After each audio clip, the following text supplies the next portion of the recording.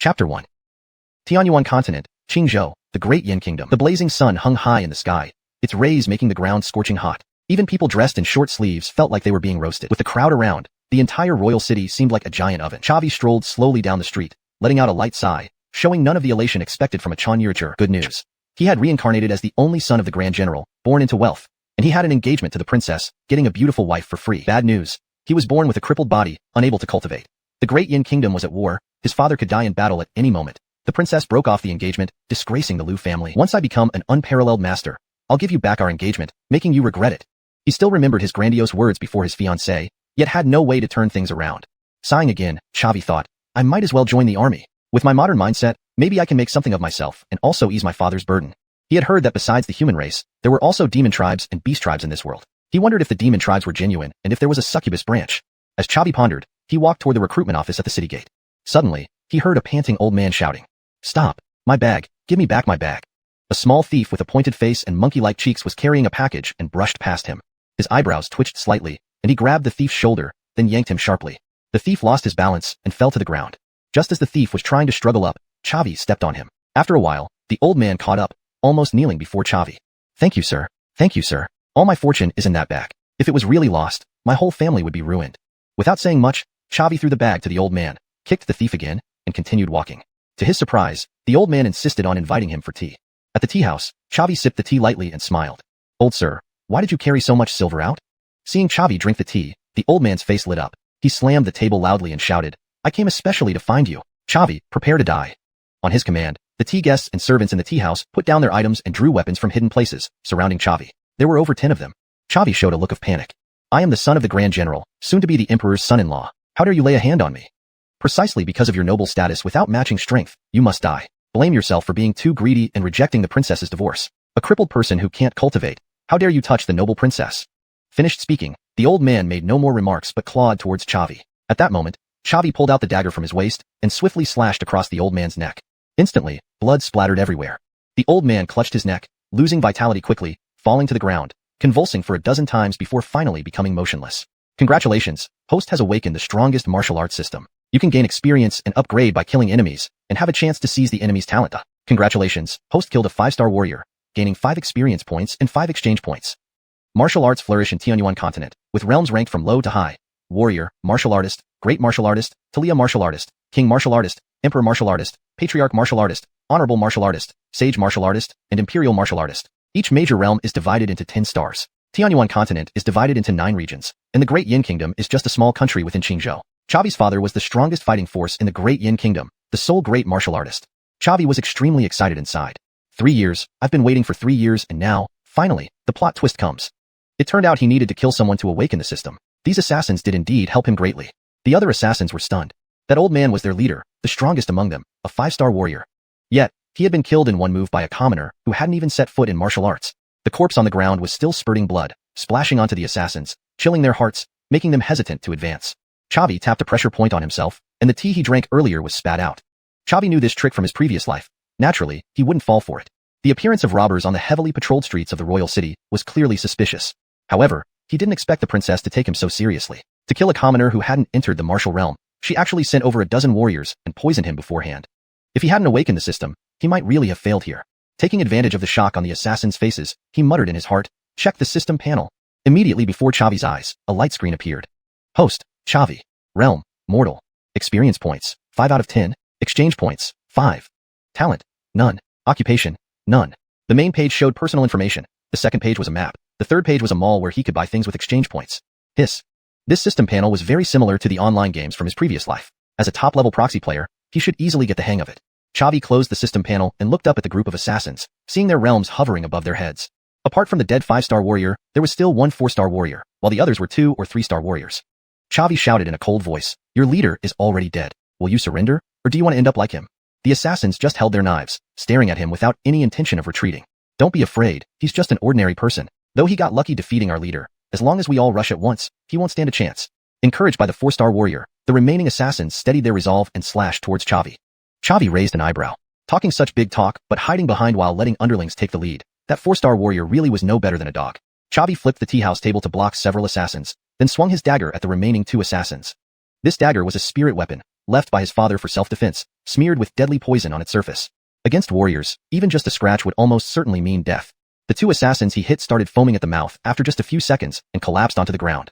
At the same time, an assassin chopped at Chavi's back. Just as the assassins thought victory was within reach, the sound of metal clashing echoed from Chavi's back. The force of the blow made Chavi stagger but caused no harm to him.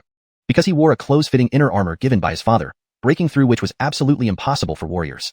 The 4-star warrior, experienced in combat, immediately reacted and shouted, "It's normal for the son of the great general to have inner armor. Attack his head."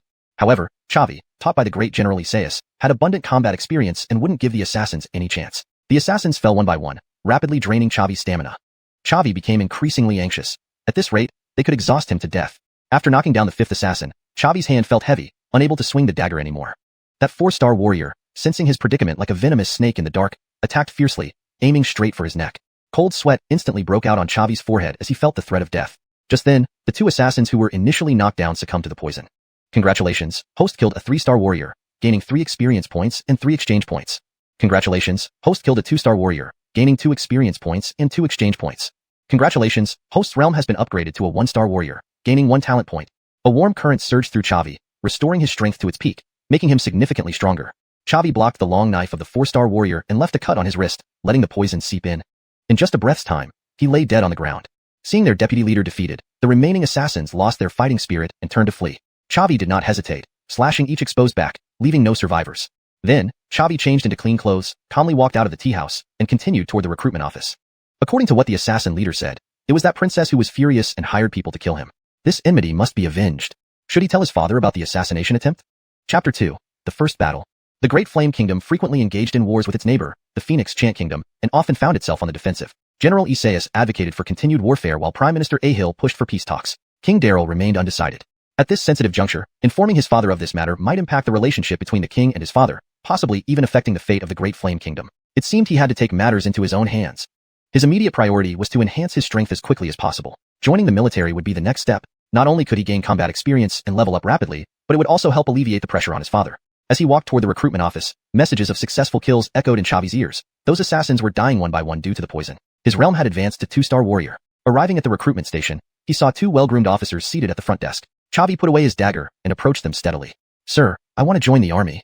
Both officers stood up. "Hello there, young man. I'm Captain Maximus of the Great Flame Kingdom's Border Defense Force." "Hi, I'm Captain Monroe. Which branch are you interested in joining?" Chavi smiled lightly and replied seriously, "I want to be an archer." The two captains exchanged surprised glances and looked him over. Archers were elite soldiers, well-paid and well-equipped, but they faced higher risks, being prime targets for the enemy. This pale, slender boy, could he even pull a bow? But neither captain pressed further. Captain Maximus said in a solemn voice, "Let's head to the shooting range. If your aim is good enough, you can join my company." Captain Monroe returned to recruiting at the front desk while Maximus led Chavi to the range. At 10 targets set at 100 meters, Chavi hit every single one. After all, trained by General Isaias, he was proficient in various weapons, particularly fond of archery and swordsmanship. Passing the new recruit test was child's play for him. Captain Maximus was astounded. Hitting 6 targets was the passing score. This young man had hit all 10, and Maximus felt this wasn't even his limit. He seemed to have struck gold this time. They returned to the front desk.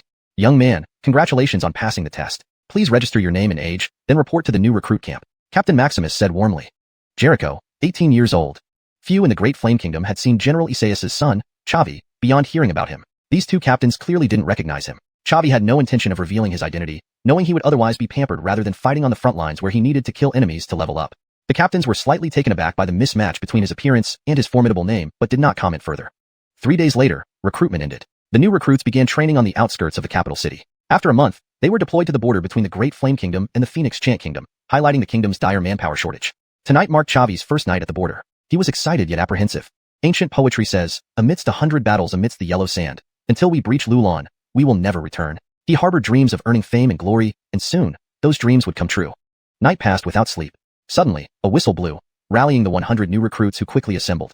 Captain Maximus spoke sternly, "Tonight, you'll carry out your first mission, to wipe out a small outpost of the Phoenix Chant Kingdom. Men of the Great Flame Kingdom, the time has come to build your legacy. Are you ready?" No response came from the recruits. Their hearts surged with courage but were dominated by fear. Fear of battle, fear of death. Maximus frowned, sensing ominous vibes. An army without morale had little chance of victory. Just then, Chavi shouted loudly, "We vow not to return until our enemies are defeated." With Chavi leading, others gradually joined in chorus, "We vow not to return until our enemies are defeated." Maximus gave Chavi an appreciative look, his lips curving slightly upward. This young man showed promise, having done a great service. "Let's go." This was just a starter mission. If the recruits performed well, they would soon move to the main battlefield. Poor performance meant relegation to the rear echelons. Under the moonlit sky, Maximus led a platoon of new recruits in a surprise attack on a small outpost of the Phoenix Chant Kingdom, Chavi among them. To explain the structure of the Great Flame Kingdom's army, from smallest to largest, squad, 10 men, platoon, 100 men, battalion, 1,000 men, division, 10,000 men, and corps, 100,000 men. However, the kingdom lacked the strength to form a corps. An hour later, they spotted the firelight at the outpost. Captain Maximus whispered orders, first squad, eliminate the guards. Once in range, archers, launch incendiary arrows to burn the tents. Then, everyone charges together. Understand? Understood, Chavi replied softly. The ideal plan fell apart when a clumsy recruit in the first squad failed to dispatch a guard silently, turning the ambush into a skirmish. By the time the archers launched their incendiary arrows, most of the Phoenix Chant soldiers had armed themselves and exited the tents. Battle was imminent. Green recruits against seasoned veterans. Despite initial advantage, victory was far from certain. Chavi sighed, feeling helpless. He resolved to contribute as much as he could, supporting Maximus's retreat if necessary. The dim night hindered the archers' accuracy, but Chavi was different. His slower but accurate shots consistently took down enemies. Phoenix Chant soldiers fell to his arrows one by one. His strategic vision ensured each arrow served to open breaches for the Great Flame Kingdom's troops. Congratulations, host. You have slain a 1-star warrior, gained 1 experience point, and 1 exchange point. Congratulations, host. You have slain a 2-star warrior, gained 2 experience points and 2 exchange points. After slaying 7 or 8 enemies, Chavi aimed at an enemy archer. A swift shot, and the target's head exploded. Congratulations, host. You have obtained talent, Eagle Eye. Talent effect, increases viewing distance by 1 meter. Chavi was elated. Finally, a talent unlocked. Having vanquished so many foes to earn just 1 talent, he knew how rare and precious they were. Eagle Eye was tailor-made for archers, enhancing visibility and thus effective range. Though initially increasing sight range by only 1 meter, it was upgradable. Each additional meter exponentially improved an archer's combat power. Chavi immediately spent 3 talent points on Eagle Eye, boosting his sight range by 10 meters. Amid the chaos, he noticed a dangerous situation unfolding. Maximus was engaging the Phoenix Chant leader, both 8-star warriors evenly matched. But the enemy leader called in 2 5-star warriors for support, while Maximus had none. If Maximus were eliminated, the troops' morale would collapse. Chavi drew an arrow and targeted one of the 5-star warriors surrounding Maximus. Despite close quarters and continuous clashes, his skillful aim struck the warrior's shoulder, neutralizing him. To the enemy leader, the first arrow was a fluke, but the second critically injured another 5-star warrior. Panicked, he realized the Great Flame Kingdom's group had a hidden expert. Continuing the fight risked total annihilation. Frightened, he ordered a retreat, leaving a trail of bodies behind. As the enemy leader withdrew, Chavi sent an arrow after him, wounding his back but failing to deliver a fatal blow. This raid ended in victory for the Great Flame Kingdom. However, due to the darkness, few noticed Chavi's outstanding performance. As everyone cleared the battlefield, Chavi opened his system panel. Host, Chavi. Realm, 2-star warrior. Experience points, 20/30. Exchange points, 50. Talent, Eagle Eye 4. Profession, none. Chavi inwardly grumbled. Damn it, it takes 30 experience points to level up from 2-star warrior to 3-star warrior. Yet killing a 3-star warrior only gives me 3 experience points. This system is truly stingy. Finally having accumulated some exchange points, Chavi decided to visit the system store to purchase a few items. The structure and flow of this segment remain consistent with the previous content, maintaining the original tone and style while ensuring it reads naturally in English. Chapter 3. A Lone Warrior Against Hundreds. Opening the system store, he found numerous items available such as medicinal pills, spirit artifacts, cultivation techniques, and martial arts. Here, a brief explanation of the item classification on Xuanhuan continent is necessary. Talia artifacts, cultivation techniques, and martial arts were divided into 4 ranks: Heaven, Earth, Xian, and Huang, with each rank further divided into low, mid, and high tiers. Medicinal pills were classified from grade 1 to 9, corresponding directly to martial cultivation levels. The inner armor and dagger given to Chavi by his father were both low-rank Xian grade items, making them valuable even in the Daiyan Kingdom. After browsing through the store, he set his eyes on 2 spirit artifacts. 1. Wind Talia boots, mid-rank Huang grade, priced at 50 exchange points. 2. Zichan Bao, high-rank Huang grade, priced at 100 exchange points. The Wind Talia boots would enhance his survival capabilities while the Zichan Bao would serve as an attack gear, both being crucial. After some thought, Chavi decided to first exchange for the Wind Talia boots. With a major battle imminent, every bit of enhanced power mattered. His exchange points were depleted, and the Wind Talia boots appeared in his storage ring. After cleaning up the battlefield, Maximus shouted loudly, "Our surprise attack was a success. Everyone has contributed greatly. When we return, I'll treat you all to drinks." The new recruits cheered at the promise of drink.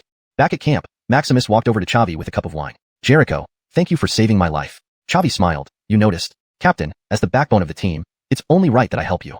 Maximus said solemnly, "Regardless, I owe you a life debt." The next morning, Chavi was woken by the assembly call. Under Maximus's lead, they gathered in formation. Major Ainsley will launch an attack on a Fengming Kingdom unit. We, the Archer Company, must follow her orders and cause maximum damage on the battlefield. Understood? Yes. An hour later, Chavi finally saw the legendary Ainsley. Clad in blue iron armor, she had a gentle and delicate appearance, far from the valiant figure he imagined. Without knowing about her impressive combat record, Chavi might have underestimated her. However, she led her entire battalion of 1,000 soldiers, determined to annihilate the 500 enemy troops. The battle began. As the armies clashed in an open field, the system voice sounded in Chavi's ear. Congratulations, host received mission. Initial trial. Requirements. Slay 20 infantry and 20 archers within an hour. Reward, 50 experience points, 50 exchange points, high-rank Huang grade martial art, rock-crushing palm. He felt elated. Battlefields were indeed the best places to level up. Completing this mission would significantly boost his strength. However, archers were usually positioned at the rear, protected by other soldiers. How could he reach them? Both front lines charged, and Chavi pulled his bow, aiming to inflict as much damage as possible before close combat. Congratulations, host slew a 1-star martial artist, earning 1 experience point and 1 exchange point. Congratulations, host obtained talent. Strong strike. Effect. Increases the next regular attack's damage by 1 point after using a martial technique.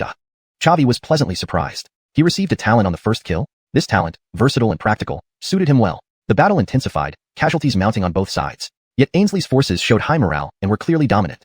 Suddenly, another Fengming Kingdom battalion of 1,000 soldiers appeared behind their army, encircling them. Ainsley was now attacked from both fronts. Before Maximus could react, the enemy archers unleashed a barrage toward the archer company, instantly reducing it by half. Maximus's eyes turned red with anger and pain, as these soldiers were his recruits and trainees. Counterattack.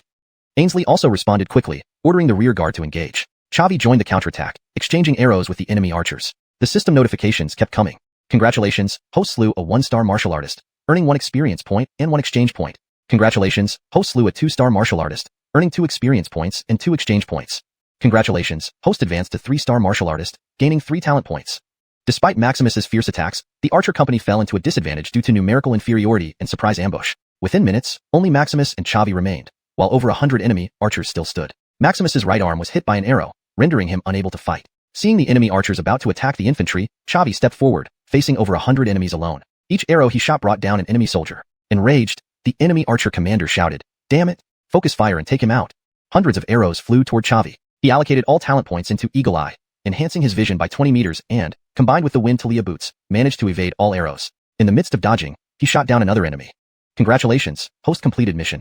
Initial trial. Congratulations, host earned 50 experience points, 50 exchange points, and high-rank Huang grade martial art, rock-crushing palm. Congratulations, host advanced to 4-star martial artist, gaining 4 talent points. A warm current surged through him, significantly boosting his strength. Immediately, he exchanged for the Zichen bow from the system store and aimed at the enemy archer commander, releasing an arrow.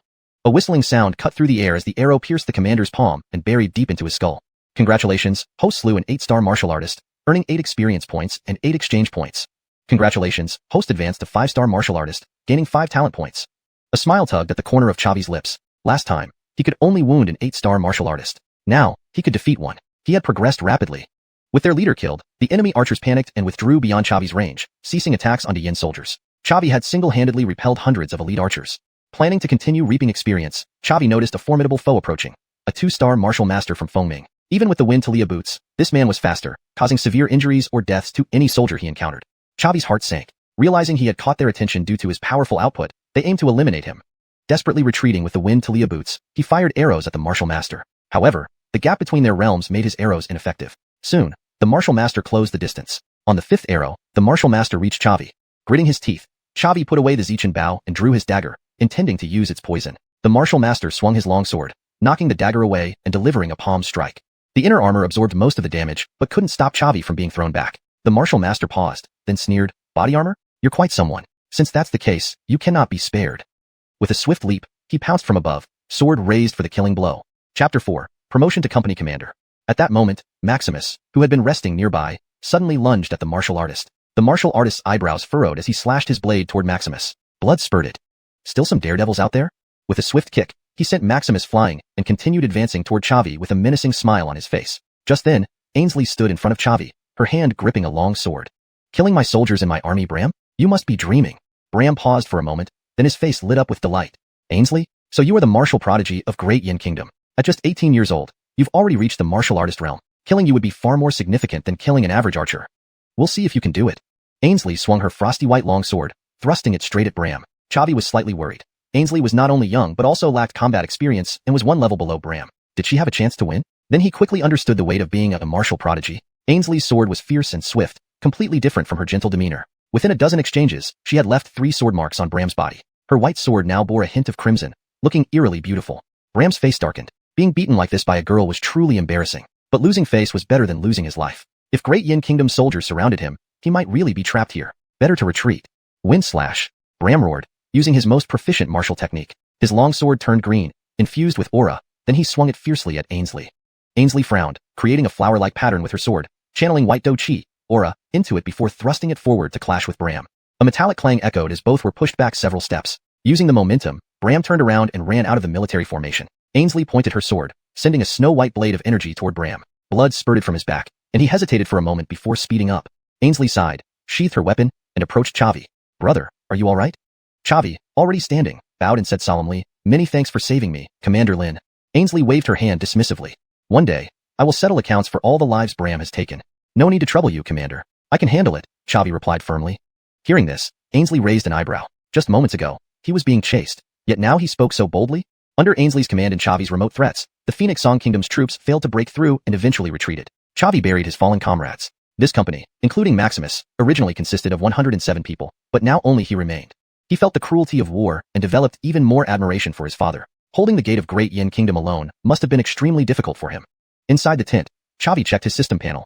Host, Chavi. Realm, 5-star martial artist. Experience points, 30/60ths. Exchange points, 30. Talents, Eagle Eye, 7. Strong Strike, 1. Occupation, none.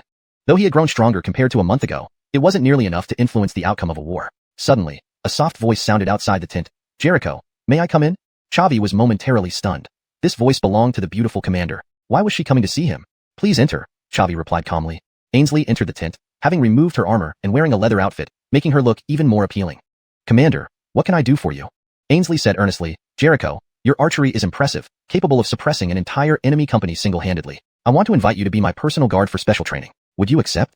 Chavi shook his head gently. I decline. If an ordinary soldier could become the commander's personal guard, they would be eternally grateful. But Chavi didn't need such favors. His father was a great general. Chavi needed to fight on the front lines to level up. Why? Ainsley asked, puzzled and slightly hurt. My archery skills are best utilized on the front lines. Ainsley nodded lightly. Jericho had a point.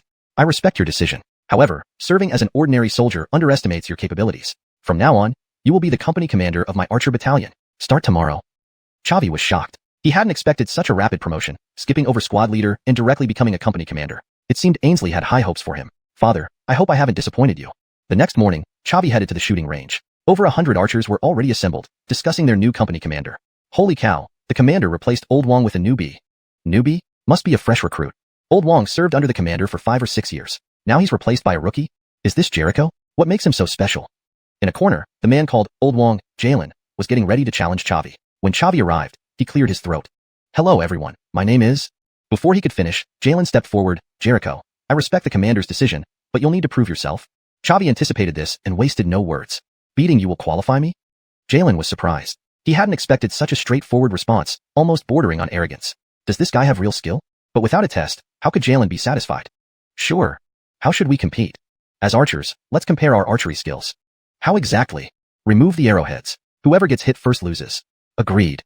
Chavi's readiness won the favor of the veterans. Of course, they still favored Jalen, cheering loudly for him. Both equipped with standard bows and a quiver of D-headed arrows, Chavi and Jalen stood opposite each other on the field. As the veterans shouted, start, Jalen began moving in a zigzag pattern, closing the distance to Chavi rapidly. Chavi remained stationary, drawing his bow and waiting for Jalen to come within range. Jalen grew annoyed. Such arrogance. Not moving at all. Once closer, any random shot could finish him.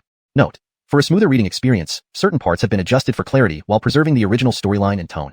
####Chapter 5, Capturing Tongues. 200 meters. 180 meters. 150 meters. Chavi released an arrow, hitting Jalen right in the head as he moved. Headshot.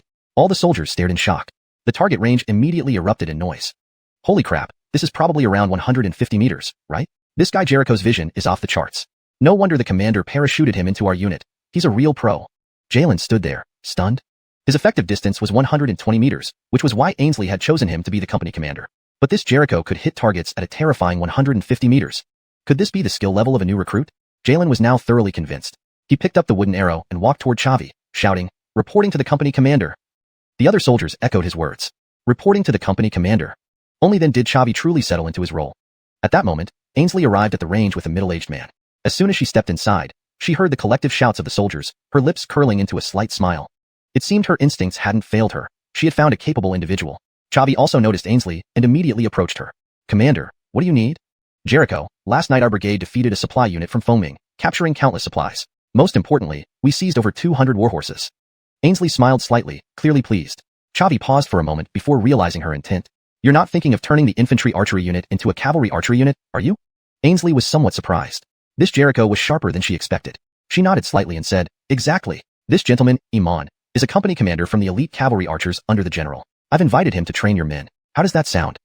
Of course. I can also teach mounted archery. Chavi was visibly excited. The Great Yin Imperial Army numbered some 70 or 80,000 troops, with the cavalry archers being the elite of the elites, answering only to his father. Never had he imagined he'd have a chance to lead cavalry archers himself.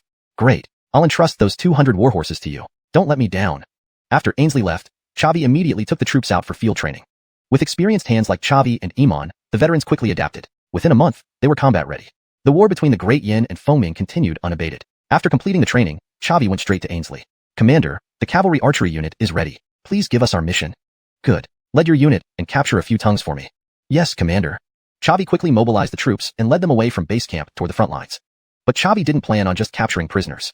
The massacre of the archery unit and Maximus shielding him with his body were fresh in his mind. Blood debts could only be repaid in blood. Moreover, to upgrade and earn points, he needed kills. Though the cavalry archery unit only numbered 100, its mobility was unparalleled. If properly commanded, it could deal massive damage. The cavalry archers moved swiftly, spotting a 1,000-man Fengming army within half an hour. Captain, they outnumber us significantly. Should we bypass them? Suggested Jalen. Chavi snorted coldly. I wouldn't even bother if they were fewer. They only have infantry, no cavalry. Prepare to charge and deliver a devastating blow. Remember, when they advance, we retreat.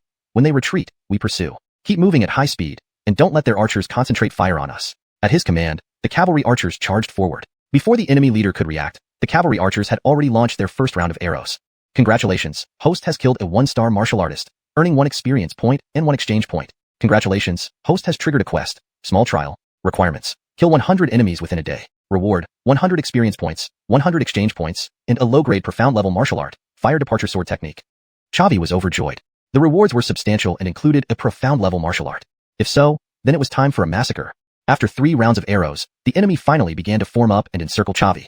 However, they couldn't touch or catch him, only suffering repeated blows. As their encirclement closed, Chavi easily broke through and resumed hit-and-run tactics. The cavalry archers suffered no injuries, while the enemy numbers dwindled visibly. Congratulations, host has killed a 3-star martial artist, earning 3 experience points and 3 exchange points. Congratulations, host has advanced to 6-star martial artist, earning 6 talent points.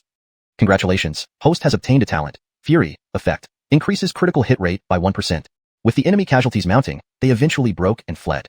Chase after them, leave no survivors. If anyone escaped, they would surely report back to Fengming military authorities, who would send cavalry or martial arts experts to intercept him. That wasn't what Chavi wanted. The cavalry archers split up to chase down the fleeing enemies, while Chavi targeted their leader, a 1-star martial master. Ordinary arrows struggled to injure a martial master, but with the purple dawn bow, Chavi had a fighting chance. He invested 15 talent points into Fury. Fury, 16 increases critical hit rate by 30% and critical damage by 15%. Next, he purchased 10 alloy-tipped arrows from the system store, which increased damage by 5 points each. 1 alloy-tipped arrow cost 5 exchange points, but the investment was worth it if it meant victory. Chavi's horse slightly outpaced the 1-star martial master, quickly catching up to him. The first arrow struck. The 1-star martial master, preoccupied with escape, was unable to react in time. His right arm pierced through. He dodged the next 2 arrows. By the 5th arrow, the martial master grew furious. A martial master humiliated by a mere martial artist was too much. Since Chavi wouldn't let him go, it was time for a final stand. Turning around, the martial master charged at Chavi. Unexpectedly, Chavi kept his distance, not allowing a close combat engagement. The martial master cursed inwardly. Damn, this guy was devious.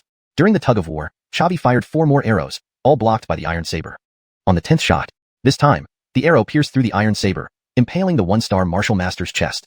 ##### Chapter 6, Deep into Enemy Territory. Congratulations, host. You have defeated a 1-star martial artist and gained 15 experience points and 15 exchange points. Congratulations, host. Your realm has advanced to 8-star warrior, granting you 8 talent points. After defeating the powerful enemy, Chavi didn't take time to rest and continued pursuing the scattered soldiers of Fengming Kingdom. After all, in his eyes, these soldiers were glowing with experience points. An hour later, the battle ended, and Chavi checked his system panel. Host, Chavi. Realm, 8-star warrior. Experience points, 35/90ths. Exchange points, 200. Talents, Eagle Eye, 7. Strong Strike, 1. Frenzy, 16. Profession, none. Mission, Trial Run, 80 out of 100. His strength had significantly improved. Jalen came over to report on the situation.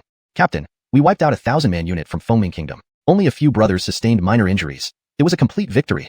Chavi nodded slightly but wasn't overly excited. Infantry versus cavalry should be a crushing victory. This time, They were lucky to encounter an enemy entirely composed of infantry. If the enemy also had cavalry, the battle wouldn't have been so easy. Chavi had another concern. Any escapees? Yes. Jalen looked somewhat embarrassed. Even though the brothers followed your orders and tried their best to kill the fleeing soldiers, there were too many enemies, and some managed to escape. Chavi's face darkened. This is troublesome now. Fengming Kingdom will certainly seek revenge after suffering such a significant loss. Jalen nodded. The enemy will likely react soon and send heavy troops to intercept us. I suggest we immediately retreat to camp. Chavi frowned, weighing his options. Retreat was undoubtedly the safest choice at this moment, but striking unexpectedly only had one chance. Once the enemy prepared, the effectiveness of the cavalry would diminish significantly. More importantly, his system mission was almost completed. The large amount of experience points made Chavi really tempted. Continue advancing and find the next target. Ultimately, Chavi made his decision. Understood. Though puzzled, Jalen, who had been thoroughly convinced by Chavi's prowess, respected his decision. What about the spoils of war? This army carried a large amount of supplies and weapons. Jalen posed another question. Chavi thought for a moment and said sternly, only take 3 days worth of food. Destroy everything else. The Horse Archer Squadron's greatest advantage is its high mobility. Don't let these things become a burden. In the following time, Chavi led his team to defeat 2 more small units from Fengming Kingdom. He finally completed his system mission, advancing his realm to 10-star warrior. During the battles, he acquired another talent, Blade Edge, which increased sword damage by 5 points. By evening, everyone rested by a small river. Just then, Jalen rushed over anxiously. Captain, not good. Patrols reported that 5 cavalry squads from Fengming Kingdom are moving towards us, and the main roads back to our camp are guarded by enemy forces. What should we do? Chavi stood up sharply. Not surprising, given our significant victories. The more enemies we can tie down here, the easier it will be for the general on the front lines. Jalen was somewhat taken aback. In this critical moment, the captain remained calm. Rare indeed. So, Captain, what do we do next? To help the general, we need to stay alive first. Chavi pondered for a moment and solemnly said, prepare immediately and move deeper into Fengming Kingdom's territory. Jalen was dumbfounded. Captain, are you crazy? With this small force, how can we attack Fengming Kingdom? If we get tied down, once Fengming mobilizes their main army, the brothers will all be finished. Chavi smiled faintly. You said get tied down. Most of Fengming's army is at the border, leaving their interior defenses weak. As long as we move quickly, they won't catch us easily. Jalen was astounded by the captain's unconventional thinking. While theoretically sound, this plan involved significant risks. Would they really make it home safely this time? But there were no other options, so they had to try. The entire squad immediately moved into Fengming Kingdom's interior. Over the next day, Chavi led his men in circles, constantly inflicting damage on enemy forces, rapidly increasing his experience points. However, upgrading from 10-star warrior to 1-star martial artist required 150 experience points, still a long way to go. This system was truly frustrating. On the afternoon of the second day, while scouting ahead, Chavi and Jalen encountered another Fengming unit. This unit comprised only about 200 well-equipped soldiers with no baggage. Jalen, Captain, looks like we found a fat fish. This unit is likely escorting a high-ranking official of Fengming Kingdom. Chavi was pleased. What do you think? Should we give it a try?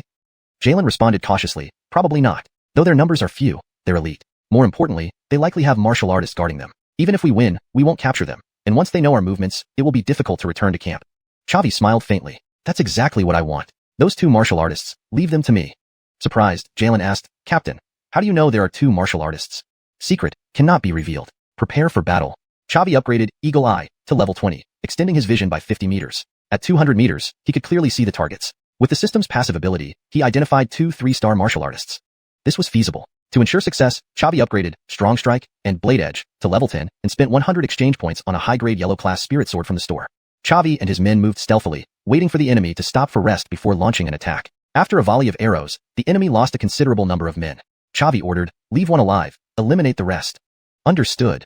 Jalen led the charge. The surprise attack and the death of comrades severely dampened the enemy's morale, preventing any organized resistance. 2 3-star martial artists, along with a thin middle-aged man, broke through Chavi's encirclement and rode off. Chavi shouted, these 3 are mine. With that, he rode after them. ####Chapter 7. Breaking out, Chavi drew his bow and shot an arrow, striking the mount of the thin middle-aged man. The man fell to the ground instantly. The 2 martial arts masters immediately halted, drawing their long knives from their waist to shield the middle-aged man behind them. Chavi rushed to the trio, unsheathed his sword, and infused it with battle chi. One of the martial arts masters sneered coldly. Ha, a mere 10-star martial artist dares to obstruct us? Are you looking for death? Chavi smiled faintly. To me, martial arts masters aren't that impressive. The person speaking turned to look at the other martial arts master, arrogantly saying, Hubert, protect His Highness well. I'll try to end this fight in 1 minute.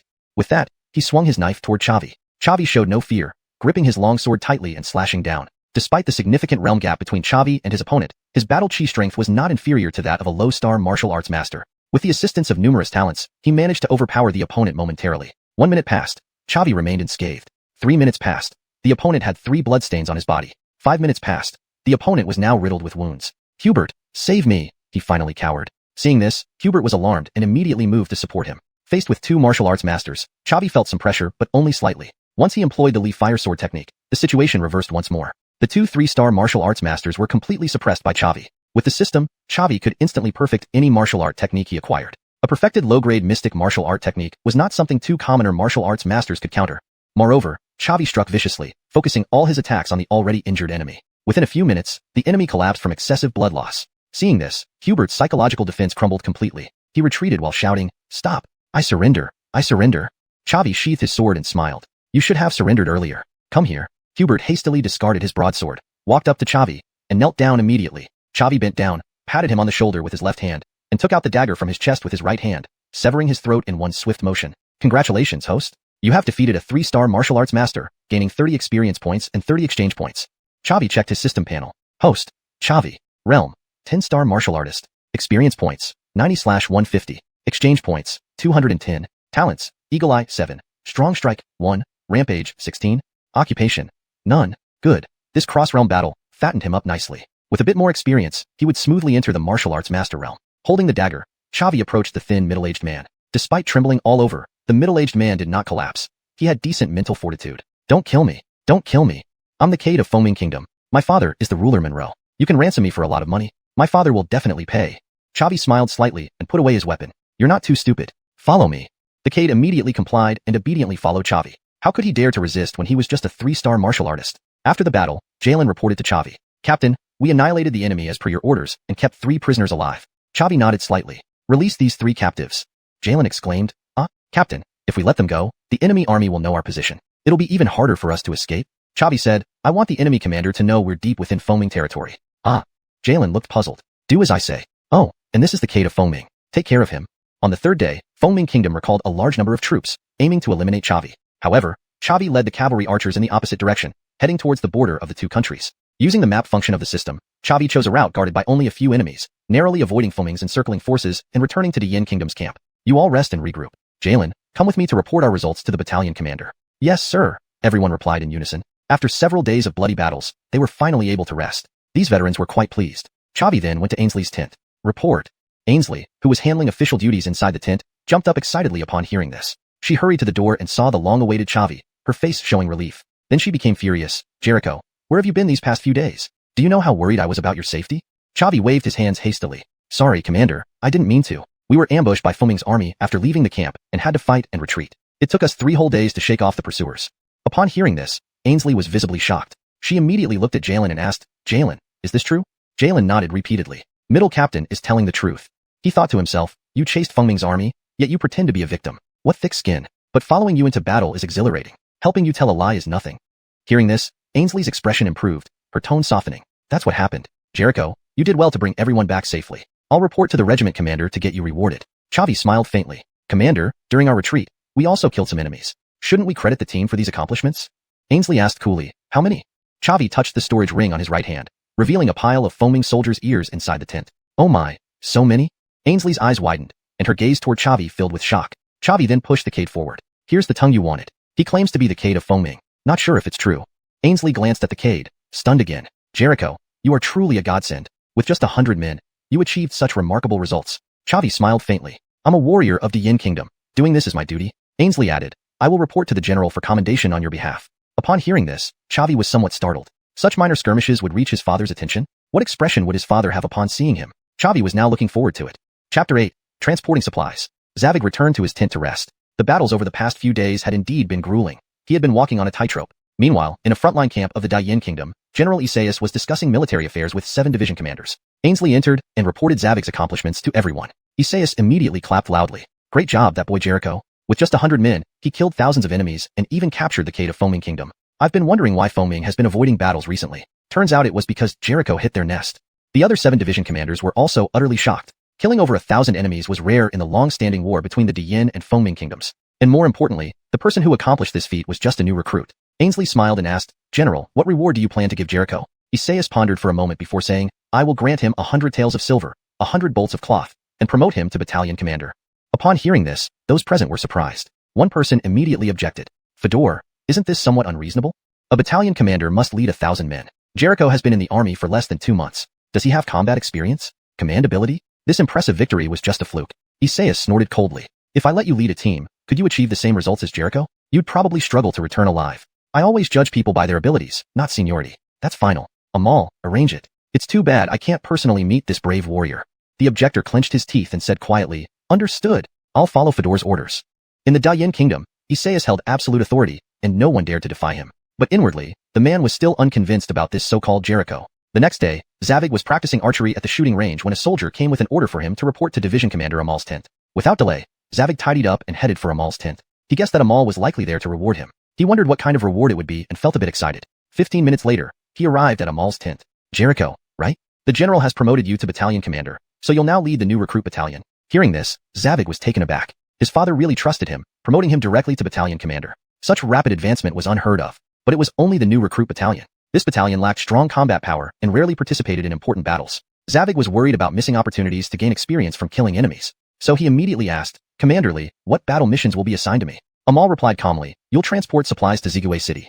Zigui City, a strategic town on the border between the Daiyin and Fengming kingdoms, stored most of the Daiyin kingdom's provisions and supplied them to the front lines. However, this was irrelevant to Zavig. All he knew was that if he was only handling logistics in the rear, he wouldn't earn any experience points. Frowning, he said solemnly, Commanderly, transporting supplies is indeed important, but I want to fight on the front lines and contribute more to the Daiyin kingdom. Hearing this, Amal sneered.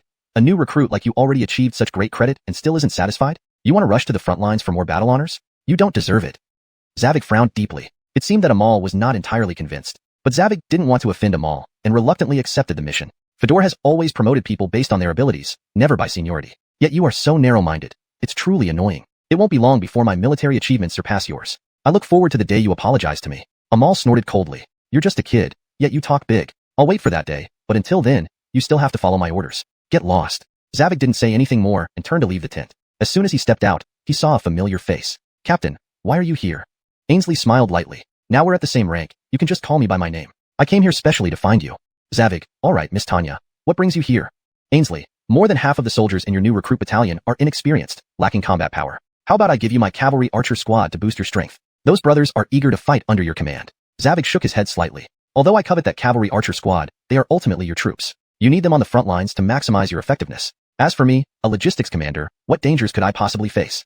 Ainsley was taken aback by his words. To turn down an offered troop meant this Zavig had a broad vision. Since that's the case, let's part ways. Wish you all the best. Miss Tanya, farewell. After bidding farewell to Ainsley, Zavig went to the new recruit battalion for the handover, staying busy all day. The next morning, Zavig set off with his men towards Zigui City. The troops marched at a leisurely pace, allowing Zavig to enjoy the scenery along the way, savoring a rare moment of tranquility. However, Zavig's system determined that he couldn't live peacefully for long. Only through constant battles could he grow stronger. As the sun set, casting a red glow over the land, the sky and water seemed to merge into one hue. Zavig had arrived at Zigui City, and his subordinates were checking the supplies. Just then, a common soldier reported, Captain, there's a cavalry squadron from the Daiyin Kingdom at the city gate, led by a beautiful young woman. Should we let them in? Hearing this, Zavig was momentarily stunned. We just parted 2 days ago, and she's already thinking of me? No, something important must be going on. Zavig immediately headed to the city gate to welcome them personally. Ainsley's face was flushed red, breathing heavily, clearly having traveled a great distance. Zavig's heart tightened. This must be serious. Miss Tanya, what's happened? Ainsley took a deep breath and said seriously, Jericho, bad news. The scouts I sent out have reported that a large contingent of the Fengming Kingdom is marching urgently towards Zigui City. They estimate the number to be over 10,000. Upon hearing this, Zavig was shocked. What, 10,000? So many enemy troops? How did they bypass our defenses? Ainsley continued, I don't know, but their intent is clear, to capture Zigui City. Time is limited, and I could only bring this cavalry archer squad to support you. Chapter 9. Defending the city. Chavi spoke solemnly. How much time do we have before the enemy reaches the city walls? 2 hours, Ainsley said, looking at Chavi with gravity. Jericho, I advise you to retreat immediately. Take as much food as you can carry, and burn what you cannot. Don't leave a single grain for Fengming. Lu's brow furrowed deeply as he pondered this. After a moment, he responded firmly, we cannot retreat. Zigui City is our army's largest supply base. If Fengming captures it, we will be thrown into chaos and placed in a disadvantageous position without even having fought. More importantly, tensions between our two countries have run deep for years. Based on past conflicts, if Zigui City falls, Fengming's troops will surely massacre everyone within. What will happen to these tens of thousands of civilians then? Ainsley was taken aback for a moment, then shouted, then what can we do? Jericho, they have over 10,000 troops. How can 1,000 new recruits and my cavalry archer squadron possibly stand a chance? Chavi replied, my 1,000 new recruits will suffice. Miss Tanya, thank you for bringing this news. You should leave now. I, Jericho, would rather die than flee. Ainsley was stunned by his words. To her, Jericho had always been just another skilled recruit. She never imagined he possessed such foresight and courage. Defending Zigui City to the death was something she dared not even consider, yet he chose this path. Seeing Ainsley lost in thought, Chavi did not press further. He turned and walked towards the door to prepare for battle. Just then, Ainsley grabbed his hand. Chavi paused, asking, "Is there anything else, Miss Tanya?" With solemnity, Ainsley declared, "I will stay and defend Zigue City with you." Overjoyed by this declaration, Chavi felt a wave of relief. Ainsley was a 3-star martial artist, and along with her cavalry archer squadron, provided considerable strength. While unsure why she chose to stay, any assistance was more than welcome. Chavi nodded emphatically, "Thank you, Miss Tanya. Prepare for battle." An hour later, the enemy arrived outside the city. Their vast army surrounded Zigue City completely. Standing atop the city wall, Chavi checked his system panel. Host, Chavi. Realm, 10-star warrior. Experience points, 120/150. Exchange points, 510. Talents, Eagle Eye, 20. Power Strike, 11. Frenzy, 16. Sword Edge, 11. Occupation, none. With the battle imminent, Chavi sought to enhance his combat prowess. He used the remaining talent points to max out Sword Edge and Power Strike to level 20. Then, he browsed the system shop. He hesitated. He wanted both a low-grade Mystic Sword and alloy arrowheads, knowing both would be crucial in the upcoming fight. After some contemplation, he purchased 100 alloy arrowheads. In a siege, bows were generally more effective than close combat. Having made his purchases, Chavi used martial aura to amplify his voice, shouting, "Warriors, Fengming's army is despicable," launching a surprise attack on Zigue City. "The great general will not sit idly by. We only need to hold out for 3 days, and he will certainly come to our aid. At that time, we'll strike inside and out, utterly crushing the enemy. You will all be heroes of Dian. Hold for 3 days. Hold for 3 days, the soldiers chorused. With just a few words, Chavi had stirred the warriors' resolve. At that moment, an enemy commander approached alone on horseback, yelling, "Soldiers of Zigue, surrender now. Do not resist pointlessly. Open the gates, and Commander Bram promises your safety." Chavi drew his bow, using one of the alloy-tipped arrows, and shot directly at Bram. Bram hadn't anticipated such a long range and was hit in the shoulder, falling from his horse. Instantly, 2 martial artists from the enemy ranks carried Bram back to safety. Seeing this, the newly enlisted recruits on the wall cheered. Captain Liu is formidable. Victory assured. The morale of Dian surged once more. The siege began. The enemy had infiltrated via rapid march without heavy siege equipment, giving Chavi a tactical advantage. Ladders were set against the walls, leading to fierce hand-to-hand combat. Ainsley's cavalry archers proved invaluable. With their accurate shots, each arrow felled an enemy soldier. Meanwhile, Ainsley herself wielded a snow-white sword, destroying ladders and leaving no common soldier standing after her strikes. Each ladder's collapse caused numerous casualties among the enemy. Chavi stood centrally on the wall, wielding the purple dawn bow. With his eagle-eye talent, he could see every enemy on the wall. Each arrow perfectly impeded their advance. Congratulations, host has killed a 1-star warrior, gaining 1 experience point and 1 exchange point. Congratulations, host has killed a 5-star warrior, gaining 5 experience points and 5 exchange points. Congratulations, host has advanced to 1-star martial artist, gaining 15 experience points and 15 talent points. The battle raged throughout the day until dusk, when the enemy finally sounded retreat. The city walls were littered with bodies of both sides. Approaching Ainsley, Chavi noted, "Miss Tanya, you're injured." Pale-faced, Ainsley had a deep wound on her right shoulder. Chavi promptly opened the system shop, exchanging 200 points for 2 second-rank rejuvenation pills, giving one to Ainsley. Surprised upon inspecting the pill, she exclaimed, "A second-rank pill? Jericho, our entire nation has few second-rank alchemists. Where did you get this pill?" Chavi smiled lightly, "If we survive this battle, I'll tell you." "Promise." Ainsley swallowed the pill, her wound soon stopping its bleeding and beginning to heal. Chavi called out, "Jalen, report the battle situation." Minutes later, Jalen jogged to him. "Captain Liu, today's battle saw us lose over 300 men, with 200 more seriously injured. No casualties in the cavalry archer squad. Effective fighting strength is about 600 men." Hearing this, Chavi's frown deepened. "This isn't sustainable. That's too many losses for the first day. The longer this drags on, the stronger their attacks will become. At this rate, we won't last beyond tomorrow, let alone 3 days. Chapter 10. Life and Death Together. Jalen bitterly smiled. "Captain Liu, our achievements have been remarkable. The Phoenix Sing's kingdom has lost at least 2,000 soldiers, 4 times our number. My brothers have given their best." Chavi said, "Don't tell me such useless nonsense. I don't care about impressive battle results. I want to defend Guizhi City and ensure the citizens survive." Chavi pondered for a moment before abruptly lifting his head. "Demolish the civilian houses. Transport the stones and timber from the buildings onto the city walls. One rock could devastate large groups of enemies better than arrows." Startled, Jalen exclaimed, "Captain Liu, you can't do that. General issued strict orders. No matter the situation, we must not damage civilian property. Anyone who disobeys will be executed regardless of rank or position." Chavi waved his hand fiercely. "I don't care about those rules. If the city falls, everyone in Guizhi will be massacred without mercy. Tell the people I'll rebuild their homes after we repel the enemy." He paused, then continued, "Distribute food to the civilians. Let them take as much as they need, but they must help defend the city after eating. Get every man, even every dog in the city, ready to assist in the defense." "Understood." Without another word, Jalen turned and began preparations. Brandy stared intently at Chavi, dumbfounded. "Jericho, you never cease to amaze me. You remain so calm and decisive amidst adversity. I admire only 2 people in my life, Fedor and you." Chavi laughed lightly. "It's quite flattering to receive such high praise from Fengyan's greatest martial prodigy. Get some rest now. We'll need your strength when the enemy attacks again." Brandy smiled faintly. "You're truly a martial genius. I remember meeting you for the first time. You were merely a 3-star warrior. Now, you're already a martial master. How did you advance so quickly? Chavi chuckled softly. Everyone has secrets. Please forgive me for not elaborating. Alright, if you don't want to talk about it, I won't press. For now, we are still comrades in arms. With that, Brandy turned around and returned to her quarters to recuperate. Chavi stayed on the city wall, ready to face any attack. At dawn, the enemy launched its second assault. Thanks to Chavi's strategy, casualties among the defenders were significantly lower compared to the first day, preventing any enemy from breaching the walls. After an hour, the enemy commander noticed something was wrong and brought out their ace. A massive battering ram emerged from the enemy ranks, advancing toward the city gate. Holy crap, where did they get this ram? Chavi felt a shockwave internally. Brandy was equally alarmed. We're already shorthanded. If that ram breaches our gate, we're doomed. Chavi immediately shouted, "Mounted archers, focus your fire on the battering ram." Hundreds of mounted archers instantly aimed and fired, killing many nearby soldiers, but the ram kept moving forward. After a brief hesitation, Chavi said solemnly, "Miss Lin, I'm turning command over to you. I'll go deal with that battering ram." Shocked, Brandy stammered, "Chavi, are you crazy? The area below the city is swarming with enemies. How will you disable the ram, and how do you plan to return alive? Are you not afraid of death?" Chavi murmured softly, "A man travels far and wide. Where he dies, there lies his grave. Mountains across the land share the same green." Then, holding his advanced yellow-grade spirit sword, he leaped down from the wall, leaving Brandy behind, stunned by admiration. Chavi descended via a ladder and charged directly toward the battering ram. With the protective inner armor his father gave him, no soldier of warrior level could pierce his defenses.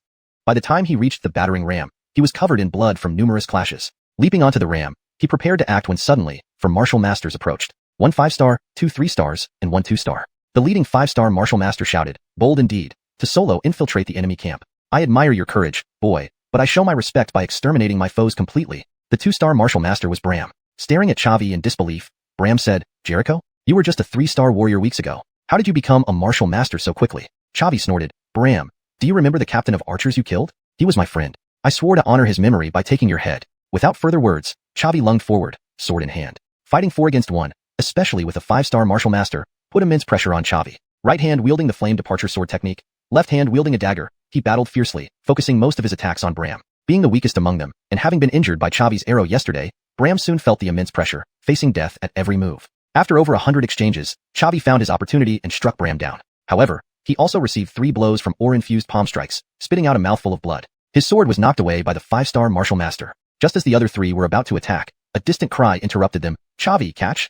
Brandy had leaped down the wall, throwing a crimson long sword to him. Chavi leaped up, caught the sword, and deflected their attacks. Feeling the sword's extraordinary quality, he realized it was a low-tier mystic-grade spirit weapon, much superior to his previous one. Brandy broke through the enemy ranks, standing beside Chavi. The 3 martial masters retreated, eyeing the duo warily. Chavi asked bitterly, "What are you doing here?" Brandy raised an eyebrow. "Who says women can't be as strong as men? It's fine for you to step up, but not for me? Fine, then let's live or die together today. Together."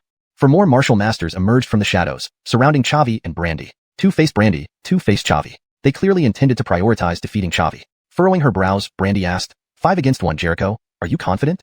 Note, togetherness in life and death is a common Chinese phrase implying unwavering loyalty and shared fate. Chapter 11, Farewell, Father. A man must never say he can't. Chavi declared with resolve. Ainsley's face turned slightly red. This guy, at a time like this, still has the heart to speak such nonsense. I'll finish them off as soon as possible and come to your aid. The battle began anew. Chavi took a rejuvenation pill, fighting 5 opponents at once, still wielding his sword in his right hand and a dagger in his left. Logically, his situation should have been more difficult. But that wasn't the case. The spirit sword given by Ainsley was of the inferior mystic rank. More importantly, it was fire attribute. And the fire departure sword technique awarded by the system was also fire attribute. The two complemented each other, greatly boosting his combat power. Chavi could even overwhelm the 5-star warrior master. Ainsley's strength was not to be underestimated either. She was originally a 3-star warrior master and managed to suppress 2 enemies with her inferior mystic rank Frost Moon Sword for a while. After 15 minutes, Chavi broke through first, killing another 2-star warrior master. Ainsley almost simultaneously killed another warrior master. The enemy was stunned. What the hell? We're all warrior masters. Why is there such a huge gap between us? Is there any justice left in this world? Is there any law? Every warrior master was a valuable asset to the country. The 5-star warrior master chose to retreat rather than continue fighting. The 5 warrior masters retreated together, abandoning the siege tower. Chavi didn't pursue them. His battle aura was nearly depleted. A fight to the death might not end in his favor. After destroying the siege tower, they climbed back onto the wall via the cloud ladder. With the destruction of the siege tower and significant losses during the assault, the enemy commander had no choice but to withdraw their forces. On the second day, Chavi held the city successfully. Seeing the enemy retreat, cheers erupted from the walls. "We won. We held the city. Long live Big Strong Liu. Captain Liu is amazing." Chavi and Ainsley lay side by side on the wall, resting as Jalen reported the battle status. "Captain Liu, today's attack was less fierce than yesterday's, possibly because of the destroyed siege tower. We lost over 300 men, and our remaining combatants are fewer than 300. Civilians aiding in defense also lost about 500 lives." Upon hearing this, Ainsley punched the wall fiercely. These foaming kingdom bastards, they went too far. Chavi said nothing. War was like that. The Great Yin Kingdom wasn't wrong, nor was the foaming kingdom. They just had different stances. Jalen worriedly asked, Captain Liu, our defenders are down to fewer than 300. Can we hold out tomorrow? Chavi smiled, trust Fedor. With such events happening in Zigue City, he can't ignore it. Reinforcements will arrive within the day. We need to hold on a bit longer. Jalen nodded vigorously. People across the Great Yin Kingdom trusted the Great General immensely. On the third day, the enemy launched an assault but hastily retreated even before setting up the ladders. Chavi shouted excitedly, it's reinforcements sent by the Great General. Brothers, we've won. We've won. The soldiers on the wall rejoiced. Immediately, Chavi checked the system panel. Host, Chavi. Rank, 2-star Warrior Master. Experience points, 150/300. Exchange points, 620. Talents, Eagle Eye, 20. Strong Strike, 11. Frenzy, 16. Blade Mastery, 11. Occupation, none. He had grown stronger again. After a brief moment of excitement, Chavi instructed, Jalen, assemble the cavalry archers. We're going to chase them. Ainsley laughed, count me in. I'm coming too. Chavi and Ainsley led the cavalry archers out of the city to pursue the enemy. This time, the foaming army fled like dogs, dropping their armor without daring to retaliate. Chavi, wielding the purple dawn bow, continuously inflicted damage on the enemy, releasing the frustration and pressure accumulated over the past 3 days. An hour later, the foaming army stopped. They were surrounded by elite troops of the Great Yin Kingdom, leaving no one unscathed. In the Great Yin army, Chavi saw the banner of the Great General, instantly realizing the gravity of the situation. Damn, father actually came in person. There was no way the foaming army would escape now. He couldn't help but wonder how his father would react upon seeing him. It was quite exciting to anticipate. The battle lasted a day, resulting in the total defeat of the foaming army. For the entire foaming kingdom, losing 10,000 troops in 3 days was devastating. At dusk, the Great General entered Zigue City with his troops. His first order was to summon Big Strong Liu. Even the seasoned Isaias was shocked by the new recruit's achievements. He couldn't wait to meet this war genius. On the way to the conference room, Chavi told Ainsley, what should I do? Miss Lin, I'm a bit nervous. Ainsley smiled gently, relax. You've achieved so much, what can the Great General do besides award you?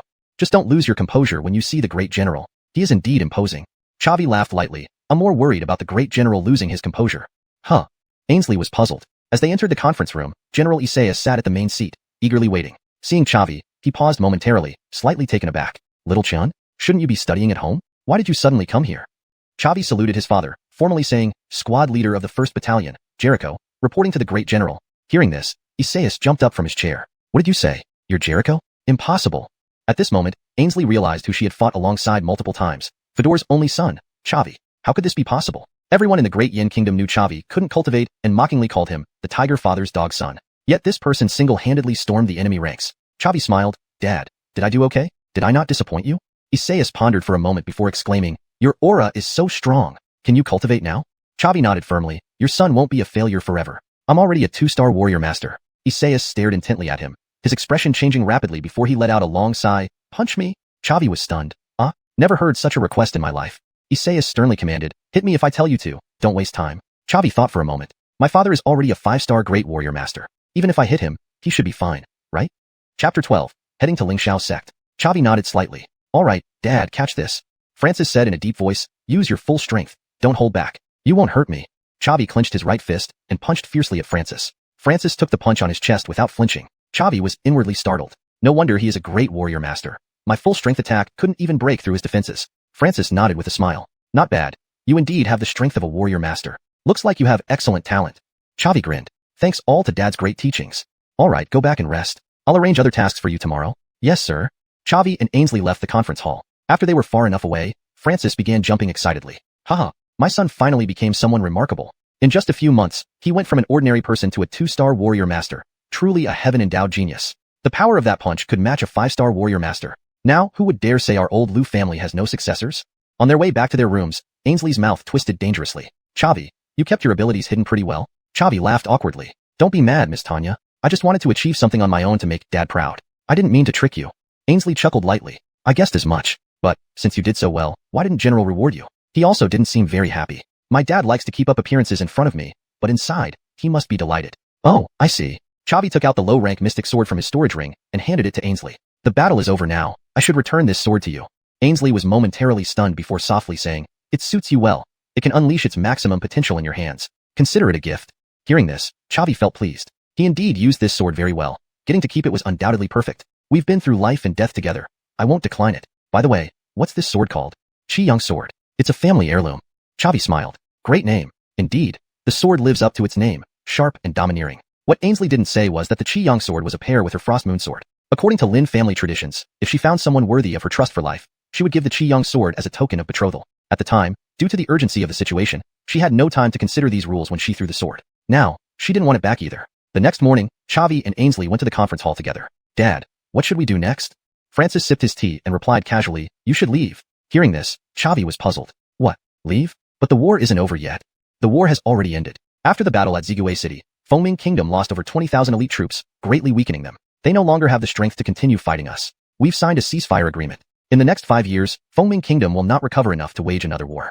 Hearing this, Chavi was elated. If there were choices, who would want war? But he was also a bit worried. Without going to the battlefield, how could he gain experience? So, Dad, what should I do next? Should I stay here guarding the border with you? Francis gave him a gentle tap on the head. You have such good talent. Staying here on the border would be a waste. Go to Lingxiao sect with Tanya to cultivate tomorrow. If only we had more great warrior masters, Fengming Kingdom wouldn't be so arrogant. Lingxiao sect was located in southern Daiyin Kingdom, not far away, reachable within a day. In Xuanhuan continent, countries and sects balanced each other. Countries were divided into low, medium, high, and super levels, while sects were ranked from 1st to 9th grade. Daiyin Kingdom was just a low-level country on the edge of Qingzhou, whereas Lingxiao sect was a 3rd-grade sect. Nearby low-level countries would send suitable people to Lingxiao sect to cultivate. Fengming Kingdom was no exception. Upon hearing this, Chavi felt a flicker of interest. Going to Lingxiao sect might be a good choice. Not only could he obtain more resources, but he could also find opportunities to gain experience. After all, such a large sect surely had many affairs to handle. Chavi nodded heavily. Okay, we'll set off tomorrow. Francis added, your fiancée Mila has already gone to Lingxiao sect ahead of you. You can contact her for help when you get there. And take care of Tanya, understand? Chavi scoffed inwardly. Help me? It would be enough if Mila didn't send people after him. Lingxiao sect presented a good opportunity to deal with Mila. But Chavi didn't want to tell his father about this. His father already worked hard enough defending the Daiyin Kingdom's gate. He didn't want to burden him further. Alright, I'll take good care of Miss Tanya. Over the following days, Chavi spent peaceful and leisurely time with his father. Uncommonly, his father didn't scold him but treated him as an equal, speaking with respect and appreciation. Early the next morning, Chavi took Ainsley to Lingxiao sect. On the road, Ainsley asked a nagging question. Big Strong, do you and the princess have a good relationship? Chavi laughed lightly. Of course, very good, to the point of loving each other while trying to kill each other. Huh? Really? Ainsley's face fell, feeling somewhat hurt. Yes, loving each other while trying to kill each other. She wants to kill me, and I want to kill her. Ainsley was shocked. What? She's your fiancée? Surely things aren't that bad between you two? Chavi then told Ainsley about the annulment of the engagement and assassination attempt. Ainsley finally understood. Didn't expect the princess of the Yin Kingdom to be like this. Big Strong, if you need any help in the future, just ask. Even if she's a princess, I won't hold back. Thanks a lot. Chavi felt warmed by her support. After a day and night of travel, the two finally arrived at the southernmost city of the Yin Kingdom, Dahuang City. As soon as they stepped onto the streets of Dahuang City, they heard the news about Lingxiao sect recruiting new disciples. Chavi took Ainsley to the recruitment office, registered, and submitted their information. The elder of Lingxiao sect announced they would take them to Lingxiao sect in 3 days for the entrance examination. Yes, to enter Lingxiao sect, one had to pass an exam. No matter whether you were a princess or a crown prince from any country, you had to pass the examination to join Lingxiao sect. Chapter 13, Joining the Sect Examination. During these 3 days, Zavig and Ainsley toured Dahuang City, enjoying their rare leisure time. 3 days later, Zavig and Ainsley followed the elder of Lingxiao sect to Sunset Forest. Sunset Forest is extremely vast, approximately half the size of the Yin Kingdom, serving as a natural boundary between 3 countries. Inside live many powerful beast spirits, with their strength increasing the deeper one goes. Due to the abundance of natural treasures and the value of the beast spirits' cores and bodies, Sunset Forest has become a sanctuary for adventurers. Countless independent cultivators rushed into Sunset Forest, hoping to find opportunities to grow stronger. Naturally, far fewer came out than went in. On the journey, the elder introduced everyone to the details of Lingxiao sect. Located at the outskirts of Sunset Forest, Lingxiao sect consists of 7 peaks: Talia Sword Peak, Heavenly Path Peak, Wind Return Peak, Sunrise Peak, Evening Glow Peak, Big Bamboo Peak, and Little Bamboo Peak. The masters of each peak are all great martial artist realm experts. According to legend, the sect leader's strength has already reached the peak of the great martial artist realm, only 1 step away from becoming a warrior Talia. Once the sect leader becomes a warrior Talia, Lingxiao sect will be promoted from a 3rd grade sect to a 4th grade sect. After understanding this, Zavig was greatly surprised. All 7 peak masters were great martial artist realm experts. Including the sect leader, Lingxiao sect had 8 great martial artists. What an incredible force. No wonder Lingxiao sect could become a 3rd grade sect. An hour later, everyone arrived before Sunset Forest. The elder handed each person a map and said solemnly, "This is a map of the outskirts of Sunset Forest. For the joining examination, you need to reach the entrance of the sect within a day. If you succeed, you can enter our Lingxiao sect. You are all from the Yin Kingdom. Others from the 4 surrounding low-grade kingdoms will also participate simultaneously from different directions. The first 10 who reach the sect entrance can choose their peak and receive rewards from Lingxiao sect. Do you understand?" Yes, everyone responded in unison. Now, the examination begins. As soon as the elder finished speaking, everyone immediately dashed forward like arrows released from a bow. Zavig and Ainsley were no exception. Ainsley was somewhat puzzled. Nidhogg, according to the map, the distance to the sect entrance is only 3 hours away. Isn't 1 day too generous? Won't there be too many people completing the exam? How can it achieve the goal of selection? Zavig chuckled lightly. 3 hours is just for us martial artists. There are still many martial artists in the crowd. Their stamina and speed are far inferior to ours, requiring more time. More importantly, this is Sunset Forest, full of beast spirits. It's not easy to arrive at the sect entrance alive, let alone within a time limit. Ainsley suddenly understood. Oh, that makes sense. Then we should hurry. Of course, I still want to make it into the top 10 to get the reward. The two companions walked straight toward the mountain where the sect entrance was located. Along the way, whenever they encountered a beast spirit, Zavig dealt with it by killing it. Slaying beast spirits earned experience points, so Zavig naturally wouldn't miss the opportunity. In just 6 hours, Zavig fought his way from the entrance of Sunset Forest to the foot of the mountain where the sect entrance was located. By then, Zavig was drenched in blood, having advanced from a second-rank martial artist to a third-rank martial artist. Ainsley remained neat and tidy, as Zavig didn't let her fight to prevent her from stealing his kills.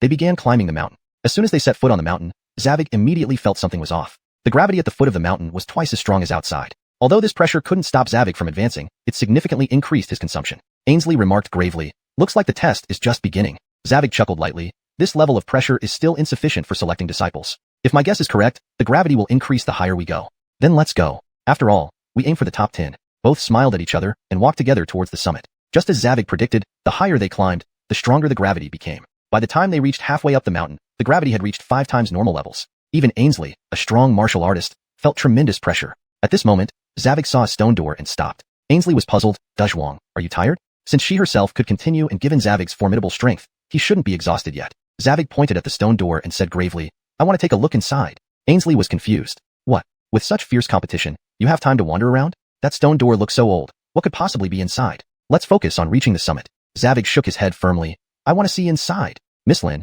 you go ahead. I can still be among the top 10 even if I waste some time." Ainsley sighed lightly. "I trust your judgment. See you at the summit."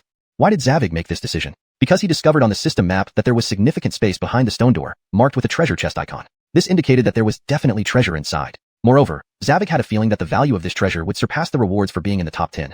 With that settled, why not check it out? Zavig easily pushed open the stone door without any resistance and entered. Inside was a dim, gloomy path. Zavig lit a torch and continued inward. Meanwhile, the 7 peak masters of Xianxia sect gathered at the sect entrance, waiting for new disciples who passed the examination. They were there to snatch the best candidates, mainly those ranking in the top 10. Talia's sword peak master Amon laughed. "Everyone.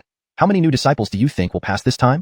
Heavenly Path peak master Killian replied gravely. "Considering the thousands of people from the 5 countries this time, it would be good if 100 pass. After all, Xianxia sect only accepts elite talents, not ordinary ones." Wind Return peak master Bryn calmly added, "It doesn't matter to me how many pass. I only want the top 10 geniuses." While the 7 were discussing, a girl in white clothing was already stepping onto the peak's summit. It was Ainsley, who had parted ways with Zavig. Zavig's methods in the outskirts of Sunset Forest greatly accelerated their progress. Coupled with Ainsley's solid foundation, she became the first to reach the summit. However, Ainsley still had one final test to complete before entering Xianxia sect. Chapter 14. The Shadow Sword Technique. Not far from the entrance of the sect, 10 senior disciples stood in formation, each holding a wooden sword. Their positioning was meticulously arranged to form a battle array. For Ainsley to enter Xianxia sect, she had to penetrate this sword formation. Of course, the senior disciples wouldn't use lethal force. It was just an assessment. Ainsley didn't need to defeat them, only break through the sword formation. As Ainsley appeared, the 7 peak masters were immediately drawn to her presence. Wow, this time the first arrival is actually a girl. 6 hours to reach the summit is pretty good. Too bad she couldn't surpass Tad. Not everyone can be as extraordinary as Tad. We should be content. Strange, why isn't there any blood on her? Didn't she fight any beasts? Well, let's see how she performs. Seeing the sword formation, Ainsley slightly frowned, instantly understanding the final test rule. She then took a wooden sword from the weapon rack and stepped into the formation. "Greetings, seniors. I am Ainsley. Please guide me." The leader chuckled. "Ainsley? What a beautiful name." Reaching the summit first, Sister Tanya's strength can't be underestimated. But we won't go easy on you. No need to go easy on me. Very well, come at you. The 10 disciples moved simultaneously, swinging their swords to create a dense net of blades rushing toward Ainsley. Without fear, Ainsley unleashed the Frost Moon sword technique and charged forward. After 15 minutes, Ainsley emerged from the formation under the attacks of the disciples. Behind her, 4 senior disciples lay on the ground, and those still standing had bruises. The 7 peak masters stared wide-eyed. This girl is a natural sword prodigy. Most new disciples endure blows to get through the array, but she shattered it. Her sword skills are likely not inferior to the young Tad. Ainsley entered the sect as the 7 peak masters looked at her with affectionate eyes. "Ainsley, would you like to join my Tongtian peak? I can offer you a profound technique scroll." "Ainsley, would you like to join my Fenghui peak? I can give you personal daily training." All 7 peak masters tried to recruit Ainsley, offering generous terms, even engaging in competitive bidding. Ainsley was taken aback by this sudden attention. She hadn't expected all 7 peak masters to vie for her. Which one should she choose? Ainsley hesitated. Suddenly, the Lingjian peak master shouted, "Silence! Don't you see she wields a sword? Only in Lingjian peak can she receive the best guidance." Everyone fell silent because what Iman said was true. Lingjian peak specialized in training swordsmen, and Iman had nurtured geniuses like Tad. The normally quiet Nikita from Xiaozhu Peak spoke up. Iman is right. You are most suited for Lingjian Peak, Ainsley. The choice is yours. After a moment's thought, Ainsley performed the disciple salute to Iman and declared solemnly, Senior Disciple Ainsley greets Master. Seeing her decision, the other Peak Masters sighed quietly and did not protest further. Following Ainsley, others gradually reached the summit. Meanwhile, Chavi arrived at the end of the path, finding himself in a stone chamber. In the center of the wall, a spiritual sword was embedded. Its blade was a striking purplish black, adorned with intricate patterns, clearly no ordinary weapon. He found a treasure. Excited, Chavi reached for the sword. As his hand touched the blade, a grayish-white figure appeared before him. Surprised, Chavi withdrew and drew the dagger his father gave him. Who are you? The elderly figure laughed heartily. Ha ha ha, young friend. No need to be alarmed. I'm just a remnant soul. I continue to exist due to an unresolved matter. Chavi checked the label above the elder's head, confirming it read remnant soul, and that he was only at the warrior level, posing no threat. Relieved, Chavi introduced himself, Junior Chavi. What is your wish, senior? I am Edward, former Lingjian Peak Master of Lingxiao sect. My unresolved wish is to find a successor for my shadow sword technique. Since fate brought us together, do you wish to learn my shadow sword technique? Chavi felt a mix of excitement and hesitation. Who would refuse a free gift? But he asked cautiously, what level is the shadow sword technique, senior? Do you want to be picky? My shadow sword technique is ranked mid-grade profound. How about it? Do you want to learn? Yes, of course I do. The old man didn't waste time. He tapped Chavi's forehead, transferring the information of the shadow sword technique into his mind. Chavi marveled at the uniqueness of this skill. Besides powerful offensive techniques, it included an intriguing move. Throwing the shadow scabbard allowed the user to instantly teleport to its location without distance limitations. Having imparted the technique, the old man's form grew dim. Now that you've benefited from me, help me accomplish one task. Please tell me, senior. Chavi replied solemnly. I hope you can help me defeat the successor of the Talia transformation sword technique someday. I placed a seal on the shadow sword. Defeat the successor, and both the sword and the technique will upgrade to high-grade profound. Surprised, Chavi understood. No free lunches. But receiving such significant benefits, it was reasonable to repay the favor. Defeating the successor of the Talia transformation sword technique. It would happen sooner or later. Chavi bowed again. I will do my utmost. Hearing this, Edward's face relaxed as his remnant soul slowly disappeared. Congratulations, host received a task. Duel of two swords. Requirement. Defeat the successor of the Talia transformation sword technique. Task reward. Upgrade the shadow sword technique and the shadow sword to high-grade profound. Pulling out the shadow sword from the stone wall and storing it in his ring, Chavi sprinted out of the chamber. A mid-grade profound technique was rare even in Lingxiao sect and should suffice for now. There was no rush to find the successor. His immediate goal was to pass the new disciple assessment. Chapter 15. Little Bamboo Peak. Chavi exited the stone chamber, closed the stone door behind him, and continued his climb up the peak. Although the gravitational pull kept increasing, it didn't put much pressure on Chavi. He could be described as moving swiftly and effortlessly. Finally, Chavi arrived before the sword formation. His blood-soaked appearance startled both the senior disciples within the formation and the 7 peak masters. Holy crap, this disciple is way too intense. How many monsters did he kill? I wonder if the blood on him is from the monsters or himself. Decisive in battle, not afraid of blood and sacrifice. He's a good seedling. I think it shows that he doesn't know how to adapt and has 0 IQ. If he had just gone around the monsters, he wouldn't have ended up like this. Chavi walked into the sword formation, marking the beginning of the final test. With Chavi's current strength, passing through the sword formation wasn't an issue. However, he wanted to try out the shadow sword's effect. So, he deliberately moved towards the edge of the sword formation, attracting the 10 senior disciples. Then he threw the shadow sword sheath forcefully into the entrance of the sect. The 10 senior disciples mistook the sheath for a projectile weapon and hastily dodged, too afraid to touch it. By the time they reacted, Chavi had already activated the shadow sword technique and teleported inside the entrance. According to the rules, as long as the challenger could step into the entrance, the challenge was considered successful. The 10 senior disciples were dumbfounded. Just like that, he passed? This kid barely even fought with them. How did he do it? Seeing Chavi pass in such a bizarre manner, the 7 peak masters' expressions changed drastically. The expression of Lingjian peak master Iman turned especially dark.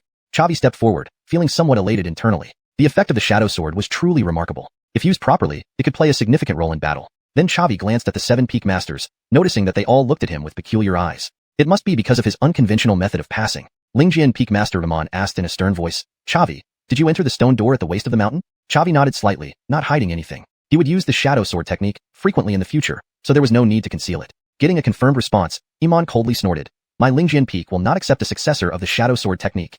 Hearing this, Chavi was slightly stunned. It seemed Edward had some conflict with this Lingjian peak master. Edward had mentioned before that he was once the peak master of Lingjian peak. So, he probably had clashed with Iman. In that case, he couldn't just give up a mid-Xian stage martial technique easily. Since Iman didn't want him, he would look for other peak masters. Chavi glanced at the other 6 peak masters. My Tongtian peak will not accept a successor of the shadow sword technique. My Fenghui peak will not accept a successor of the shadow sword technique. My Chaoyang peak will not accept a successor of the shadow sword technique. My Luoxia peak will not accept a successor of the shadow sword technique. My Daju peak will not accept a successor of the shadow sword technique. Chavi. What had Edward done to make everyone hate him so much? Ainsley, standing behind Iman, felt a little worried. She had been able to reach the finish line first only because of Chavi's protection. She should have been the true first place. But now, She had taken his spotlight while he was rejected by several peak masters. Ainsley approached Amon and softly asked, Master, why won't you take Chavi? He is very strong, far superior to me. Without his protection, I wouldn't have become the first place. Taking him would benefit Lingjian Peak. Faced with the top-ranking new disciple, Iman still showed some respect. Looks like you and Chavi have a good relationship, you're speaking up for him.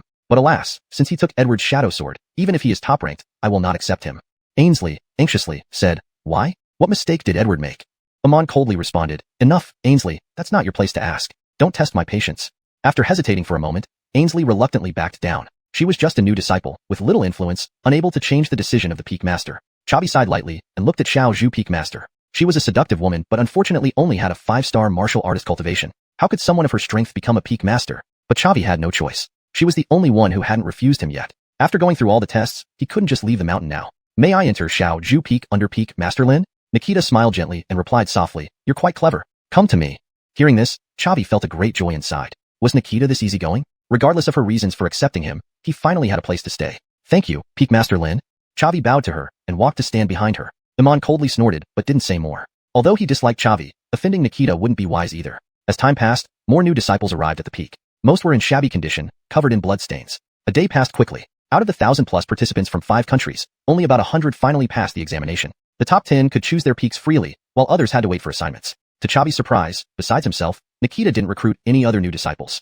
Was this what happened? Chavi suddenly felt like he had boarded a pirate ship. After the new disciple assessment, everyone followed their respective peak masters back to their main peaks. Other peak masters had groups of people following them, looking very impressive. Only Chavi and Nikita looked quite lonely. On the road, Chavi couldn't help but ask out of curiosity. Peak master, why did the other 6 not want me? But you accepted me? Nikita continued walking unperturbed and said calmly, Because I liked senior brother Edward very much. But sadly we never became Dao partners. Since you are his successor, I will do my best to help you. Upon hearing this, Chavi was greatly surprised. He didn't expect this kind of connection between them. It seemed taking the shadow sword wasn't all bad. Why do those peak masters dislike senior Edward so much? Chavi continued questioning. It's complicated to explain in one go. Roughly, senior brother Edward impulsively had a conflict with the Wu Sterling sect, causing a war between the two sects, which severely weakened our Lingxiao sect. Wu Sterling sect was also a third-class sect with strength comparable to Lingxiao sect. But I don't think senior brother Edward was wrong. He just lacked the strength. Otherwise, he might have wiped out the entire Wu Sterling sect.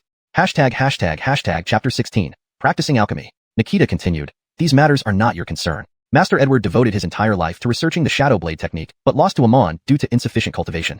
They agreed that their respective successors would continue the competition to determine who is superior. Since you took the Shadow Blade, you should help Master Edward fulfill his dream. Chavi nodded heavily. That's what I should do. But I don't know who the successor of the Thaliwal transformation sword technique is.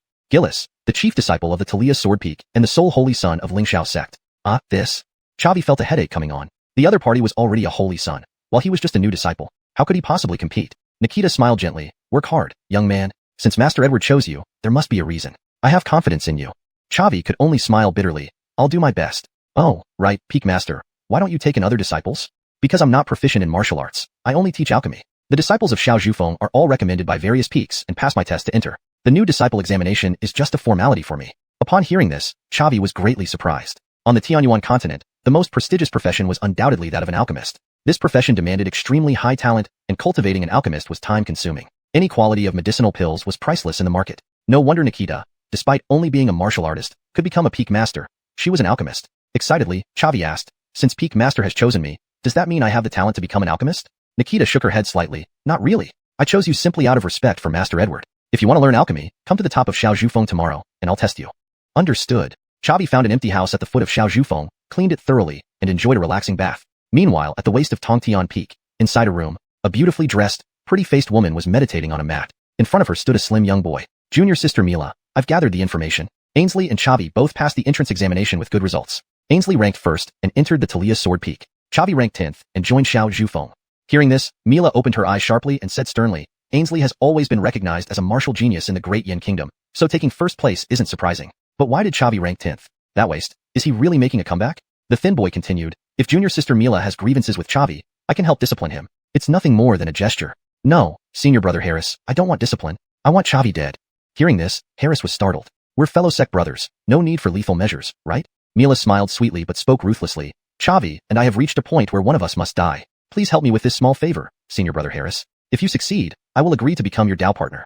Harris's eyes sparkled with excitement upon hearing this. Since junior sister Mila earnestly requests it, I will help you this once. However, Chavi is under Xiao Zhufeng, which makes things difficult. Please be patient for some time. Of course.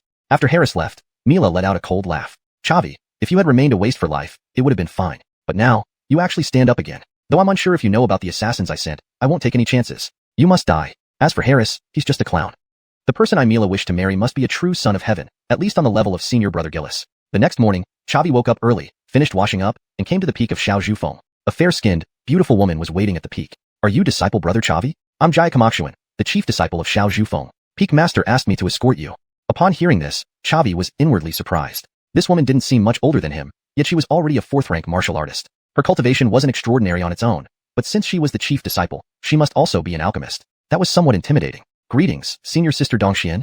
Chavi bowed slightly to her. They arrived at Nikita's alchemy room, where Nikita tested Chavi's alchemical aptitude. The most important condition to become an alchemist was having sufficiently strong soul power. Soul power was determined by birth and would gradually improve with cultivation levels, but generally couldn't be influenced externally. Thus, powerful alchemists were usually also powerful warriors, making alchemists even more precious. Nikita extended her right hand, pointing her index finger at Chavi's forehead and said softly, "Relax your body, I will test your soul power." Chavi closed his eyes and relaxed as instructed. After a moment, Nikita withdrew her finger. Chavi opened his eyes eagerly. "How was it, Peak Master? Can I practice alchemy?"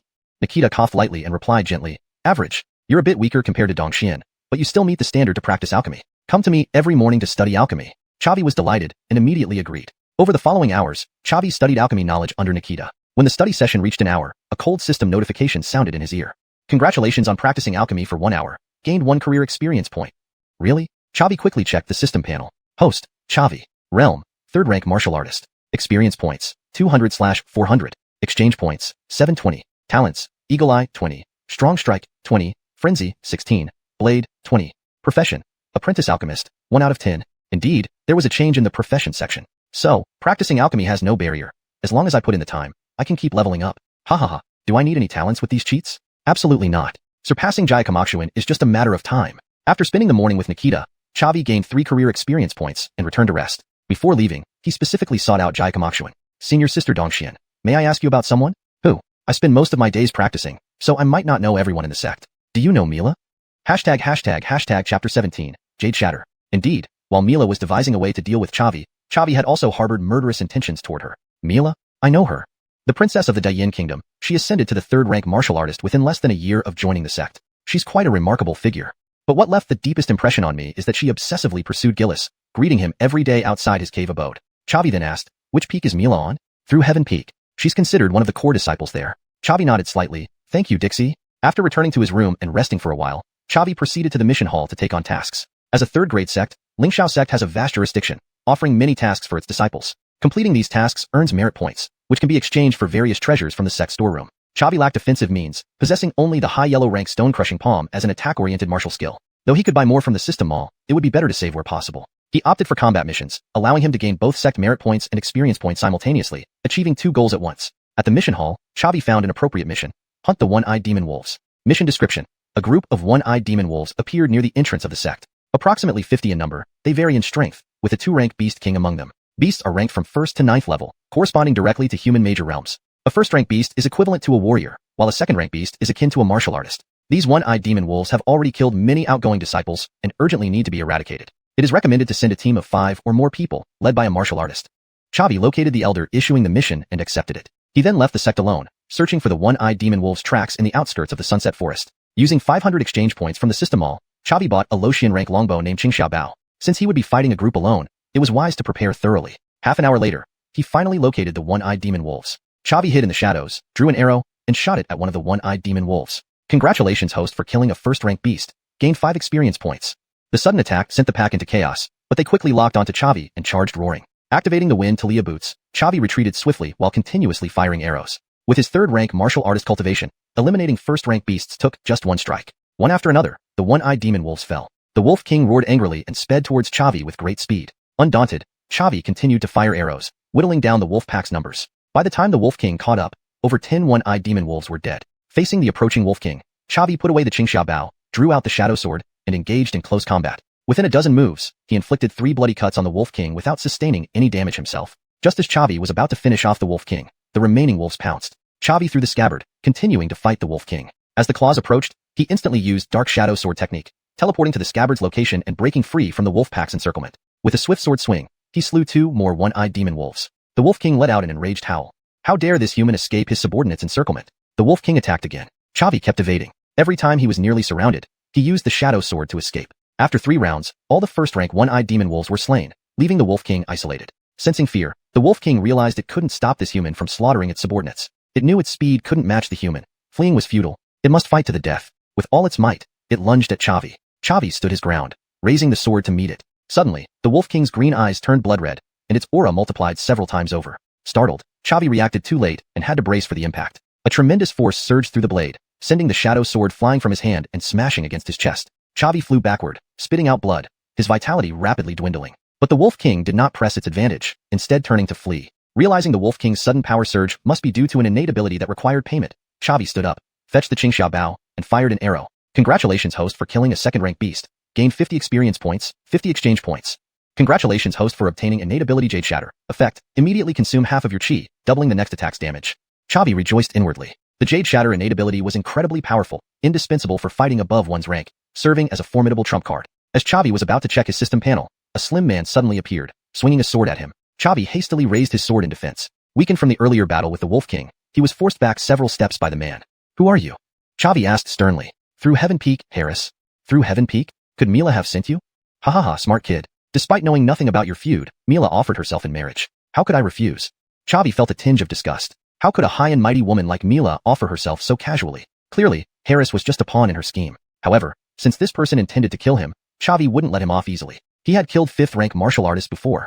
Harris was puzzled. Kid, you fought the one-eyed demon wolves yet still have energy left. How do you manage it? Chavi swallowed a restorative pill bought from the system mall, laughing. A dying man doesn't deserve to ask questions. Enraged by this remark, Harris thought. To reach the martial artist realm, who wasn't a chosen child of the heavens? This brat was indeed too disrespectful. Chapter 18. First-class alchemist. Humph. Your arrogance is quite impressive, but I wonder if you have the ability to back it up. The two clashed swords. After exterminating the group of one-eyed magic wolves, Chavi's realm had already advanced to 4th-rank martial artist. Facing Harris, who was only a minor realm higher, was incredibly easy for him. Although Chavi was heavily injured, dealing with Harris wasn't much of a problem. Within just a quarter of an hour, Chavi killed Harris. Taking the storage ring from Harris's hand, Chavi found a nearby place to bury him. After all, this was fratricide within the sect. It would be best if the Xianxia sect did not find out. After examining the storage ring, Chavi sighed. This kid Harris is way too poor. Apart from a few dozen taels of silver, there's nothing else. Chavi then checked his system panel again. Host, Chavi. Realm, 4th-rank martial artist. Experience points, 210/500. Exchange points, 420. Talents, Eagle Eye, 20. Strong Strike, 20. Frenzy, 16. Blade, 20. Jade Shatter, 1. Profession, Apprentice Alchemist, 3 out of 10. Good. Everything was developing positively. Chavi extracted the demon cores from the wolves and returned to the Xianxia sect, taking a shower before heading to the quest hall. So soon? That was 51-eyed magic wolves. When seeing Chavi place a pile of demon cores on the table, the elder in the quest hall was rather surprised. Chavi smiled faintly. Just luck. It's probably not that simple. Regardless, congratulations on completing your mission and earning 200 quest points. Is there anything you wish to exchange? Not for now. Anything Chavi was interested in was at least mystical rank or above, and a mystical level martial skill required at least 500 points, so he needed to accumulate more. In the days following, Chavi spent mornings learning alchemy from Nikita and afternoons hunting demonic beasts in the Sunset Forest. On the 4th morning, he finally heard the long-awaited voice. Congratulations, host, for practicing alchemy for an hour and gaining 1 professional experience point. Congratulations, host, for becoming a first-class alchemist. As the system's voice concluded, Chavi felt a large amount of alchemical knowledge flooding into his mind, as if he had been immersed in it for a long time. Chavi's mouth curled up slightly, and he said to Nikita, Summit Master, the theoretical knowledge has been studied thoroughly enough. How about we move on to practical training? Nikita paused, then replied blandly, Are you sure you're ready? Even our most talented member of Little Bamboo Peak, xuanhuan, took a month to master the basics. Chavi chuckled. No harm in trying. Nikita responded indifferently, then let's give it a try. But deep down, she already considered Chavi overconfident. Practicing alchemy for less than 5 days and wanting to attempt practical training. Wasn't that being overly ambitious? Nikita retrieved a medicinal cauldron from her storage ring and placed it in front of Chavi, sternly saying, Take any ingredients you need. Chavi nodded slightly, lit the cauldron, infused it with his combat chi, and immediately ignited a roaring flame inside. From this, the importance of soul power became evident. An alchemist must always pay attention to the heat of the cauldron. Too high could destroy the ingredients, while too low would fail to fully refine them. Only alchemists with powerful soul power could precisely control the temperature. Higher-grade pills demanded even stricter fire control and better quality cauldrons. Advanced alchemists often sought special flames in nature to preserve for refining pills. Of course, these were still far off for Chavi. Ordinary fire was sufficient for him. Chavi added various herbs into the cauldron, using the flame to refine them. Through the herbs Chavi selected, Nikita recognized what he was attempting to refine. Boundary-breaking pill. Effect. Help a 10th stage martial artist successfully advance to 1st-rank martial artist. It belonged to the more difficult category of first-class pills. Nikita, who just harbored a slight contempt, saw that Chavi controlled the fire perfectly, extracting every bit of potency from each herb. Her heart was tossed by a tempest of shock. Near-perfect alchemy. Could this really be achieved by a novice who just started learning? An alchemist must remain fully focused when refining a pill and cannot be disturbed by outside distractions. Despite being profoundly shocked, Nikita remained silent, silently watching Chavi's performance. Half an hour later, a greenish pill emerged. It was indeed the boundary-breaking pill. Congratulations, host, for successfully refining the first-class boundary-breaking pill and gaining 1 professional experience point. Chavi rejoiced internally. Refining pills can also earn professional experience points. So couldn't I level up while making money? It's great to have a system. Chavi handed the boundary-breaking pill to Nikita and smiled lightly. Summit Master, I haven't let you down, have I? Nikita took the pill and examined it carefully. A moment later, she said in surprise, this is an exceptionally perfect boundary-breaking pill. Even if I were to refine it, I might not achieve such high quality. Chavi, you're a genius alchemist. Chavi waved his hand. All thanks to Summit Master's excellent teaching. I wouldn't dare take credit for this. Chavi, in the future, you can refine pills here. I will provide the materials, sell the finished products, and give you the profits after covering the costs. How does that sound? Of course, no problem. Chavi had thought of this as well. Leaving Nikita and returning to his room, Chavi saw someone familiar. It was Ainsley, whom he hadn't seen for a long time. She wore a dark green dress, looking pretty and charming without any makeup. Seeing Chavi, she immediately ran over. Big strong, long time no see. Chavi smiled gently. Not that long actually, only 10 days or so. How has life been on Talia Sword Peak? The Summit Master treats me very well, teaching me swordsmanship one-on-one every day, and giving me various pills to enhance my strength. I feel like I'm about to break through to 4th rank martial artist. Chavi grinned. That's good, that's good. It seems you've been living quite comfortably. What about you? Has anyone at Little Bamboo Peak made things difficult for you? Ainsley didn't know about Edward and Nikita's story. She just assumed Chavi must have been treated poorly since all the Summit Masters rejected him. Nope, the Summit Master treats me very well, and even taught me alchemy. Hearing this, Ainsley was greatly surprised. Alchemy? Big strong. You're too awesome. Alchemists hold the top status in the xuanhuan continent, unshakable by anyone. Chavi, I've just started learning. Anyway, what brings you here? ##### Chapter 19. Roast meat. Ainsley, the peak leader asked me to take on a mission. I feel it's quite challenging and was hoping you could help. Chavi, tell me more. If it's within my capabilities, I'll help. But if it's too dangerous, you shouldn't go. Ainsley explained in detail. The mission was straightforward. Escort a bridge architect from Xianxia sect back to Yunin Kingdom. The reward was just 100 points, with little danger besides the time consumption. Chavi, what? You consider this difficult? Ainsley blushed slightly and softly said, it takes at least 3 days to travel from Xianxia sect to Yunin Kingdom, during which many unexpected situations could arise. I find it quite challenging. Well, Ainsley didn't really think it was that hard. She had simply missed Chavi over the past few weeks. Hearing that the peak leader and the chief disciple of Xia's Yufeng were both beautiful women, she couldn't help but worry about Chavi getting distracted. To strengthen their bond, she needed to spend more time with him. Chavi, well? Chavi hadn't anticipated this. He only mentioned avoiding dangerous missions, not simple ones. Now he couldn't renege on his promise. Alright, I'll go with you. Ainsley beamed. Yay, Reed is the best. Changing the subject, Chavi asked, by the way, since you're following Amon, have you seen Gillis? Ainsley paused, puzzled by why he brought up Gillis, but she wasn't secretive. I've seen him. Senior brother who trains with me occasionally and even offers guidance. He's very helpful. Chavi, what level is Gillis? Ainsley, I can't tell, but he told me he's a 9-star warrior. Hearing this, Chavi took a sharp breath. A 9-star warrior? That's insane. Gillis was only a few years older than him, yet had higher cultivation, even with his system. No wonder he was Xiao sect's only holy son. 5 minor realms apart. How could he fight such an opponent? Could he really fulfill Edward's request? He would worry about that later. First, they needed to complete this mission. They arrived at the mission hall where the other 3 senior disciples were waiting. Their cultivation levels were only at warrior. This made sense as the mission only required a warrior-ranked disciple to lead the team. Seeing Chavi, the trio looked skeptical. Senior Sister Lin, is this the help you were talking about? He doesn't seem impressive.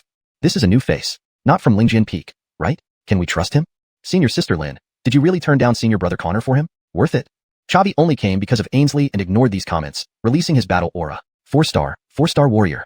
The trio was stunned. This newcomer's realm was higher than senior disciple Ainsley's. Their attitude immediately changed, showering him with flattery. Chavi ignored them, speaking sternly. I'll be the captain. Any objections?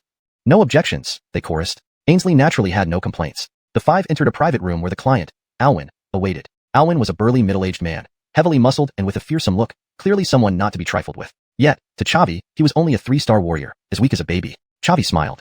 Uncle Alwyn, correct? I'm the captain for this mission, Chavi, 4-star warrior. If everything's okay, let's set off. Alwyn grinned. Great, let's go now. My country awaits me. They mounted horses and left Xiao sect, heading for Yunin Kingdom. They spent half a day leaving the Sunset Forest due mainly to Alwyn's low strength, which slowed the group. With the sun blazing, Chavi led everyone to rest under a tree, though he didn't mind the heat. Chavi instructed one of the warriors, go hunt a beast for us. We'll have roast meat for lunch. The man stared blankly. Captain, I don't know how to cook meat. Chavi replied calmly, if you can't, I can. Ainsley's eyes sparkled.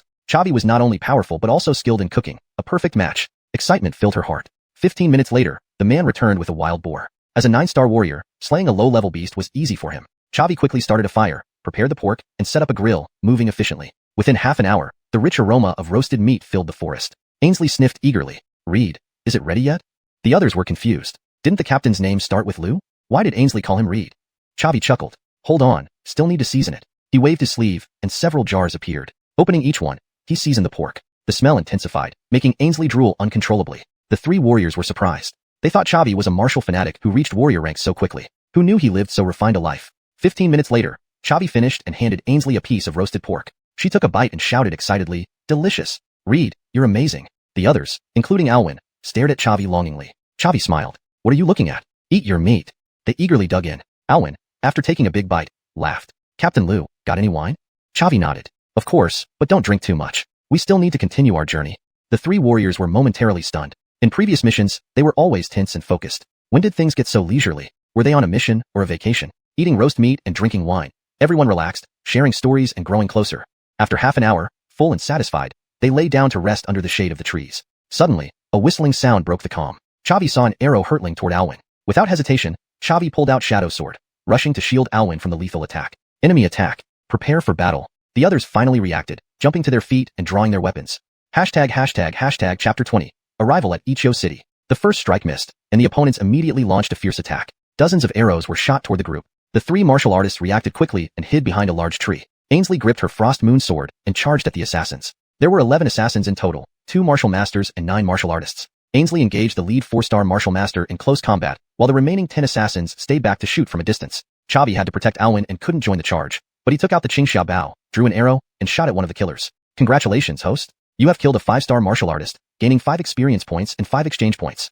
Chavi's arrows were fast, suppressing all the assassins single-handedly. Each arrow felled one assassin. After 15 minutes, all the enemy martial artists were dead, leaving only 2 martial masters. But even so, the enemies did not lose their fighting spirit and continued to put up resistance. Chavi and the bow-wielding martial master engaged in a shooting duel. Chavi's realm was higher than his opponent's, and with his talents, it only took him 3 arrows to take the enemy down. At the same time, Ainsley also slew the 4-star martial master. The group of assassins came swiftly and died just as quickly. In no more than 15 minutes, Chavi and Ainsley obliterated them together. The 3 martial artists finally dared to come out from behind the trees, their eyes filled with awe and fear. Ainsley, as the chief among the new disciples, was capable of challenging opponents above her rank, which wasn't surprising. However, she had only killed 1 assassin. Chavi, on the other hand, had taken out 10 assassins without a scratch on him. This was terrifying. His strength surpassed even Ainsley's. The trio felt fortunate that Ainsley had invited Chavi. Otherwise, they would surely have died there. The 3 approached Chavi. Captain, are you alright? Chavi gave a cold snort. Even if something happened to me, what could you do? Hearing this, the 3 lowered their heads in embarrassment. They had questioned his abilities before, yet now they relied on him for survival. It was too awkward. Ainsley also walked over, frowning. There's nothing to identify who they were. Chavi said calmly, they must be professional assassins working for an organization. We need to figure this out, or it will cause trouble later. Ask Alwyn. The 5 of them walked to Alwyn. Chavi spoke coldly, Uncle Alwyn, why did these assassins want to kill you? Alwyn sighed. I can't escape it. Our Yunin kingdom is surrounded by water on 3 sides, only adjacent to Daxia kingdom in the west. We must go through Daxia for trade. Previously, relations between our kingdoms were good, mutually beneficial. But recently, the ruler of Daxia kingdom changed, and the new king is very hostile toward us. He raised tariffs and imposed many unfair treaties, making life difficult for our people. The king recalled me, hoping I could build a sea-crossing bridge for Yunin to break free. After a brief contemplation, Chavi asked seriously, so these assassins were sent by the ruler of Daxia? Alwyn nodded vigorously. Yes, he didn't want me to return alive. Chavi sighed. Our mission was indeed to escort you, but against bandits. Fighting an entire country is too much pressure. Alwyn lowered his head and laughed bitterly. I thought the Lingxiao sect's name would deter the Daxia ruler Andres, but clearly, he dared to act. Captain Liu, your strength is obvious. With you protecting me, I'll surely return safely. Once home, we have our own experts who will protect me. Please help me. When we reach Yunin, I will report to the king and ensure you receive adequate rewards. Chavi's eyes lit up, looking at Alwyn and asking, are there any great martial masters among the enemy? Alwyn shook his head immediately. Absolutely not. Both nations have already deployed troops to the border. The great martial masters are stationed on the front lines. Chavi turned to Ainsley and asked solemnly, what do you think? Should we accept this task? Ainsley nodded vigorously. I think we should. Uncle Alwyn represents hope for Yunin and stands on the side of justice. I can't watch him die away from home. Chavi smiled. Let's continue then. Ainsley chose to help based on justice. Chavi, however, saw greater potential. If successful, they could not only earn money from Yunin but also gain a potential ally for Dian. This deal was worth it. Alwyn was overjoyed and almost bowed to Chavi. Thank you, Captain Liu. I represent the people of Yunin in thanking you. Chavi caught him quickly and laughed. No need for thanks. I'm here for the promised reward. Let's go. After tidying up, the 6 continued toward Yunin. Meanwhile, in the royal city of Daxia, in a secluded courtyard, ruler Andres slammed his table. Barkley, can your dark god handle this? Your men were all killed according to reports. Barkley, dressed entirely in a black cloak, said gravely, that shouldn't be. According to Lingxiao sect rules, only a martial master disciple should escort someone like him. All my men are gone. Andres, I don't care about your excuses. If Alwyn returns to Yunin, killing him will be nearly impossible. Barkley, relax. They won't escape. Next time, I will take action personally. For the next 3 days, Chavi and the group pushed forward, always prepared for battle. Yet the journey was peaceful, with no further encounters. Finally, the 6 entered a city on the border of Yunin, Ichio City. Alwyn finally relaxed, smiling. The king has arranged for experts to meet us here. We're finally safe. Chavi smiled faintly. I don't agree. The danger has just begun. Alwyn looked puzzled. Captain Liu, what do you mean? If I were the leader of the assassin organization, after the first failure, they would be vigilant. For the next attempt, they would go all out, striking when the target is most off guard. Alwyn was shocked. You mean they will attack within Ichio City? How long until we reach the mayor's office? 15 minutes. That's enough time for them to act. Saying this, Chavi looked ahead and said gravely, they've arrived. Chapter 21, Defeating Barkley. Although the assassin concealed his aura very well, Zavik had a system. He saw a 18 over one of the 3 vendors at the city gate and 2 15s. The enemy was indeed formidable. Prepare for battle. Zavik gave a low command, and all 5 individuals simultaneously drew their weapons. The 3 vendors dropped what they were holding, retrieved long swords from their storage rings, and charged towards them. Zavik said solemnly, the 8th rank warrior I will handle. You deal with the 2 5th rank warriors. We don't need to win. We just need to hold out for 15 minutes. Reed, be careful. Ainsley had absolute confidence in Zavik, but his opponent was extremely powerful. This was 4 minor realms above. Zavik held the shadow sword and declared solemnly, Lingxiao sect, Zavik. Barkley responded coldly, Dark Soul sect, Barkley. Boy, was it you who killed my brothers? Just self-defense. Very good. Today, I'll use your head to honor my brothers. With that, Barkley slashed down with his blade. Zavik met the attack with his sword. He was immediately forced back several steps, his wrist numb from the impact. HM? You're the strongest 4th rank warrior I've ever encountered. Truly worthy of being an elite of Lingxiao sect. Zavik smiled lightly. Likewise, an 8th rank warrior is indeed terrifying. The initial clash was just to gauge each other's strength. In the following battle, Zavik directly used the power of the shadow sword. All of Barkley's attacks were evaded by Zavik using the shadow sword, yet he could not ignore Zavik either. Due to the influence of the rage talent, Zavik's attacks posed a threat to Barkley. For a while, Barkley couldn't even touch Zavik, while Zavik kept landing blows. Barkley felt incredibly frustrated. As an 8th rank warrior, he was actually being toyed with by the opponent. Zavik, are you only going to run? Can you dare to face me head-on? Zavik replied with a sneer, I don't care about fairness or justice. I just want to win. Barkley, your time is running out. Barkley's heart sank. They had already tangled for 10 minutes, and reinforcements from Yunin Kingdom were imminent. He couldn't afford to delay any longer. Although the attacks could injure him, they weren't fatal. Now, he could only withstand Zavik's attacks and kill Alwyn first. Thinking this, he bit his lip and lunged at Alwyn, exposing his back to Zavik. Of course, he still protected himself with aura as much as possible. Zavik instantly understood the opponent's intent. If the opponent succeeded, Uncle Alwyn would be in danger. He only had one chance. Zavik increased Jade Shatter to level 30, which consumed half his aura but tripled the damage of his next attack. He then unleashed the Shadow Sword technique, launching his strongest strike, a stab toward Barkley's back. There was a swoosh sound as the Shadow Sword pierced through Barkley's body. Barkley's vitality rapidly drained away, and his right hand holding the broadsword became powerless. He failed to land the final blow on Alwyn. Zavik quickly withdrew the Shadow Sword. Instantly, blood spurted out, staining Zavik's clothes red. How can this be? So strong? Barkley fell to the ground with fear and resentment. Congratulations, host, for killing an 8th rank warrior. You have received 80 experience points and 80 exchange points. Seeing their leader dead, the other 2 assassins were utterly shocked, looking at Zavik as if he were a devil. The 3 warriors had already been defeated. If not for Ainsley's deliberate assistance, there might have been casualties. Ainsley also had several wounds on her body and had fought a tough battle. But at this moment, Barkley was actually dead. He was an 8th rank warrior. Retreat now. Both lost their fighting spirit and turned to flee. Ainsley didn't pursue them. She rushed over to Zavik instead. Reed, are you alright? Zavik smiled lightly. I'm fine. Don't worry. The blood on me is the assassin's. Ainsley stared at Zavik intensely after looking at Barkley's corpse, her tone full of disbelief. How is this possible? Reed, he was an 8th rank warrior. You actually killed him. Zavik smiled. Of course, I have my trump cards. Initially, I pretended to be weak to mislead him about my attacking power, enabling me to deliver the killing blow. If he had been prepared, I wouldn't have one. Even so, that's impressive. Reed, you're amazing. 5 minutes later, reinforcements from Yunin Kingdom finally arrived. When they saw the bodies on the ground, they were all surprised. An 8th rank warrior. Even they couldn't have beaten him upon arrival. The disciples of Lingxiao sect were truly incredible. They rested at the city lord's residence for an hour.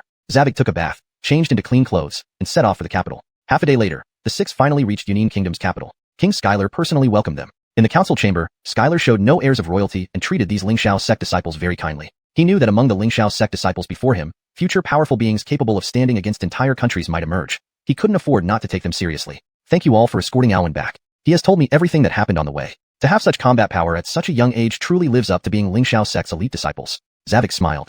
We didn't do it for free. Uncle Lee promised us substantial rewards. Can this be fulfilled? Skylar paused for a moment, then laughed. Of course. I allow all of you to choose one treasure from the treasury. What you get depends on your discernment.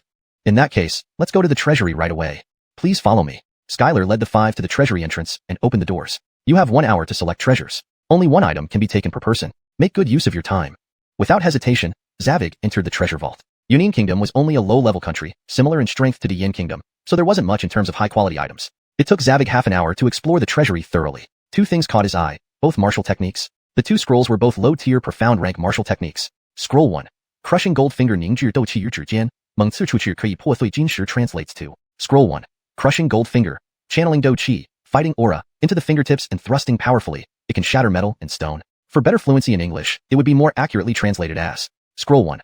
Crushing Gold Finger, by concentrating fighting aura at the fingertips and striking forcefully, one can shatter metal and stone. Scroll 2. Green Cloud Wings. This technique allows the user to manifest dual wings made of Dou Qi, enabling short-term flight. Note: I replaced Huanhua Chu Dou Qi Song Yi, Kui Dan Shijian Feixing, with a more fluent English expression, while keeping the meaning accurate. For better fluency and natural reading in English, it would be Scroll 2. Green Cloud Wings. This technique allows the user to manifest dual wings composed of inner energy, enabling brief periods of flight. Previously mentioned, apart from Shadow Sword technique, Zavig lacked other potent offensive martial techniques. Therefore, this Crushing Gold Finger suited him perfectly, significantly enhancing his combat power.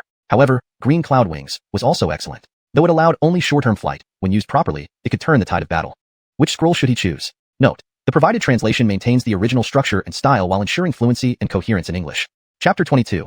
The Challenge from Gillis. After some deliberation, Chavi chose the Blue Cloud Wings. Compared to offensive techniques, he preferred survival trump cards. Without Alwyn holding them back, they returned to Yunxiao sect much faster, taking only a day and a night.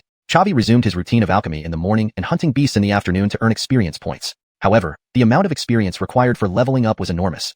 Even after 5 days, he hadn't advanced a single level. On this particular day, Chavi was refining pills in the laboratory when suddenly, a sharp voice echoed across Little Bamboo Peak. Chavi, get out here. Upon hearing this, Chavi felt an impending sense of trouble. Whoever could use their chi to amplify their voice so it reached everyone on the peak must be quite formidable. But he had always been kind to everyone in Lingxiao sect except for Mila. Did he have other enemies? It was unmistakably a male voice. Chavi stopped his refinement and said to Nikita, Peak Master, I'll go check it out. Nikita nodded slightly. I'll come with you. Even though Gillis is the holy son of Lingxiao sect, he shouldn't bully fellow disciples. Chavi realized then that the one looking for trouble was indeed the holy son, Gillis. It was likely because of the Shadow Sword technique inheritance issue. They arrived at the base of the peak, and finally, Chavi saw the legendary Gillis. He wore blue robes, was slender-built, with arched eyebrows and bright eyes, and his robes were embroidered with patterns of blue lotus flowers. He looked like a transcendent immortal. Chavi admired Gillis, not just for his appearance, but for his formidable strength. Junior disciple Chavi greets senior brother Gillis. What can I do for you, senior brother? Gillis replied coldly, I just confessed to junior sister Tanya, but she said her heart already belongs to someone else. Since you inherited the Shadow Sword technique, we were bound to fight sooner or later. Now you've also taken away junior sister Tanya's heart. Why wait? Let's settle this right now. Chavi was taken aback. So Gillis's attention toward Ainsley was all part of courting her. Over these days, Chavi had grown fond of her, but they hadn't made things official. Now, since Ainsley had indirectly brought it up, how could he back down? Yet, he didn't want to fight Gillis as the odds of winning were very low. Chavi spoke solemnly, senior brother who, my relationship with Miss Tanya developed naturally over time. Love doesn't depend on status or realm. Even if you defeat me, Miss Tanya will not fall for you. Gillis sneered, love can be nurtured. If I remove you, the obstacle, junior sister Tanya will surely change her mind. Chavi retorted, that's not fair. You're 3 years older than me, and at a higher realm. How am I supposed to fight you?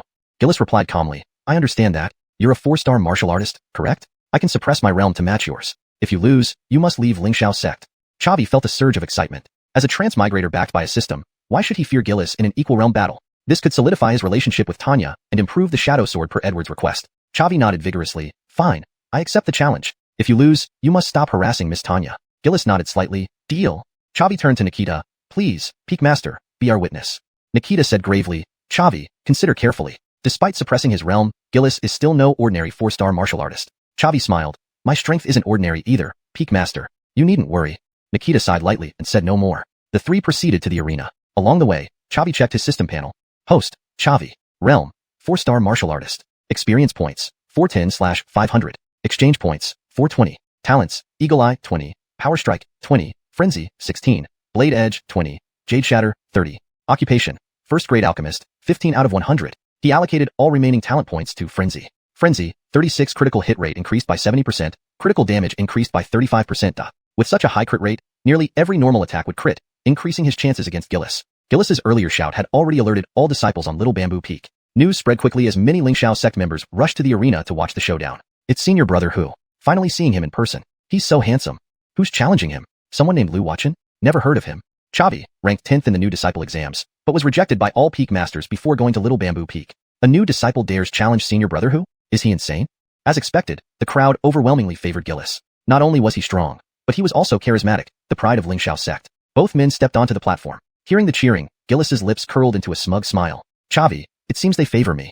Chavi replied coolly, they won't be smiling once I knock you down. Humph. Such arrogance. Nikita stood in the center of the platform and announced, Gillis needs to suppress his realm to 4-star martial artist. Surrendering or falling off the platform counts as losing. No lethal moves allowed. Understood? Understood, both men responded simultaneously. At that moment, Ainsley arrived, shouting, wait. She rushed to Chavi, worried, Reed, are you crazy? He's the Holy Son. Chavi laughed gently, Miss Tanya, have faith in me. For our future happiness, I must defeat Gillis. Blushing, Ainsley stammered, what nonsense? I haven't agreed to anything. Chavi grinned, then let me propose now. If I win, will you agree to be my girlfriend? ####Chapter 23, The Duel of Two Swords. Ainsley hesitated for a moment before softly replying, all right, as you wish. Chavi grinned and turned to face Gillis. Who's senior brother? Let's go.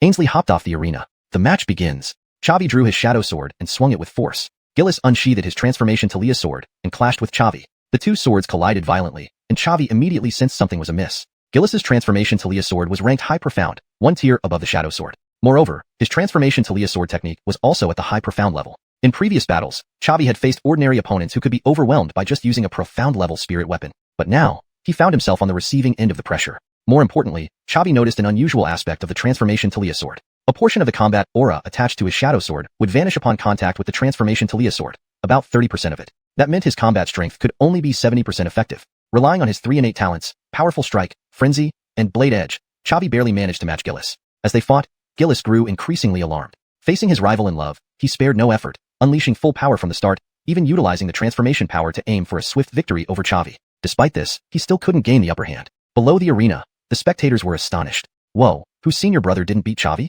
It looks like they're evenly matched. How is that possible? Whose senior brother is the saint son of Lingxiao sect. Even if he suppressed his realm, he shouldn't have struggled against a new disciple. Whose senior brother must have held back. Otherwise, it wouldn't have been so close. Within a minute, they exchanged hundreds of sword strikes without deciding the victor. Chavi intentionally taunted. Is that all you've got? Whose senior brother? Gillis's expression darkened. Having failed to subdue Chavi after such a long time, his pride was bruised. Light splitting shadows. With a roar, Gillis raised his transformation to Leah's sword, and pale blue combat aura surged, forming dozens of sharp energy swords above him. Go! The energy swords shot towards Chavi. Reacting quickly, Chavi raised his sword to defend, his speed creating a protective circle around him. Each energy sword, when clashing with the shadow sword, reduced his combat aura rapidly. Despite this, he managed to hold his ground. Gillis raised an eyebrow and once again raised his transformation to Leah's sword, quickly forming more than 100 energy swords. Chavi thought, I can't keep this up. If he kept defending, his combat aura would be depleted, leaving him unable to unleash his ultimate moves. Just as the energy swords neared, Chavi activated the shadow sword's teleportation skill, instantly appearing 10 meters away. To his surprise, the energy swords could change direction. After teleporting, Gillis immediately directed the flying swords toward Chavi's new position. Activating the shadow sword's teleportation required no combat aura, but Gillis's control did, giving Chavi an advantage. He doubted Gillis could maintain this control indefinitely. Finally, on Chavi's third activation of the shadow sword, the energy swords gradually dissipated. Chavi chuckled, looks like my shadow sword technique is more practical than your transformation to Leah's sword technique. Gillis snorted, just cheap tricks. I figured out your pattern. You won't get me twice. Then let's see if you're right. Gillis launched light-splitting shadows again.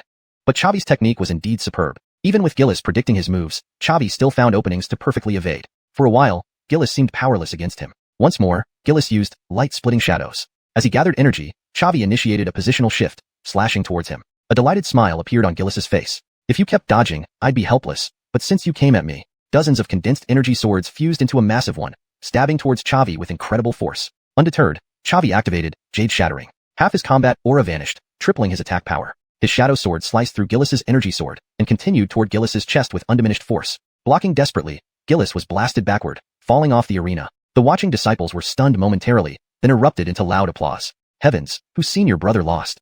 How could that happen? I can't block any of whose senior brother's strikes, yet Chavi lasted this long and even counterattacked. Heaven forbid. This is unbelievable. As Gillis landed gracefully after a backflip, his eyes remained deep and unfathomable. Had he really lost to Chavi? Even with suppressing his realm, he had 3 years more cultivation experience than Chavi. Was it all for nothing? Chavi sheathed his shadow sword and bowed. Whose senior brother? Thanks for the match? Gillis frowned, his fists clenching and unclenching, but he didn't renege on his word. You win.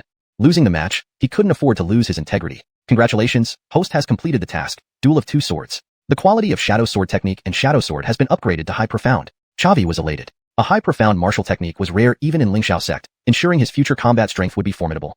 Ainsley rushed onto the arena, giving Chavi a big hug. Reed, you're amazing. Jericho laughed, whinnying, don't forget our deal. Stupid, ever since I entrusted you with the Red Sun Sword, there's been no room for anyone else in my heart. Gillis spoke solemnly, Chavi, I hope next time we meet, you'll defeat me at my full potential, without suppression. Indeed, Gillis still harbored some resentment. Facing Gillis's gaze head-on, Chavi showed no fear, that day won't be far off. Gillis coldly snorted and left the arena without further words. Chavi left the arena with Ainsley. News of the match spread throughout Xianxia sect overnight, shocking everyone with Chavi's strength. Chapter 24, Upholding Justice. But the majority still supported Gillis. After all, he had suppressed his realm.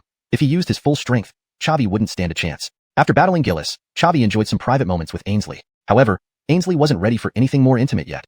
They just held hands and talked. The next afternoon, Chavi once again went to the mission hall and accepted another beast hunting mission. On the outskirts of Sunset Forest, he killed 2 second-stage beasts, elevating his realm to 5th rank warrior.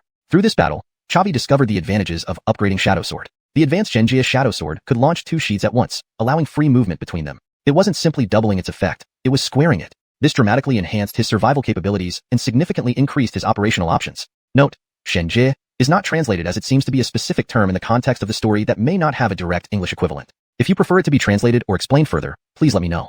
Chavi was confident that if he were to face Gillis again, though he couldn't defeat him, the other party wouldn't even touch his clothes. Back at Xianxia sect, Chavi used 500 points at the mission hall to exchange for a low-level mystic rank martial skill, Air Splitting Slash. This provided him with an offensive capability. One day, while refining medicine on Small Bamboo Peak, xuanhuan suddenly sent a message. Junior Brother Liu, the Talia Sword Peak Master has called all new disciples to the square for a meeting. Okay, I'll be right there. By the time Chavi tidied up the alchemy tripod, 15 minutes had passed. The square was crowded with over 100 disciples. Chavi naturally held Ainsley's hand. A while later, Iman appeared on the platform and said in a deep voice, all new disciples, to cultivate your combat abilities, the sect has decided to send you on a mission to exterminate the Bloodrobe sect. Near Great Yin Kingdom were 5 third-tier sects, Xianxia sect, Wu Sterling sect, Haotian sect, Jutian sect, and Taiyan sect. Despite occasional friction, these major sects, all recognized by the Righteous Alliance, could unite on significant— Congratulations, host, you've received a task. Upholding Justice. Task requirements. Destroy the Bloodrobe sect subsect. Rewards, 500 experience points, 500 exchange points, advanced rank martial skill, Heaven Swallow technique. Note, Xianxia is typically translated as advanced rank in the context of martial arts skills or techniques to maintain consistency and readability in English. Chavi felt elated. Experience points and exchange points could be earned through battles, but a high-level Xianxia martial skill wasn't easily obtainable. Note, Xianxia is a specific term in this context and may need to be explained or translated based on the overall narrative's terminology. For the purpose of this edit, I've left it as is.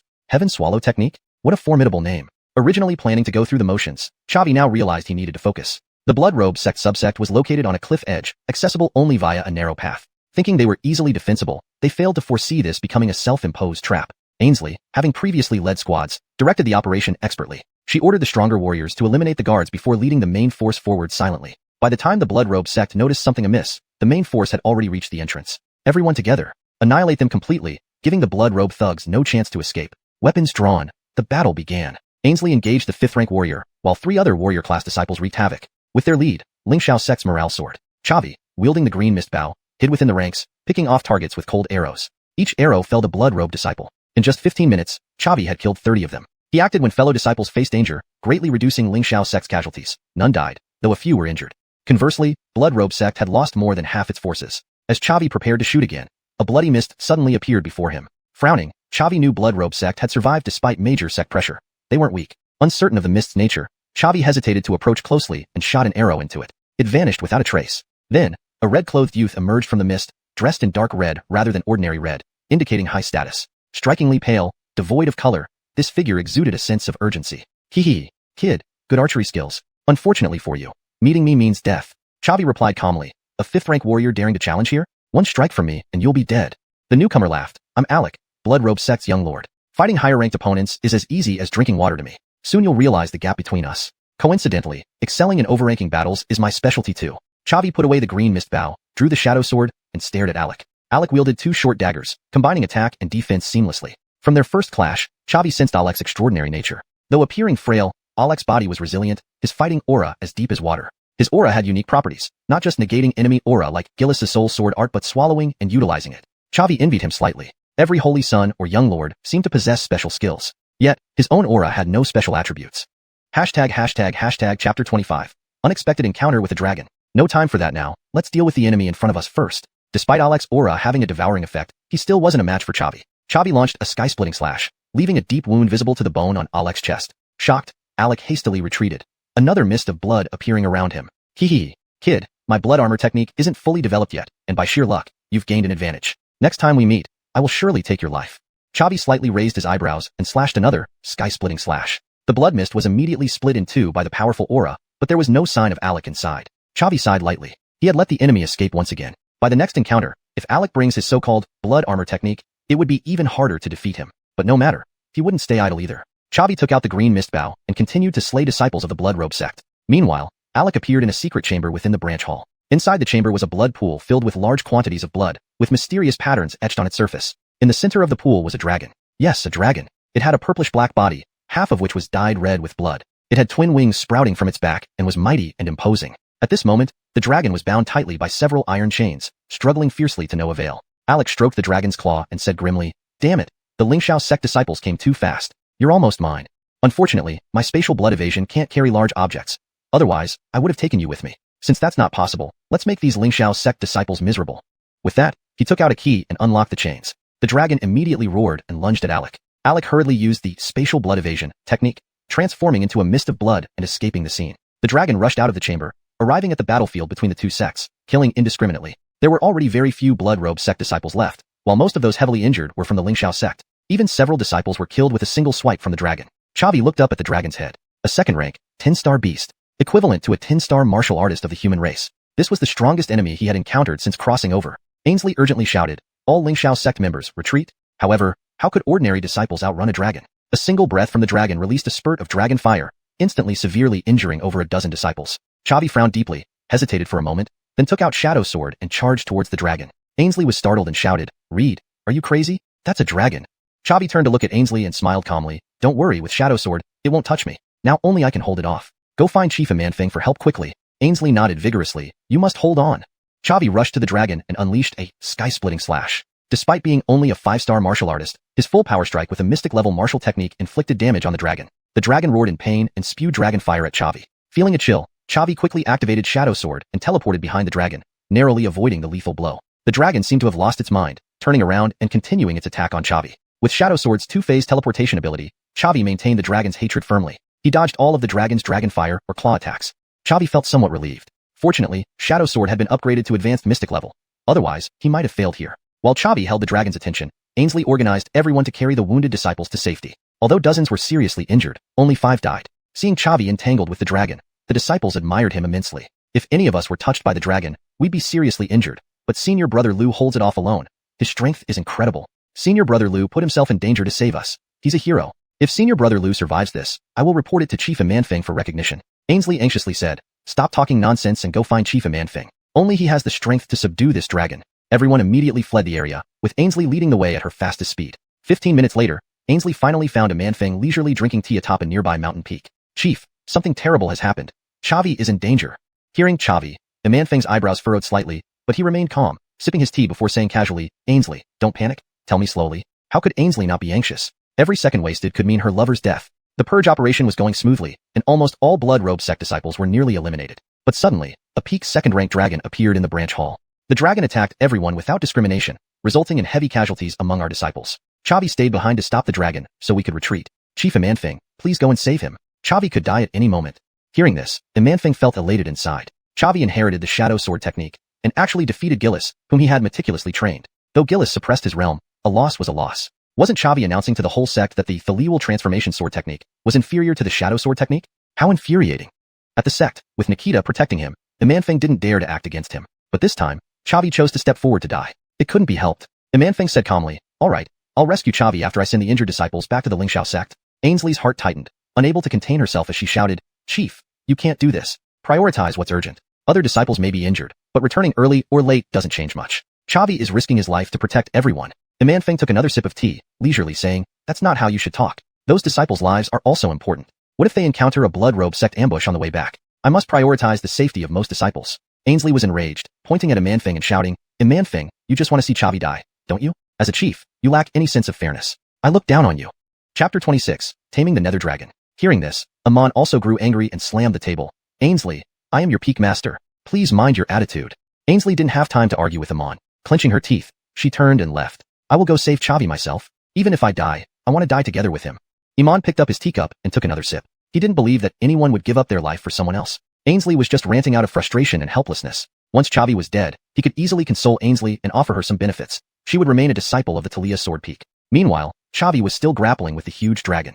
Using Shadow Sword's displacement skill did not consume any battle aura, but it was still quite energy draining. After all, even one hit from the dragon's attacks would surely leave him gravely wounded. The dragon could afford to make countless mistakes, but he couldn't afford to make a single one. Chavi had no hope placed on Iman and decided to come up with his own way to deal with this dragon. When a small stone was accidentally dislodged by Chavi and fell off the cliff, creating echoes, an idea struck him. This dragon seemed to have lost its sanity from torture by the Blood Robe sect, attacking without any pattern and never once spreading its wings. If he could trick it into falling off the cliff, perhaps it would be smashed to death. Moreover, he hadn't used his Azure Cloud wings yet.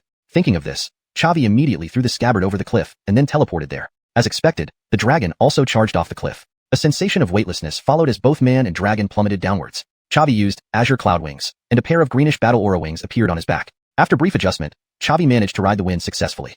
However, the Azure Cloud wings could only last for 5 minutes, so he had to land at the bottom as soon as possible. At this moment, the nearby dragon also spread its wings and flew steadily, descending towards the valley bottom alongside him. Chavi's heart sank. How did this dumb dragon suddenly figure it out? It had regained the ability to fly. In this case, his strategy failed, and he had to continue fighting. Chavi tightened his grip on Shadow Sword, ready to battle the dragon again. Unexpectedly, the dragon suddenly spoke. Human, you are strong. Can you lend me a hand? If you can help me escape the control of those evil cultivators, I, the Nether Dragon, will definitely reward you generously. Hearing this, Chavi was taken aback. So this dragon's name was Nether Dragon. It had temporarily regained clarity. Dragons were the pinnacle of demonic beasts, and this Nether Dragon could speak despite being only second stage.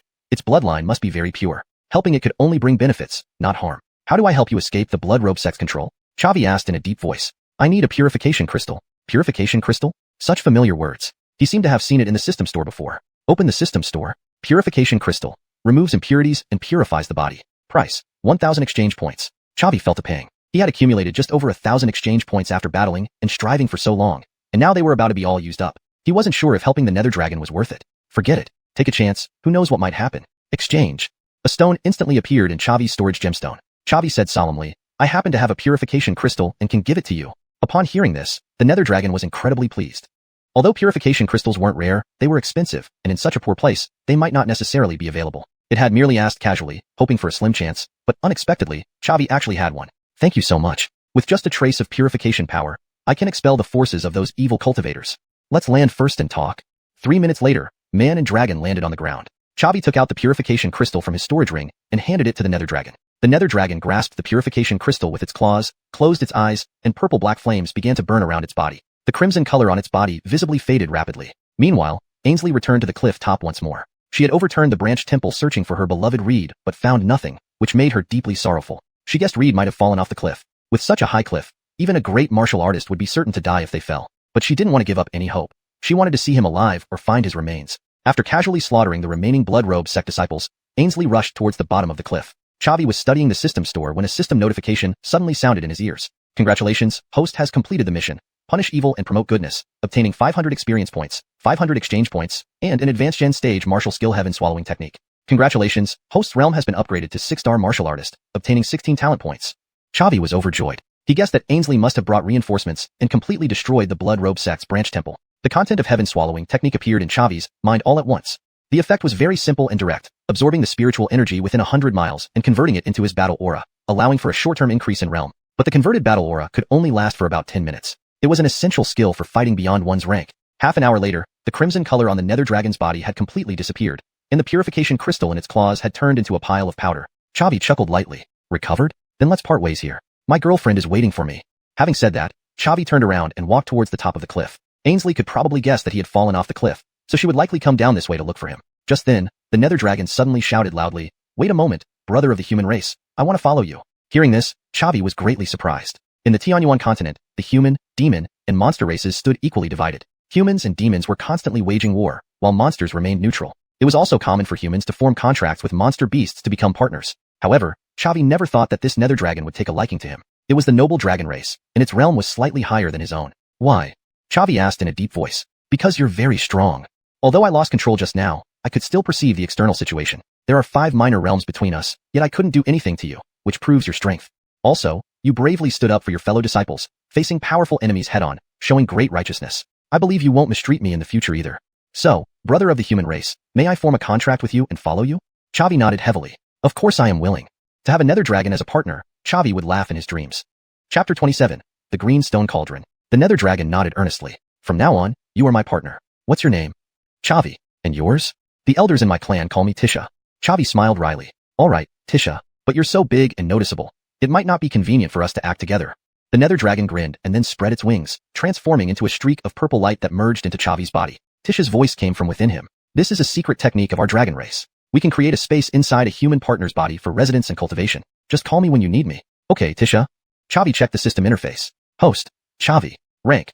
6th rank martial artist. Experience points. 200/700. Exchange points. 520. Talents. Eagle Eye. 20. Power Strike. 20. Rampage. 36. Sword Edge. 20. Jade Shatter. 30. Mount.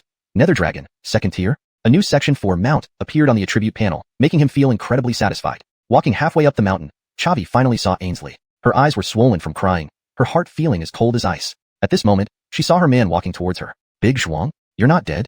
Chavi stepped forward and flicked her forehead. What nonsense. How could someone as handsome as me die? Ainsley, feeling the pain but not angering, held Chavi tightly in her arms. Feeling the softness against his chest, Chavi had some distracting thoughts but did nothing improper, only hugging her back firmly. After a long while, Ainsley slowly released him, wiped her eyes, and looked at him curiously. Big Zhuang, why aren't you hurt at all? Chavi rubbed her head gently. I took a flying martial technique from the Cloud Hidden Kingdom's treasury. Hearing this, Ainsley was astonished. Your luck is just too good. Chavi chuckled. Indeed, it proved useful right after I got it. What about the huge dragon? Did it fall to its death? Chavi gave a mysterious smile. I can't tell you yet, but you'll find out soon. Ainsley poked him with her little fists, blaming him for not being honest. But she didn't ask more. As long as her man was safe, she didn't care about the fate of the dragon. Chavi brought Ainsley back to the Lingxiao sect. His solo battle with the evil dragon had already spread throughout the sect, boosting his reputation significantly. Initially expecting to prepare his funeral, the new disciples were stunned to see him return unharmed. For a time, Chavi's prestige rivaled Gillis's. Over the next half-month, Chavi dedicated himself entirely to alchemy, maxing out his experience and becoming a second-rank alchemist. When Chavi proposed refining second-rank pills to Nikita, she was incredulous. Chavi, aren't you being overly ambitious? You've been practicing alchemy for less than a month. How could you become a second-rank alchemist? Chavi chuckled lightly. Why don't we make a bet? Nikita paused. What do you want to bet on? If I successfully refine a second-rank pill, you give me your cauldron. If I fail, I'll work for free for a month. You're quite greedy. Her cauldron was low-grade mystical rank, capable of refining third-rank pills easily. The one she intended to give Chavi was merely high-grade yellow rank. Even if Chavi refined first-rank pills for a whole month, it wouldn't match the value of a mystical rank cauldron. But Nikita didn't believe she would lose. Becoming a second-rank alchemist in less than a month? Impossible. Giving him a lesson wouldn't hurt either, teaching him not to be too ambitious. Fine, I accept your bet. Chavi stopped talking and set up the cauldron, lit the fire, and began refining. Under his control, herbs entered the cauldron, extracted into liquids which gradually combined. Through the herbs he added, Nikita identified his target, the second-rank revitalizing pill. The revitalizing pill was moderately difficult to refine among second-rank pills, but always in demand due to frequent injuries. After half an hour, a greenish-blue pill appeared in the cauldron. The flame gradually dimmed, and Chavi used his chi to safely extract the pill, handing it to Nikita. Nikita carefully examined the pill. After a long moment, she exhaled deeply, her voice filled with shock. A perfectly refined revitalizing pill. Even I couldn't have done better. How did you manage this, Chavi? I can't tell you I have a cheat, right? So, Chavi said calmly, I guess it's just talent. Unless you also excel in martial arts, I would really like you to focus on alchemy full-time. Chavi shook his head slightly. Alchemy is just a side job for me, a way to earn money. I prefer to master strength personally. So, I won't abandon martial practice. Nikita nodded and waved her sleeve, producing a greenish-blue cauldron in the alchemy room. Honor the bet. This is my cauldron, the Green Stone Cauldron, ranked low mystic. It now belongs to you. Thank you, sect leader. Chavi didn't hesitate, storing the Green Stone Cauldron in his storage ring. He had long coveted this cauldron and felt excited now that it was finally his. Suddenly curious, he asked, Sect leader, why haven't I seen senior sister Dongxian these past 3 days? She's usually obsessed with alchemy. Oh, you mean Jai Kamakxuan? She's in seclusion, trying to reach 6th rank martial artist. The Lingxiao sect needs a new saint disciple, and only the chief disciples of each peak can participate in the selection. Though our bamboo peak is just going through the motions, we still can't perform too poorly. Chavi grew even more confused. Isn't Gillis the chosen one? Everyone seems to agree. Nikita smiled. Whoever becomes the chief disciple isn't a natural-born genius. Without a fight, who would respect Gillis? So the saint disciple selection happens annually. But this year it was moved up by a month. Why move it up? It's said the 5 accumulation sect found a secret realm deep in the Sunset Forest and wanted to monopolize it. However, news leaked early. Eventually, the 5 major sects agreed their disciples would compete for it. Upon hearing this, Chavi felt a stirring in his heart. Secret realms were cradles for strong cultivators. Obtaining even one valuable treasure could skyrocket one's progress. He wanted to join this expedition too. Please note any adjustments or specific details you'd like to ensure are maintained or changed in further translations. Chapter 28. The Contest for the Holy Sun. 3 days later, the Xianxia sect's Holy Sun selection officially began. Xuanhuan also emerged from her seclusion successfully, her realm having been elevated to that of a 6th-rank martial artist. More than 1,000 disciples of the Xianxia sect gathered at the arena, bearing witness to the emergence of a new Holy Sun. All 7 peak masters were present. Only the sect leader was still in seclusion and did not attend. The master of Talia's Sword Peak, who possessed the strongest cultivation, presided over this Holy Sun selection contest. Seeing that everyone had almost arrived, Iman announced loudly, "I hereby declare the Xianxia sect's Holy Sun selection officially begins." The rules are very simple. The 6 chief disciples can decide whether to challenge the former Holy Sun. If the challenge succeeds, they will become the new disciple. If it fails, Gillis will remain as the Holy Sun. This time, the disciple who becomes the Holy Sun will lead the 7 chief disciples into the depths of the Sunset Forest's Xuanhuan secret realm to vie for treasures with people from the other 4 major sections. Therefore, all of you must give it your all. As Iman finished speaking, Gillis ascended onto the platform, holding the soul-transforming sword, his cold eyes surveying the other 6 chief disciples below him, while his face displayed an air of confidence. He did not believe that anyone would dare to challenge him because he had always been the number 1 among the younger generation of Xianxia sect. Immediately, a buzz of discussion arose in the crowd below. Senior brother who is still as handsome as ever. It looks like the position of Holy Sun will remain senior brother who's this time around. He truly is the unanimous choice. Senior brother who has never been defeated since becoming Holy Sun, except for that one misstep when he was tricked by Chavi. That was because senior brother who suppressed his realm. If he went all out, Chavi wouldn't stand a chance. Senior brother who, I love you. I want to have babies with you. In a corner of the arena, Mila gazed at Gillis admiringly. Looking at such heroic posture, such imposing presence, this is the man I, Mila, should marry. And not that waste of space, Chavi. Unfortunately, despite her continuous advances, senior brother who showed no interest, instead declaring his love to Ainsley. That bitch dared to refuse him. On what grounds? She's clearly as despicable as Chavi. Is there anyone willing to come up and challenge? Iman's resonant voice echoed across the entire arena. Everyone eagerly waited, hoping to see a great battle and witness Gillis displaying his might. I'll give it a try. A handsome man walked onto the platform. He was Farron, the chief disciple of Heaven-Reaching Peak. Farron said coldly, Gillis, others may fear you, but Farron doesn't. Last year, I lost to you by just 1 move. This time, I will definitely avenge myself. Gillis smiled faintly. Since that's the case, let me guide you a little then, junior brother Farron. Farron took out a long sword from his storage ring, which turned out to be an intermediate-grade spirit weapon. His fighting aura erupted suddenly. The disciples in the audience burst into exclamations immediately. 9th-rank martial artist. It seems senior brother Farron hasn't wasted any time over the past year. If I remember correctly, senior brother Gillis is also a 9th-rank martial artist. In a same-rank battle, experience and depth are what count. This fight is getting more and more interesting. Chavi stood next to Xuanhuan and smiled. Senior sister Dongxian, who do you think has a higher chance of winning? Xuanhuan spoke solemnly. I think Gillis is still stronger. He has been in the 9th rank for a long time, making his foundation deeper than Farron's. More importantly, he wields the soul-transforming sword and the soul-transforming sword technique, both of which are advanced-grade spirit weapons and martial arts. Chavi nodded slightly. Let me see how powerful a fully committed Gillis can be. On the platform, Gillis was somewhat surprised. 9th-rank martial artist? Your progress indeed has been significant. Farron snorted coldly. Being fellow 9th-rank martial artists, I may not necessarily be unable to match you. Gillis chuckled lightly. I wasn't finished yet. No matter how much progress you've made, you can only be my stepping stone. Take 2nd place, young man. Having said that, Gillis also unleashed his fighting aura, channeling it into the soul-transforming sword. 10-star martial artist. The disciples in the audience gasped again. Chavi was also surprised. Gillis had advanced so quickly in terms of realms. His speed rivaled that of someone cheating. No wonder he's the Holy Sun of Xianxia sect. Feeling Gillis's overwhelming fighting aura, Farron's entire face darkened. He had trained diligently for a year, all for the purpose of surpassing this mountain in his heart. But he hadn't counted on being a step too late. Yet, having stepped onto the platform, he couldn't back down without putting up a fight. Farron said in a deep voice, Realm doesn't represent everything. Over the past year, I've participated in many missions, gaining rich combat experience and significantly improving my mastery of martial arts. My fierce wind blade technique is not necessarily inferior to your soul-transforming sword technique. Gillis remained calm and serene. Since you want to be hit, then I'll oblige you. The match begins. Before Iman's voice had even faded, Farron unleashed his strongest attack. Farron was very clever. The disparity in realms inevitably made his combat aura strength and reserves inferior to Gillis's. A war of attrition would lead to certain death. Only by putting everything on the line did he have a slim chance of victory. Mad Wind Slash. Farron held the blade with both hands, infusing all his combat aura into it, and slashed towards Gillis. In an instant, a dark green combat aura blade flew toward Gillis. Gillis didn't idle either, using the divided light skimming shadows. Hundreds of combat aura flying swords condensed around him, then flew toward Farron. Farron's combat aura blade shattered one flying sword, but its own brilliance dimmed slightly. One after another, flying swords struck against the combat aura blade. The blade gradually thinned, finally breaking completely when it reached midway between them. Still, over a dozen of Gillis's combat aura flying swords remained, shooting at Farron undiminished. Farron hurriedly used his large knife for defense, but 3 bloody scratches appeared on his body. Gillis said proudly, to withstand my divided light skimming shadows without falling, Farron, you still have some ability. Since this is the case, I won't hold back either. Saying that, hundreds of flying swords once again condensed around Gillis, but this time they merged into one enormous flying sword. Farron was unwilling and continued to use Mad Wind Slash. This time, his combat aura blade was directly pierced by Gillis. The giant flying sword, now slightly weakened, stabbed fiercely at Farron. Just then, Master Iman of Talia's sword peak leaped up, standing before Farron and stopping the fatal blow with one hand. Farron, you lose. Farron looked bitter, nodded slightly, and walked off the platform. He could feel the power of that strike. If Iman hadn't intervened, he would already be dead. As Farron left the stage, the audience immediately erupted into enthusiastic cheers. Chapter 29, Candace's Challenge. Senior brother who won. Truly worthy of him.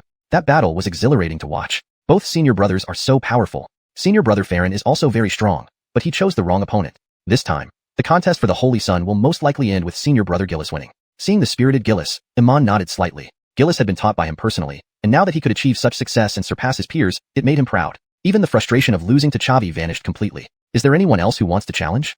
Iman shouted loudly. For a moment, no one dared to speak. Farron was already the only person in the entire Lingxiao sect who could match Gillis, and the other chief disciples' cultivation was even lower than his. They would be defeated without putting up a fight. Just as Iman was about to announce the result of the competition, a cold voice rang out, I want to try. Everyone turned their gaze towards the source of the voice, and saw a beautiful woman walking from afar. The woman wore a white dress. Her long black hair fell to her waist. Her legs were strikingly fair, and she held a bright red long sword. Her face looked very gentle, but she exuded an aura that warned others not to approach. Who is this person? To dare challenge senior brother Gillis? I've never seen her before. A new face? A new disciple? She dares to challenge senior brother Gillis? Are your eyes blind? This is senior sister Candace, one of the veterans of the Lingxiao sect. Beside Chavi, xuanhuan also let out an exclamation.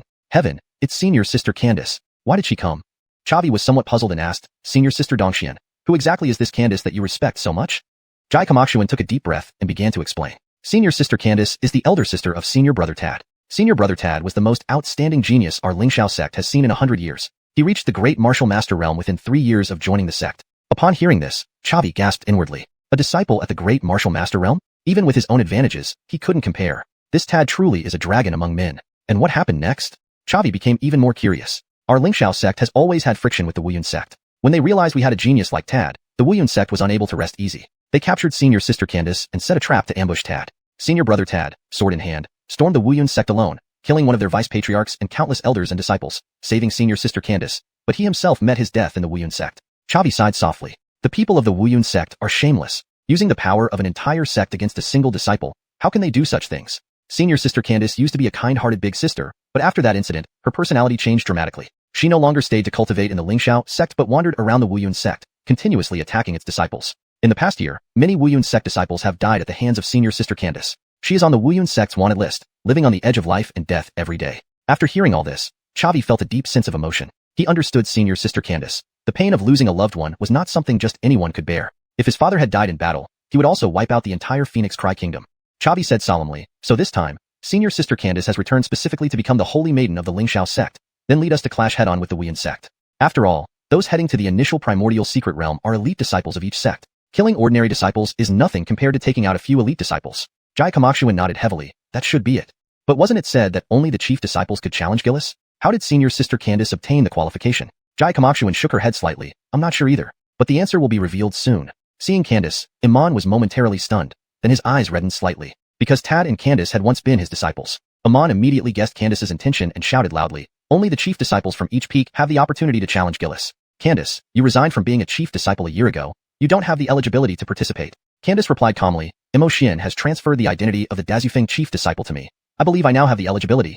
Chavi was stunned for a moment, then asked, it can be done like this? xuanhuan nodded slightly. The position of chief disciple at each peak can be freely transferred. The strongest one holds the position. Hearing this, Iman's expression darkened as he looked at Mo Xian from Dazufeng. Mo Xian, is this true? Feeling Iman's intense gaze, cold sweat dripped down Mo Xian's forehead, but he steeled himself and said, what senior sister Candace said is true.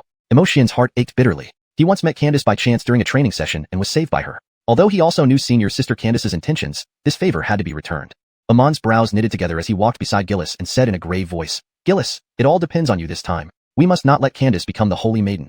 Otherwise, among us 7 chief disciples, few might come back alive. Gillis nodded solemnly. I will give it my all. Candace gripped her long sword and ascended the platform. Chavi asked, how is senior sister Candace's cultivation? xuanhuan replied, although she isn't as dazzling as Tad, she is still a genius. A year ago, senior sister Candace's cultivation had already reached the 8th rank martial artist. Chavi furrowed his brows. So strong? In a year, advancing 2 minor stages should not be too difficult. Senior sister Candace has long been on the edge of life and death, accumulating extremely rich combat experience. I feel that Gillis is going to lose. Xuanhuan also looked worried. Now we can only pin our hopes on Gillis. Below the platform, only a small number of old disciples recognized Candace. Most of the disciples favored Gillis. Therefore, the cheers were all for Gillis. Senior brother who, come on, defeat this Candace. Though indeed very sympathetic towards senior sister Candace, choosing the Holy Sun is a big event, and strength should always prevail. Senior brother Hu Feng is the strongest. However, Gillis on the platform did not have an ounce of arrogance. As the current Holy Sun, he had heard about Candace's story. This woman's talent for cultivation did not lag behind his at all, and she had 1 extra year of cultivation compared to him. The pressure was immense. Gillis bowed to Candace. Senior sister Candace, regarding what happened to Tad, I feel very sorry. But the Lingxiao sect and Wuyun sect are evenly matched. If we insist on a showdown, we will surely suffer heavy losses. I understand your feelings, but I do not approve of your approach. Therefore, today I must protect this position of Holy Sun. ####Chapter 30, Battle with Candace. Candace said coolly, Tad is dead. I don't wish to dwell on rights and wrongs. If you want to stop me, let's settle this by strength.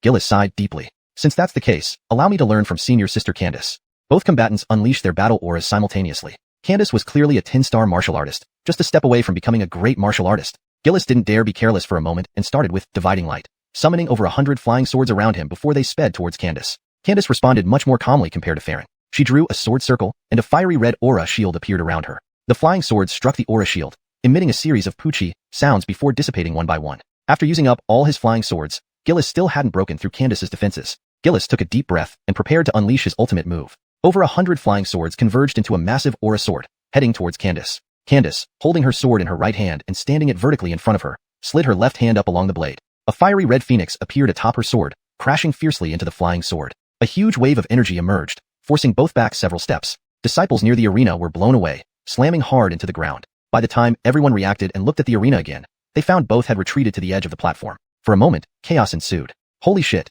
senior sister Candace is so strong, on par with senior brother Gillis. I thought senior brother Gillis was already exceptional, but I didn't expect anyone could match him. This isn't fair. Candace has been in the sect for a year longer than Gillis. If they had practiced simultaneously, Candace wouldn't stand a chance against Gillis. There's no such thing as absolute fairness. We only see who's stronger now. Xuanhuan felt slightly elated. Great, Gillis held his ground. If they end in a tie, he can keep his position as Sacred Son. Chavi said gravely, let's hope so.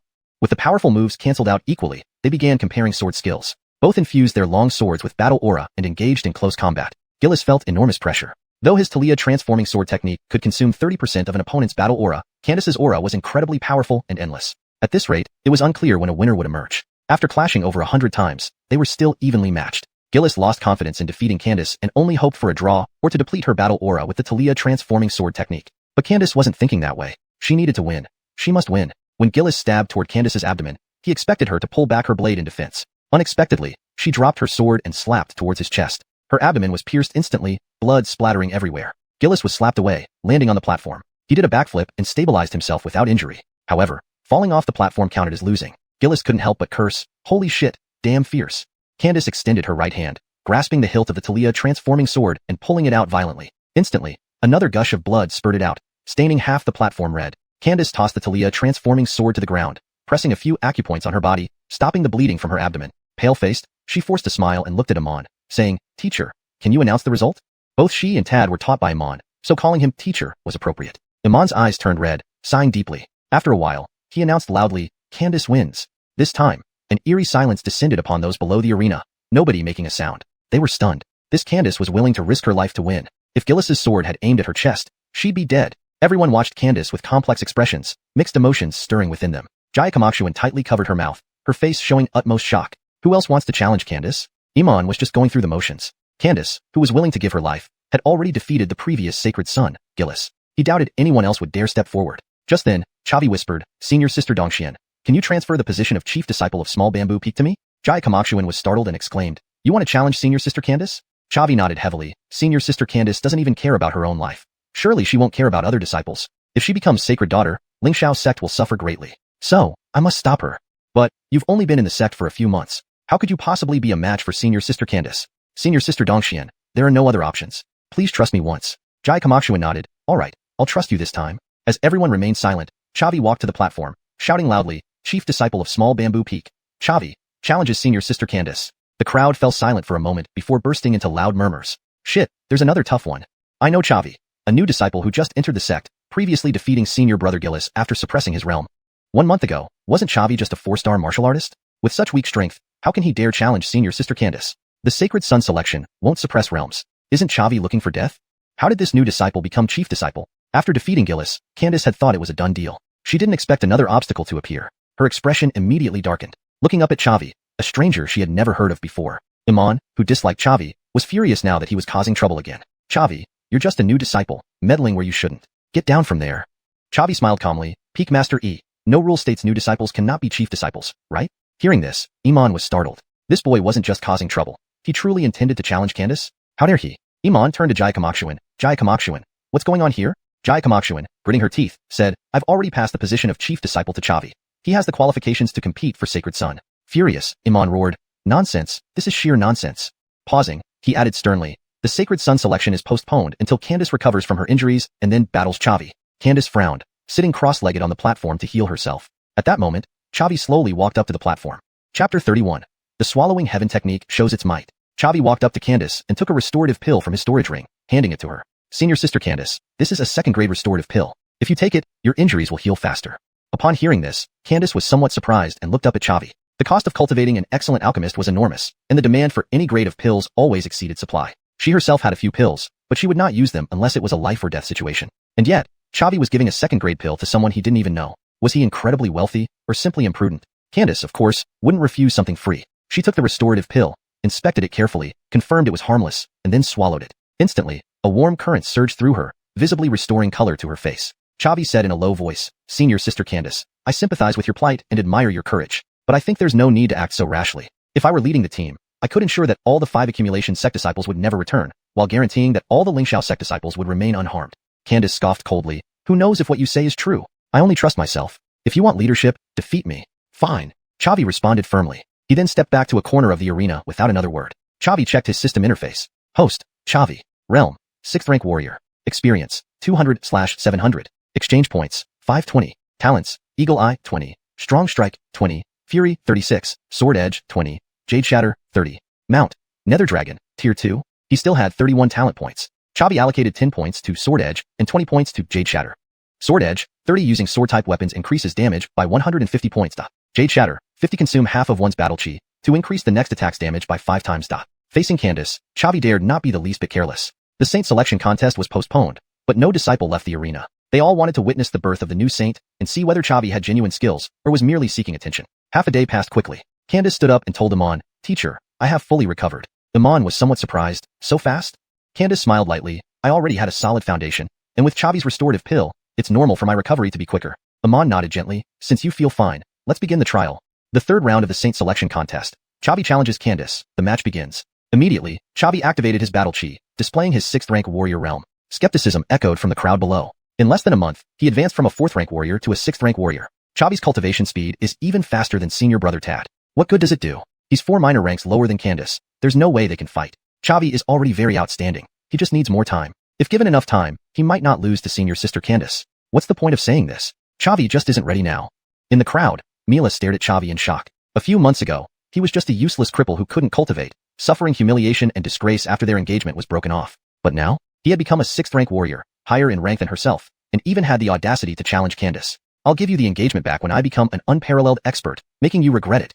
Mila recalled this sentence Chavi had said on the day their engagement was broken. It turned out it wasn't just empty talk. Gillis fixed his gaze on Chavi, completely astonished. A month ago, Chavi had defeated him despite holding back his rank, which could be attributed to luck. But now, he was publicly challenging Candace, a 10th rank warrior. This progress was too rapid. Chavi, are you really confident, or just putting on a show? Just as everyone's thoughts diverged, Chavi used the Swallowing Heaven technique. It was as if he transformed into a vortex, draining all the spiritual energy within a 100-meter radius, rapidly boosting his realm. 7th rank warrior, 8th rank warrior, 9th rank warrior, 10th rank warrior, peak warrior. His battle chi intensity was even stronger than Candace's. Candace was taken aback. A secret technique that temporarily boosts one's realm. Chavi, so this is your confidence. However, don't assume I will concede just because of this. Such techniques undoubtedly have a time limit. After a few minutes, you will enter a weakened period, even more fragile than an ordinary 6th rank warrior. Then, I can easily defeat you. Cheers erupted from the crowd, but Chavi paid no heed. All his attention was focused on his opponent before him. Chavi drew the shadow sword and charged toward Candace, engaging in close combat.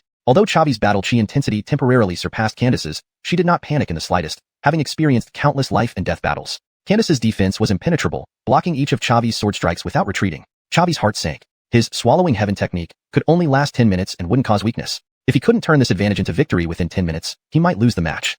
Without hesitation, Chavi threw the scabbard of the shadow sword and activated his displacement skill. His movements became erratic, flashing about and striking at Candace's weak points from various angles. This was Candace's first encounter with the power of the shadow sword. Though she didn't panic, she couldn't find a countermeasure in the short term. After several dozen moves, 3 wounds appeared on her body. Candace's expression darkened as she activated her battle chi shield. The shield formed a sphere around Candace's entire body. Chavi's displacement immediately lost its effect. No matter how hard he attacked, he couldn't break through her defenses. Chavi took a deep breath and unleashed the void-cleaving slash, simultaneously activating Jade Shatter, causing over half of his battle chi to vanish instantly. A white battle chi blade shot toward Candace. Candace was also not idle. She touched the tip of her sword, summoning a fire-red phoenix named Heaven Phoenix at Dawn, which flew toward Chavi. Chavi's void-cleaving slash was ranked low-grade mystic, but Candace's fire-red phoenix was Heaven Phoenix at Dawn, ranked high-grade mystic. Yet, Chavi had a trump card. Under the influence of Jade Shatter, Chavi's void-cleaving slash split the fire-red phoenix in two and collided with Candace's battle chi shield. A hint of panic appeared on Candace's face. She hurriedly raised her sword to defend while strengthening her battle chi shield without concern for depletion.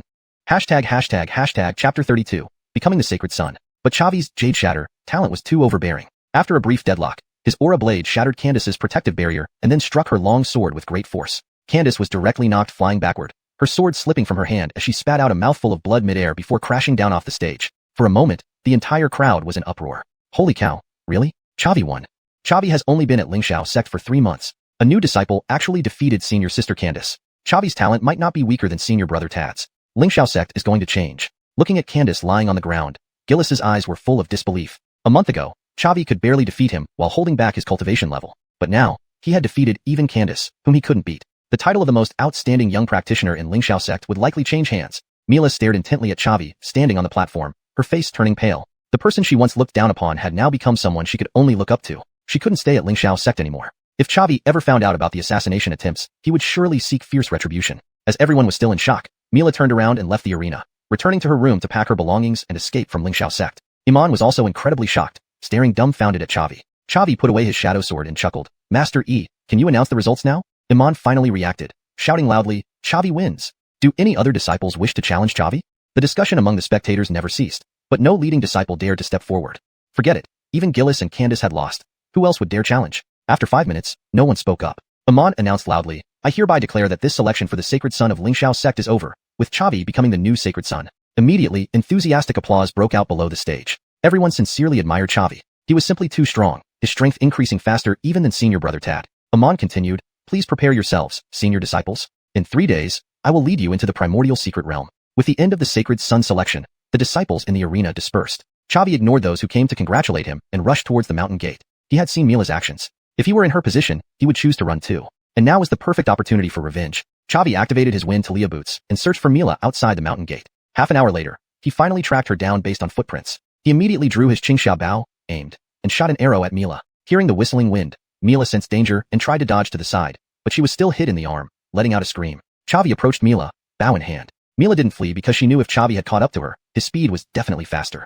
Clutching her right arm, she said palely, Chavi, though I ended our engagement which disgraced you, it's unnecessary to utterly destroy me, right? Chavi replied coldly, if it were just that, I would have merely taught you a lesson. But you sent assassins twice, how should we settle that? Upon hearing this, Mila's heart sank. Those bumbling assassins had exposed her. She immediately knelt before Chavi, her voice choked with tears, Chavi, I'm sorry. It was a lapse in judgment. For my father's sake, for the sake of our engagement, can you forgive me this once? From now on, I, Mila, will serve you faithfully. Whatever you ask, I will do. Chavi smiled calmly, sure, I need a servant. Stand up. A trace of venom flashed in Mila's eyes. She was the proud princess of Dian Kingdom and had to become a servant to another man. What an insult. She would make Chavi pay someday. Forcing a sycophantic smile, she stood up and walked toward Chavi. Just then, Chavi delivered a fatal blow with his sword, blood splattering everywhere. Mila clutched her throat, staring at Chavi with wide eyes full of resentment, and slowly collapsed. Congratulations, host. You have killed a level 5 warrior, gaining 15 experience points. Given their deep-seated enmity, how could he let her live? He wasn't foolish. The fastest way to deal with Mila was the most correct course of action. After disposing of Mila's body, Chavi returned to Xianxia sect. At the door of his room, he saw Ainsley waiting for him. His face immediately lit up with genuine happiness. Miss Tanya, why did you come?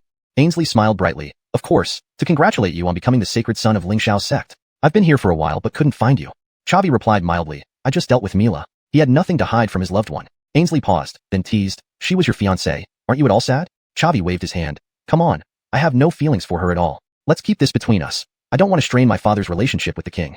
Ainsley nodded slightly. Certainly. Come, let's go eat something good and celebrate your achievements and vengeance. Chavi laughed. The sect canteen isn't as good as my cooking. Let's go for some grilled meat. Ainsley jumped up in delight. Yes. Yes. They left the mountain gate. Ainsley hunted a first-tier monster, while Chavi started a fire and set up a grill. Half an hour later, a rich aroma of meat wafted through the air. Ainsley took a bite of Chavi's grilled meat. Reed, you're amazing. 5 months ago, you couldn't even cultivate and were dumped. Now, you're Xianxia sect's sacred son. Chavi chuckled lightly. It was luck. How could he tell her he had a cheat? I'm really happy for you, but I feel anxious. Your growth rate is so fast that I can't keep up. I fear I'll soon become a hindrance to your cultivation journey. Chavi was taken aback, replying awkwardly, we are family, and I'll take care of you for life. Ainsley shook her head firmly. I don't want to be kept. I love you, and don't want to bask in your glory. Instead, I want to walk alongside you, sharing your burdens. Chapter 33. Journey to the Primordial Secret Realm. Chavi was momentarily stunned, unsure of what to say. He understood Ainsley's thoughts but didn't know how to console her. With the power of his system, the gap between him and Ainsley would inevitably grow wider. Ainsley smiled again. Forget it, let's not talk about this. Do you have any wine? Chavi chuckled lightly. Of course I do. Then today, I'll join you for a few cups. As they drank and feasted on meat, chatting away, they spent a delightful day together. Chavi was only slightly tipsy, but Ainsley was thoroughly drunk. He had no choice but to carry her back to her room. Meanwhile, on the other side of the Sunset Forest, in the Wuxia sect leader Darren sat at the head of the hall, with the 3 holy sons of Wuxia sect standing below. Darren's deep voice resonated in the room. The Xianxia sect's holy son selection has concluded. The new holy son is Chavi. Upon hearing this, the 3 men were visibly surprised. Chavi? Never heard of him. Gillis was just brushed aside like that? Gillis was already hard enough to deal with, and now there's someone even more powerful than him? The Xianxia sect sure did an excellent job concealing information. Such a formidable figure is only revealed now. Darren continued, this journey to the primordial secret realm is of utmost importance. It's said that this realm was left behind by a Wuling master, containing secrets of advancing to the Wuling stage. You must win at all costs. Zach, the leading holy son of Wuxia sect, replied confidently, don't worry, sect leader. Amir Gillis is nothing to me. I've been waiting for a chance to cross swords with him. Another holy son, Assad, grinned. I wonder how many of Xiao sect's chief disciples our sect leader wishes to eliminate this time? Darren said indifferently, that doesn't matter. Just remember to kill Candace. She will also enter the primordial secret realm this time. This woman has killed over 100 of our disciples in just 1 year. Understood, the 5 men chorused. Over the next 5 days, Chavi secluded himself in the alchemy chamber, diligently refining revitalizing pills. The journey to the primordial secret realm would undoubtedly be fraught with danger, and these pills could prove invaluable at critical moments. After 5 days, Chavi walked toward the square of the Xiao sect. The other 6 chief disciples were already waiting there. Greetings, holy son. Seeing Chavi approach, the other 6 chief disciples greeted him warmly. Chavi smiled faintly. By a stroke of luck, I defeated senior sister Candace and earned the position of holy son. For the upcoming trip to the primordial secret realm, everyone must follow my command. Let's share our realms and abilities first. Chavi, chief disciple of Bamboo Peak, 6-star martial artist, skilled in swordsmanship and archery. Upon hearing this, everyone sighed in admiration. A 6-star martial artist could already outmatch a 10-star martial artist. Imagine how much stronger he would become with more cultivation. Gillis, chief disciple of Talia's Sword Peak, 10-star martial artist, skilled in swordsmanship. Farron, chief disciple of Heavenly Passage Peak, 9-star martial artist, skilled in saber techniques. Alida, chief disciple of Wind Return Peak, 9-star martial artist, skilled in swordsmanship. Tao Ran, chief disciple of Dawn Peak, 8-star martial artist, skilled in saber techniques. Li Qin, chief disciple of Evening Glow Peak, 7-star martial artist, skilled in archery. Candace, chief disciple of Great Bamboo Peak, 10-star martial artist, skilled in swordsmanship. Chavi nodded slightly. This lineup was exceptionally strong. One could say that beneath the great martial artist realm, none could stand against them. However, it was unclear how strong the disciples from the other 4 major sects were. Chavi checked his attribute panel once more. Host, Chavi. Realm, 6-star martial artist. Experience, 200/700. Exchange points, 520. Talents, Eagle Eye, 20. Power Strike, 20. Fury, 36. Blade Edge, 30. Jade Shatter, 50. Profession, 2nd grade alchemist, 500/1000. Mount, Netherworld Dragon, Tier 2. It should be sufficient.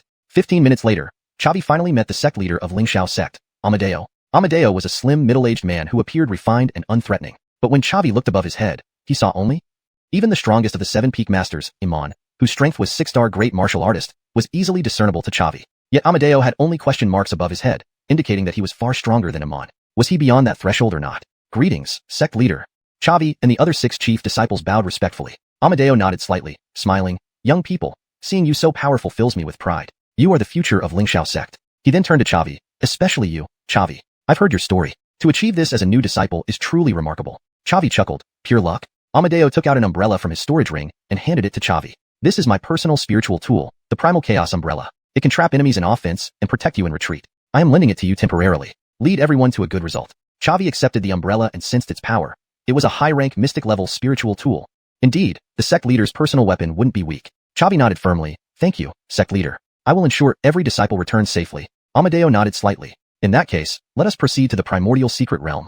With a sweep of his sleeve, Amadeo led the way toward the sect gate. The 7 peak masters and chief disciples followed closely. On the path into the depths of the sunset forest, they encountered numerous beasts. But the 7 peak masters, except for Nikita, were all great martial artists, making short work of the monsters they faced. Amadeo never moved, and Chavi couldn't determine his true strength. An hour later, they arrived before the entrance of the primordial secret realm. The entire realm was shrouded in mist, revealing nothing inside. Chavi also noticed the representatives from the other 4 major sects, all dignified and formidable. Amadeo's voice deepened. Young people, we can take you no further. From here on, you must forge your own path. During this time, I and the 7 peak masters will guard outside the secret realm until you return safely. Chavi nodded firmly. Then sect leader, will enter first. Chavi stepped into the misty entrance of the secret realm first, followed by the other 6 chief disciples. As soon as he entered, he felt a dizzying sensation, as if riding a roller coaster. The surroundings rapidly shifted, resembling a spilled palette of colors. 5 breaths later, Chavi crashed onto the ground. Chapter 34. The Blood Robe Technique. He flipped to his feet in a swift motion and looked around. The other 6 chief disciples had already vanished, and all that stretched before him was an endless expanse of green grass.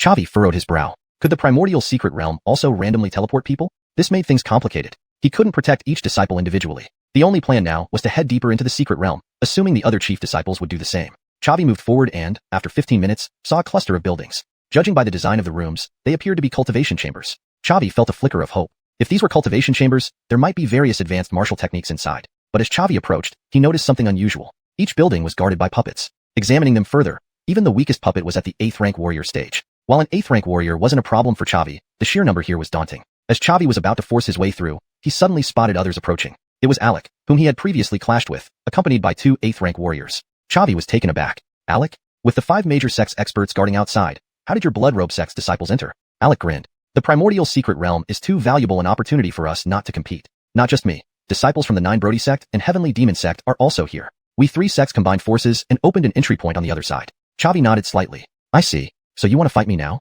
Alec shook his head rapidly. Not yet. Though I'm of the demonic path, I don't kill indiscriminately. We have no grudge, so why kill each other? How about we cooperate instead? Chavi asked gravely, how do you propose we cooperate? Alec smiled. There are many rooms here, but only a few likely contain treasures. By working together against the puppets, we can move much faster. Agreed. But how do we divide the treasures? We're 4 people. Let's split everything evenly. After all, I can't leave my seniors at a disadvantage, can I? Agreed. Let's start. Alec intended to use Chavi's strength to defeat the puppets, while Chavi had similar thoughts. As for the distribution of treasures later, it would come down to who had the stronger fist. Though the 2 8th rank warriors were formidable, Chavi wasn't overly concerned. What worried him more was Alec. Despite being only a 5th rank warrior, he was the young sect lord of the Blood Robe sect and likely had several trump cards up his sleeve, such as his ability to turn into blood mist and escape, which Chavi couldn't fathom. The 4 began their assault, starting with the lower-ranked puppets before gradually moving up. The 2 8th rank warriors took the brunt of the damage up front while Chavi used his Azure Mist Bow for ranged attacks from behind. Alec displayed strength far beyond a typical 5th rank warrior and provided considerable assistance. Chavi's archery skills amazed the others. His shots were rapid, delivering significant damage even against higher-level puppets. With him supporting from the back, their efficiency was extremely high. However, what puzzled Alec was Chavi's relentless aggression, always aiming to land the final blow on the puppets. By midday, they had defeated over 100 puppets, including 2 10th rank warriors. Apart from the 1st rank Great Warrior puppet at the center, which they dared not touch, all other puppets had been vanquished. Chavi had also advanced from 6th rank warrior to 7th rank warrior. At the moment of his breakthrough, Alec was astonished. How do you do it, Chavi? Breaking through while fighting?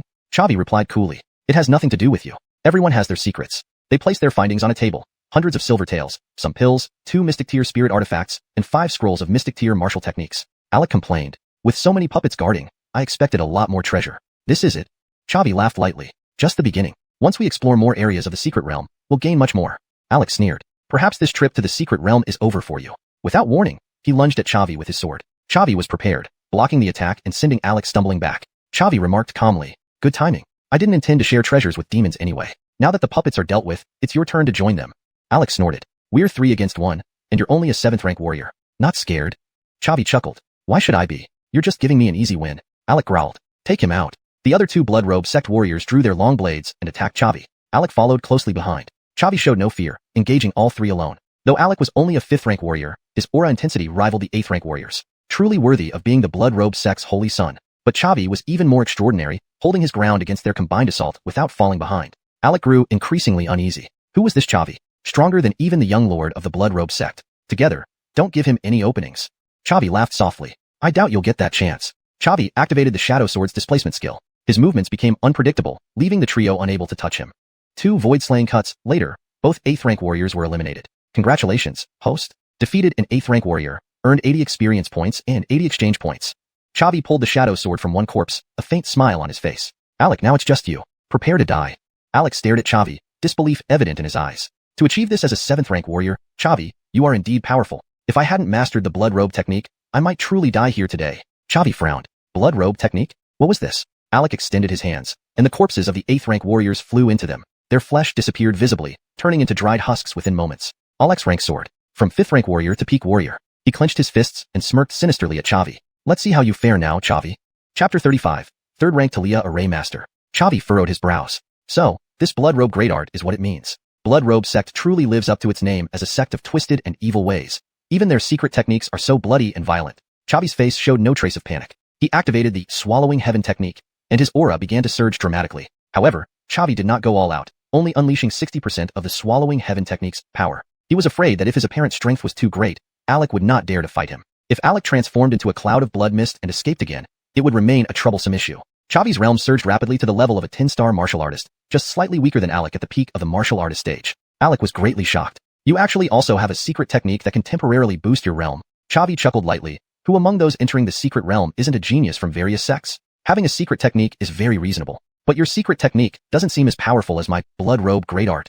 Who's stronger or weaker can only be determined through a fight. Chavi held his sword and charged forward, clashing with Alec. Though there was a gap in their realms, Chavi's sword skills were remarkably proficient, completely overpowering Alec. After just a few dozen moves, Alec already had 3 wounds on his body. Enraged, Alec unleashed his ultimate move. He clasped his hands together, and a red-black blood orb condensed in front of his chest before shooting towards Chavi. Chavi remained unperturbed, immediately activating Sky-Piercing Slash, along with the innate effect of Jade Shatter. Half of his combat chi vanished instantly, exchanged for 5 times the attack power. Chavi's combat chi sword blade cleanly split Alec's blood orb in 2, then fiercely slashed towards him. Alec was greatly alarmed. Using Spatial Blood Escape at this moment was too late. He could only withstand the attack. Alec raised his long knife, blocking it in front of his chest. Chavi's combat chi sword blade knocked his long knife away and then ruthlessly slashed into his body. Congratulations, host has defeated a 5-star martial artist, gaining 50 experience points and 50 exchange points. Congratulations, host has obtained the talent, Devour, effect. Absorb 1% of the opponent's combat chi for short-term use. Chavi felt a wave of joy. Although the experience points Alec provided were low, it was good to have the Devour talent. With this talent, his combat power could be greatly enhanced. Chavi took off the storage rings of the 3 people, along with the items obtained from defeating the puppet, and stored them in his own storage ring. What made him feel somewhat regretful was that Alec's blood robe great art and the martial skill for turning into a blood mist to escape were not in the storage ring. Those were the most precious. After checking the items, he found that there weren't many useful things. The mid-rank profound skill, Azure Dragon Slash, could be used with Shadow Sword, and there was a low-rank profound level tortoiseshell shield for defense. Among the pills, there were a few rejuvenation pills and chi recovery pills. Chi recovery pills could speed up the recovery of combat chi. After tidying up the items, Chavi looked at the only room in the training chamber that hadn't been opened yet. Guarding the room was a puppet at the Grand Martial Artist realm. He sat cross-legged on the ground and swallowed a chi recovery pill. An hour later, his combat chi finally recovered to its peak level. Chavi then fully unleashed the Swallowing Heaven technique, causing the spirit energy within a 100-meter radius to surge toward him. His realm directly ascended from 7-star martial artist to 1-star grand martial artist. Chavi allocated 30 talent points to Devour. Devour, 30 absorbed 30% of the opponent's combat chi for short-term use. Then, with Shadow Sword in hand, he attacked the grand martial artist level puppet. Both were at the same realm, but Chavi possessed multiple talents and thoroughly suppressed the puppet, almost defeating it without taking any damage. Congratulations, host has defeated a 1-star grand martial artist, gaining 150 experience points and 150 exchange points. Walking into the room, Chavi saw various diagrams. The diagrams seemed to depict different arrays. On a table, he found a letter left by the previous owner of the house. My name is Buck. When you read this letter, I am already dead. I have dedicated my life to studying spirit arrays and do not want my knowledge to be buried with me. Outsider who comes across this, if you are interested in spirit arrays, tear this letter up. All my years of study will enter your mind. After reading the letter, Chavi felt elated. Why not take the opportunity to boost his strength? He promptly tore up the letter, and a flash of white light passed over him. Suddenly, a lot of spirit array knowledge appeared in his mind. Despite never having touched spirit array-related knowledge before, Chavi instantly became a 3rd-rank Talia Array Master. A 3rd-rank Talia Array Master's combat power was equivalent to that of a Grand Martial Artist. Chavi couldn't help but marvel. He didn't know how powerful the previous owner of this room was, capable of passing on knowledge in such an enlightening way. With his current strength, he was now able to face ordinary Grand Martial Artist-level opponents. Immediately, Chavi collected all the diagrams in the room and stored them in his storage ring. The diagrams contained not only 3rd-rank array designs, but even 4th and 5th-rank ones. Though he couldn't use them now, with the system's ability to brush for career experience points, these array designs would become valuable resources once his profession level increased. Sweeping the room clean of diagrams, Chavi spotted 2 spirit array tokens on a table. For spirit array masters, constructing an array required forming a spirit seal with soul force based on the array diagram, which took time. Talia array tokens, however, could store pre-constructed arrays. This allowed for instantaneous deployment without preparation. Chavi stored 2 third-rank spirit arrays within the tokens and then left the room, satisfied with his loot. Before closing the door, he bowed towards the room. Senior Buck, thank you for imparting your knowledge. I, Chavi, will make sure your wisdom serves a great purpose. After leaving the building, Chavi continued toward the deeper regions of the secret realm. Half an hour later, he came across a medicinal garden, where several other disciples were standing outside. 2 of them were old acquaintances, Candace and Farron. The other 2 were completely unfamiliar to him. Judging from their attire, they seemed to be disciples of the 3 major evil sects. Approaching Candace and Farron, Chavi smiled. Senior Sister Candace, it's finally nice to meet familiar faces. Candace replied coldly, Saint Son, there are 2 disciples from the 9 Brody sect here. Though I don't know how they managed to get in, they are from an evil sect. Should we eliminate them while we're at it?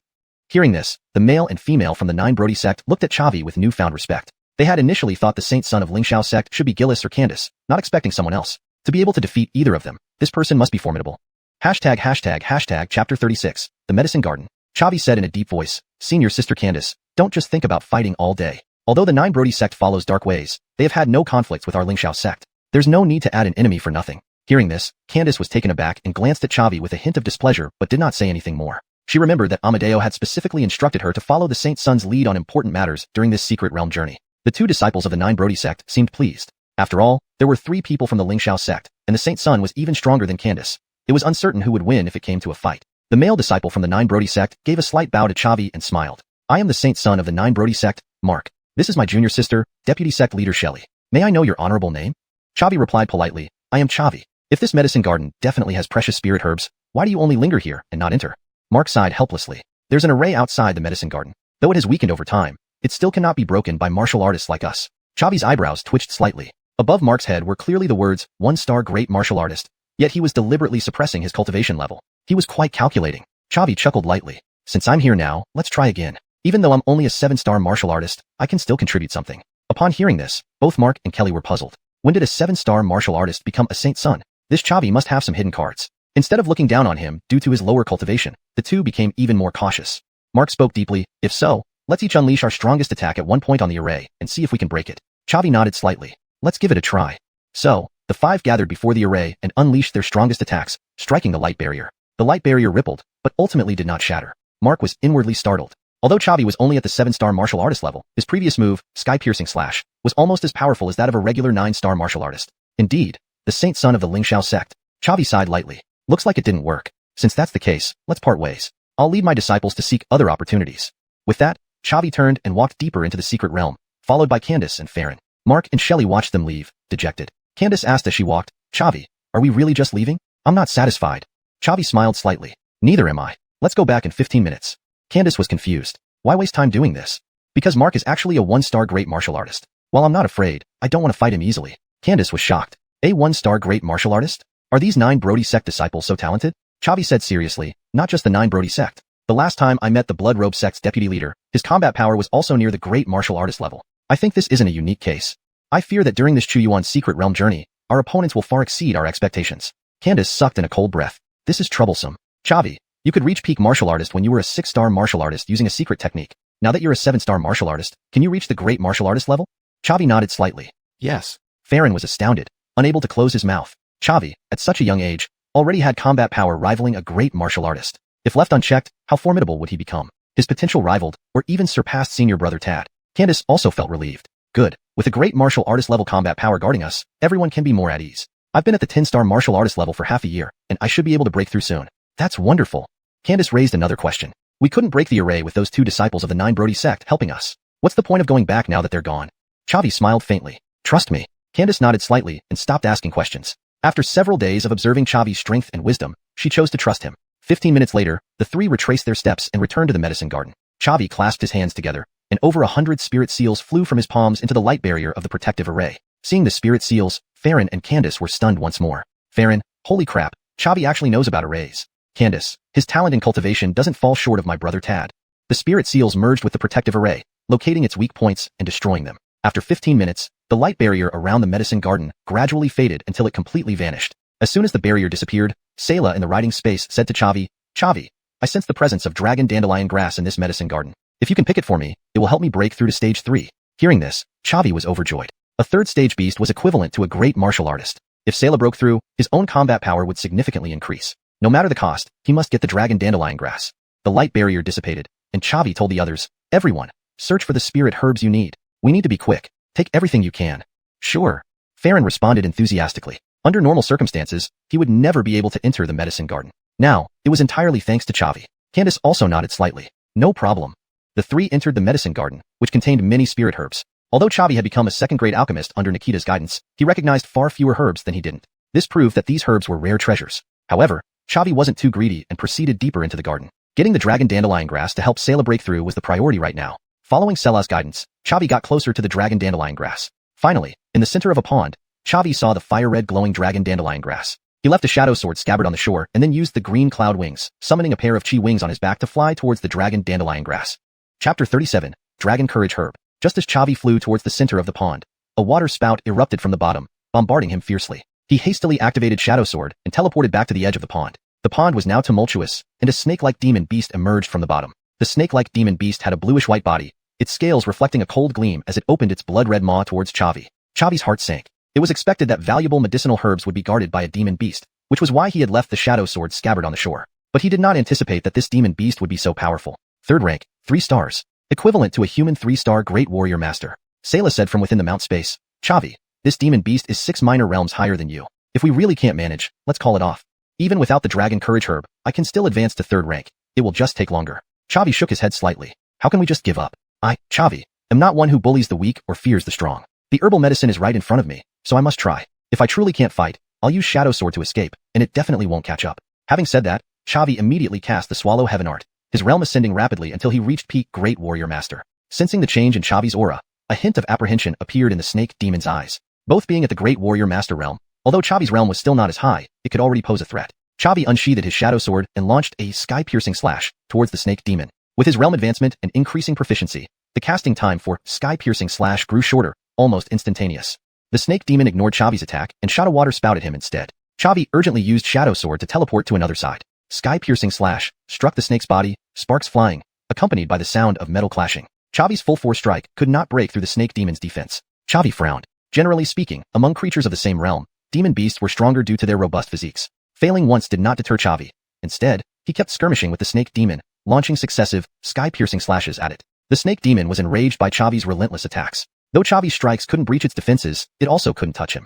This human's movements were too bizarre. There was no weakness to exploit. But soon, the snake demon's anger turned to fear. If one slash couldn't penetrate its defense, what about the second, third? As Chavi dodged the snake demon's attacks, he found the weakest spot, its vitals, and each sky-piercing slash landed in the same place. By the 5th strike, the snake demon's scales shattered, exposing raw red flesh. The snake demon roared angrily and used its innate skill. Hundreds of water spouts leapt from the pond, striking everywhere, blocking all Chavi's escape routes. Chavi was startled as well. In haste, he took out the tortoiseshell shield and infused it with combat chi. A pale green combat chi shield appeared around him. The snake demon's water spouts pounded on the tortoiseshell shield, the immense force hurling Chavi into the air. But it didn't harm him at all. Once the water spouts dissipated, Chavi unfurled his combat chi wings and gently hovered in front of the snake demon. The snake demon was frightened. It feared dying at the hands of this human. So it leaped out of the pond, fleeing away from the medicinal garden, abandoning the Dragon Courage Herb.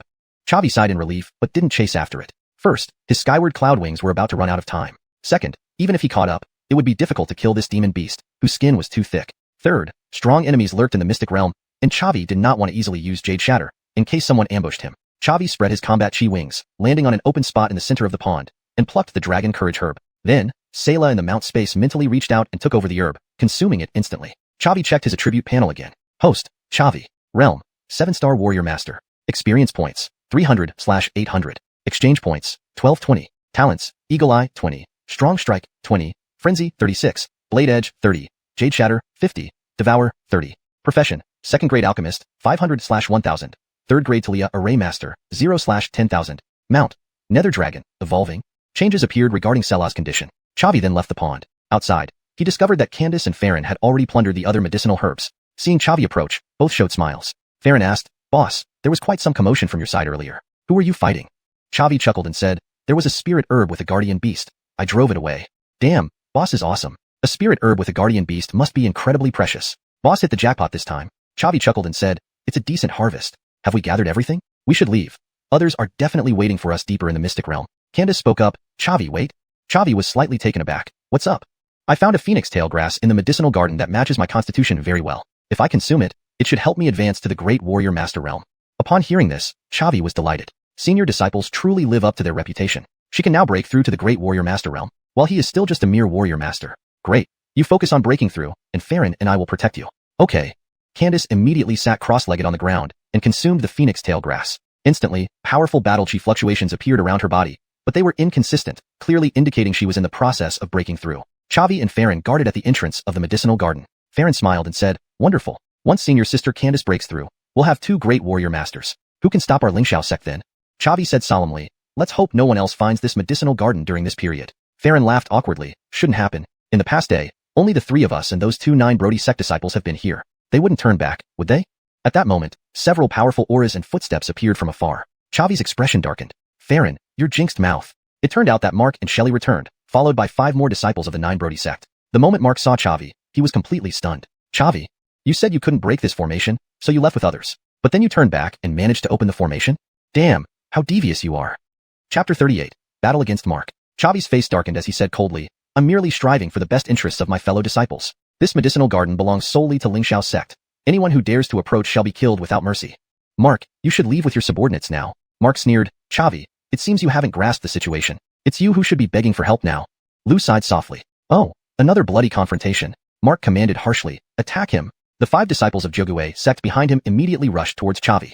Lu instantly activated the Swallow Heaven Art, his aura surging upward dramatically. In just a few breaths, his realm ascended to that of a 1-star great warrior. The 5 Zhuge sect disciples were shocked and retreated hastily, looking at Chavi with fear in their eyes. Even Mark was somewhat surprised. A secret art to temporarily boost strength? So this is your trump card. But unfortunately, you are a false great warrior, while I am genuine. With that, Mark no longer held back, unleashing his battle chi, revealing his 1-star great warrior realm to everyone. "Aren't you afraid?"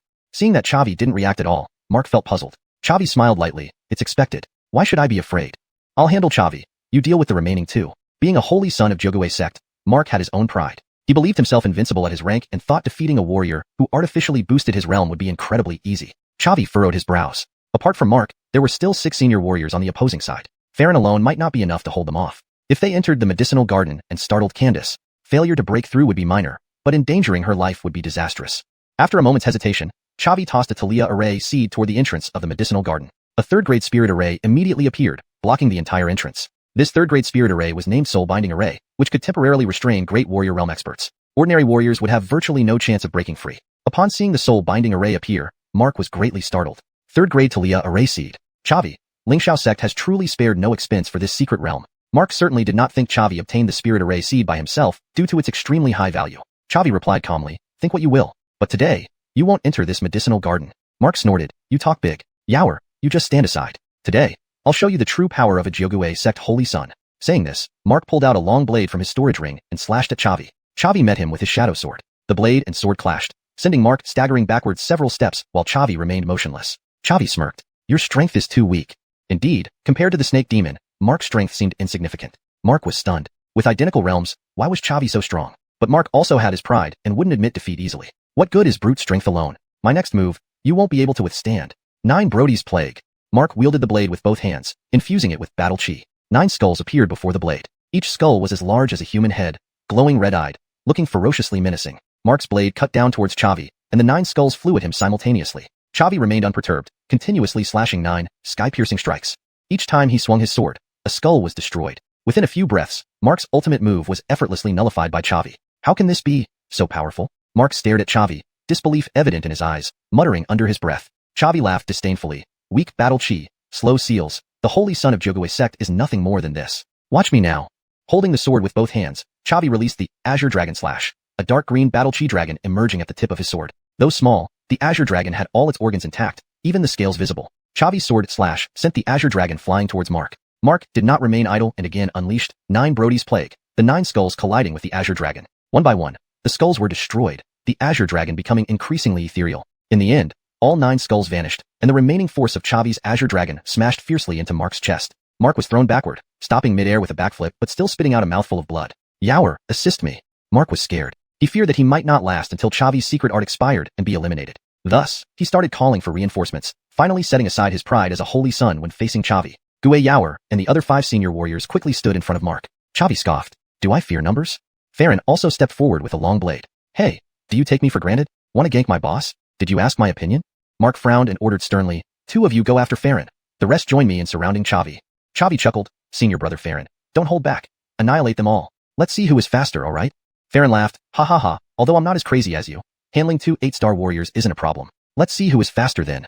Facing a joint attack from 5 opponents, Chavi felt a slight pressure. However, thanks to the Shadow Sword, Mark's group tactics became a joke. They couldn't even touch Chavi's clothes, yet each of his strikes left one of the warriors severely injured. Mark did not issue a retreat order promptly. He was gambling, hoping Chavi's secret art would expire soon. However, within 5 minutes, apart from Mark and Xuanhuan, the other 3 warriors were all slain. Farron also approached, carrying his long blade. "Boss, it's settled."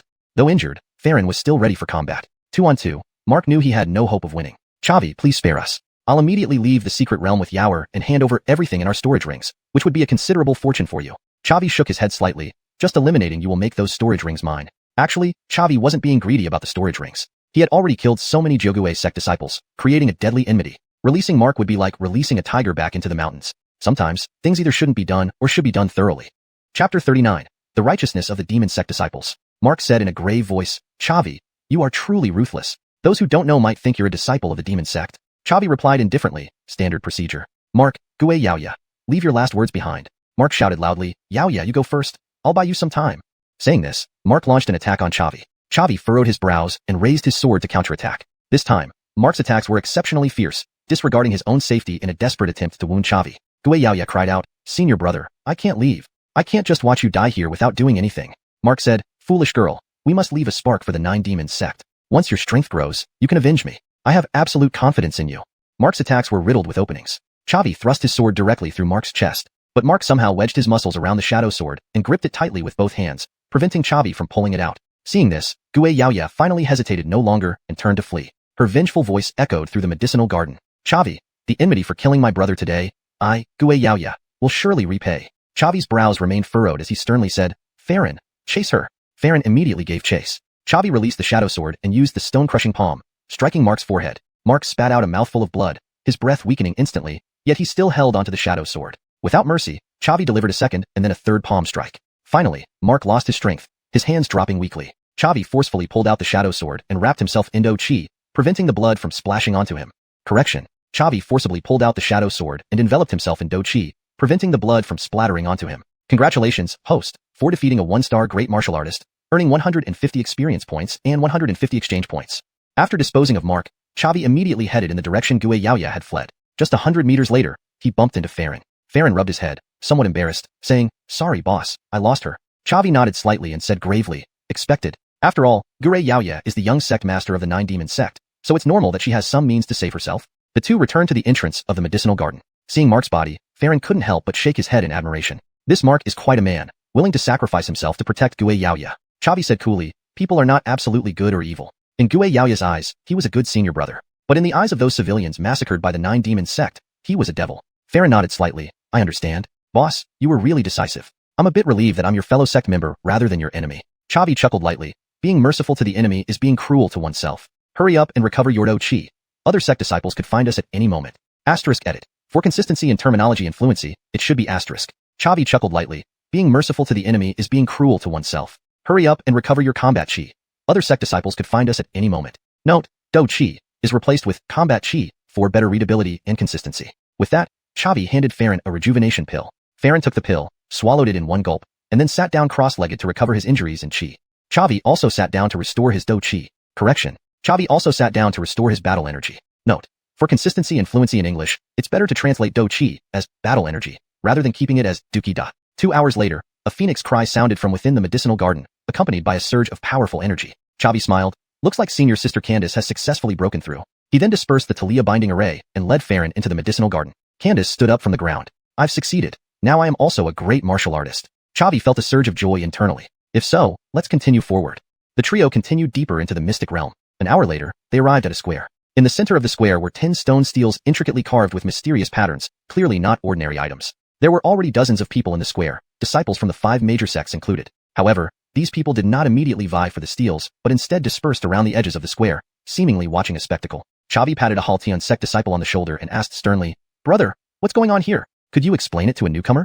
For consistency and natural fluency, "What kind of show are you watching?" is changed to "What's going on here?" which sounds more natural in English. The Haltian sect disciple turned around and smiled. "Not much, just the disciples of the Lingxiao sect and Wuyun sect fighting." For better fluency and accuracy, it should be corrected as above. But there are also other sections in your translation that need adjustments for consistency and accuracy. If you provide more parts of the translated text, I can help further refine the translation to ensure it reads naturally and maintains consistency.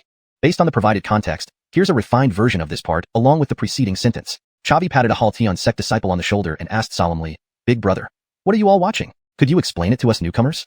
The Haltion sect disciple turned around and smiled. "Not much, just the disciples of the Lingxiao sect and Wuyun sect fighting. Would you like me to continue editing the rest of the translation? Lingxiao sect's strongest disciple Gillis is being beaten senseless by Wuyun sect's holy son, unable to resist. He's probably going to die soon. Oh, little brother, which sect do you belong to? I am also from Lingxiao sect." Upon saying this, Chavi rushed into the center of the square, blocking in front of Gillis. Gillis, Alida, Tao Ran, and Li Qin were all present. Gillis had a bloody hole in his stomach, bleeding profusely, but he still held the Talia transforming sword, standing firm. Behind him lay the other three, already fallen. Seeing Chavi, the three of them instantly replaced their despair with immense relief. "Chavi, you've finally come." Chavi handed each of them a rejuvenation pill and a chi recovery pill and said solemnly, "You all recover first. I'll handle what comes next." Gillis nodded vigorously and said, "Chavi, be careful. They're all very strong." Chavi smiled slightly. "Don't worry." Three great martial artists were indeed formidable, which explained why Gillis and company were in such dire straits. But they weren't invincible. The three Wuyun sect members merely watched Chavi calmly, not obstructing him, because in their eyes, the seven before them were already dead men. Turning to face Chavi, the leading three-star great martial artist Zack finally spoke slowly. "So, you're Chavi? Lingxiao sect's new holy son? Seems pretty ordinary to me. Why don't we make this easy? Hand over Candace for our entertainment, and the rest of you six can leave." Chavi shook his head gently. "I, Chavi, would never betray my fellow sect members." Zack waved his hand. "What else is there to say? Prepare to die." With that, Zack channeled his Douqi and struck out at Chavi with a palm. / correction for Liuchongness inaccuracy. With that, Zack channeled his Duki and struck at Chavi with a palm. Chavi was unafraid, activating the Swallow Heaven technique to boost his realm to 1-star great martial artist, then using the stone-crushing palm. Their palms clashed together, unleashing a tremendous shockwave. Chavi remained standing in place while Zack was forced back 5 steps. At this scene, the entire square erupted in commotion. Wow, Chavi actually got the upper hand. How is that possible? Zack is a 3-star great martial artist, the highest realm here, and Chavi managed to force him back. Why did his realm increase so quickly? Could it be a secret technique? Zack massaged his sore hand and said gravely, "True to form as Lingxiao sect's holy son, you have some skill. Let's see how long your secret technique lasts." Chapter 40, The Enlightenment Stone. Chavi said calmly, "Defeating you shouldn't be too much of a problem." Zack spoke gravely, "Assad, James, come and help me. Take this guy down as quickly as possible." Candace also stood beside Chavi. "Trash from the 5 Elements sect. Have you forgotten about me, Candace?" Candace activated her battle chi and positioned herself next to Chavi. Zack was slightly startled. "Candace? You've advanced to Great Martial Master too?" Candace sneered. "To destroy the 5 Elements sect, I will only grow stronger." "James, go kill Candace first. Leave this Chavi to Assad and me." "Understood." The 5 clashed in the middle of the square. Although Zack was 2 minor ranks higher than Chavi, Chavi possessed several talents, especially Frenzy and Devour, which significantly boosted his combat power. For a moment, the 3 were evenly matched. On the other side, Candace's relentless attacks completely overpowered James. Soon, both had wounds on their bodies, but Candace's injuries were far fewer than James's.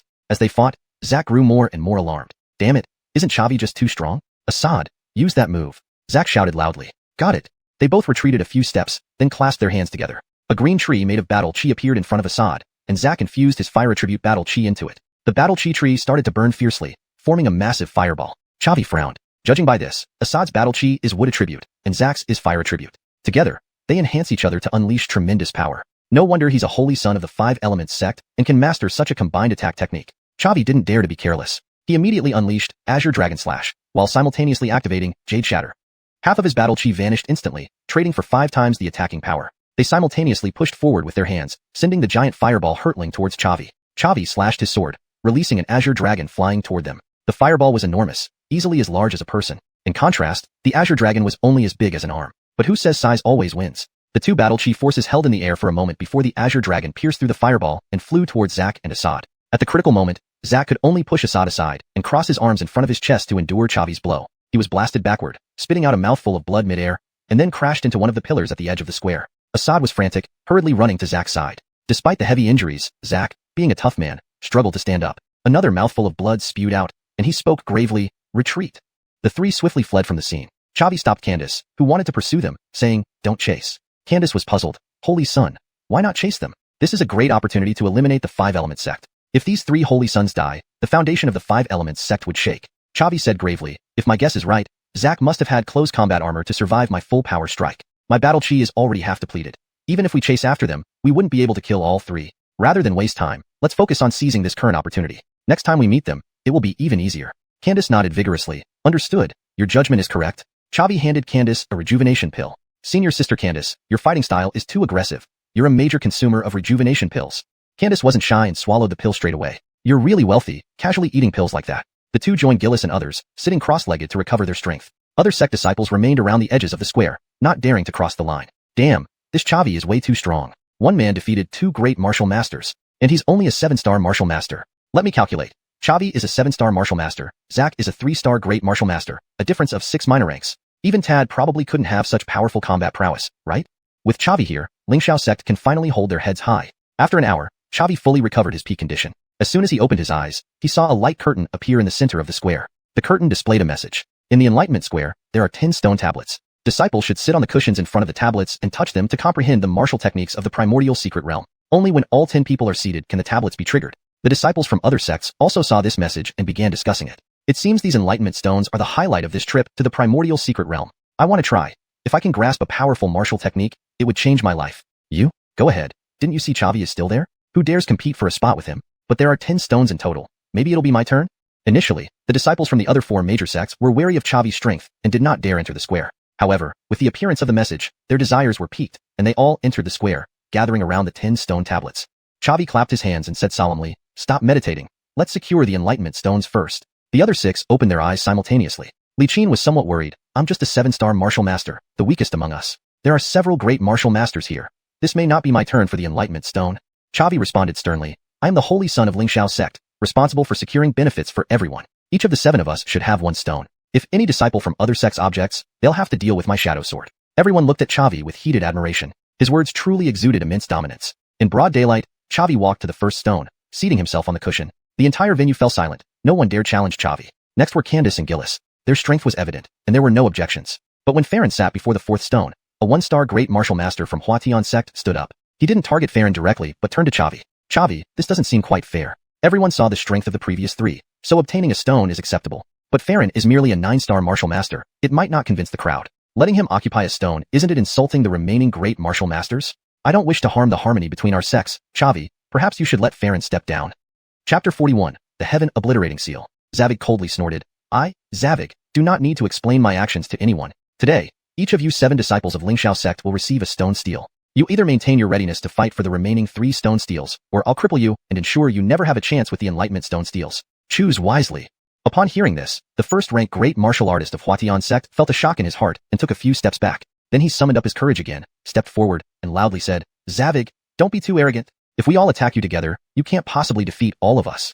Zavig wasn't worried at all and faintly smiled. So what? Do you want to be the first one to try?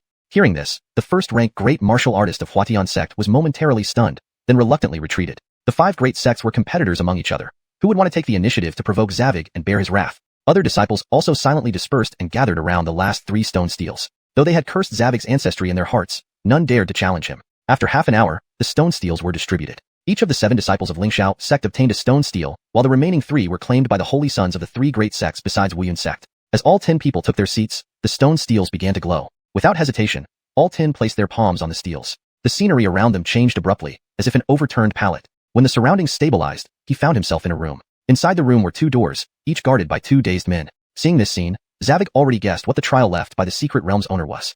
Sure enough, an aged and deep voice echoed. There are 2 doors here, one is true, one is false. Each door has a guardian standing before it. One tells the truth, the other lies. You can ask one question to one of the guardians to identify which is the true door. If you find the correct door, you can gain my legacy. Otherwise, get lost.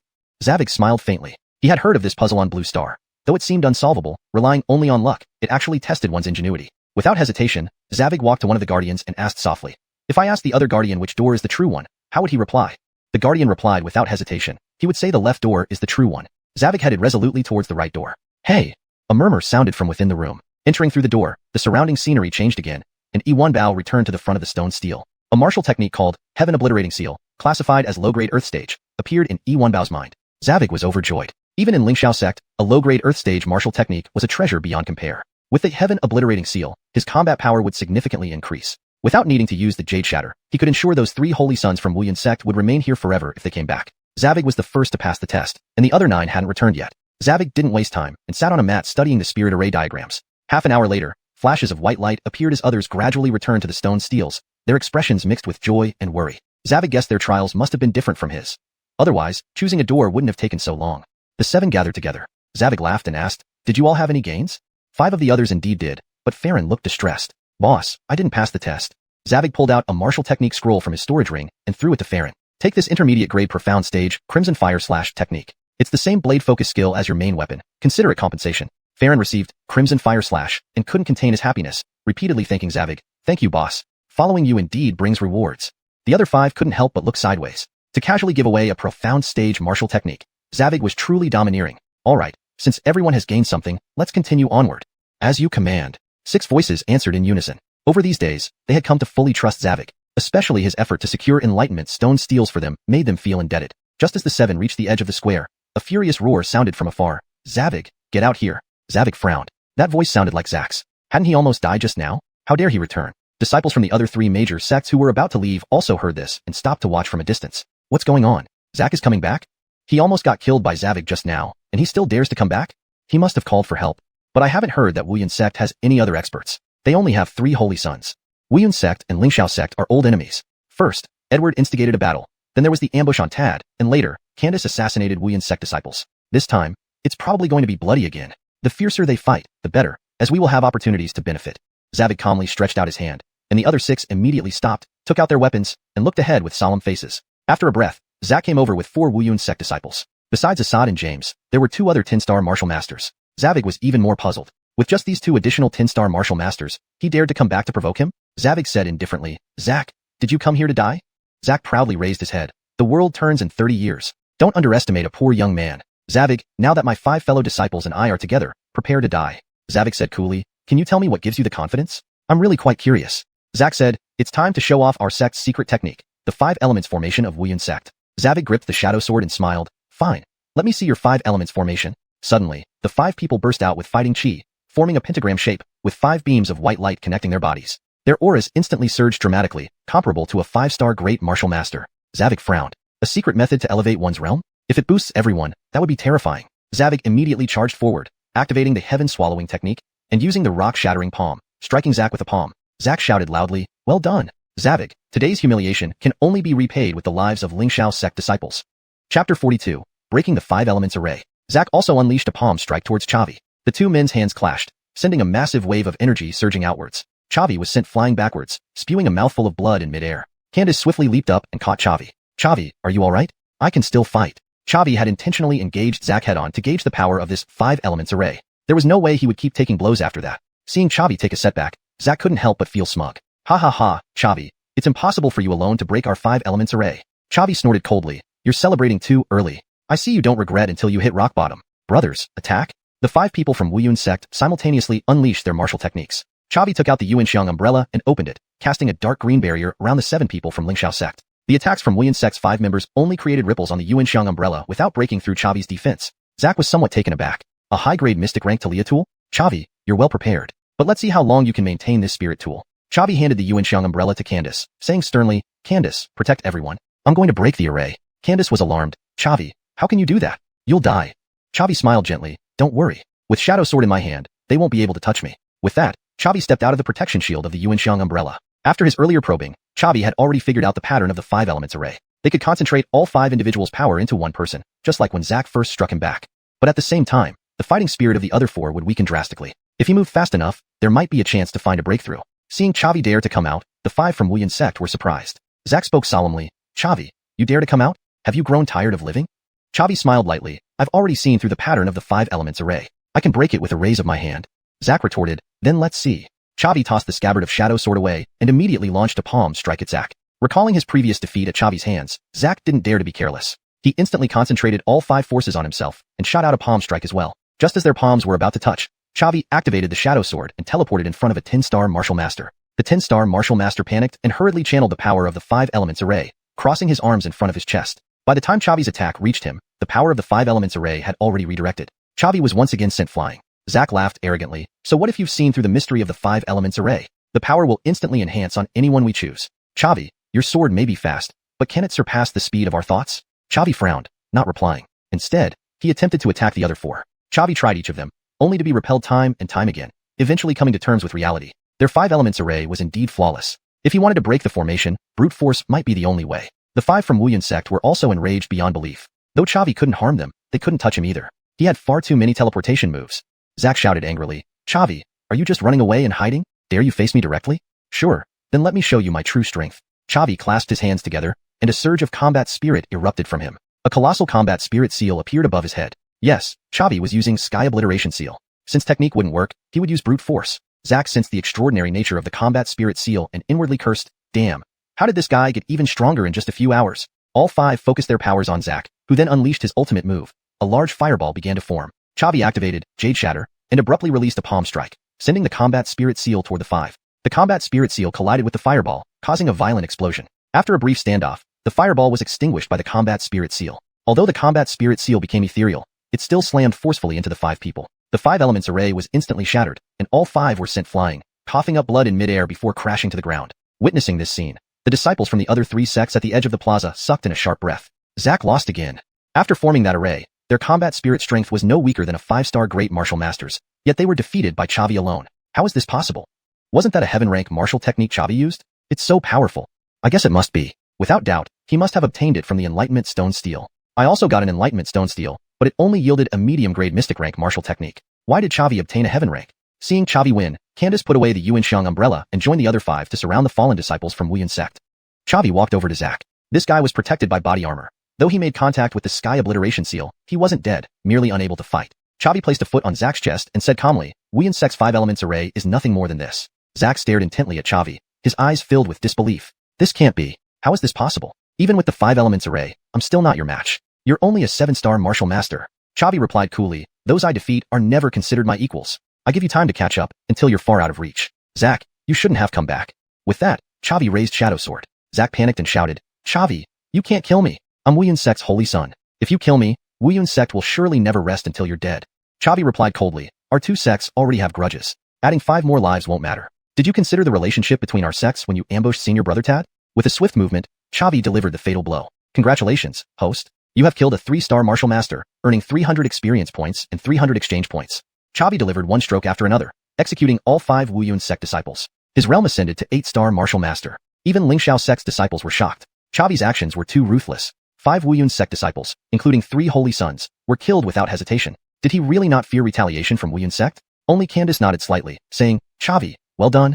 ##### Chapter 43, Confident Fits. Chavi glanced at his system panel again. Host, Chavi. Realm, 8th rank martial artist. Experience, 500/900. Exchange points, 2220. Talents, Eagle Eye, 20. Strong Strike, 20. Frenzy, 36. Blade, 30. Jade Shatter, 50. Devour, 30. Profession, 2nd rank alchemist, 500/1000. 3rd rank Talia Array Master, 0/10,000. Mount, Abyss Dragon, Tier 3. Excellent. Tisha has also evolved into a Tier 3 demonic beast. The scene of Chavi drawing and sheathing his blade left the surrounding disciples from the other 3 sects stunned. Damn, Chavi is really daring. He took out all the outstanding disciples of Wuyan sect in one go. Darren will be furious. He killed so many people without batting an eye. That's some cold-blooded killer, even tougher than the toughest person. Seriously, he really went through with it? I thought winning would be enough, but he went straight for their deaths. After closing the attribute panel, Chavi chuckled lightly. Since everyone has something to gain, let's continue forward. Yes, sir. The 6 people responded in unison. Together, they ventured deeper into the secret realm. The other 3 sects disciples followed behind them. Half an hour later, Chavi led everyone to a grand hall. Although the hall was covered in dust, its magnificent presence remained unmistakable. At first glance, 11 puppets greeted their eyes. Each puppet possessed the strength of a grand martial artist. Deep within the hall, one of the puppets even had the power of a 5th rank grand martial artist. Behind it stood a golden chest about the size of a person, clearly containing valuable treasures. Chavi scanned the surroundings. Apart from the eliminated disciples of Wuyan sect, Blood Robe sect, and 9 Brody sect, disciples from the other 5 major sects were present. Unwilling to take the lead, Chavi hid among the crowd, watching how others planned to deal with these puppets. After a moment, a man with a delicate appearance stepped forward. Greetings, fellow Taoists. I am Fitz, the holy son of Tianma sect. The situation is clear now. Only by defeating these 11 puppets can we reach that chest. However, any single faction lacks the power to succeed alone. Therefore, we must unite. Candace was about to speak when Chavi waved her off. Chavi calmly said, no need to rush. Someone will take the initiative. Sure enough, a disciple of Huatian sect became enraged. We 5 major sects are sworn enemies of Tianma sect. Cooperation is out of the question. Even sparing you would be generous. Why should you be the spokesperson? Fitz smiled faintly and unleashed his martial aura, revealing his rank as a 3rd rank grand martial artist. Though I am a Tianma sect disciple, I am not infringing on your interests now. No need for unnecessary bloodshed. As the strongest here, being the spokesperson shouldn't be a problem, right? Everyone was taken aback by his formidable strength. While the Holy Sons of Huatian sect, Zhoutian sect, and Tianyin sect were also grand martial artists, they were only first rank. Seeing no objections, Fitz continued with a smug expression. I propose gathering all grand martial artists here to jointly combat these 11 puppets. After opening the treasure chest, we will divide the contents equally based on value. What do you think? Chavi promptly responded. Lingxiao sect has no objections. The other 3 sects' Holy Sons hesitated briefly before agreeing. Huatian sect has no objections. Zhoutian sect has no objections. Tianyin sect has no objections.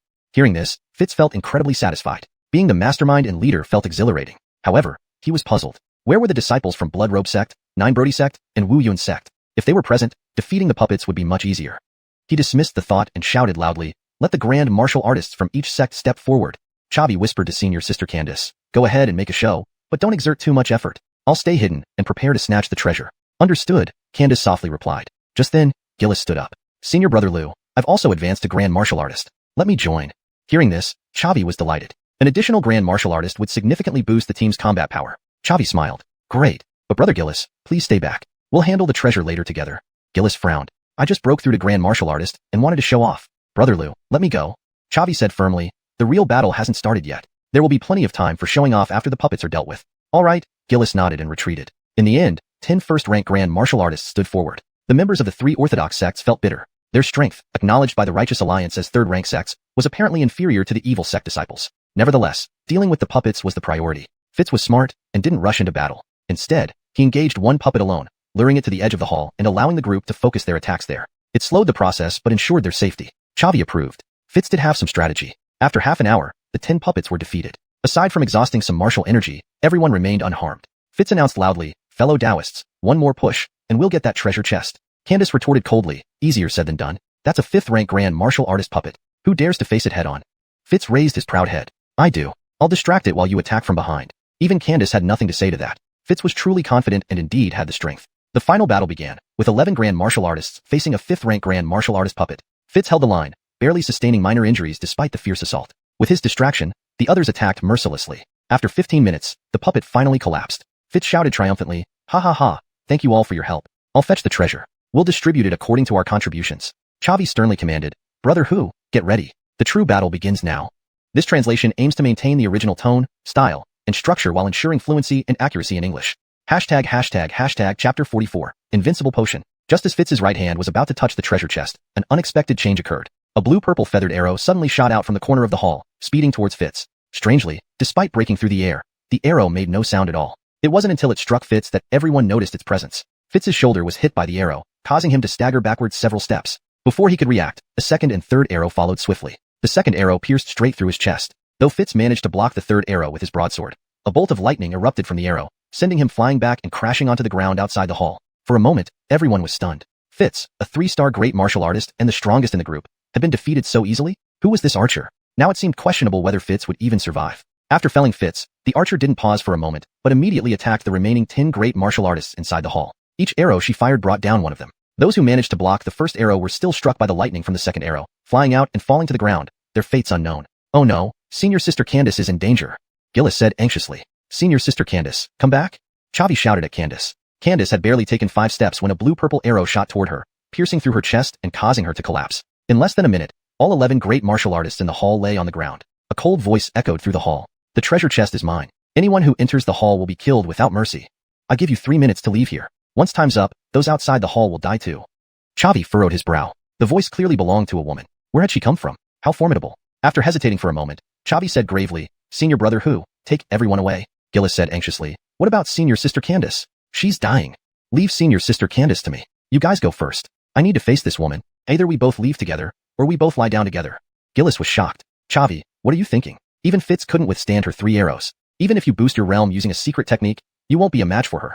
Chavi smiled lightly. Trust me, I'll win. Gillis gritted his teeth and shouted, Disciples of Lingxiao's sect, follow me. Then he patted Chavi's shoulder seriously. Junior Brother Lou, I've seen too many miracles from you. Despite her strength, I'm betting on you to win. I'll wait for you at the Enlightenment Plaza. With that, Gillis left with the other 4. Seeing Gillis escape, the disciples from the other 3 sects and the remaining Heaven Demon sect members also fled. The Heaven Demon sect disciples, though wanting to help Fitz, dared not risk their lives. Chavi took a deep breath and spent 500 points from the system store to buy 10 Talia piercing arrows. Talia piercing arrow increases attack damage by 50 points and grants 40% chi penetration. Then, holding the Xianxia bow, Chavi charged into the hall. A whisper came from the corner. Someone dares to come here to die? A blue-purple arrow shot towards Chavi. He quickly activated the swallowing heaven art, boosting his realm to 2-star great martial artist, then triggered the primal yuan umbrella. A white protective shield of chi appeared around him. The blue-purple arrow struck the shield, causing ripples, but failed to break through. Chavi breathed a sigh of relief. It seemed this woman wasn't invincible either. Her realm was within the great martial artist level. With that, there was a chance for battle. The first arrow fell to the ground. Chavi drew another arrow and aimed it at the mysterious woman's position. The woman hurriedly dodged, revealing herself from the shadows. She was an incredibly beautiful woman, perfectly proportioned, with a peach-like complexion and an innocent charm. But Chavi had no time to admire her. This woman was too dangerous. He called out loudly, "Miss, I mean no offense. I just want to take my senior sister for treatment. You can have everything in the treasure chest, and I don't care about the others' fates. There's no need for us to fight." The beautiful woman snorted coldly. "Too late. You dared to shoot at me. Today, I'll give you a lesson." Chavi inwardly cursed. Damn it, if he hadn't shot that arrow, he wouldn't even have seen her. Was this woman unreasonable? Without hesitation, Chavi fired his second arrow. As expected, the woman also shot her second arrow, and the two arrows collided mid-air, unleashing a blue-purple bolt of lightning. Chavi tensed. This woman's attacks were bizarre. That lightning must be a martial technique, which she somehow imbued into her arrows. Daring not to waste time, Chavi fired his third arrow. Her third arrow arrived as well, but this time, it curved. The two arrows narrowly missed each other. The woman's arrow struck the chi shield, releasing a powerful bolt of lightning. Despite the protection of the primal yuan umbrella, Chavi was sent flying back. The umbrella flew aside. At the same time, Chavi saw a chi shield appear before the woman, making the Talia-piercing arrow ineffective against her. Chavi was alarmed. This woman was too strong. If she fired her fourth arrow without the primal yuan umbrella protecting him, he would certainly die. Facing this life-or-death situation, Chavi could only rely on the system. In the system store, Chavi found a potion. Invincible potion. Provides invincibility for 30 seconds, immune to any harm. Price, 1,000 points. Chavi immediately exchanged for the invincible potion. Although spending 1,000 points hurt, it was better than losing his life. As soon as he drank the potion, the woman's fourth arrow arrived. The blue-purple lightning struck him, but caused no damage. The woman was dumbfounded. She had practiced archery for years, never missing. Yet this time, her sure-shot arrow had no effect. Chavi dared not waste any more time. He quickly drew out the shadow sword and rushed toward the woman. Her archery skills were too formidable. If they continued to exchange shots, he had no chance of winning. Once the invincible potion effect ended, he would surely die. No one was perfect. Chavi believed that although this woman's archery was exceptional, her close combat abilities must be inferior. Only by engaging in close combat did he have a sliver of hope for survival. Chapter 45, Earth Puppet. The mysterious woman shot arrows at incredible speed. Within the distance of 50 meters, she fired 5 consecutive arrows in just 5 seconds. But Chavi had taken the invincibility elixir, rendering the mysterious woman's arrows completely harmless. After 5 seconds, Chavi arrived right before the mysterious woman. Perplexed by her failed shots, and without time to react, she was struck by Chavi's heaven-extinguishing seal. A do-chi shield appeared around the mysterious woman but was instantly shattered by Chavi. His forceful aura palm slammed directly into her chest, sending her flying backward until she crashed into the hall's wall, spitting out a mouthful of blood. / revised translation. A do-chi shield formed around the mysterious woman but was instantly shattered by Chavi. His powerful aura palm struck her chest directly, sending her flying backward until she crashed into the hall's wall, spitting out a mouthful of blood. / further refined. An aura shield formed around the mysterious woman but was instantly shattered by Chavi. His powerful aura palm struck her chest directly, sending her flying backward until she crashed into the hall's wall, spitting out a mouthful of blood. Chavi immediately chased after her, raising his shadow sword, yet hesitated to strike. This mysterious woman had come for the treasure chest, and she held no personal grudge against him. Although Candace was seriously injured, with some rest, she would recover. It seemed unnecessary to finish her off. Seeing Chavi raise the shadow sword, the mysterious woman was terrified. Just having endured a powerful, heaven-extinguishing seal, all her aura was dispersed, leaving her body weak and unable to resist. She shouted loudly, "You can't kill me! I am the holy maiden of the Xuanhuan sect. If you kill me, the Xuanhuan sect will never forgive you. They will exact revenge on your sect and family one by one."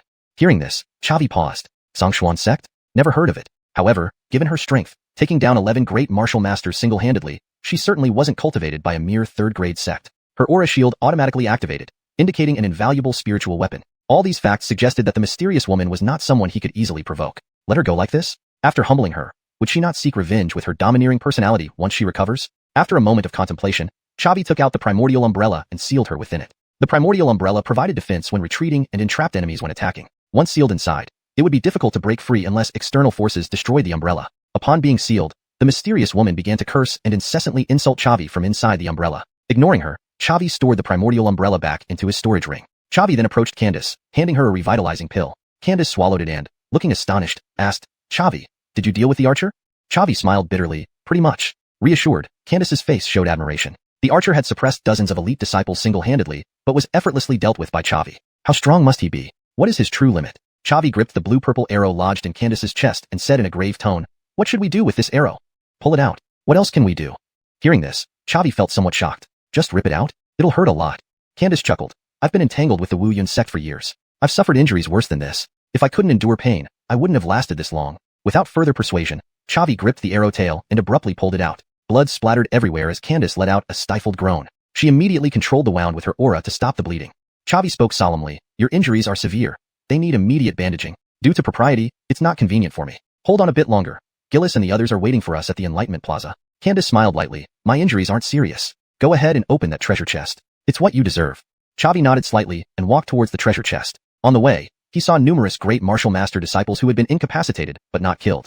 Reflecting on it, the mysterious woman had spared them, causing only severe injuries instead. Chapter 45, Earth Puppet. The mysterious woman shot her arrows with astonishing speed. Over a distance of 50 meters, she fired 5 arrows in just 5 seconds. However, Chavi had consumed the invincibility potion, making him immune to any damage from her arrows. 5 seconds later, Chavi reached the mysterious woman. Confused by her failed shots and unable to react in time, she was caught off guard when Chavi struck her with the Heaven Obliterating Seal. A protective aura shield appeared around the mysterious woman but was instantly shattered by Chavi. His aura-infused palm struck her chest forcefully, sending her flying backward until she crashed into the wall of the hall, coughing up blood. Chavi immediately followed up, raising his shadow sword but hesitated to strike. This mysterious woman was after the treasure chest, not out of personal vendetta. Although Candace was severely injured, she would recover with some rest, so there seemed no need for a killing blow. Seeing Chavi raise his sword, the mysterious woman was terrified. Just moments ago, she had endured the full force of the Heaven Obliterating Seal, which dispersed all her aura, leaving her weak and unable to resist. She shouted loudly, "You can't kill me! I am the holy maiden of Xuanhuan sect.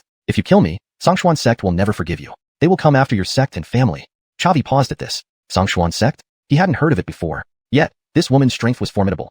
She had taken down 11 great martial masters single-handedly, far beyond what a third-rate sect could cultivate. Her automatic aura shield was a rare and precious spiritual artifact. All this suggested that the mysterious woman wasn't someone he should provoke lightly.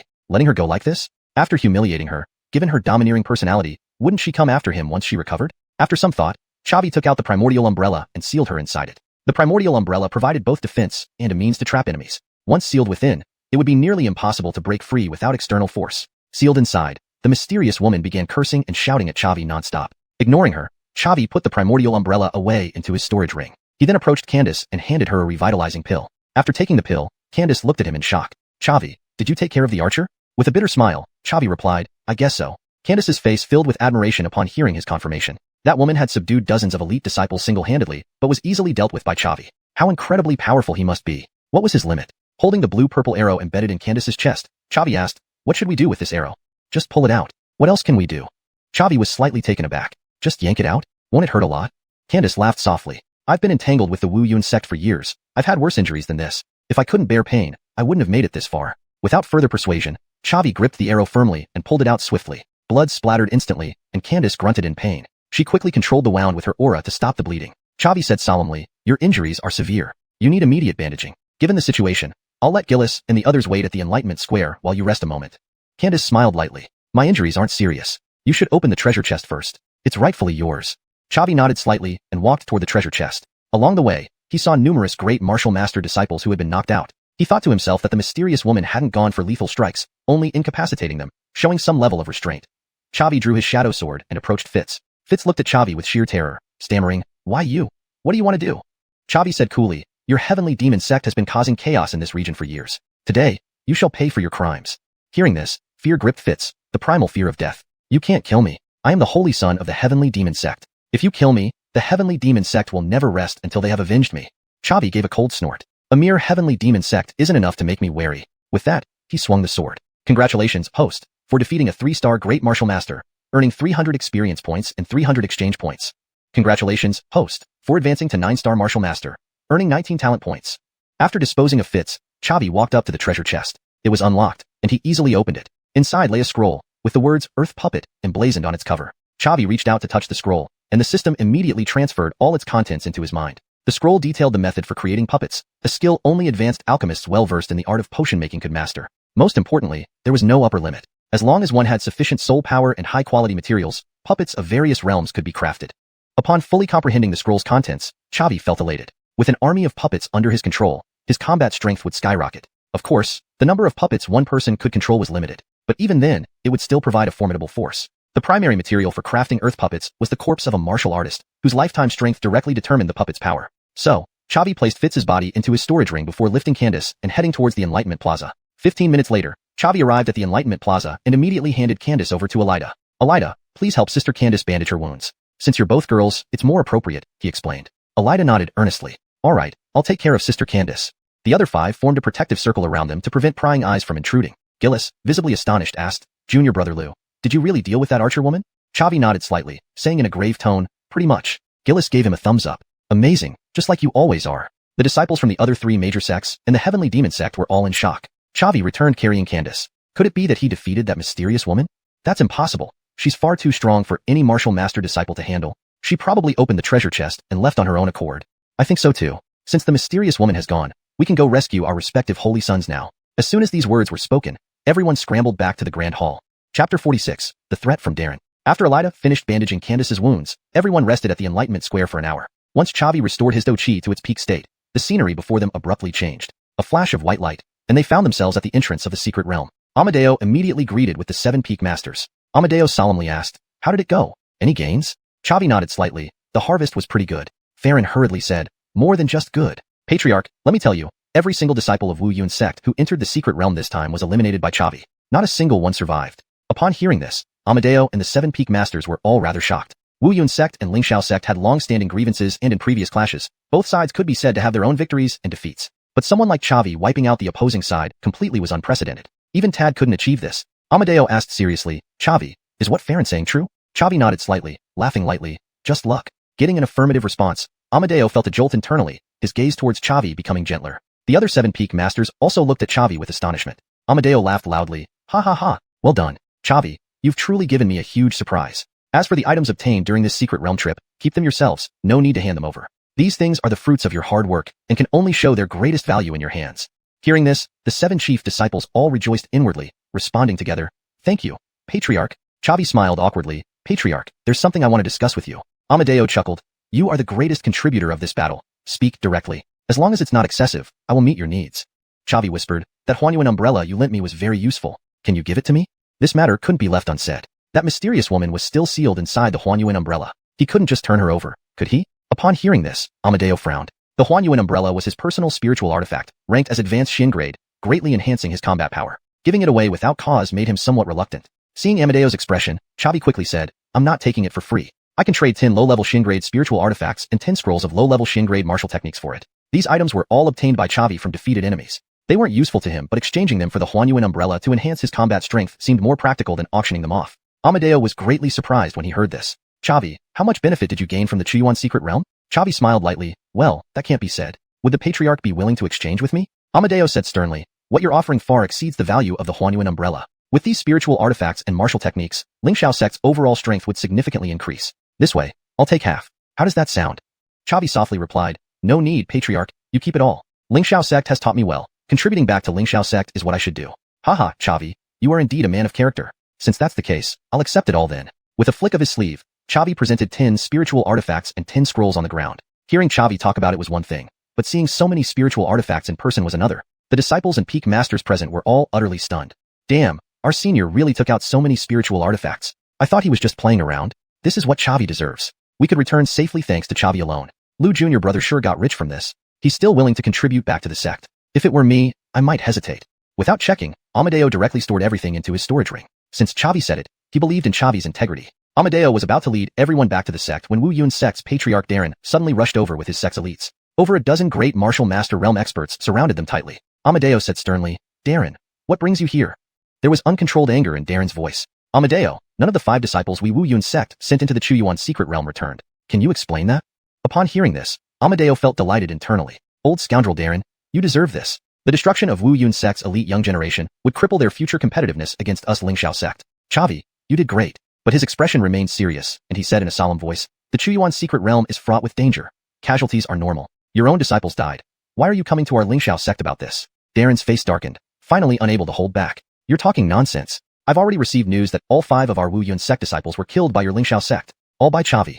When Chavi slew Zack at the Enlightenment Square, it was witnessed firsthand by disciples from the other 3 sects, so it wasn't surprising that the news spread quickly. Amadeo said gravely, so what? Your Wu Yun sect disciples lack strength, and being slain by Chavi was justified. If Chavi were weaker, he would have been the one to die.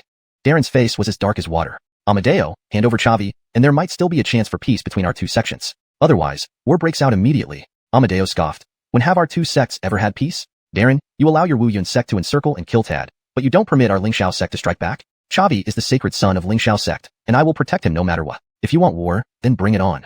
Chavi gave a mental thumbs up. This patriarch sure is awe-inspiring. To ensure his safety, he's willing to provoke a full-scale war between the two sects. At this moment, Chavi's admiration for him greatly increased. Darren was speechless, clenching and unclenching his fists repeatedly, making intense decisions. The senior members of Wu Yun sect around him all took out their weapons, ready for battle at any moment. The 7 peak masters of Lingxiao sect also braced themselves for combat. After 5 minutes, Darren finally patted his clothes and turned to leave. Before leaving, he didn't forget to issue a final warning. Amadeo, Chavi, we Wu Yun sect will remember this debt. There will come a day when we will repay it tenfold. Seeing the people of Wu Yun sect leave, Chavi finally let out a slow breath, saluted Amadeo, and said, "Thank you, Patriarch, for saving my life. This kindness, Chavi will definitely repay." Chapter 47. A letter from the Daiyin Kingdom. Amadeo smiled and said, "It's what I should do. You are the hero of our Lingxiao sect. If we can't even protect you, it would make the disciples lose heart." Afterwards, everyone left the Sunset Forest and returned to the Lingxiao sect. Immediately after returning to the sect, Chavi went to find Olive. He had been away from the sect for so long that he really missed his beautiful wife. Ahem, fiancé. Miss Wanjing, I'm back. Chavi knocked on Olive's door and found it wasn't locked. But he didn't enter rudely. He waited at the door. After a quarter of an hour, there was still no sound from inside. Chavi had a bad feeling and abruptly pushed the door open. The room was empty, not looking like it had any residents. On the table in the living room, Chavi saw a letter left by Olive. "Das Wang, when you read this letter, I will already be gone.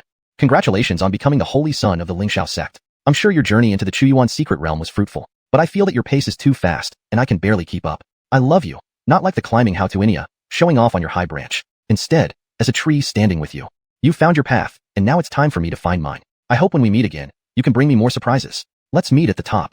Though the letter was short, Chavi could sense his fiancée's confidence and self-reliance. He sighed gently and put the letter into his bosom. As she said, the Xuanhuan continent is vast, and they would eventually meet again. Meeting at the peak isn't necessarily impossible. After Olive left, Chavi started researching the method to refine the earthly demon puppet. If he could have several free hands, the road ahead would be much smoother. However, Chavi discovered that refining a great warrior realm puppet required at least a 3rd grade alchemist level. So, he locked himself in his room to refine pills and continually increase his proficiency. After 10 days, he finally advanced to a 3rd grade alchemist. Then, using materials obtained from selling pills and Fitz's corpse, Chavi refined his first puppet. This puppet was at the same realm as Fitz had been during his lifetime, a 3-star great warrior, providing excellent assistance. Following the instructions on the scroll, Chavi left his soul imprint on the earthly demon puppet. Thus, unless the puppet was destroyed by external force or Chavi himself was killed, the puppet would continue serving him. Of course, the more puppets, the better. But finding corpses of great warrior realm experts was not easy. Although he had killed many great warriors before, he hadn't acquired the method to refine earthly demon puppets yet, so all the corpses were destroyed. To refine another earthly demon puppet, he would have to kill great warriors himself. Just as Chavi was troubled, xuanhuan suddenly knocked on his door. Chavi hurriedly stored the earthly demon puppet and opened the door. "Sister Dongxian, is there something?" xuanhuan said gravely, "Junior brother Lu, the sect leader wants to see you. Go to the conference hall quickly." Chavi was puzzled upon hearing this. Why would the sect leader want to see him? Could he be reconsidering and trying to take back the mystic umbrella? No way. The sect leader seemed happy with the trade. Chavi nodded seriously. "All right, I'll go right now." In the conference hall, sect leader Amadeo had been waiting for some time. Chavi got straight to the point. "Sect leader, why did you ask for me?" Amadeo replied gravely, "Here is a letter from the Daiyin Kingdom. Chavi, you read it first." Hearing this, Chavi was shocked. Given his father's nature, he would fully support his cultivation and wouldn't disturb him casually. If he sent a letter, it must mean something significant happened in the Daiyin Kingdom. Was it good news or bad? Chavi took the letter and started reading. "Chavi, this is King Daryl of the Daiyin Kingdom. Our kingdom is in peril. Half a month ago, the Phoenix Singing Kingdom suddenly declared war on us. Their troops increased several times overnight, and many martial experts appeared in their army. General Isaias has been defending the National Gate. However, due to the overwhelming power disparity, our frontline troops were crushed, and Fedor was captured by the Phoenix Singing Kingdom. Chavi, Mila and I have lost contact. You are the only hope for the Daiyin Kingdom. If you're doing well in the Lingxiao sect, can you request them to send disciples to aid the Daiyin Kingdom? Please return home as soon as possible to help. Without Fedor, I don't know how long I can hold out." After reading the letter, Chavi's expression turned grave. "Sect leader, have you read the content of this letter?" Amadeo nodded slightly. "I've read it. With your father captured and in mortal danger, I called you here immediately. Is there any possibility that the Lingxiao sect could provide assistance?"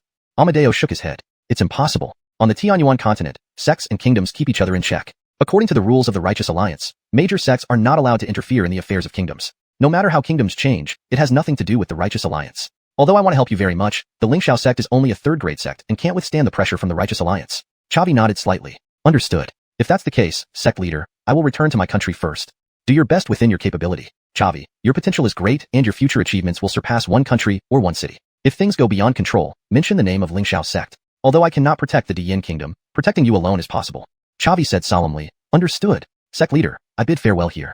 Please return the position of Holy Son to Senior Brother Gillis. These are trivial matters. Your safety is what matters most for the Xianxia sect. Chavi said no more, turned around, and returned to Little Bamboo Peak to pack his belongings. For ordinary martial artists, it takes 3 days to travel from the Dayin Kingdom to the Xianxia sect. No telling how much land the Dayin Kingdom would lose in these 3 days. But needless to say, the situation must be more severe than described in Daryl's letter. Time was running out. When Chavi reached the gate, he found the other 6 chief disciples and Nikita waiting for him. Chavi was slightly taken aback. Why are you all here? Gillis softly said, Junior Brother Liu, sect leader has informed us of the situation. We've come to see you off. Chavi felt warmth in his heart and smiled. Thank you all. Rest assured, I will definitely return safely. Nikita handed over a storage ring to Chavi. Chavi, this ring contains almost all 3rd-grade pill formulas, hoping to assist you. Since I'm already a 3rd-grade alchemist, these pill formulas come in handy. At critical moments, Chavi did not mince words and put away the storage ring. Thank you, Peak Master. Chapter 48. Return to the homeland. Farron scratched his head. Boss, all my martial skills are from you. I really don't have anything good to offer. Can only wish you a safe journey. Chavi smiled gently. The thought counts. Candace stepped forward. Chavi, I will return with you. Hearing this, Chavi was stunned again. Didn't the sect master say that members of Xianxia sect cannot get involved in affairs between kingdoms? Candace laughed. Simple. I can just leave Xianxia sect. Once the war is over, I can rejoin. Candace continued. Our sect master is not unreasonable. Though he cannot openly assist you, sending me alone shouldn't be a problem. Upon hearing this, Chavi was overjoyed internally. Candace had been ambushing disciples of Wu Yun's sect for years, accumulating rich combat experience, and her combat power far exceeded that of ordinary grand martial artists. With her help, things would be much easier for him. Chavi said solemnly, Senior Sister Candace, are you sure you want to go with me? This battle will be extremely dangerous. Both of us may even face death. Candace nodded heavily. Chavi, your strength is impressive. You wiped out the Wu Yun sect disciples in the primordial secret realm and avenged Tad. My wishes are fulfilled, and I have decided to follow you. I believe under your leadership, we can definitely save the great Yin Kingdom and return safely. Chavi smiled. Since Senior Sister Candace trusts me so much, let's set off together then. Candace said solemnly, then let's find 2 fine horses and head back to the great Yin Kingdom as soon as possible. Chavi shook his head slightly. Riding horses is still too slow. Every minute we delay, the great Yin Kingdom faces the possibility of destruction. Let's ride dragons. Tisha, come out. Hearing ride dragons, the heads of the other chief disciples present were somewhat confused. But right after that, the Winston flew out from the mount space. Its enormous body, purplish-black scales, handsome wings, and purple flames rising from it instantly attracted everyone's attention. Tisha captured the attention of all present at first sight. Farron stammered, what the? Boss, this is your mount? Chavi nodded slightly, yes. 3rd stage beast monster. Boss, you're awesome. Gillis, however, seemed to be pondering deeply. I remember during the new disciples' first collective mission, we indeed encountered a giant dragon outside the Blood Robe sect branch. Everyone thought you were killed by the dragon. You didn't die, and you tamed the dragon? Chavi nodded again, yes. Gillis laughed bitterly. A 3rd stage dragon race beast monster, with great growth potential and formidable combat power. Chavi, before I couldn't defeat you, now I can't even beat your mount. Chavi said seriously, there's no time for long explanations, Senior Sister Candace. Get on the dragon. Both of them leaped onto the back of the Winston. Tisha, take us at your fastest speed to the capital city of the great Yin Kingdom. Understood. Tisha's voice was deep yet resonant. The duo and the dragon rushed toward the capital city of the great Yin Kingdom. The 5 people at the entrance waved goodbye. Until Chavi's figure disappeared into the horizon, they walked back reluctantly. Holy crap, Chavi is really awesome, able to tame a dragon beast monster. I heard that dragon beast monsters possess intelligence comparable to humans, which can be seen from how that Winston could speak human language. If Farron obtained a dragon, I'd suspect he was possessed. But if it's Chavi, it's not unbelievable. What do you mean, Elida? On Tisha's back, Chavi checked his attribute panel again. Host, Chavi. Realm, 9-star martial artist. Experience points, 600/1000. Exchange points, 1220. Talents, Eagle Eye, 20. Strong Strike, 20. Frenzy, 36. Blade, 30. Jade Shatter, 50. Devour, 30. Profession, 3rd grade alchemist, 1000/10,000. 3rd grade Talia Array Master, 0/10,000. Mount, Winston, 3rd stage. With his current strength, even without using the Sky Swallow technique, he could still fight low-rank grand martial artists. But Chavi was still uneasy, upgrading various talent levels. Devour, 50 absorb 50% of the opponent's fighting chi for temporary use. Frenzy, 50 critical hit rate increased by 50%, critical damage increased by 25%. Eagle Eye, 30 vision range increased by 100 meters. He used up all remaining talent points. After all, the upcoming battles wouldn't be one-on-one. Instead, Chavi would need to face the entire Phoenix Crowing Kingdom and its backing forces single-handedly. Daryl didn't fully describe the situation in the Great Yin Kingdom in his letter. After the battle at Zigue City, the Phoenix Crowing Kingdom was already severely weakened, but had suddenly become so powerful that they even captured his father. There must be a powerful force supporting them from behind. Only after meeting Daryl would he get answers to these questions. It only took half a day for the two to reach the capital city. At this moment, the capital city was under attack by the Phoenix Crowing Kingdom's army. A glance revealed that the attacking Phoenix Crowing Kingdom army numbered over 10,000, while the defending troops in the capital city were merely a few thousand. In the distance, trebuchets were continuously hurling stones into the capital city. Up close, more than a dozen ladders had been successfully set up, and a battering ram was vigorously crashing against the city gates. The capital city was on the verge of falling. Seeing the Winston appear, soldiers from both sides were utterly shocked, staring wide-eyed at the sky. For a moment, the fighting on the city walls actually paused. Holy crap, I didn't see wrong, did I? That's a dragon. I've served for many years and haven't even seen a few monster beasts, and now I'm seeing a real dragon. Strange. Why would this dragon just fly into the city without reason? Isn't it afraid of being killed by human warriors? Not sure, but probably very few here can kill that huge dragon. Chavi said solemnly, Tisha, you destroy the trebuchets deep within the enemy lines. Senior Sister Candace, you go break the ladders. I'll take out the battering ram. Understood, both the man and the dragon replied in unison. Immediately, Tisha slowed down and landed on the city wall. Both the defenders of the Great Yin Kingdom and the enemy soldiers hurriedly cleared out of space. Joking, dragons are the chiefs among monster beasts. Everyone knows this. Plus, Tisha gave off an extraordinary aura, looking formidable. How could these ordinary soldiers dare to approach Tisha? Just touching it might mean instant death. Chavi and Candace jumped off Tisha's back. Candace walked towards the city wall while Chavi leaped off the city wall. It was then that people noticed there were riders on the Winston's back. Holy crap, I didn't see wrong, did I? There's actually someone who can ride this giant dragon. Probably not even the experts from the Great Yin Kingdom and the Phoenix Crowing Kingdom can do that. Looks like they're going to join the battlefield. Which side are they on?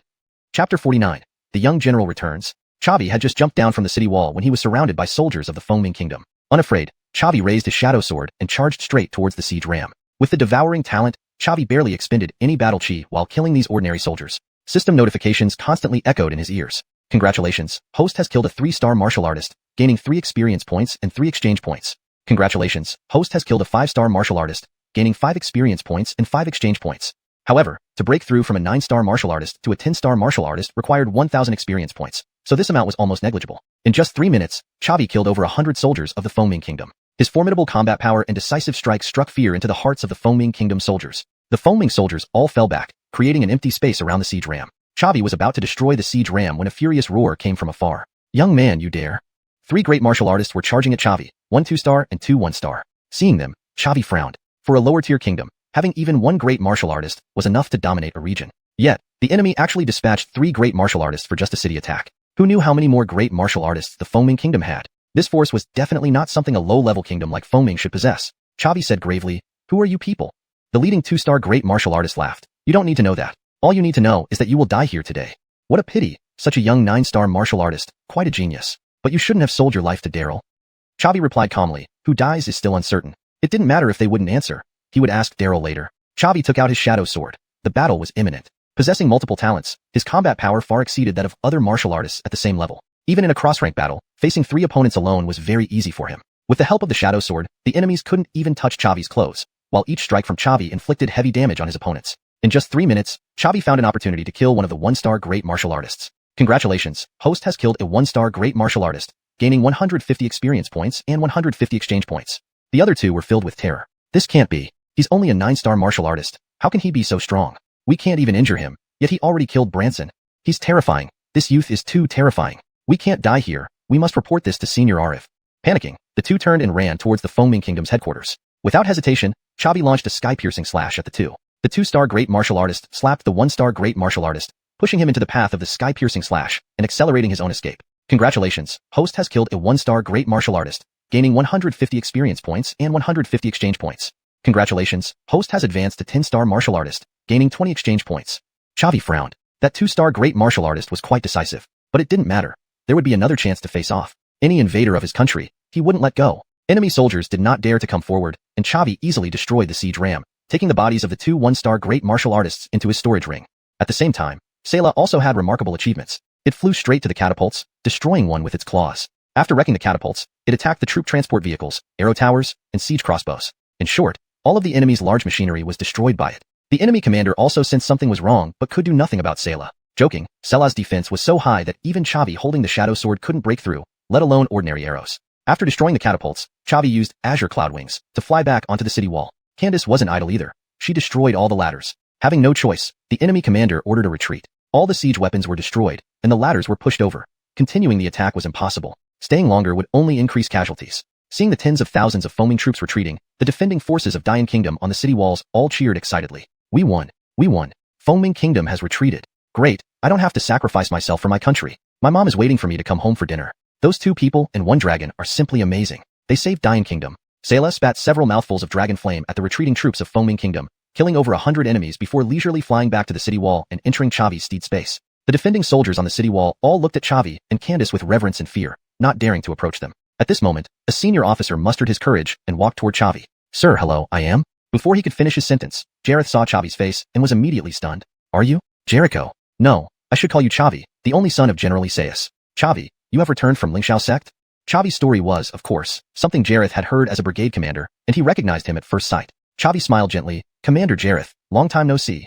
Jareth's eyes were full of shock, and he remembered what Chavi had said to him years ago, feeling deeply ashamed at the moment. Lord Chavi, in just half a year, you have become so powerful, it's truly astonishing. You are the savior of the entire Diyin kingdom. I'm sorry, Lord Chavi. I apologize for my inappropriate remarks in the past. Chavi waved his hand. I haven't thought about that incident for a long time. Take me to meet the king right away. I need to understand the current situation of Diyin kingdom. Jareth nodded repeatedly. All right, please follow me. Then Jareth turned to his deputy and said, spread the news that Lord Chavi has returned from his studies and saved the Diyin kingdom. With him here, our Diyin kingdom has hope for revival. Chavi nodded slightly, saying nothing more. Since he had acted in front of so many soldiers from Fengming kingdom, the news couldn't be kept secret anyway. It would be better to spread it actively to boost the morale of Diyin kingdom. 15 minutes later, Chavi followed Jareth to the imperial palace. King Daryl was slumped on the dragon throne, his eyes vacant, holding a precious sword. He had already prepared to die for his country. If captured by Fengming kingdom, not only would he be humiliated, but the entire Diyin kingdom would be disgraced because of him. At this moment, Jareth's voice echoed throughout the grand hall. Your Majesty, the young general has returned. Chapter 50, Negotiations. Hearing this, Daryl was overjoyed. He leaped up from his dragon throne and walked toward the palace entrance. Chavi smiled lightly. Your Majesty, it's good to see you again. Although Mila had grievances with Chavi, it did not hinder his loyalty to Daryl. The current ruler was still considered competent. Despite average abilities, he excelled in appointing virtuous officials. Internally, Ahil handled domestic affairs, while externally, Isekai defended the borders, ensuring the Diyin kingdom was well governed. Daryl quickly walked up to Chavi and gave him a big hug. Chavi, you've finally returned. Only you can save Diyin now. Chavi replied in a grave voice. I'm here to help Diyin. Don't worry, Your Majesty. Diyin and my father will be safe. What about the enemy outside the capital? How did you get in?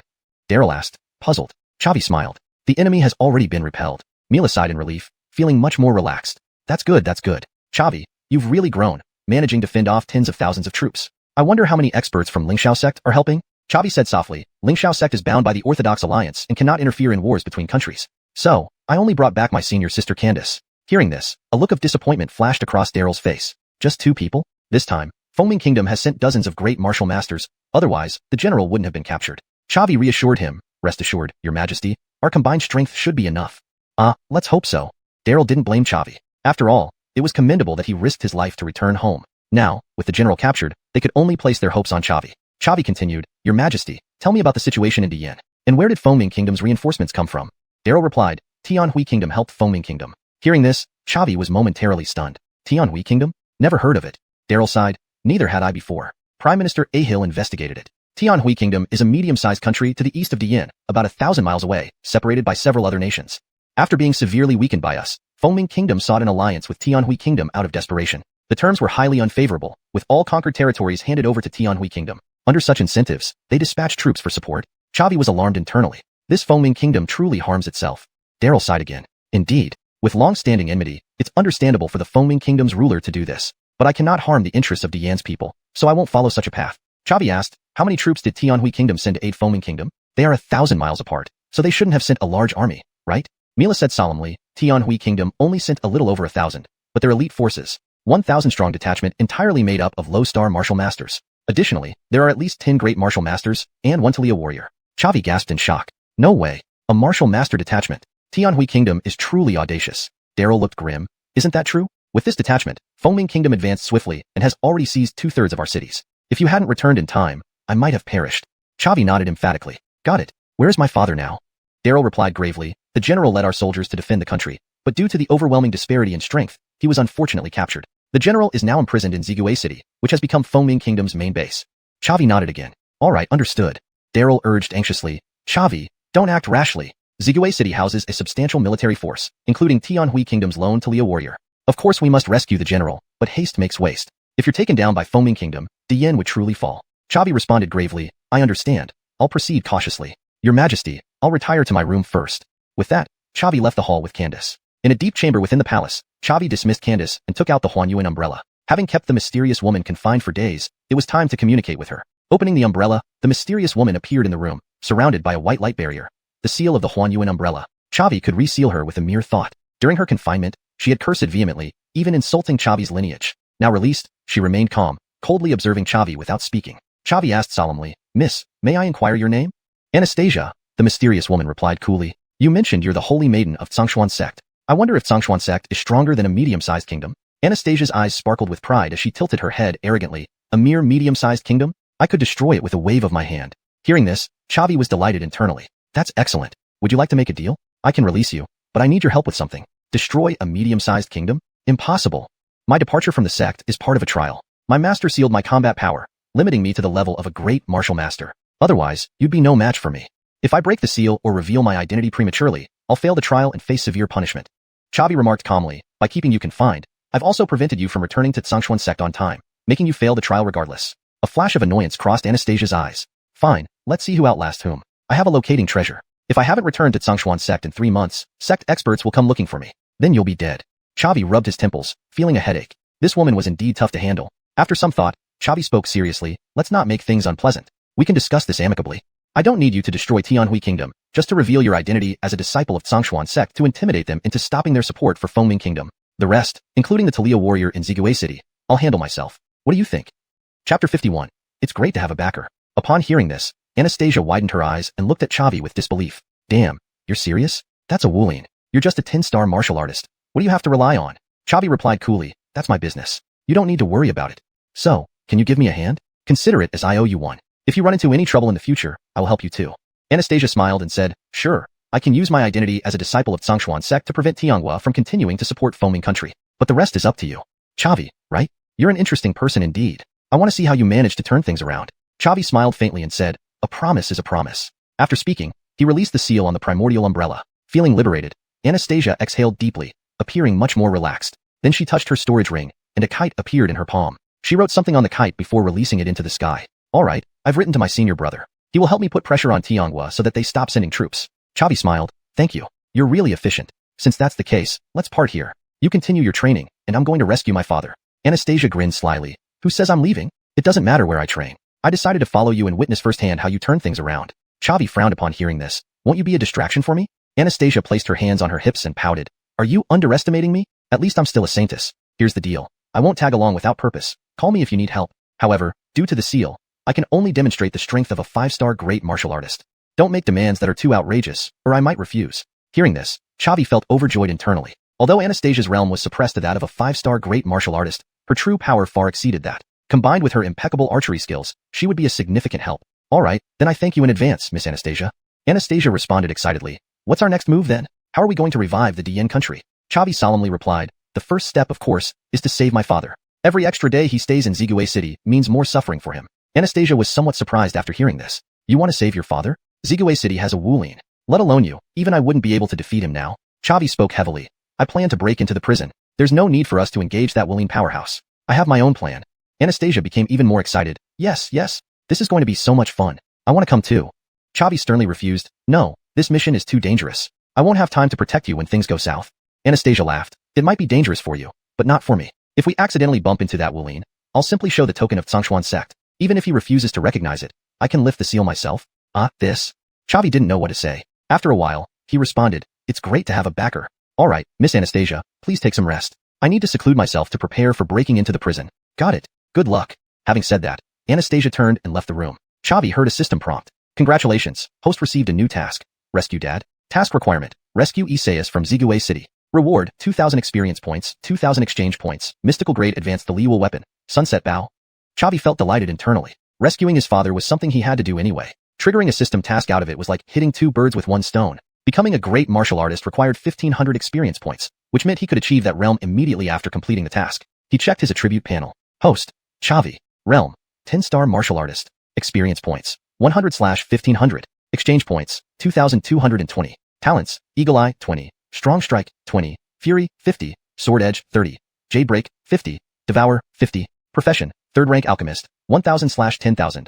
3rd rank Thaliwa Array Master, 0/10,000. Mount, Underworld Dragon, Tier 3. Task, Rescue Dad. After becoming a 10-star martial artist, he earned 20 additional exchange points. He allocated these points to Sword Edge. Sword Edge, 50 increases damage by 100 points when using sword-type weapons. Subsequently, Chavi purchased a mystical grade intermediate Thaliwa weapon and a mystical grade intermediate martial skill from the system store. Wine's Print Boots, significantly increases movement speed. Caroline Steps, increases movement speed and dodging ability. 2,000 exchange points vanished instantly. Engaging the Wulian powerhouse directly was unrealistic. Instead, he had to rely on speed, ensuring he rescued his father before the other party reacted. Therefore, Wine's print boots and Caroline steps were crucial. Chavi took out the Wine's print boots from his storage ring and put them on, followed by touching the Caroline step scroll. Instantly, various movements flooded his mind, as if he had practiced them for years. Next, he took out the bodies of two one-star great martial artists and the Greenstone Cauldron, deciding to create two Earth Fiend puppets. Apart from the Wulian powerhouse, Zigui City undoubtedly harbored other experts. To avoid getting entangled and unable to extricate himself, bringing two additional puppets seemed like a sound strategy. It had been 1 day and 1 night since Chavi successfully crafted the two Earth Fiend puppets. Dawn broke at this moment. Chavi walked out of his room and knocked on Candace's door. 3 minutes later, Candace emerged. "Brother Liu, what do you need me to do?" Chavi seriously replied, "Sister Candace, I am heading to Zigui City to save my father. The responsibility of defending the capital rests on your shoulders." Candace solemnly asked, "Really going?" Chavi nodded emphatically. "Father raised and nurtured me. I must go." "Fine. I will protect the capital. As long as I'm here, Fengming soldiers won't advance a single step. Brother Liu, I await your triumphant return." Chavi lightly smiled. "May your words bring good fortune." After bidding farewell to Candace, Chavi knocked on Anastasia's door again. "Miss Anastasia, I'm ready. We should head out." Anastasia was extremely excited. Yes, there's a great show coming up." They both mounted their horses and headed towards Zigui City. Chavi didn't summon Sayla to avoid alarming anyone prematurely. Chapter 52. Diverting the tiger away from the mountain. At the same time, at the city lord's manor of Zigui City, and Barnabas was leisurely sipping tea. The Thanqingda Wuxia who had been defeated by Chavi rushed in hastily. "Lord Ariv, something terrible has happened." Ariv slowly set down his teacup and said calmly, "Lars, haven't I told you to remain calm no matter what happens? Haste leads to mistakes. Now, tell me slowly what's going on." Lars took a deep breath and said gravely, "Lord Ariv, Chavi has returned from Lingxiao sect, bringing back a huge dragon and a great martial artist. They have thwarted our plan to capture the capital." Ariv remarked calmly, "Just 2 people and a dragon? It seems that even Lingxiao sect cannot ignore the rules of the Righteous Alliance. What level is this Chavi?" Lars responded solemnly, "A 10-star martial artist." Ariv commented indifferently, "For someone his age, reaching the level of a 10-star martial artist is quite impressive. Such talent must not be allowed to grow unchecked. In a few days, I will personally lead troops to the capital and eliminate Chavi." Lars continued, "My lord, we cannot underestimate Chavi. Although he is only a martial artist, he repelled the joint attack of myself and 2 other great martial artists, killing the other 2 great martial artists." Upon hearing this, a trace of surprise flickered across Ariv's face. "Really? That capable? Then he mustn't be spared. Let's not launch an attack for now. Allow this young man to indulge in dreams of restoring the kingdom to prevent him from fleeing out of despair. In a few days, I'll deal with him personally." Lars nodded emphatically, "As you command." After all, Lord Ariv is a Talia warrior, whose strength would easily overpower Chavi, so there was no need to worry anymore. Lars asked further, "My lord, I heard that Chavi and Francis have a close relationship. Will he try to break into the prison?" Ariv replied coolly, "Impossible. To instill fear among the troops of Dying Kingdom, news of my presence here in Zigui City has already been spread. No matter how courageous Chavi might be, he cannot bridge 2 major realms and challenge the authority of a Talia warrior." Lars nodded again. "You're right, my lord. In that case, I will return to the front lines to oversee the battle." Ariv said indifferently, "There's no point in launching the siege for now. Why would you go back to the front lines? Stay with me for a while." "As you command." Lars slowly retreated. Ariv took another sip of tea and snorted coldly. "I wonder why the king sent me here to Dying Kingdom. It's really too much for such a small task. As for that Chavi, he won't last long." 1 day and 1 night later, Chavi, disguised, and Anastasia successfully passed through inspection and entered Zigui City. Chavi found an inn at the corner of Zigui City, and they settled in. Anastasia said excitedly, "Chavi, when do you plan to save him? Just thinking about a low-ranking martial artist fighting against a Talia warrior makes me so excited." Chavi said calmly, "No rush. First, we need to gather intelligence. Anastasia, can you disguise yourself and infiltrate places?" Anastasia laughed. "Of course. I often sneak out of Xuanhuan sect to play outside, so I'm very skilled at disguising and infiltration." "Oh, you really are lively and adorable. Then join me in disguise and infiltrate the city lord's residence to investigate the combat abilities, habits, and usual hangouts of Ariv and other powerful figures. The more detailed, the better." Anastasia smiled and said, "Sure, no problem. Chavi, you're quite clever. This game is getting more interesting." Among the 3rd-grade prescriptions given by Candace, there was a breath-hiding pill that could conceal the aura of whoever took it. As long as they did not actively unleash their energy, anyone below a Talia warrior would be unable to sense it. Chavi refined over 10 breath-hiding pills in the inn and relied on Candace's makeup skills to successfully infiltrate the city lord's residence. After 3 days, Chavi had fully grasped the information about the strong figures in the city lord's residence. Ariv, a 1-star Talia warrior, enjoyed drinking tea and fishing, rarely leaving the residence. There were also 4 great martial artists, including Lars who had escaped from Chavi. All 4 great martial artists were lower ranked, manageable by Chavi, though he couldn't kill them quickly. Even Francis's location had been determined, confined in a specially made room adjacent to Ariv's bedroom. After obtaining all necessary information, Chavi and Anastasia discussed their strategy. Anastasia asked curiously, 1 Talia warrior and 4 great martial artists. "How do you plan to handle this battle, Chavi?" Chavi said gravely, "We need to divert the tiger away from the mountain. We don't need to defeat Ariv. We just need him away from the city lord's residence for some time." One of the 4 great martial artists, Hoover, was a lustful individual who frequented Xianxia Tower daily, never paying for his visits, insisting on freeloading. The owner of Xuanhuan Tower also did not dare to offend him, for if he ever became displeased, it wasn't impossible for him to smash the entire building. That evening, Hoover had reserved a private room and was listening to music while feeling up the woman in his arms. At that moment, Anastasia's clear voice rang out from the doorway. "Sir Hoover, Madam has sent me over with a fruit platter." Hoover said indifferently, "Come in then." As soon as Anastasia entered, Hoover was immediately captivated by her beauty, and the woman in his arms instantly lost her charm. Just as he hesitated, Anastasia had already quickly placed the fruit platter down and left the room. Only then did Hoover make up his mind, shouting, "Miss, wait."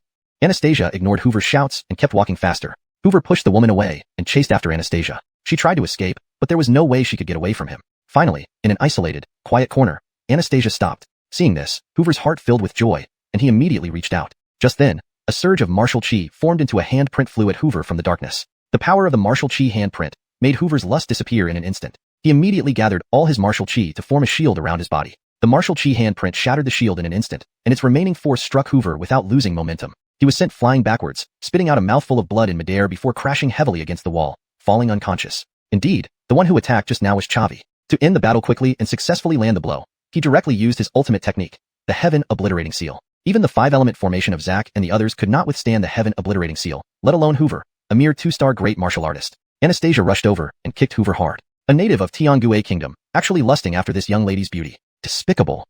Chavi hurriedly stopped her, saying, "Don't really kill him. I still have use for him." Then Chavi took out the primal umbrella and sealed Hoover, running out of Xuanhuan Tower with Anastasia. By the time they reached the street, the people from Xuanhuan Tower only then realized something was amiss and checked the scene.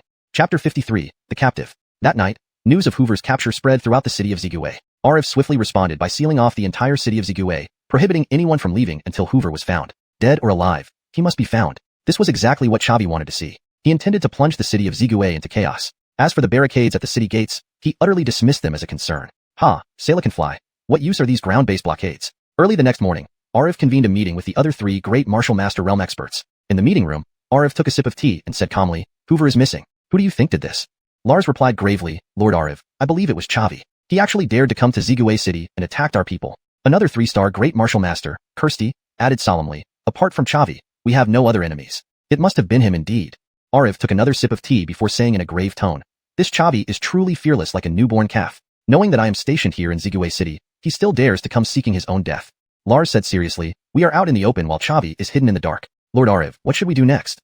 Arif remained unruffled. "No rush. Chavi came to Zigue City definitely to save his father. By capturing Hoover, he probably wants to negotiate with us. It won't be long before he contacts us. At that time, we can reunite the father and son." Upon hearing this, the 3 great martial masters all wore expressions of delight. Lord Arif's analysis is quite reasonable. Indeed, Old Ginger is spicier. Chavi even wants to negotiate terms with us. He's asking for death. Arif took another sip of tea and said calmly, "Lars, Kirsty, both of you lead search parties in Zigue City to force Chavi to show himself. If you encounter him, immediately launch signal flares, but do not engage in battle. Understand?" "We understand," they replied in unison. The 3rd great martial master Andon asked softly, "And what about me, Lord Arif? You remain at the city lord's mansion to prevent Chavi from acting rashly." "I understand."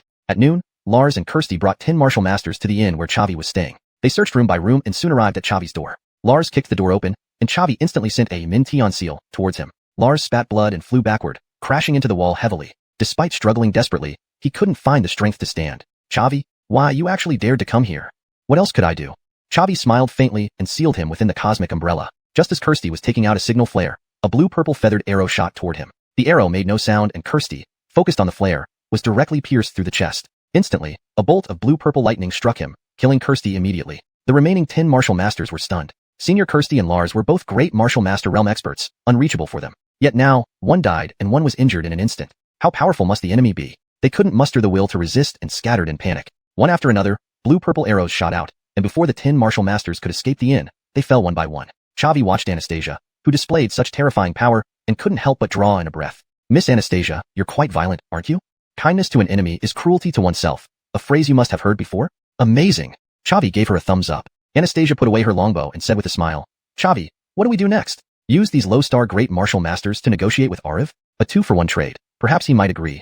Chavi said seriously, "Arif will not willingly trade with us. Once he knows our whereabouts, he will surely kill us." Anastasia was puzzled. "Then what do you plan to do?" Chavi smiled slightly, "You'll know soon enough. Let these bodies stay here to keep Arif awake at night. Let's go." The two left the inn and disguised themselves in an uninhabited corner. Anastasia's disguise skills were exceptional, and with her help plus the breath concealment pill, they easily blended into the crowd. 15 minutes later, Arif arrived at the inn with Andon. Seeing Lars's corpse, Arif fiercely slammed his hand against the wall and shouted, "Chavi, You've wronged me too much. The inn's stone walls cracked and dirt flew everywhere. Andon exclaimed in shock. To defeat Kirsty and Lars so quickly, they didn't even have the chance to send a signal flare. Ariv said in a grave tone. Obviously, Xavi did not come alone. He has a powerful helper. However, this helper of his apparently has not reached the Adalberto realm yet. Otherwise, there would be no need for these little tricks. He could have just stormed the city lord's mansion directly. What should we do then, Lord Ariv? Keep waiting. Xavi should be showing up soon. Stay by my side these few days and don't get captured again. As you command. The next morning, Xavi arrived at an uninhabited corner on the eastern side of Zigue City and laid Lars and Kirsty, who had been knocked unconscious, on the ground. Then, he and Anastasia raced to the western part of the city, near the city lord's mansion, where they waited quietly. Anastasia spoke with a hint of surprise in her voice. Xavi, I think I understand what you're doing now. Your ploy to lure the tiger away from the mountain is really clever. Xavi said solemnly. Once Ariv heads to the east of the city, we will act. The remaining guards at the city lord's mansion will rely on your help, Miss Anastasia. Anastasia smiled and said, you can trust me. Half an hour later, a panicked soldier from the Phoenix Singing Kingdom rushed into the city lord's mansion. Lord Ariv, we found Kirsty and Lars on the eastern side of the city, and they were knocked out. Hearing this, Ariv was not alarmed but rather delighted. Wonderful, Xavi has finally made his move. He must be hiding somewhere in the east. I'll go there personally and make sure to take him down in one strike. Andon was somewhat worried. Lord Ariv, I fear they are using the tactic of luring the tiger away from the mountain. What if you leave and Xavi attacks the city lord's mansion? What should we do then? Ariv hesitated for a moment before saying in a grave tone. What you say makes sense. Here's what we'll do. You stay in front of Isaias' cell and deploy heavy troops to hide within the city lord's mansion. If Xavi does show up, immediately send a signal flare. I don't expect you to defeat him. Just give me 15 minutes, and I will be back. Understood. Andon felt relieved. Ariv immediately headed towards the eastern part of the city. He went alone, without any escort. This was the confidence of an Adalberto powerhouse. Chapter 54, Rescuing Father. 15 minutes later, Xavi said in a deep voice, Ariv has probably just arrived at the eastern city. Miss Anastasia, let's move. Anastasia nodded gently. It's really fun playing with you. Xavi took out his shadow sword and slashed open the main gate of the city lord's residence. Andon was startled upon hearing the commotion. Xavi had actually come, and in such an overbearing manner. He immediately fired off a signal flare. Kirsty and Lars ended up dead and injured despite working together. There was no way he could match Xavi on his own. He shouted loudly, form the formation, defend against the enemy. More than 100 martial artists inside the city lord's residence all took out their weapons and rushed towards Xavi. Xavi didn't pay them any attention, walking straight into the depths of the city lord's residence. When a martial artist's long saber was about to slash down on Xavi, a silent arrow pierced through his chest. He screamed in agony and fell to the ground. All the martial artists were stunned and didn't dare to advance for a moment. Andon's heart shuddered. This kid indeed had backup. He yelled, the opponent only has 2 people. We don't need to fear them. If we charge forward, there is no way he can kill all of us. The remaining martial artists revived and continued slashing at Xavi. However, Anastasia demonstrated that she truly could eliminate everyone present. Step by step Xavi walked forward, and any martial artist who got within 3 meters of him would be pierced through by an arrow. By the time Xavi reached the door where Isaias was being held, more than half of the martial artists lay on the ground. The remaining martial artists couldn't muster the will to resist and fled in all directions. Xavi raised the shadow sword and said to Andon, do you want to leave or die? Andon swallowed and replied sternly, Xavi, Zigue City has been sealed off, you can't escape. Xavi replied indifferently, that's none of your business. I'll give you 5 seconds. 5, 4. Andon immediately turned to flee. Although he would be punished afterward by Lord Ariv, it was better than dying right now. Xavi slashed at the door with his sword, and a white light barrier appeared, pushing him back several steps. A formation? Outside the room, there was a third-grade defensive spirit formation clearly laid out. This formation was very complex. If ordinary grand martial artists wanted to break it forcefully, they would need at least half an hour. No wonder Ariv dared to go to the eastern city. He was waiting here for himself. But unfortunately, he was also a third-grade spirit array master. Xavi clasped his hands together, sending out over 100 spirit seals from his palms into the defensive formation before him. A minute later, the formation was broken, and the light barrier slowly vanished. Xavi slashed again, splitting the door into 2 halves. Inside, Isaias was gathering aura energy, preparing to face any assault. He had heard the noise outside the city lord's residence, and guessed someone was breaking him out. He just didn't know how Daryl managed to find help. Seeing Xavi, he froze. Bill? You're the one coming to save me. Aren't you risking your life? Seeing no wounds on Isaias, looking not like he had been tortured, Xavi sighed in relief. Immediately he grinned, Dad, there's no time to talk much. Ariv will be back soon. Let's go with me. Isaias' eyes welled up. He hadn't expected his unambitious son to be so courageous, coming to the city lord's residence with just martial artist level strength to carry out this prison break. Ariv was a Talia warrior. Seemed Bill really had grown up, and he couldn't manage him anymore. With mixed feelings, Isaias simply said, okay, let's go. The father and son walked out of the city lord's residence together. All guards had fled. They couldn't hold against Anastasia's powerful suppressive firepower. Walking out of the city lord's residence, Anastasia had already been waiting by the entrance. Xavi wasted no time, summoning Sayla immediately. A mighty dragon appeared above the city lord's residence. Xavi ordered deeply, Dad, get on the dragon. Looking at the dragon, Isaias was once again struck by awe. A stage 3 beast. Moreover, a dragon. Probably even he wouldn't be a match for this dragon. Jumping onto the dragon's back, Xavi commanded solemnly, Sayla, return to the capital as quickly as possible. Sayla shook its head. No problem, watch me. Then it flapped its wings and flew toward the horizon. The appearance of the nether dragon caused a huge stir in Zigui City. Holy cow, did I see that right? That's a dragon. These past few days there have been rumors around Zigui City that General Sun Chavi, with one person and a dragon, lifted the siege on the capital. Could this dragon belong to young General? It must be him. There can't be a second dragon beast in the Great Yin Kingdom. Why did young General come here? He couldn't have come to break someone out of prison, could he? Looks like he already succeeded. Otherwise, he wouldn't be so bold. Haha, old man Ariv must be furious. Young General is truly amazing. His abilities are no less than those of the Great General. Our Great Yin Kingdom has hope for revival. The citizens of Zigui City were all loyal to the Great Yin Kingdom, and they cheered as Chavi took action. In the air, Isaias finally relaxed, grabbing onto Chavi and asking him countless questions. Glenn, you've advanced to 10-star martial artist? Isn't that too fast? You've been away from home for only half a year, and before that, you were only at 2-star. Chavi chuckled lightly. Your son is a chosen one, so it's normal for me to advance quickly. He couldn't tell him directly that he had cheats, could he? Upon hearing Isaias's words, Anastasia was also quite shocked. Advancing from 2-star martial artist to 10-star martial artist within half a year, this pace was frighteningly fast. Although she could do it too, it took massive resources and the backing of Xuanhuan sect to reach this point. But what about Chavi? He was just an independent cultivator with no background. For a moment, Anastasia became even more curious about Chavi. This guy must have some secrets. Anastasia said solemnly, don't misuse the term, chosen one. It can get you beaten up easily. Hearing this, Chavi was a bit confused. Why is that? Anastasia smiled. Given your talent, you'll soon understand why. Just don't use this term recklessly. Chavi waved his hand. Alright, I won't say it if I shouldn't. Isaias asked seriously, Glenn, what's this young lady's name? Why didn't you bring Ainsley back? Chavi forced a smile. This young lady's name is Anastasia, the holy maiden of Xuanhuan sect. She contributed a lot during this prison break operation. As for Miss Tanya, she left without saying goodbye to me. Isaias replied, Xuanhuan sect? I've never heard of it. But given her youth and possession of grand martial artist cultivation, she must have a significant background. Many thanks to Miss Anastasia. Isaias gave a slight bow to Anastasia. Chapter 55. She escapes, he pursues. Anastasia said indifferently, you don't need to thank me. I just came out to play. Upon hearing this, Francis was slightly taken aback. This girl sure doesn't beat around the bush when she talks. Bethany is much better, considerate and obedient. Then, Francis changed his tone. What do you mean by leaving without saying goodbye? Little Chun, I asked you to take good care of Miss Wancheng, and this is how you take care of her. Chavi smiled bitterly. Miss Wancheng has her own legs. What can I do? We're all adults. We should be responsible for our decisions. Francis said sternly, you useless kid. You can't even keep Wancheng around? Chavi didn't dare to reply, making the atmosphere a bit awkward. At that moment, Chavi heard the system prompt sound. Congratulations, host completed the task. Rescue father. Reward received, 2,000 experience points, 2,000 exchange points. Advanced profound rank spirit weapon Luo Xia Bao. Congratulations, your realm has advanced to level 1 great warrior, gaining 21 talent points.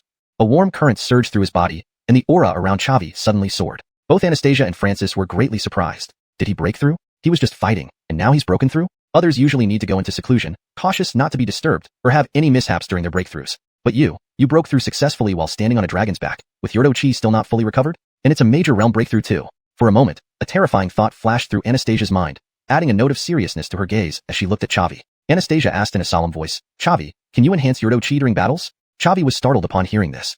Indeed, he has been discovered. However, he enhanced his chi through killing enemies, not merely from battling. Anastasia's guess was slightly off. Since so, let's go along with what she guessed. Better than revealing the system. Chavi nodded gently. Yes, each battle makes me stronger. However, the vast Yuan continent hosts countless special constitutions and talents. My ability to grow stronger in battle shouldn't be too outrageous, right? Anastasia said in a deep voice, you're pretty smart. There are many people on the Yuan continent who have your kind of constitution. I've heard of several, but they all died young, hardly living past 30. Oh, Chavi didn't know what to say for a moment. However, he soon understood the reason. In order to quickly break through by enhancing chi during battles, one needs to constantly participate in fights. Eventually, there will always be a slip-up. Those with such a constitution can win countless times, but they can't afford to lose once. Anastasia nodded heavily. Good that you understand. So, boy, work hard. Hope you can break the 30-year-old curse. With that, Anastasia patted Chavi on the shoulder. Chavi felt like crying yet couldn't. Given my system's condition, I have to keep fighting to advance in realm, facing the same issue as those with similar constitutions. Whether I can live past 30 really is hard to say, but risks come with opportunities. My rapid advancement all depends on the system. Without the system, I might have died at the hands of the assassins at the tea house, never having the chance to revive the Great Yin Kingdom. So, I'll do my best. The curse that those with this constitution won't live past 30 must be broken by me. Francis also patted Chavi on the shoulder and laughed. Little Chun, don't think too much. Special constitutions are something many yearn for but can hardly attain. You can rapidly elevate your realm because of this constitution. I believe you will surely break this curse. Finding that his father thinks the same way, Chavi felt closer to him. He nodded heavily and said solemnly, Father, I understand. Just then, an angry shout came from behind. Chavi, you scum, stop right there. All three were startled and turned around. Ariv, with wings sprouting from her back, was rapidly approaching them. Flight martial skills are very rare. Since warriors can use chi wings anytime after reaching the martial king realm, Flight martial skills become rather redundant for martial kings and above. Moreover, these skills are quite challenging to produce, making them scarcely available on the market. Chavi hadn't expected Arif to possess a scroll of flight martial skill. Sayla, speed up, Chavi said sternly. Feeling the formidable momentum of the pursuers behind, Sayla realized the severity of the situation and sped up again. However, the following Arif suddenly accelerated as well, continuing to close the distance. Francis said in a grave voice, Little Chun, if Arif catches up with us, I'll provide cover for the two of you to escape. I'm old now, my life isn't worth much, but you are still a rising sun, full of endless possibilities. Chavi shook his head slightly and smiled. Old dad, don't talk nonsense. We're all in the air. If Arif catches up and severely injures Sayla, all three of us and the dragon will fall to our deaths. In this moment, we live or die together. Anastasia was also somewhat anxious and softly said, Chavi, if things get too dire, I'll lift the seal and help you kill Arif. Although I would be punished by the sect, it's better than losing my life. Chavi shook his head slightly. Don't act rashly. We still have a chance. From the time we stormed the city lord's residence until now, it has been about 15 minutes. For Arif to catch up so quickly, it means he must have activated his flight martial skill as soon as he saw the signal flare and pursued us nonstop. Flight martial skills have time limits. For instance, my blue cloud wing can only last 10 minutes. His limit could expire at any moment, giving us a good chance to escape. Anastasia said in a solemn voice, Chavi, you really make me look at you in a new light. To remain so calm at such a critical moment. Chavi chuckled lightly. I'm used to it. Time ticked by, and the distance between Arif and Chavi grew closer and closer. When their distance narrowed to within 100 meters, Arif made his move. 3 fist-sized fireballs condensed in front of him and then shot out one after another, speeding towards Chavi. Anastasia immediately drew the blue-purple longbow and fired an arrow. The arrow melted the instant it touched the fireball. But immediately after, a bolt of blue-purple lightning struck down, causing the fireball to explode. The powerful shockwave made Chavi sway slightly. With her first shot successful, Anastasia didn't hesitate and fired another arrow, detonating the second fireball. Sayla also made a 90-degree turn mid-air, avoiding the third fireball. Chavi couldn't help but clap. Hell, Anastasia, your archery is amazing. To hit a fast-moving target from such a distance. I admit, I couldn't do that. Chapter 56, Xianxia. Anastasia slightly raised her head, looking proud. It's only fitting. I've been practicing archery from a young age until now. Seeing her attack miss, Arif couldn't help but curse. Damn it, what's that woman's background? She's actually this strong. The duration of his flight martial skill was about to end, and without hesitation, Arif unleashed his ultimate move. He clasped his hands together, and a huge fireball appeared in front of him. Initially the size of a fist, the fireball grew to the size of a person within 3 seconds before hurtling towards the trio. After delivering this strike, Arif descended from the sky, jumping back to the ground. His flight martial skill's duration had ended, but he was confident that his all-out attack was something that even a grand warrior couldn't withstand. He could go find their corpses ahead. The massive fireball approached them at a slightly slower speed than before but was several times more powerful. Anastasia shot 2 arrows in succession, yet failed to detonate it. She merely weakened its power a little. At this moment, Chavi activated Kip Wing, flying up from behind the nether dragon and hovering in mid-air. Anastasia was startled, shouting, Chavi, are you suicidal? Chavi said solemnly, if this fireball gets close to Tisha, we'll all die. Rather than be wiped out together, let me give it a try. Anastasia's voice was filled with shock. That's the full force attack of a martial Talia realm expert. How can you possibly withstand it? Francis also shouted heart-wrenchingly, Glenn, come back. He regretted not having a high enough realm to use Dookie Wings to block this move for his son. Chavi ignored their cries, facing the fireball as large as a person, and activated the Swallowing Heaven Decree. His aura rose layer by layer, reaching 5-star Grand Warrior in just a few breaths. Then, Chavi used Heaven Obliterating Seal, followed by Jade Shattering. A white Dookie palm appeared in front of him and then slammed forcefully toward the fireball. The two forces held against each other for a moment before exploding violently. The immense shockwave sent Chavi flying, spitting blood in midair as he kept tumbling backward. Tisha immediately turned around and flew towards Chavi. Finally, just as Chavi was about to hit the ground, Anastasia leaped forward and caught him. Arif, observing from the ground, frowned deeply. Damn, this Chavi is really gutsy to dare resist my ultimate move. Although I let Francis escape, taking out a more promising Chavi is a net gain. Thinking this, Arif did not pursue further and turned to walk back towards Zigue City. On Tisha's back, Anastasia gently cradled Chavi in her arms, saying anxiously, Chavi, are you alright? Chavi spat out another mouthful of blood, whispering, don't worry, I won't die. Having said that, Chavi touched the storage ring on his right hand, took out a 3rd-grade rejuvenation pill, and swallowed it. Anastasia looked at Chavi with amazement. To resist a martial Talia expert's full force attack at the 1-star Grand Warrior realm, Chavi, you're truly insane. Even crazier than me.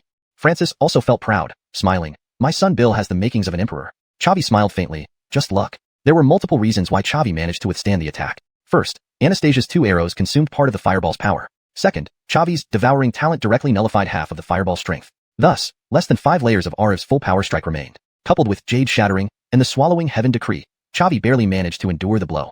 Through this battle, he keenly felt the power of a martial Talia expert. It would be almost impossible to win without some kind of advantage. Anastasia spoke seriously. Chavi, you've given me quite a surprise. Someone as intelligent and brave as you is rare, even in the Xianxuan sect. I've decided, I will do everything I can to help you revive the great Yin Kingdom. With you, I think there might actually be a chance for victory. Chavi smiled lightly, Thank you, Miss Anastasia. There's something I need your help with now. Upon hearing this, Anastasia was taken aback. Speak. If it's within my ability, I will certainly assist. Chavi said gravely. I want to establish a squad of archers made up entirely of martial artists. Please teach them archery. I saw your skills firsthand. They're truly remarkable. Anastasia asked seriously. You want to use this squad of archers to counter the Heavenly Return Kingdom's army of martial artists? Chavi smiled lightly. You're really clever, Miss Anastasia, guessing it so quickly. May I have your assistance? Anastasia said solemnly. Sure. Although the secret techniques and archery skills unique to Xuanhuan sect cannot be taught outside, training a few hundred sharpshooters is not a problem. Chavi then said, before that, can you teach me first? Your silent arrows and the ability to attach martial arts skills to your bow are something I truly admire. I promise not to spread them. Upon hearing this, Anastasia frowned. These things already belong to the most confidential materials of the Xuanhuan sect, and were supposed to not be taught outside. But Anastasia recalled the days they had spent together. Chavi was a brave and strategic man with great ambitions who also respected his parents. His credibility, she trusted. More importantly, Chavi's talent was too strong. He even had a constitution that grew stronger during battles, possibly becoming the next generation of war gods for humanity. Although it was a very small probability, it was worth considering. After thinking for a moment, Anastasia said solemnly, okay, I will teach you. Great. Miss Anastasia is the best.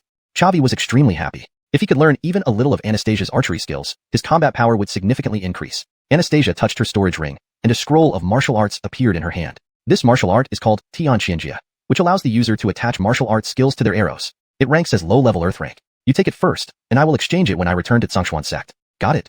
Upon hearing this, Chavi was greatly surprised. Earth rank martial arts. Even though it was just low-level, it was still priceless treasure. With the low-level earth rank, Minty Seal, he could stand up against martial Talia experts. This Xianxia must also be powerful. Anastasia is really wealthy, gifting earth rank martial arts so easily. Without a doubt, she must have better ones in her hands. I'll slowly explore and sponge off what I can later. I understand completely.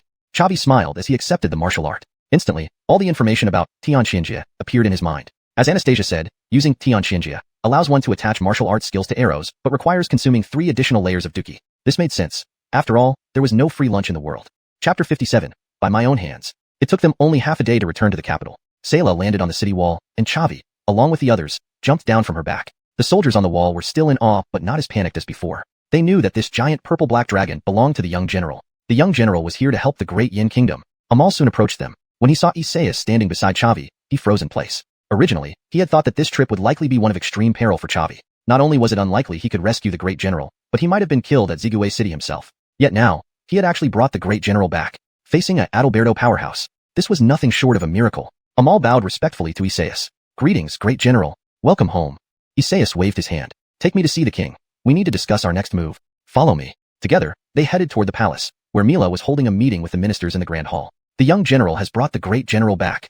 Before Amal even entered the hall, he shouted excitedly. Upon hearing this, all the ministers in the hall were astounded, turning their gazes towards the entrance. Chavi, Isaias, and Anastasia walked into the grand hall step by step. Seeing Isaias in person, the entire hall erupted in murmurs. It's really the great general. He's finally back. Wonderful. There's hope for the great Yin kingdom. The great general is the pillar of spirit for us all. Chavi is truly amazing, rescuing the great general right under the nose of a Adalberto powerhouse. With both father and son here, what worries are there for the future of the great Yin kingdom? King Daryl, seated on the throne, rose up joyfully and ran towards Isaias, his voice tinged with emotion. Brother Liu, you finally returned. These days without you have been exceedingly difficult. Beside him, Chavi was taken aback. He hadn't expected his father to be so important to the king, to the point of disregarding his dignity. Isaias let out a hearty laugh. Haha, brother Daryl, rest assured. As long as I'm here, the great Yin kingdom will never fall. After a moment, Daryl slowly released Isaias's hand and bowed to Chavi. Chavi, I owe you a debt of gratitude. If not for your brave efforts, the great general wouldn't have returned safely. Chavi chuckled lightly. Your Majesty, it's my duty as a citizen of the great Yin kingdom.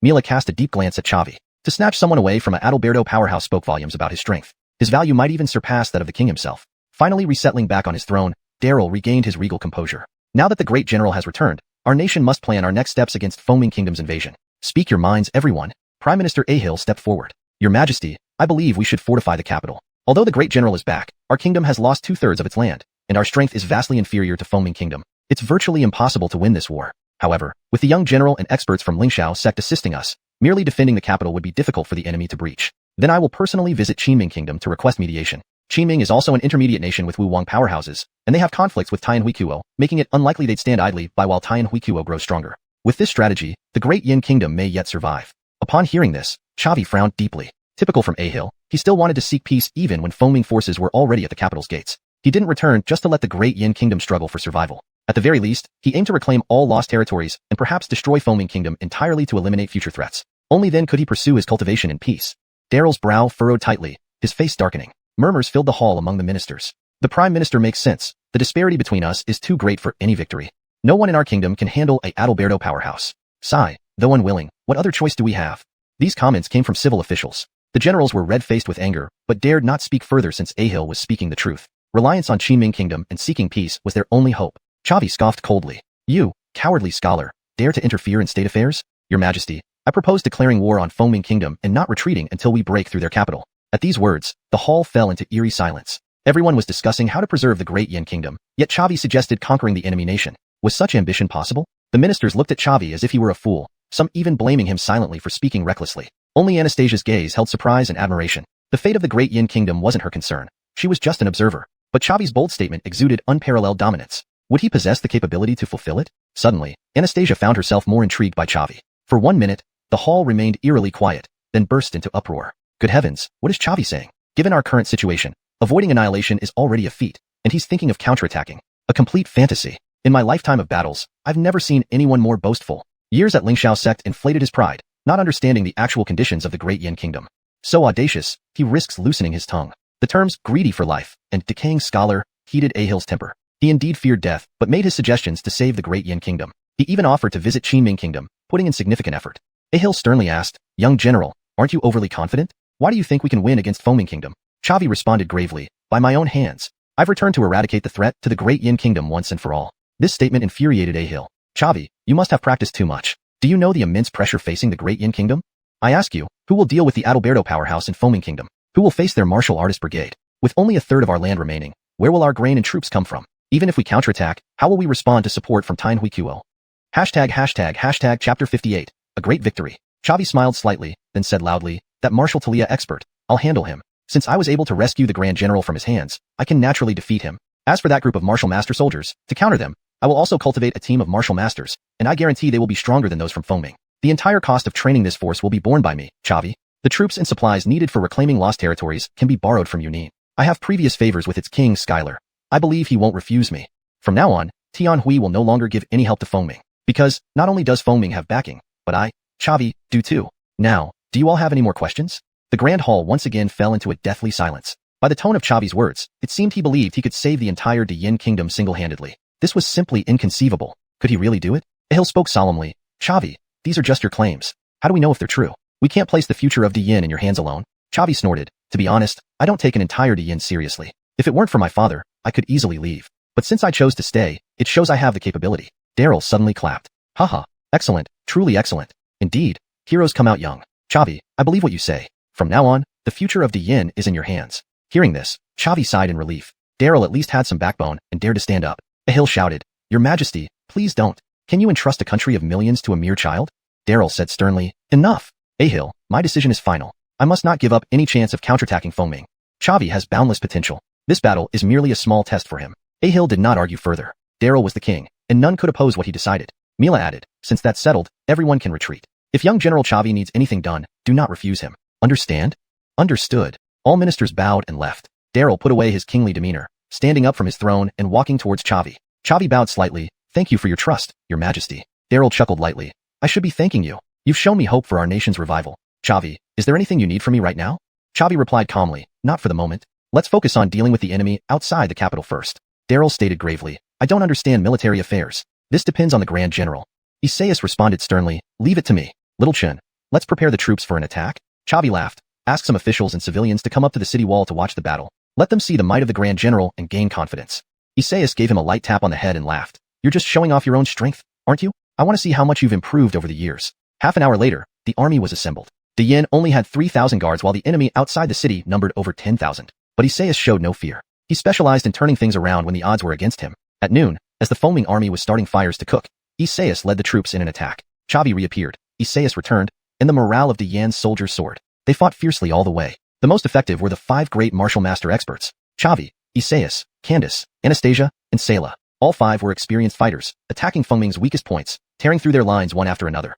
Chavi wielded the sunset bow, using the Xianxia decree, focusing sky-piercing slash onto the arrows, killing multiple enemies with each shot, very efficiently. Seeing Chavi use the Xianxia decree so skillfully, Anastasia was shocked. You didn't, Chavi. I just gave you the Xianxia decree a little while ago, and you already learned it? Chavi smiled. Just lucky. Anastasia teased. Who are you kidding? It seems you not only grow stronger in battles, but also possess top-tier comprehension. Truly a martial genius. Chavi laughed. Maybe. I'm not sure. He couldn't tell her about his special advantage directly. The battle started quickly and ended even faster. In just 2 hours, the foaming army was decimated by half, forcing their commander to order a retreat to the rear. The danger surrounding the capital was finally resolved completely. Chavi checked his system panel. Host. Chavi. Realm. 1-star Great Martial Master. Experience points. 1000/2000. Exchange points. 3220. Talent. Eagle Eye 30. Strong Strike 20. Frenzy 50. Blade Edge 50. Jade Shatter 50. Devour 50. Profession. 3rd Grade Alchemist 5000/10,000. 3rd Grade Talia Array Master 0/10,000. Mount. Underworld Dragon. 3rd Stage. Accumulating half the experience points, it was indeed quite good. If he kept participating in battles, his level would rise very fast. The officials and citizens on the city walls were amazed. 3,000 against 10,000, yet nearly a landslide victory. No wonder he's the Grand General. The young general also contributed significantly. If it weren't for the help he brought back, we wouldn't have one so quickly. A regular low-level nation would be incredibly fortunate to have one great martial master, yet we have 5. I can see hope for reviving Diyin.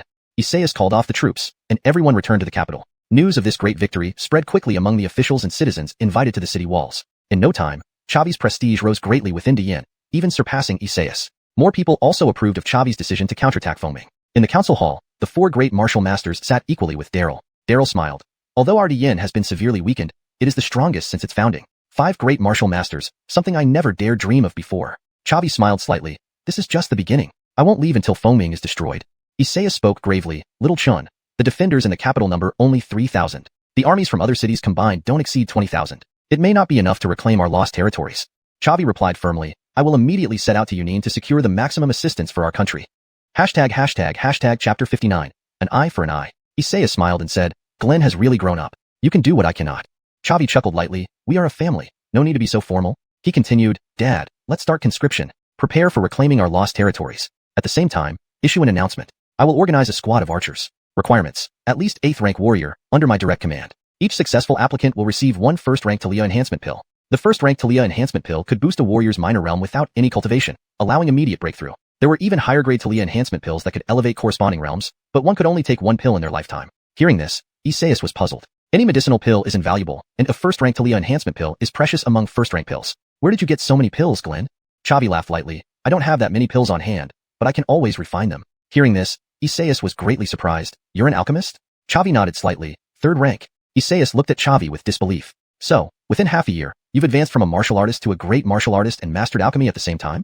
Chavi laughed. Just 3rd rank. Doesn't mean I'm proficient. How could he explain it? With his game-like advantages, he gained professional experience points for refining pills, making upgrades incredibly easy. Glenn, you're too powerful.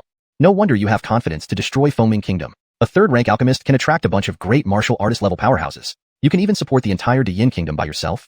Chavi nodded slightly. That's what I thought. I can keep attracting talent based on my identity as an alchemist. Anastasia, standing nearby, was equally shocked. Chavi, you're way too overpowered. Though a 3rd rank alchemist wasn't much to her, this was just Chavi's starting point. Who knew if he would become a 4th rank, 5th rank, or even higher? By then, even Xuanhuan sect would have to treat him seriously. Isaias asked again, are you forming this archer squad to counter the Wuxia brigade sent by Tianhui Kingdom? But isn't the standard of 8th rank warriors too low? Even if you succeed, it might not threaten Tianhui Kingdom's Wuxia brigade. Chavi said solemnly, I know. It's out of necessity. Diyin Kingdom is a minor nation with weak foundations. Finding a group of 8th rank warriors is already impressive. But I have another plan. What's your plan? Isaias and Anastasia perked up their ears. First, gather a batch of 8th rank warriors, then replace their techniques with mystical tier cultivation methods. They should be able to reach 9th rank within a month. Then, use 1st rank Talia enhancement pills and 2nd rank realm break pills to forcibly elevate their realms to martial artist. Isaias pondered for a moment before saying, no wonder alchemists hold such high status on Xuanhuan continent. They are almost match a country on their own. Glenn, you're truly incredible. Anastasia also gave Chavi a thumbs up. Chavi, you're awesome. Chavi laughed lightly. Just luck. Dad, I'll head to Yunin Kingdom to find reinforcements. Recruiting new soldiers and organizing the archer squad will be your responsibility. Isaias nodded vigorously. Your old man isn't useless. Leave these 2 matters to me. When you return, I'll give you a fully organized army. Anastasia hurriedly said, Chavi, I want to go with you. I want to see how you convince the ruler of Yunin Kingdom. Following you is too much fun. Chavi rubbed his head. I was hoping you'd help me train the archer squad. You did promise me. Anastasia laughed. Training qualified archers takes months. A few days won't make a difference. I can teach you archery along the way. Take me with you. Hearing this, Chavi felt intrigued. He envied Anastasia's exceptional archery skills. All right, let's go together. Candace softly said, with Anastasia protecting you, that's enough. I'll stay in the capital to prevent a counterattack from Fengming Kingdom's troops. Chavi smiled. I was thinking the same. Dad, Miss Candace, I'll be going now. When I return, it will be the revival of the Yin Kingdom. Chavi summoned Tisha and jumped onto its back with Anastasia. The underworld dragon spread its wings and flew toward Yunin Kingdom. Despite having seen Tisha several times, the capital residents were still amazed. A noble dragon beast willingly serving as a young general's mount clearly demonstrated the young general's strength. The revival of the Yin Kingdom was imminent. Standing on the dragon's back, Chavi heard the system notification in his ear. Congratulations, host. Received task. An eye for an eye. Task requirements. Destroy Fengming Kingdom. Task rewards, 5,000 experience points, 5,000 exchange points, Shadow Sword, and Shadow Sword technique upgraded to low Earth rank. Chavi was surprised. This task reward was excessively generous. 5,000 experience points, more than double the last reward. But then Chavi relaxed. Destroying Fengming Kingdom wasn't a simple task, requiring significant time and effort. The substantial reward was reasonable. Anyway, he had planned to eliminate Fengming Kingdom all along. Now that the task had triggered, he couldn't let it slip away. Anastasia patted Chavi on the shoulder. Chavi, daydreaming? Didn't you want to learn my silent arrow? Since we're in the sky, nothing else to do, let me teach you. Chavi snapped back to reality, closed the system panel and smiled. Okay, let's begin. Meanwhile, in Zigue City, inside the city lord's mansion, Ariv leisurely sipped tea. Lars rushed in breathlessly. Lord Ariv, we've received a defeat report. Ariv said solemnly. The army besieging the capital was defeated? That's expected, considering they had so many great martial artists and Isaias leading them. His military prowess far exceeds mine. Lars nodded vigorously. It's even worse. Chavi didn't die. In the battle for the capital, he reappeared, causing severe losses to our army. Hearing this, Ariv spat out his tea. You say what? Not dead? How could that be? Lars replied solemnly. Not only did he not die, he didn't even seem injured. Less than a day after returning to the capital, he launched an attack on our troops. As he spoke, Lars felt a deep fear of Chavi grow inside him. This Chavi was simply too overpowered. Ariv said sternly. How could that be? My full power strike could critically injure even same realm experts. Chavi didn't die? He's just a martial artist. Chapter 60. Alliance. Now it's not. Ariv was slightly stunned. What do you mean? Lars solemnly said. Chavi has already broken through to the great martial master realm. Upon hearing this, Ariv was greatly shocked. So fast? This kid is too monstrous. Lars said in a grave voice. Who would have thought? What should we do next, Lord Ariv? Ariv pondered for a moment and then slowly said, for Chavi to survive by chance, it must be due to the spirit weapon given to him by Ling Xiao's sect. A spirit weapon can protect him once, but not twice. Send Frisco and Dirk. I need to stay in Zigue City to suppress the citizens of the Yin Kingdom. And for some reason, the ruler says there will be no more reinforcements sent to Fengming Kingdom. Could Raphael Kingdom be intervening? Lars slightly shook his head. Unclear. But with Lord Ariv stationed in Zigue City, we will surely win. Chavi will eventually meet his end. Ariv felt a bit pleased but still said in a stern voice, don't say useless nonsense. Go arrange the manpower quickly. Yes, sir. Chavi and Anastasia took an entire day and night to reach Yunin Kingdom. During this time, he preliminarily mastered the essentials of the silent arrow but lacked practical combat opportunities. Anastasia softly said, Chavi, why don't we ride horses instead? Flying over Yunin Kingdom's territory might cause misunderstandings. We wouldn't want to find no reinforcements and end up fighting with Yunin Kingdom instead. Chavi slightly shook his head. No, I will not only fly over, but also make Jensen stop at Skylar's palace rooftop. Hearing this, Anastasia was somewhat surprised. That arrogant? It has to be this arrogant. Strength is the foundation for negotiation. We must make Skylar feel our power so he will agree to cooperate with us. Anastasia whispered. I seem to understand now. Chavi, your scheming is so deep. Whoever becomes your wife will definitely be bullied by you. Mentioning a wife, Chavi thought of Ainsley. They had just confirmed their relationship but hadn't even gotten intimate before she left without a word. He missed her. Jensen carried Chavi and Anastasia, flying across Yunin Kingdom's territory. Along the way, the people on the ground were amazed. My goodness, am I seeing things? That's a dragon. Yeah, it's a dragon. Its scales are even reflecting light. Never thought I'd see a real dragon in my lifetime. So lucky. Why is this giant dragon not staying in the Demon Beast Mountains, but coming to our Yunin Kingdom? Look, there seems to be someone on its back. Judging from this direction, they're heading for the capital city. As Jensen approached the capital city walls, she was spotted by the guards. A martial master used aura to amplify his voice and shouted, This is the royal city.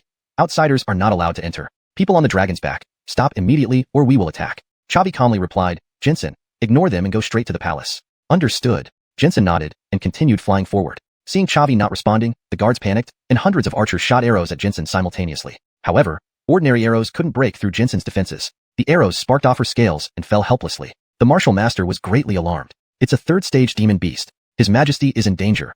Quickly summon the Great Offering. Another martial master immediately went to inform the Great Offering, while he led the soldiers to chase after Chavi. 15 minutes later, Jensen landed on the palace roof. As soon as Chavi and Anastasia jumped down, they were surrounded by Yunin Kingdom soldiers, dozens of martial masters, and hundreds of martial practitioners. For a lower-tier kingdom, this defense was commendable, but Chavi wasn't worried at all. The leading 8-star martial master asked gravely, Who are you? Identify yourselves. Chavi responded coolly, You're not qualified to speak to me. Send for your leader. Hearing this, the 8-star martial master felt a surge of anger, but looking at the nether dragon, he suppressed his frustration. To tame a third-stage dragon-like demon beast as a mount indeed required substantial strength. He respectfully said, "Please wait a moment, Elder will arrive shortly." Although Chavi was younger than him, calling him Elder wasn't embarrassing under these circumstances. Chavi nodded slightly, saying nothing more. 5 minutes later, a fit old man with white hair walked over. "Hello, young friend. I'm the great offering of Yunin Kingdom, Dennis. May I ask why you're making such a bold move to breach the palace? We can discuss matters peaceably." Chavi glanced at his aura. 5-star Great Martial Master, impressive. Chavi gave a slight bow. "I'm Chavi, young general from Yin Kingdom. I've come to speak with Lord Su on urgent matters." Hearing this, Dennis was startled. He had heard about Chavi before, especially how he escorted Architect Alan back home, helping Yunin Kingdom greatly. He always wanted to meet this young hero. A smile appeared on Dennis's face. "It's actually young friend Chavi. Your reputation precedes you. Please follow me. The ruler is holding a meeting, and I'll take you inside." Chavi lightly smiled. "Thanks, Uncle Dennis." Dennis chuckled awkwardly. "Could you please have this third-stage demon beast relocate? It's somewhat inappropriate parked on the palace roof." Chavi softly called out, "Jensen, return." Jensen instantly turned into a white light and entered Chavi's steed space. Dennis was somewhat surprised. This third-stage demon beast obeyed Chavi so obediently, proving his immense strength. They headed toward the main hall. Dennis pondered the situation while walking. Hearing about Yin Kingdom being nearly annihilated, he guessed Chavi came seeking aid. However, with Tianhui Kingdom openly supporting Fengming Kingdom, other lower kingdoms wouldn't dare intervene. Before reaching the hall, Dennis called out, reporting to Lord Su, "Young friend Chavi of Yin Kingdom seeks audience." Hearing this, Skylar paused the meeting, stood up from his throne, and walked forward to greet him. He respected this young general for both his achievements and the significant help provided to Yunin Kingdom. As Chavi and Anastasia entered the hall, Skylar shook Chavi's hand, smiling, "Young friend Lu, it's been quite a while. What brings you here?" Despite having an inkling, he still asked. Chavi gravely replied, "On behalf of the Yin Kingdom, I've come to negotiate an alliance with Yunin Kingdom." Chapter 61. Borrowing Troops. As soon as these words were spoken, murmurs immediately filled the grand hall. What alliance? I think it's more like asking for help. I heard that the great Yin Kingdom has been almost decimated, with the capital city besieged. Chavi is here to seek reinforcements. If it were just the Fengming Kingdom, perhaps we could negotiate terms and offer assistance. But they have the support of the Tianhui Kingdom. How can a low-ranking nation like our Yunin Kingdom dare to confront the Tianhui Kingdom? There's nothing we can do. It's really impossible. Skylar said apologetically, "Chavi, I truly appreciate your escort. However, with the Tianhui Kingdom backing the Fengming Kingdom, I cannot possibly ally with you. As the ruler, I must consider the welfare of my people."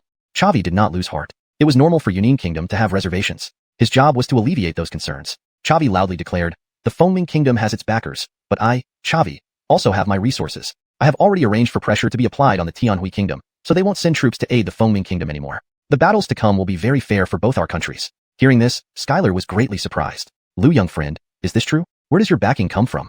Chavi replied solemnly, "This is my secret, but you should understand that I wouldn't joke about the survival of the great Yin Kingdom." Skylar nodded slightly, then said, "But even so, the Fengming Kingdom is stronger than either of our countries. A direct confrontation would be disadvantageous for us in Yunin Kingdom. Do you want benefits, your majesty? This time, I am not only to revive the great Yin Kingdom but also to destroy the Fengming Kingdom. When that happens, we will split the land of the Fengming Kingdom equally between our two countries. How does that sound to you?" Skylar was even more astonished. He hadn't expected Chavi to be so ambitious, wanting not only to reclaim lost territories but also to devour the Fengming Kingdom. What gave him such confidence? Skylar asked sternly, "Lu, young friend, what makes you believe you can defeat the Fengming Kingdom? I cannot risk soldiers' lives in your gamble." Chavi smiled faintly and unleashed his martial energy, displaying the strength of a great martial artist. His mere aura suffocated all the ministers present. Dennis beside him instantly released his martial energy to protect Skylar. Skylar exclaimed, "Lu, young friend, you've advanced to the great martial artist realm? Aren't you still under 20? Chavi laughed, "Actually, I'm only 18. Your majesty, with my cultivation speed, reaching the martial Talia or even martial king realms will be easy, provided I don't die prematurely. To me, a small kingdom like the Fengming Kingdom isn't much of a challenge. If we form an alliance, Yunin Kingdom will gain not only land, but also the protection of a future top-tier powerhouse. Does your majesty find this level of power satisfactory?"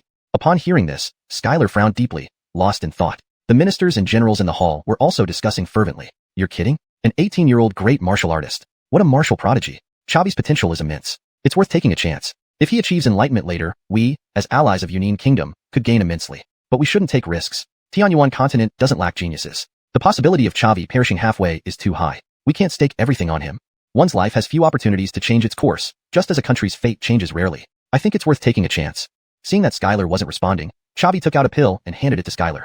"Your majesty, this pill is called a third-rank soul ascending pill. After consumption, it can enhance a great martial artist by 1 minor rank. It is among the hardest third-rank pills to refine. Now, I offer it as a gift to Yunin Kingdom. Once the war ends, I'll give you 3 more third-rank soul ascending pills." Hearing this, Dennis showed a pleased expression. The third-rank soul ascending pill suited him perfectly. Being elderly with weakened vitality, he hadn't progressed for many years. This pill could directly enhance his realm, making it a priceless treasure. And as the chief elder, if the ruler accepted the pill, it would likely fall into his hands. For a moment, he was tempted. Skylar didn't take the pill, looking puzzled. An alchemist is the most prestigious profession on Xuanhuan continent. Our Yunin kingdom doesn't even have a first-rank alchemist, let alone a third-rank one. Chavi, where did you get this pill from? Chavi laughed lightly. I refined it myself, finished in half an hour. Instantly, the hall fell into an eerie silence. Everyone stared at Chavi, their eyes filled with reverence and eagerness. Skylar was also stunned for a while before coming back to his senses. You're a third-rank alchemist? Chavi nodded slightly. That's right. If you don't believe me, I can refine a third-rank pill right now. After receiving this confirmation, there was an immediate uproar in the hall. Come on, a third-rank alchemist? Is this real? I think it's mostly true. Chavi dared to refine the pill on the spot. He has no reason to lie, or it would be exposed soon. Lying serves no purpose. At 18, mastering both martial arts and alchemy, he's a genius of rare talent. A third-rank alchemist can attract a large number of great martial artists. No wonder Chavi is confident enough to counterattack the Fengming kingdom. After a long pause, Skylar came back to his senses. No need. I trust that Lu young friend wouldn't deceive me. Since you've explained the situation clearly, rejecting it now would make me appear foolish. Yunin kingdom agrees to ally with you and help you reclaim lost territories. Chavi breathed a sigh of relief, smiling. If so, please accept this third-rank soul ascending pill. Here's to a pleasant cooperation.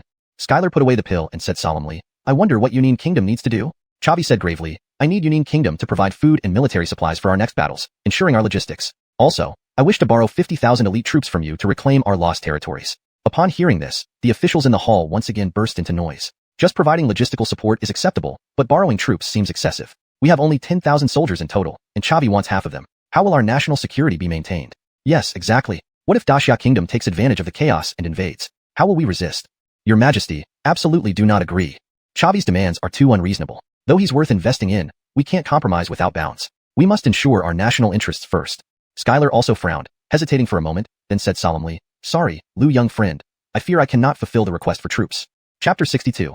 Overwhelming domination. Zavig's brows furrowed. Skylar's reaction was within his expectations. Asking someone to risk half of their assets in an adventure certainly wouldn't be easy. Zavig said solemnly, Your Majesty, there's no such thing as a free lunch. If you wish to ally with me, you have to pay the price. The half of Fengming Kingdom's territory isn't that easily obtainable, but I can assure you, these 50,000 troops will not suffer any harm. However I borrow them, I'll return them just the same. Hearing this, Skylar fell into deep thought. After a long while, he said gravely, Little friend Lu indeed possesses extraordinary talent, but now what matters is strength. Talent alone won't do much good. If you want to take these 50,000 troops, you must prove your capability to lead them.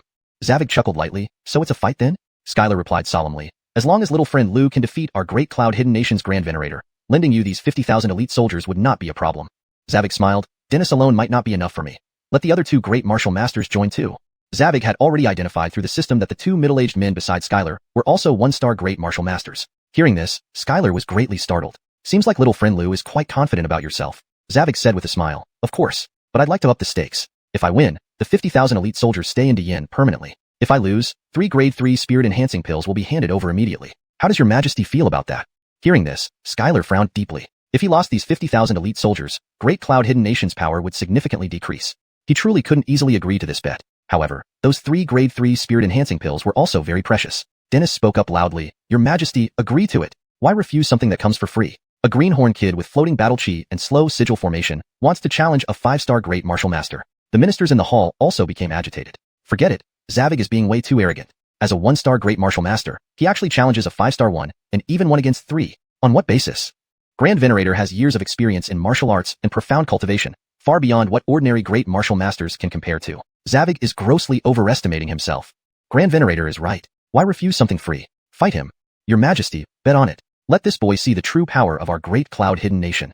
Skylar ignored the reactions of his ministers and thought deeply. For Zavig to dare make such a bold claim, he must be confident. If Zavig lost, they would gain 3 grade 3 spirit-enhancing pills for nothing. If Zavig won, it showed that he indeed had investment potential. The cost of the 50,000 elite soldiers would soon be repaid. Whether winning or losing, Great Cloud Hidden Nation wouldn't be at a loss. After pondering for a moment, Skylar said gravely, Very well, I accept this wager.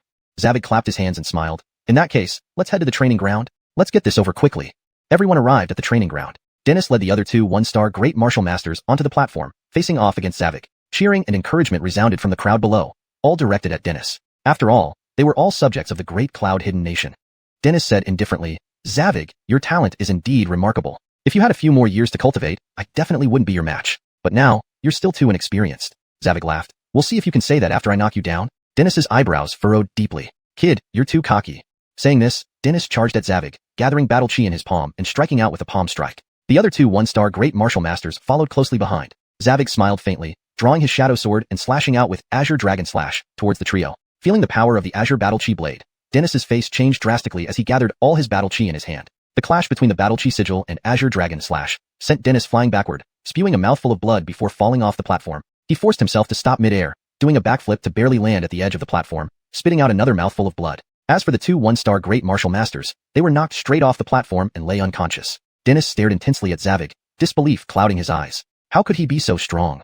Without wasting time, Zavig launched another Azure Dragon Slash at Dennis. Despite Dennis's full preparation and utmost defense, he was still blasted away and fell off the platform. The entire scene erupted in shock. Damn, Zavig is amazing. In just 2 moves, he defeated 3 great martial masters. Moreover, across 4 minor realms, how is this possible?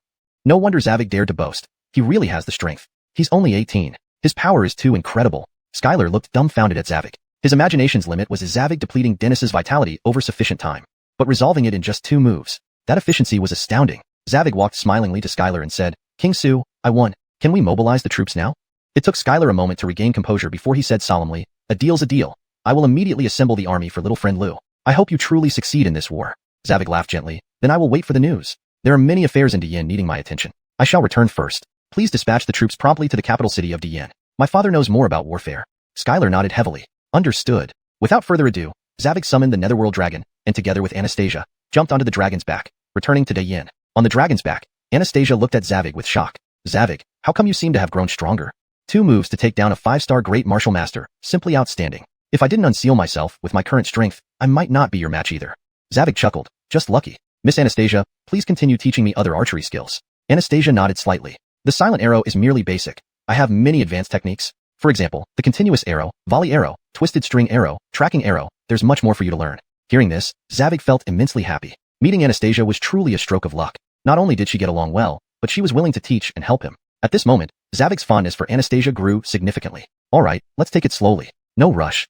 Chapter 63, Formation of the Archer Squadron. After a day and night, the two returned to the capital city. During this brief period, Chavi had gained a preliminary understanding of linked arrow shooting. Linked arrow shooting was continuous shooting with almost no cooldown time, allowing one person to form suppressive fire. In the initial essence realm, Anastasia had relied on linked arrow shooting to single-handedly suppress the holy sons of various sects. As soon as Sayla landed on the city wall, Jareth approached them. General, I have been waiting for you. Chavi nodded slightly. Jareth, inform the ruler that I've returned with good news. 15 minutes later, everyone gathered in the meeting hall. Daryl asked anxiously, Xiaoqin, did Cloud Hidden Nation agree to help us? Chavi smiled lightly. My tasks can be trusted by the ruler.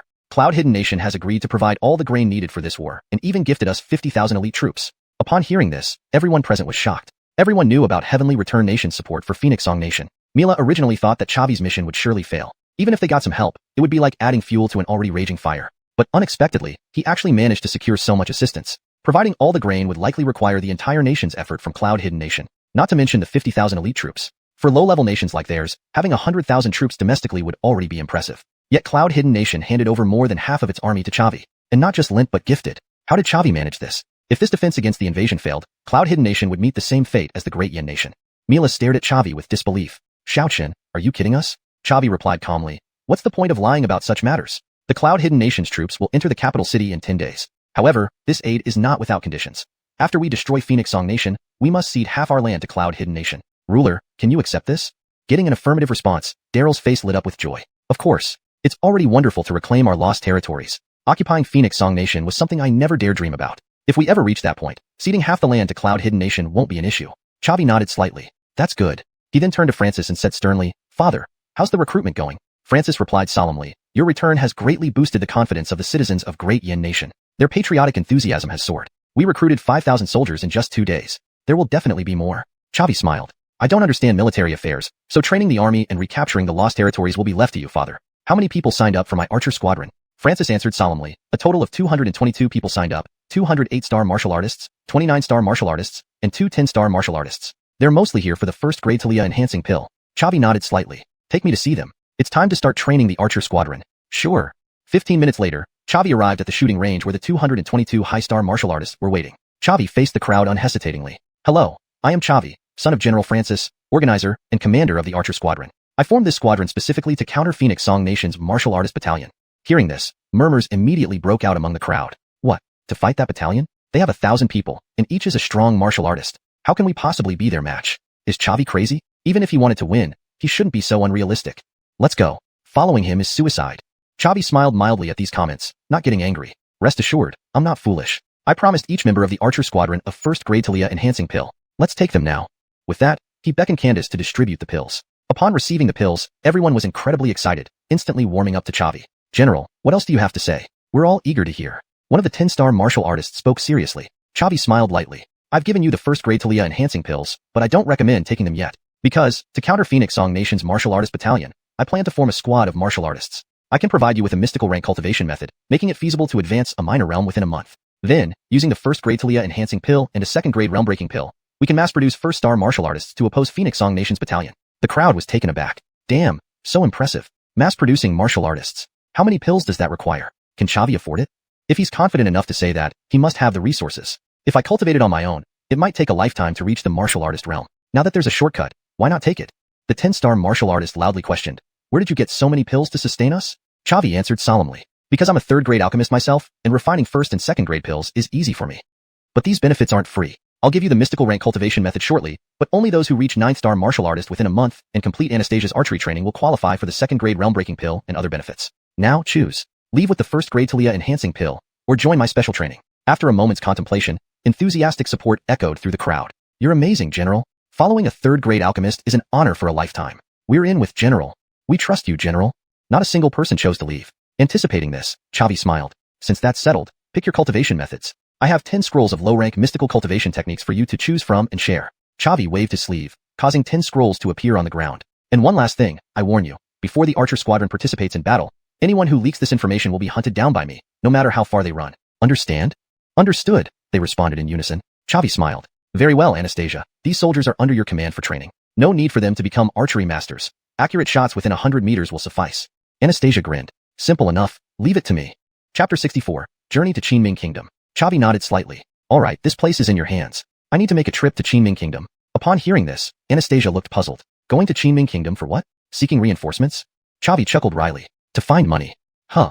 If we want to enhance the combat effectiveness of the archer platoon, they need better equipment. I have to find a way to earn money. Anastasia's eyes lit up. You're planning to find a market for pills, using alchemy to support this archer platoon? Chavi laughed lightly. You're pretty smart. Well, I'm off. Anastasia nodded slightly. Alright. In the past, my master always taught me and punished me when I did anything wrong. Now it's finally my turn to teach others. It's kind of exciting. Chavi silently mourned for these warriors for 3 seconds. Then he called Candace, and the two headed for Qinming Kingdom together. On Jensen's back, Chavi was somewhat shocked as he said, Senior Sister Candace, you've advanced to 2-star great martial artist? Candace smiled gently. You're always making progress, so I can't fall too far behind either. Chavi nodded slightly. This is excellent. The stronger you are, the higher our chances of victory for Diyin Kingdom. Candace laughed. Even with all my efforts, I still can't catch up to you. As a 1-star great martial artist, you can easily defeat me, a 2-star great martial artist. Chavi, you're truly a prodigy. Chavi chuckled lightly. Just luck. On Jensen's back, Chavi continued practicing his continuous arrow shots. His firing speed increased rapidly, even causing Candace to marvel. After a day and a night, the two arrived at the border of Qinming Kingdom. Chavi recalled Jensen into the mount space and rode with Candace into Qinming Kingdom. The previous arrogance was to put pressure on Union Kingdom through Jensen, but now, Qinming Kingdom wasn't someone Chavi could afford to offend. He needed to be more low-key. They arrived at the first major city in Qinming Kingdom, Xindu City. Without wasting time, Chavi walked straight into an auction house located in the center of Xindu City. A uniformed, attractive woman approached them. Gentlemen, the auction begins tonight. Would you like me to lead you to a private room to rest for a while? Chavi spoke solemnly. Hello, I'm Chavi, a third-grade alchemist, here seeking cooperation with the auction house. The uniformed woman was startled. Third-grade alchemist. There's only one third-grade alchemist in Xindu City. Master Lu, please wait a moment. I'll inform the president immediately. Sure, I'll wait. The uniformed woman ushered Chavi into a private room and respectfully left. 15 minutes later, a burly middle-aged man entered the private room. Master Lu, hello. I'm Jasper, the president of Starlight Auction House. Jasper introduced himself while extending his hand to Chavi. In reality, it took the uniformed woman only 5 minutes to find Jasper. The remaining 10 minutes were spent by Jasper investigating Chavi's identity. Chavi had not hidden his identity, making it easy for him to find out that he was the son of a general from Diyin Kingdom and a 1-star great martial artist. What remained unknown was whether he was really a third-grade alchemist. If true, that would be mind-blowing. He was only 18 years old. Although Qinming Kingdom had not participated in the war between the two kingdoms, it did not wish to see Tianghua gain any advantages. Supporting Chavi would inconvenience Tianghua and Foming Kingdom, purely beneficial. If Chavi was indeed a third-grade alchemist, cooperating with him and establishing a good relationship would be advantageous. This was precisely why Chavi chose to sell pills in Qinming Kingdom. Chavi extended his right hand, shaking hands lightly with Jasper. President's son, hello? I am Chavi from Diyin Kingdom. They sat down, leaving the uniformed woman standing aside. Jasper smiled gently. I heard Master Lu is seeking cooperation. May I know how we can collaborate? Chavi said solemnly, I can regularly supply third-grade pills to your auction house, and in return, you will collect weapons and supplies needed for war. Jasper was inwardly stunned. Indeed, it was for the war. With a third-grade alchemist, the Yin Kingdom's strength would soar, far beyond what Fengming Kingdom could match. It seemed that Fengming Kingdom and Tianghua were going to have real headaches. Jasper said seriously, all right, but I must confirm that Master Lu has the capability to provide third-grade pills. Chavi chuckled lightly. No problem. I will refine one right here. Bring over your third-grade alchemist in Shindu City as a witness. Jasper nodded vigorously. That's reasonable. He turned to look at the uniformed woman. Violetta, go bring Senior Landon here. As ordered. Violetta bowed her head in acknowledgement and walked out. This time, Chavi would have to wait a bit longer because Landon didn't reside at the auction house but in the city lord's residence, requiring multiple layers of notification to reach him. Half an hour later, a white-haired elderly man entered the room. Before stepping inside, he spoke. Jasper, I heard you have a young third-grade alchemist here. I must get acquainted with him. When Landon saw Chavi, he was inwardly astonished. Little boy, are you the third-grade alchemist? Chavi nodded slightly. Junior Chavi, greetings to Senior Landon. You're too young. Little boy, are you even an adult? Chavi responded solemnly. I just turned 18. Upon hearing this, Landon was even more stunned.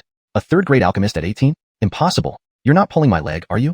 Chavi said calmly. Whether or not, Senior will see shortly. Hearing this, Landon felt a bit angry. This kid is really arrogant, acting as if it's true. All right, then refine a third-grade pill for me to see. If you succeed, I'll eat my cauldron. Without further ado, Chavi took out the greenstone cauldron and began refining the pill. He was refining a third-grade restorative pill, not the most difficult among third-grade pills but very practical with high sales volume. After all, who hasn't been injured? Chavi placed the medicinal ingredients into the greenstone cauldron and controlled the flames to refine the pill. Landon watched with increasing astonishment. The speed, the proficiency.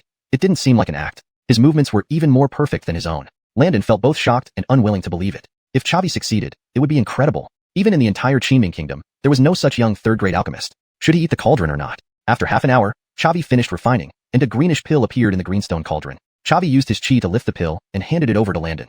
Chapter 65, Cooperation. Landon took the pill and began to examine it closely. Perfect. Nearly perfect third-grade revitalizing pill. If I were to refine it, it wouldn't be of such quality. Chavi, you're a genius. Chavi smiled faintly. Just luck. He didn't mention the medicinal cauldron incident. Making Landon feel embarrassed wouldn't benefit him at all. Jasper looked at Chavi with extreme shock. Master Landon was already over 50 years old, while Chavi, he wasn't even 20 yet. Such an alchemy genius. If not for premature death, his future accomplishments might even surpass the entire Qinming Kingdom. If Jasper had initially intended to upset Heavenly Return Kingdom, now he genuinely wanted to cooperate with Chavi. This rising star was worth serious consideration. Jasper smiled at Chavi. I wonder how Master Lu would like to cooperate with our Starlight Auction House? Chavi said softly, I will provide 100 third-grade revitalizing pills each month, in exchange for you collecting 100 advanced yellow-tier bow spirit weapons and 100 advanced yellow-tier defensive spirit weapons. Can Senior Jasper agree to this?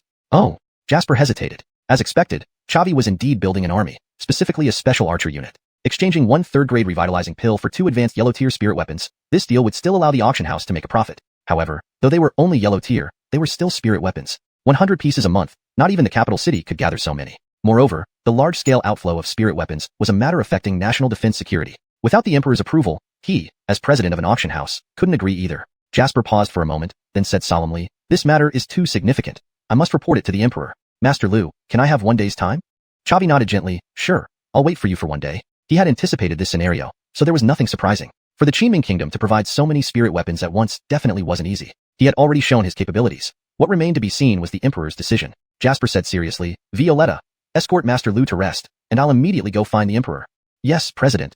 Jasper left hurriedly, while Chavi and Candace were led by Violetta to stay in a small courtyard next to the auction house. Though simple, the courtyard clearly showed Jasper's consideration. Buying a courtyard in the center of the new capital cost no less than top-tier hotels. Jasper considered that Chavi needed a quiet environment for cultivation and refining pills, so he specially arranged this courtyard for him. After leading the two around the courtyard, Violetta respectfully said, Master Lu, if there's nothing else, I'll take my leave. You can come to the auction house anytime if you need anything. Chavi smiled faintly. Actually, I need something right now. Hearing this, Violetta was slightly taken aback, and her face turned pink instantly. Master Lu, isn't this inappropriate? It's still daytime, but if you really need, I can also comply.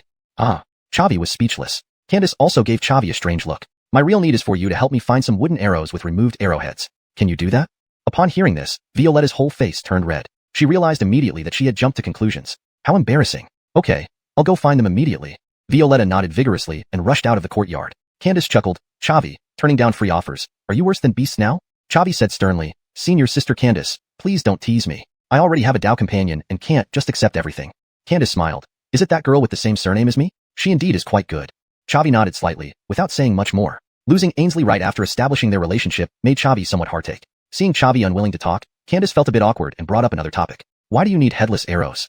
This revived Chavi's interest. Anastasia has been teaching me archery these days, and I've benefited greatly. However, I've lacked sparring partners at my level, so I'd like to practice linked pearl arrow with senior sister Candace. Hearing this, Candace raised an eyebrow. You want to shoot me? Chavi hurriedly bowed in apology, smiling bitterly. Senior sister Candace, can you speak less concisely? I won't use aura power. I'll purely rely on physical strength to shoot the arrows, and you can defend with aura power. I want to see if I can suppress you with linked pearl arrows. Sure, since there's nothing else to do, let me see your linked pearl arrow. 15 minutes later, Violetta delivered the headless arrows, and the two immediately started practicing in the courtyard. Although he couldn't use aura power, Chavi's physical strength was no less formidable. He shot 1 arrow per second, so fast it was maddening. Candace could not completely ignore his physical strength and had to activate her aura power for defense. But even then, she was still completely overwhelmed by Chavi. Despite constant dodging and shifting positions, she couldn't escape Chavi's arrows. Under Chavi's relentless barrage, she kept retreating, moving further and further away from him. Half a day passed like this. As the sun set, Chavi finally put away the Wuxia bow and smiled. Senior sister Candace, how was my linked pearl arrow? Candace looked at Chavi with a mix of shock and wariness. Too fast. Not only fast, but also incredibly powerful. If you had used aura power, you could have taken my life within 10 shots. And those 10 shots would only take you 10 seconds. Chavi, you are truly terrifying. Now, I am no match for you at all. Chavi chuckled softly, just lucky. But inwardly, he felt quite proud. Now, he was likely invincible within his rank, except when facing someone like Anastasia with deep background. Even if he faced Arav again, he might still stand a chance. But he had only been learning archery from Anastasia for a few days. If he mastered all her skills, wouldn't he be unstoppable? The revival of the Great Yin Kingdom could be just around the corner. For a moment, Chavi felt even more grateful to Anastasia. The next morning, while Chavi was refining pills in the courtyard, Violetta knocked on the gate. Master Lu, the president requests your presence. So soon?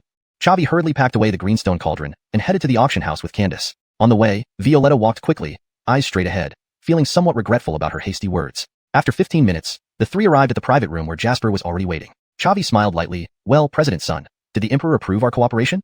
Chapter 66, One Against a Nation. Jasper revealed a warm smile. Master Lu, I have consulted with the Lord of the Nation, and our cooperation can continue. The Lord will collect spirit artifacts for you nationwide within the Qingming Kingdom. That's excellent.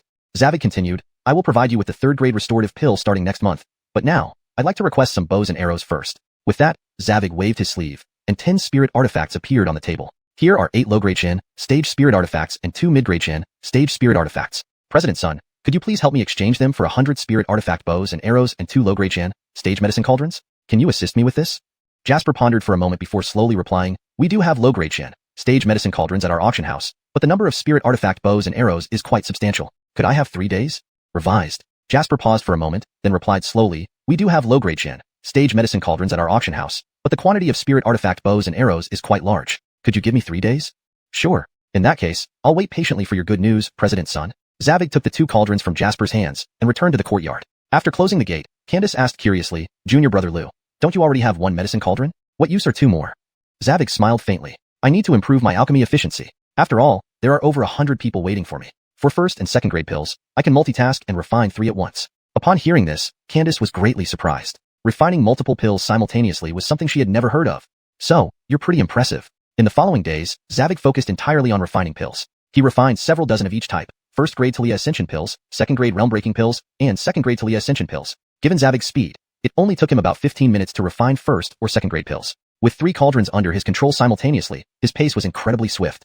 3 days later, Zavig and Candace returned to the auction house. President's son, did you manage to arrange the spirit artifact bows and arrows? Zavig sipped his tea lightly. Jasper smiled. Fortunately, I didn't fail in my mission. Everything has been collected from Master Lu. He then fumbled with his storage ring, and 100 high-grade yellow stage spirit artifact bows and arrows appeared in the reception hall. Zavig hurriedly stored them in his ring, saying, President, you've done very well. Since that's settled, I'll head back now. 1 month from now, senior sister Candace will deliver 100 3rd grade restorative pills. Jasper replied, very well. I'll be waiting for the delivery. Zavig and Candace left New Capital City and rode Sela towards the Dayan Kingdom. On Sela's back, Zavig continued refining pills non-stop. He knew mere words wouldn't convince those soldiers. He needed to provide concrete results. Seeing Zavig working tirelessly, Candace felt a pang of sympathy. Junior brother Lu, you're working too hard. You're essentially supporting over 200 archers by yourself. I'm worried you'll wear yourself out.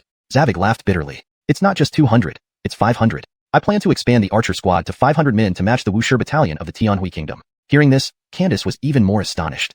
500? That's an awful lot of pills and spirit artifacts coming from you alone. Aren't you risking your life? Zavig laughed bitterly again. There's no other way. The Dayan Kingdom is at a critical juncture. As a young general, I must do everything I can to help it through this crisis. Candace gave Zavig a thumbs up. No matter what you ask, as long as it's within my capabilities, I, Candace, will do my best. Zavig said with a smile, I actually have a request for senior sister Candace right now. Go ahead. I won't be going to the Qingming Kingdom anymore. From now on, please deliver the 3rd grade restorative pills I refined and retrieve the spirit artifact bows and arrows for me.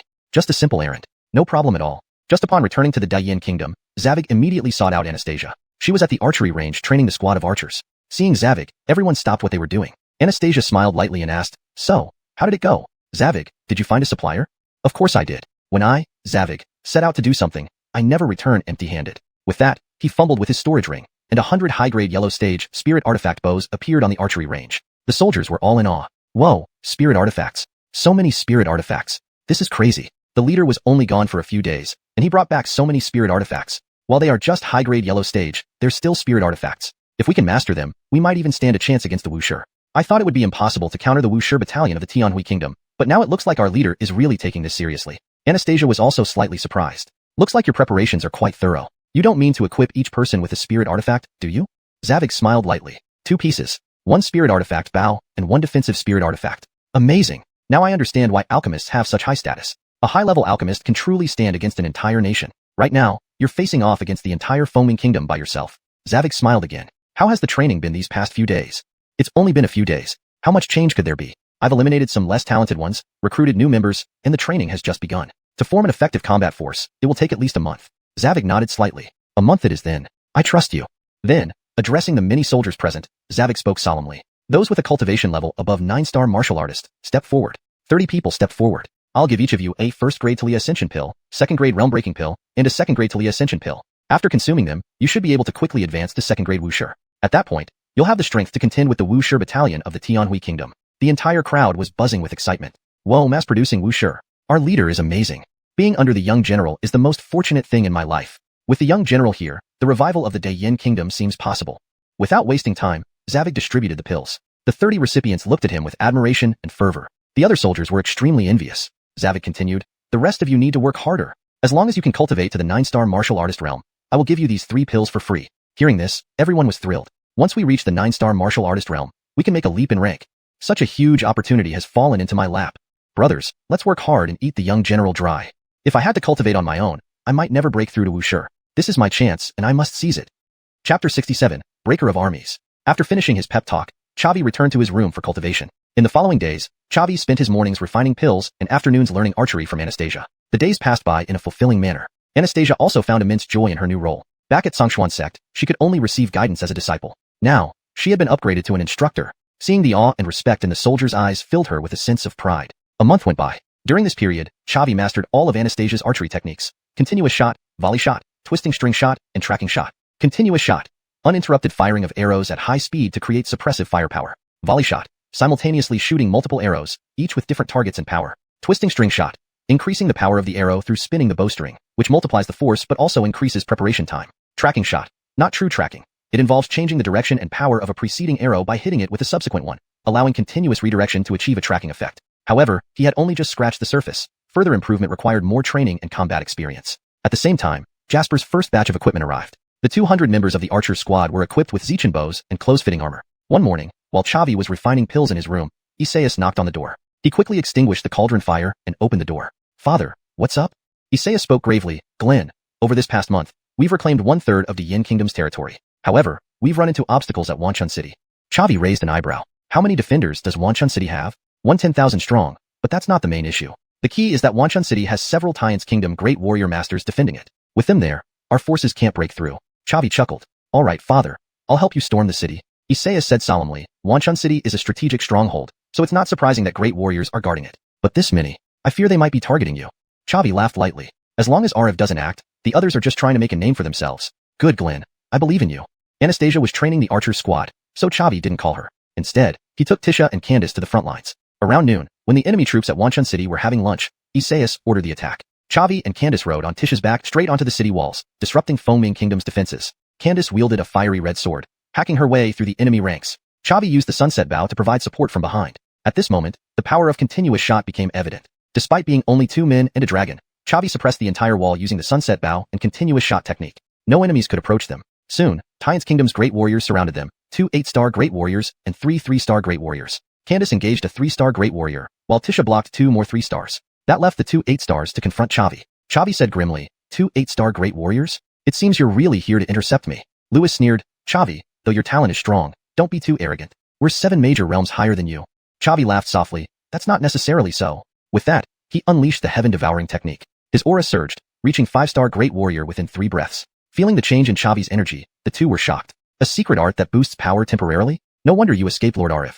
Chavi chuckled. Now let's see how we fare again. Lewis replied coldly. Let's see how long your secret art can last. Holding out until I kill you should be no problem. This remark sparked anger in both of them. They outnumbered him, aiming to prevent his escape. Yet, he wasn't just fearless. He intended to counterattack. He was only a 1-star Great Warrior. Ridiculous. They immediately clashed. Chavi wielded the Shadow Sword, continuously using displacement skills. Combined with the Brody Step and Wind Stride boots, neither could touch him. Each slash of his sword left bloody marks on their bodies. The tide had completely turned. A 1-star Great Warrior was actually chasing down 2 8-stars. They retreated again, their gazes filled with fear. This is impossible. How can you be this strong? Chavi chuckled. Isn't this normal? This move was originally meant for Isaias, but now I guess it's you who gets to experience it first. They exchanged glances, stood facing each other, and locked hands tightly together. A powerful wave of martial chi began to form. Chavi's heart sank. They were clearly charging a devastating move. Though he had confidence in his strength, resisting wasn't necessary. Chavi instantly unleashed a Qinglong slash. However, it was deflected by the martial chi shield surrounding the two. Chavi felt a chill run down his spine. Their martial chi had fused into a massive power surge, leaving him unable to break through. Looks like he'd have to withstand this blow. Chavi didn't hesitate, activating the Mingtun seal. A pale white martial chi handprint appeared on the wall, slamming down at the duo. At this moment, they completed their charge. A purplish-black martial chi bolt shot out, colliding with the Mingtun seal. Instantly, a massive shockwave erupted. Chavi was thrown off the wall. Using the Azure Cloud Wing in midair, he regained control and landed steadily. Lewis and Mabai's martial chi shield shattered, and both spat blood, flying backward. Chavi quickly flew back onto the wall, and finished them off with 2 final arrows. Congratulations, host has killed 1 8-star Great Warrior, earning 800 experience points and 800 exchange points. X2. Congratulations, host has advanced to 2-star Great Warrior, earning 22 talent points. Congratulations, host has gained the talent Breaker of Armies. Effect, causes additional 1% damage against enemies below 50% health. These system notifications filled Chavi with excitement. This battle had certainly made him stronger, advancing his realm and granting a new talent. The Breaker of Armies was indeed a perfect offensive talent. Chapter 68, Battle against Arif. After storing the bodies of the 2 8-star great martial artists in his storage ring, Chavi checked his system panel. Host, Chavi. Realm, 2-star great martial artist. Experience points, 600/2000. Exchange points, 4220. Talents, Eagle Eye, 20. Strong Attack, 20. Frenzy, 50. Sword Edge, 30. Jade Shatter, 50. Devour, 50. Break Army, 1. Profession, 3rd grade Alchemist, 6000/10,000. 3rd grade Talia Array Master, 0/10,000. Mount, Nether Dragon, Tier 3. Mission, an eye for an eye. He added 30 talent points to Break Army. Break Army, 30 increases damage against enemies with less than 50% health by 30%. At the same time, he noticed that each talent could be increased to a maximum of level 50. However, this was normal. If they exceeded level 50, bugs would start to appear. For example, if the Devour talent could be increased to level 100, it would mean devouring all of the enemy's combat chi, making it almost invincible. Closing the attribute panel, Chavi continued participating in the city attack battle. With the top-tier combatants eliminated, Fengming Kingdom's army had low morale and couldn't withstand Francis's large army. Half a day later, Francis successfully reclaimed Wanchun City. As the army entered the city, the civilians cheered joyfully, showing friendliness towards the Dayan Kingdom's troops. Inside the Lord's mansion of Wanchun City, Francis spoke solemnly. Glenn, your reputation in Dayan Kingdom is now no less than mine. Chavi smiled lightly, saying, it's just empty fame. I only excel at one-on-one duels. Real wars still rely on Dad. Francis laughed, saying, you are quite humble, kid. With you around, the revival of our Dayan Kingdom is not a problem. I even think that the Adalberto powerhouse from Tiangue Kingdom might not be a match for you. Chavi said solemnly, if facing Arif again, I have a 50% chance of killing him. Francis nodded heavily. That's good. I believe in you. Glenn, your future lies among the stars and seas, not confined to one country or city. Once the war here ends, where do you plan to develop? Chavi whispered, I haven't decided yet. Over the next 3 months, Francis used his military genius to reclaim all lost territories of the Dayan Kingdom except for Chiguay City. And because Arif was stationed in Chiguay City, Francis did not dare to attack easily. Anastasia trained a squad of 500 archers for Chavi, all with realms above 2-star martial artists, equipped with purple dawn bows and close combat inner armor, capable of precise aiming within 120 meters. Chavi focused on refining pills, becoming a 4th grade alchemist. Occasionally participating in city attacks, he killed many Fengming Kingdom experts, advancing his realm to 4-star great martial artist. To take Chiguay City, Francis held a meeting attended by all high-level officials of Dayan Kingdom. Anastasia first felt the change in Chavi's aura. Chavi, after 3 months, you seem much stronger. Chavi laughed lightly. Just lucky. Lucky brother, you're quite humble. It seems the wars between 2 countries fattened you up, as your constitution grows stronger in battles. Chavi smiled lightly. I am quite curious.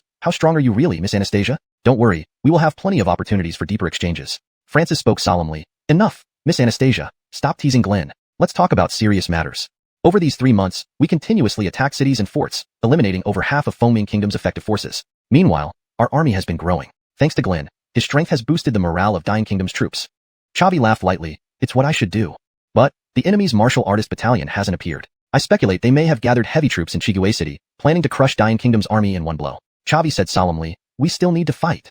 We've worked hard to get to this point. We can't give up on Chiguay City. Even if there are ambushes within the city, we must still attack. Miss Anastasia, how's the training of that archer squad going? Anastasia excitedly said, all 500 members' realms have been elevated above 2-star martial artist, and they are equipped with purple dawn bows and defensive spirit weapons, able to aim precisely within 120 meters.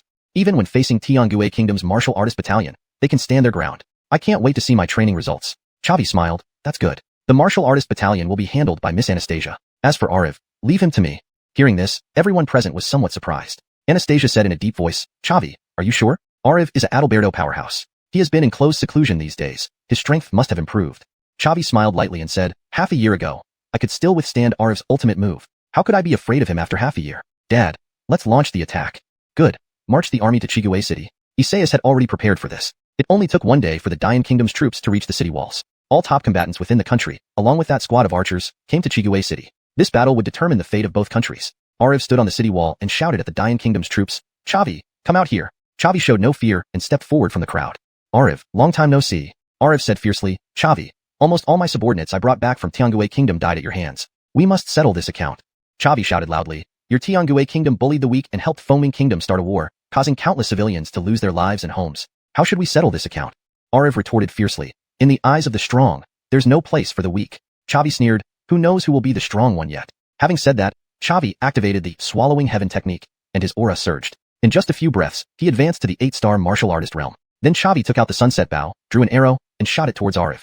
Ariv drew a snow-white long sword and cut Chavi's arrow in half with a single slash. Nice bow, but not so good in the hands of you. Chavi, when I kill you, your high-grade spiritual artifact bow and the secret technique to advance realms will be mine. Saying that, Ariv activated his flying martial skill, leaped off the city wall, and flew toward Chavi. Going deep into the enemy ranks alone, this was his confidence as an Adalberto powerhouse. Without any nonsense, Chavi shot another arrow, which was once again easily deflected by Ariv. ####Chapter 69. Recapturing Chiguay City. Glenn. Francis immediately panicked, wanting to rush over to help his son. Anastasia hurriedly stopped. Chavi frowned. There was no system notification, meaning Ariv had somehow survived the full force blow. In the past 6 months, Ariv hadn't wasted time, advancing from a 1-star Adalberto to a 2-star Adalberto. With his body armor, it wasn't too surprising that he could withstand such an attack. Understanding the importance of finishing blows, Chavi immediately used the Brody step, rushing toward Ariv. The Foaming Kingdom soldiers on the city wall were stunned. Things had been going well, but in just a moment, Lord Ariv was reduced to such a state. He was an Adalberto expert. This Chavi was truly monstrous. Suddenly, the morale of the Foaming Kingdom soldiers plummeted. Francis seized this opportunity and immediately ordered his troops to attack the city. Strangely, neither the attackers nor the defenders dared approach Ariv and Chavi, circling around them instead. An empty space formed beneath the city wall. For low rank, Wuxia of Foaming tried to rescue Ariv, but were suppressed by Anastasia's continuous arrows and couldn't get close. Chavi pulled out his shadow sword and slashed down at the fallen Ariv. Still conscious, Ariv burst with potential in this critical moment, forming a chi shield around him. Chavi's shadow sword shattered the shield and struck Ariv's shoulder. Chavi himself was surprised. His attack had become so strong, but he soon realized that Bojunt's passive ability had been triggered. Although Ariv hadn't died from the arrow, his health must have been below half. Ariv regained some strength and caught the white long sword with his left hand. Why left? Because his right shoulder was incapacitated by Chavi. Without giving Ariv any reaction time, Chavi continued slashing. Unaccustomed to using his left hand and weakened by injuries, Ariv couldn't defend against Chavi's attacks. His wounds multiplied, some deep to the bone. Ariv was terrified. For the first time, he felt the threat of death from Chavi. It sounded absurd, but a 4-star Wuxia was threatening the life of a 2-star Adalberto, a rare occurrence in reality. Stop, Chavi, stop. I concede. I will leave with our people and never step foot in Dian Kingdom again. Chavi scoffed, your remaining forces are few. You can't give orders anymore. It's better to kill you now than let the tiger go free.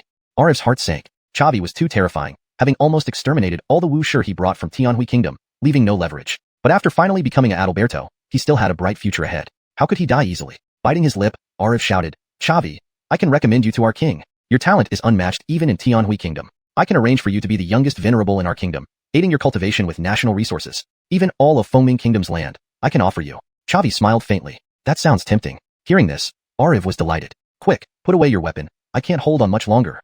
Blue Dragon Slash.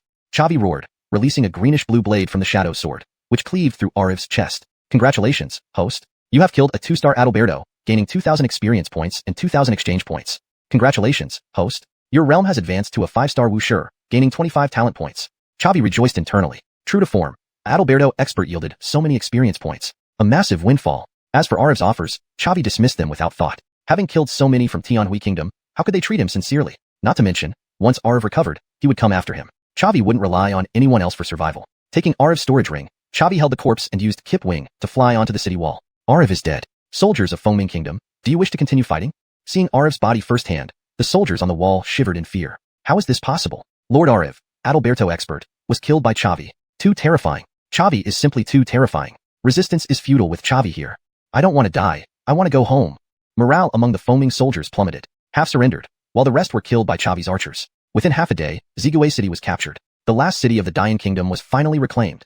Chapter 70, Martial King Warrior. In the city lord's mansion of Zigue City, everyone took their seats. Chavi spoke in a solemn tone.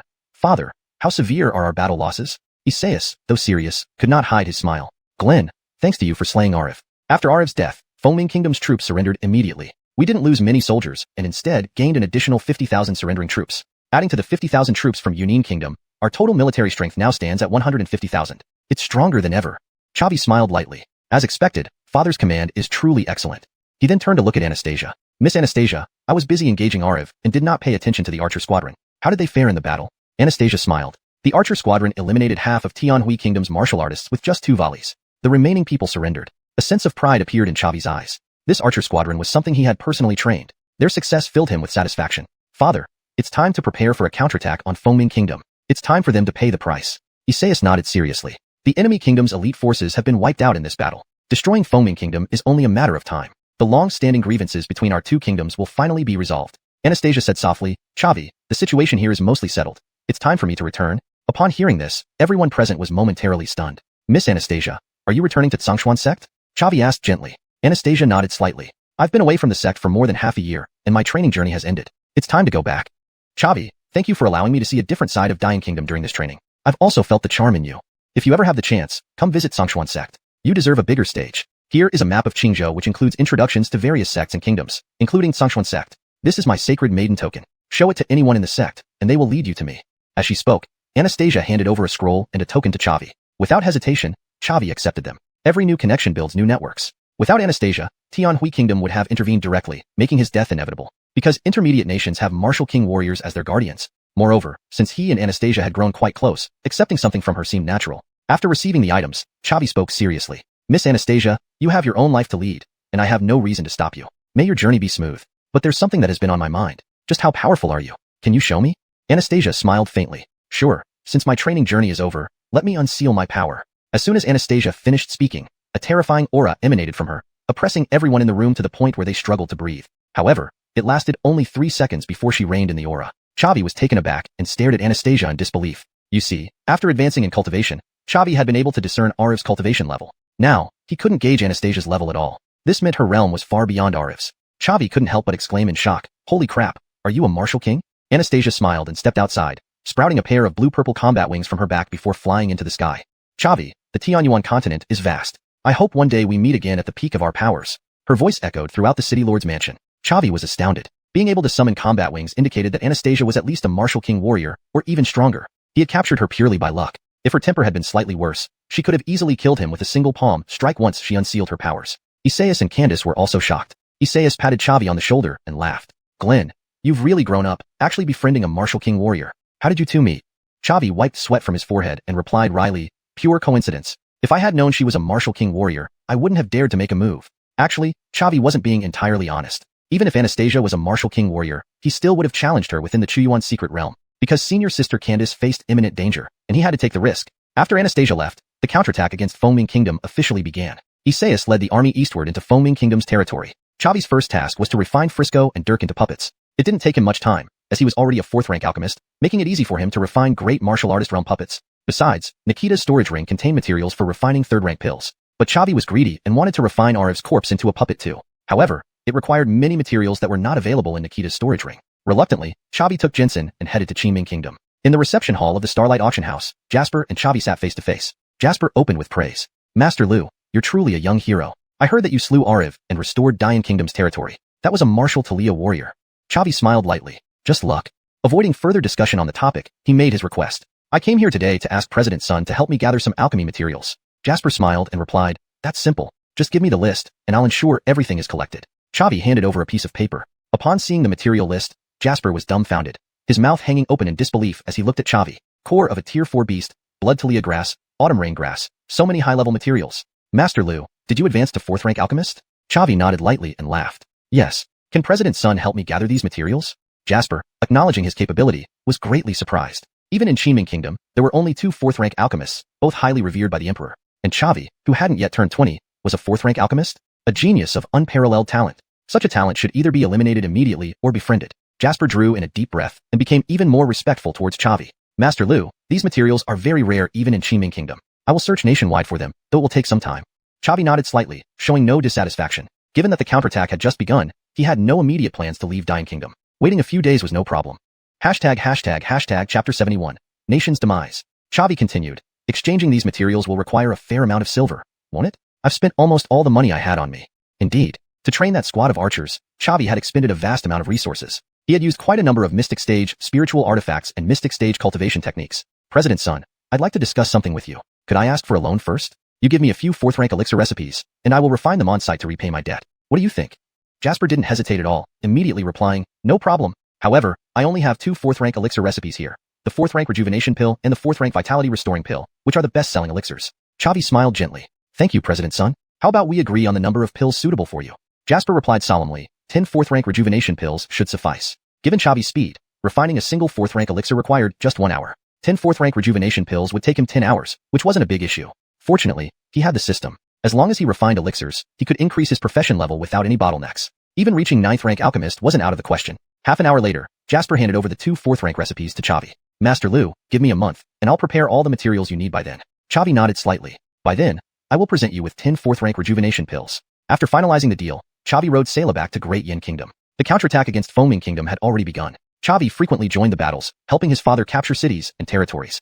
Because once Foaming Kingdom was destroyed, he would receive a reward from the system. This effort was essential. With the help of Chavi and Candace, within just a month, Isekai had captured all of Foaming Kingdom's cities, except for its capital city. Foaming Kingdom's Grand General Kelvin gathered all available forces to defend the capital, planning a desperate stand. Isekai faced the city gates with 50,000 troops against 10,000 defenders, plus an elite squad of well-equipped archers. Such a decisive battle was something he had never experienced before. Chavi channeled martial energy, making his voice resonate throughout the capital. Kelvin, you're now fish in a barrel with no hope of escape. Surrender now, and I, as a junior general, promise to spare your life. Kelvin, armored and standing on the city wall, responded. Chavi, I know you're very strong, even capable of defeating Martial Talia cultivators. I am not your match.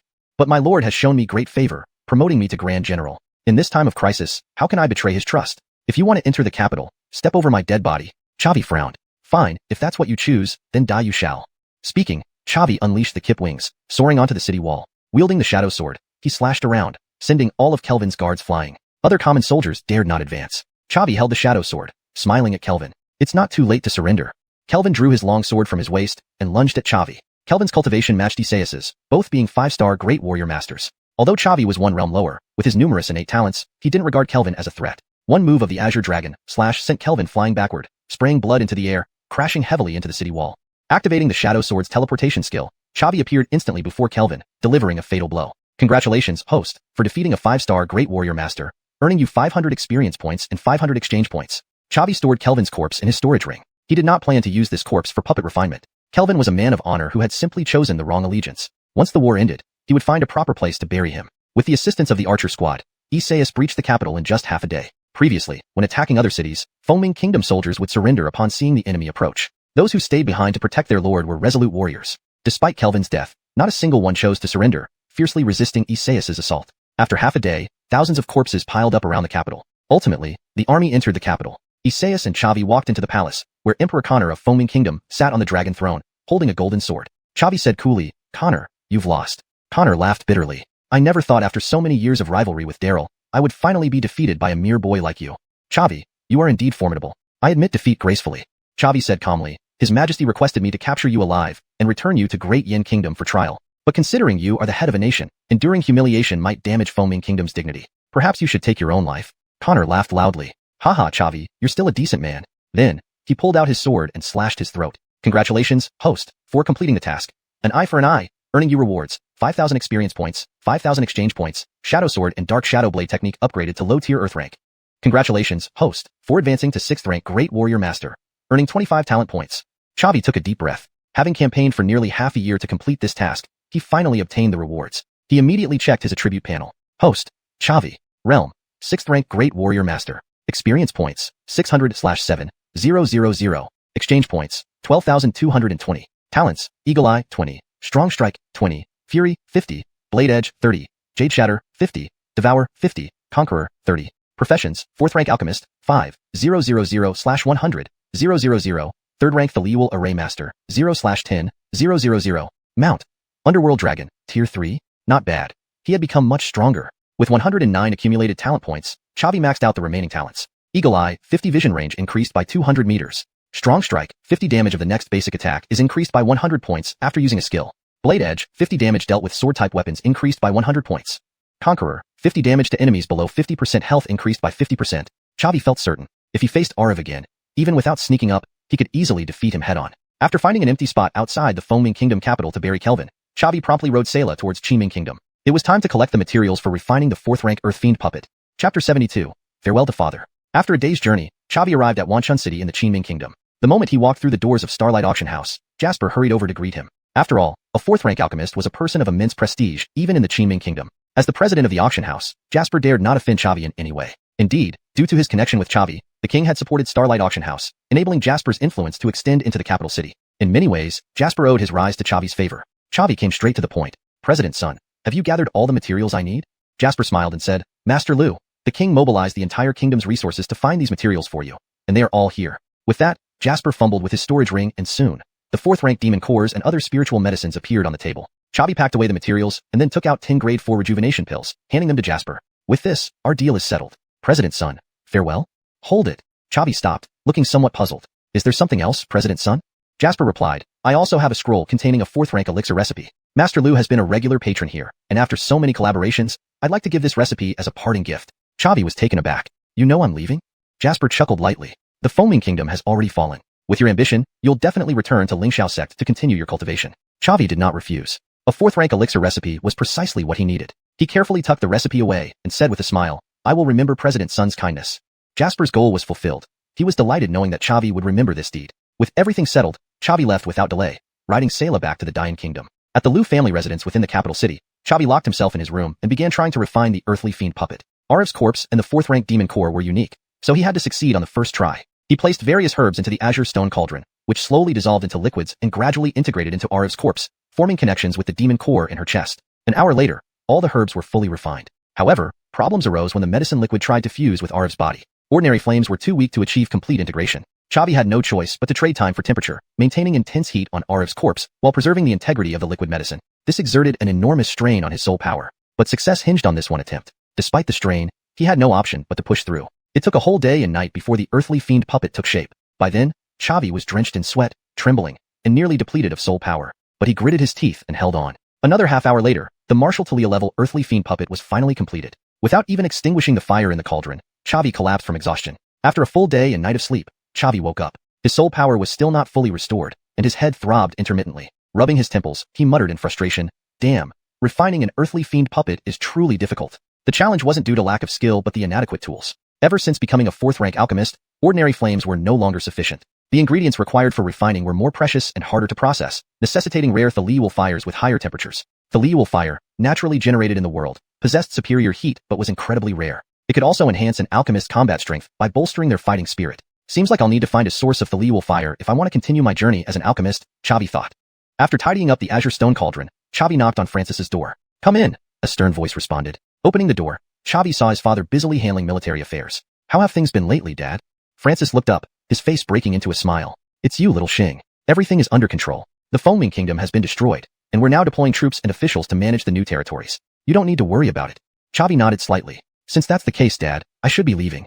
Hearing this, Francis was momentarily stunned but quickly laughed. Haha, my son aims high, and I can't hold you back. You've stayed in Dayan Kingdom long enough. It's time to soar higher. Understanding me makes this easier. Before I leave, I have a gift for you. With a wave of his sleeve, 5 martial master level earthly fiend puppets appeared in the room. The sudden appearance of so many corpses startled Francis. Then, he realized that these corpses emitted fighting spirit energy, some stronger than his own. Xing, Francis asked in a deep voice, are these puppets? Chavi chuckled. You caught on quickly, Dad. These are called earthly fiend puppets. 2 are 8-star martial masters, 2 are 1-star, and 1 is 3-star. They're made from the bodies of enemies. With the Dayan Kingdom acquiring so much territory, we need powerful forces to deter threats. These 5 earthly fiend puppets will safeguard the Dayan Kingdom and protect you. Francis said gravely, what about you? I'm retiring, but you travel across Tianyuan continent. Don't you need these puppets more? Chavi chuckled. Martial master level puppets aren't very useful to me anymore. They're more suitable for you. I have better ones. Francis paused, eyes moistening. Xing really has grown up and can stand on his own now. Chavi smiled. That's it then, Dad. I'll prepare and leave shortly. Where do you plan to go? Chavi shook his head, smiling. Not sure yet. Tianyuan continent is vast. Perhaps I'll go to Xuanhuan sect. Francis nodded heavily. Follow your heart. After bidding farewell to his father, Chavi found Candace. Sister Candace, now that the war is over, you can return to Lingxiao sect. Farewell? Candace was taken aback. Aren't you coming with me? Chavi shook his head. I've already surpassed Martial Master, and Lingxiao sect can offer me limited help now. Candace said seriously, but Lingxiao sect needs your help. Chapter 73, Amadeo's Ambition. Taken aback, Chavi hesitated for a moment and asked in a solemn voice, what do you mean? Candace spoke gently. I informed the Patriarch about your victory over the Martial Talia cultivator. Just recently, a secret realm appeared within the territory of the Nine Brody sect, seemingly the burial ground of a martial king powerhouse. Therefore, the Patriarch would like to ask for your help. Chavi asked in a low voice, am I still supposed to explore it alone this time? Candace shook her head slightly. This burial ground is of immense importance. It's rumored that there's a secret treasure inside that can assist a martial artist in breaking through to the martial king realm. All sects will compete fiercely for it. The Patriarch will personally lead the 6 peak masters, excluding Nikita, to take part. Chavi nodded slightly. I see. Lingxiao sect has nurtured me, so I will help the Patriarch obtain this secret treasure. Let's return to Lingxiao sect together. Upon hearing this, Candace sighed with relief. She was uncertain whether Chavi would be willing to help Lingxiao sect, but now, it seemed that this person valued loyalty and righteousness. Good, let's go back together. Chavi asked, did you tell anyone else about me defeating the Martial Talia cultivator? Candace hurriedly shook her head. Absolutely not. Chavi fell into thought. It seems Amadeo wants to keep me as a trump card. This trip to the burial ground won't be simple, but it's fine. Only 8 third-tier sects should be entering this tomb, and with my strength on par with the Martial Talia cultivator, I should be able to suppress everything. Chavi and Candace rode Jensen back to Lingxiao sect. On Jensen's back, Chavi studied the 4th rank alchemy formula Jasper had lent him. Beast Power Pill. After consumption, it can unleash one's physical potential, greatly enhancing corporeal strength but will induce a weakened state after an hour. Though it comes with side effects, it could be a life-saving ace in the hole. Chavi immediately took out the green stone cauldron and refined 5 Beast Power Pills for emergencies. After a day and night, they finally returned to Lingxiao sect. Seeing the flying Yuming dragon, soaring through the sky, the disciples at the gate were filled with shock and envy. Look, it's a dragon. A draconic beast. I remember senior brother Chavi owns a draconic beast. Could it be that senior brother Lu has returned? It's probably him. It's hard for Lingxiao sect to have a second giant dragon. Senior brother Lu is a legend of Lingxiao sect, leading 6 top disciples to wipe out the Wu Yun sect disciples in the Primal Origin secret realm. So satisfying. Jensen landed at the mountain gate, and Chavi and Candace hopped down, heading towards the entrance. The Lingxiao sect disciples nearby gathered around, surrounding Chavi and Candace, keeping 3 meters away. Greeting voices of senior brother Lu echoed constantly. Chavi nodded slightly and said loudly, hello, juniors. As soon as Chavi finished speaking, these disciples became even more enthusiastic, their greetings rising and falling like waves. Candace spoke softly, ignore them. Chavi, the Patriarch instructed me to bring you to him immediately, once you return to Lingxiao sect. He needs to discuss the exploration of the secret realm with you. Chavi nodded slightly. Understood, let's go. Together, they headed towards the Patriarch's peak. Half an hour later, Chavi knocked on Amadeo's door. A few minutes later, Amadeo opened the door. Upon seeing Chavi, his face lit up with joy. Chavi was slightly surprised, because above Amadeo's head were 4 large words, 1-star Martial Talia. After such a long seclusion, he finally advanced to the Martial Talia realm. With Amadeo in charge, becoming a 4th-tier sect is just a matter of time for Lingxiao sect. Chavi, you're finally back. Please come in. Please come in. Chavi followed Amadeo into the room. Candace tactfully turned to leave. Amadeo poured a cup of hot tea for Chavi and then spoke solemnly. Chavi, we are all insiders here, so I'll get straight to the point. Chavi sipped the tea lightly and smiled. Patriarch, please proceed. What's your current realm? 6-star great martial artist. Upon hearing this, Amadeo drew in a sharp breath. I remember you left Lingxiao sect only at the martial artist realm half a year ago. To advance by 6 minor realms in such a short time is indeed extraordinary talent. Chavi smiled slightly. Just lucky. Amadeo continued, however, this isn't the most important thing. Candace mentioned that you defeated a 2-star Martial Talia from Tianghua. Is this true? Did you rely on your own strength, or did someone help you? Although it may sound impolite, this matter is crucial to Lingxiao sect. I need to verify your strength before arranging the next steps for the secret realm expedition. Chavi said calmly, even though I initiated a surprise attack, I did use my own strength. Amadeo said solemnly, I need evidence. Chavi put down his teacup and immediately unleashed his fighting spirit, activating the swallowing heaven art. His aura surged layer by layer, quickly reaching the peak of great martial artist, just 1 step away from Martial Talia. He then shot a palm towards Amadeo. This palm strike was delivered with all of Chavi's strength, because he wanted to prove himself to Amadeo. After all, Amadeo was at least a 1-star Martial Talia. Taking this palm strike wouldn't hurt him. Sensing the powerful combat chi on Chavi's palm, Amadeo did not dare to be careless. He immediately summoned his combat chi and met the strike with his own palm. Neither of them used any martial techniques. This was purely a contest of combat chi strength. Chavi stood firm as a mountain, but Amadeo was sent reeling back several steps, crashing hard into the wall. After steadying himself, Amadeo looked at his own palm, then gazed at Chavi, his eyes filled with disbelief. How can this be? So strong. Chavi withdrew his combat chi and smiled, saying, Patriarch, now can we talk about the secret realm? Amadeo took a deep breath and sat back down in his chair. Chavi, your strength is now above mine, and I have no power to command you. But considering the favor of teaching me, I hope you will accompany us into the secret realm. Chavi said solemnly, you overestimate me, Patriarch. A day as a teacher makes one a father for life. Lingxiao sect's grace to me, I will never forget. I will definitely help. But now that you've advanced to martial Talia, dealing with other sects should be easy, shouldn't it? Perhaps my hands won't need to be dirted. Amadeo said solemnly, my ambitions are grand. I haven't told anyone about my advancement to martial Talia because I want to completely eliminate these 3 cancerous tumors, Blood-Robed Sect, Heavenly Demon Sect, and 9 Brody Sect in this secret realm. If there's an opportunity, I'll also take care of the 5-Element Sect. But they are recognized by the Righteous Alliance, so unless Darren provokes me first, I won't move against him. I have already reached agreements with the Patriarchs of Jotian Sect and Tianjian Sect. In that secret realm, our 3 sects will join forces to utterly destroy the 3 evil sects. Hearing this, Chavi was somewhat startled. Patriarch, you really have a big appetite. Chapter 74. The Miniature Heavenly Secret Realm. Amadeo laughed. Ha ha ha. I've managed Lingxiao sect for many years and wish to contribute more to the Alliance of Righteousness. Once we wipe out the 3 heretical sects, I'll petition the Alliance to upgrade our Lingxiao sect to a 4th-tier sect, restoring its former glory. Chavi nodded slightly. I will certainly give all my support to the sect master. Amadeo spoke solemnly. To deal with the 3 heretical sects, I can handle it alone. But Lingxiao sect has deep-seated grievances with Wuyun sect. If they interfere, we won't have enough manpower. In that case, I'll need your help. Or if other unforeseen incidents arise, please assist us. In short, you are Lingxiao sect's ultimate trump card. No one would ever think a disciple could possess strength on par with a martial spirit. Chavi smiled lightly. I hope I won't need to step in. Sect master, when do we set out?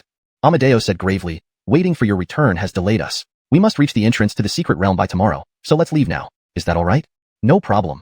Amadeo and Chavi walked out of the room. At the waist of the sect master peak, Amadeo told an elder serving there, notify the 6 peak masters to gather at the square. We're heading to the miniature heavenly secret realm. Within half an hour, apart from Nikita, the 6 peak masters had gathered at the square. When many of the peak masters saw Chavi, they were puzzled. The miniature heavenly secret realm was incredibly dangerous, and the treasure within that could help one breakthrough to the martial king realm was crucial. Hence, the entire upper echelon of Lingxiao sect had mobilized. But why call a disciple like him? He'd likely just be a hindrance. After everyone had assembled, Iman, who was already impatient, was the first to voice his doubts. Sect master, why bring Chavi along? He'll only hold us back. Amadeo calmly replied, Chavi's strength is sufficient to join this mission. He will be of great help to us. Upon hearing this, Iman appeared unconvinced. What can a 10-star martial artist do for us? Chavi raised an eyebrow and activated his combat aura before Iman could continue. His 6-star grand martial artist realm was revealed. For a moment, the crowd was abuzz. All eyes were filled with shock and disbelief as they stared at Chavi. 6-star grand martial artist? How is this possible? Chavi, you've been away for only half a year. Iman looked incredulous. Chavi smiled lightly. Peak Master Iman, do I qualify now? Iman was momentarily speechless. After some time, he grudgingly replied, mostly due to pills. You may have a 6-star grand martial artist realm, but you're probably weaker than a 5-star grand martial artist. Chavi, I didn't expect you to ruin your foundation like this. Chavi frowned. This Iman was indeed quite annoying. Why don't you try and see for yourself? Iman's heart skipped a beat. Chavi was this confident. Could he really have the backbone? But it was unbearable not to put him in his place. This guy not only inherited the shadow sword technique, but also defeated Gillis, which meant he was admitting that he wasn't even as good as Edward. Alright, let me test you. Saying this, Iman extended his right hand, revealing his 8-star grand martial artist strength, slapping a palm towards Chavi. He was confident that his full-strength strike would overpower any ordinary 6-star grand martial artist, let alone someone like Chavi with unstable combat aura. If he could deflate Chavi's morale, he would naturally lose face and wouldn't follow them. Chavi chuckled and countered with a palm strike. Neither used martial techniques, merely comparing their combat aura strength. After all, it was just a minor spat within the sect, and there were many people watching. There was no need for deadly force. Their palms clashed, producing a loud boom. Iman was directly knocked back several steps, losing his balance and falling to the ground. In contrast, Chavi remained completely still, not even swaying slightly. The difference in strength was clear. For a moment, all the peak masters gasped in astonishment. Iman, aside from the sect master, was the strongest among the 6 peak masters, yet he had been defeated by Chavi. Was Chavi too monstrous? His strength surpassed even that of the young Tad, and he had only been a disciple for less than a year. Iman quickly got up, looking at Chavi with respect and caution instead of disdain. Sorry, Chavi. I spoke out of turn earlier. You indeed have the qualifications to enter the miniature heavenly secret realm. Chavi nodded slightly and didn't press him further. Finally, Amadeo spoke up. Since there are no objections, let's set off. Chavi smiled and said, Sect Master, since I've delayed everyone, let me make up for it. Everyone can ride my mount to the miniature heavenly secret realm. Everyone's eyes lit up upon hearing this. Half a year ago, when Chavi summoned the netherworld dragon at the mountain gate, many disciples witnessed it. It was not a secret. Riding a dragon beast was something one could boast about for life. Instantly, the peak masters grew fond of Chavi, reducing much of their previous reservations. Chavi immediately summoned Sayla. One by one, they climbed onto Sela's back, and then Sayla soared into the sky, flying towards the miniature heavenly secret realm. The miniature heavenly secret realm was located in the outskirts of a border city within a minor kingdom, known as Xianxia City. Coincidentally, the headquarters of the Nine Brody sect was also in the outskirts of Fengxue City. They were the first to discover the miniature heavenly secret realm. However, with the power of the Nine Brody sect alone, they couldn't fully explore the secret realm. So the sect leader xuanhuan had released the news and invited the 5 orthodox sects and 2 other heretical sects to explore it together. Sela's appearance greatly amazed the civilians of Fengxue City, who praised it endlessly. Sela landed at the city gates, and everyone dismounted. Sela returned to the mount space. As they entered Fengxue City, a group of 9 Brody sect disciples welcomed them. The leader was a 3-star martial artist who treated everyone respectfully. Welcome, esteemed elders of Xianxia sect. The sect leader has prepared rooms for you. Please follow me. Chavi marveled inwardly. The disciples of the 9 Brody sect casually roamed the town, yet the surrounding civilians showed no reaction. It seemed the sect had already taken control of the city. Amadeo waved a hand. Lead the way. As a member of the Alliance of Righteousness, Amadeo despised collaborating with the heretical sects. But it wasn't time to reveal his true intentions yet. Once inside the miniature heavenly secret realm, both xuanhuan and all his higher-ups from the 9 Brody sect would die. Following the 3-star martial artist into the city, a 9 Brody sect disciple immediately reported back. Sect leader, the Xianxia sect members have arrived. That Chavi is among them. What did you say? Xuanhuan immediately stood up, excited, from his chair. Chapter 75, Conflict. Yes, it's Chavi. Sect leader, you ordered us to gather information about Chavi at all times. Every disciple in the entire sect has seen his portrait. There's absolutely no way we could be mistaken. Callan clapped his hands repeatedly. Good, Chavi. For half a year I have been searching for you in vain. But now you actually deliver yourself right to me. This time, I must avenge Mark. Notify all hall leaders to assemble within half a day, and join me in killing Chavi. Upon hearing this, the disciple was greatly alarmed. Sect leader, the lesser heavenly secret realm hasn't even begun yet. Would it be inappropriate to conflict with Xianxia sect at this time? Callan said sternly. We will see if Xianxia sect has the guts to confront me. Go and pass on the message. Yes, sect leader. The disciples of Zhuge sect were quite efficient, leading everyone to a courtyard where each person had an independent room, spacious and private. Closing the door, Chavi immediately started practicing setting up spirit arrays. Although he usually relied mainly on combat chi in battles, having multiple skills opened more paths. If he encountered an enemy who used spirit arrays, it could be very effective, as it was in the medicinal garden of Xuanhuan's secret realm last time. Now that his combat strength had reached the martial Talia level, and he had become a 4th-rank alchemist, his progress in spirit array studies had slowed down. Half a day passed. With the help of the formation diagrams left by that senior, Chavi's spirit array experience points soared rapidly. Half a day passed just like that. Chavi was leveling up in his room when a loud shout echoed throughout the courtyard. Chavi, get out here. Chavi was stunned for a moment before realizing what was happening. It must be Zhuge sect coming for him. After all, he had killed Mark in the Xuanhuan secret realm but let Alana escape. But Chavi wasn't too worried. After all, with his current strength, he wasn't afraid of a 3rd-rank sect. All members of Xianxia sect came out of their rooms and surrounded Chavi in the middle. As a member of Xianxia sect, they couldn't stand by if he was in trouble. Callan led a group of great warrior-level hall leaders and surrounded the courtyard. Dressed in black, his face grim, he stood facing Amadeo. Other powerful figures from the 6 other sects also heard the commotion and gathered around to watch. Relying on the system's passive ability, Chavi assessed the strength of all competitors. Zhuge sect leader Callan, 1-star martial Talia, with 7 great warrior leaders. Shui sect leader Dennis, 10-star great warrior, with 8 high-star great warriors. Tianma sect leader Raphael, 10-star great warrior, with 6 high-star great warriors. Wuyan sect leader Darren, 1-star martial Talia, with 5 high-star great warriors. Haotian sect leader Guillermo, 10-star great warrior, with 7 high-star great warriors. Tiayin sect leader Alwyn, 10-star great warrior, with 7 high-star great warriors. Jiutian sect leader Billy, 10-star great warrior, with 6 high-star great warriors. The opponent's strengths were formidable indeed. More importantly, apart from Amadeo reaching the martial Talia realm, there were other martial Talias present here. And both Darren and Callan had grudges against Xianxia sect. If they allied, the situation would be extremely unfavorable. But there was no need to worry, as good and evil never coexist, making such an alliance unlikely. Moreover, he still had a 2-star martial Talia Earth Fiend puppet. Amadeo stepped forward, speaking solemnly. Callan, do you want to make trouble for Chavi? Callan's face darkened as he replied, Chavi killed my beloved disciple Mark in the Xuanhuan secret realm, and I have an irreconcilable feud with him. Today, I must take his life.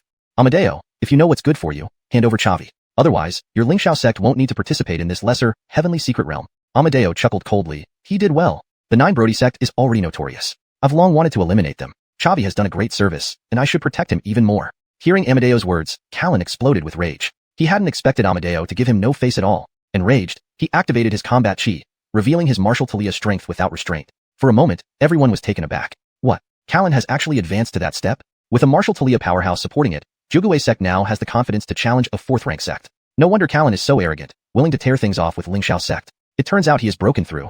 Now Chavi is in danger. A martial Talia and a great warrior are different beings. Amadeo can't hold back Callan. Amadeo frowned, looking at Callan with apprehension. Callan, this is your confidence. Callan placed his hands on his hips and said arrogantly, Amadeo, either hand over Chavi, or all of you from Xianxia sect will stay here. Choose. Amadeo shook his head lightly. Those who have become martial Talias are not just you alone. With that, Amadeo also activated his combat chi. The pressure of a martial Talia appeared once again. Seeing this scene, the surrounding crowd was all stricken with fear. Hell, no way? Amadeo has actually advanced to Martial Talia too. Now this is getting interesting. Both are Martial Talia powerhouses. If they really fight to the death, both will likely suffer heavy losses. Wuxia City, this small place, has actually produced 2 Martial Talias. Unbelievable. Callan's face turned extremely ugly. You've also taken that step?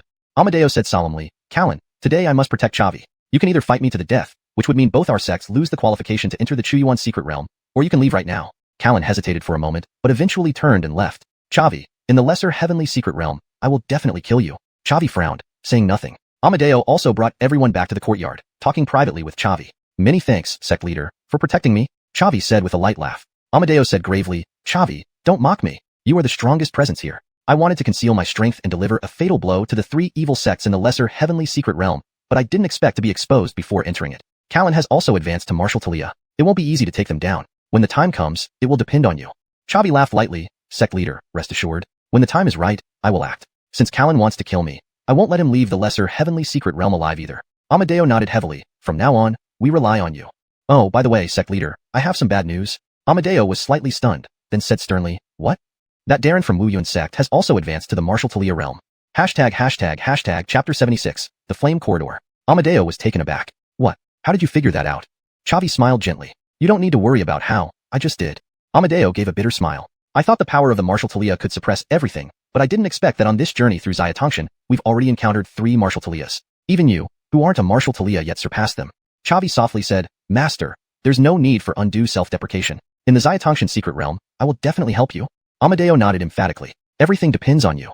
The night passed without incident. Early the next morning, the 5 major Orthodox sects and the 3 evil sects all set off for the outskirts of Wuxia City. On one of the peaks stood a stone door, which served as the entrance to the Xianxia secret realm. Everyone stopped in front of the stone door. Callan stepped forward and said, You all should have noticed. There's an array protecting this stone door. Only by breaking it can we enter the secret realm. So, everyone, let's work together.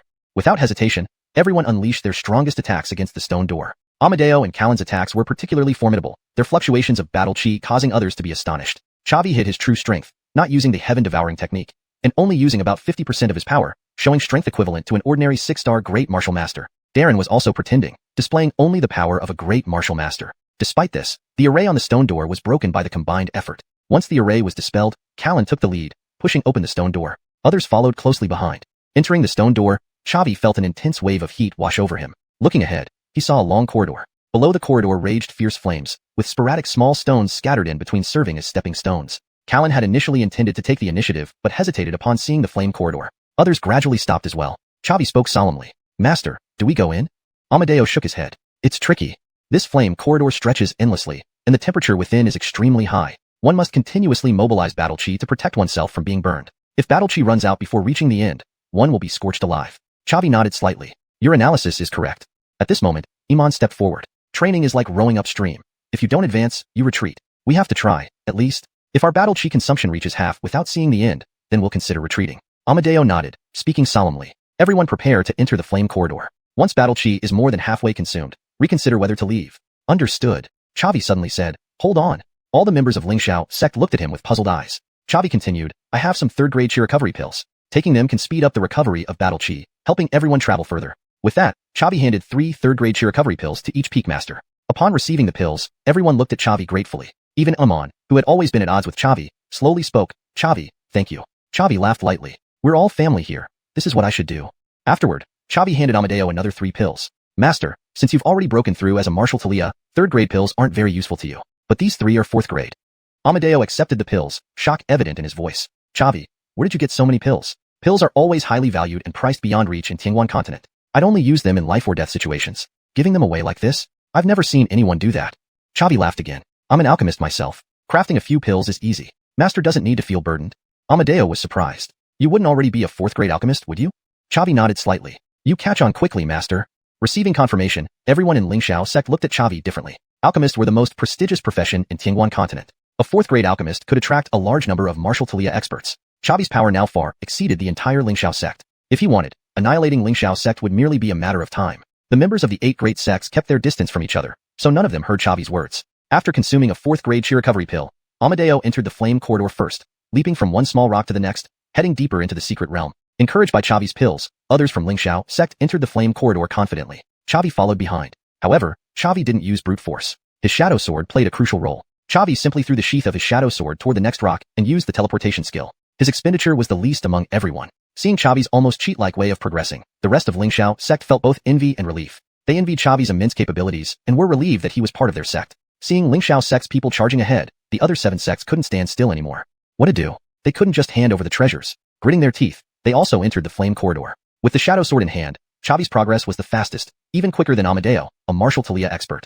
Half an hour later, Chavi finally reached the end of the flame corridor, stepping out. Exiting the flame corridor, Chavi estimated. As long as one was above the rank of 5-star Great Martial Master, they should be able to pass through the flame corridor. But the corridor was winding, making it hard to see the end, testing one's resolve. Only those who bravely pushed forward without leaving any room for retreat could endure until the end. As for Chavi, he didn't need to push so hard because of his shadow sword, a bug. By the time he exited, he still had about 70% of his battle chi remaining. Before him stood 2 blood-red towers, one big and one small, with the smaller tower being half the size of the larger one. Both towers were adorned with mysterious patterns and constantly oozed a blood-red liquid. Whether it was blood or something else was unknown. Following common sense, the larger tower would likely have greater chances of containing treasures. But Chavi was a bit greedy. He wanted to explore both towers. Needless to say, others would prioritize entering the large tower to obtain the treasures that could aid one's breakthrough to the Martial King realm. So, he might as well check out the smaller tower first. Hashtag Chapter 77, The Heart of the Martial King. Approaching the small tower's entrance, Chavi discovered an array, a 4th-rank Talia array. Having practiced arrays intensively over the past few days, Chavi had significantly increased his knowledge of arrays and gained some understanding of 4th-rank formations. He clasped his hands together, and over 100 spirit seals flew out from his palms, merging with the formation before him. Although he didn't manage to break it directly, he understood its structure and identified its weak points. Taking advantage of the moment when no one was around, Chavi activated the Heaven-Swallowing Art, elevating his realm to the peak of Great Martial Master. Then, he launched the Heaven Erasing Seal, striking the weakest part of the formation. The 4th-rank Talia array shattered instantly. Chavi smiled slightly and walked into the small tower. As he climbed to the top, he found himself in a dim room guarded by 2 puppets, both at the 3-star Martial Talia realm. Outside the room was a chessboard. A puppet sat on one side of the board, with floating above its head. Chavi frowned. He could see the cultivation levels of the 2 puppets at the entrance, but not the one on the chessboard, indicating that its strength was at least 5-star Martial Talia. Barging in might work, but he would likely suffer severe injuries, putting him at a disadvantage later when competing for treasures in the main tower. Instead, he decided to check the requirements set by these guardian puppets. Surely they wouldn't just fight to the death? With mixed feelings, Chavi approached the chessboard, and the powerful puppet spoke. Young man, meeting you is destiny. Want to gain my legacy? Just play a game of Gamoku. If you win, the door will open for you. Chavi felt a surge of joy. How hard could Gamoku be? He had played it since childhood. Sitting down, he placed a black stone in the center of the board. The puppet opposite him responded by placing a white stone on the board. 30 seconds later, Chavi won. He had come across a video in his previous life showing a winning Gamoku formation, using which he easily defeated the puppet. The puppet stood up and declared in a cold voice, "Youth, you have won. You are worthy to receive my legacy." Upon hearing this, the 2 guard puppets at the entrance retreated. Chavi bowed respectfully. "Thank you, venerable predecessor, for this opportunity." He then walked to the door and gently pushed it open. Inside was a small room with only a table and a chair. On the table lay 2 scrolls. As Chavi touched one scroll, its information flooded into his mind. It was a cultivation technique named Flame Soul Art, ranked as low-grade Earth class, designed specifically to train soul power. Soul power was a mysterious force on Xuanhuan continent. Everyone knew it existed, but hardly anyone knew how to harness it. Typically, soul power strengthened gradually with martial cultivation, but methods to actively train it were rare. Thus, the Flame Soul Art was invaluable to Chavi, especially because alchemists and spirit array masters required strong soul power. The stronger the soul, the faster the potion brewing and array setup processes. Through the Flame Soul Art, Chavi learned the hierarchical divisions of soul power, from lowest to highest: Mortal Realm, Talia Realm, Heaven Realm, and Emperor Realm, each with subdivisions of lower, middle, upper, and grand perfection. His current soul realm was already at the upper level of Mortal Realm, a rarity among great martial masters. Chavi speculated that this might be due to his frequent alchemy practice. He immediately sat down to try running the Flame Soul Art. With this technique's assistance, he entered his Soul Sea. Inside the Soul Sea, there was a transparent miniature figure identical to Chavi, his soul avatar. As the Flame Soul Art activated, a bright red furnace appeared in the Soul Sea, with flames burning inside. Chavi guided his soul avatar into the furnace. An intense burning sensation spread through his body, and his soul avatar cried out in pain. But Chavi remained unmoved, because Flame Soul Art relied on burning the soul to strengthen the soul avatar. After half an hour, Chavi's back was drenched in cold sweat, and he stopped running the technique. His soul avatar was weakened but noticeably stronger. Chavi stood up and reached for the second scroll on the table. As soon as he touched it, its information appeared in his mind. It was a martial technique named Soul Startling Roar, also ranked as low-grade Earth class. This technique attacked an enemy's soul directly through a roar emitted by the user's soul avatar. Chavi was delighted. Techniques to train soul power were scarce, and most martial artists had weak souls aside from alchemists. Using Soul Startling Roar in battle would undoubtedly give him an edge. After all, if someone's soul avatar was destroyed, they'd become a mere walking corpse. Storing both scrolls carefully, Chavi bowed to the powerful puppet again before leaving. Arriving at the entrance of the main tower, he noticed signs of a destroyed 4th-rank Talia array and was immediately alarmed. It seemed others had already ascended the Great Tower of Heaven, and he needed to move fast or risk missing the treasures. While the flame soul art alone would satisfy him, the secret treasure aiding breakthroughs to the martial king realm was definitely in the Great Tower of Heaven. When the competition began, everyone would likely engage in fierce battles. Xavi had promised Amadeo to help against the 3 evil sects, and he couldn't afford to let anything happen to Amadeo before he arrived. Moving swiftly up the tower, Xavi found it had 50 floors, each protected by a 4th-rank Talia array. Signs of destruction littered the path. This reassured him. Each floor had its own defense, slowing down the advance of others. He should still make it in time. Finally, on the 36th floor, Xavi caught up with Amadeo. Everyone from Xianxia sect was present, but other major sects only had a few representatives, including their respective leaders. Clearly, some experts failed the flame corridor test and left. Seeing Xavi approach, Amadeo's face lit up with relief. Xavi, you're finally here. It's been such a struggle without you. Xavi laughed bitterly. Lord Sect Master, please don't say things that can be misinterpreted. What's the situation now? Amadeo replied solemnly, we've learned that at the top of the Great Tower of Heaven, there's a treasure called the Heart of the Martial King. Fusing with the Heart of the Martial King allows one to break through to the Martial King realm without any barriers. Chapter 78, The Free-for-All. Ellsworth said with a smile, since that's the case, let's continue on our way. Xavi followed behind Amadeo as everyone headed toward the top of the tower. Each level upward was blocked by a 4th-grade Talia array. All of them exerted their full strength to destroy these Talia arrays. Xavi hid among the crowd, only revealing the strength of an ordinary 6-star great warrior. After breaking through each Talia array, everyone would stop for a short rest. Thus, half a day passed before they finally reached the top of the tower. At the top of the tower was a massive pool of blood. In the center of the blood pool lay a heart that was beating, the legendary Wuxia heart. Amadeo shouted loudly, the Wuxia heart is right in front of us. Now it's time to rely on your own abilities. Callan snorted coldly, Amadeo, the Wuxia heart can only belong to us 9 Brody sect. Now that all the Talia arrays have been broken, you can die. With that, Callan unleashed his battle aura and charged at Amadeo. Amadeo showed no fear, meeting him with his sword drawn. At the same time, Callan shouted aloud, fellow Taoists of the Heavenly Demon sect and Bloodgate sect, we must defeat Amadeo to have a chance at the Wuxia heart. Attack together. Upon the end of Callan's words, 3 experts from the evil sects surrounded the group from Xianxia sect, their faces fierce. Amadeo shouted, Callan, are you trying to outmatch me with numbers? Fellow Taoists of Jotian sect and Tian sect, it's time to remove these scourges. Experts from the 3 major orthodox sects also drew their weapons. Now only the Wuxia sect and Haotian sect had not declared their stance. Amadeo looked solemnly at Darren, saying, Darren, indeed there are conflicts between our 2 sects, but we both belong to the righteous alliance. I hope you will make the right decision. Darren sneered, there are no eternal friends, only eternal interests. Amadeo, I've already discussed this with Callan. Today within the Little Tongtian secret realm will be your grave. He then released his battle aura, astonishingly reaching the realm of a 1-star martial Talia. Feeling Darren's aura, everyone from Xianxia sect was greatly startled. What? Darren has also become a martial Talia expert. How is this possible? Though only a step apart, the power difference between martial Talias and 10-star great warriors is enormous. This isn't good for our sect master. Are we really going to die here? Bad news, our sect master alone cannot possibly match 2 martial Talias. Seeing Amadeo's calm expression, Darren was somewhat stunned. Amadeo, aren't you afraid? Amadeo replied indifferently, not only you have a trump card. Hearing this, Darren felt a sinking sensation in his heart. Amadeo's composure suggested he might indeed have a hidden move. Such a great opportunity to eliminate Xianxia's sect was at hand. How could he willingly let it go without a trial? Playing mind games. Darren struck a palm toward Amadeo. At that moment, Xavi waved his sleeve, and the 2-star martial Talia puppet appeared in front of Amadeo, blocking Darren's attack. Everyone present was shocked, including Amadeo. He originally thought Xavi's strength was formidable enough, yet hadn't expected Xavi to still possess a martial Talia realm puppet. Darren and the Earth Fiend puppet exchanged a palm strike, causing him to stagger back several steps. A martial Talia puppet? Amadeo, so this is what gives you confidence. He then turned his gaze to Xavi and said viciously, Xavi, you've meddled in my affairs repeatedly. Once I finish off Amadeo, I'll deal with you slowly. Xavi replied indifferently, try touching me first. Darren said gravely, it's just a puppet without intelligence. It cannot possibly hold me back. A fierce battle was about to erupt. Including the Earth Fiend puppet, 4 martial Talia experts attacked each other, while other great warrior experts fought in a chaotic melee. Xavi pulled out the Wuxia bow and began attacking amidst the crowd. While Iman was battling an 8-star great warrior from the 9 Brody sect, an expert from Haotian sect launched a sneak attack on him. Reacting quickly, Xavi shot an arrow, forcing him back. Iman, surprised and furious, shouted, what does this mean, fellow Taoists of the Haotian sect? Guillermo, the head of Haotian sect, said sternly, our Haotian sect has allied with Wuxia sect. Today, we will surely slay all of you. Upon hearing this, the hearts of Xianxia sect sank.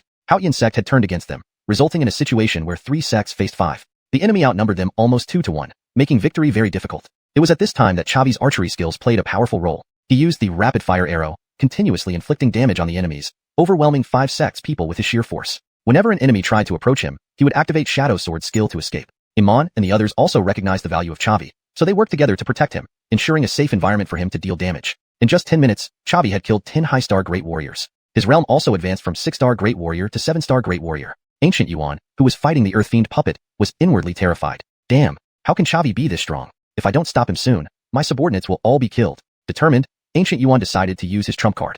5 Treasures Sect disciples formed the formation. Hearing this, 4 experts from the 5 Treasures Sect disengaged from the battle and came to Ancient Yuan's side. Their martial chi intertwined, with chains of martial chi connecting their bodies. The power of 5 people converged into one, causing Ancient Yuan's aura to soar immediately, elevating his realm from 1-star martial talia to 3-star martial talia. Each minor realm represented an enormous difference in strength. Earlier, Ancient Yuan could only flee from the Earth Fiend puppet, but as his realm rose to 3-star martial talia, he immediately gained the upper hand over the puppet. With one slap, Ancient Yuan sent the Earth Fiend puppet flying, then suddenly charged towards Chavi. Chavi, this day next year will be your anniversary. Chavi shook his head slightly. It seems that relying solely on the Earth Fiend puppet is not enough to break the deadlock. In that case, it's time to reveal my true strength. Chavi immediately activated Swallow Heaven technique, his aura rapidly increasing. In just a few breaths, he reached the realm of 1-star martial talia. Then Chavi slapped out a palm, clashing with Ancient Yuan. Ancient Yuan was directly forced back several steps. However, Chavi stood his ground, motionless. Witnessing this scene, everyone at the top of the tower was stunned. Chavi is also a martial talia expert? How is this possible? He's not even 20 years old. It must be a secret method to enhance strength. But even so, Chavi is really impressive. This battle today has been incredibly intense. Everyone is using their trump cards. Do we still have a chance to return? Chapter 79, Gaining Treasure. Darren glanced at his palm and then looked at Chavi, his eyes filled with shock and apprehension. This is impossible. Chavi, how can you be this strong? Chavi smiled slightly and said, you are merely a stepping stone on my path to enlightenment. Darren responded in a grave tone. The outcome is still uncertain. With that, Darren clasped his hands together, concentrating the power of 5 people. A massive fireball appeared before his chest. Chavi frowned. He had seen this move used by Zack. Indeed, it was extraordinarily powerful. However, Zack was only a great martial master, whereas the one using this martial technique now was a Thaliwa warrior. Not daring to be careless, Chavi immediately unleashed the Heaven Eraser Seal. A milky white aura imprint appeared above his head, and then swiftly descended upon Darren. Darren completed his charge as well, sending the colossal fireball hurtling towards Chavi. When the fireball collided with the aura imprint, a tremendous wave of energy erupted. For a moment, they were evenly matched, but then the aura imprint extinguished the fireball and rapidly advanced toward Darren. Startled, Darren hurriedly summoned his defensive aura. The aura imprint struck him, causing him to fly backward while spitting out blood. He crashed violently into the tower wall. With the formation broken, the other 4-5 aggregates sect experts all spat blood and flew backward, falling unconscious. Chavi never left loose ends. Instantly, he activated the Shadow Sword skill, teleporting in front of Darren. Without hesitation, Chavi slashed down with his sword. At this moment, Darren shouted, "Don't kill me, Tad is not dead." Hearing this, Chavi halted his sword. If Darren had offered benefits or servitude, Chavi would have acted without hesitation. But these words indeed moved Chavi. Tad was the pride of Lingxiao's sect, Candace's older brother, and the senior master in the disciples' eyes. Rescuing him was crucial. Chavi hesitated for a moment, then took the storage ring from Darren's hand and sealed him inside the primordial umbrella. Whether Darren was telling the truth didn't matter. Trying wouldn't hurt. If necessary, he could always kill him later. Turning around, Chavi faced Callan and said sternly, "Callan, your time to face death has come." With that, Chavi rushed to Callan, fighting alongside Amadeo. Against 2 adversaries, especially one like Chavi who seemed invincible, Callan couldn't hold out. After 3 minutes of desperate resistance, he was slain by Chavi. Congratulations, host, for defeating a 1-star Thaliwa warrior, earning 1,500 experience points and 1,500 exchange points. Then Chavi and Amadeo joined forces to defeat the other experts from the 5 major sects. 2 Thaliwa warriors against a group of great martial masters. It couldn't have been easier. Within 10 minutes, except for the Sky Derivation sect, 9th Heaven sect, Lingxiao sect experts, and Bloodclothes sect leader Bloodvoid, everyone else was killed by Chavi and Amadeo. Amadeo said coldly, "Bloodvoid, now it's just you. Do you wish to take your own life, or shall I do it for you?" Bloodvoid showed no panic, but instead clapped, laughing. "Chavi, you truly are a genius. We, the 3 evil sects, ended up like this all because of you. Unfortunately, the battle isn't over yet." Frowning, Chavi asked, "Do you have more cards up your sleeve?" Bloodvoid laughed arrogantly. "I should thank you, Chavi. Your carnage here allows my blood robe technique to reach its peak." As Bloodvoid spoke, the blood on the ground flowed toward him, and his aura rapidly increased. In mere breaths, Bloodvoid ascended to 5-star Thaliwa warrior. Meanwhile, the corpses on the ground turned into mummies. Everyone present was utterly shocked. Amadeo's heart sank, and he said to Chavi, "A 5-star Thaliwa warrior is beyond our capabilities. Chavi, retreat first. I'll cover your escape." Bloodvoid sneered, "Ha ha ha, no one will leave today." Seeing Bloodvoid's palms merge, a purple-red blood orb formed in his hands. Sensing the formidable energy from the blood orb, Chavi was alarmed. He immediately activated the Heaven Eraser Seal and Jade Shatter. Half of his aura instantly vanished, boosting his attack strength 5-fold. The aura imprint collided with the blood orb. Chavi's aura imprint obliterated the blood orb and struck Bloodvoid, sending him flying, spraying blood in midair before crashing into the wall. How could you be so strong?" Bloodvoid murmured, then slumped, defeated. "Congratulations, host, for defeating a 10-star great martial master, earning 1,000 experience points and 1,000 exchange points." Chavi shrugged slightly, somewhat unsatisfied with the reward. Despite Bloodvoid showcasing 5-star Thaliwa warrior prowess, the experience gained was only 1,000. After collecting Bloodvoid's storage ring, Chavi checked the system interface. "Host, Chavi. Realm, 7-star great martial master. Experience points, 1600/8000. Exchange points, 22220. Talents, Eagle Eye 50. Strong Attack, 50. Frenzy, 50. Blade Edge, 50. Jade Shatter, 50. Devour, 50. Breaking Army, 50. Profession, 4th rank Alchemist, 50,000/100000. 3rd rank Talia Array Master, 5,000/10,000. Mount, Nether Dragon, 3rd rank, Great Hall of Experience. With the battle concluded, the remaining experts from the 3 sects looked at Chavi with awe and fear. Too strong. He was incredibly strong. As a 7-star Great Martial Master, he had slain 2 Thaliwa warriors. This achievement made him a true prodigy. Amadeo patted Chavi's shoulder and said seriously, Chavi, your improvement is too fast, far surpassing me. You certainly have a place in the future of Xuanhuan continent. Chavi chuckled lightly. Just luck. Since the battle is over, it's time to gather the spoils. With that, Chavi used the blue cloud wing to fly to the center of the blood pool, placing the heart of Wu Wang into his storage ring. Then Chavi landed and handed the heart of Wang to Amadeo, saying, Sect leader, please take this heart of Wu Wang. This action stunned everyone present again. The heart of Wu Wang, a secret treasure to help someone break through to Wu Wang. How many sought this and failed? Yet Chavi was giving it away? Was he too foolish? Amadeo was also taken aback, but then said gravely, Chavi, during this Lesser Heavens Secret Realm expedition, you contributed the most. Without you, we might not have escaped safely. The heart of Wu Wang rightfully belongs to you. Chapter 80. Rescuing Tad. Yuan shook his head slightly. The cultivation technique I practice is quite unique, and this Martial King heart won't be of any use to me. Sect leader, there's no need for you to decline it. Indeed? With the system backing him, all he needed was to kill enemies to level up, and there were no bottlenecks in his cultivation. The Martial King heart was completely useless to him. Upon hearing this, Amadeo was overjoyed and accepted the Martial King heart. If that's the case, then I'll take it. This Martial King heart is indeed very important to me. Yuan said gravely, Sect leader, don't rush into fusing it just yet. There's another issue. Amadeo froze at this, then asked with confusion, what issue? The Martial King heart grew in a pool of blood. If my guess is correct, it has been absorbing the essence and blood of treasure hunters who entered this small supreme heaven secret realm over the years. In that case, the Martial King heart is saturated with thick blood-stained chi. If absorbed recklessly, it might affect your mind, or worse, drive you into madness. This edit ensures the translation reads more naturally in English while maintaining the meaning of the original text. The term, blood-stained chi, is kept for consistency with the terminology used in the context. Amadeo was startled and responded sternly, indeed, that's a possibility. Our priority now is to find a celestial treasure to purify the Martial King heart and cleanse its blood-stained chi. Then Amadeo sighed again. But such a celestial treasure is as valuable as the Martial King heart itself. Where would a rank 1 Adalberto like me find one? Yuan smiled lightly. I happen to have one. Having said that, Yuan opened the system store and used 1,000 points to buy a cleansing crystal. Then he took out the cleansing crystal from his storage ring and handed it over to Amadeo. With this, it should be able to cleanse the Martial King heart's blood-stained chi. Amadeo received the crystal with gratitude, looking at Yuan with profound appreciation. Yuan, I truly don't know how to thank you. You've really helped me immensely. Yuan laughed gently. Sect leader has raised me, and I can never forget that. I'm about to leave Xianxia sect, so consider this cleansing crystal as a farewell gift for you. Amadeo nodded vigorously, then turned to the other 2 sect leaders and said, all fellow Taoists, now that all experts of the 3 evil sects are eliminated, once we return to the outside world, we should declare war on them immediately and annihilate them entirely. Do you have any objections? Billy, the sect leader of Jotian sect, replied solemnly, it should be done. Once I get back, I'll mobilize all our resources to assist Brother Amadeo. Alwyn, the sect leader of Tianjian sect, also exclaimed loudly, leave it to Brother Amadeo? After receiving confirmation from the 2 sect leaders, Amadeo left without delay, leading everyone back the same way they came and exited the small supreme heaven secret realm. After leaving the secret realm, Xianxia sect, Jotian sect, and Tianjian sect jointly declared war on the 3 evil sects, causing chaos and bloodshed. As for Haoyan sect and Wuyan sect, none of their experts returned and only dared to hide within their own sects, fearing that Xianxia sect might wipe them out while at it. Amadeo did not join the battle, but closed himself off immediately, attempting to fuse with the Martial King heart. Yuan had something urgent to do, rescuing senior brother Tad. In Xianxia sect, Little Bamboo Peak, inside Yuan's room. He released Darren but did not lift the seal on the Xuanhuan umbrella. Yuan got straight to the point. Darren, you said senior brother Tad didn't die. Where did you imprison him? Did you mistreat him? Darren smiled bitterly. I imprisoned Tad in a water dungeon beneath my sect leader's residence, only chaining him with iron chains, no torture involved. Yuan, if you're willing to let me go, I will immediately release Tad and take all of Wuyan sect into seclusion, ceasing all conflicts with Xianxia sect. I only seek survival. Yuan replied calmly. Letting you go isn't impossible since Wuyan sect is acknowledged by the Righteous Alliance. But wait until I save senior brother Tad first. Darren, draw a map of Wuyan sect's defenses and specify the location of the water dungeon. Once I bring back senior brother Tad, I will let you go. Darren nodded firmly. I will follow your instructions.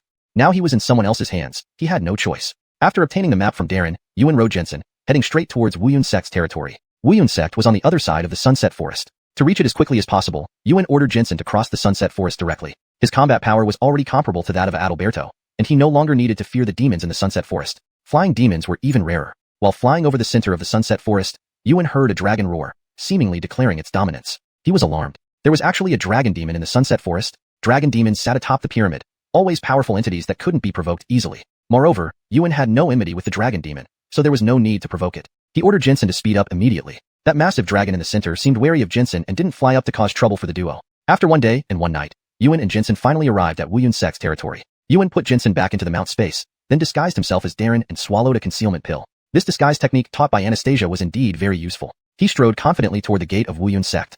The disciples at the gate bowed respectfully upon seeing Yuan. Greetings, sect leader. Yuan waved his hand and spoke gravely. Move aside quickly. I have urgent matters to attend to. Those disciples didn't dare delay and moved out of the way. Yuan walked toward Darren's residence, greeting various people along the way, but ignoring them. The Wu Yun sect disciples and elders had no suspicion as their sect leader was always like this. After half an hour, Yuan finally reached the residence. Outside the door, 2 martial artists and a third-grade spirit array guarded it. Yuan waved his hand, dismissing the guards, then clasped his hands together. Hundreds of spirit seals flew from his palms and merged into the spirit array before him. Within a quarter of an hour, the spirit array was dismantled silently. Yuan inwardly rejoiced. Fortunately, he had become a spirit array master. Otherwise, breaking the array forcefully would have made noise, making it difficult to safely escape with senior brother Tad. He should gain more experience as a spirit array master and quickly upgrade to the 4th grade. Entering the residence, Yuan followed Darren's instructions, activating a hidden mechanism in the wall. A crevice appeared, revealing a dim corridor. He descended through the corridor and found the water dungeon and the imprisoned Tad. Senior brother Tad resembled the portrait, only thinner, which made Yuan recognize him instantly. ##### Chapter 81. It's good to be back. Tad's limbs were bound by iron chains as thick as wrists. Upon seeing Chavi, he suddenly raised his head. His voice was incredibly hoarse. Darren, there's no point in talking anymore. I will never submit to the 5 aggregate sect. Either give me a swift death, or let me go back. Chavi spoke in his own voice. Senior brother Tad, I am Chavi, the new holy son of Lingxiao sect. I've come to save you. Hearing this, Tad was slightly stunned. This voice indeed wasn't Darren's, but this face looked exactly like Darren's. Disguise technique? It wasn't impossible. Tad felt an incredible surge of excitement. He had been imprisoned for 3 years, already prepared to die here. Now, there was actually a chance to escape. Tad said in a low voice, you are indeed not Darren, but that doesn't mean you're from the Lingxiao sect. I need proof. Chavi smiled slightly and took out the shadow sword. Seeing the shadow sword, Tad was shocked and blurted out, Peak Master Edward's shadow sword? You're the successor of the dark shadow sword technique. Chavi nodded heavily. Now, can senior brother Tad believe me? Tad replied solemnly, Peak Master Edward values the shadow sword as much as his life. He would never casually entrust it to anyone. It seems you really are from the Lingxiao sect. However, these iron chains are a spirit artifact with the ability to seal martial chi. From your voice, you seem quite young. Have you reached the great martial artist realm yet? Can you sever these iron chains? Chavi immediately activated the devouring heaven technique. His aura rose layer by layer and soon reached the martial Talia realm. Then Chavi swung 2 swords, cutting off the iron chains on Tad's body. Tad was incredibly astonished. Martial Talia expert. A martial Talia expert has actually appeared in the Lingxiao sect. Chavi retracted his martial chi and swallowed another breath-hiding pill, causing his aura to instantly vanish. He then threw a set of black clothes and a hood at Tad. This isn't a place to talk. Senior brother Tad, let's return to the Lingxiao sect first. All right. Tad nodded heavily. Chavi walked out of the Patriarch Hall with Tad wearing the hood, heading towards the gate of the 5 aggregate sect. Darren had extremely high prestige within the 5 aggregate sect, so nobody dared to question why he came and left. Half an hour later, the two left the territory of the 5 aggregate sect, and only then did Chavi tear off the human skin mask. Tad saw Chavi's true appearance and was greatly surprised. Holy crap, Chavi, you're too young. To have the strength of a martial Talia expert at such a young age is unbelievable. Chavi chuckled lightly. Just lucky. Senior brother Tad isn't weak either. After cutting the chains, Chavi noticed Tad's cultivation level, 5-star great martial artist. But this was the realm he had reached 3 years ago. If given normal practice for 3 more years, breaking through to the martial Talia realm wouldn't be impossible. Talents in the Xuanhuan continent truly emerged like fish crossing a river. Summoning Sela once again stunned Tad. The two stood on Sela's back, flying towards the Lingxiao sect. Chavi intentionally directed Sela to avoid the dragon beast in the center of the sunset forest. Although slower, it was safer. On Sela's back, Chavi and Tad talked freely. Tad finally understood what had happened over the years and felt pained about his sister challenging the 5 aggregates sect for him. After a day and night, the two returned to the Lingxiao sect. Sela's appearance caused another commotion at the entrance, but this time, the disciples of Lingxiao sect were even more shocked by something else. Senior brother Tad was back. Everyone was astounded upon seeing Tad. Senior brother Tad. My god, am I dreaming? Weren't we told that senior brother Tad died in the 5 aggregates sect 3 years ago? How did he suddenly return? Hurry, tell the Patriarch and the 7 peak masters. Senior brother Tad is back. For a moment, all the disciples of Lingxiao sect were filled with immense joy. Half an hour later, including Aimon, the 7 peak masters and Candace arrived at the square, surrounding Tad. Around them were more than half of the Lingxiao sect disciples. Iman patted Tad on the head, his eyes slightly red, and said in a deep voice, Little Sue, you're finally back. Tad immediately performed the kneeling salute to Iman. Disciple Tad, I feel ashamed of not repaying peak master's kindness. Iman hurriedly helped him up, his voice choked with tears. It's good that you're back. It's good that you're back. After exchanging a few words with Candace, Chavi left the crowd and went to the entrance, releasing Darren. Chavi said solemnly, Darren, remember what you said? Lead all the people of the 5 aggregates sect into seclusion, and do not oppose the Lingxiao sect anymore. Darren nodded heavily. Chavi, thank you for sparing my life. I will do as instructed immediately after returning. Chavi continued. If you cause trouble again in the future, no matter where you hide, I will pursue and kill you. Darren smiled bitterly. After battling Amadeo for so many years, I never thought I'd be defeated by you. With you backing the Lingxiao sect, how could I dare to make any moves? I hope so. Get lost. Darren hurriedly ran away as fast as he could, afraid that Chavi might change his mind. Invited by Amadeo, Chavi decided to stay in the Lingxiao sect for some time. He reviewed the map Anastasia left behind. The Xuanhuan sect turned out to be a 7th grade sect. That meant that Xuanhuan sect had a martial ancestor expert stationed within. A martial ancestor expert. How distant that seemed to Chavi. Yet, it heightened his interest in going to the Xuanhuan sect to join Anastasia, because his system determined that he could only grow stronger through battles. And as a 7th grade sect, the Xuanhuan sect would definitely offer a stage suitable for him. However, before heading to the Xuanhuan sect, Chavi wanted to further enhance his strength. At least, he aimed to bring his soul power to the peak of the mortal realm and become a 4th grade spirit array master before considering going to the Xuanhuan sect. Otherwise, even with connections to Anastasia, it would be difficult to find a foothold in the Xuanhuan sect. Thus, Chavi entered a secluded retreat in his room on Bamboo Peak. His training was simple. He used the burning soul technique to continuously scorch his soul. The process was undoubtedly excruciating, but for the sake of standing tall before Anastasia, it was worth it. A month passed. Within this month, Chavi completed his goal, elevating his soul power to the peak of the mortal realm and becoming a 4th grade spirit array master. Just as he was about to bid farewell to Amadeo, Amadeo sought him out. Looking at Amadeo's head, Chavi noticed his realm had advanced to a 4-star martial Talia. 1 martial king core had allowed Amadeo to advance 3 minor realms within a month. Yet, Chavi didn't have too many concerns. After all, even a 5-star martial Talia like Blood Void couldn't defeat him. Chavi asked, Patriarch, is there something you need? Amadeo said awkwardly, Chavi, I actually have something I need your help with. ####Chapter 82, The Iron Dragon. Zavig smiled lightly and said, please proceed, head of the sect. Amadeo spoke solemnly. The Iron Dragon in the center of the Sunset Forest seems to have broken its seal. Hearing this, Zavig was slightly taken aback. During the rescue mission for Tad, he had heard the roar of the dragon beast in the heart of the Sunset Forest. He hadn't anticipated that he would have any further interaction with this creature. Do the Lingxiao sect and it have a grudge? Amadeo nodded slightly. This Iron Dragon was likely driven away by its own kind. It came to the Sunset Forest 5 years ago and became the dominant beast within days. Then it incited a wave of beast attacks, ordering the monsters of the Sunset Forest to assault human cities, causing widespread destruction. The previous head of the Lingxiao sect led all sect members to resist the beast tide and personally fought the Iron Dragon, wounding it severely and sealing it away. Afterward, he moved the Lingxiao sect to the outskirts of the Sunset Forest to prevent another beast tide. Zavig nodded thoughtfully. The Lingxiao sect truly is an honorable order, doing what's best for the people. But why haven't I met the previous head? He suffered heavy injuries from the battle with the Iron Dragon and passed away shortly after returning to the sect. Zavig was shaken. So this Iron Dragon has a deep-seated grudge against our Lingxiao sect. In that case, I will help you kill it and end the root of the beast tide. Amadeo warned seriously, Zavig, I know you're strong, but be very careful. This Iron Dragon is a tier 4 beast and also a member of the dragon race, incredibly powerful. Otherwise, the previous head wouldn't have died in battle. Zavig nodded earnestly. We'll act according to the situation. At the very least, let's try talking to it first. Amadeo agreed. That's what I was thinking. Since so, let's set off immediately. Amadeo led Zavig, 6 peak masters, and Tad toward the Sunset Forest. Along the way, Amadeo activated his combat aura, using the pressure of a martial Talia to deter the forest's beasts. No beast dared approach a martial Talia. Half a day later, the 9 successfully reached the center of the Sunset Forest. The Iron Dragon sensed Amadeo's presence and roared, flying out from its cave. Larger than Sayla, the Iron Dragon had silvery white scales that reflected sunlight, indicating formidable defense. Zavig observed the 4-star symbol above its head, tier 4, 4-star. Though troublesome, it wasn't insurmountable. Humans, what do you want? Amadeo shouted, Iron Dragon. I am Amadeo, the current head of the Lingxiao sect. Upon hearing this, the Iron Dragon roared again. Lingxiao sect again? Your previous head not only wounded me but sealed me for 5 years. Now, you shall pay for him. It opened its mouth, spewing a stream of dragon fire towards them. Amadeo quickly summoned his combat aura to form a barrier, blocking the dragon's flame but was forced to retreat several steps. Amadeo exclaimed, this beast doesn't even give us a chance to negotiate. How arrogant. Zavig snorted, there was never much to discuss. If it wants death, then we'll send it on its way. He pulled out the evening glow bow and shot an arrow at the Iron Dragon's eye. The Iron Dragon, despite its size, was agile, deflecting the arrow with its claw before roaring, despicable humans, you shall all die here today.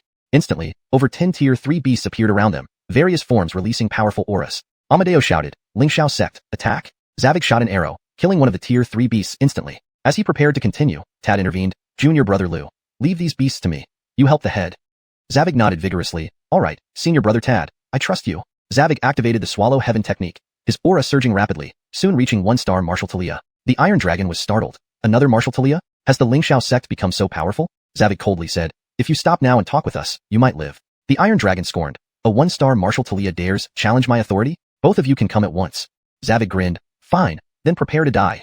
He unleashed rapid fire arrows, shooting 1 per second at the dragon's eyes. Though the Iron Dragon couldn't ignore Zavig's attacks as a martial Talia, it shut its eyes and used its eyelids to block them, giving Amadeo the chance to strike its soft underbelly repeatedly. Blindfolded, the dragon could only judge Amadeo's attacks by sound, less effective than sight. The situation became highly favorable for the Lingxiao sect. The Iron Dragon could only take hits, unable to retaliate effectively. Meanwhile, Tad demonstrated impressive strength. Despite being a 5-star great warrior, he swiftly killed 3 tier 3 beasts, becoming the core of the Lingxiao sect's great warriors. However, the Iron Dragon's defenses were extraordinarily high. Amadeo continued attacking its belly but couldn't break through. Its scales gleamed silver, impenetrable. Amadeo muttered, "Damn, this beast's hide is tough. What should we do, Zavig?" Zavig sneered, "I'll see if it can withstand my arrows." Using 500 exchange points, Zavig acquired 10 purple cloud arrows from the system store. Purple cloud arrow, damage increased by 50 points. He employed the twist string arrow technique, placing the purple cloud arrow at the bowstring center and twisting it 10 times. Then he aimed for the Iron Dragon's right eye, delivering a fatal blow. A massive whistling sound followed as Zavig's purple cloud arrow smashed into the dragon's right eyelid, piercing through its defenses and impaling its eyeball. Blood splattered everywhere. The Iron Dragon roared in agony, spreading its wings and soaring skyward. Amadeo looked at Zavig with shock and awe. The power of that single arrow exceeded even a 4-star martial Talia like himself, piercing through the Iron Dragon's renowned defenses. Zavig was indeed terrifying. In the sky, the Iron Dragon spread its wings, and a purple-red flame lotus appeared before it, shooting towards Zavig and Amadeo. Chapter 83, Dragon Slaying. Accursed humans, you will all die. Chavi's heart sank. This purple-red fire lotus wasn't a skill the steel dragon should possess. But there was no time to ponder this now. He had to block the attack first. Chavi immediately unfurled the primordial umbrella, creating 2 barriers of Do-Chi, fighting spirit, light that enveloped him and Amadeo. Note: I've maintained the term primordial umbrella as a proper noun but ensured the fighting spirit Do-Chi is consistent with prior translations for a fluent read. The fire lotus flew towards them and exploded violently. A massive shockwave erupted, sending Chavi and Amadeo flying backward. The fighting spirit shield from the primordial umbrella shattered in midair, and both of them spat out mouthfuls of blood. After landing, Chavi quickly knocked an arrow and loosed another twisted string arrow towards the steel dragon. However, the steel dragon summoned purple-red flames around it, forming a protective flame shield. Chavi's purple cloud arrow struck the flame shield, causing ripples, but then fell uselessly to the ground. Seeing this, the steel dragon let out a triumphant laugh. "Haha, despicable human, your arrows can't break through my defenses." Amadeo finally regained his senses and ran over to Chavi, speaking gravely. "Chavi, what do we do?" Chavi replied firmly, "We stall it. This purple-red flame isn't a natural ability of dragon beasts. It can't sustain it for long." Amadeo sighed softly. "Well, that's all we can do." Noticing that Chavi and Amadeo were not attacking, the steel dragon became anxious. "What are you two up to?" "Neither fighting nor retreating." Chavi calmly said, "Maintaining that flame shield must be draining a lot of soul power, right? Beast spirits have weaker soul power compared to human warriors of the same realm. I wonder how long you can last." The steel dragon shot several bursts of dragon fire at the two, which they narrowly avoided. It grew nervous because Chavi was right. After hesitating for a moment, it finally took out a golden yellow fruit from its pocket and swallowed it whole. Soon after, the steel dragon radiated a golden glow, and its injured right eye healed completely. Its overall aura surged dramatically. Chavi spoke grimly, "Not good, it's getting stronger." Chavi immediately used Heaven-Swallowing Seal, and a milky white fighting spirit handprint condensed before him, smashing down ferociously towards the steel dragon. Amadeo was astonished once again. The power of Chavi's move was no less formidable than his own as a 4-star Talia warrior. Truly terrifying. Despite Chavi's full force attack, he still couldn't break through the steel dragon's defense. Chavi dared not easily use Jade Shatter. If it consumed half his fighting spirit and failed to defeat the opponent, he would be left in a very disadvantageous position. Chavi and Amadeo launched several joint attacks but couldn't penetrate the defenses. Within 5 minutes, the steel dragon's rank ascended from 4-star 4th stage to 8-star 4th stage. This terrifying rate of advancement made Chavi pale with shock. "I intended to use this dragon whisk fruit only when breaking through to the 5th stage, but you forced my hand. Despicable humans, today, I'll take all your lives." Having said that, the steel dragon disbanded the flame shield and flew toward the duo. Chavi's lips curled into a faint smile. This was the opportunity he had been waiting for. As the steel dragon's claws were about to reach Chavi, he unleashed soul-shattering roar. A black skull appeared before Chavi, swiftly flying towards the steel dragon. The steel dragon sneered. "Such weak fighting spirit fluctuations, and you think you can harm me? Human, you're truly at your wit's end." It swiped impatiently with its claws, trying to bat away the skull. Unexpectedly, the skull bypassed its claws and crashed forcefully into its soul body. The steel dragon froze, clutching its head and writhing on the ground in agony. The sudden turn of events stunned not only the steel dragon but also left Amadeo bewildered. Chavi's attack was peculiar. The steel dragon bore no wounds yet was in excruciating pain. Why? Capitalizing on his successful hit, Chavi immediately delivered a second, soul-shattering roar. Another skull flew towards the steel dragon, which hurriedly summoned the flame shield. The skull and flame shield collided, causing ripples that halved the skull's power before it attacked again. Chavi raised an eyebrow. The purple-red flames could weaken soul attacks, indeed a treasure. If his guess was correct, this was likely a spiritual flame. Once the steel dragon was dealt with, he could try absorbing this spiritual flame. The steel dragon spat out a mouthful of blood this time, its vitality weakening significantly. It was afraid. The human's attacks were too strange. Its formidable physical body offered no protection. If this continued, it might really die here. Thus, despite the severe pain in its soul, the steel dragon spread its wings and fled. Chavi naturally wouldn't let it go easily and immediately cast the third, soul-shattering roar. This time, Chavi used Jade Shatter, sacrificing half his soul power to amplify his attack by 5 times. 5 seconds later, a skull twice as large as before hurtled towards the steel dragon. The steel dragon was utterly terrified but lacked any means to counter soul attacks, summoning the flame shield once more.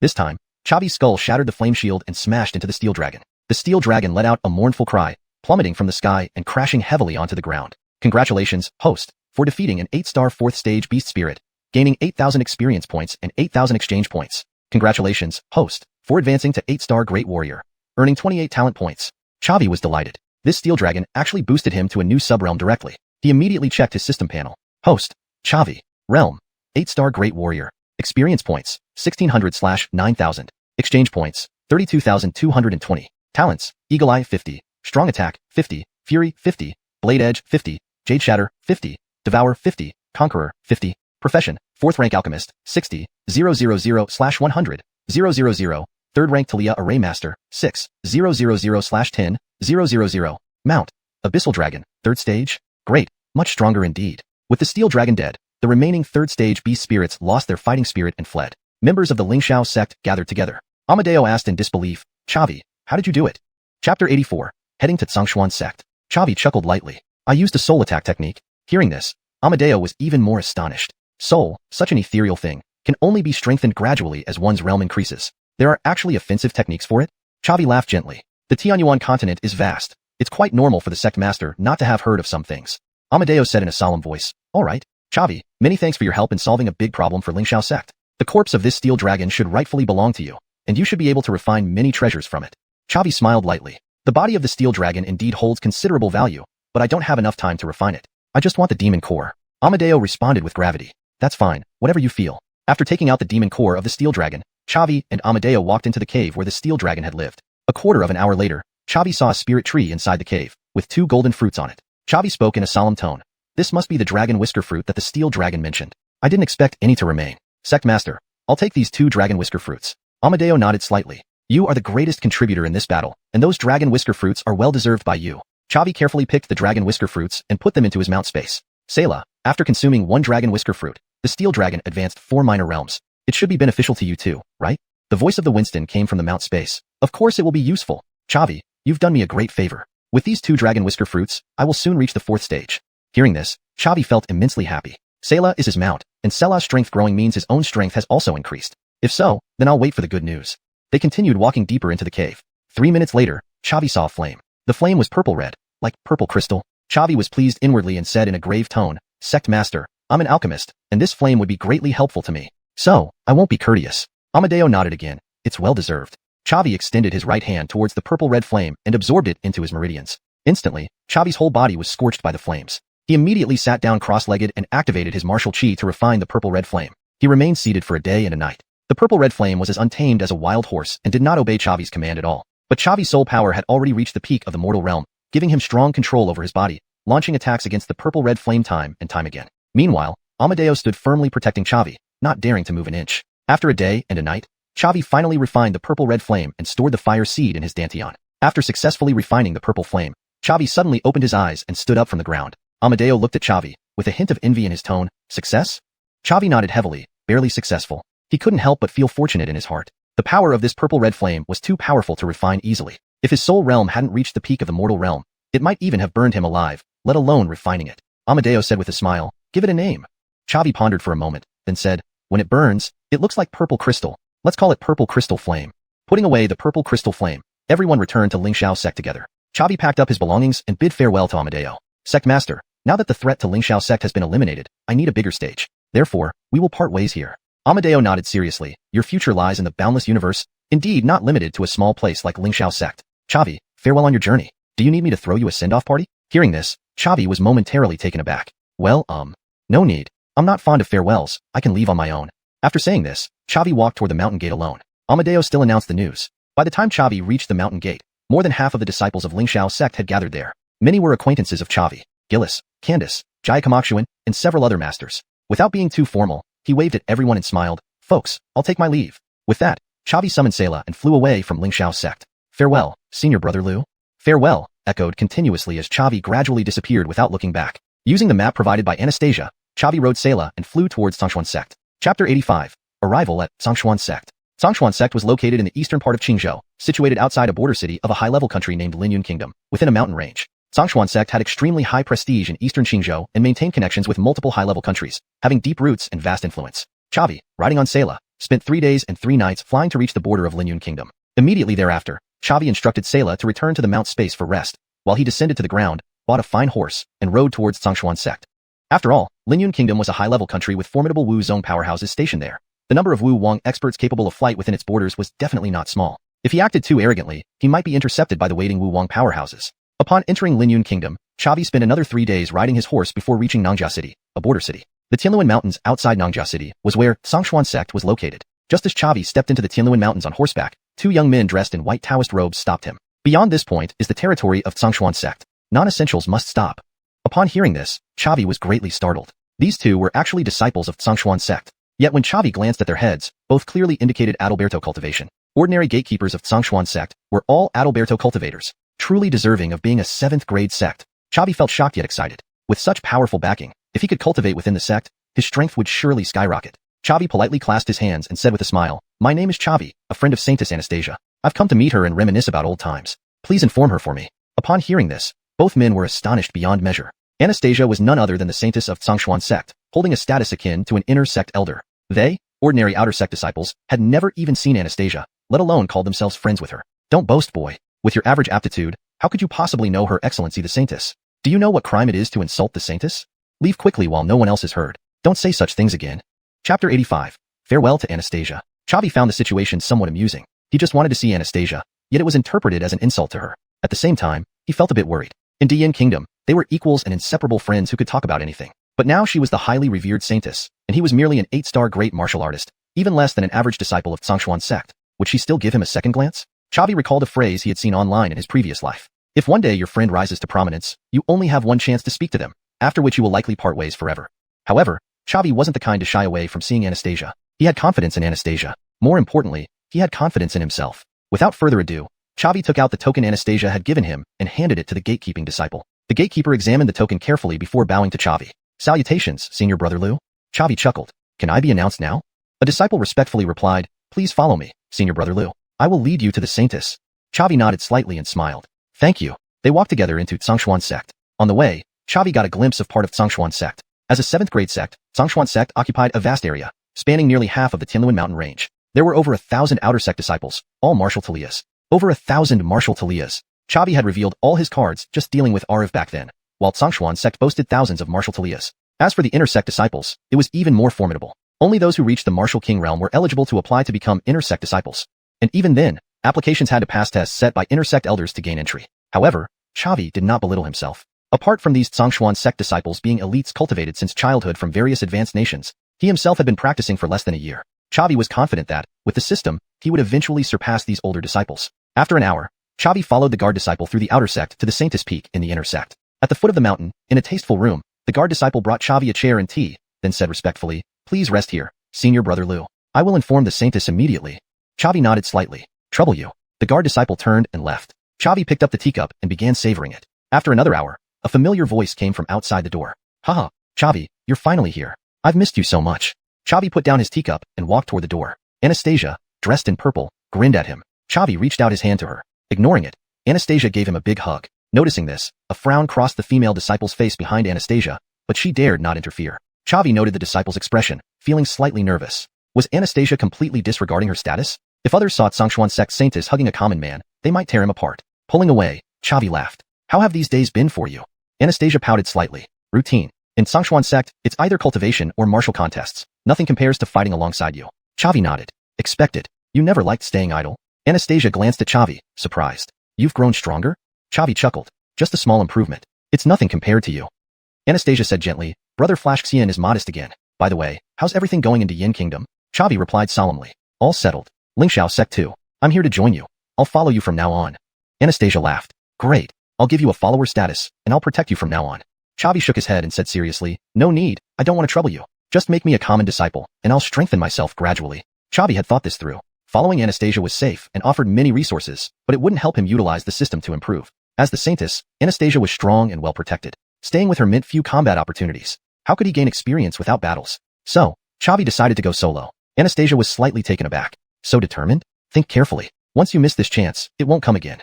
Chavi nodded slightly. Don't worry, I'll catch up with you soon. Anastasia chuckled. Alright, I'll take you to the Outer Sect new disciple registration then. Though this year's ceremony is over, the Outer Sect elders will give me a face. Chavi nodded. Thank you, but you don't have to come. I can manage on my own. Hearing this, Anastasia pouted. Why? Are you rejecting me? Chavi laughed bitterly. My goddess, how dare I? It's just that your fame in Xianxia sect is too high. If the Outer Sect disciples learn of our connection, they might avoid me. Anastasia nodded. True, there's that possibility. Then let Rin accompany you. She's my follower, so her word should suffice. Chavi nodded. Sounds good. Thank you, Miss Rin. The short-haired girl behind Anastasia bowed slightly and said softly, Please follow me, Lord Liu. Chavi waved goodbye to Anastasia, smiling. Miss Anastasia, we'll meet again soon.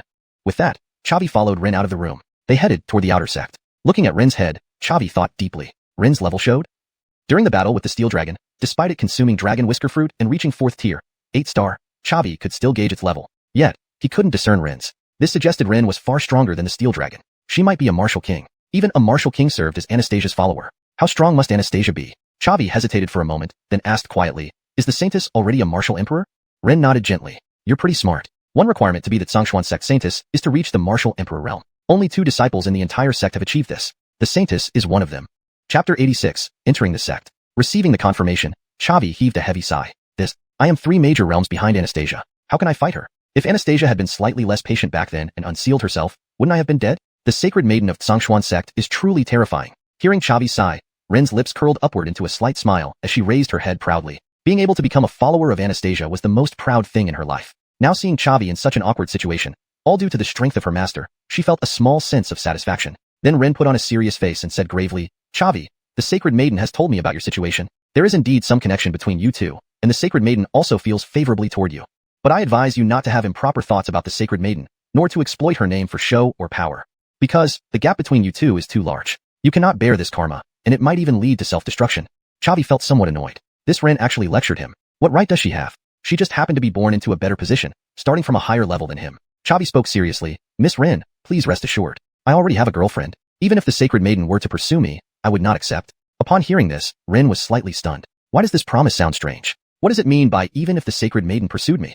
Are you that picky? Rin snorted coldly. You certainly know how to talk. I've said my piece. Whether you listen or not is up to you. After another hour, they arrived in front of the office of one of the Outer Sect elders responsible for registering new disciples. Rin knocked on the door, and after 3 minutes, a thin, white-haired old man opened it. Seeing Rin, his face broke into a smile. After all, Rin was an Inner Sect disciple with a status equivalent to an Outer Sect elder and decent strength. More importantly, she was a follower of the sacred maiden. That made her even more worthy of respect. The old man asked softly, Miss Rin, what brings you here? Rin replied softly, Elder Lin, this young man is my friend, and I wish for him to become an Outer Sect disciple. Could you do me a favor? Elder Lin pondered for a moment before replying gently, although the recruitment ceremony has passed this year, considering Miss Rin's request, I can make an exception for him. This? Hearing their conversation, Chavi was somewhat surprised. So straightforward? Having connections really does feel good. Then Elder Lin turned to Chavi, his tone not as gentle as before, speaking plainly, Chavi, correct? I am Elder Paul, in charge of the recruitment and management of new disciples. You can come to me if you need anything in the future. What realm have you reached? I need to record it. Great martial artist rank 8, Chavi said indifferently. Upon hearing this, both Paul and Rin were dumbfounded. A great martial artist rank 8 seemed incredibly weak in Xianxia sect. After all, the minimum standard for recruiting disciples was martial talia. Paul frowned deeply.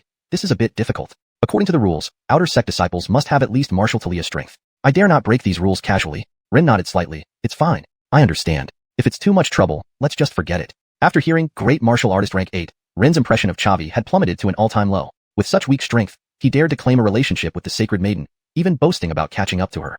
Better let him scram sooner rather than later. As for the sacred maiden, she could fabricate a lie and shift the blame to Chavi. Anyway, with him gone, the verdict would be hers to decide. Hearing this, Chavi frowned. Just like that? He had spent so much time to reach Xianxia sect, only to find out he couldn't even become an Outer Sect disciple. This was too humiliating. This Rin was handling things way too lightly, almost hoping he would leave. Indeed, relying on others wasn't reliable. One must have strength oneself. Chavi said solemnly, Elder Lin, wait a moment. Although I'm only a great martial artist rank 8, I have a profession that Elder Lin might be interested in. Paul responded indifferently, go on.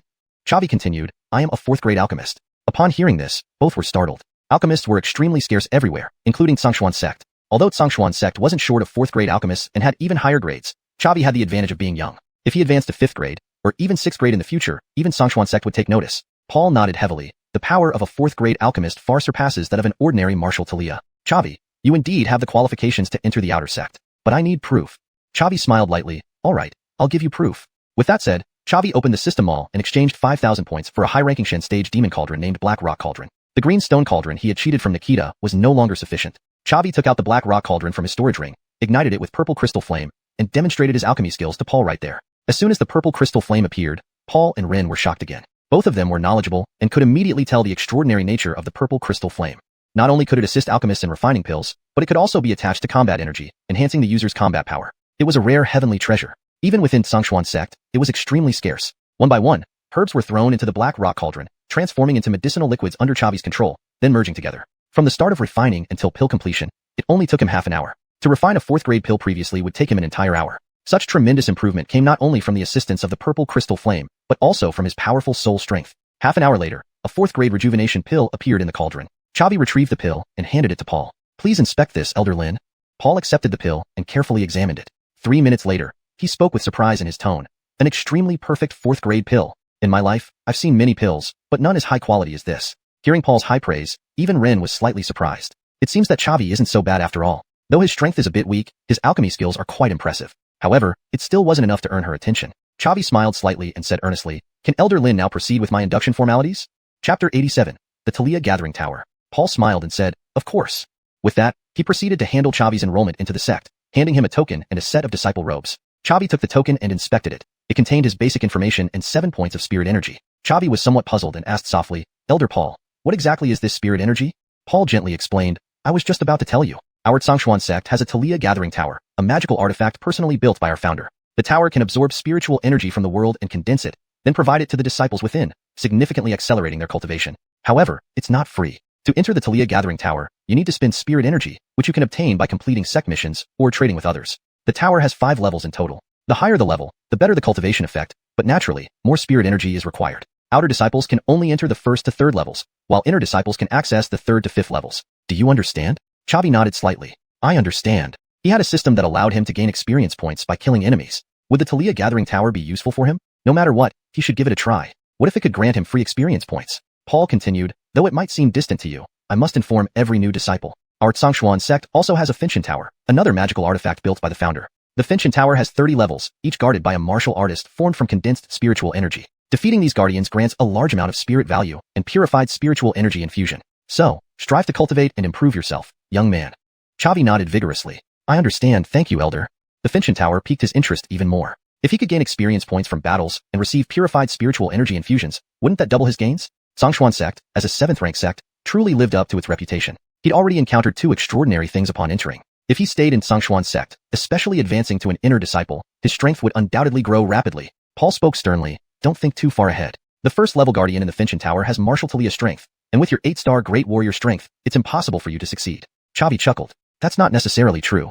Paul warned, if you want to get beaten, go ahead and try. The guardians won't kill you. Well, that's everything I need to tell you. Go find a room in the outer disciples' living area on your own. Yes, sir. Chavi nodded slightly. They left Paul's office. Rin said in a deep voice, All right, Chavi, I've completed what the Holy Maiden tasked me with. I have to leave now. I hope you remember my words and don't entertain improper thoughts about her. Chavi replied coolly, Mind your own business. Hearing this, Rin was furious but didn't dare take action against Chavi. Stomping her foot, she turned and left. Chavi found an unoccupied house in the living area, cleaned it up, and then made his way to the legendary Talia Gathering Tower. The elder guarding the tower also had a baffled expression marked by. Chavi couldn't help but mock inwardly. In Lingxiao sect, he was considered a genius, yet here, he couldn't even discern others' realms. The difference was indeed significant. He needed to quickly enhance his strength. Chavi politely saluted the elder. Greetings, elder. I'm a new disciple and it's my first time here at the Talia Gathering Tower. Could you introduce the rules of the tower to me? The elder, sitting in a rocking chair cooling off, glanced at Chavi and said indifferently, fees are calculated daily. 10 spirit points for the 1st level, 50 for the 2nd, and 150 for the 3rd. Charges are automatically deducted after passing through the light barrier at the staircase entrance. Each day spent in the tower deducts the corresponding spirit points. Understand? Understood. Thank you, elder.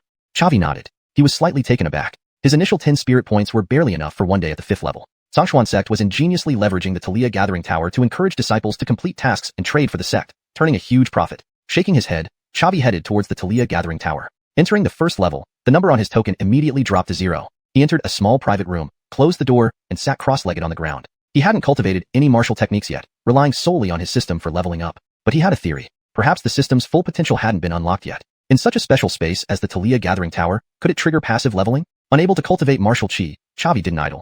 He practiced the soul-burning technique to strengthen his soul power. Undeniably, using the soul-burning technique felt like punishing himself. The sensation of his soul being scorched was excruciating, but to enhance his strength, it was all worth it. An hour later, Chavi finished a round of soul-burning technique, extinguishing the fire furnace in his sea of souls. Meanwhile, the system notified him. Congratulations, host. For passively hanging out for an hour, you have gained 10 experience points. Chavi felt delighted. His guess was correct.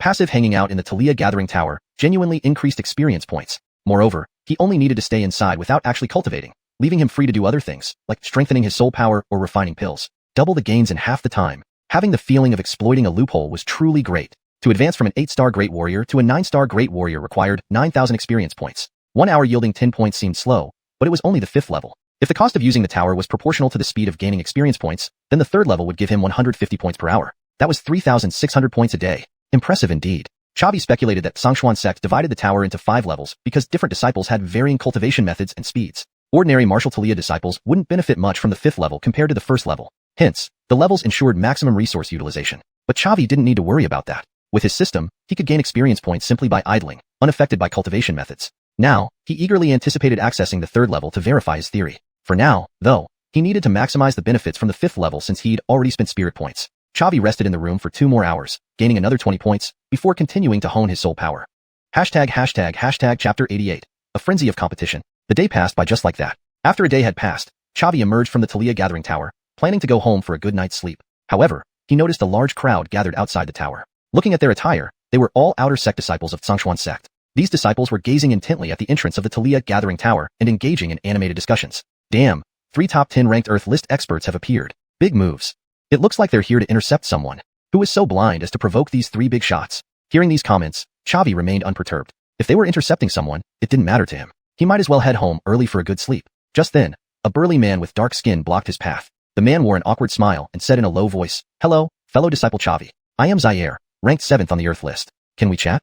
Chavi was startled. So, these people were really here for him. But why? He had only joined the sect less than a day ago and hadn't even had the chance to meet any disciples yet. Chavi glanced up at Zaire's head. 7-star great martial artist. This level of strength would be considered top tier among outer sect disciples. Chavi asked in a calm tone, "May I ask what senior brother Zaire needs from me?" Zaire laughed amiably and said, "I learned from Elder Paul that Xianxuan sect has a new disciple, and this disciple happens to be a 4th rank alchemist. So, I immediately came to invite you to join my Brody sect." Upon hearing this, Chavi was utterly confused. Huh? What's this Earth list? And what's this Brody sect? Does Xianxuan sect allow forming factions? Zaire chuckled gently. "It's natural for you not to know since you've just joined the outer sect. Let me explain it to you. To motivate disciples to cultivate, Xianxuan sect has set up the Earth list for outer sect disciples and the Heaven list for inner sect disciples. Only the top 100 strongest can make it onto these lists. As long as one remains on the Earth list, they receive free spirit values daily." Chavi's eyes lit up with joy. Really? That's great news. So, how many spirit values do you get daily being ranked 7th on the Earth list? Zaire smiled and explained, "The top 3 get 100 spirit values per day, ranks 4 to 10 get 50 spirit values per day, ranks 50 to 1 get 20 spirit values per day, and ranks 100 to 51 get 10 spirit values per day. As for me, being ranked 7th, I only get 50 spirit values daily." Chavi murmured, "Only? Senior brotherly is too modest. How are the rankings determined?" Zaire answered solemnly, "Through challenges. Lower-ranked disciples can challenge higher-ranked ones to duels at the arena grounds. If successful, the rankings switch. Higher-ranked disciples cannot refuse a challenge." Chavi was slightly startled. Xianxuan sect was fostering competition and growth through such means. No wonder it could cultivate so many outstanding disciples. It certainly had its unique approach. Chavi asked, "Could Senior Brotherly introduce your Brody sect to me?" Zaire nodded. "This is precisely what I intended to say. Xianxuan sect allows disciples to form factions, promoting healthy competition. I created the Brody sect to facilitate mutual assistance and cooperation among members. Alchemists are always in short supply, so when I heard about you, I came straight away. I hope you will join our Brody sect and prioritize providing us with your potions. Of course, I will offer appropriate spirit values as compensation." Chavi fell into deep thought. Joining a faction had pros and cons. Pros: selling potions wouldn't require much effort, and there would be a strong backing. Cons: involvement in factional disputes. After some contemplation, Chavi replied calmly, "Thank you for your invitation, Senior Brotherly. However, having just joined, I still need time to adapt. Could I consider joining a faction after a few days?" Zaire frowned, displeased that despite being the 7th-ranked Earth list member and the leader of the Brody sect, he couldn't secure Chavi right away. Just then, a hearty laugh echoed from afar. "Ha ha ha, Zaire, your sources are quite good. But alas, today you won't be taking Chavi with you." Chavi looked toward the source of the laughter. A young man in white walked toward them, holding a white folding fan. Zaire frowned severely and said sternly, "Argyle, are you trying to compete with me again?" Argyle laughed heartily. "Ha ha ha, Chavi gets to choose. We only need to present our conditions." Chavi greeted Argyle politely, "Senior brother Argyle, may I ask what brings you here?" Argyle smiled. No need to be nervous, Chavi. I also came to invite you. Join my bright sect? By the way, I'm ranked 6th on the Earth list, far superior to Zaire. Hearing this, Zaire fumed, angrily retorting. Why are you acting so arrogant, Argyle? I lost to you by just one move. After more cultivation in the Talia Gathering Tower and advancing to 8-star, I'll surely suppress you. Argyle leisurely waved his fan, saying calmly, lost is lost. Zaire, you'll never surpass me. Zaire snarled, enough. Argyle, I challenge you. Argyle grinned, any time. But let's wait until junior brother Liu makes his decision first. At that moment, another voice interrupted. Zaire, Argyle, you think you can recruit junior brother Liu without my say-so? Not so easy. Both Zaire and Argyle frowned. Not good. What's he doing here? They chorused. Chavi sighed lightly. He had inadvertently become a hot commodity, fought over by major players. There was no helping it. Alchemists were valuable assets. While he preferred to keep a low profile, his skills spoke otherwise. Curiosity piqued, who could intimidate Zaire and Argyle. All three turned towards the right. A slender, handsome man approached them. Chavi checked his ranking. 8-star martial artist. Stronger than Zaire and Argyle. He bowed and smiled. Junior brother Liu, I am Gustavus, ranked 5th on the Earth list. Interested in joining my fan sect? Chavi was taken aback. 5th on the Earth list. An outer sect top disciple. Zaire scowled deeply. Gustavus, don't push it. I arrived first. Gustavus smiled faintly. Not up to you, Zaire. Chapter 89. Double rewards. The three simultaneously turned their gaze to Chavi and asked in unison, Junior brother Liu, what do you think? Upon hearing this, the onlookers among the outer sect disciples began to chatter. I thought these three big shots appeared together to intercept someone. Unexpectedly, it's to compete for someone. Chavi's luck is too good, right? To be fiercely pursued by 3 top 10 Earth rank experts. It's not just luck. Alchemists hold a high status in the xuanhuan continent. Advancing to a grade 4 alchemist is much more difficult than progressing to martial Talia. It's understandable that Chavi is receiving such preferential treatment.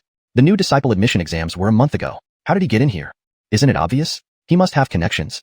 Chavi ignored the noisy surroundings and fell into deep thought. Seeing Chavi hesitate, Gustavus decided to add fuel to the fire. Junior brother Liu, our fan sect is one of the top forces in the outer sect. I've already reached 8th rank martial Talia and advancing to martial king should only take a few years. Once I enter the inner sect, I can consider passing on the position of sect leader to you.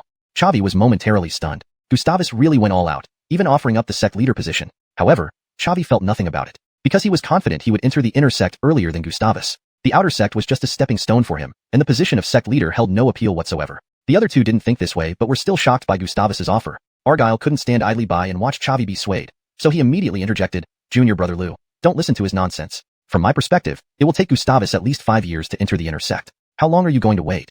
Just follow me. Do you know Elder Paul? That's my uncle. With this connection, we'll have many conveniences. Hearing this, Chavi was somewhat surprised. He didn't expect Argyle to also have connections. However, Argyle's words weren't particularly appealing to him either. After all, he had already become friends with the sacred maiden of Xuanhuan sect. A mere outer sect elder meant little to him. Gustavus, hearing Argyle's words, became somewhat angry, retorting sharply, Argyle, who do you look down upon? At most within 2 years, I will definitely enter the inner sect. Argyle snorted coldly. Why bring up something without a sign yet? As long as junior brother Liu follows me, benefits can be obtained immediately. Do you want to get beaten again, Gustavus? Private duels outside the training grounds are forbidden. Seeing both had laid out conditions, Zaire also wanted to make an effort. However, his strength was inferior to Gustavus, and he lacked Argyle's connections. How could he gain Chavi's favor? After pondering for a while, Zaire said solemnly, Junior brother Liu, I don't have any extra conditions to offer, but I promise to provide you with the best cultivation environment. The elixirs you refine, our Gue sect will help sell them, then pass you the spirit points. The rest of the time, I won't disturb you, and you don't need to participate in any affairs of the Gue sect. Yet your salary will still be paid. Chavi's heart stirred upon hearing this. What Zaire offered was precisely what he needed most. Having a free channel to sell elixirs and receiving a salary, why not? He had to cultivate Qi, enhance his soul power, refine pills, and set up spirit formations. Time was already tight for him. Note: Do seems out of context in English. If it refers to a specific term in the original context, please provide more information for accurate translation. For better fluency and natural reading in English, I removed even and rephrased slightly for clarity. If Qi is a specific term in the story's context, it might be best left as is with an explanation or introduction earlier in the text for readers. Not being disturbed was indeed the best condition, but Chavi did not immediately agree. Instead, he bowed to the three and said, Thank you for your kindness, senior brothers. However, joining an organization is a significant decision. I need to carefully consider. Once I've made up my mind, I'll seek out each of you. The three didn't press further, each bidding farewell to Chavi before leaving the Talia Gathering Tower. With the three experts gone, the surrounding crowd erupted in noise. Seriously? Even after Gustavus spoke like that, Chavi still refused. Exactly, Chavi's arrogance is too much. Many disciples wish to join the fan sect but have no means. New disciple Chavi rejects invitations from three experts, choosing to cultivate alone. This topic will surely go viral. What is Chavi pretending to be? Ignoring the commotion, Chavi returned to his room alone, enjoying a sound sleep. This soul-burning formula, although capable of increasing soul power, was extremely taxing to cultivate. He needed to rest well. From afternoon until the next morning, he slept soundly. After tidying himself up, he headed toward the burning heaven tower. Chavi was incredibly curious about the guards inside, and the spirit energy refinement received upon completion. The Burning Heaven Tower stood beside the Talia Gathering Tower, bustling with disciples entering and exiting. It seemed very popular. Chavi respectfully greeted the Guardian Elder outside, and entered the Burning Heaven Tower. On the first level, an independent space opened up, roughly the size of a sports field from his past life. Pure spirit energy rapidly condensed, forming a guard holding a spear. Chavi couldn't help but marvel. This Burning Heaven Tower's grade was absolutely above Earth rank, capable of transforming spirit energy into combat power, better than his Earth Fiend puppet.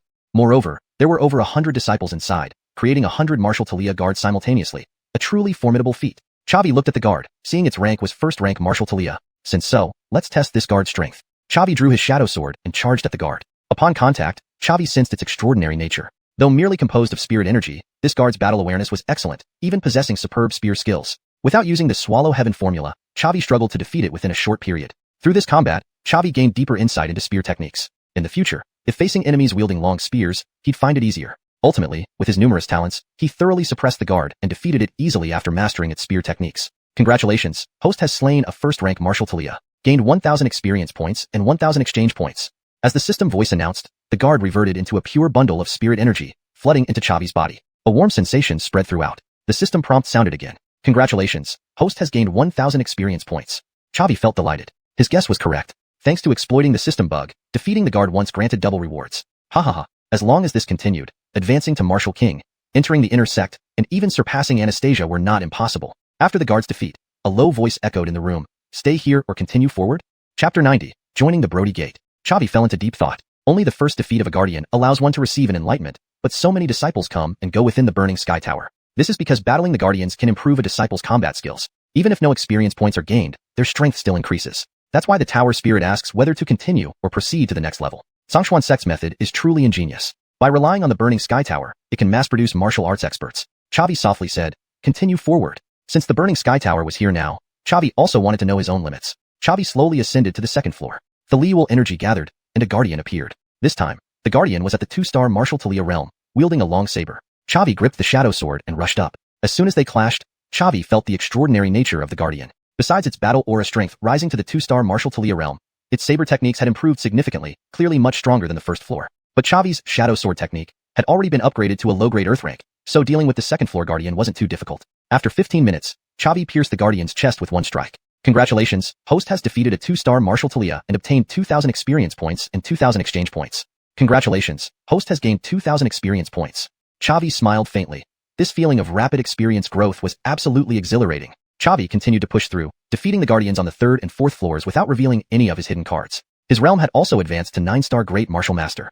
However, the 5th floor guardian had already reached the 5-star martial Talia realm, making the gap between them too vast. Chavi could use the Shadow Sword's teleportation to keep himself unharmed, but he couldn't inflict significant damage. After another failed attack, Chavi used Purple Crystal Flame. Purple Crystal Flame, born from the heavens and earth, not only possesses extremely high temperatures, but also has the ability to burn battle aura. Relying on the power of the Purple Crystal Flame, Chavi successfully defeated the 5th floor guardian. With the help of the spiritual enlightenment, his realm rose to 10-star Great Martial Master. Chavi checked his system interface. Host, Chavi, realm, 10-star Great Martial Master. Experience points, 3,000/15,000. Exchange points, 31,220. Talents, Eagle Eye 50, Strong Strike 50, Frenzy 50, Blade Edge 50, Jade Shatter 50, Devour 50, Breaking Army 50. Profession, 4th rank Alchemist, 60,000/100000. 3rd rank Thalial Array Master, 6,000/10,000. Mount, Abyss Dragon, 4th tier, not bad. He had raised his realm by 2 minor levels in just one day. His choice to come to xuanhuan sect was indeed correct, and Selah had somehow entered the 4th tier at some point. With Selah's help, his combat strength would also increase significantly. Chavi did not choose to continue pushing through. Since Swallowing Heaven Art and Jade Shatter were his life-saving trump cards, there was no need to use them here. He exited the Burning Sky Tower. The sky was already dark, and the setting sun cast a warm glow on his face. Chavi came to a tavern outside the sect, enjoying a few cups while collecting information about the 3 senior brothers. By eavesdropping on conversations among the disciples in the tavern, he gained preliminary understanding of the 3 senior brothers and the organizations they created, leading him to make a decision. After finishing a pot of wine alone, Chavi returned to his room for a good night's sleep. The next morning, Chavi went to the Gathered Talia Tower. This time, he directly entered the 3rd floor. First-time passage through Burning Sky Tower levels granted spiritual value rewards. Having cleared 5 levels, he earned 150 spiritual values, allowing him to train for a day on the 3rd floor. Sitting in meditation inside a cultivation room, Chavi used the Burning Soul Art to temper his soul power. An hour later, after one round of cultivation ended, a system notification sounded in his ear. Congratulations, host gains 150 experience points for being idle for 1 hour.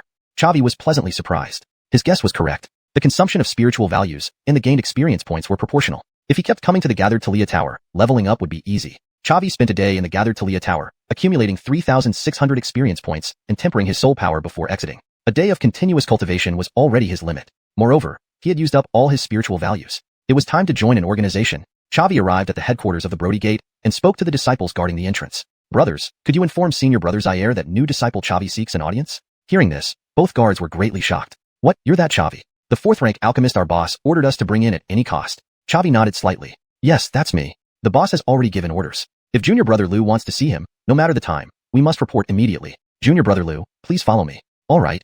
Xavi was also somewhat surprised, not expecting Zaire to value him so highly. Xavi followed the guard disciple into the Brody Gate headquarters and headed towards the meeting hall. 15 minutes later, they arrived at the meeting hall. Zaire had been waiting there for a long time. The moment he saw Xavi, Zaire abruptly stood up from his chair and said with a smile, Junior Brother Liu, you've finally come. I've been waiting for you for quite a while. Xavi smiled lightly. Senior Brother Zaire, I'm here. Zaire laughed. So, have you decided to join our Brody Gate? Xavi nodded slightly. Yes, but let me be clear. I will only be responsible for refining pills for the Brody Gate and won't participate in any other matters. Can Senior Brother Zaire accept that? Zaire nodded heavily. Of course, no problem. I've promised this before. Junior Brother Liu, would you like to meet some of our senior members? It could help build your network. Xavi frowned slightly. Isn't that too much trouble? Don't worry. I'll just call 3 people. Including you, we 5 will be the decision makers of the Brody Gate. Xavi nodded lightly. All right, then let's meet them. Zaire immediately instructed his subordinates to summon the others. Xavi asked in a serious tone, since Senior Brother Li values me so much, are there any other 4th rank alchemists in the outer sect? Zaire responded in a grave voice. There are indeed others. In total, there are 5 4th rank alchemists among the outer sect disciples. Besides you, each of the Brody Gate, Fan Gate, and Lang Gate has 1 4th rank alchemist. The other 4th rank alchemist is Alf. He is the best in alchemy skills apart from you and ranks 4th on the Earth list. He founded the Hua Gate, which is the most powerful disciple organization in the outer sect. Chapter 91. The Trial. Hearing this, Xavi was somewhat startled. He had only managed to become a 4th rank alchemist by multitasking with the system's power. Alf, on the other hand, was proficient in both alchemy and martial arts, achieving such remarkable accomplishments in both fields. A 4th rank alchemist and ranked 4th on the Earth list. Truly formidable. Xavi said gravely, so impressive?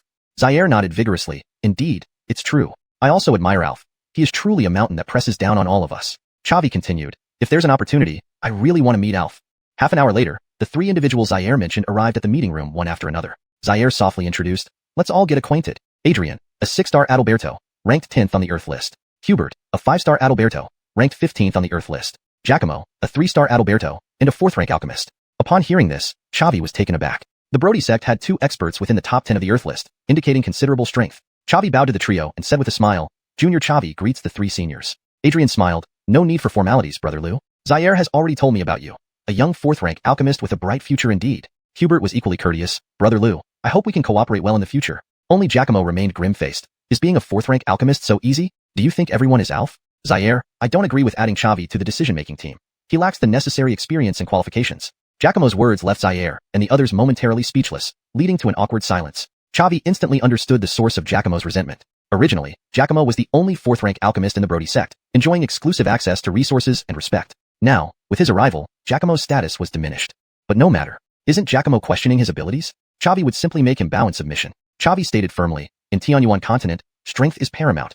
When have qualifications ever mattered? Senior Giacomo, since you believe I lack the qualification, let's have a trial. Giacomo, harboring suppressed frustration, immediately perked up upon hearing Xavi's arrogant tone. Alright, how do you want to compete?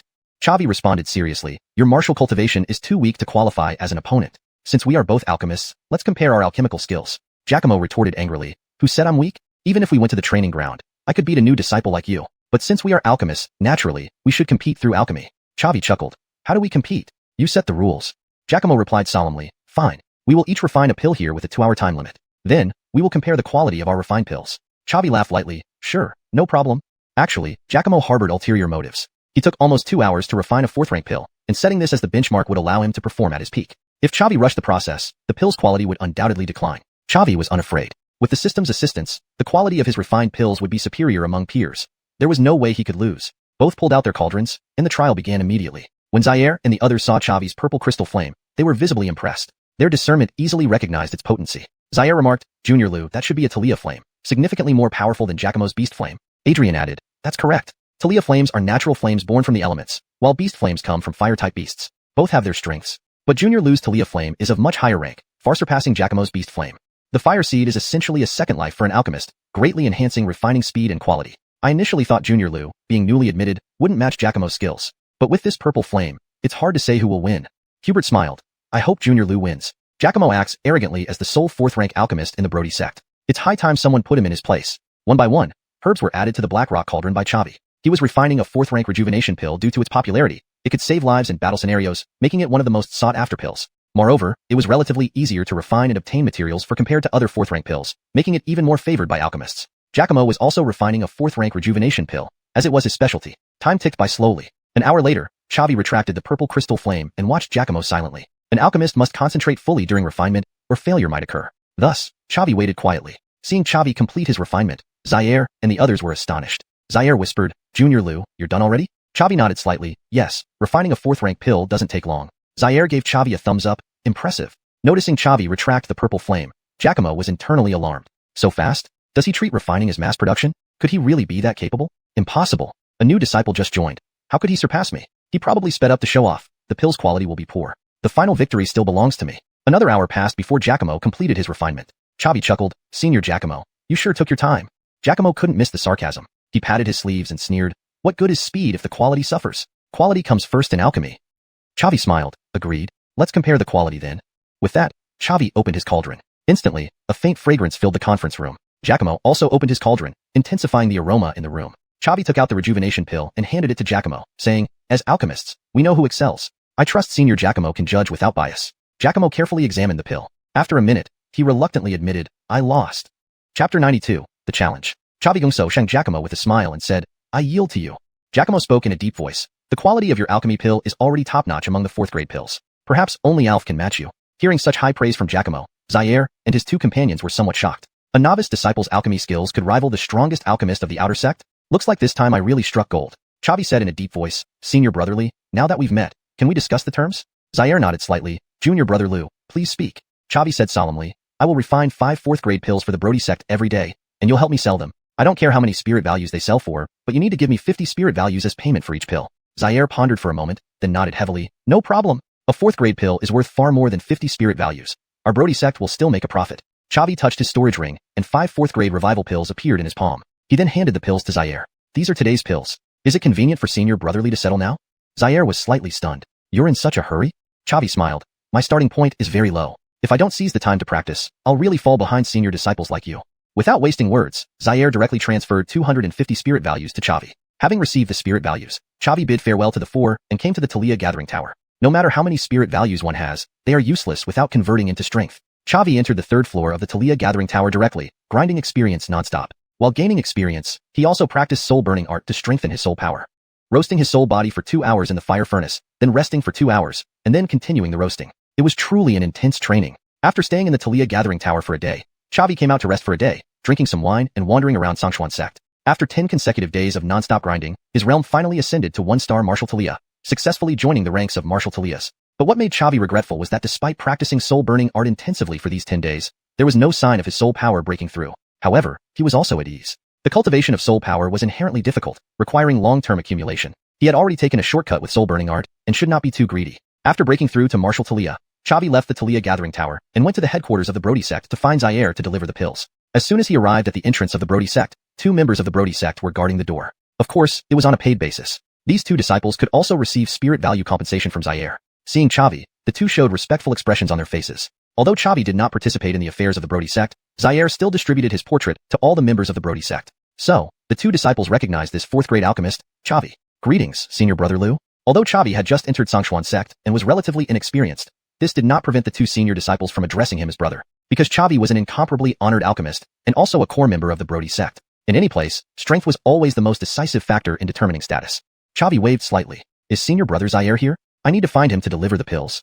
One of the disciples respectfully replied, Senior Brother Liu, not right now. Senior Brother Zaire has challenged Argyle, and the 2 are dueling in the arena now. Upon hearing this, Xavi was startled in his heart. They started fighting already? He was also curious about the experts on the Earth list. Having been in Stronger1 sect for so many days without having fought any outer sect disciples, he was really itching for a fight. Alright, I'll go to the arena to find him and observe Senior Brother Zaire's combat skills at the same time.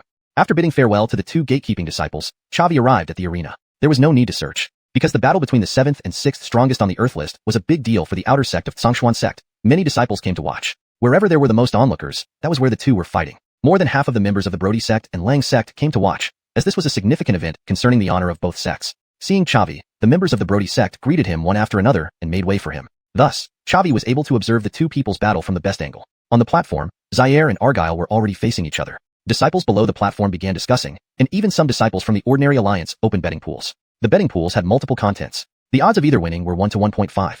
Since Zaire had been competing with Argyle since entering the sect, they had fought many times, with Zaire losing more often than winning. Even though both were 7-star martial Talias, Argyle still had the upper hand over Zaire.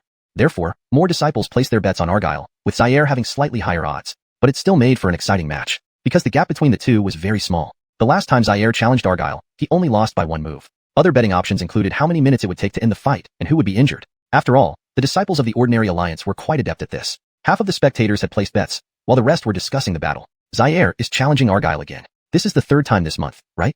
Who do you think has a better chance of winning? It's hard to say. Both are 7-star martial Talias, and the difference in aura power isn't significant. It comes down to combat awareness and skills. Zaire is really formidable. He's been keeping up with Argyle without falling behind. Although he loses more often, I believe he still has a chance to win. Let's see. We'll find out soon.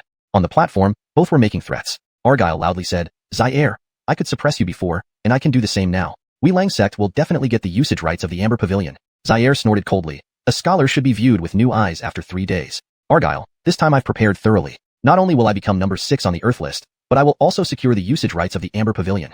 Ha ha ha, then let's give it a try. The elder in charge, who was serving as referee, said in a solemn voice, giving up counts as losing, falling off the platform counts as losing, no deadly blows. Understood? Yes. They replied in unison. The duel began, and Zaire immediately unleashed his aura, revealing the realm of an 8-star martial Talia. An uproar immediately broke out below the platform. My goodness, senior brother Zaire has broken through again. 8-star martial Talia. Terrifying indeed. The higher one cultivates, the greater the difference between different realms. Even though it's just a minor realm advancement, senior brother Zaire's combat power will significantly increase. Could he really defeat Argyle this time? Very likely. Senior brother Zaire is finally about to make a name for himself. Chapter 93, let me try. Sensing the strong aura emanating from Zaire, Argyle was slightly taken aback. Have you advanced to 8th rank Talia warrior? Zaire grinned. Argyle, this time I will definitely defeat you. Argyle snorted coldly. I had intended to surprise Gustavus, but I didn't expect to have to reveal it during our match. Hearing this, Zaire paused. What do you mean? Argyle also unleashed his combat aura. His realm was clearly also that of an 8th rank Talia warrior. Immediately, a wave of discussion broke out among the audience. Heavens, senior brother Argyle has also broken through to 8th rank. How interesting, truly interesting. They both just advanced, and their strength is about equal. It's going to be very hard to decide a winner. These two are unmatched. They've been pushing each other all along. Maybe they've even developed a camaraderie. Zaire sighed. Ah, as I expected, defeating you isn't easy. Argyle laughed. Ha ha ha, Zaire, let's fight.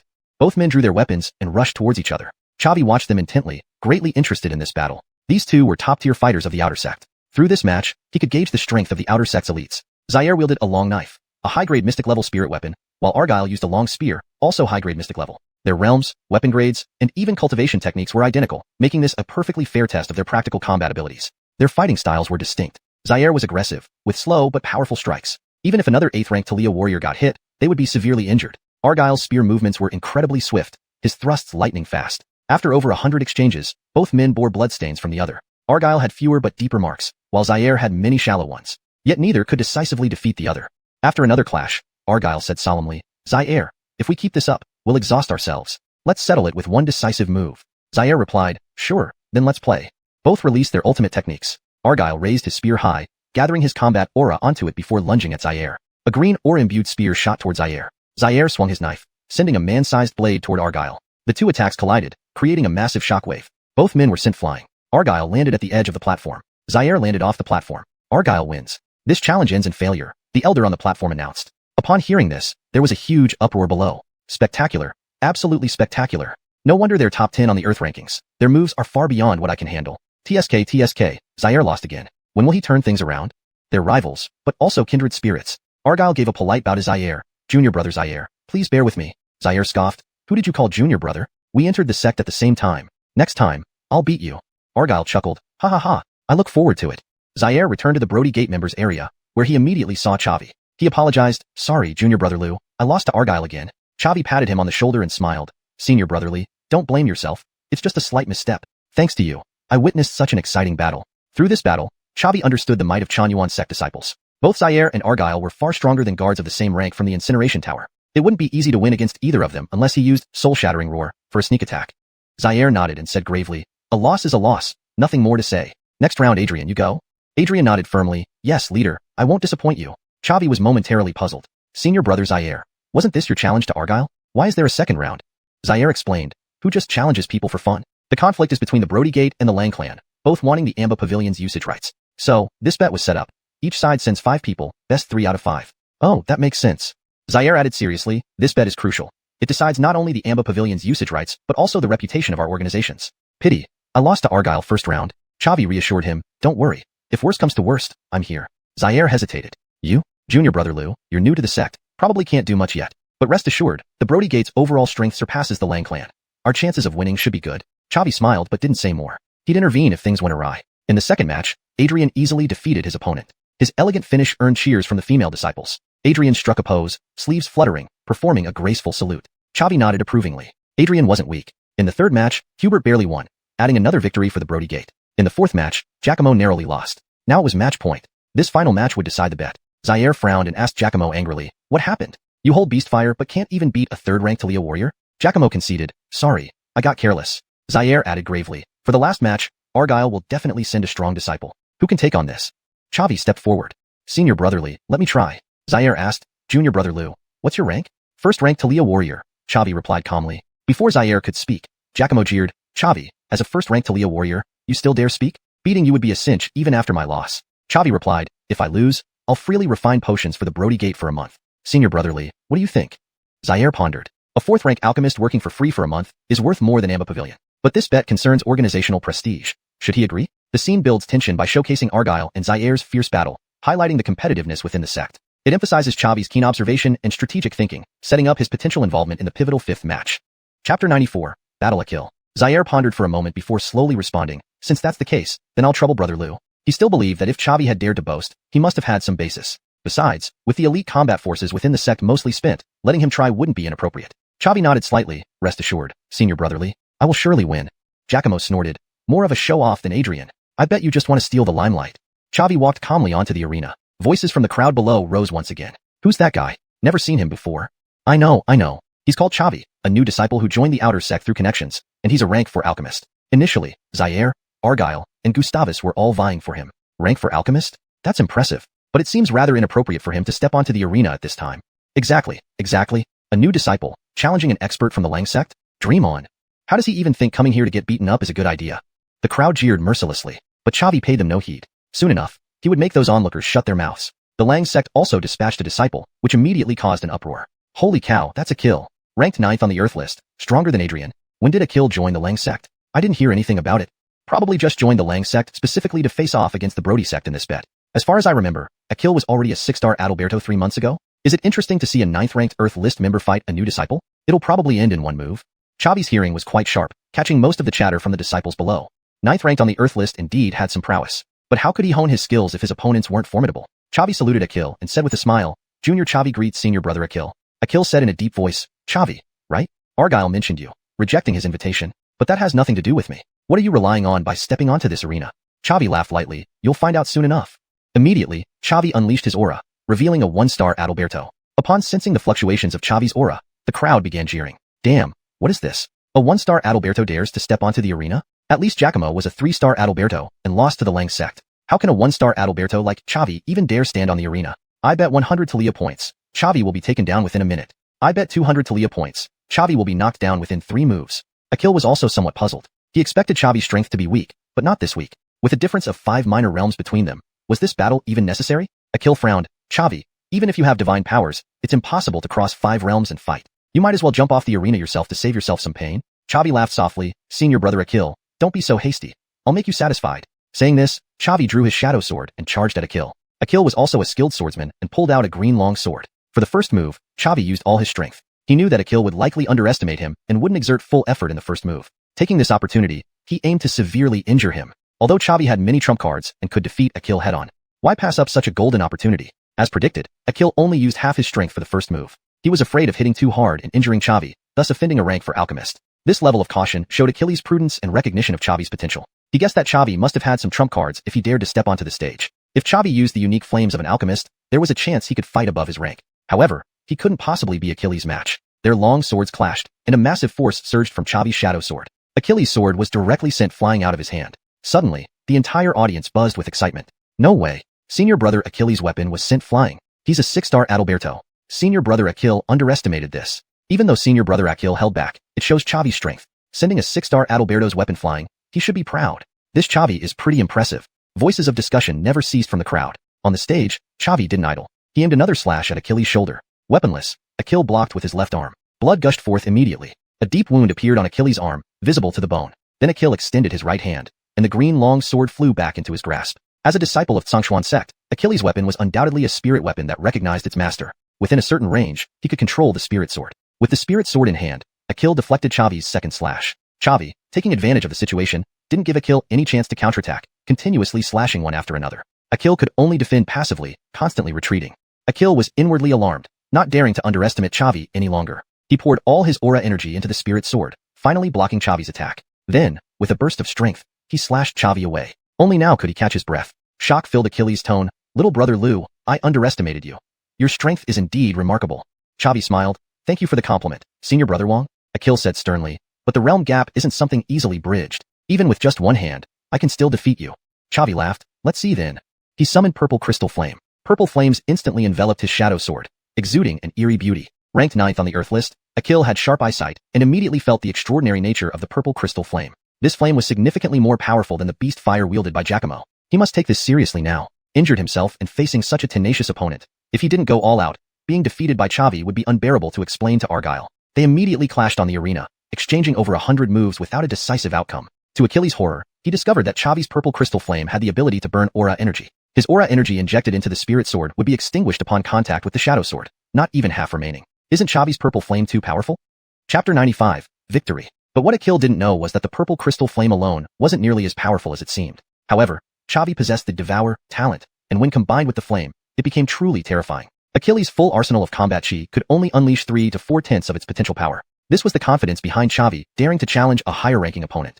Relying on his numerous talents and the advantage gained from a surprise attack, Xavi thoroughly suppressed Achille. Achille had no chance to retaliate, but he couldn't defeat Achille in a short time either. Gradually, Achille grew enraged. Damn it, I'm ranked 9th on the Earth list, a 6-star martial spirit, and yet I'm being pressed by a 1-star martial spirit. It was a humiliating defeat. Achille thrust his sword out, creating distance between himself and Xavi, then roared angrily, Wind break slash. A bluish-green wind blade condensed above his head, seemingly capable of slicing through anything. Xavi's lips curled slightly upward. That's what I've been waiting for.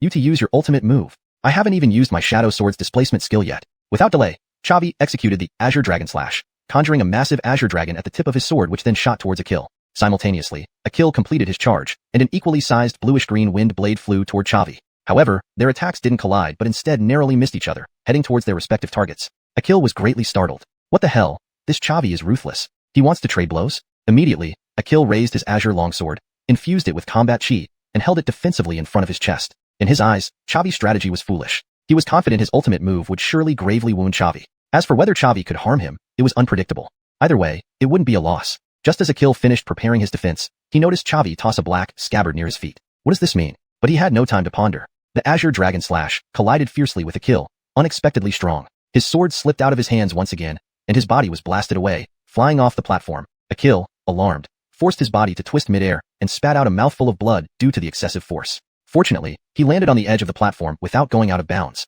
Only then did Achille have time to check on Xavi's condition. He had initially thought Xavi would definitely be knocked down, but was surprised to see Xavi flash to the location of the scabbard, perfectly evading his ultimate move. Then, Xavi charged at him swiftly, striking with a palm. Caught off guard, Achille had no choice but to meet it with his own palm. His body hadn't fully recovered, unable to exert much strength, and he was directly pushed back, falling off the platform and landing on the ground. Seeing this scene, the disciples below were astounded, nearly boiling over with excitement. Not possible. Brother Achille lost? He's the 9th on the Earth list. Xavi is too outrageous. A new disciple just beat Brother Achille. I don't understand how he avoided Brother Achilles' finishing move. If hit, Xavi would surely lose. Shameless. Xavi is too shameless, using such despicable means. So what? Combat is like this. Any method to defeat the enemy is fair game. Xavi wins. Xavi and Achilles' ranks are exchanged, making Xavi the 9th on the Earth list, announced the elder referee loudly. The elder referee also looked at Xavi in astonishment. Even he hadn't expected this outcome. After the result was announced, the crowd below erupted into even louder chatter, with mixed opinions about Xavi. Some felt Xavi's victory was unfair, some voiced support for Achille, while others cheered for Xavi. Regardless, this battle made Xavi's name known throughout the outer sect. Achille, despite his discomfort, leaped back onto the platform, walked up to Xavi, and said deeply, Brother Liu, you're indeed very powerful. I admit defeat in this match, but can you tell me why you could avoid my finishing move?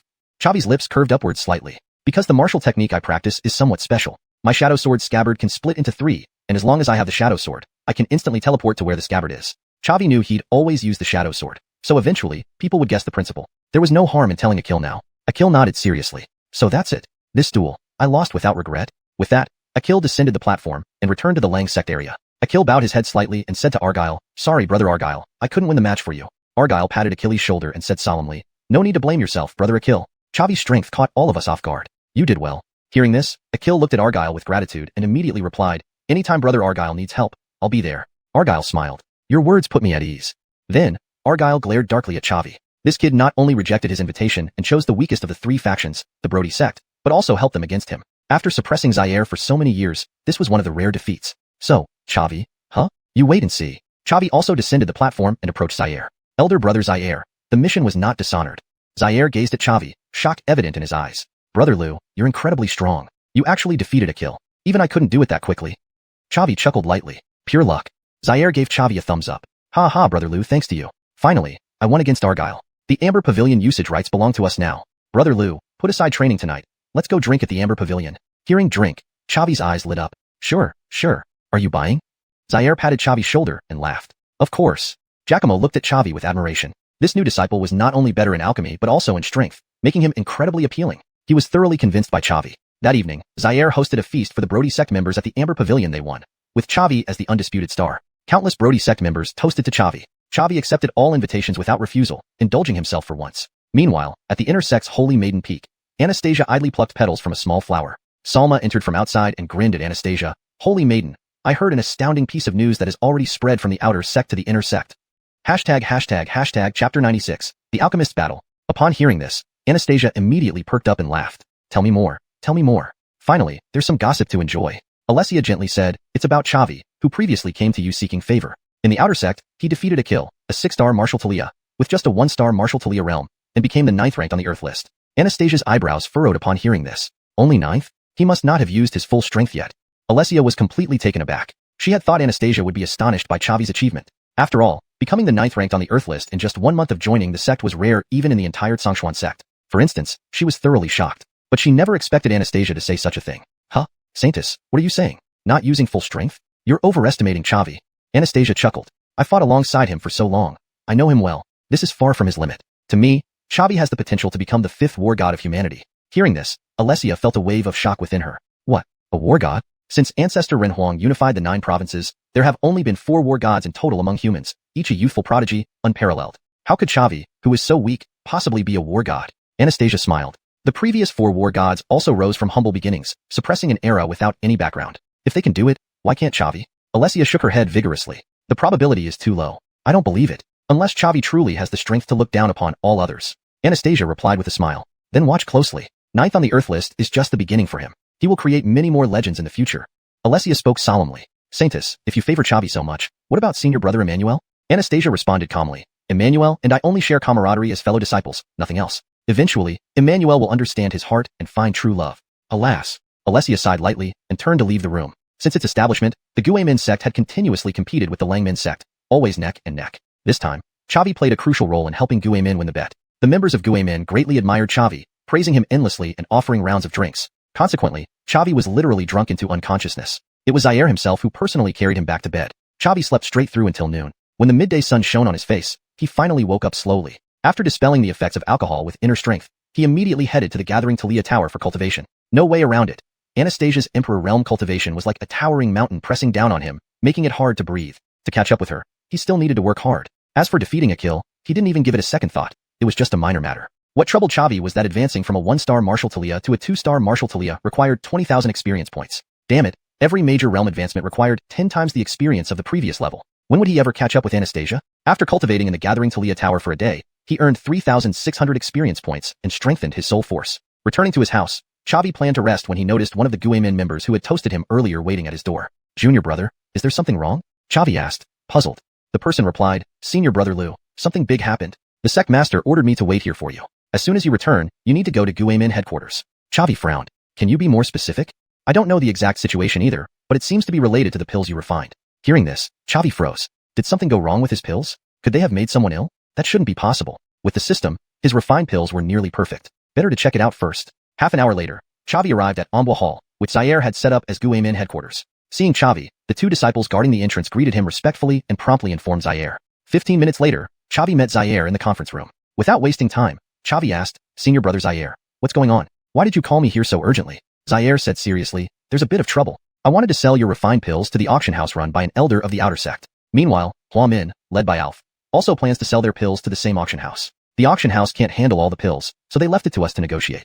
"Ah, this is ridiculous. How irresponsible of the auction house to pass the problem on to us sellers." Zaire smiled bitterly. Who wouldn't agree? But offending an outer sect elder is beyond our reach as ordinary disciples. We can only grit our teeth for now. Chavi added, "Of course, Huamin will likely make things difficult for us, right?" Zaire nodded again. "Not just difficult. All of Huamin's pills are refined by their sect master Alf. He proposed a duel in alchemy to decide which party gets access to the auction house." Chavi's brows furrowed. All he wanted was to cultivate quietly, but the environment wouldn't allow it. Why were people constantly causing trouble for him? Chavi declared, "All right, I'll accept the challenge." Zaire breathed a sigh of relief internally. Alf was proficient in both martial arts and alchemy, achieving considerable success. Fourth on the Earth list, the top alchemist in the outer sect, his illustrious reputation instilled awe in everyone. Zaire had assumed Chavi would likely refuse, but was surprised by his acceptance. Though Zaire knew little about alchemy, Giacomo had praised Chavi's skills before, suggesting he had some talent. Whatever the outcome, he should give it a try. Zaire patted Chavi on the shoulder. Given Alf's reputation, losing to him isn't unusual. Don't be anxious. Just do your best. Chavi smiled lightly. "Don't worry, senior brother Zaire. I'll definitely win. Send someone to summon Alf. I want to see what kind of talent another genius who excels in both martial arts and alchemy looks like." Zaire nodded heavily. "Good." An hour later, core members of Guamin and Huamin gathered at the outer sect square, surrounded by many curious disciples. Chavi finally met the legendary Alf as he wished. Dressed in white, slender and handsome, Alf held a folding fan in his hand. Chavi bowed slightly and spoke solemnly. "Late disciple Chavi, meeting senior brother Alf." Alf waved his fan and smiled. "Chavi, correct? I've heard about your story, defeating a kill, a 6-star martial Talia, with just a 1-star martial Talia. But let me tell you, I'm fourth on the Earth list. In my eyes, a kill is no more than an ant." Chapter 97, Nourishing Talia Pill. Zavig furrowed his brow. Alf sure has a sharp tongue. But then again, upon reflection, it seemed normal. Being ranked fourth on the Earth list, Alf had every right to be proud. Zavig said coolly, "And how do you know I've given it my all?" Taken aback by the remark, Alf was momentarily stunned. He hadn't expected Zavig to be even more brash than he was. Alf said in a grave tone, "Since you're so confident, how about we add a wager? What do you think?" Zavig raised an eyebrow. "What are you betting on?" "If you lose, you'll never be allowed to sell pills in the Xuanhuan sect." Startled, Zavig was inwardly shocked. Alf was indeed vicious, wanting to cut off his source of income. If that was the case, he wouldn't have to be polite either. "Sure, but if you lose, I want you to become my follower and work for me unconditionally. How's that? Dare to take it on?" Alf fanned himself. "You've got quite an appetite. However, I'll definitely defeat you." Zavig said calmly, "Don't speak too soon. Win against me first before bragging." "So, how are we comparing?" Alf replied solemnly, "Without time limit, each of us will refine one pill of the highest quality. The winner will be decided based on the value of the pill. The judge will be the 5th-rank alchemist elder of the outer sect." Zavig nodded slightly. "All right, sounds fair." Alf clasped his fists at the middle-aged man behind him. "Elder Casper, could you please act as witness for me?" Casper stepped forward, announcing in a voice loud enough for everyone in the square to hear. "This old man is Casper, elder of the outer sect, a 5th-rank alchemist. I have some connection with Alf and have agreed to be the referee this time. I promise absolute fairness without favoring any side. The competition begins now." Zavig raised an eyebrow. Even if Casper tried to favor someone, it wouldn't work. After all, the Xuanhuan sect wasn't short of 5th-rank alchemists. If Casper's judgment was unfair, Zavig could always seek help from other elders. Worst-case scenario, there was still Anastasia's connection that hadn't been utilized yet. Zavig took out the black rock tripod but didn't start refining immediately. He was considering how to ensure winning the bet. The stakes were quite high this time. He must be absolutely certain. Just now, Alf had said that the decision would be based on the value of the pill, which depended not only on the alchemist's ability but also on the quality of the pill formula. With the purple crystal flame and his soul at the peak of the mortal realm, Zavig was confident that the quality of the pills he refined would surpass Alf's. So, the effort should be focused on the pill formula. He opened the system panel and looked for pill formulas in the mall. Quickly, Zavig's gaze landed on Nourishing Talia Pill. The Nourishing Talia Pill was a 4th-rank pill with effects, improving cultivation potential and accelerating the cultivation speed of the martial Talia realm. Among all 4th-rank pills, the Nourishing Talia Pill was one of the most valuable, because it improved cultivation potential and greatly helped martial Talia experts, and it had no side effects. Of course, its refinement difficulty and required materials were also the most stringent. However, Zavig was very confident and believed he could successfully refine it. If he could bring out the Nourishing Talia Pill, he was bound to win the bet. The Nourishing Talia Pill sold for 10,000 exchange points in the system mall, while another 4th-rank pill, the Elevating Talia Pill, only needed 5,000 exchange points. This clearly showed the preciousness of the Nourishing Talia Pill. Without hesitation, Zavig immediately chose to exchange. After all, the exchange points might as well be transformed into strength, which was genuinely useful. Upon successful exchange, a pill formula appeared in his storage ring. Zavig retrieved the formula and touched it with his right hand. Instantly, all the information on refining the Nourishing Talia Pill flooded his mind. Though Zavig had gathered many spirit herbs through Zaire these days, many materials for refining the nourishing Talia pill were still lacking. What should he do? Zavig had a shortcut. He directly bought them from the system mall, spending 3,000 exchange points to get everything ready. After doing all that, Zavig took out the black rock tripod, ignited the purple crystal flame, and began refining. Beside him, Alf also brought out a white medicinal tripod and ignited a sky blue flame. Glancing at their flames, Casper felt somewhat envious. With his discerning eye, he could clearly see that both were using high-quality spirit flames, which were superior to the beast fire he had. No wonder they were top disciples of the outer sect. Their good fortune defied logic. They truly enjoyed natural advantages. As the two began refining, the surrounding disciples started whispering amongst themselves. Zavig really knows how to stir things up. He just defeated Akil, and now he's competing in alchemy with Alf. He can't keep still for a moment. Bro, you're mistaken. It was Alf who provoked Zavig. He's just defending himself. What do you think about the outcome of this wager? It has to be Alf who wins. He's the top alchemist of the outer sect, unbeatable. How can a newcomer like Zavig compare to senior brother Alf? Last time when Zavig challenged Akil, everyone thought he was going to lose, but he emerged victorious. Zavig is someone who creates miracles. Talia herbs were added into the tripod one by one as Zavig refined the pills, gradually shaping the medicine. Alf was also giving it his all. An hour later, Alf finished his refinement, retracting the sky blue flame and watching Zavig silently. Catching Alf's movements from the corner of his eye, Zavig felt a slight shock. This guy's alchemy speed is actually faster than mine. While this might be partly due to the high difficulty of refining nourishing Talia pills, it certainly showed Alf's proficiency in alchemy. Seeing Alf finish, the surrounding disciples became excited. Not surprising from senior brother Alf, his alchemy skills are unmatched. Regular alchemists need around 2 hours to refine one pill, but senior brother Alf finished in just 1 hour. I told you, senior brother Alf is the top alchemist in the outer sect. There's no way Zavig can beat him. Don't celebrate too soon. They're comparing quality, not speed. What if Zavig's pill turns out to be more valuable? Can Zavig hurry up a bit? I'm getting anxious. Alf looked at Zavig coldly, a faint smile playing on his lips. Since the tripod was closed, he couldn't tell what Zavig was refining. But it should be the 4th rank revitalizing pill, right? Because Zavig only sold revitalizing pills, which should be his specialty. If so, then he was sure to win. Because the rarity of the pill he refined far exceeded that of a 4th rank revitalizing pill, making it more valuable. Moreover, his performance was excellent. He had increased speed while ensuring quality. Zavig was bound to lose. Half an hour later, Zavig completed his refinement and retracted the purple crystal flame. Casper spoke solemnly. Since you've both finished, let's open the tripods together. Chapter 98. Subduing Alf. Chavi nodded slightly and opened the medicine tripod. A pink pill appeared before everyone. Alf also opened his medicine tripod. The pill he had refined was bluish-green. Seeing both pills, Rocky was taken aback, not recognizing either. Well, you two introduced the pills you've refined. I can't distinguish them. Upon hearing this, Alf's heart jolted. The pill he had refined was a 4th rank Talia advancing pill, which could help a martial Talia realm cultivator advance 1 minor rank and could only be consumed once in a lifetime. It was understandable that Rocky couldn't identify it. This precisely demonstrated the rarity of the 4th rank Talia advancing pill. But if Rocky couldn't recognize Chavi's pill either, this was worrying. Was Chavi's recipe also rare? Was it not a 4th rank revitalizing pill? But now that the wager had been set, there was no going back. Alf spoke first. The pill I refined is called the 4th rank Talia advancing pill. It can help someone in the martial Talia realm to ascend a minor rank and can only be taken once in a lifetime. Hearing this, the surrounding disciples immediately burst into chatter. Damn, a 4th rank Talia advancing pill. That's incredible. All of us outer sect disciples are in the martial Talia realm. This pill would be perfect for me. What a huge market.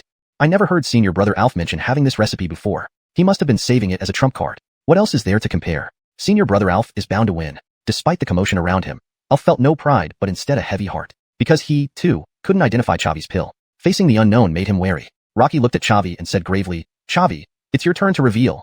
Chavi nodded slightly and said seriously, the pill I refined is called Nourishing Talia Pill. It can improve the consumer's cultivation potential and accelerate the advancement speed in the martial Talia realm.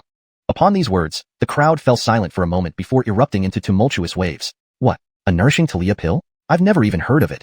This pill's effect is too powerful, enhancing cultivation potential. Many people don't even dare to dream about it. I thought senior brother Alf was already impressive, but it turns out Chavi has his ace up his sleeve too. Both pills accelerate cultivation speed, but it's unclear who. Chavi could only make this plea. If Alf insisted on cheating, there was nothing he could do. Hearing Chavi's words, the crowd erupted into noise again. Damaging the foundation? Is that true? If it's true, then Chavi's Nourishing Talia pill does indeed work better. Even with the foundation damage, many people still can't resist the temptation of rapid advancement. Let's see what senior brother Alf says. I trust his character. Everyone present focused their gaze on Alf, including Rocky. Alf remained silent for 3 minutes before finally speaking with difficulty. Junior brother Chavi is telling the truth. You win this bet. The crowd was stunned. Damn, really? Chavi actually won. So senior brother Alf will become Chavi's follower? The 4th-ranked expert becoming a new disciple's follower is quite a shocking piece of news. Chavi is truly formidable, defeating Akil and subduing Alf. He's really stirred up the outer sect. Senior brother Alf is also quite a remarkable figure, admitting defeat like that. If it were me, I might not have been as brave. Alf bowed towards Chavi with clasped hands and said in a deep voice, Junior brother Liu, I admit defeat willingly. From now on, I will be your follower. No matter what you require of me, as long as it doesn't violate my principles, I will follow through. As for the Huamin, I will dissolve it, and from now on follow you wholeheartedly. Chavi chuckled lightly. Senior brother Alf, there's no need to be so tense. Even though you are my follower, you are still my senior brother, and I won't impose harsh demands on you. You can continue controlling the Huaman, just make sure it forms an alliance with our Guiman. If I ever need anything, I'll come to you personally. Hearing this, Alf was deeply moved and bowed towards Chavi again. In that case, many thanks to junior brother Lu. Rocky loudly declared, the outcome has been decided. Everyone disperse. Everyone dispersed, and Chavi bid farewell to Alf, returning to his room. After closing the door, Chavi couldn't help but burst into laughter. This was a huge gain. Alf was a top expert ranked 4th on the Earth list, and also an elite 4th rank alchemist. Having him as a follower would significantly boost his strength. At the same time, Chavi felt a bit wary. The xuanhuan continent is never short of geniuses. His alchemy skills came from the system, while Alf's were honed through hard work, yet they ended up in a tie. How impressive. If not for the advantage of having the nourishing Talia pill formula purchased from the system store, he might have lost to Alf. But fortunately, everything turned out well. Even someone as formidable as Alf was only an outer sect disciple. How many more experts must be inside the inner sect? He must be even more cautious when facing enemies in the future. After taking a nap at home, Chavi continued heading to the Talia Gathering Tower for cultivation. ##### Chapter 99. The Origin of the Chosen One. Another 10 days passed, and Chavi advanced his realm to 2nd rank Adalberto. On this day, Chavi went to Zaire to deliver the pills. Just as he was about to leave, Zaire stopped him. Chavi looked puzzled. Senior brotherly, is there something? Zaire smiled and said, there is indeed something that needs junior brother Lu's help. Chavi nodded slightly. Tell me. As long as it's within my capability, I will definitely assist. It's just that I accepted a disciple mission which requires 5 people to complete together. We're still short 1 person. Upon hearing this, Chavi frowned. His current priority was to gain experience points and level up. Any other matters were best avoided if possible. Participating in such missions would waste too much time. Chavi replied sternly, I'm sorry, senior brotherly. I want to focus on cultivation and don't wish to participate in disciple missions. Besides, the Talia points I earn from refining pills are enough for me. There's no need to waste time on tasks. Zaire laughed. I anticipated your concern, junior brother Lu. However, there's something you might not know. Outer sect disciples must complete at least 3 missions annually. Otherwise, they will be expelled from Xuanhuan sect. I thought it would be more efficient for you to do the mission with someone you know. That's why I invited you. Chavi responded sternly, that rule doesn't apply to me. I'm confident I can enter the inner sect within a year. Zaire was somewhat taken aback. Junior brother Lu certainly has lofty ambitions. In the past century, only 2 people have managed to enter the inner sect within a year. This piqued Chavi's interest. Who are they? The current Saint Son Emmanuel and Saint Daughter Anastasia of Xuanhuan sect. Chavi nodded approvingly. Worthy of being the Saint Son and Saint Daughter. They should have such prowess. Zaire sighed softly. The gap between us and them is vast. Discussing these now is futile. However, if you want to enter the inner sect within a year, participating in this mission is even more important. Because there are 3 requirements to enter the inner sect. Completing 5 disciple missions, breaking through to Wu Wang realm, and passing the inner sect elders tests. All 3 conditions must be met. Ah, I see.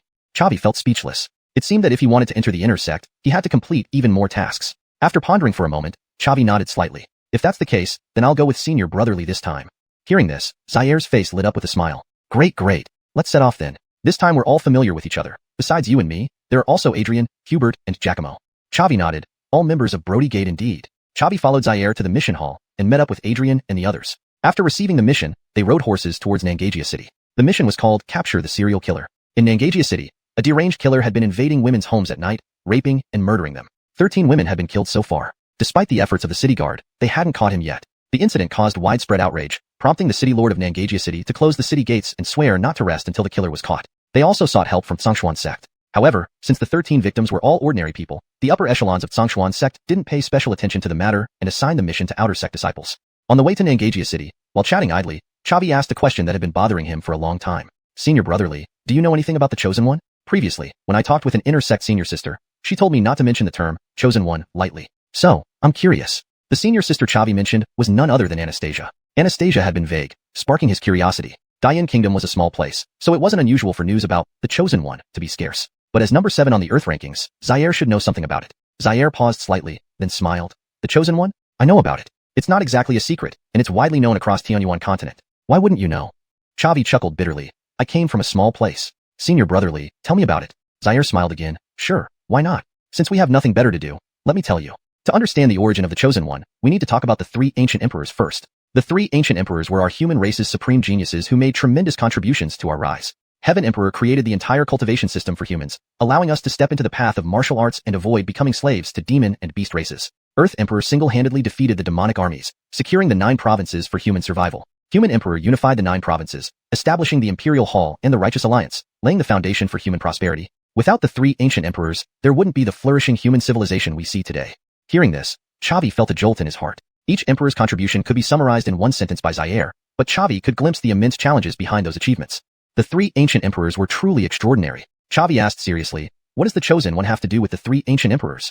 Zaire continued, everyone on Xuanhuan continent knows about the cultivation system. However, Heaven Emperor's strength was beyond imagination. His cultivation likely surpassed the Wu Di realm, reaching an unknown state. At the end of his life, Heaven Emperor integrated his own power into Xuanhuan continent's law of power, creating the Marcus Seal. Whenever a human prodigy with great fortune appears, the seal will recognize them, aiding their growth. These prodigies blessed by the Marcus Seal are called the Chosen Ones. Each Chosen One has the potential to elevate the human race to greater heights. Chavi inhaled sharply. Heaven Emperor was indeed incredibly powerful, beyond Wu Di, and able to alter the laws of Xuanhuan continent. Clearly, this Marcus Seal was specifically designed to protect the human race's Chosen Ones. Chavi followed up, Senior Brotherly, how many Chosen Ones exist among humans today?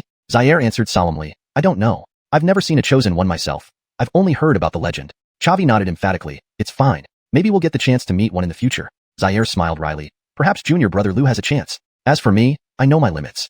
After hearing the legend of the Chosen One, Chavi felt a surge of excitement and curiosity about these individuals. Then the five of them continued their journey to Nidhogg City. Chapter 100, Protecting Stacy. The distance between Nidhogg City and Tianluan Mountain Range was not far, and the five were all Adalberto powerhouses, so it only took them a day to reach Nidhogg City. At this moment, the city gates of Nidhogg City were tightly shut, with numerous soldiers patrolling the area. Without any pleasantries, Zaire immediately showed that Xuanhuan sect's token to the guards at the gate and explained their purpose. The guards' attitude was extremely respectful, and they immediately allowed the group through, escorting the five to the mayor's residence. An hour later, Mayor Murray arrived at the meeting room with other high-ranking officials from Nidhogg City to meet the five individuals. Chavi glanced at the top of Murray's head. Five-star Adalberto, not too weak, but not enough to pose a threat to him. Murray smiled and said, thank you for the assistance of Xuanhuan sect's elite members. Why don't we have a simple meal first, take some rest, and discuss the murderer tomorrow? Zaire slightly shook his head. Let's skip the formalities. Rescuing people is more important. Mayor Juan, let's get straight to the point. Upon hearing this, Murray's expression turned serious, and he developed a greater appreciation for the five. These disciples from Xuanhuan sect were here to handle real business. He solemnly said, all right, I'll provide everyone with an overview of the case. This serial killer has very specific tastes, choosing only beautiful women aged between 18 to 21 years old. He would rape and then kill them in a bizarre manner.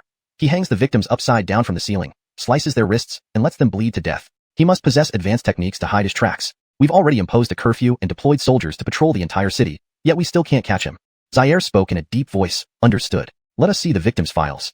Murray immediately handed over the files to Zaire. After reading the files, Giacomo couldn't help but exclaim, damn, this serial killer sure knows how to enjoy himself, selecting only the most beautiful women. Murray replied with a bitter smile, indeed. This has left all young women in the city living in fear. Do any of you have a plan? As soon as these words were spoken, everyone fell into deep thought, hesitant to speak up. Chavi softly said, I have a powder that, when sprinkled on the person, allows me to locate them through a corresponding spirit stone. Upon hearing this, everyone's eyes lit up. Murray said in a solemn voice, this is excellent. Young friend Chavi, no wonder you are considered a master from Xuanhuan sect. You truly have many valuable items. Once the killer gets covered in the powder, we will be able to find him. After all, the city gates are sealed. He cannot escape Nidhogg City. Giacomo asked, Chavi, do you have enough of this powder for all the young women in the city? Even if you have enough, how can we ensure they can sprinkle the powder? After all, the killer targets ordinary women who have not stepped into the path of martial arts, meaning they lack defensive capabilities. Chavi replied in a deep voice, I have enough of the powder. We can assign experts from the mayor's residence to protect each girl one-on-one while carrying the powder. We don't need to defeat the killer, just delay him briefly. Murray responded, not enough. Nidhogg City has 500,000 residents, but the number of great martial master-level experts in the mayor's residence is only around 1,000, far from sufficient. If we assign anyone below the great martial master level to protect young women, they would surely be killed instantly without a chance to sprinkle the powder. Chavi replied, let me think. The killer has very specific tastes, only liking women aged between 18 to 21. Eliminating those outside this age range, and those not particularly beautiful should reduce the numbers to just a few thousand, right? Murray nodded slightly, indeed, but the numbers are still insufficient. Chavi continued, gather 2/3 of the remaining women to the mayor's residence under your direct protection. The remaining 1/3 can act as bait. Will this suffice? Murray furrowed his brow and began calculating. 5 minutes later, he finally nodded heavily. Sufficient. But if 2/3 of the young women in the city disappear, won't the killer suspect a trap and refrain from attacking? Chavi slightly shook his head. No, Mayor, you've closed the city gates for 5 days, yet the killer continues to strike nightly, indicating he feels secure. Even if he knows it's a trap, he will continue to act. Murray nodded heavily. Young friend Lou speaks reasonably. In that case, I will immediately gather all experts within the mayor's residence. Chavi softly added, Mayor Juan, please assign us 5 households to protect as well. If we encounter the killer, we might directly slay him. This way, the citizens of Nidhogg City won't have to live in fear anymore. Agreed. 2 hours later, all great martial master level and above experts from the mayor's residence gathered. Chavi used 5,000 exchange points to purchase a large quantity of Marvel Pearl powder from the system mall and distributed it among the group. The entire mayor's residence mobilized. Chavi also received a household to protect. This particular household was unique, with only a young maiden taking care of her grandmother, while the others were out working. The maiden's name was Stacy. Judging from her portrait, she was indeed a beauty. Chavi knocked on the door of Stacy's house located near the edge of Nanja City. A moment later, the door opened, revealing a delicate oval face before Chavi. Chavi immediately presented the mayor's residence token and gently said, "Miss Stacy, my name is Chavi. I am here to protect you from the serial killer, as assigned by the mayor. I will stay at your place tonight." Hearing this, Stacy was taken aback and hurriedly bowed to Chavi. "Meet Mayor Liu. Thank you for risking your life to protect me." Chavi smiled lightly. "No need to be polite. It's my duty. Let's go inside and talk." Realizing this, Stacy quickly ushered Chavi inside. Though modest, the house was complete and meticulously clean, clearly indicating a diligent homeowner. On the balcony sat an elderly woman enjoying the sun, presumably Stacy's grandmother. After greeting the grandmother, Chavi and Stacy chatted in the living room. Chavi asked seriously, "Miss Stacy, are there any other family members living here?" Stacy answered, "My parents joined the military and haven't returned yet. I have an older brother who practices martial arts elsewhere and hasn't been in touch for a long time." Chavi nodded slightly. "It must be tough for you to manage this household and take care of your grandmother alone." Stacy smiled lightly. "Not really. My parents send money home every month, and all I need to do is look after grandma. Life is quite peaceful." "Oh, I see." They chatted for about 15 minutes, during which Chavi felt his admiration for Stacy grow. His resolve to capture the killer became even stronger. 13 innocent lives had been brutally ended, each as gentle and kind as Stacy. It was unforgivable. Chapter 101. Capture. After chatting for a while, Stacy went to prepare dinner, while Chavi sat cross-legged on the ground, cultivating the Funling Ju. An hour later, Chavi completed one cycle of his cultivation and stood up. By then, Stacy had finished preparing dinner. There were 4 dishes and a soup, with fish and meat included. It was clear that Stacy cared deeply for him. Given that she lived alone with limited income, this simple yet substantial meal might have cost her half a month's worth of food expenses. Chavi felt touched and resolved to capture the murderer at all costs. After dinner, Stacy and the elderly woman returned to their room to rest, while Chavi sat cross-legged in the living room, waiting for the serial killer to appear. Although the chances of the killer choosing Stacy were low, he needed to be prepared. Night soon fell, and the moonlight bathed Chavi in its silvery glow. Suddenly, Stacy's door opened without any warning or sound. Chavi's eyebrows raised slightly. Could it be? The serial killer actually had lockpicking skills. Since fate brought them together like this, he couldn't let the man escape. A black figure rushed in, laughing maniacally. But when he saw Chavi sitting on the ground, his laughter abruptly stopped. "Who are you?" "The one who will take your life." Chavi suddenly stood up and struck the black-clad man with the rock-shattering palm. The man hurriedly blocked the attack, but was pushed back several steps. He then used Chavi's palm force to flee outside. He wasn't foolish. He knew he had walked into a trap. His priority was not to engage in combat, but to escape quickly. After all, there were still City Lord Mansion guards patrolling outside. The black-clad man was no pushover either. Chavi also staggered back 3 steps, losing his chance to pursue. All he managed was to sprinkle some miaoju powder on the man as he fled. By the time Chavi rushed outside, the black-clad man had vanished. Chavi felt frustrated and smacked the wall. The murderer was too decisive, giving him no opportunity to strike back. Truly infuriating. Hearing the sound, the patrolling guards from the City Lord Mansion immediately surrounded the area. Upon seeing Chavi, they saluted respectfully. "Lord Liu, what happened?" Chavi replied solemnly. "I encountered that serial killer but failed to catch him. Let him escape. Continue your patrol to prevent him from coming back. I'll report to the City Lord tomorrow." "Yes, sir." Chavi returned to Stacy's house. Hearing the noise, Stacy came out from her room. "Lord Liu, what happened?" "That serial killer targeted you just now. I drove him off," Chavi said calmly. Stacy's face turned pale. "What? He actually came for me." "Lord Liu, thank you so much for saving my life." "You're welcome. It's my duty. That murderer won't be rampant for long. Tomorrow morning, I'll surely slay him." Stacy nodded emphatically. "Yes, I believe in you, Lord Liu." At the first hint of dawn, Chavi returned to the City Lord Mansion. In the meeting hall, the 5 disciples of Xuanhuan sect and the high-ranking officials of Nidhogg City gathered. Murray asked sternly, "Little friend Liu, our men reported that you encountered the serial killer last night. Did you succeed? How strong is he?"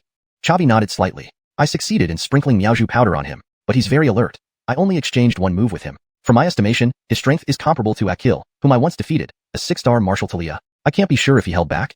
Murray smiled. "That's good news. I've been most concerned about catching him, and little friend Liu's miaoju powder has been incredibly helpful. A 6-star martial Talia shouldn't be too troublesome with so many experts here." Chavi touched the storage ring on his right hand, and 50 black stones appeared on the table. These are miaoju stones, which can sense the presence of miaoju powder. They emit light when close to it, becoming brighter as they get closer.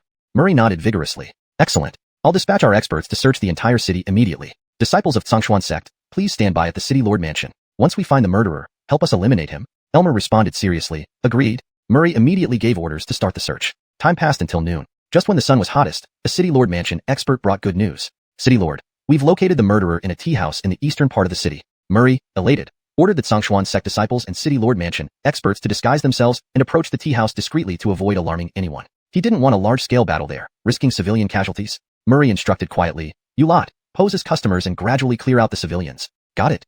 "Yes." 10 great martial master-level experts entered the tea house to evacuate the people. Chavi nodded approvingly at Murray's cautiousness. However, something strange occurred. No matter how the 10 experts tried to persuade the civilians, they paid no attention, continuing to drink tea instead. Chavi's expression darkened. This wasn't simple. Sure enough, A thin, middle-aged man sitting in a corner put down his teacup and used his aura to amplify his voice. Murray, I'm curious, how did you and those Xuanhuan sect brats find me? His 6-star martial Talia level was evident. He was undoubtedly the serial killer Chavi had encountered last night. Everyone was shocked. The killer had discovered them. How was this possible? Facing exposure, Murray stepped forward with a cold face. Boy, it's best for you to surrender voluntarily. I'll give you a quick death. If any civilian gets hurt, I'll cut you into 8 pieces. The thin man hurled the teacup aside. Murray, you haven't grasped the situation yet. Now every civilian in this tea house is my hostage. If you want them safe, better be polite.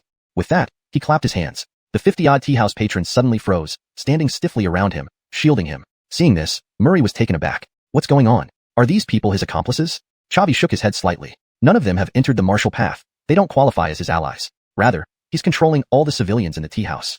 Chapter 102, Capture Edge. Upon hearing their conversation, the gaunt man laughed and said, Brat, you're quick on the uptake. Was it you who messed up my plan last night? I'm Edge. Boy, what's your name? Chavi coldly replied, an outer sect disciple of the Xianxia sect. Chavi, the one who will terminate you. Edge sneered coldly. It's uncertain who'll end up terminating whom. Murray spoke in a grave tone. Attack together. Knock those civilians unconscious so they don't interfere with us. Yes, sir.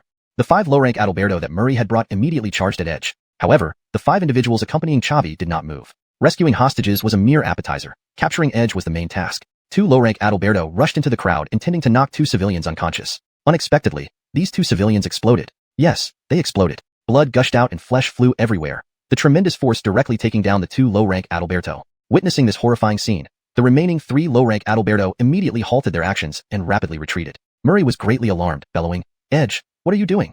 Edge burst into laughter. Haha, my xuanhuan is now fully matured. These civilians are my human bombs. As long as I wish, I can create more. Murray angrily cursed, vile. Edge loudly said, thank you for the compliment. Now, get out of my way, or I will detonate more civilians. Startled, Murray turned to look at Zaire. Friend Zaire, what should we do? Zaire couldn't make a decision and remained silent for a long time. Chavi whispered softly, let him go. My miaoju powder can last for 10 days. He won't escape. Murray nodded slightly, shouting loudly, open the city gate. Let him leave. The city gates of Xianxia City opened, and Edge walked out of the city with over 50 civilians, while Chavi and the others closely followed from behind. Once outside the city, Edge suddenly stopped. To flee so pitifully, it feels a bit unsatisfactory. You are Chavi, right? You ruined my plans last night, almost making me fail after all my efforts. I can't just let you off like this. Do you have a knife? Inflict an injury on yourself. If your strength doesn't satisfy me, I'll randomly kill some civilians. Hearing this, everyone was greatly shocked. Edge, don't go too far. If you push us to our limits, you won't be able to escape smoothly either. Murray said furiously. Zaire frowned deeply, speaking gravely, Junior brother Lou, don't listen to him. At worst, abandon these civilians. We won't receive any punishment. Chavi shook his head slightly. It's not yet time for a showdown. Senior brother Zaire, I can hold on. With that, Chavi took out his shadow sword and stabbed it into his abdomen. The sword pierced through his belly, and blood flowed. Then, Chavi abruptly pulled the shadow sword out. Instantly, blood splattered everywhere. Chavi used Duki to stop the bleeding, but his face still turned abnormally pale. Seeing Chavi's miserable state, Edge laughed wildly. Haha, interesting, really interesting. Edge spoke grimly. Now, come over here. I want to play with you slowly.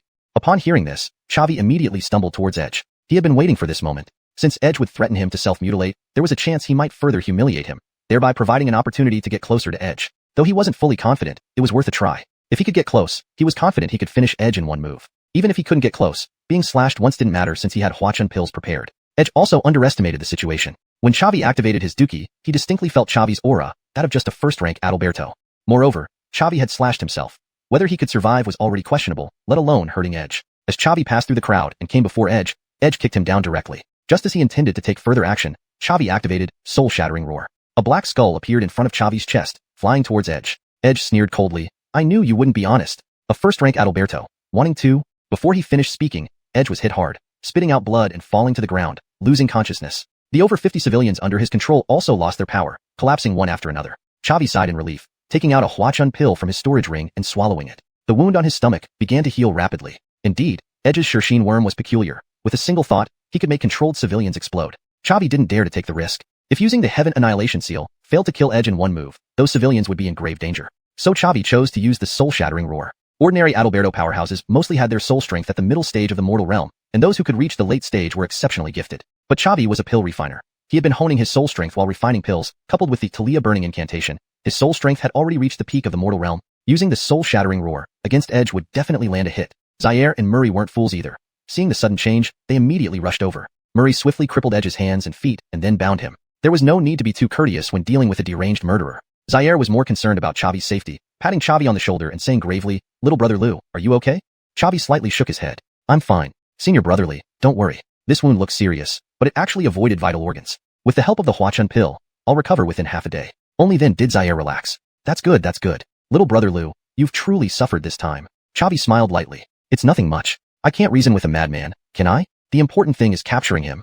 Zaire nodded vigorously. "You're right." Murray ordered his subordinates to handle the scene and then returned to the city lord's residence with Chavi and the other four. Murray smiled. "Thank you all for helping me catch this serial killer. The disciples of the Xianxia sect are indeed formidable, especially little friend Lu. It was your plan to capture Edge, and you were the one who captured him. I will certainly highlight your efforts in my report to the Xianxia sect." Chavi smiled lightly. "Thank you, Lord Juan. If there's nothing else, we should head back to the sect." Upon hearing this, Murray was slightly taken aback. "I wanted to set up a feast to entertain all of you. How about having a drink before leaving?"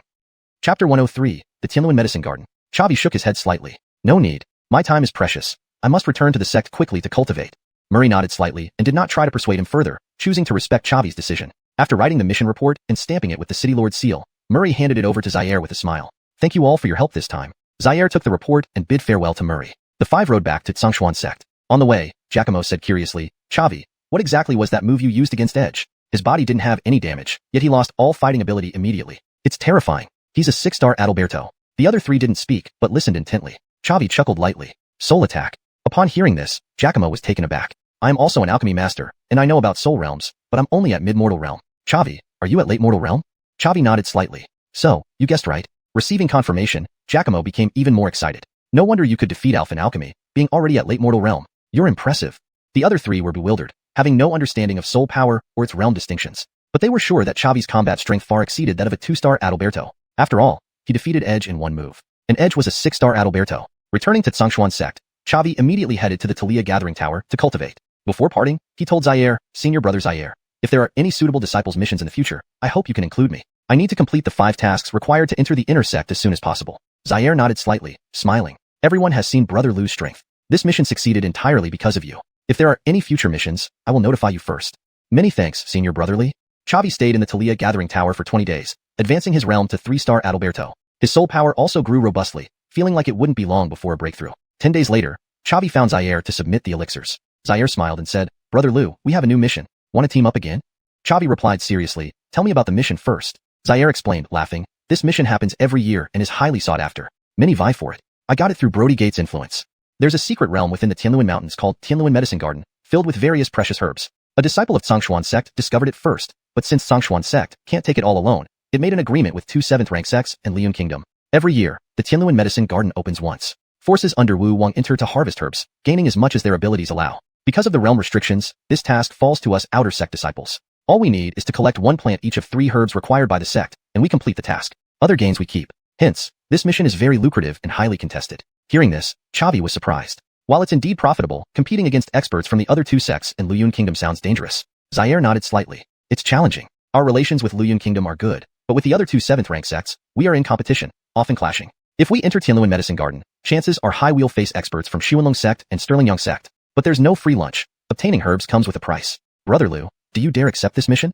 Chavi chuckled. "Why not? Senior brother Zaire, we will definitely return with a full load." "Haha, I knew it." Brother Lu wouldn't hesitate. "Since so, let's set off."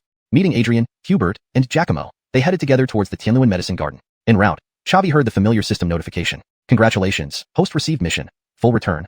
Mission requirements. Collect 3 plants of herbs needed by Xianxuan sect in the Tianluan Medicine Garden. Mission reward, 5,000 experience points, 5,000 exchange points." Chavi was delighted. Completing sect missions already rewarded spirit points. Now the system added another bonus. While 5,000 experience points weren't many, they were still useful. He immediately checked his attribute panel. Host, Chavi. Realm, 3-star Adalberto. Experience points, 13,000/40,000. Exchange points, 26,220. Talents, Eagle Eye 50, Strong Attack 50, Frenzy 50, Sword Edge 50, Jade Shatter 50, Devour 50, Breakthrough 50. Occupation, 4th rank Alchemy Master, 80,000/100000. 4th rank Talia Array Master, 16,000/100000. Mount, Underworld Dragon, rank 4. Progress was slow and arduous. Breaking through Wu Wang still needed much time. Led by Zaire, the group reached the entrance of Tianluan Medicine Garden in half a day. Xuanlong sect and Sterlingyang sect disciples were already waiting. The leader of Xuanlong sect, Evander, a 9-star Adalberto, led 4 teammates, all high-star Adalbertos. The leader of Sterlingyang sect, Olwing, was at the same 8-star Adalberto realm as Zaire. Seeing Zaire, Evander approached with enthusiasm. "Zaire, you've grown. Last time we met, You were just a 5-star Adalberto, the weakest in the Xuanhuan sect team. Now you're leading.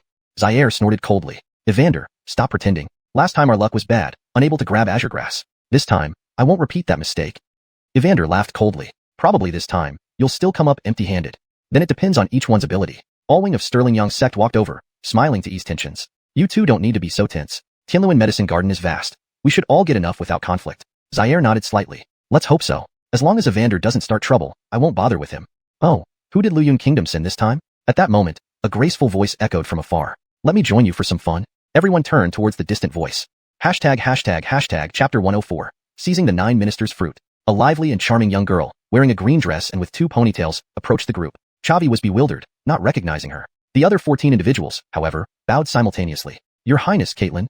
Only then did Chavi realize that she was the princess of Liyun Kingdom. The ruler of Liyun Kingdom had few offspring, only 2 daughters, Linda, the elder, and Elaine, the younger. At first glance, the young girl didn't appear fully grown yet. She must be the younger princess Elaine. What stunned Chavi was that above Elaine's head were the 4 prominent characters, 7-star Marshal Talia. Though Elaine's realm was the lowest among the 4 team leaders, she was only 16 years old. Not even an adult, she was 2 years younger than Chavi. Such cultivation speed was simply inconceivable. But Chavi didn't belittle himself. As the younger princess of Liyun Kingdom, Elaine had undoubtedly been nurtured from a young age with various natural treasures and precious elixirs, so it wasn't surprising that she progressed faster. He was confident that as long as he had his system, he would quickly surpass Elaine. Elaine chirped, staying inside the palace for cultivation is too boring. I finally managed to get the chance to come to the Tianluan Medicine Garden. Zaire, Evander, Allwing, you better not disappoint me.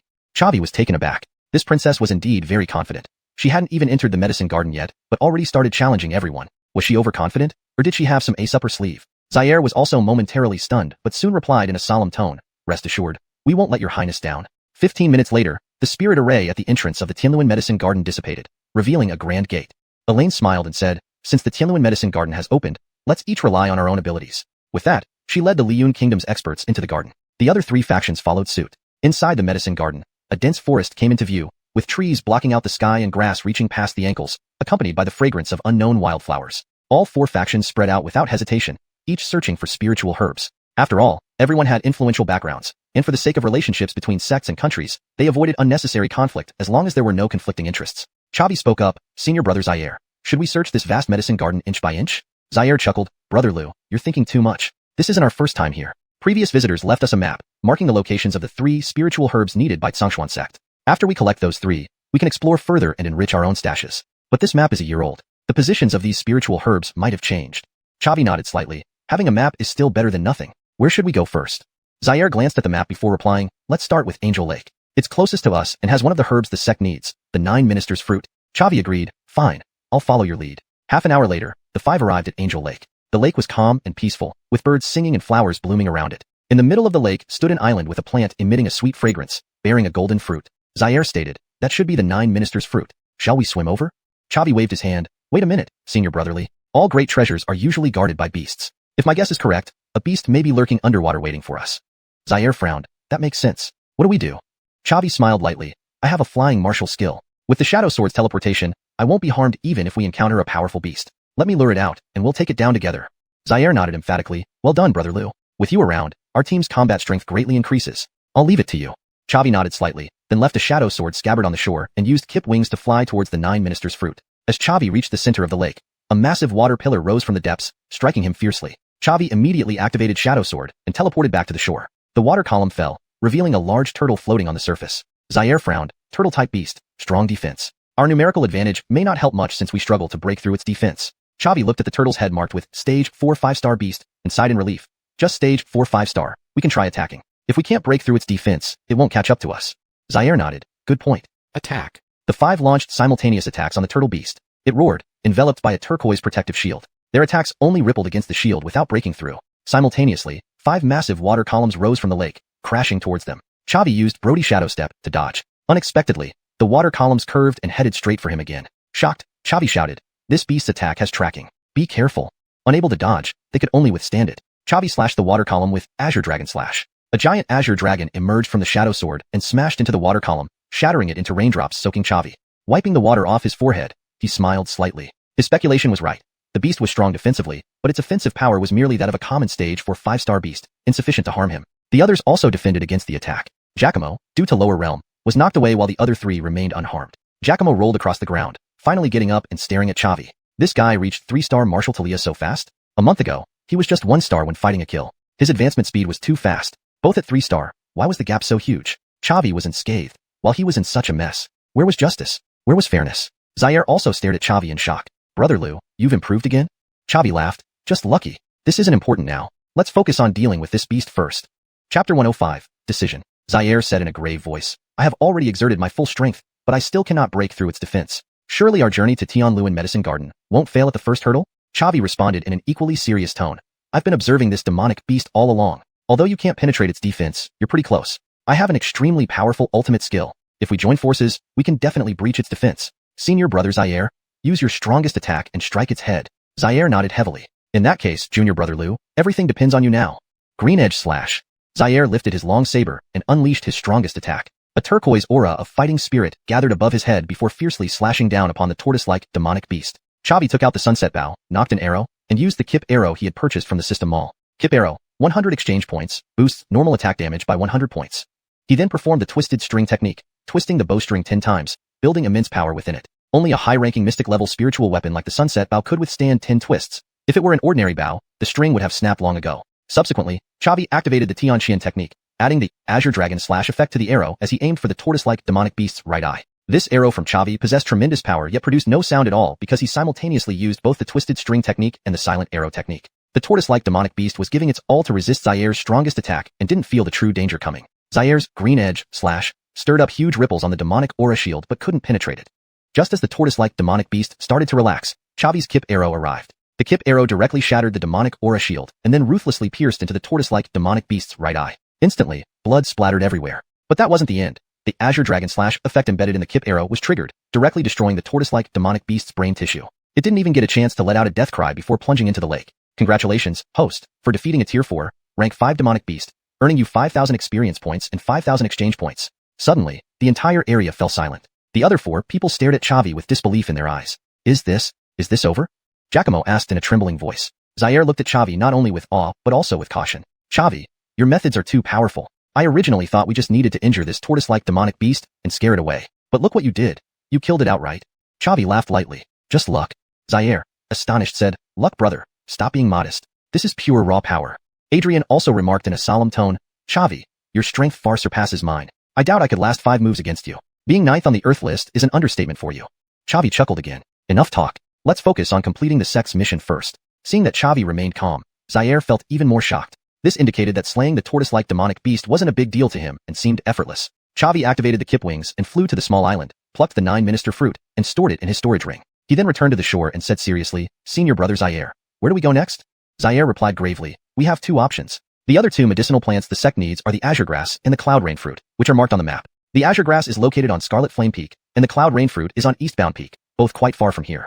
But there's one problem. Last year, when our Xianxia sect disciples came to the Tianluan Medicine Garden, they found the azure grass on Scarlet Flame Peak but encountered Sikh Dragon Gate disciples. They fought over the azure grass.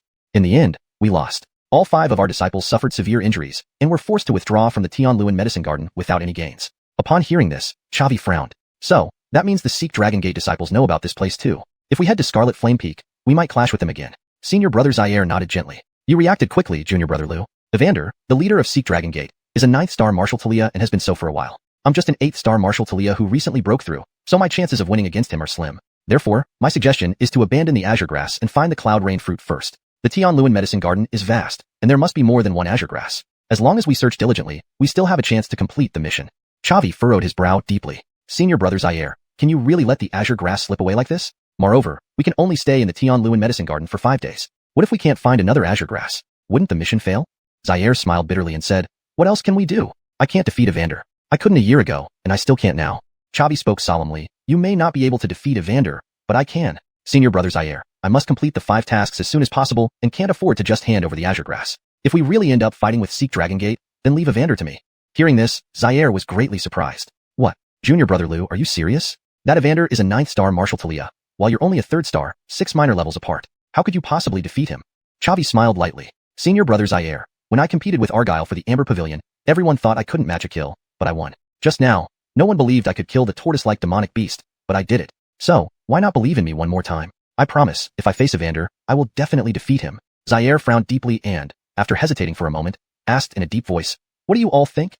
Giacomo immediately stood up. I believe in Xavi. In this short time since joining the sect, he has already created 2 mini miracles. I believe he can create another one. Senior brother Zaire, give it a try. Adrian also nodded slightly. Junior brother Lu's strength is there for all to see. More importantly, as disciples of the same 7th rank sect, I don't want to show cowardice before the battle. No matter whether we can win or not, at least we should fight a battle. Hubert simply said, I support junior brother Lu's idea. Zaire nodded heavily. Ha ha ha. Actually, I've had this feeling pin up inside me too. Since everyone supports junior brother Lu, let's have a fight with the Seek Dragon Gate disciples. Who wins or loses is yet to be determined. Junior brother Lu, we too can team up against Evander. If you can shoot that arrow like you did to the tortoise-like demonic beast, we'll have a chance to win. Xavi nodded slightly. In that case, let's set off quickly. I'm afraid if we delay any further, the azure grass might be snatched away by the Seek Dragon Gate disciples, and that would really be a problem. Chapter 106, The Crimson Flame Ishan. Zaire said in a deep voice, all right, let's set off immediately. The 5 spent half a day reaching the foot of Crimson Flame Peak. Unexpectedly, they found that disciples of the Xuanhuan sect and the Sterling sect had also gathered here. Xavi felt a knot in his heart tighten. It was normal for the Xuanhuan sect's disciples to be here. But why did the Sterling sect's people come as well? This really muddied the waters. Zaire walked forward and said to Evander, Evander, what do you mean by this? Why did you invite people from the Sterling sect? Evander sighed lightly and replied solemnly, I had no choice. Brother Zaire, when I entered the medicinal garden, I headed straight for Crimson Flame Mountain, only to find that an extremely powerful guardian beast had appeared beside the azure heaven grass. Upon hearing this, Zaire frowned. How powerful is it? Even you can't deal with it?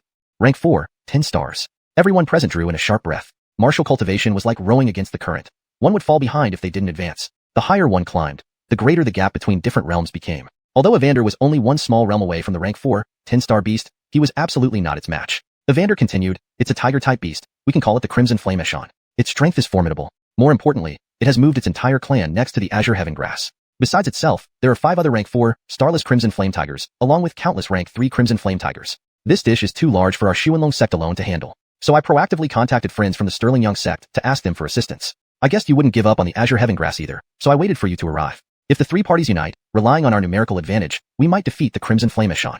Zaire frowned deeply upon hearing this. So complicated? There's only one azure heaven grass plant. Even if we can defeat the Crimson Flame Ishan, how will we divide it? Alwing said seriously, the azure heaven grass isn't the primary goal of our Sterling sect. I have already reached an agreement with Evander. I will help him obtain the azure heaven grass, and in return, he will give me a spirit medicine that I need. Zaire nodded slightly. That could work. He then looked at Evander. And you? Evander, do you want the azure heaven grass? Evander nodded slightly. The azure heaven grass falls within the scope of our Xuanhuan sect's mission. But there's no need to rush. We can discuss its ownership after defeating the Crimson Flame Ishan. What do you think, brother Zaire? If that's the case, then let's climb the mountain. 15 high-star martial spirits from the 3 factions began walking towards the summit of Crimson Flame Peak. Just as they reached mid-mountain, hundreds of rank 3 Crimson Flame Tigers blocked their path. The group did not hesitate and broke through forcefully. A major battle was about to break out. These rank 3 beasts were insignificant before the group. Within just 5 minutes, more than half were killed or injured. At this moment, a roar came from the summit. The rank 3 Crimson Flame Tigers fell back. The Crimson Flame Ishan approached, accompanied by 5 rank 4 Crimson Flame Tigers. Humans, why do you enter my territory unprovoked and harm my kin? Evander stepped forward and shouted loudly, Crimson Flame Ishan, we did not intend to offend you. We just need the azure heaven grass on the summit. If you can lead your clan away from here voluntarily, I will not stand against you. The Crimson Flame Ishan roared again. Impossible. I have guarded this place for half a year, finally awaiting the maturation of the azure heaven grass. How can I hand it over so easily? Evander frowned, expected. Since we can't agree, let's settle it by force. Saying that, he took out a long spear from his storage ring and charged at the Crimson Flame Ishan. A mere 9-star martial spirit dares to challenge me? The Crimson Flame Ishan did not spare him, swatting him with a paw. Evander was sent retreating over a dozen steps, while the Ishan remained perfectly still. Startled, Evander shouted, Zaire, Alwing, hurry and come to help. Zaire whispered to Xavi, junior brother Lu, even if we defeat the Crimson Flame Ishan, we still need to compete with Evander. Try to conserve your strength, don't waste too much chi. Xavi nodded slightly, I understand. Then Zaire drew out his saber and slashed at the Crimson Flame Ishan. Alwing followed closely behind. The rest engaged the other Crimson Flame Tigers. Xavi pulled out the sunset bow and started attacking wildly from among the crowd. After learning Anastasia's rapid-fire technique, Xavi could shoot 1 arrow per second, ensuring both speed and accuracy. Each arrow targeted a vital spot. The 5 rank 4 Crimson Flame Tigers were suppressed by Xavi alone and failed to display their full strength. After 15 minutes, all 5 rank 4 Crimson Flame Tigers were killed, and the members of the 3 major sects suffered minimal losses. Xavi had a deep understanding of the art of finishing blows, and he delivered the final hit on each of the 5 rank 4 Crimson Flame Tigers, earning himself 20,000 experience points. But on the other side, the situation for the 3 team leaders was not looking good. They all held back and did not fight to their full potential. Coupled with the fact that they were originally at a lower level than the Crimson Flame Ishan, they were temporarily being suppressed by it. All 3 had several wounds on their bodies, especially Zaire, who was caught off guard by a collision from the Crimson Flame Ishan and spat out blood. Giacomo saw this and rushed forward, shouting loudly, Senior brother Zaire, let me help you. Then he threw a fireball at the Crimson Flame Ishan. The Crimson Flame Ishan didn't even move, completely ignoring his attack, and then flicked its tail, shooting a blade of flame at him. Giacomo was greatly startled and hurriedly mobilized Do-Chi and Beast Fire for defense. The flame blade easily shattered Giacomo's Do-Chi shield and then fiercely slashed across his arms. Giacomo was sent flying backward, spouting several mouthfuls of blood in midair before crashing into a tree. Zaire shouted, "Don't come over here. The power of the Crimson Flame Ishan is not something you can shake." Chavi hurriedly ran to Giacomo, tossing him a 4th-grade revitalizing pill and said solemnly, "Giacomo, you were too impulsive. Rest well and recover." After saying that, Chavi came to the rear of the Crimson Flame Ishan, throwing the 3 sheaths of Shadow Sword in different directions. He then drew his bow, used the twist-string arrow technique, and shot an arrow straight at the Crimson Flame Ishan's eye. The Crimson Flame Ishan did not understand Chavi's strength, not daring to take the attack head-on with its body, and hurriedly mobilized its demon energy to form a shield around its body. However, Chavi's twist-string arrow technique was astonishingly powerful, actually piercing through the demon energy shield of the Crimson Flame Ishan and fiercely aiming for its eyes. With no choice, the Crimson Flame Ishan had to close its eyes while simultaneously sending a blade of flame toward Chavi. Beasts were known for their formidable physical strength, and Chavi's Azure Cloud arrow failed to penetrate its eyelids. Meanwhile, the Crimson Flame Ishan's blade of flame also flew in front of Chavi. Chapter 107. Unexpected turn of events. Chavi immediately activated the Shadow Sword's displacement skill, teleporting to the right side of the Crimson Flame Ishan and avoiding its fiery blade. Seeing this, the disciples from the other 2 sects let out cries of surprise and confusion. Damn, this guy's attack power is so strong. He can actually break through the Crimson Flame Ishan's defenses? Even though the Crimson Flame Ishan was mostly focused on the 3 team leaders, only using about 30% of its strength in defense, it's still incredibly formidable. Strange, his realm is only 3-star Martial Talia, yet he can unleash power comparable to a 6 or 7-star Martial Talia. That's too bizarre. How does he even have that instant teleportation ability? After dodging the fiery blade, Chavi did not hesitate for a moment, immediately shooting out his second arrow. Just as the Crimson Flame Ishan opened its eyes, Chavi's second arrow arrived. It had no choice but to close its eyes again and send another wave of fiery blades towards where Chavi stood. Using the same method, Chavi avoided the second attack and shot his third arrow. In this way, Chavi continuously teleported, effectively controlling the Crimson Flame Ishan's vision. It didn't get a chance to open its eyes and observe the situation. Zaire and the others were also not idle. They immediately launched a joint assault on the Crimson Flame Ishan. Evander and Allwing shattered the Crimson Flame Ishan's demonic force shield with their ultimate moves, while Zaire's Green Peak Slash struck hard at its belly, tearing it open. Chavi felt a twinge of anxiety. This Crimson Flame Ishan was a rank 4 10-star beast. If Zaire really killed it, he wouldn't be able to gain any experience points. The Crimson Flame Ishan rolled on the ground, emitting mournful cries. Only then did Chavi breathe a sigh of relief. Thank goodness, it's not dead yet. Immediately, Chavi shot another string-twisting arrow straight toward the Crimson Flame Ishan's eyes. The Crimson Flame Ishan was focused entirely on its torn belly, forgetting to defend against Chavi's arrow, and it was directly pierced through the eye and brain. Congratulations, host. You have slain a rank 4 10-star beast and gained 10,000 experience points, 10,000 exchange points. Congratulations, host. Your realm has advanced to 4-star Martial Talia, gaining 44 exchange points.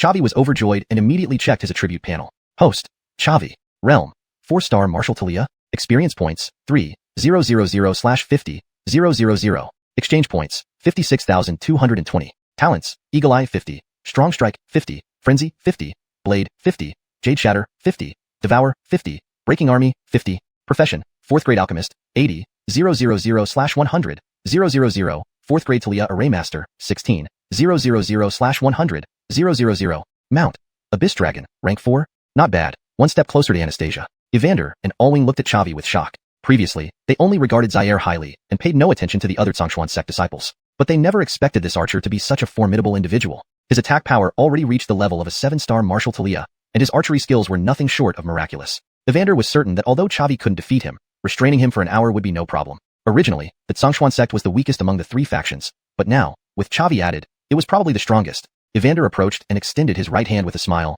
What should I call you, fellow Taoist? Chavi put away the sunset bow and lightly shook Evander's hand, smiling. Xuanhuan sect outer sect disciple, Chavi. Evander said deeply, Chavi? Never heard of you. Are you a new disciple? Chavi nodded slightly. You guessed right.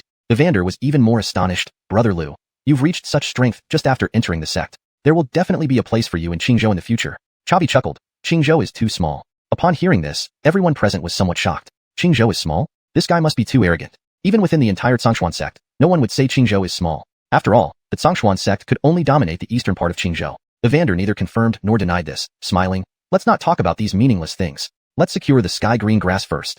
Chavi nodded slightly. Sure, together. With the death of the Crimson Flame Ishan, the remaining rank 3 Crimson Flame Tigers scattered in disarray, leaving the Crimson Flame Peak unusually quiet. Everyone walked to the peak and found the sky-green grass in the Crimson Flame Ishan's lair. It was a vibrant green spiritual grass, enchanting and fragrant. Zaire said solemnly, there's only one sky-green grass. Even if the Sterling Young sect's fellows don't fight over it, how should we distribute it between the Xuanhuan sect and the Xuanlong sect? Evander smiled. We owe our victory over the Crimson Flameshon entirely to young friend Chavi. I decide to give the sky green grass to little friend Lu. What do you think?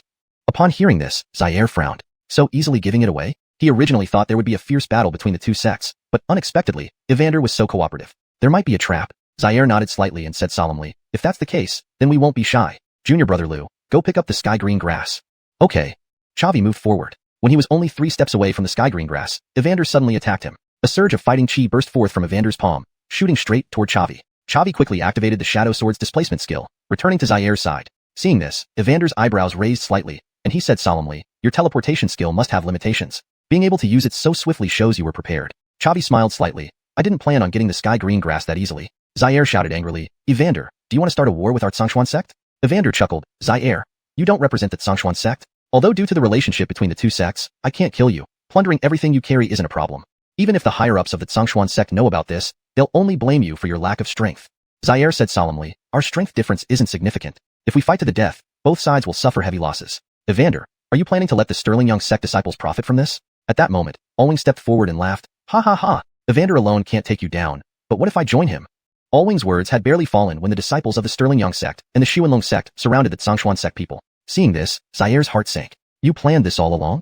Evander laughed. What else? Zaire, back at the entrance of Tianluan Medicine Garden, I said you wouldn't gain anything this time either. Face the facts. If you hand over all your storage rings now, you'll be spared physical suffering. Hashtag chapter 108, defeating Evander. Zaire shouted loudly, it's impossible for the disciples of our xuanhuan sect to retreat without a fight.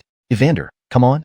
Evander shook his head slightly. I knew you wouldn't give in so easily. Since that's the case, I'll beat you until you're half dead. At this moment, Chavi stopped Zaire. Senior brother Zaire, leave Evander to me. Before Zaire could react, Evander was already livid. Chavi, you're just a 3-star martial Talia? Oh wait, how did you suddenly reach 4-star? Even so, you're no match for me. Arrogance requires ability. Chavi smiled faintly and activated the heaven-swallowing art. His aura soared rapidly, and within 3 breaths, he had reached the 8th-star martial Talia realm. Everyone present was stunned. Even Evander looked grave. A secret art to temporarily boost one's realm? Chavi, so this is your confidence. Chavi chuckled lightly. And yes, I happen to have it. Evander snorted coldly. So what? Let's not talk about how long this secret art can last. Even if you temporarily boost yourself to the 8th-star martial Talia realm, you still can't compare to me. Chavi replied with a smile. Talking won't help, let's settle this through action. With that, Chavi summoned the Earth Fiend Puppet and the Netherworld Dragon, both at the 2nd stage martial Talia level. A massive purplish-black dragon appeared overhead. The dragon's imposing figure shone under the sunlight, its purple scales gleaming brilliantly, a truly extraordinary sight. Evander was taken aback. A 5th-stage dragon-type monster beast? Impossible. Dragon-type beasts are all noble and proud. How could they follow the orders of a mere 4-star martial Talia like you? Chavi chuckled softly. You'll find out soon enough. He then looked up at Tisha in the sky and said sternly, Tisha, hold them off and protect the xuanhuan sect disciples, but don't kill anyone. Once I've dealt with Evander, I'll come help you. The Netherworld Dragon nodded. No problem. Chavi drew his shadow sword and charged toward Evander. Although surprised by the appearance of the Netherworld Dragon, Evander wasn't afraid. He pulled out his spear from his storage ring and stabbed at Chavi. Meanwhile, Zaire engaged Allwing in battle. The remaining Sterling Young sect and Xuanlong Gate disciples fought against the Netherworld Dragon, Adrian, and Hubert. As for Giacomo, having been injured by the Crimson Flameshon earlier and not yet recovered, he could only watch from the sidelines. Evander grew increasingly alarmed as the battle intensified. Initially, he thought Chavi was just a new disciple whose exceptional archery was rare enough. Surely his sword skills wouldn't be top-notch. However, he was wrong. Chavi's sword skills were even stronger than his archery. In close combat, Chavi completely dominated him, leaving him almost powerless to retaliate. What frightened Evander even more was that whenever his battle chi met Chavi's, it would diminish significantly. How could this be? As Evander's strength waned, he couldn't withstand Chavi's attacks. Within a dozen moves, 3 bloody gashes appeared on his body. Shocked, Evander exclaimed, this can't be. How can you be so strong? Chavi smiled. It's not just a matter of surpassing 5 minor realms. I've even triumphed across major realms before. Evander, talent is merely the threshold to meet me. Evander scoffed. I won't admit defeat. I'm a 9-star martial Talia. There's no way I can lose to a 4-star martial Talia like you. Chavi, I will hold on until your secret art wears off. Chavi laughed lightly. Then keep waiting. His sword strikes grew even fiercer, forcing Evander to barely defend himself. Elsewhere, Zaire was struggling against Allwing. Just recently promoted, Zaire's battle chi was unstable, further hampered by his earlier clash with the Crimson Flameshon. He was now at a disadvantage against Allwing. But Allwing couldn't feel any joy. He noticed the situation with Evander, how a 9-star martial Talia was being bested by a 4-star martial Talia. Such a humiliating disgrace. He wondered if Evander was putting on a show, but that seemed impossible, as there was nothing for Evander to gain. There was no other choice now. He needed to quickly finish off Zaire and go support Evander. Damn it, initially, the two sects working together held every advantage, but Chavi's presence created this mess. Chavi's strength was simply too monstrous. After 5 minutes, Chavi had exchanged hundreds of blows with Evander, suffering over a dozen wounds, including 1 deep gash on his shoulder. Yet Chavi showed no signs of exhaustion. How long could his secret art last? This couldn't continue. He'd be cut down by Chavi. In desperation, Evander shouted, I surrender. Chavi, spare me. I surrender. The Tianqing grass belongs to you. I'll immediately take the Xuanhuan Gate disciples and leave the Tian's medicinal garden. Chavi ceased his attack, smiling. You can leave, but hand over the storage ring in your hand first. Hearing this, Evander's face darkened. His storage ring contained not only silver coins, mystic stage martial techniques, and mystic stage spirit weapons, but also 2 precious herbs he had painstakingly collected. How could he give it away? If he returned to the sect empty-handed, he'd face severe punishment. Evander spoke solemnly. Chavi, don't push it too far. If I fight to the death, you'll pay the price. Chavi chuckled. Don't want to hand over your storage ring? Then die. With that, Chavi raised his shadow sword again. Evander waved frantically. Enough, enough. Consider me scared, okay? Here, take this storage ring. Evander removed his storage ring and threw it to Chavi. Chavi caught the ring and used his late ordinary realm soul power to instantly erase Evander's soul mark, then glanced inside. It was quite well stocked, likely containing everything Evander owned. Chavi pocketed the ring and smiled. Alright, now tell your Xuanhuan Gate disciples to get lost. Evander yelled, stop fighting, everyone. Upon hearing this, Allwing frowned. Wasn't Evander overreacting? But with Evander, a 9-star martial Talia, surrendering, Allwing, an 8-star martial Talia, couldn't continue either. Chavi also called out, Tisha, the battle is over. Stop. Adrian, Hubert, cease fighting too. Tisha breathed another blast of dragon fire at the Xuanhuan Gate disciples before returning to the Mount Space, clearly disinterested. Evander surveyed the battlefield and felt even colder inside. The other 4 martial Talias from Xuanhuan Gate lay unconscious after being struck by the Netherworld Dragon. Adrian and Hubert only suffered light injuries. If the fight continued, the Netherworld Dragon would eliminate all the disciples of both sects, then support Chavi, putting Evander in an even more dangerous position. Chapter 109. The Wager. Allwing and Zaire both stepped back, their sides in a standoff. Allwing spoke sternly, Evander, what's going on? You couldn't even take down a 4-star martial Talia? Upon hearing this, Evander was also visibly upset. You make it sound so easy. Why don't you try yourself? Chavi's strength far surpasses mine. I lost this battle fair and square. Let's withdraw. With that, Evander lifted the 4 unconscious disciples of Xuanhuan Gate onto his shoulders and left the Scarlet Flame Peak. Allwing looked at Chavi with evident wariness. Chavi, your strength is indeed formidable. This heavenly blue grass rightfully belongs to you. Chavi said calmly, leaving isn't that simple. Hand over your storage ring. Allwing was momentarily stunned before he gave Chavi a dark look. Chavi, don't push too hard. Our Sterling Young sect doesn't fear your Xuanhuan sect. Don't let our disputes affect relations between the 2 sections. Chavi replied coolly, did you think about the relationship between the 2 sects when you and Evander ganged up on us? I'll give you 2 choices. Hand over your storage ring voluntarily, or I knock you down and take it by force. Allwing felt a sinking sensation in his heart. He was extremely reluctant to hand over his storage ring, but Evander's strength far exceeded his own. If Evander had lost, what chance did he have? Sigh, this plan was foolproof except for the fact that Chavi was just too strong. After some hesitation, Allwing took off his storage ring and threw it to Chavi. Paths may change, but we will meet again. Chavi, I will remember this day. Chavi ignored his threat and approached Zaire. Senior brother Zaire, are you alright? Zaire wiped the blood from the corner of his mouth and smiled. Junior brother Lu, if I hadn't seen it with my own eyes, I wouldn't believe that you could defeat Evander. So, you were holding back all these days. With your strength, you could easily rank in the top 3 on the Earth rankings. Chavi laughed lightly, just lucky. Then he handed a 4th grade revitalizing pill to Zaire. Senior brother Zaire, treat your injuries first. We still need 1 more spirit herb, and there might be more battles ahead. Zaire accepted the pill without further ado and swallowed it. Alchemists are truly generous, handing out 4th grade pills like candy. Oh, Junior brother Lu, go ahead and pick the heavenly blue grass. Sure thing. Chavi walked to the heavenly blue grass, swung his shadow sword, and stored it in his storage ring. Then he gave each of Hubert and Adrian a 4th grade revitalizing pill. Half a day later, the group was fully rested. Zaire stood up and announced loudly, brothers, this mission has gone very smoothly for us of the Xuanhuan sect. Now, we only need 1 last spirit herb, the Blazing Sun fruit. Let's head out. Our target is Blazing Sun Mountain. The 5 of them set off toward Blazing Sun Mountain. An hour later, they arrived at Blazing Sun Mountain. The mountain was engulfed in blazing flames, emitting intense heat. Giacomo asked doubtfully, this hot? What's going on here? Zaire explained gravely, this is the specialty of Blazing Flame Mountain. The flames are spiritual fires which can both burn ordinary plants and nurture spirit herbs. The Blazing Sun fruit grows at the origin of these spiritual flames. So, everyone, get ready to climb the mountain. Use your aura to block the high temperature. Chavi smiled, let's save our aura if we can. I'll provide a flame barrier for all of you. With that, Chavi waved his right hand, and purple crystal flames erupted around the 5 of them, forming a protective shield. Giacomo remarked in surprise, strange, with your flame barrier, I don't feel any heat at all. But Chavi, won't this consume a lot of your aura? Chavi laughed. My purple crystal flames are spiritual fires and of higher quality than those on Blazing Flame Mountain. It can easily block the heat, and I barely use any aura. Giacomo gave Chavi a thumbs up. Alright, you've got skills. Together, the 5 began climbing the mountain. What puzzled Chavi was that they didn't encounter a single guardian beast along the way. Although most beasts couldn't survive on Blazing Flame Mountain, it couldn't be that there wasn't a single fire attribute beast. Wouldn't that mean the Blazing Sun fruit was just there for the taking? At the halfway point, they found the corpse of an avian-type beast, its power comparable to that of the Scarlet Flame Ishan. Yet now it lay on the ground, its demon core taken.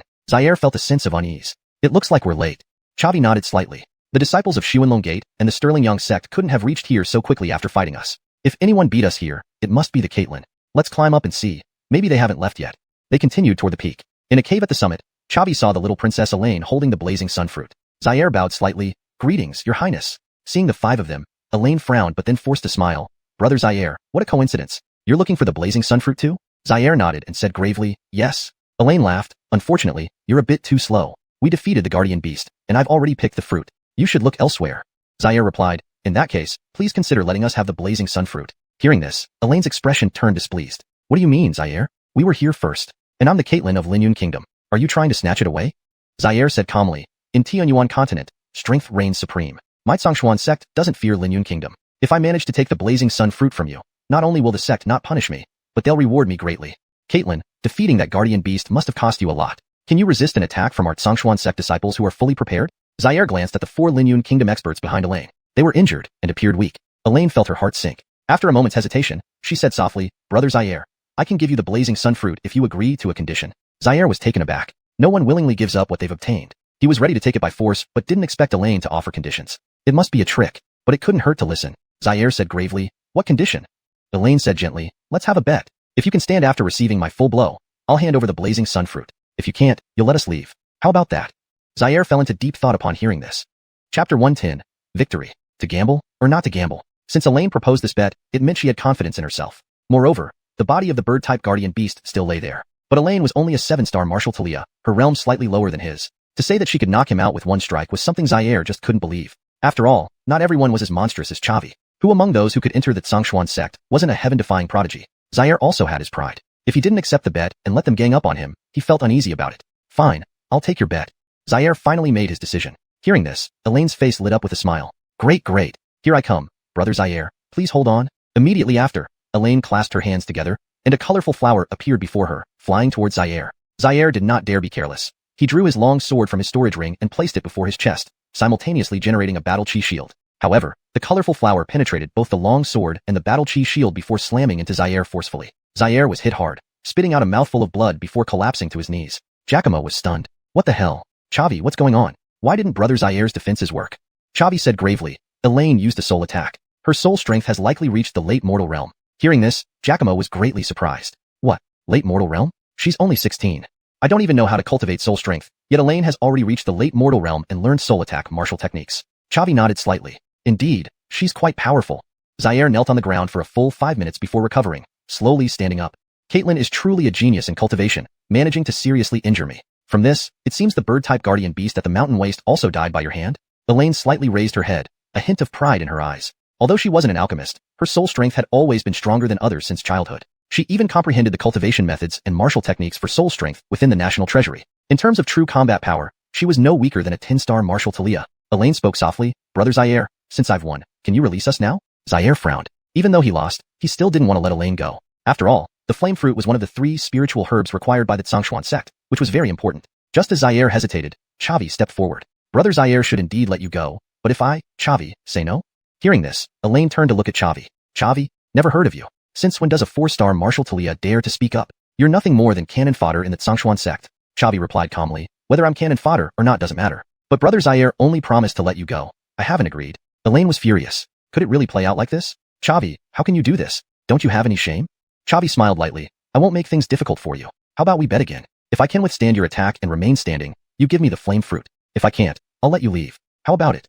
Elaine shouted angrily. All right, then I'll show you the power of our Liyun kingdom. As for the other 3, do you also want to join? I don't want to waste my time dealing with more obstacles after Chavi. The remaining 3 shook their heads in unison. Giacomo said solemnly, even Brother Zaire couldn't handle your attack, let alone the 3 of us. We have no such capability. As long as you defeat Chavi, you can take the flame fruit and leave. Elaine nodded slightly. Okay. With that, she once again clasped her hands together. A colorful flower appeared before her, flying towards Chavi. Chavi summoned the purple crystal flame, forming a battle chi shield around himself. As an extremely high-quality spirit flame, the purple crystal flame had resistance to soul attacks. This had been proven against the steel dragon. Upon seeing the purple crystal flame, Elaine was taken aback. This flame seemed quite formidable. So this was Chavi's confidence. It doesn't matter. My soul realm has reached the late mortal realm. Even if this purple flame has defensive properties, it can't stop my colorful flower technique. This time, the colorful flower slammed into Chavi's flame shield. Its power partially consumed before attacking his soul entity. Chavi was shaken back several steps, a fresh red mark appearing at the corner of his mouth. but he still gritted his teeth and stood firm. Seeing this situation, Elaine and the other Liyun Kingdom experts were astonished. Whispers arose. How is this possible? The Caitlyn's soul strength is comparable to a martial king, yet she couldn't bring down Chavi. Yes, that flaming bird lost its fighting ability after receiving a single colorful flower technique from the Caitlyn. Chavi isn't scathed. Could his soul strength be even stronger than the Caitlyn's? Elaine looked at Chavi, disbelief etched on her face. This is impossible. Chavi, unless your soul strength has also reached the late mortal realm, it's impossible to block my ultimate move. Chavi smiled lightly. You got that right? Hearing this, Elaine was shocked again. She had always been proud of her soul strength, keeping it as her last trump card. Yet, she never thought she would meet a match among her peers. And Chavi's martial path cultivation was even inferior to hers. Such a disgrace. Chavi smiled. Caitlyn, you lost? Please hand over the flame fruit. Elaine clenched her teeth, throwing the flame fruit away. Though unwilling, she dared not disobey. All the experts of the Liyun Kingdom were severely injured while defeating the flaming bird. Chavi also defended against her soul attack. If he delayed her, her companions would be in danger. Chavi, you first acted shamelessly and then embarrassed me. This enmity, Elaine remembers. We will meet again someday. Chavi ignored Elaine's threat as he took the flame fruit. Having many enemies along the way was inevitable, but he never regretted it, because his growth rate far exceeded that of his enemies. The next time they met, victory would be even easier for him. Elaine led the Liyun Kingdom experts away, and Zaire and the others gathered around. Giacomo gave Chavi a thumbs up and laughed. Big Brother Bill, you're really impressive. His title had changed from Chavi to Big Brother Bill, clearly reflecting his changed attitude. ##### Chapter 111, Transformation Herb. Zaire also gently patted Chavi on the shoulder. Junior Brother Lou, luckily for us you were here. Otherwise, we would have missed out on the blazing flame fruit. Chavi chuckled lightly. Just fortunate. Senior Brother Lee, where should we head next? Zaire said in a deep voice. The Tianluan Medicine Garden only opens for 5 days, and today is already the 3rd day. We've obtained the 3 spirit herbs required by the sect. Whatever we get from now on will be ours. I suggest we explore unknown areas to improve the map and make it easier for future disciples who take on this mission. Chavi nodded slightly. Let's not delay, let's set off.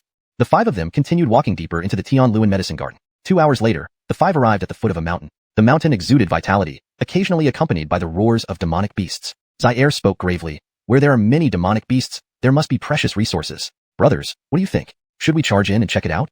Chavi smiled and replied, of course. Let's go. The 5 activated their battle chi simultaneously and walked towards the mountaintop. The presence of these 5 Adalberto experts was extremely intimidating. Those ordinary 3rd or 4th stage demonic beasts did not dare to show themselves. They easily reached the mountaintop. On top of the mountain, there was a guardian demonic beast, a black dragon. Chavi looked at its head. 4th stage, 10 stars. His eyebrows couldn't help but furrow. As everyone knew, dragons were the kings of demonic beasts, with true combat power far surpassing other demonic beasts of the same realm. Moreover, this black dragon had already reached 4th stage, 10 stars. Its fighting power probably approached that of a Wu Wang expert. The black dragon flew towards the 5 humans, roaring. Humans, leave my territory. Though it wasn't afraid of Chavi and his companions, it didn't want to start a conflict easily either. After all, the strength of the 5 wasn't weak. Especially Zaire, who had reached 8th star Adalberto, could pose a threat to it. Zaire was also taken aback and turned to Chavi. Junior Brother Lou, should we retreat? This guy is too much to handle. It feels even stronger than your nether dragon. Chavi responded deeply. 4th stage, 10 stars. It's definitely strong. My nether dragon has stronger bloodline but is only lower in realm. Hearing this, Zaire was even more shocked. How did you know its realm without it releasing any demonic energy? 4th stage, 10 stars, too strong, can't fight. Chavi smiled slightly. We can fight. Don't worry, I'm here. Then Chavi stepped forward and shouted at the black dragon. Friend, I don't want to fight you. If you leave this place and hand over the spirit herb, I'll let you go. Upon hearing this, the black dragon grew furious. I've been guarding this transformation herb for years, finally waiting until it matured. How could I possibly hand it over? Human, you have no right to bargain with me. Either leave or die.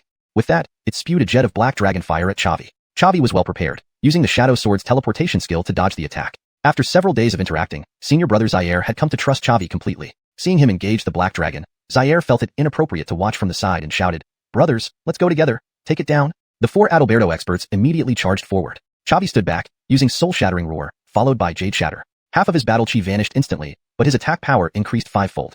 A human-sized skull appeared in front of Chavi and shot towards the black dragon. Sensing imminent danger, the black dragon immediately spewed dragon fire at the skull. To its astonishment, the skull passed through the dragon fire without being neutralized. Shocked, the black dragon hurriedly used its claws to protect its head. But it was futile. Chavi's soul-shattering roar struck directly at the black dragon's soul body. Even as a 4th stage, 10 stars dragon, it could not withstand the soul attack, which was 5 times stronger. It immediately spat blood, falling to the ground from the air, bleeding from its 7 apertures, emitting mournful cries. This scene left Zaire and the others incredibly stunned, momentarily forgetting to finish it off. Zaire stared fixedly at Chavi, saying, Chavi, you're too powerful. You actually dealt a heavy blow to the black dragon with 1 strike. The attack power of that strike is probably equivalent to a Wu Wang level. How did you do it?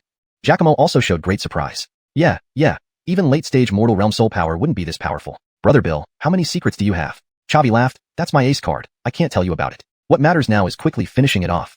The four nodded unanimously and rushed towards the black dragon. Hit by Chavi's enhanced, soul-shattering roar, the black dragon's soul body near collapse, unable to control its body. All five struck its vital points together, causing its life force to deplete rapidly. However, it was resilient enough to endure the attacks of 5 Adalberto experts for a whole quarter of an hour before finally being taken down. Chavi delivered the final blow accurately. Congratulations, host has killed a 4th stage, 10 stars demonic beast, gaining 10,000 experience points and 10,000 exchange points. Chavi rejoiced internally and immediately checked his attributes panel. Host, Chavi, realm, 4th star Adalberto, experience points, 13, 000/50, 000, exchange points, 66,220, talent, Eagle-Eye 50, Strong Strike 50, Fury 50, Blade Edge 50, Jade Shatter 50, Devour 50, Break Army 50, profession, 4th grade alchemist, 80, 000/100, 000, 4th grade Talia Array Master, 16, 000/100, 000, mount, Nether Dragon, 4th stage? Still far from leveling up. The path is long and arduous. Having defeated the black dragon, Zaire smiled. Alright, the battle is over. Time to collect the spoils. But just now, the black dragon mentioned it was guarding a transformation herb. Its function is to allow non-5th stage demonic beasts to gain the ability to transform into human form early, but it's useless to us humans. Chavi chuckled. Senior Brotherly, didn't you forget? I have a nether dragon that needs to transform. This transformation herb is perfect for it. Zaire suddenly slapped his head. You're right, Junior Brotherloo. Then you handle the transformation herb. Chavi nodded slightly. Thank you, Senior Brotherly. He then entered the black dragon's cave, picked up the transformation herb, and handed it to the nether dragon in the mount space. Hashtag chapter 112, the 3rd mission. After the nether dragon consumed the shape-shifting grass, it appeared before everyone in a new form. No longer was it a massive dragon, but rather a delicate young boy. Dressed in a long purple robe, he was slender and strikingly handsome. If I hadn't seen it with my own eyes, I wouldn't have believed that my majestic and dominant Abdullah could be this handsome. Chavi remarked as he patted Abdullah's shoulder. Abdullah, you're so handsome. Abdullah shook his head slightly. Give me a break. Among dragons, I'm still considered an adolescent, so I haven't fully matured yet. Chavi continued. So what? Now that you've taken on human form, you don't have to stay in the mount space anymore. You can travel the xuanhuan continent with me. Abdullah shook his head again. Forget it. I'm not interested in making friends. I just want to focus on cultivating. I'll stay in the mount space. Chavi, you're too monstrous. A 4th stage, 10-star dragon beast couldn't even withstand one of your attacks. I need to accelerate my cultivation, or else I won't be able to keep up with you. Chavi chuckled lightly. Just luck. Abdullah rolled his eyes at Chavi and returned to the mount space. Zaire looked at Chavi in astonishment. That handsome young man is your nether dragon? Chavi nodded slightly and replied softly, yes. Is there any problem with that? Zaire nodded vigorously. Of course there is. The shape-shifting grass adapts according to the age of the beast. For a nether dragon to appear so youthful yet already possess a 5th stage, 4-star cultivation level makes it a highly esteemed being within the dragon clan. Junior Brotherloo, you've truly struck gold. Chavi chuckled. Isn't it natural for my partner to hold such a prestigious position? Zaire gave Chavi a thumbs up. Well done. Chavi laughed again. Senior brother Zaire, let's not waste time. Let's continue searching for other spiritual herbs. Zaire nodded slightly. Alright, let's go. Over the next 2 days, the 5-man team found 3 more spiritual herbs. Chavi took them all, compensating his teammates with spirit points earned from alchemy. As an alchemist himself, these valuable herbs might come in handy in the future. 5 days passed quickly. When Chavi placed the 3rd spiritual herb into the box, a white light flashed, and all 5 of them were transported back to the entrance of the Thailand medicinal garden. The students from Xuanhuan sect had already withdrawn, leaving only the experts from Liyun Kingdom and Sterling Young sect. They eyed Chavi unfavorably but dared not act, turning and leaving with cold sneers. The 5 companions returned to Xianxia sect. After submitting their mission report, each received a reward of 500 spirit points. Then, Chavi entered the Talia Gathering Tower to cultivate. Several days later, Chavi advanced his cultivation to 5th star Martial Talia. More importantly, his soul power finally broke through from late-stage ordinary realm to grand completion. Even Giacomo, another 4th-rank alchemist, only possessed mid-stage ordinary realm soul power. Similarly, Liyun Caitlin Santana, with her exceptional talent, was also only at late-stage ordinary realm. But Chavi had reached grand completion. This enhancement meant that future soul attacks would be even more terrifying. However, the benefits didn't stop there. His control over his own power and perception of the outside world became significantly stronger. He could unleash greater power from equally intense battle chi and quickly identify opponents' weaknesses.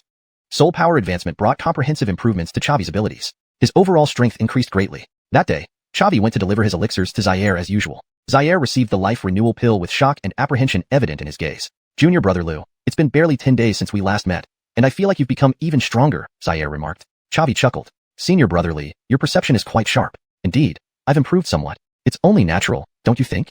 Zaire nodded slightly. Considering it's you, it's not surprising. Another mission has come up. Do you want to take it?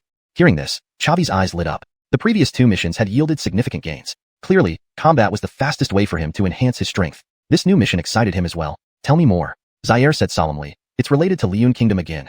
The southern city of Tianhua borders the vast Tiando forest. The beasts in the forest aren't very docile and often launch beast tides to attack Tianhua City around this time each year. So, the city lord of Tianhua appealed to Liyun's king marshal for assistance, who then delegated the task to Xianxia sect. Upon hearing this, Chavi frowned. Fighting against beast tides sounds dangerous. Zaire smiled. Not too dangerous. There are 3 5th-star beasts in Tiando Forest, but they never participate in the beast tides. Additionally, the city lord of Tianhua is a martial emperor. With him securing Tianhua City, we should be safe. It's just that the number of beasts is too large for the city lord to handle alone. Chavi nodded slightly. If that's the case, I'll accept this mission. Will our team composition remain the same? Zaire answered solemnly, yes, the 5 senior members from our Brody sect. We're all strong and familiar with each other, which will ensure effective coordination on the battlefield.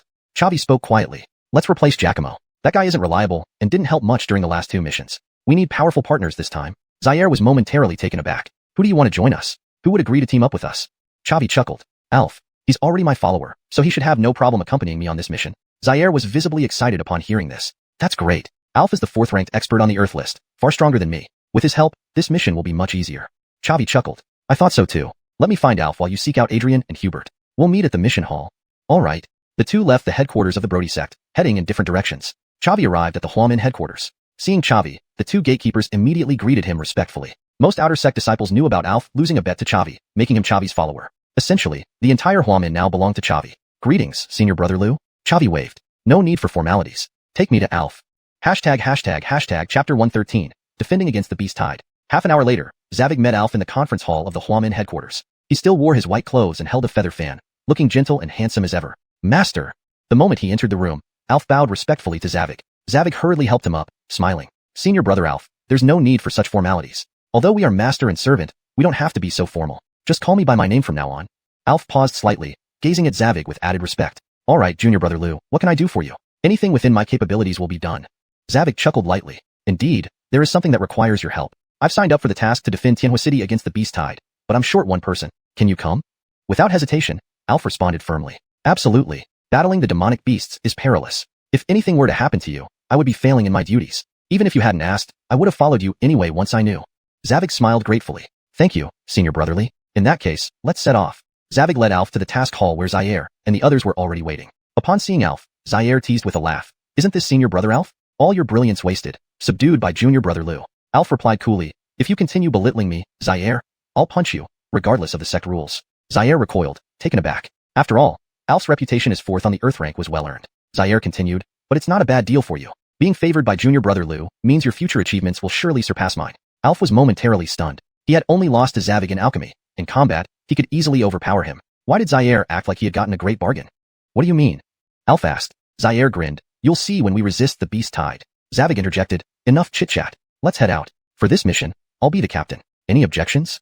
Considering the danger involved, Zavig wanted to lead the operation to ensure their success. Zaire promptly responded, no objections here. Junior brother Liu has proven his capability. Adrian and Hubert nodded in agreement. Seeing this, Alf felt even more perplexed. Zaire was not one to back down easily, especially since he had challenged him 3 times after becoming an 8th star Willeen. Yet, he showed complete deference to Zavig and willingly relinquished the captaincy. Did Zavig possess other formidable skills beyond his exceptional alchemy? Curiosity piqued, Alf accompanied the group to receive the task at the task hall before they departed for Tianhua City. After a day's journey, they finally arrived and met Mayor Nicholas at Tianhua City. Inside the mayor's residence, Zavig got straight to business. Mayor, how long until the next wave of the beast tide erupts? Nicholas sighed wryly. It's been raging for 3 days.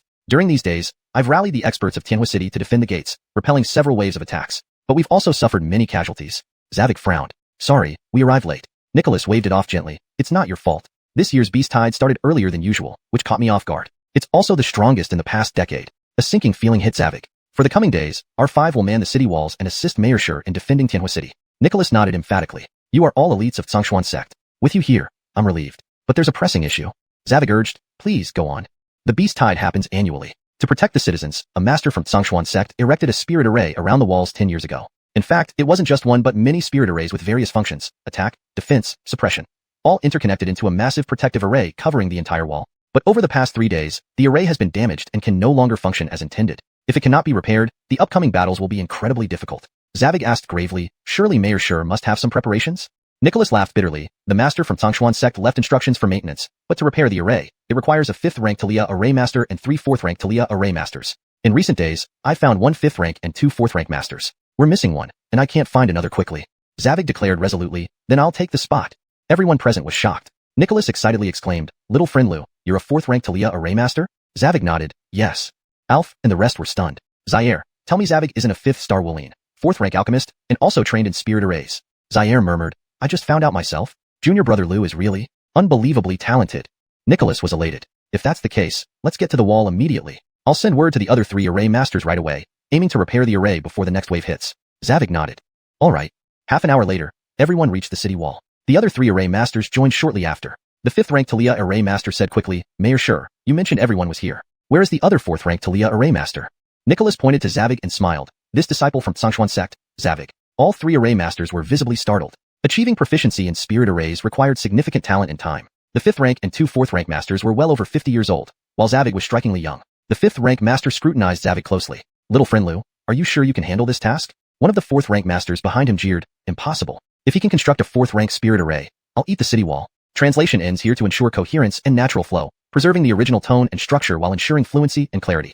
Chapter 114, Multitasking. Chavi smiled slightly, clasping his hands together. The Liual seals rapidly flew out from his palms and began constructing a spiritual array. 5 minutes later, a flame fire array appeared beside Chavi. Just as its name suggested, the flame fire array could absorb the spiritual power of heaven and earth, transforming it into fireballs to attack enemies. A 4th-rank spiritual array was enough to contend with a Talia warrior. Once the array formation was complete, the 4th-rank spiritual array master gaped in shock and exclaimed, how is this possible? The time he took to construct a 4th-rank spiritual array is too short. Even after practicing for many years, it would still take me a quarter of an hour to construct this flame fire array. Chavi chuckled lightly. When are we going to reinforce the city walls, brother? Upon hearing this, he looked extremely embarrassed and bowed toward Chavi. Young friend Lou, I misspoke. With your strength, you definitely qualify to join this mission. That city wall can be left to resist the demon beasts. Chavi said with a smile, thank you for your recognition, senior. The 5th-rank spiritual array master spoke solemnly. Since that's the case, let's begin. That expert from Donghua sect has arranged the spiritual arrays very ingeniously, connecting 3 5th-rank spiritual arrays and dozens of 4th-rank ones together, generating enormous power. To repair such a large spiritual array, one needs to repair smaller spiritual arrays sequentially within a very short time, requiring massive soul power consumption. For veteran spiritual array masters like you two, it shouldn't be a problem. As for young friend Lou, your talent makes this even more effortless. Chavi nodded slightly. All right, let's start. Nicholas said seriously, the beast tide has already raged for 3 days, and the next wave of attacks from the demon beasts could happen anytime. Experts from Xuanhuan sect, I need you to protect the city wall. In case the demon beasts attack while our array masters work, make sure to hold them off. Zaire nodded emphatically, no problem. Leave this small matter to us. Chavi followed the other 2 4th-rank spiritual array masters and the 5th-rank master to repair the spiritual arrays. Starting from one corner of the city wall and moving to the other, they continuously released spiritual seals to repair the arrays. Meanwhile, Zaire and his companions stood guard outside the city wall, along with the experts from the city lord's residence. As Chavi was repairing the 5th 4th-rank spiritual array, the beast tide arrived. Tens of thousands of demon beasts roared and rushed out of the Tiendo forest, slamming against Nicholas's defenses. The demon beasts had varied strengths. There were 2nd and 3rd-class ones, as well as quite a few 4th-class ones. Although Xianxia City's defenders numbered only over 1,000, all were great martial artist realm or above. The battle began with just a single touch. Glancing at Zaire and Alf fighting fiercely outside the city wall, Chavi felt somewhat impatient. After all, these demon beasts were bright experience points in his eyes. Noticing Chavi's distraction, the 5th-rank spiritual array master shouted loudly, young friend Lou, don't let the external battles affect you. I know you care about these warriors, but only by restoring the large spiritual array can Xianxia City protect itself and minimize losses. Chavi was covetous, but the 5th-rank master assumed he was afraid. Chavi said gravely, I understand. He then refocused entirely on repairing the array. Outside the city wall, the battle grew increasingly intense. Without the wall for protection, the defenders of Xianxia City struggled significantly. Every second saw people getting injured, or even killed. Fortunately, demon beasts' intelligence far lagged behind humans. They knew only to charge recklessly while Xianxia City's defenders worked in coordination, strong protecting the weak, and those unharmed supporting the injured. Though many were injured, the death rate was not high, especially Nicholas, who charged alone into the crowd of demon beasts, unleashing tremendous damage. Few demon beasts could withstand his attacks because he was a martial king. When Chavi finished the 10th 4th-rank spiritual array, the previously mocking 4th-rank master, Hagen, spat out a mouthful of blood and fell to his knees. The 5th-rank master frowned deeply, shouting, Hagen, what are you doing?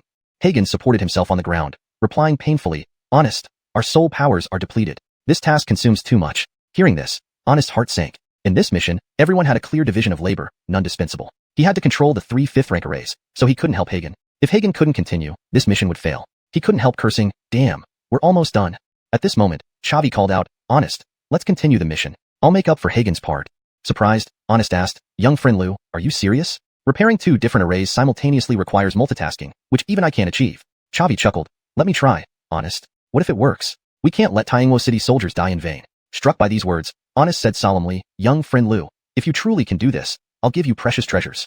Of course, Chavi could manage it with his powerful soul force. Honest, a 5th-rank spiritual array master, had soul power reaching late ordinary realm, whereas Chavi had reached the peak of the ordinary realm. His inability to set up a 5th rank array stemmed from insufficient occupational experience points in the system. However, controlling 2 4th rank arrays simultaneously posed no challenge to him. The large spiritual array repair mission continued. Chavi took over Hagen's tasks, multitasking between 2 4th rank arrays without compromising quality. An hour later, all small arrays were repaired. Honest activated the arrays based on the blueprints left by Xuanhuan sex expert, and the giant array covering the entire city wall finally started running. The repair mission was successful. The city wall emitted colorful light, with smaller arrays starting their operations. Looking up, Nicholas rejoiced and shouted, "Soldiers, we succeeded! The giant array is back in operation.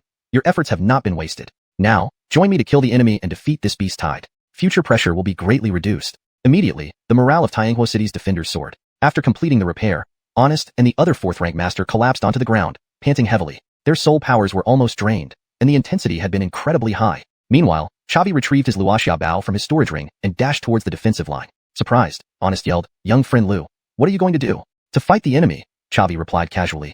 Chapter 115, The 5 Great Demon Kings. Upon hearing this, Honest was utterly astonished. Despite his late-stage mortal realm soul power leaving him exhausted after completing the repair mission, Chavi, who handled a 4th rank Talia array but did the work of 2 people, still had energy left. The elite disciples of Xuanhuan sect were truly terrifying.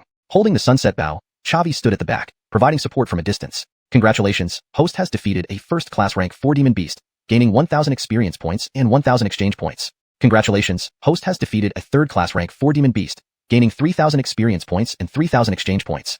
Chavi's realm had reached 5th star Martial Talia. Even against low-star rank 4 demon beasts, he could deliver one-hit kills. Moreover, with his rapid-fire arrow technique, his experience gain was astonishingly fast. In just half an hour, Chavi slew over a dozen rank 4 demon beasts, earning 30,000 experience points. Only when his mana was depleted did he reluctantly retreat to the second line, taking a 4th rank mana recovery pill to rapidly restore his combat ability. In the second line, Chavi saw Zaire with a bloody wound on his back. "Senior brother Zaire, are you alright?"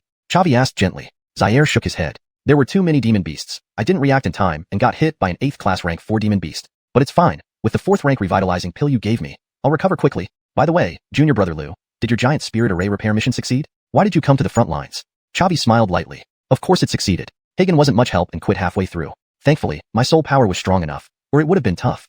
Zaire gave Chavi a thumbs up. "You're impressive."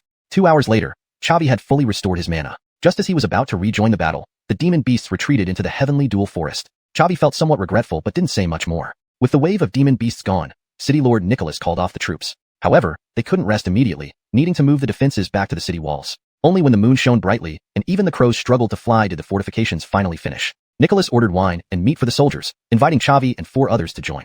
At the banquet, Nicholas raised a cup to Honest and said with a smile, "Honest, thanks to your help, Tianhua City was saved this time. Now with this giant spirit array, we face no real threat from the demon beasts." Honest waved his hand. "You should thank Chavi. Without him holding the fort, the giant spirit array wouldn't be repaired."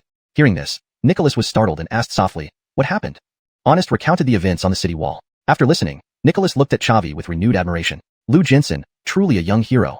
Thank you for saving all the citizens of Tianhua City." As he spoke, Nicholas bowed respectfully to Chavi. Chavi hurriedly helped him up. "No need for such formalities. I'm just a passerby. You, City Lord Nicholas, have contributed so much to Tianhua City. You're the one who truly saved the people." Nicholas was almost embarrassed by these words and could only express his gratitude through drink. Inside Tianhua City, everyone celebrated, immersed in the joy of repelling the demon beasts and repairing the spirit array. Of course, Nicholas limited the alcohol, ensuring only slight intoxication.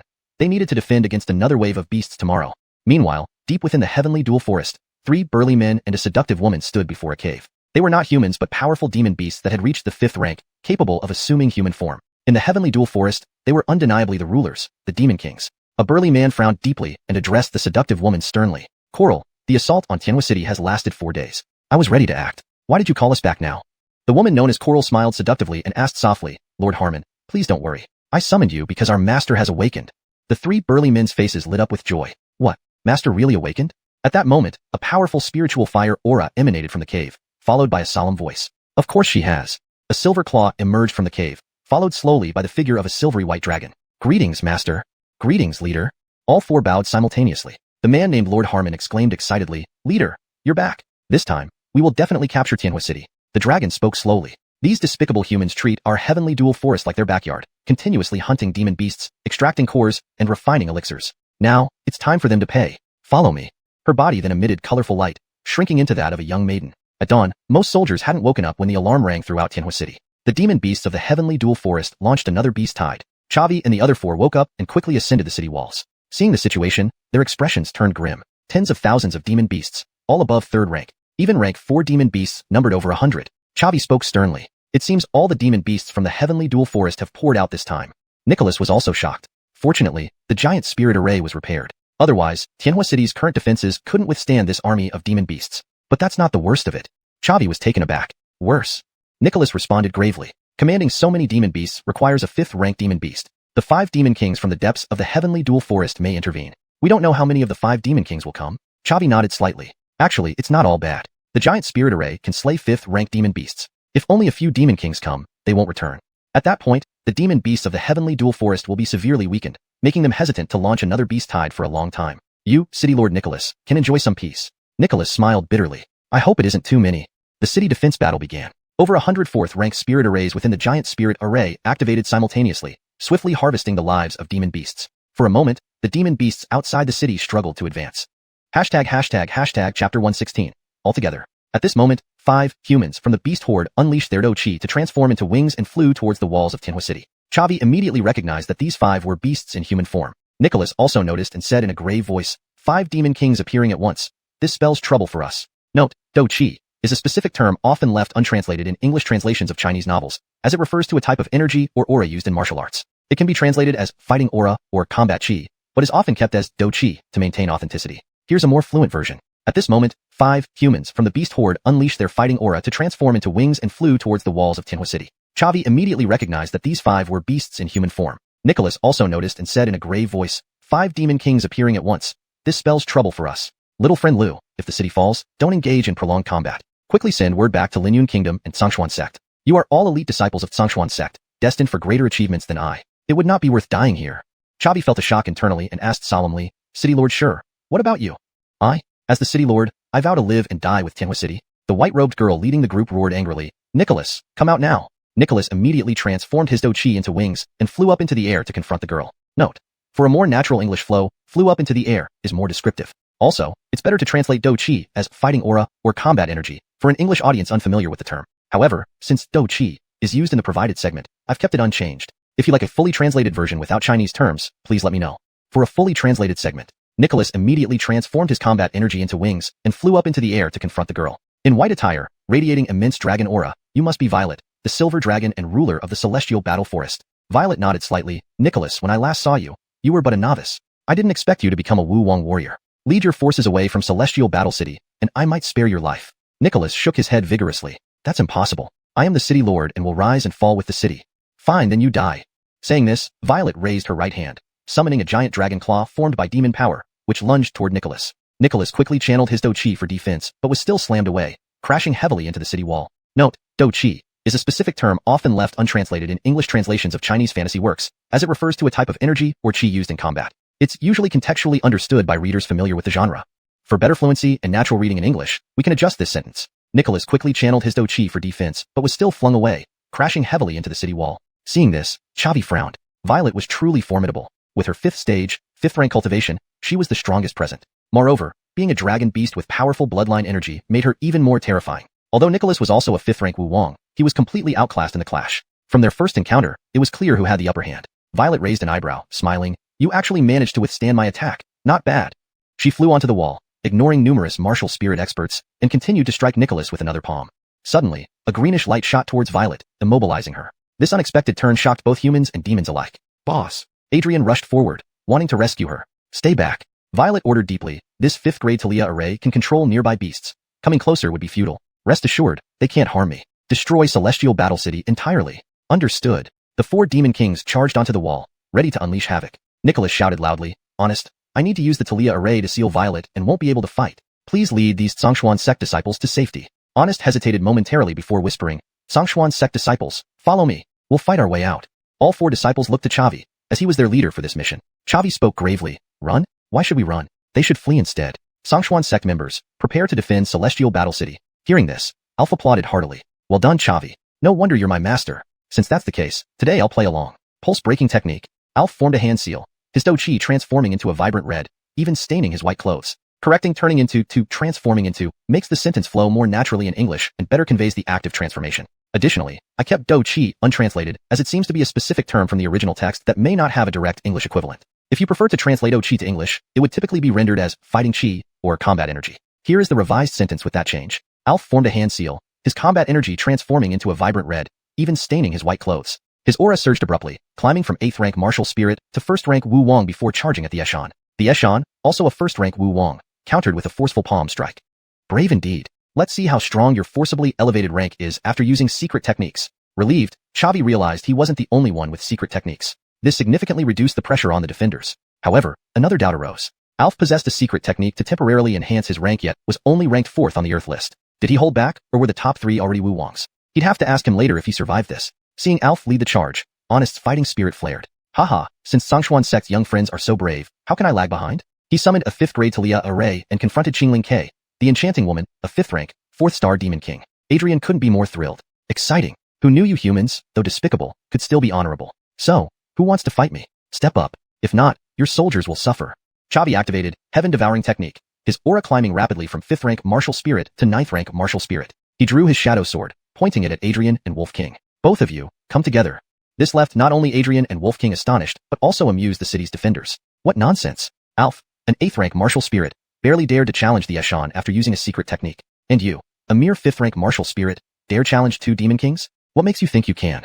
Is Chavi delirious? Seeking death isn't done like this. He's the team captain of Xuanhuan sect but the weakest among the 5. Talking big like this, Tianhua City is doomed. Adrian laughed mockingly, revealing his 3rd star demon strength. Wolf King was a 1st star demon. Looking at Chavi, Adrian sneered, Boy, are you insulting me?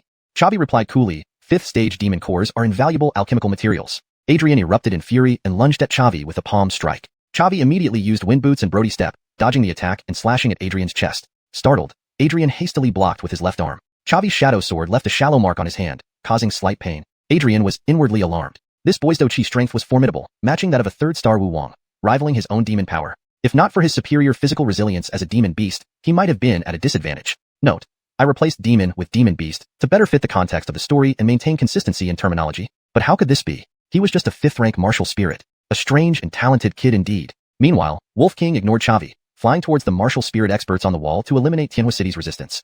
Chapter 117. Slaying the Demon King. Chavi immediately activated the Shadow Sword's displacement skill, instantly moving in front of Isai and slashing out with his sword. Feeling the formidable aura of battle chi emanating from the Shadow Sword, Isai was startled and hurriedly extended both hands to block. Chavi's Shadow Sword left a bloody gash on Isai's right hand. Isai retreated several steps and stood beside Gavriel, speaking in a deep voice. Gavriel, this kid is strange. Although he's only at the 5th star martial Talia realm, his battle chi strength has reached the martial king level. Especially the purple flames on his sword. They're preventing my wounds from healing. Gavriel nodded heavily. He's a tough opponent. Let's both attack and deal with him first. Alright. Both demon kings charged towards Chavi, their claws bared. But Chavi was fearless, gripping the shadow sword as he faced them head-on. Seeing this scene, the defenders on Tianhua City's walls were all stunned. Challenging 5th rank demons at the martial Talia stage, and there are 2 of them. Chavi is incredibly strong. That's true. Chavi is only at the 5th star martial Talia stage, but his opponents are 3rd star 5th rank demons. Humans generally have lower combat power compared to demons at the same realm, yet he still dares to do this. Even Chavi hasn't given up, we can't either. Brothers, let's fight together. Tianhua City, victory is certain. Inspired by Chavi's bravery, the many defenders morale soared. On the city wall of Tianhua City, Chavi used the green cloud wings, engaging the 2 demon lords mid-air. Initially, Gavriel thought that 2 people bullying one would quickly defeat Chavi. However, Chavi's movements were too agile. Using the Brody step and the Shadow Sword's displacement skill, the 2 demons couldn't even touch the hem of his clothes. Every time he swung his sword, he would chip away at their life force. The 2 demons were utterly frustrated, unable to vent their raw power. After 5 minutes, Isai had over 10 shallow wounds, while although Gavriel had no wounds, his stamina had been significantly drained. Gavriel roared angrily. Cowardly human, will you keep dodging? Do you dare face me in direct combat? Chavi responded in a deep voice. Speed is my specialty, and I must use it to my advantage. Demons' physical strength is already stronger than humans, yet you can't even catch me. You're both truly worthless.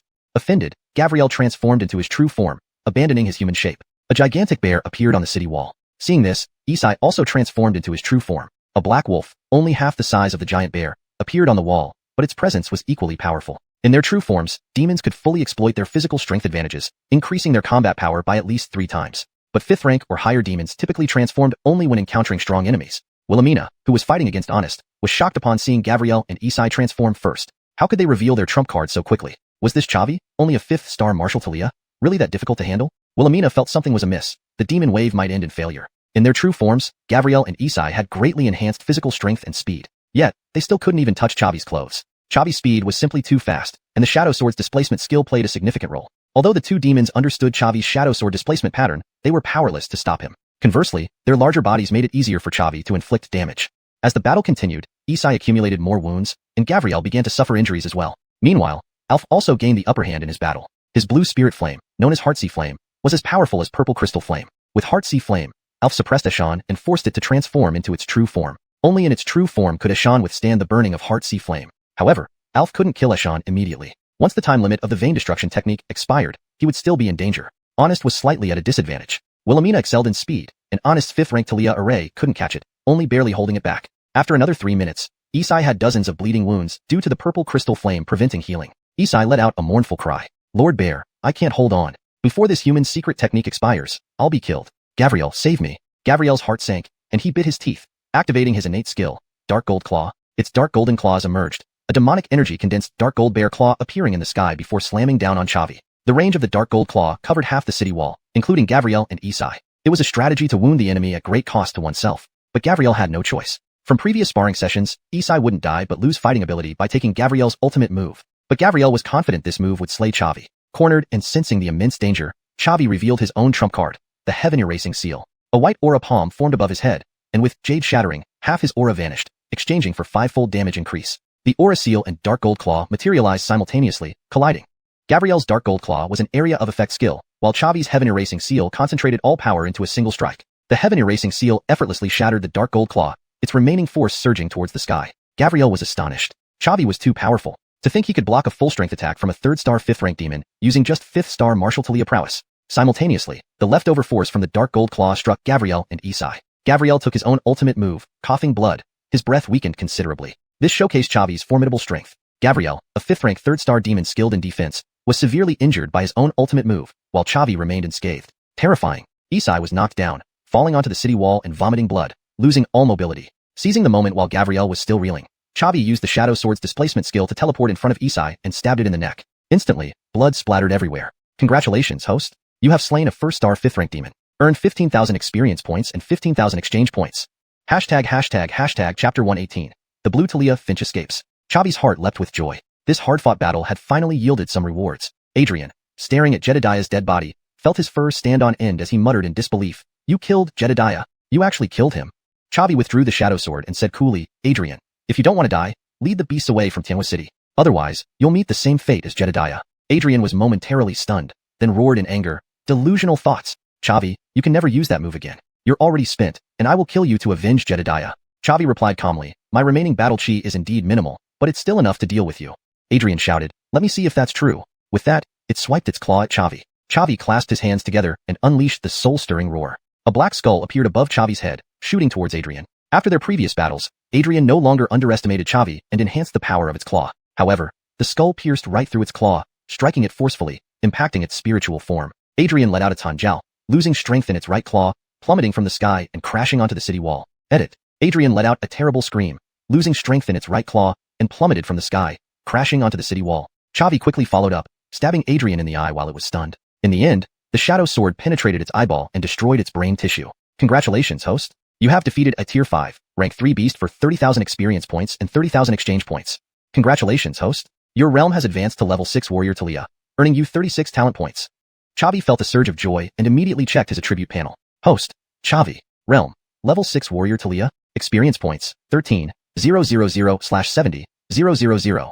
Exchange Points, 106,220. Talents, Eagle Eye 50, Strong Strike 50, Frenzy 50, Blade 50, Jade Crush 50, Devour 50, Breaking Army 50, Profession, 4th Rank Alchemist, 80, 000/100, 000, 4th Rank Talia Array Master, 16, 000/100, 000. Mount, Nether Dragon, Tier 4. Excellent. Another step closer to becoming a martial king. Just as Chavi closed his attribute panel, Huang let out a mournful cry, collapsing atop the city wall. Chavi looked at Alf, seeing a massive wound on his abdomen revealing internal organs. Clearly, Alf had engaged Huang in a life-or-death struggle and managed to kill it. Chavi approached Alf and asked worriedly, Senior Brother Alf, are you alright? Alf took a revival pill from his storage ring, swallowing it, then shook his head softly. I won't die, but I can't continue fighting. Chavi nodded lightly. My battle chi is also almost depleted. Senior Brother Alf, you're really impressive. To defeat a Tier 5 beast at your 8th star Warrior Talia realm, spanning multiple major realms. Alf replied solemnly, you're the real hero here, crossing nearly 10 minor realms to fight and eliminate 2 Tier 5 beasts without getting injured. Chavi chuckled lightly, Just luck. Then he posed a question that had long troubled him. Senior brother Alf, your combat strength has already reached Martial King level. Why are you only ranked 4th on the Earth list? Did you not use secret techniques when facing the top 3, or do they possess power beyond the warrior Talia stage? Alf responded sternly, I used them. Hearing this, Chavi was startled. Alf continued, I challenged Caitlyn, ranked 3rd on the Earth list, using pulse-breaking decree, yet still lost. As for 1st-ranked Rhett and 2nd-ranked Linus, I haven't fought them. But Caitlyn must have fought them. Even she is beyond my reach, let alone challenging the 1st and 2nd places. It's safe to say that although the top 3 haven't reached Martial King yet, their combat power far surpasses average Martial Kings. They will surely pass the next intersected missions exam. Upon hearing this, Chavi sucked in a deep breath. This was the answer he least wanted to hear. Even with pulse-breaking decree, Alf couldn't win.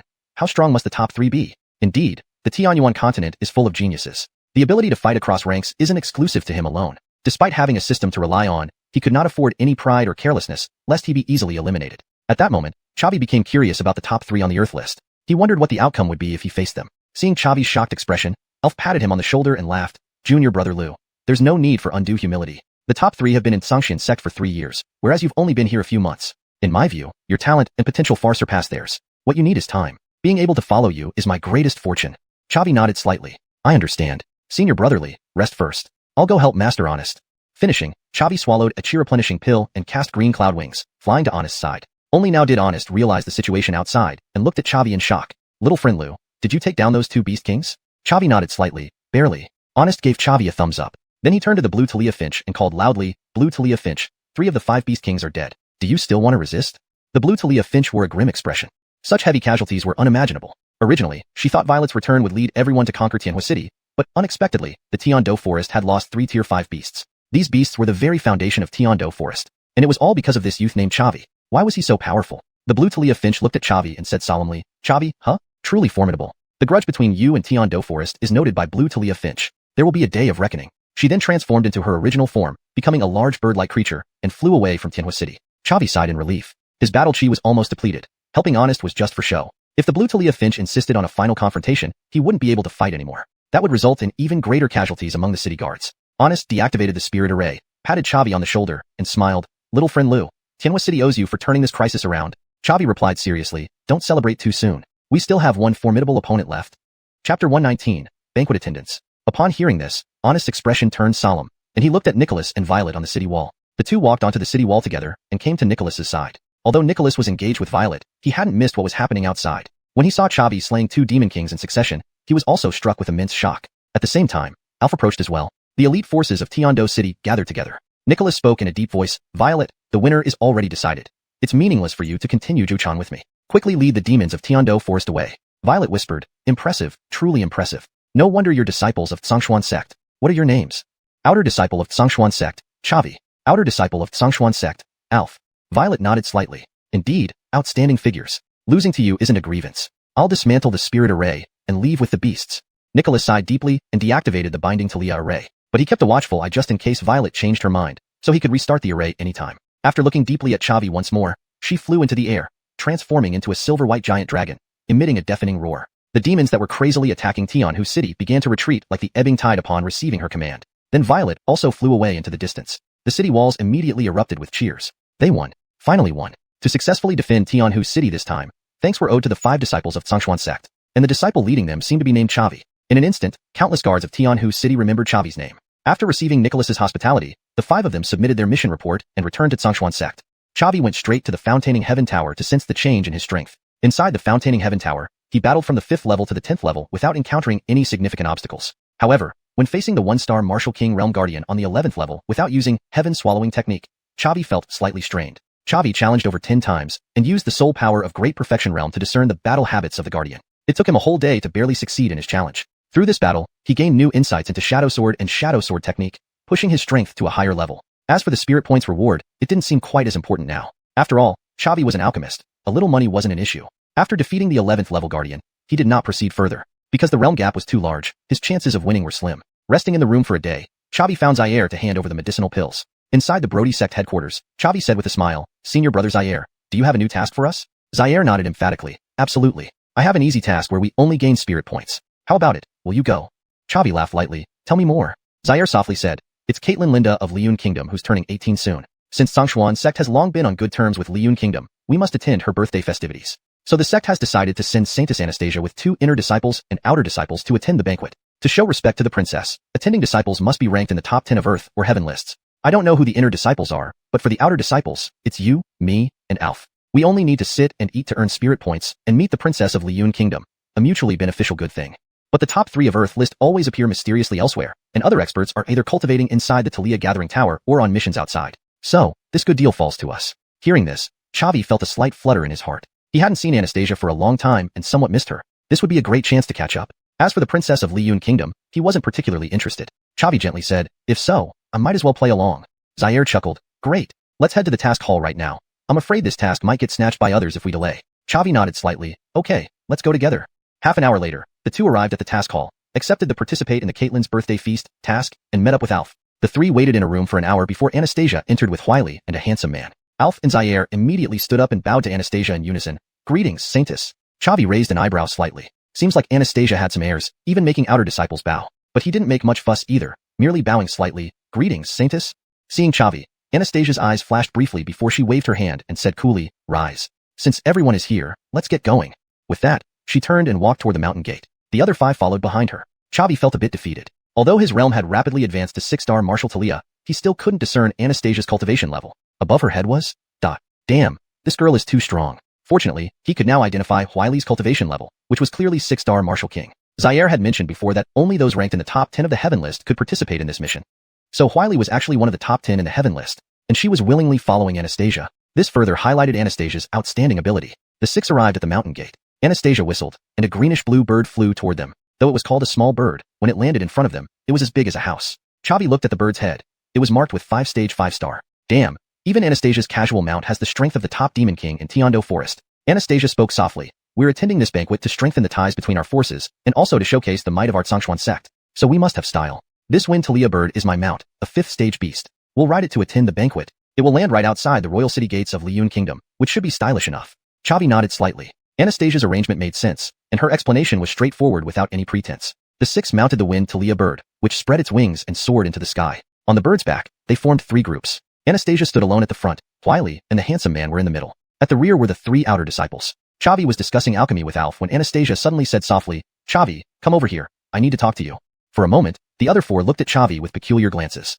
Chapter 120, First Meeting with Gerald. Anastasia actually wanted to speak alone with Chavi. On what grounds? Anastasia was the holy maiden of Xuanhuan sect and a martial emperor. Chavi, on the other hand, was merely a Talia warrior. The gap in their strength and status was just too large. Chavi smiled slightly and walked to stand beside Anastasia at the front. Zaire and Alf, who were at the very back, had already started whispering to each other. Damn, junior brother Lou is too fierce. He actually knows the holy maiden. Could it be that the holy maiden is taken by his beauty? It's not impossible. Otherwise, I can't think of any other reason.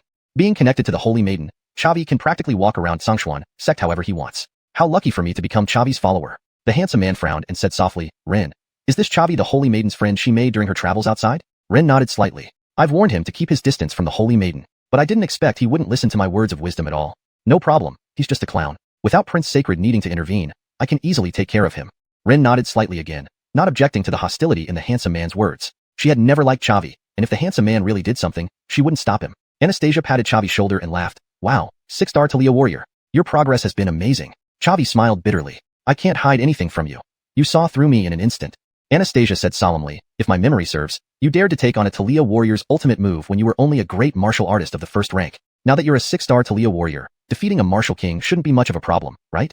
Chavi nodded slightly. I can barely defeat a low-ranking martial king. Seriously, Anastasia, do you really have so much confidence in me? Anastasia nodded vigorously. Absolutely. We are comrades in arms who fought side by side. Your resolve and strategy far surpass those so-called geniuses in Xuanhuan sect. It's only a matter of time before you rise. Chavi gave her a slight bow and smiled. Thank you, Miss Anastasia, for valuing me so much. Anastasia chuckled lightly. Why bother with these formalities? Tell me, what have you been up to these days? Did you come across anything interesting? Sure thing. Let me tell you slowly. After a day's journey, the wind Talia bird flew to the imperial city of Liyun Kingdom and stopped at the city gate. As the heart of Liyun Kingdom, the capital city was naturally well guarded. There were countless Talia warriors stationed there, including a martial emperor. The martial emperor was no fool and immediately recognized the extraordinary nature of the wind Talia bird. Someone who could use a 5th-rank beast as a mount wouldn't be weak. After the wind Talia bird landed, he prevented the soldiers from checking and came forward alone. Upon seeing that Anastasia and her 5 companions were all so young, he was even more astonished and politely bowed. This old man, Garrett, is the Liyun Kingdom's consultant and city guardian. May I know where the young friends hail from and what you intend to do? Anastasia stepped forward and took out the Holy Maiden token. I am Anastasia, the Holy Maiden of Xuanhuan sect, leading disciples of Xuanhuan sect to attend the birthday banquet of the Imperial Caitlin. Please guide us, consultantly. Hearing this, Garrett was inwardly stunned. He had heard of the renown of the Holy Maiden of Xuanhuan sect. To achieve martial emperor status in her early 20s was truly a prodigy among geniuses, unparalleled throughout Qingzhou. Though Garrett was also a martial emperor, he was practically retired and could not compare to Anastasia in terms of status and position. Garrett became even more respectful, bowing slightly and smiling. It's the Holy Maiden herself. Please follow me. The six followed Garrett into the capital city and arrived at the palace where Lord Gerald, ruler of Linyun Kingdom, resided. Lord Gerald personally welcomed them. Even Anastasia was somewhat surprised. This Gerald was placing too much importance on her to greet her personally. What Anastasia didn't know was that Gerald valued not just her title as Holy Maiden, but also her potential. Achieving martial emperor status in her early 20s was a sign of a genius. Her future accomplishments would likely reach at least the martial ancestor level as long as she didn't meet with misfortune. Notably, the entire Linyun Kingdom only had one martial ancestor. Even within Xuanhuan sect, few divine sons had appeared over the years. Yet, in recent years, two had emerged simultaneously, Divine Son Emmanuel and Holy Maiden Anastasia. The rise of Xuanhuan sect was just a matter of time. Greetings, Lord Ruler. Anastasia bent slightly and greeted Gerald, with Chavi and the others following suit. Gerald waved his hand. Holy Maiden, please don't be so formal. Your visit brings great honor to Linyun Kingdom. Anastasia gently replied. Xuanhuan sect and Linyun Kingdom have enjoyed friendly relations for generations. This is my duty. Here are the gifts from Xuanhuan sect prepared for the Empress Caitlin. With that, Anastasia touched her storage ring, and numerous treasures appeared before her. Talia weapons and techniques were all Earth rank, and the elixirs were all 5th grade and above, making Chavi envious. He possessed only a few Earth rank treasures like Shadow Sword, Shadow Blade Art, Ming Tian Seal, Burning Talia Art, Tianxian Art, and Soul Shocking Roar. Any additional Earth rank treasure would significantly enhance his strength. A thought crossed Chavi's mind. If he could snatch Anastasia away, wouldn't he suddenly become fabulously wealthy? But it was only a fleeting thought. Anastasia, being a martial emperor, was beyond his reach. Besides, these treasures weren't solely hers but provided by Xuanhuan sect, intended to strengthen their relationship with Linyun Kingdom. Gerald was also astounded by the grandeur of Anastasia's gifts. Such an array of Earth-rank spirit weapons and martial techniques wasn't easy to obtain, even for him. Smiling, Gerald felt an increased fondness for Anastasia and Xuanhuan sect. This was precisely what Anastasia hoped for. After some small talk, Gerald arranged luxurious accommodations for everyone. The birthday feast would officially begin the next day. They were housed in the palace next to Gerald's private quarters, highlighting the importance he placed on Xuanhuan sect. Each person got an independent room. Chavi sat on the bed, intending to practice the Burning Talia art, when a knock came at the door. Startled, Chavi didn't rush to open it. Instead, he asked sternly, "Who is it?" "It's Anastasia." "Chavi, I've come to play." Hearing this, Chavi smiled and stood up to open the door. Anastasia patted Chavi's shoulder and grinned. Earlier on the wind Talia bird, there were others around, which wasn't convenient. "Now, let me see how your archery practice has been going. Have you mastered its essence yet?" Chavi nodded slightly. "Okay." Chapter 121, Poem Offering. The two spent the entire day in the room, engaging in profound exchanges. Anastasia was astonished to discover that Chavi had already learned her archery skills fairly well, even surpassing her in some aspects. This was simply incredible. Chavi's status in her heart rose once again. Not until dusk did Anastasia bid farewell to Chavi. Before leaving, she handed him a scroll. Chavi asked in confusion, "What does this mean?" Anastasia smiled slightly. "When I gave Gerald the birthday gift earlier, you were almost drooling. This martial skill is called Thousand June Slash, ranked as middle class Earth level. I found it especially for you. Take it." Chavi sighed. "You really are a little tycoon." With that, he took the scroll without hesitation. He was indeed in need of martial skills, and since Anastasia was on his side, there was no need to be overly polite. "Thank you. The favor of today's martial skill gift will be remembered by me, Chavi, and I will repay it abundantly one day." Anastasia laughed. "I'll take you seriously on that." After Anastasia left, Chavi checked his attribute panel. Host, Chavi. Realm, 6th rank Martial Talia. Experience points, 13,000/70,000. Exchange points, 106,220. Talents, Eagle Eye 50, Strong Attack 50, Frenzy 50, Blade Edge 50, Jade Shatter 50, Devour 50, Break Army 50. Profession, 4th rank Alchemist, 80,000/100000. 4th rank Talia Array Master, 16,000/100000. Mount, Nether Dragon, 4th rank. Having accumulated so many exchange points, it was time to use them. He spent 50,000 exchange points on the middle-class Earth-level Spirit Weapon Donghua from the system store, and another 50,000 on the middle-class Earth-level Ethereal Step movement technique. The quality of the Donghua far surpassed that of the Evening Glow Bow, with much greater power. As for Ethereal Step, it was a movement martial skill. Through battles with two Demon Kings, Chavi deeply understood the importance of speed. With Ethereal Step and the Shadow Sword's teleportation skill combined, he was confident that no one below the level of Martial King could touch the hem of his clothes. Early the next morning, a servant informed Chavi to participate in the birthday banquet. After washing up, the 6 people went together to the Grand Palace Hall. There, experts from the Xuanhuan Gate and Sterlingyang sect were already waiting. These two sects did not send their holy sons but sent elders of the martial emperor realm, showing ample respect for the Liyun Kingdom. People from the 3 major sects sat in the core positions, followed by officials of the Liyun Kingdom. An hour later, Chavi finally saw the legendary Caitlin Linda. She wore a blue long dress, tall and slender with an alluring figure. her face charming enough to evoke a strong protective instinct at first glance. Yet, she exuded an aura of authority befitting her high position, revealing her royal demeanor. This stark contrast made a strong impression on everyone. Even Chavi was entranced, inwardly marveling. Is she at least a D cup? Oh no, at least an F cup. Seeing Chavi's stunned expression, Anastasia felt somewhat displeased and waved her hand in front of him. So, have you seen enough? Anastasia said in mock anger. Feeling guilty, Chavi quickly withdrew his gaze and nodded lightly. Yes, yes. The princess is indeed a beauty unmatched in this world. Anastasia pouted her lips, her eyes flashing dangerously. So tell me, who is more beautiful, her or me? Chavi was startled and realized the severity of the situation. After thinking for only 3 seconds, he blurted out, both of you have different styles and each has her own unique beauty. It's hard to compare. You're both beautiful. Anastasia pursed her lips. That's more like it. The banquet continued with ministers offering their congratulations, making it a lively affair. The representatives from the 3 major sects took turns delivering their greetings. A martial emperor expert from the Sterling Young sect bowed and said, Congratulations on your 18th birthday, Caitlin. May every day of your life be filled with sunshine and laughter. Anastasia bowed slightly toward him and said gently, Thank you, senior. The representative from Xuanhuan Gate wasn't a martial emperor but a handsome young man with clear eyebrows and bright eyes. In addition to expressing his wishes, he also recited a poem on the spot. My name is Ilium.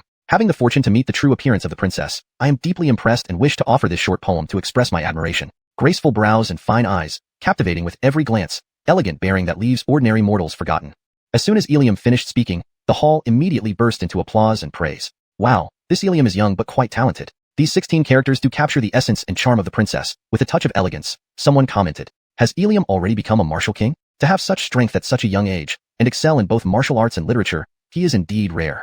Indeed. This young man does have some bearing. Linda glanced at Ilium with a hint of admiration in her eyes, and smiled as she bowed slightly. Thank you for your poem, Lord Ilium. Ilium waved his hand and smiled. I just spoke from the heart, it's nothing grand. I'm sure the experts from the Xuanhuan sect can come up with more fitting blessings. Upon hearing this, Chavi frowned. Ilium seemed somewhat unfriendly towards the Xuanhuan sect.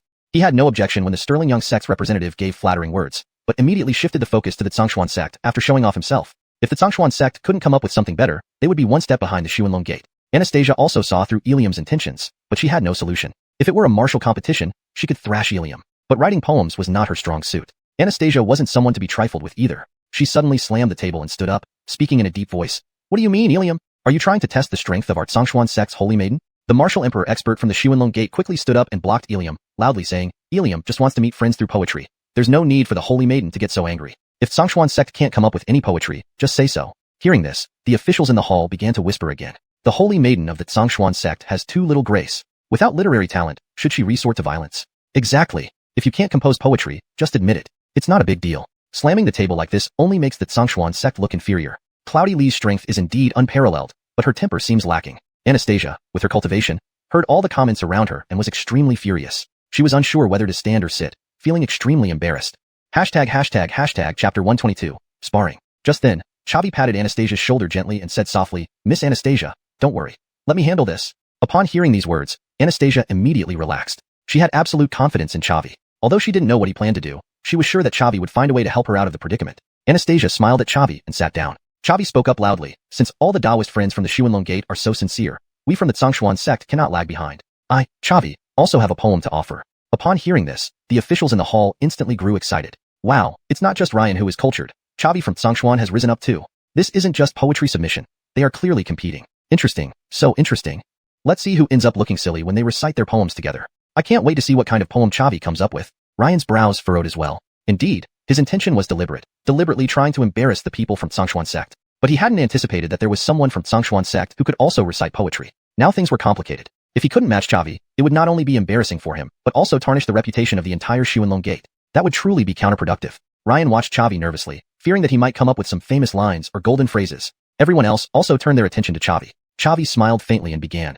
In the north there is a beauty, peerless and alone. A glance can topple cities, another glance can topple kingdoms. Who does not know that cities and kingdoms may fall? Yet, such a beauty cannot be found again. As Chavi finished speaking, there was a moment of silence, followed by enthusiastic applause. Amazing. Chavi is amazing. Although his poem doesn't describe the Empress Dowager's beauty, it perfectly captures her aura, much more elegant than Ryan's poem. What a beautiful poem. Who would have thought Chavi had such literary talent?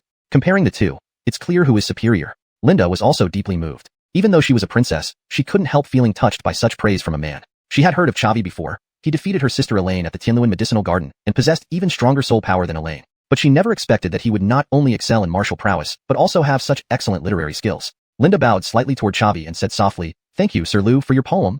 Chavi waved his hand. Long Caitlin, you're welcome. It's my duty to contribute. Poetry merely reflects one's inner feelings. I must thank Daoist friend Ryan for setting the example. Hearing this, Ryan's face turned beet red. What thanks? Setting the example, indeed.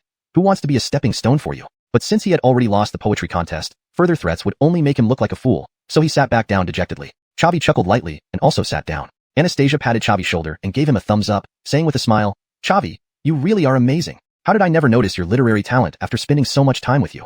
Chavi laughed softly. I still have many secrets. If we get the chance later, we can slowly learn more about each other. Anastasia blushed slightly, sensing the subtle flirtation in his tone, but she didn't refuse, only responding softly, You've given a poem to Linda. When will you give me one? Chavi replied softly, Right now, if you'd like. Clouds inspire thoughts of robes, flowers inspire thoughts of beauty, spring breeze sways gracefully, dew enhances its charm. If not seen on Jade Mountain, it must be encountered on the moonlit terrace. Upon hearing this, Anastasia covered her mouth tightly, her face filled with disbelief. She had originally thought that Chavi had used all his wits to barely win against Ryan. But unexpectedly, he effortlessly came up with a second poem. This was unbelievable. Chavi wasn't just a martial genius. He was also a master poet. Chavi looked at the stunned Anastasia, patted her shoulder, and laughed. No need to be so surprised. I'll surprise you more in the future. The banquet continued throughout the day, and everyone enjoyed themselves. Just as the banquet was about to end, Ryan stood up again and bowed to Gerald, saying, Lord of the country, the feast is almost over, and I've enjoyed myself immensely. However, I have one wish, and I hope Lord of the country can fulfill it for me. Hearing this, Gerald was momentarily taken aback. He wasn't a god. When had he ever been responsible for fulfilling people's wishes? Had anyone spoken to him like this under normal circumstances, they would have been pulled aside long ago. But now, Ryan represented the xuanhuan gate, and he couldn't afford to disrespect them. Thus, he could only respond solemnly, What is your wish, Mila? Can you share it with us? Ryan's lips curled upward, and he said loudly, Xianxia sect and xuanhuan gate are both 7th rank sects, and I am very curious about the disciples of Xianxia sect.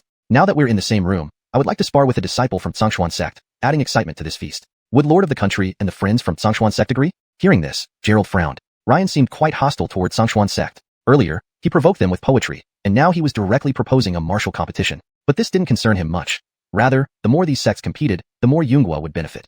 So, instead of refusing, he fanned the flames. Young people liking competition is good. It can enhance their strength. I have no reason to stop them. But will the young disciples of Xianxia sect dare to accept the challenge? Anastasia was not someone to be trifled with. She stood up and said loudly, Sure, why not? You guys can all come at once. If any of you manage to hurt me even a finger, I will resign as the holy maiden of Xianxia sect. Hearing this, everyone present was stunned. Anastasia's statement was far too bold, challenging all the envoys from the xuanhuan gate single-handedly. Yet, no one considered it mere bravado because her reputation was so formidable that she might actually have the capability. Even Ryan thought so. Therefore, he didn't dare fight Anastasia and only said in a serious tone, Anastasia is the holy maiden of Xianxia sect and should ideally spar with our holy son. Unfortunately, the holy son is not here today. For Anastasia to fight a regular disciple like me seems unfair, don't you think? Anastasia frowned. Ryan was quite skilled with words, placing her morally at a disadvantage in just a few sentences. But he had a point. A holy maiden fighting a regular disciple did seem inappropriate. Anastasia responded in a stern voice. Then what do you suggest? Ryan smiled and said, As long as Anastasia doesn't participate, the other experts from Xianxia sect can certainly engage in the sparring. Chapter 123, the 8th rank on the heavenly list. Anastasia pondered for a moment before responding in a deep voice. Alright, how do you propose we compete? Seeing Anastasia agree, Ilium's lips curved into a smile. I noticed that Xianxia sect has brought 6 disciples this time, while Sun Longmin has only 3. How about this?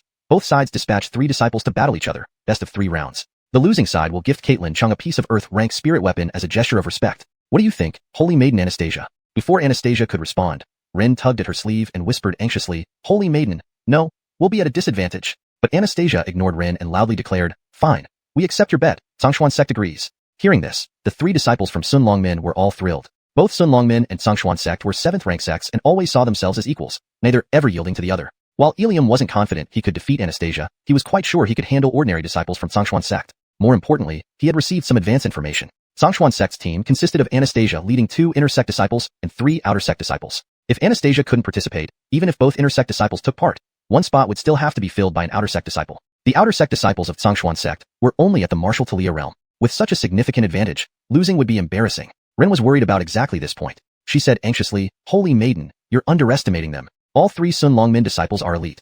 Neither I nor Edge have a sure victory. If the match drags into the 3rd round, we'd have to send an outer sect disciple, almost guaranteeing a loss.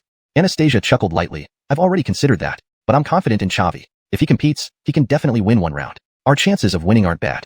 Upon hearing this, both Ren and Edge furrowed their brows. Ren stared blankly at Anastasia and spoke heavily, Holy Maiden, are you crazy? Chavi is only ranked 9th on the Earth list and can't even defeat Alf or Zaire, let alone the Martial King experts from Sun Longmin.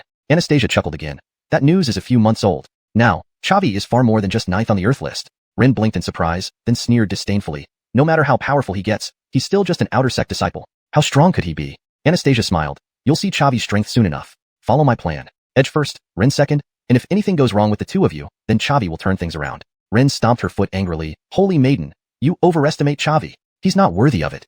Edge also voiced his concerns. If we do this, both Ren and I must win to preserve Xuanhuan sect's honor. As for Chavi, he doesn't have the qualifications to compete. Hearing the debate between Anastasia and Rin, Chavi shook his head. This Anastasia was really overestimating him. It felt like she saw right through him. As for Rin and Edge's lack of recognition, he didn't worry much about it. After all, strength would solve everything. Ren and Edge continued mocking Chavi, but the first expert from Sun Longmin had already stepped forward. Sun Longmin, Atman, 7-star martial king, please enlighten me. Edge stopped complaining and stood up, declaring loudly, Xuanhuan sect, 8th on the heavenly list, 7-star martial king, please enlighten me. Previously, the Linyun Kingdom's elder Garrett, who had blocked Anastasia at the Imperial City Gate, now stood between the two as referee. When the two announced their ranks, murmurs erupted throughout the hall. Holy cow, 2 7-star martial kings appearing at once. These two are merely disciples, under 30 years old, yet they've achieved such powerful cultivation. They truly are children of heaven. Remember, in our Linyun Kingdom, a martial king can serve as the governor of a large city. This is the strength of 7th rank sects. Xuanhuan sect and Sun Longmin are incredibly strong. One must treat them with caution and not offend them easily. Who do you think has a better chance of winning? How should I know? Both are 7-star martial kings from 7th rank sects, with little difference in strength. It comes down to the finer details. Cloudy Mountain, seated on the dragon throne, was inwardly surprised. From these two introductions, he could clearly see the strength of Xuanhuan sect and Sun Longmin. Their depth was truly impressive. He would have to be more cautious when dealing with them in the future. Edge said deeply, Atman, right? I've heard of you. You're quite a figure in Sun Longmin. With no background, you rose to become one of the leaders among the disciples. I've long wanted to face you in combat. Atman grinned. You're not bad either. One of Saint Sun Emmanuel's followers, 8th on the heavenly list, a genius of your generation. Fighting you is an honor. Edge replied solemnly, in that case, let's see who's better through combat. Sure thing. Both simultaneously unleashed their martial aura, revealing their full 7-star martial king power, engaging in a fierce battle within the hall. Edge wielded a black sword, gleaming with cold light. Atman wielded a long saber, equally imposing. They exchanged blows for 100 moves, but still no victor emerged, leaving the spectators thoroughly excited. Holy cow, Edge's swordplay is fast, and his strikes are powerful. The sword in his hand must be an earth-rank spirit weapon, befitting an elite disciple of Xuanhuan sect, truly impressive. Naturally, Atman's long saber must also be an earth-rank spirit weapon. Otherwise, he wouldn't have held out so long against Edge. It's hard to tell who will win this fight. As everyone debated, the two exchanged another 100 moves before separating. Atman said deeply, Edge, your sword work is fast and excellent. Edge nodded slightly, you're not bad either. In that case, let's settle this with one final move. Agreed. Both released their ultimate attacks simultaneously. A blood-red aura saber formed above Atman's head, slashing furiously towards Edge. Edge summoned a black aura sword, slashing back at Atman. The collision of saber and sword produced a massive explosion and shockwave. Elder Garrett quickly used his martial aura to create a protective barrier around them to prevent the officials from being injured. For 10 seconds, the clash of the aura saber and aura blade sent waves of energy crashing outward. Half a minute later, cracks appeared on Atman's aura saber, which shattered explosively. The remaining force of the aura sword struck Atman fiercely. Chapter 124, Trading Wounds. Although Atman promptly spurred his Do-Chi to defend, most of his strength had been poured into the Do-Chi Long Da, and the hastily conjured Do-Chi shield appeared exceedingly fragile. The Do-Chi shield shattered in an instant. Atman was blasted backward, spitting out a mouthful of blood mid-air before colliding harshly with one of the pillars inside the Grand Hall. He struggled to stand but lacked the strength. Garrett shouted loudly, first match, won by Xuanhuan sect. Whispers rippled through the crowd within the Grand Hall. This time around, Xuanhuan sect still has the upper hand. Absolutely spectacular. If it wasn't for Elder Li's Do-Chi barrier dampening the aftereffects of their clash, I might have been shaken to death. Both of them are truly exceptional individuals. From this match, we can see that Atman fought with all his might. Even though he lost, he deserves commendation. I'm more excited about the upcoming matches. Will Xuanhuan sect be able to conquer Xuanlong Gate? Ilium hurried forward, supporting Atman up and softly asked, Senior brother Atman, are you alright? Only after a while did Atman come back to his senses. Supported by Ilium, he returned to the seats designated for Xuanlong Gate, saying as he walked, in terms of Do-Chi intensity and combat experience, I am not weaker than Edge, however. I lost in martial technique. The martial technique I used was low-grade earth rank, whereas Edge's martial technique is middle-grade earth rank. In this aspect, he has a clear advantage over me. Ilium patted Atman on the shoulder and said gravely, Senior brother Atman, don't blame yourself. This outcome was somewhat expected. We will surely win the next 2 matches. Atman smiled bitterly. I hope so. Otherwise, if we, who initiated the wager, lose to Xuanhuan sect, we would truly be clowns.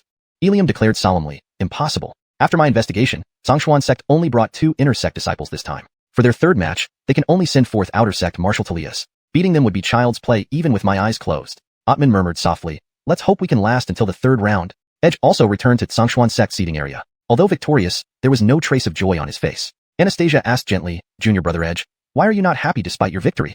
Edge replied somberly, My victory feels a bit unwarranted. My strength is almost on par with Atman's, but it was only due to the Saint Sun teaching me a middle-grade Earth-rank martial technique that I managed to win. There's nothing praiseworthy about it. Anastasia smiled and said, martial techniques and cultivation methods are also part of one's strength. Junior brother Edge, there's no need for undue humility. Winning is winning. Edge nodded slightly. Saintis speaks sensibly. Yet, the prowess of Xuanhuan Gate disciples is awe-inspiring. No wonder they've been able to challenge our Xuanhuan sect for all these years.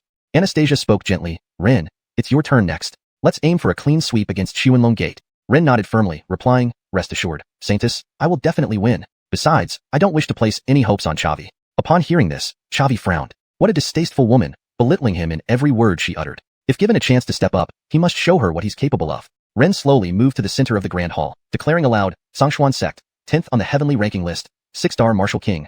Ren, please instruct me. Stepping forward from Xuanhuan Gate was another female disciple. Xuanhuan Gate, 6-star martial king. Hubert, please instruct me. With Hubert's declaration, excitement swept across the spectators in the hall. Wow, same realm again and both women. Xuanhuan Gate and Xianxia sect are truly at loggerheads. If Xuanhuan Gate loses this match too, they will have completely lost face. It's really hard to predict the winner. The gap between the two parties is too small. Ren brandished a long sword, charging towards Hubert. Hubert held a long spear in her hands. A fierce battle ensued in the center of the Grand Hall. However, the situation seemed unfavorable this time. Both being martial kings with extensive combat experience, most people were merely enjoying the spectacle. Relying on his sole power of great fullness ordinary realm, Chavi could sense the difference in their strength. Their do-chi intensity was comparable, but Hubert's spear technique was clearly superior to Ren's swordsmanship. In the fight, Hubert had the upper hand, completely overwhelming Ren. While a quick victory was unlikely, over time, Ren was bound to lose. Chavi frowned, muttering, this isn't looking good. It seems Ren is going to lose. Hearing this, Anastasia raised an eyebrow. Chavi, you truly live up to your reputation. Despite being a martial Talia cultivator, you can see through the battle between martial kings. Indeed, Ren is at a disadvantage. Initially wanting to argue against Chavi, Edge was startled upon realizing Anastasia agreed with Chavi's assessment. Chavi, how did you figure that out? To me, they seem evenly matched. Chavi chuckled lightly. Let's wait and see. It won't take long before we know who wins. Edge glanced deeply at Chavi, feeling a hint of wariness. In the midst of the battle, Ren clearly felt the gap between her and Hubert, becoming increasingly anxious.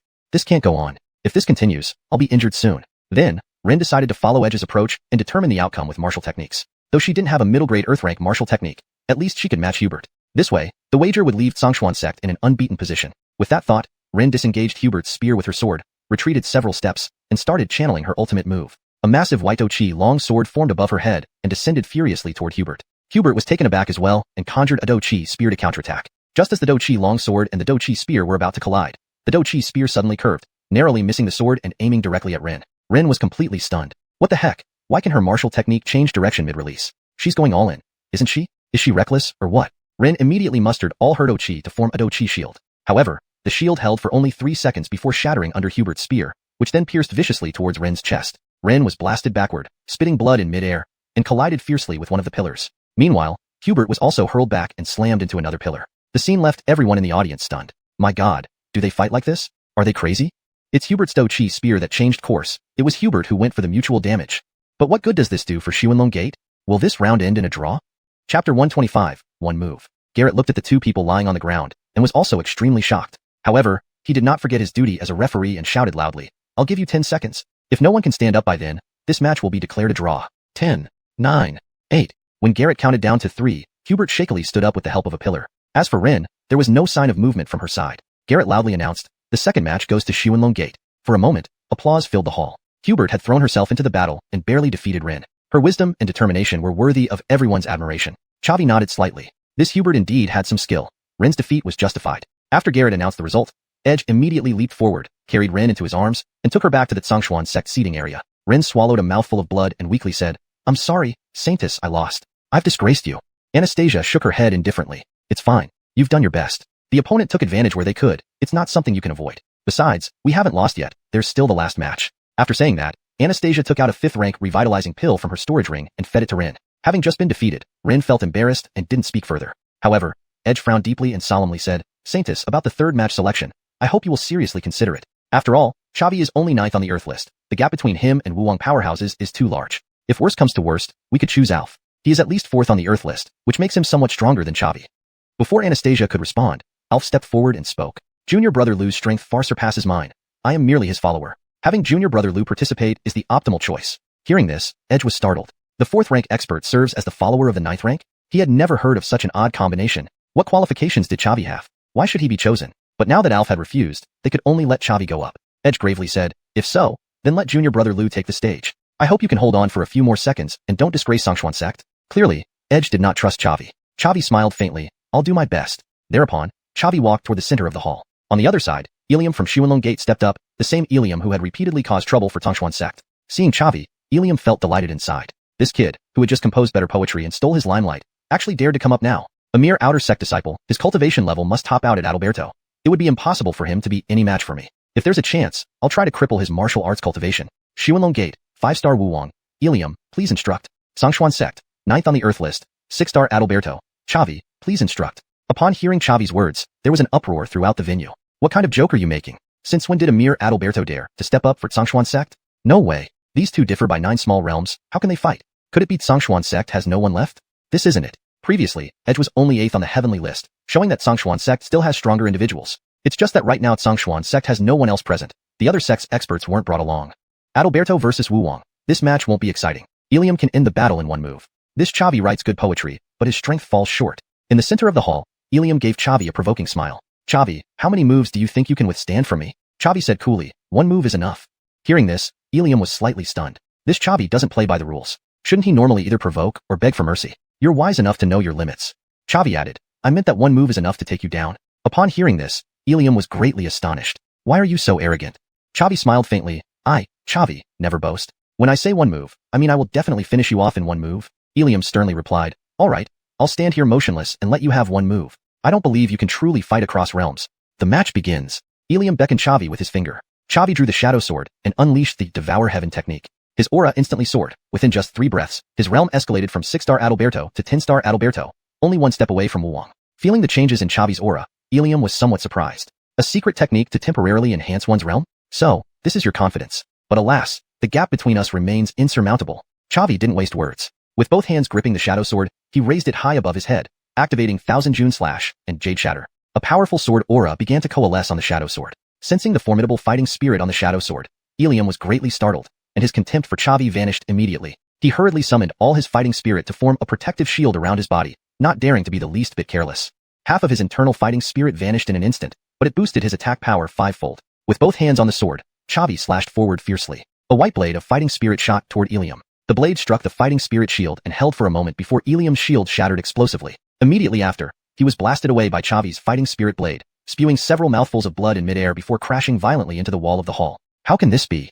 Lying on the ground, Ilium stared fixedly at Chavi, muttering under his breath. Then he spat out another mouthful of blood and fainted. For a moment, there was absolute silence in the hall. The guests present had all anticipated that 1 move would decide the victory, but they never expected that the one lying on the ground would be Ilium, not Chavi. How could this be? The silence lasted for a full 10 seconds. After 10 seconds, exclamations echoed throughout the entire hall. Damn, Chavi won. How can this be? He's just a 6-star Adalberto, and Ilium is a 5-star Wuwang. In the Xuanhuan continent, being able to fight across ranks already makes someone a heaven's favorite, but this Chavi can fight across realms. If I hadn't seen it with my own eyes, I would never have believed it.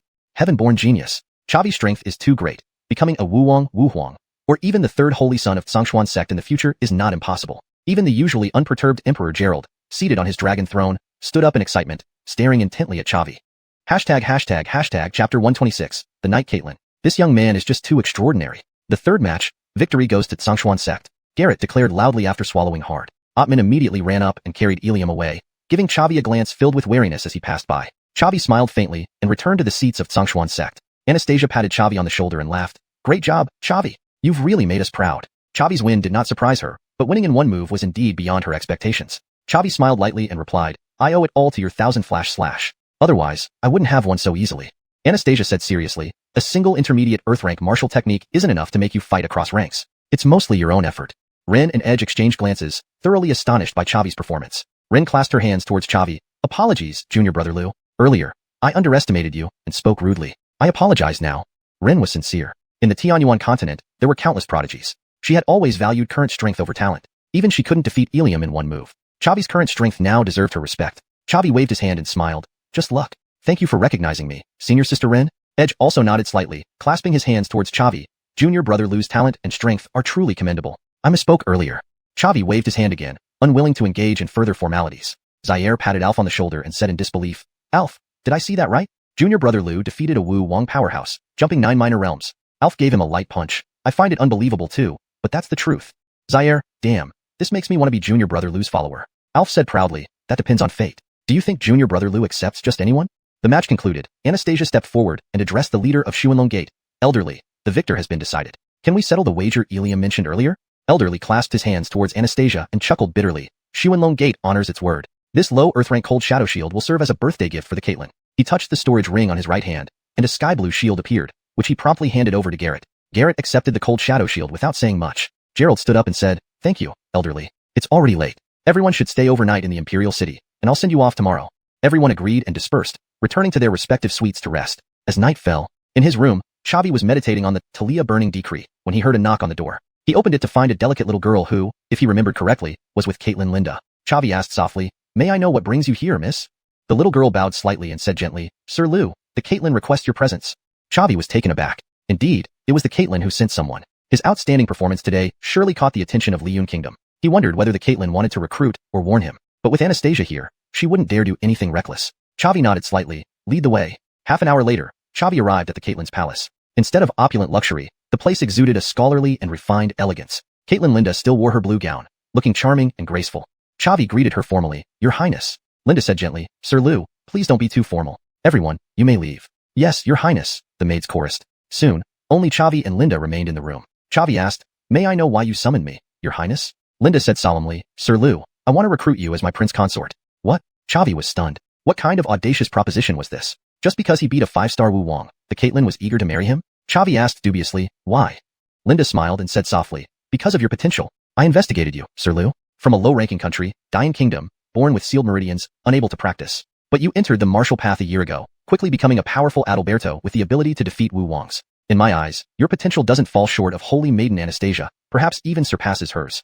You know, my father only has 2 daughters, no sons. The throne will likely pass to me. To fully control Liyun Kingdom, I need to cultivate my own power. And you, Sir Lu, are the most valuable investment. Become my prince consort, bind our fates together. With the entire kingdom's resources aiding your cultivation, the results will far exceed those of Xuanhuan sect. I can't imagine you'd refuse this offer. Upon hearing this, Chavi frowned. So you're willing to sacrifice your lifelong happiness to gain the throne? Linda shook her head slightly. Not entirely. Sir Lu's talents and strength have already won me over. I have admiration for you. By marrying you, we can achieve both unity and strength, a perfect arrangement. Chavi shook his head and said solemnly, sorry, I can't accept your offer. Linda was shocked. What? You refuse? Sir Lu, you're just an outer sect disciple at Xuanhuan sect now. As my prince consort, you'll hold second-in-command status, with limitless cultivation resources. I can't think of a reason why you'd refuse.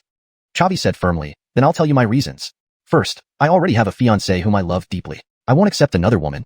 Second, Holy Maiden Anastasia of Xuanhuan sect has greatly benefited me. I won't betray Xuanhuan sect or repay kindness with ingratitude. Third, my goal is the vast starry sea. A small kingdom like Liyun holds no interest for me. If I agree, our marriage contract would only become shackles binding me back. Hearing this, Linda frowned deeply. She thought her offer was already generous. Yet Chavi didn't take Liyun Kingdom seriously at all. ####Chapter 127. Emmanuel's hostility. Linda spoke in a serious tone. I can't tell if you're confident or arrogant. But since Mr. Lu has no intention of cooperating with me, I won't stand in the way of us forming a good relationship. Consider this cold shadow shield as a gift to welcome Mr. Lu. With that, Linda touched the storage ring on her right hand, and the cold shadow shield given to her by the elders of Sunlong Gate appeared before Chavi. Chavi did not refuse. More friends mean more opportunities. While he did not want to be confined by Linda, there was no need to antagonize her. Besides, he truly needed the cold shadow shield. Chavi gave a slight bow to Linda and smiled. A heaven-class spirit artifact might not be much to the Caitlyn, but it will greatly assist me. Since you are offering, I will accept it. Our business may not have worked out, but our righteousness remains. If Caitlyn Yun ever needs help from Chavi, just let me know. Linda waved her hand. That's all then. You've been out too long. It's not good. Whatever we discussed today, I hope you don't spread it around. Chavi nodded slightly. Of course, I will take my leave now. Chavi stored the cold shadow shield and left the Caitlyn's residence. On his way back, he couldn't help but marvel at how clever Caitlyn Yun was, actually trying to win him over using such an extreme method. However, making another friend wouldn't hurt. Sunlong Gate would never have expected their spirit artifact intended for Linda to end up in his hands. Back in his room, Chavi continued to refine his soul power using the Furnace Talia art. It wasn't until midnight that he lay down to rest. The next day, the King of Martial personally escorted everyone out of the Imperial City. Standing on the wind Talia bird's back, the positions were the same as when they arrived. Anastasia patted Chavi on the shoulder and said seriously, Chavi, I went to your room last night to discuss archery but didn't find you. Honestly, where were you? Did you go out and mess around? Chavi shook his head quickly. What do you think I am? I already have a Dao companion. It's just that this is my first time visiting the Imperial City of Lion Kingdom, and I was curious, so I went out to explore. It wasn't that Chavi felt guilty. He had promised Linda to keep it secret and could not renege on his word. Anastasia nodded slightly. Fine, I'll believe you this time. She continued. Your strength has surpassed most inner disciples. When do you plan to enter the intersect? Once you're in, we can meet every day. Chavi chuckled bitterly. I'd love to, but there's a rigid requirement for entering the intersect. One must reach the Martial King realm. I'm still far from it. Anastasia spoke gently. If you don't mind being seen as someone who relies on connections, I can use my influence to let you take the intersect examination at the Martial Talia realm. I believe with your strength, getting into the intersect should be no problem. Chavi nodded slightly. It's not out of the question. We'll see. After all, there's still a month until the intersect examination. Anastasia laughed softly. Whatever suits you. The decision is yours. Back at Xuanhuan sect, Chavi and Anastasia parted ways as he returned to the Talia Gathering Tower to continue his cultivation. What vexed him was that breaking through from 6th rank Martial Talia to 7th rank required 70,000 experience points, and hanging out in the Talia Gathering Tower earned him only 3,600 points per day. This upgrade speed was too slow. It seemed he needed to seriously consider what Anastasia had said. Only by entering the intersect and cultivating in the 2nd, or even the 1st level of the Talia Gathering Tower could he level up quickly. Meanwhile, inside Xuanhuan sect's intersect, Holy Sun Peak, a man in white was sipping tea. He was handsome, but what was more impressive was his imposing aura. Edge rushed in hurriedly and respectfully said, "Greetings, Holy Sun." Indeed, this man in white was Xuanhuan sect's Holy Sun, Emmanuel. Emmanuel furrowed his brows and asked lightly, "Edge, why are you in such a panic?" Edge spoke solemnly, "Holy Sun." Chavi participated in the trip to Lion Kingdom and was very close with Holy Maiden Anastasia, chatting warmly. Upon hearing this, Emmanuel frowned deeper. Anastasia's unwillingness to become my Dao companion might be because of this person. Chavi, you shouldn't have messed with Anastasia. Edge, help me get rid of him. Do it cleanly without tarnishing my reputation. Edge replied somberly, "Holy Sun, I fear I can't handle him." Emmanuel was slightly surprised. You are a 7th rank Martial King, while Chavi is just an outer disciple, probably unable to withstand even one move from you. Why are you so wary of him? Edge spoke sternly, "Don't be deceived by Chavi's surface strength. He possesses a secret technique that can temporarily elevate his realm. At the Caitlin's banquet, he defeated a 5th rank Martial King with 6th rank Martial Talia strength, resolving it in one move." Emmanuel was also taken aback. One move, huh? Indeed, he has some skills. No wonder Anastasia noticed him. But it doesn't matter. A 5th rank Martial King is merely an ant to me. Since so, I will find someone else to take care of it. Edge, you don't need to be involved. Yes, sir. Edge slowly retreated. Over the next 20 days, Chavi stayed in the Talia Gathering Tower, elevating his realm to 7th rank Martial Talia. More importantly, during this period, he alternated between refining his soul power and alchemy practice. Finally, on the 20th day, his alchemy skill broke through to the 4th level, becoming a 5th rank alchemist. Being a 5th rank alchemist qualified him to take the intersect examination, sparing him from owing Anastasia a favor. However, now he faced another issue. He needed to complete one last task to qualify for the intersect examination. Chavi left the Talia Gathering Tower and asked Zaire about the tasks, but got no satisfactory answers. With no other choice, he headed to the task hall intending to complete any available task to fulfill the quota. Just as he entered the task hall, he saw Alf. This guy had also made progress, advancing to 9th rank Martial Talia. Seeing Chavi, Alf's face lit up. "Brother Liu, are you here to pick up a task?" Chavi nodded slightly. "Yes, I need 5 completed tasks to qualify for the intersect examination, and I'm one short." Alf smiled. "I was about to invite you to join my team." Hearing this, Chavi felt relieved and asked earnestly, "Tell me about the task first." Alf responded seriously, "The task is simple. We just need to deliver a spirit artifact from Sunlong Gate to Xuanhuan sect. It will take 4 days round trip, which won't affect your intersect examination schedule." ####Chapter 128. The Sterling Yun Bell. Alf continued, "More importantly, aren't you interested in the top 3 on the Earth list? An opportunity to get close to them is coming." Chavi was taken aback by this. Even the top 3 of the Earth list will be participating in this mission? Alf nodded slightly. "Caitlin, who is 3rd on the Earth list, has a bit of a rapport with me. She invited me to join this mission, and I thought it would be great if you came along as well." Chavi smiled. "Then there's no way I can miss this mission." Alf laughed. "This time, only you and the top 3 of the Earth list are qualified for the intersect assessment. You are both competitors and teammates. It wouldn't hurt to get to know each other better. Just be cautious. They are all formidable and will put up quite a fight against you." Chavi chuckled. "Then I must witness their abilities."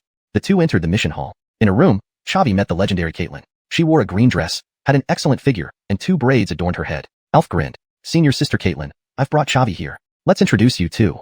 Chavi glanced at Caitlin's head. 10-star Martial Talia, just 1 step away from Martial King. No wonder she is 3rd on the Earth list. But Chavi felt a vague sense that she was more complex than she appeared, almost as if she posed a threat to him. This feeling wasn't unfounded. Caitlin definitely had something extraordinary about her. Chavi gave a slight bow, smiling. "Junior Chavi, greetings senior sister Caitlin." Caitlin nodded. "You're the famous Chavi. You look decent, but your strength seems lacking. Alf told me you defeated a Martial King. Was it true or false?" Chavi was slightly startled. He could discern Caitlin's realm because of the system, but how did she perceive his realm? He hadn't even activated his battle chi yet. Indeed, this woman wasn't simple. Chavi replied lightly, "Just lucky." Caitlin paused, then smiled. "Oh, so it's true. Interesting, Chavi, you're really intriguing. I look forward to working with you." Chavi chuckled. "Since that's the case, let's go receive the mission." Caitlin grinned. "Alright, but first, I'll be the captain." Chavi nodded slightly. "Sure, no problem." After obtaining the mission, the trio headed towards Xuanlong Gate. Exiting the sect gates, Chavi said solemnly, "If we travel on horseback, it will take us 4 days round trip. My remaining time is limited. Let's save time. How about riding a dragon?" Caitlin was stunned. "A dragon? Where do you have one? Chavi smiled. Tisha, come out. At the summons, Tisha emerged from the mount space, revealing its true form. A massive purple-black dragon. Alf was used to it, but Caitlin was greatly shocked. Holy shit. A tier 4 7-star dragon beast. Chavi, you're impressive. Managing to tame a dragon beast. Chavi smiled. I haven't tamed it. Tisha and I are equal partners. The three climbed onto Tisha's back and soared toward the location of Xuanhuan Gate. Qingzhou's eastern region had 3 7th-grade sects and 5 high-level dynasties. The 3 sects were Stronger1 sect, Sterling sect, and Xuanhuan Gate. Stronger1 sect was in the east of Liyun Kingdom, Xuanhuan Gate in the west, and Sterling sect behind it. Liyun Kingdom lay within the circle of these 3 sects, both a challenge and an opportunity. Relations with all 3 sects were maintained harmoniously. To reach Xuanhuan Gate meant crossing the entire Liyun Kingdom. Hence, Alf had mentioned 4 days round trip. But now, with Tisha, they could accomplish it in 2 days. After a day and night of travel, early the next morning, they arrived at Liang City on the western border of Liyun Kingdom. Tisha had reached the tier 4 7-star level, but such a long flight left it somewhat fatigued. It requested to rest in the mount space. Chavi patted Tisha's head gently. Tisha, why didn't you tell me you were tired? We can arrive at Liang City later without any issues. Tisha shook its large head, speaking deeply. It's okay. I did it intentionally. Long flights can stimulate my potential and help me advance faster. But now, I really need some greetings to the 3 Stronger1 sect fellows. I am Monroe, outer sect elder of Xuanhuan Gate, responsible for the Talia tool exchange. This is your first visit. Why don't you stay for a while, enjoy some tea, and tour around? Chavi glanced at the elder's head, 5-star Martial King. Indeed, he had the qualifications for an outer sect elder. Caitlin waved her hands. Thank you for your kindness, Elder Su.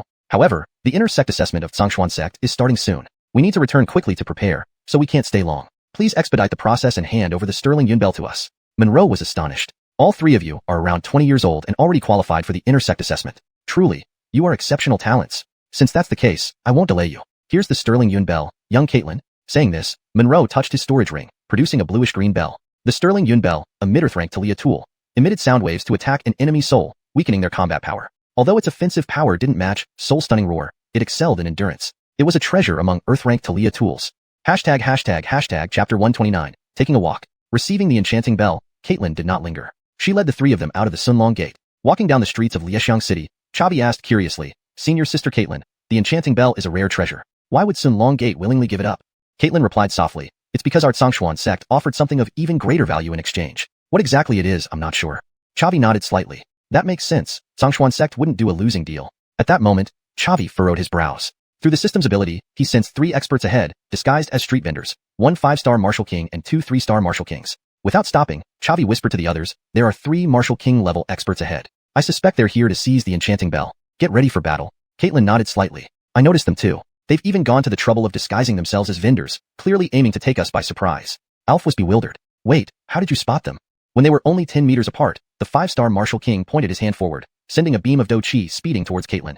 Note, Do-Chi is a specific term in this context, typically referring to a type of energy or chi used in martial arts within this fictional universe. It should be kept as Do-Chi to maintain consistency and accuracy in terminology, to improve fluency and natural reading in English while maintaining consistency. When they were only 10 meters apart, the 5-star Martial King pointed his hand forward, unleashing a beam of Do-Chi speeding towards Caitlin. Caitlin had been prepared. She dodged using her martial technique, then drew her long sword, striking at the 5-star Martial King. The 5-star Martial King snorted coldly. Just a mere Talia warrior daring to resist? Attack. The other 2 3-star Martial Kings also rushed forward with their blades. A fierce battle was about to begin. Civilians on the street scattered like frightened birds. Caitlin frowned deeply, saying gravely, the situation is tough. Let's split up and run. Chavi smiled lightly. Run? Why should we run? The outcome is still uncertain. Caitlin was greatly surprised. Chavi, what are you talking about? That's a 5-star Martial King, comparable to an inner sect's peak disciple. What can 3 outer sect disciples do against him?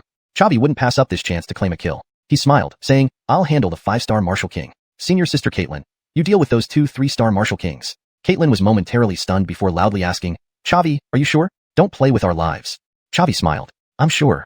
With that, Chavi activated the Heaven Swallowing technique, his aura suddenly surging as his realm ascended from 7-star Talia warrior to 1-star Martial King. This sudden boost in power shocked everyone. Caitlin murmured, so powerful. Alf looked equally astonished. Damn, junior brother Lu has become even stronger. A month ago, his secret art could only boost him to 10-star Talia warrior, but now directly to Martial King. You're impressive.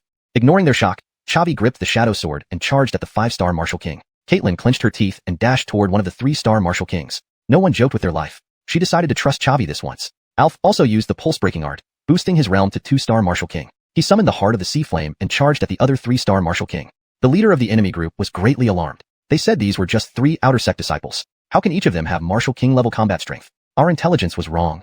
A 3-star Martial King shouted. So what? Even if they use temporary strength boosting techniques, their realms are still lower than ours. It won't be hard to finish them.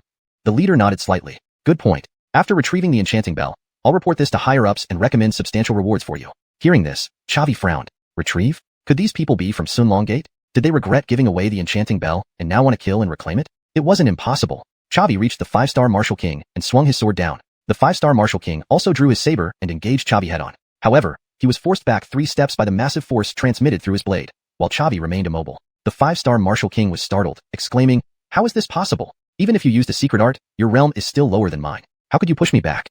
Chavi smiled faintly. "You're not the first Martial King I've defeated, nor will you be the last." Hearing this, the 5-star Martial King grew furious, shouting, "Chavi, you're too arrogant. I want to see how long your secret art can last." Realizing they knew his name, Chavi deduced they must have followed and prepared in advance. The two clashed again. Meanwhile, Alf gained the upper hand. He relied on the Heart of the Sea Flame. With the help of the pulse-breaking art, he was only slightly below his opponent in rank. Combined with the Heart of the Sea Flame burning through chi, he suppressed the 3-star Martial King. On the other side, Caitlin was walking a dog. Indeed, she treated the 3-star Martial King like a dog on a leash. Though she didn't have a secret art to temporarily boost her realm, her perception was exceptionally strong, along with her mastery of a movement martial skill. She always anticipated and easily evaded her opponent's attacks. Despite the 3-star Martial King's formidable chi, he couldn't even touch Caitlin's clothes. While fighting the 5-star Martial King, Chavi observed both battles, especially Caitlin's. After all, Caitlin would be participating in the intersect examination with him. Understanding her strength was crucial. Alf's performance surprised Chavi somewhat. Clearly, he wasn't the only one who had improved. Despite being a 9-star Talia warrior, Alf could suppress a 3-star Martial King, demonstrating trans-rank combat ability. Chavi couldn't afford to slack off, or he might be overtaken. As for Caitlin, her performance puzzled him. Admittedly, her performance was impeccable, and the 3-star Martial King couldn't even touch her. But if Alf, ranked 4th on the Earth list, could suppress a 3-star Martial King, why could Caitlin, ranked 3rd, only hold her ground?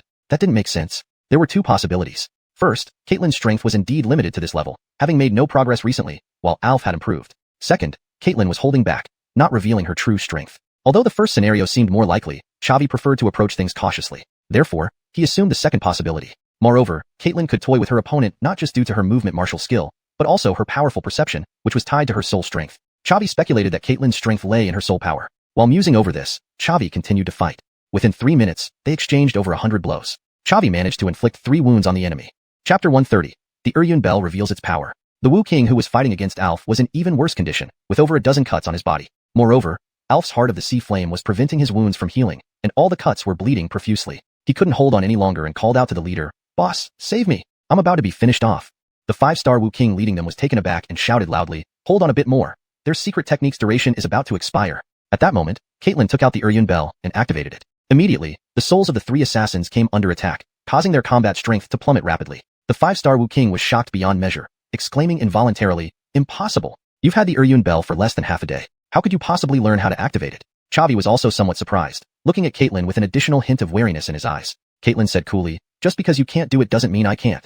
The leading 5-star Wu King yelled, "The target is too tough. Retreat." With that, he turned and ran away, leaving his back exposed to Chavi. Chavi's heart leaped with joy. The opponent had already lost his fighting spirit and exposed his back. This was a chance to strike effectively, or else he would escape. After hesitating for a moment, Chavi launched the 1000 Caddy Slash. A white blade of aura shot out from the Shadow Sword, cutting toward the 5-star Wu King. Caught completely off guard, the 5-star Wu King was instantly bisected at the waist, blood spurting out. Congratulations, host, for defeating a 5-star Wu King. Gained 50,000 experience points and 50,000 exchange points. Congratulations, host, for obtaining the talent. Bladebreaker. Effect. Gain 1% aura penetration. Chavi felt elated. It had been so long since he finally obtained a new talent. Don't underestimate this 1% penetration. It can be upgraded continuously. He still had plenty of talent points left unused. Chavi immediately checked his attribute panel. Host. Chavi. Realm. 7-star Adalberto. Experience points. 53,000/80,000. Exchange points. 56,220. Talents. Eagle Eye 50. Strong Attack 50. Fury 50. Blade Edge 50. Jade Shatter 50. Devour 50. Breaking Army 50. Blade Breaker 1. Profession. 5th rank Alchemist 8. 000/1. 000. 4th rank Talia Array Master 36. 000/100. 000. Mount. Nether Dragon. Stage 4. Good. Becoming much stronger indeed. Without hesitation, he upgraded the Blade Breaker talent to its maximum level. Effect. Gain 50% aura penetration. 50% penetration significantly increased his damage output capability. The system's rewards were indeed quite generous. Meanwhile, Alf also killed the 3-star Wu King he was fighting. The 3-star Wu King who was fighting Caitlin lost his will to fight and fled. Chavi took out the Dawnbreaker bow, knocked an arrow, used the Xianxia technique, and attached the sky nullifying seal to the arrow before shooting it. The arrow flew through the sky without making a sound due to the silent arrow technique Cloudy Lee taught him. The fleeing 3-star Wu King was caught completely off guard and was directly pierced through the chest by the arrow. The sky nullifying seal appeared and struck him fiercely. Congratulations, host, for defeating a 3-star Wu King. Gained 30,000 experience points and 30,000 exchange points. Congratulations, host. Realm advanced to 8-star Adalberto. Gained 38 talent points. The power of this single blow stunned both Caitlyn and Alf. Caitlyn swallowed hard and spoke solemnly. I could barely keep the 3-star Wu King tied up, yet you killed him with just one arrow? Impressive. Alf was equally astonished, giving Chavi a thumbs up with a smile. Bill, you're really strong. Chavi laughed lightly. Just luck. Caitlyn then remarked seriously. Something's not right. Why do you seem stronger after this battle? Chavi shook his head slightly, smiling. No, you're imagining things. Meanwhile, he was inwardly startled. Caitlyn's perception was incredibly sharp. No wonder she was ranked 3rd on the Earth list. Chavi then walked up to the dead 5-star Wu King, tore off his human skin mask, and the real appearance made Caitlyn and Alf gasp in shock. Because this 5-star Wu King was the elder from the Xuanhuan gate who had given them the Eryun bell. Alf said in an amazed tone, it's him. He gave us the Eryun bell, and then tried to kill us to take it back. What a despicable act. Chavi replied solemnly, expected. After all, a mid-grade Earth-tier spiritual weapon is very precious to the Xuanhuan gate. Though he said that, his impression of the Xuanhuan gate had plummeted to rock bottom. At the Thailand Medicine Garden, Evander had colluded with disciples of the Sterling Young sect to gang up on him. At the birthday banquet of the Long Caitlyn, Ilium challenged himself with a poem. Now, there was an incident of killing to seize treasures. Were the disciples of Xuanhuan gate so poor in quality? Caitlyn said in a grave voice, I am the leader of this mission. After we return to the sect, I will report this matter and make sure the people from Xuanhuan gate pay the price. I doubt they ever imagined they would die at our hands. Alf chuckled lightly. Isn't that true? Who would expect Adalberto fighting Wu Wong to stand a chance? Yet we made it happen. Chavi took off Monroe's storage ring and immediately stored his body in it. The corpse was a crucial material for refining a Disha puppet. The internal door assessment was approaching. If he could possess a Wu Wong realm Disha puppet, his combat power would increase significantly. Caitlyn didn't ask too many questions but thought Chavi had some perverse hobbies, actually liking to collect corpses. Just as the three were about to leave, a furious shout suddenly came from afar. Chavi, stop right there. Chavi looked towards the source of the sound and saw a man in red clothes with a blood-red mask on his face charging towards them. Chavi glanced at the man's head and his heart sank. An 8-star Wu Wong. Stronger than Edge back then. The strongest enemy he had ever faced. Chavi slightly bowed and asked gravely, May I ask what business you have with me, senior? The man in red waved his hand and said in a grave voice, Someone has put a bounty on your head and is willing to pay generously. So, Chavi, go to hell. With that, he lifted a long saber and slashed towards Chavi. Chavi was startled. Who had he offended? Another one trying to buy his life. Chavi immediately raised the cold shadow shield to block the man's attack. He was directly sent flying backward, his wrist numb, spitting out a mouthful of blood. An 8-star Wu Wong, terrifying indeed. Caitlyn hurriedly activated the Eryun bell to restrict the man's state and shouted, Chavi, hold on. With such a commotion, the experts of Liangyang City must have noticed us. Help will be here soon. Hashtag chapter 131, defeating Gaylord. Chavi hastily consumed a bottle of invincible potion. He had no idea when the experts from Lihua City would arrive, but he knew that if he took another few hits, he would surely die. Just as Chavi finished swallowing the potion, the red-robed man's next strike came. This time, he exerted all his strength, aiming for a quick resolution, but failed to break through Chavi's defense. The red-robed man frowned and said in a stern voice, What did you just drink, kid? To be able to defend against my attacks despite being 10 minor realms lower is astonishing. Chavi didn't respond. Instead, he gathered his power for a soul-shattering roar and activated Jade Shatter. The gap between their realms was too large, and the invincible potion could only last for 30 seconds, with only one use per day. Once the time was up, he was sure to die. Faced with this formidable assassin, Chavi's strongest asset was his soul power. Even an 8th-rank martial king who wasn't an alchemist usually had soul power at the late ordinary realm level. Through refining pills and practicing the fiery soul decree, Chavi had already reached the peak of the ordinary realm. Giving it his all might provide him a slim chance of survival. The red-robed man struck 3 times consecutively but still couldn't penetrate Chavi's defenses. This frustrated him, and he growled, Our realm difference is insurmountable. No matter what you drank, it can't keep you invincible forever. I want to see how long you can hold on. With that, he swung his blade again. At this moment, Chavi's soul-shattering roar reached its peak. A skull the size of a person appeared above his head and flew towards the red-robed man. The red-robed man snorted coldly and sneered, You dare retaliate? Who gave you the courage? As he spoke, he raised his saber to block the attack. However, the skull directly passed through his sword and smashed into him fiercely. As Chavi had anticipated, the red-robed man's soul power was only at the late ordinary realm, which was already impressive. Yet, facing a peak ordinary realm soul attack amplified 5 times over, it was far too fragile. The red-robed man spat out a mouthful of blood and collapsed to his knees, temporarily losing control of his body. At the same time, Caitlyn's attack arrived. As Chavi had guessed, her soul power was also very strong. Reaching the peak ordinary realm, she possessed a ground-tier soul attack martial skill. A red flower flew towards the red-robed man and collided fiercely with him. The red-robed man spat out another mouthful of blood, and blood trickled from all 7 orifices. Chavi didn't miss this opportunity to press his advantage. Drawing the shadow sword, he slashed repeatedly at the red-robed man. However, to his surprise, the red-robed man retained a sliver of consciousness and used his chi to protect himself. Chavi's attacks couldn't break through his defenses. Chavi dared not activate Jade Shatter again because he only had less than half of his combat energy left. If he couldn't kill the red-robed man, he would die. He couldn't place his hopes on others for survival. Holding the shadow sword tightly, Chavi kept slashing, while Caitlin and Alf assisted. Still, they couldn't breach the red-robed man's defense. This was even under the influence of 2 mental attacks and the Sterling Yun bell. An 8th-rank martial king was indeed terrifying. After 3 minutes, the red-robed man finally recovered, standing up from the ground. Wiping the blood from the corner of his mouth, he snarled, "No wonder you're favored by that highness. You have some talent, but such an attack cannot be repeated. Chavi, prepare to die." Chavi's heart tightened but remained calm. The red-robed man was severely injured, capable of only 2 or 3/10 of his usual strength. Meanwhile, Chavi's realm had advanced to the 8th-rank martial Talia. With the help of the Swallow Heaven decree, the outcome was still uncertain. Suddenly, the sound of breaking wind came from afar. The red-robed man frowned. He had wasted too much time. The experts from Lihua City were here.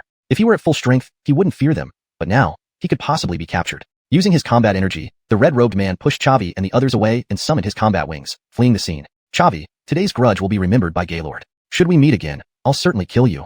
Chavi shrugged, paying no heed to the threat. With his rapid advancement, it was uncertain who would cut whom down the next time they met. But he did remember Gaylord's name, vowing to investigate who hired the assassin.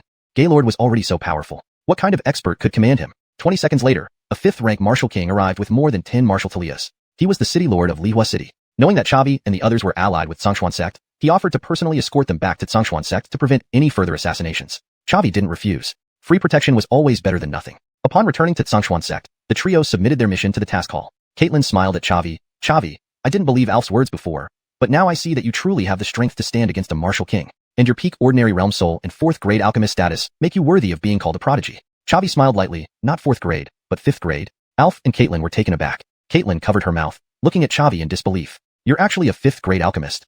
Chavi chuckled. "I just recently advanced. Only then could I qualify for the inner sect trials." Caitlin said solemnly, joining the outer sect for less than a year and entering the inner sect. Xianxia sect has only seen 2 saints achieve this in a century. "Chavi, you are indeed formidable. In this year's inner sect trials, all 3 of us from the Earth rank will participate. Rhett and Linus must be quite interested in you. We are both rivals and partners during the trials. I look forward to seeing your even more brilliant performance." Chavi nodded slightly. "You'll see it." After Caitlin left, Alf patted Chavi's shoulder, smiling, "Little brother Lou. Once you enter the inner sect, I'll call you Senior Brother Lou." Chavi chuckled, "Senior Brother Alf, don't worry. Your realm has reached 9th rank martial Talia. You'll pass next year's trial for sure. As for this year, I'll get ahead of you." Alf laughed. "Haha, excellent. Let's meet in the inner sect next year." With that, he extended his hand toward Chavi. Chavi gently tapped his hand. 1 year later, we'll meet in the inner sect. ##### Chapter 132. Inner sect evaluation. Over the next 5 days, Chavi continued his cultivation in the Talia Gathering Tower. Advancing from an 8th rank martial Talia to a 9th rank martial Talia required 50,000 experience points, and the 3rd floor of the Talia Gathering Tower was becoming insufficient for his needs, though it was better than nothing. 5 days later, he emerged from the Talia Gathering Tower and headed toward the inner sect assembly hall. There, Chavi saw the much-anticipated 2nd place on the Earth rankings, Linus, and the top-ranked individual, Rhett. Linus was tall and imposing, with a physique like copper skin and iron bones, covered in muscles, and his face bore a serious expression. In contrast, Rhett was short and sturdy, barely reaching Chavi's chin, with a lean build. Standing together, they made an amusing contrast. Caitlin stood beside them. Looking at their auras, Chavi noticed that all 3 had reached the rank of 1st stage martial king, satisfying the criteria for participating in the inner sect evaluation. Clearly, these past 5 days hadn't been wasted. Chavi gave a courteous bow and said with a smile, "Greetings, senior brothers and sister." Caitlin nodded slightly, acknowledging him. Linus, however, spoke bluntly, "You're Chavi, right? Caitlin told me you have the ability to defeat martial kings, far surpassing her strength. I'd like to spar with you." Chavi chuckled lightly. "There will be an opportunity." Rhett quickly interjected, placing a hand on Linus's shoulder. "Faye, calm down. We're fellow disciples. Maybe we'll all enter the inner sect together and need to cooperate in the future." Linus huffed and turned away, not looking at Chavi again. Caitlin softly asked, "Do you know what the inner sect evaluation entails?" Chavi shook his head slightly. "I'm not sure. I've only been in Xianxia sect for less than a year." Upon hearing this, the trio exchanged surprised glances. Participating in the inner sect evaluation within a year of joining, the sect was indeed a sign of a prodigy. Even they, despite their ability to fight beyond their ranks, had spent 3 years in the outer sect before advancing to martial king. Linus remarked, "Not sure? Rhett, didn't you say you have acquaintances in the inner sect who could provide some information?" Rhett nodded. "My elder brother Kit is in the inner sect. He mentioned that the evaluation involves long-duration battles with a risk of injury, and ordinary martial kings can't pass it. However, the questions change every year, so he doesn't know what this year's test is." Linus retorted, "That's practically useless information." Rhett stammered, yeah." Chavi was taken aback by Linus's straightforwardness, but appreciated his directness. 15 minutes later, an elderly man in green robes entered the assembly hall, announcing loudly, "Hello young friends. I am Elder Yuri, responsible for your inner sect evaluation." Above his head was a question mark, indicating he was definitely a martial emperor. The 4 bowed simultaneously, saying in unison, "Greetings, elderly." Elder Yuri smiled gently. "The little ones are quite polite. Follow me." With that, he turned and left the hall, with the 4 closely following. Elder Yuri led them through 5 zones, using his elder token to open defensive arrays. It took them half an hour to reach a vast lake. He addressed the four. This lake is where your evaluation will take place. Handing out 4 tokens to Chavi and the others, Elder Yuri explained. In this lake are water beasts formed from spiritual energy and lake water, all exceeding the martial king realm. Slaying a 10-meter beast earns you 5 points, while a 100-meter beast gives you 10 points. You need to score 100 points within a day to pass. If you can slay a 1,000-meter beast, it counts as a successful challenge and grants additional rewards. Understand? Understood. They chorused. Elder Yuri nodded. Very well. The timing begins now. Commence your evaluation. Turning to Chavi, he added, as a 5th-rank alchemist, you haven't yet reached the martial king level and cannot summon battle chi wings. You either swim or forfeit. Caitlin, Linus, and Rhett looked at Chavi curiously. He responded calmly, though I can't fly. I have a flying mount. May I use it during the evaluation, Elderly? Elder Yuri nodded. Certainly. A mount is part of a martial artist's strength. Thank you, Elderly, Chavi replied. Sayla, come out. The gigantic body of the Winston appeared by the lakeside, enveloped in purple flames, exuding an awe-inspiring presence. Only Caitlin remained composed, while Rhett, Linus, and Elder Yuri were visibly astonished. Elder Yuri remarked, a 4th-tier dragon-type demonic beast. You're fortunate, Chavi. Subduing such a beast isn't easy.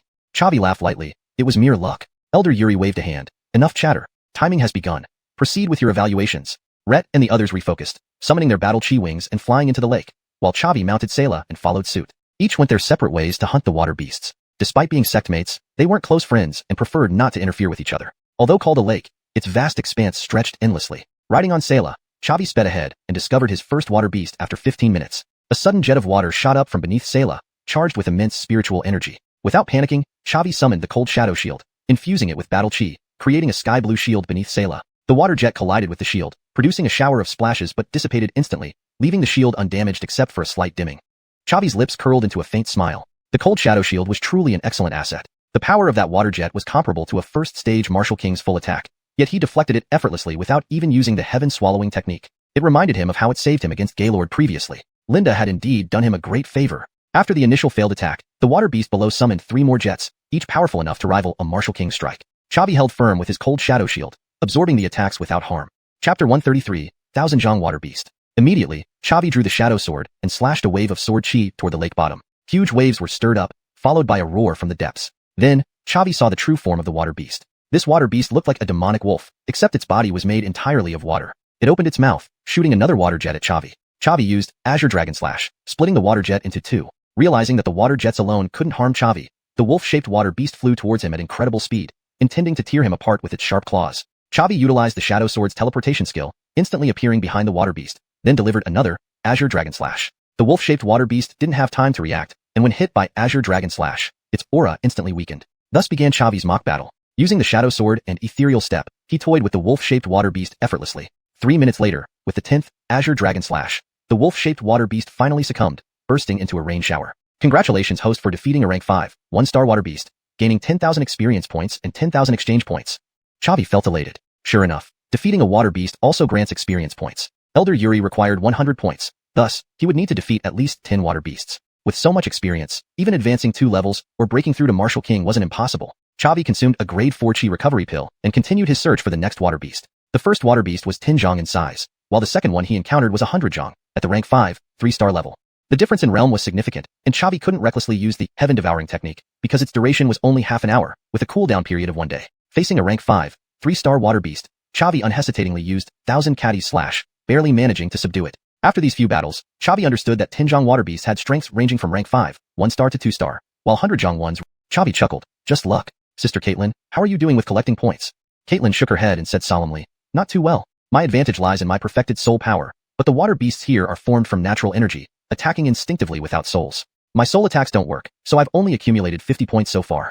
Chavi nodded. That's indeed a problem. Need me to help? I can hunt water beasts while you gather essence to earn points. I've already collected enough points. Caitlin was somewhat surprised. You're willing to help? Why? Chavi chuckled. We're fellow disciples, and we've been on missions together before, making us old friends. Isn't helping once a given? More importantly, hunting water beasts is trivial for me. Hearing this, Caitlin's heart skipped a beat, and she smiled. Thank you, Junior Brother Liu. Indeed, there's something I need your help with. Chavi asked. Found the 1000 zhang water beast? Caitlin was taken aback but laughed. Junior Brother Liu, you react too quickly? Indeed, Linus discovered a 1000 zhang water beast, but he can't handle it alone. He wants to join forces with us. After all, killing it will immediately pass us all, plus additional rewards. Chavi asked, what's the strength of this 1000 zhang water beast? Caitlin replied softly, its strength is equivalent to a rank 5, 5-star demonic beast, quite terrifying. Linus and Rhett are already fighting it, but they're struggling. My soul power can't be effective in this fight. so I was sent to find you. Hearing this, Chavi was slightly surprised. Rhett and Linus were merely 1-star martial kings, yet they could contend with a rank 5-star water beast. They were incredibly strong. Truly, the Xuanhuan continent isn't short of geniuses. Transcending levels wasn't solely his specialty. Chavi responded firmly, "Lead the way. If I can help, I will." Caitlin's face lit up as she replied softly, "Great, follow me." Half an hour later, the duo arrived beside the 1,000-zhang water beast. This water beast resembled a dragon, spanning 1,000 zhang wide, blocking the sky. In the Xuanhuan continent, anything related to dragons was immensely powerful. Chavi guessed that this 1,000-zhang water beast was even stronger than a typical rank 5-star demonic beast. This highlighted the immense strength of Rhett and Linus. Rhett and Linus were already engaging the 1,000-zhang water beast. Linus had used some secret technique, swelling in size. Originally tall, he now appeared 3 times larger than Chavi. Golden light emanated from his entire body, looking extremely formidable. Currently, Linus was clashing head-on with the 1,000-zhang water beast. Dozens of water jets rose from the lake, hurtling towards him. He moved swiftly, dodging most of the jets, and using his body to endure the rest. Chapter 134. Advancing to Martial King. Each of those water pillars was stronger than the one summoned by the wolf-shaped water beast Chavi faced. But Linus used his physical body to withstand them, without a hint of strain. Rhett was providing support from behind. He held a red long sword in his hand, continuously slashing at the 1,000-foot water beast with each strike. The Douqi sword blade struck the 1,000-foot water beast's body, splashing water in all directions. The 1,000-foot water beast's aura was clearly weakened, but it hadn't reached the point of collapse yet. Chavi was greatly alarmed in his heart. Although Linus's realm was only a 1-star martial king, his defense had already approached that of a 5-star martial king. Rhett was even more abnormal. The sharpness of his sword tip and the speed of his strikes were like nothing Chavi had ever seen in his life. He was even stronger than Chavi, who possessed the shadow sword technique. Seeing Chavi approach, both of their faces showed joy. Linus continued to tangle with the 1,000-foot water beast, while Rhett fell back. His first reaction was the same as Caitlin's. "Chavi, you've become even stronger." Chavi smiled lightly and said, "Just lucky. Let's talk business first. Can you two take down this 1,000-foot water beast?" Rhett said gravely, "There's too big of a gap in realms between us and it. I lack some damage. Speaking of which, did you see that water pearl in the center of the 1,000-foot water beast's body?" Chavi nodded slightly. "I saw it. That is the source of the 1,000-foot water beast's power. As long as we shatter the water pearl, it will collapse. So, you use sword chi to cut away at the 1,000-foot water beast's defenses, and I'll attack its water pearl. Only then can we deliver a fatal blow." Chavi nodded slightly again. "All right, but let me suggest something different. You make the first move, and I'll deliver the final blow." The reason Chavi said this was simply because he didn't want to waste the experience points of the 1,000-foot water beast, and wanted to land the finishing blow. Hearing this, Rhett hesitated for a moment, then said, "Are you sure you can do it? Shattering the water pearl is more difficult than breaking through the 1,000-foot water beast's defenses. If one strike doesn't succeed, it will have a guard up, making the next attack much harder." Chavi nodded heavily. "Don't worry, leave it to me. All right, I'll trust you this once." The two flew to the front of the water beast. Scarlet flame slash. Rhett roared furiously. A huge Douqi sword blade appeared above his head, then angrily slashed down toward the 1,000-foot water beast. This strike from Rhett was extremely powerful, nearly splitting the 1,000-foot water beast in two. Chavi guessed that his Scarlet Flame Slash was at least an intermediate-grade Earth-rank martial technique. If an ordinary demonic beast suffered such a severe injury, it would surely be dead. But the 1,000-foot water beast was a creature made of lake water and spirit energy, lacking the sensation of pain. The water pearl in the center of its body emitted blue light, frantically absorbing spirit energy from the lake, and its body rapidly healed. While it was healing, Chavi rode on Tisha and flew to the center of the 1,000-foot water beast's body, coming face to face with the water pearl. Caitlin shouted loudly, "Chavi, be careful." She was worried that once the 1,000-foot water beast fully healed and Chavi failed to shatter the water pearl, he would be trapped inside the 1,000-foot water beast's body. That would truly put him in a precarious situation, uncertain of life or death. Chavi didn't hesitate, executing the 1,000-pound slash. A white Douqi sword blade fiercely slashed down at the water pearl. If Chavi had used the heaven swallowing technique, he would definitely have shattered the water pearl. However, he didn't want to expose this trump card in front of Rhett and Linus yet. Although his realm was only a 10-star Talia warrior, despite the enhancement from purple crystal flame, the realm gap was too large, and he couldn't shatter the water pearl immediately. A thin crack appeared on the surface of the water pearl, but it wasn't close to shattering. The 1,000-foot water beast roared angrily, attacking Linus even more fiercely. At the same time, the blue light on the water pearl became brighter, and its recovery speed increased significantly. Rhett's heart sank outside. What he feared most had indeed happened. Inevitably, resentment and doubt toward Chavi arose in his heart. "I warned you that shattering the water pearl is very difficult. Without the capability, don't undertake such tasks." But he still suppressed his dissatisfaction, shouting loudly, "Chavi, get out quickly. We need to think of another way." Chavi frowned. This 1,000-foot water beast was incredibly tough, but it was fine. He still had his trump card to play. Chavi activated Jade Shattering, once again condensing the 1,000-pound slash. Half of his internal Douqi vanished instantly, trading for 5 times the offensive power. A white Douqi sword blade appeared once more, its white light blinding. The white sword blade sliced through the water pearl, cleaving it in two. The 1,000-foot water beast emitted a mournful cry, its spirit energy rapidly disappearing, and its body collapsed into chunks of lake water, falling into the lake. Congratulations, host, for defeating a 5-star 5th-rank water beast, obtaining 50,000 experience points and 50,000 exchange points. Congratulations, host, for advancing to 1-star martial king, obtaining 41 talent points. Chavi was overjoyed. Martial King. He had finally become a martial king. After all these years of hard cultivation, he had finally reaped the rewards. In his excitement, he opened his attribute panel once again. Host, Chavi. Realm, 1-star Martial King. Experience points, 0/200000. Exchange points, 406220. Talents, Eagle Eye, 50. Strong Strike, 50. Frenzy, 50. Sword Edge, 50. Jade Shattering, 50. Devouring, 50. Breaking Army, 50. Broken Blade, 50. Profession, 5th rank Alchemist, 8000/100000. 4th rank Talia Array Master, 36,000/100000. Mount, Nether Dragon, 4th stage? Not bad, one step closer to Anastasia. Seeing the 1,000-foot water beast turn into a shower of water droplets, Rhett and Linus were both surprised. Strange, just now Chavi was struggling inside the water beast's body, but suddenly broke through its defenses. What happened? That strike of his just now was comparable to that of a 5-star Martial King. For a moment, Rhett and Linus were both astonished beyond measure. They flew over to Chavi's side. Rhett smiled and said, Junior Brother Lou, the power of your sword strike just now far exceeded my Scarlet Flame Slash. The top position on the Earth rankings should be yours. Chavi laughed lightly. Senior Brother Rhett is too kind. Your sword skills are among the strongest I have ever seen.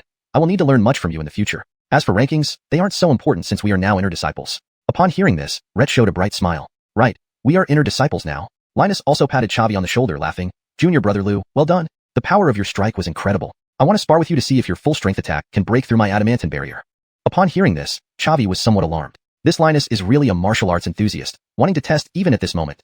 Chapter 135. The Qualifications of a War God. Zavig chuckled awkwardly. There will be chances. There will be opportunities in the future. At that moment, a water spout erupted from beneath the lake, stretching to about 50 feet wide. The 4 people chatting together were simultaneously hit by the water spout, suffering heavy injuries as they fell into the water. A roar sounded from the depths of the lake as another 1,000-foot water beast emerged. Linus's physical strength was powerful, and he was unharmed, being the first to fly up from the bottom of the lake, taking the initiative to attack the 1,000-foot water beast, drawing its hostility. The remaining 3 got the chance to catch their breath. Tisha had been struck halfway by the water spout, bleeding profusely. After all, it was only at the 8th stage of 4th tier.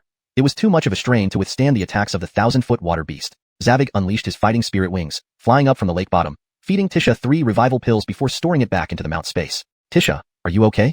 Zavig asked gravely. I won't die. Our dragon race has very strong vitality. With your revival pill, I can recover in one day. You handle the enemy in front of you, and don't worry about me. All right. Zavig flew up to the 1,000-foot water beast, drawing out the shadow sword. He felt somewhat enraged towards this creature that had injured Tisha. His utmost respect for an enemy was to exterminate them completely. Rhett and Caitlin also rose up, both having blood at the corners of their mouths. Rhett spat out a mouthful of blood, cursing, damn it, this 1,000-foot water beast's intelligence is shockingly high, striking when we were most off guard. Fellow disciple Lou, I am severely wounded. Whether I can perform the Crimson Flame Slash again with the same power as before is uncertain. Zavig shook his head slightly. It's fine. No need for Senior Brother Long to assist. I can deal with it alone. Hearing this, Rhett was startled. Could Zavig really have the confidence and strength to face the 1,000-foot water beast alone? Caitlin, who knew about Zavig's secret techniques, showed a look of anticipation, eager to see him slay the beast. Rhett said gravely, fellow disciple Lou, are you sure you don't need my help? Caitlin patted Rhett on the shoulder, smiling, don't worry, he can handle it.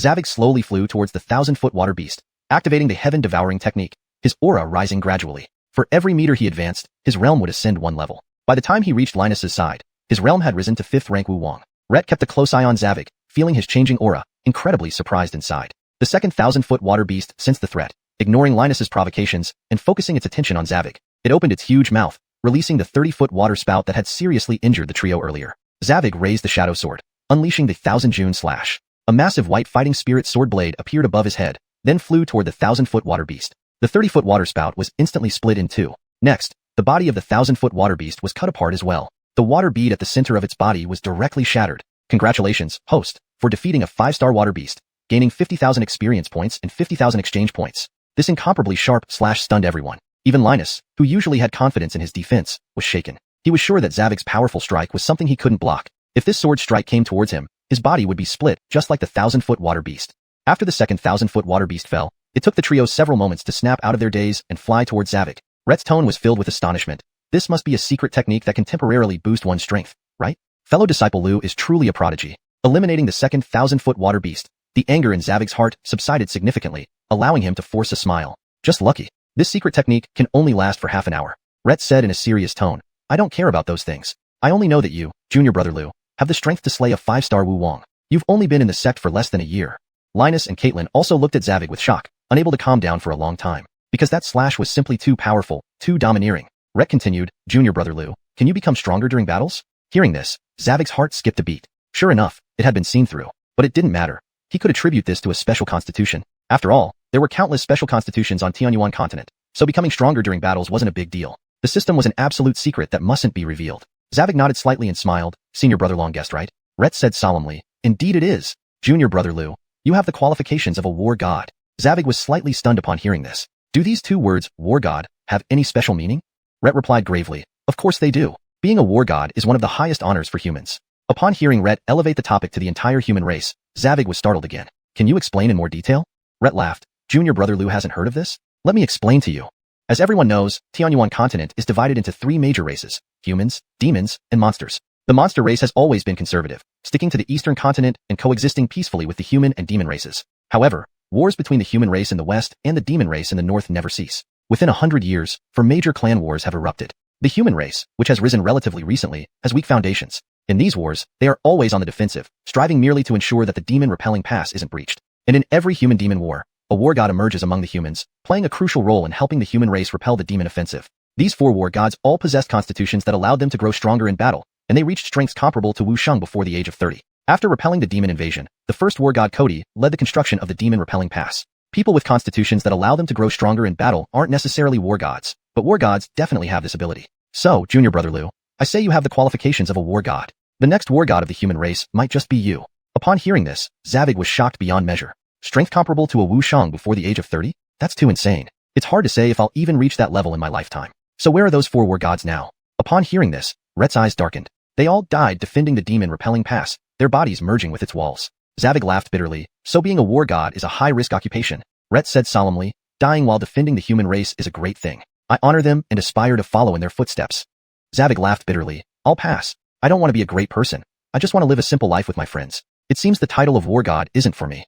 ####Chapter 136. Mutual exchange. Rhett did not get angry. He just chuckled lightly. Who can predict the future? Chavi shook his head, smiling as he said, the title of war god is far beyond my reach. Let's focus on what's in front of us first. Brothers and sisters, each of us has our strengths. Brother Red excels in swordsmanship, Brother Linus has formidable defensive abilities, and Sister Caitlin has exceptional mental power. I have an idea. Can we exchange our cultivation methods with each other? This way, our combat strength will significantly increase, and we can earn respect and status within the inner sect faster.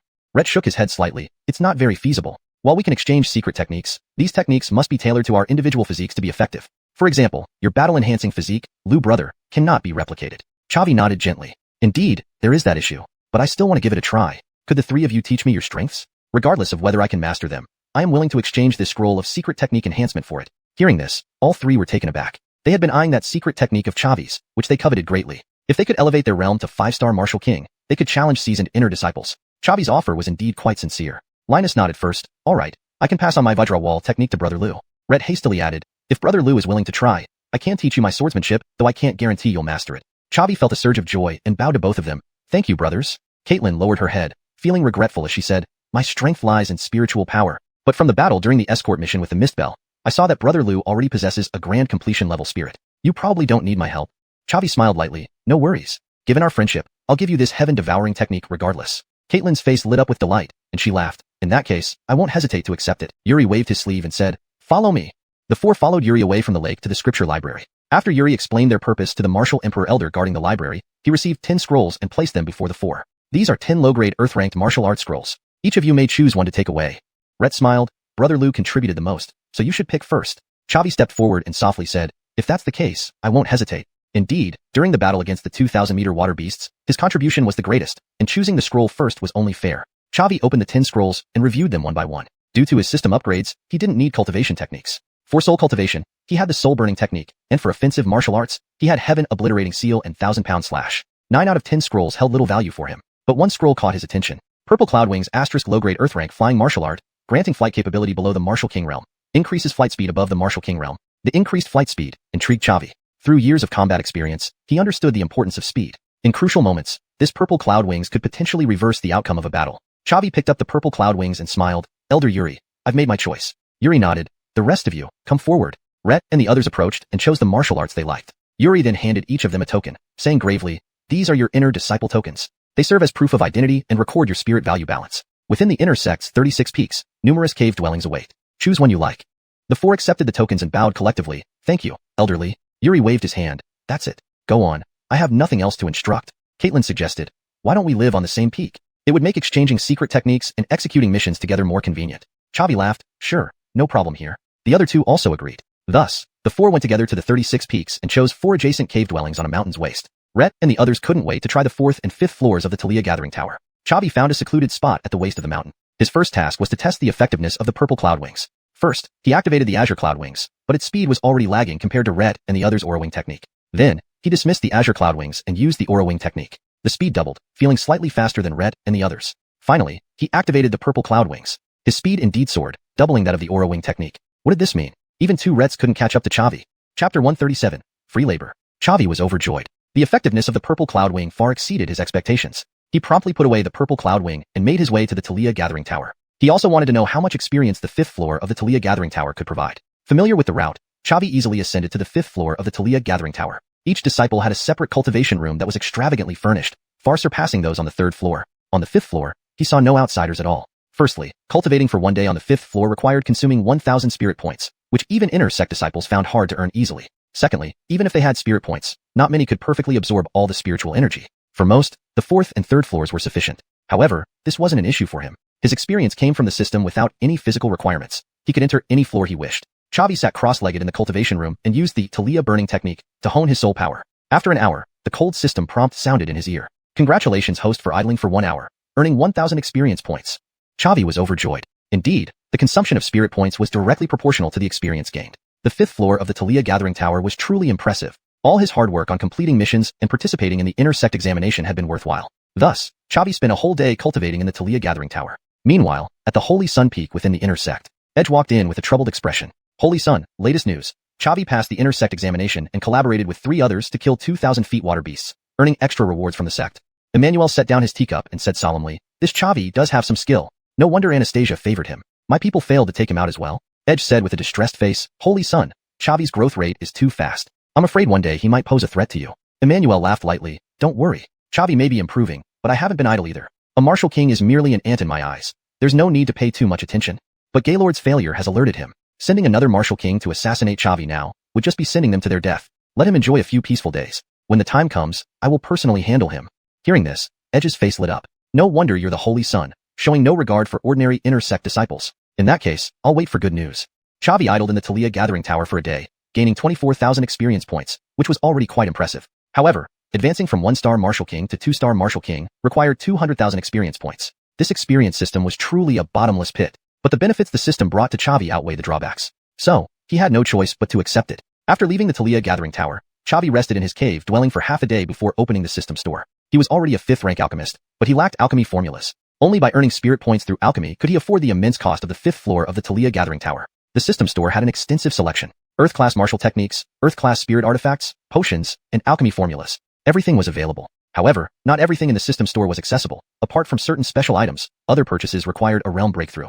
Although there were many valuable items, Chavi knew what he needed most. He spent 200,000 exchange points to purchase the 5th rank rejuvenation pill and the 5th rank chi recovery pill, then another 200,000 spirit points for the dragon strength pill. Dragon strength pill significantly boosts the physical strength of the user in a short period. A precious pill that can be used as a trump card. With 400,000 exchange points gone in an instant, Chavi became penniless once more. Yet, he felt no regret, because no amount of accumulated exchange points could match converting them into combat power. Over the next 3 days, Chavi locked himself in his cave dwelling, attempting to refine 5th rank pills. Through the system's occupational attributes and the enhancement of his perfect realm soul, he quickly got the hang of it, successfully refining his first batch of 5th rank pills. Chavi refined 10 5th rank rejuvenation pills, 10 5th rank chi recovery pills, and 5 dragon strength pills. He then stored the pills in his storage ring and went to Caitlin's residence. The outer sect had thousands of disciples, but only about 100 inner sect disciples who reached the Martial King realm and passed the examination. With such a small number, although some formed factions, they were not as organized as the outer sect and generally operated independently. In the outer sect, he could sell pills through the Brody Gate, but there was no channel in the inner sect. Therefore, he wanted Caitlin to do the hard labor for him.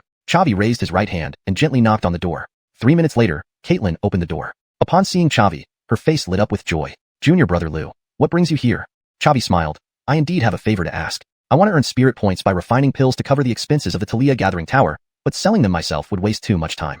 So I'd like to ask senior sister Caitlin to help me sell the pills, and I'll give you a share. Hearing this, Caitlin paused, then said seriously, do you trust me so much? What if I keep the pills, or report false prices? How would you handle that? Chavi chuckled.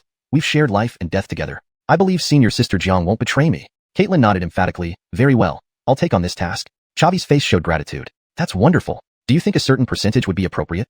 Caitlin said softly, no need for a share. I'll help you sell the pills for free. You've yet to repay me for giving me the swallow heaven technique. I've been wanting to return the favor. Chavi was taken aback. No one's time was infinite. Caitlin needed time for cultivation and completing sect missions. Yet she was willing to assist him unpaid, repaying the favor for the swallow heaven technique. Without being formal, Chavi nodded immediately. Thank you very much, senior sister Jiang. Here are the pills I refined over the past few days. Please handle them for me. With a wave of his sleeve, 10 rejuvenation pills and 10 chi recovery pills appeared on the table. Looking at the pills, Caitlin was struck with admiration. Alchemists are truly superior. Although I carry pills, they are used as life-saving trump cards. To see junior brother Lu produce dozens of pills at once is unheard of. Truly enviable. Chavi laughed lightly. Alchemists do make money, but raising a skilled one requires a great sacrifice. Senior sister Caitlin, needn't belittle yourself. Chapter 138, Hunting a 5th-rank beast. Caitlin nodded slightly. You're right. Hand over these pills to me. After speaking, she put away the pills. Chavi smiled. Thank you, senior sister Caitlin. I still have matters to attend to, so I'll take my leave. After bidding farewell to Caitlin, Chavi entered the Tianluan mountain range. Monroe's corpse was still stored in the storage ring, and with just one 5th-rank beast's core missing, he could refine the Earth Fiend puppet of the Martial King realm. With this Earth Fiend puppet, his combat power would increase significantly. Although he could also buy beast cores from the intersect market, it wasn't necessary to spend that money. He was very confident in his strength. Hunting a 5th-rank beast would be quite easy. Taking a breath concealment pill, Chavi walked deeper into the Tianluan mountain range. Finally, at the peak of a mountain, Chavi found an appropriate beast. It was a snake-type beast, a 5-star 5th rank. At that moment, it had transformed into human form, resembling a rugged large man. Seeing Chavi, it immediately became nervous. How did this human get up to the mountaintop? The beasts at the foot of the mountain actually couldn't stop him. Also, why were there no fluctuations of battle chi from his body? Either he was an ordinary person, or his strength far surpassed its own, making it unable to gauge his cultivation. But could a defenseless ordinary person enter the Tianluan mountain range? Human, leave my territory. The snake-type beast roared in anger. Chavi stirred his battle chi, clearly revealing the strength of a 1-star great warrior, and then said with a smile, Junior wishes to borrow something from you. The snake-type beast felt relieved. Just a 1-star martial king, impossible to be its match, easily dealing with. What do you want? The snake-type beast asked calmly. To borrow your beast core. Hearing this, the snake-type beast immediately flew into a rage. You're too arrogant, boy.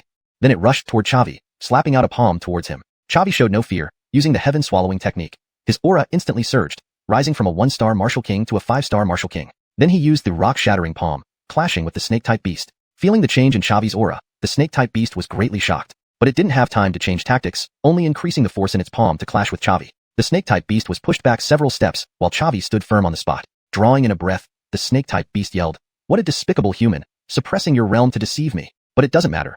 Even if you are a 5-star martial king, you are still not my match. Chavi didn't bother explaining, saying indifferently, Transform back to your original form, or you won't stand a chance. The snake-type beast laughed to the sky. Ha ha ha, wanting to see my true form? You have to have the ability first.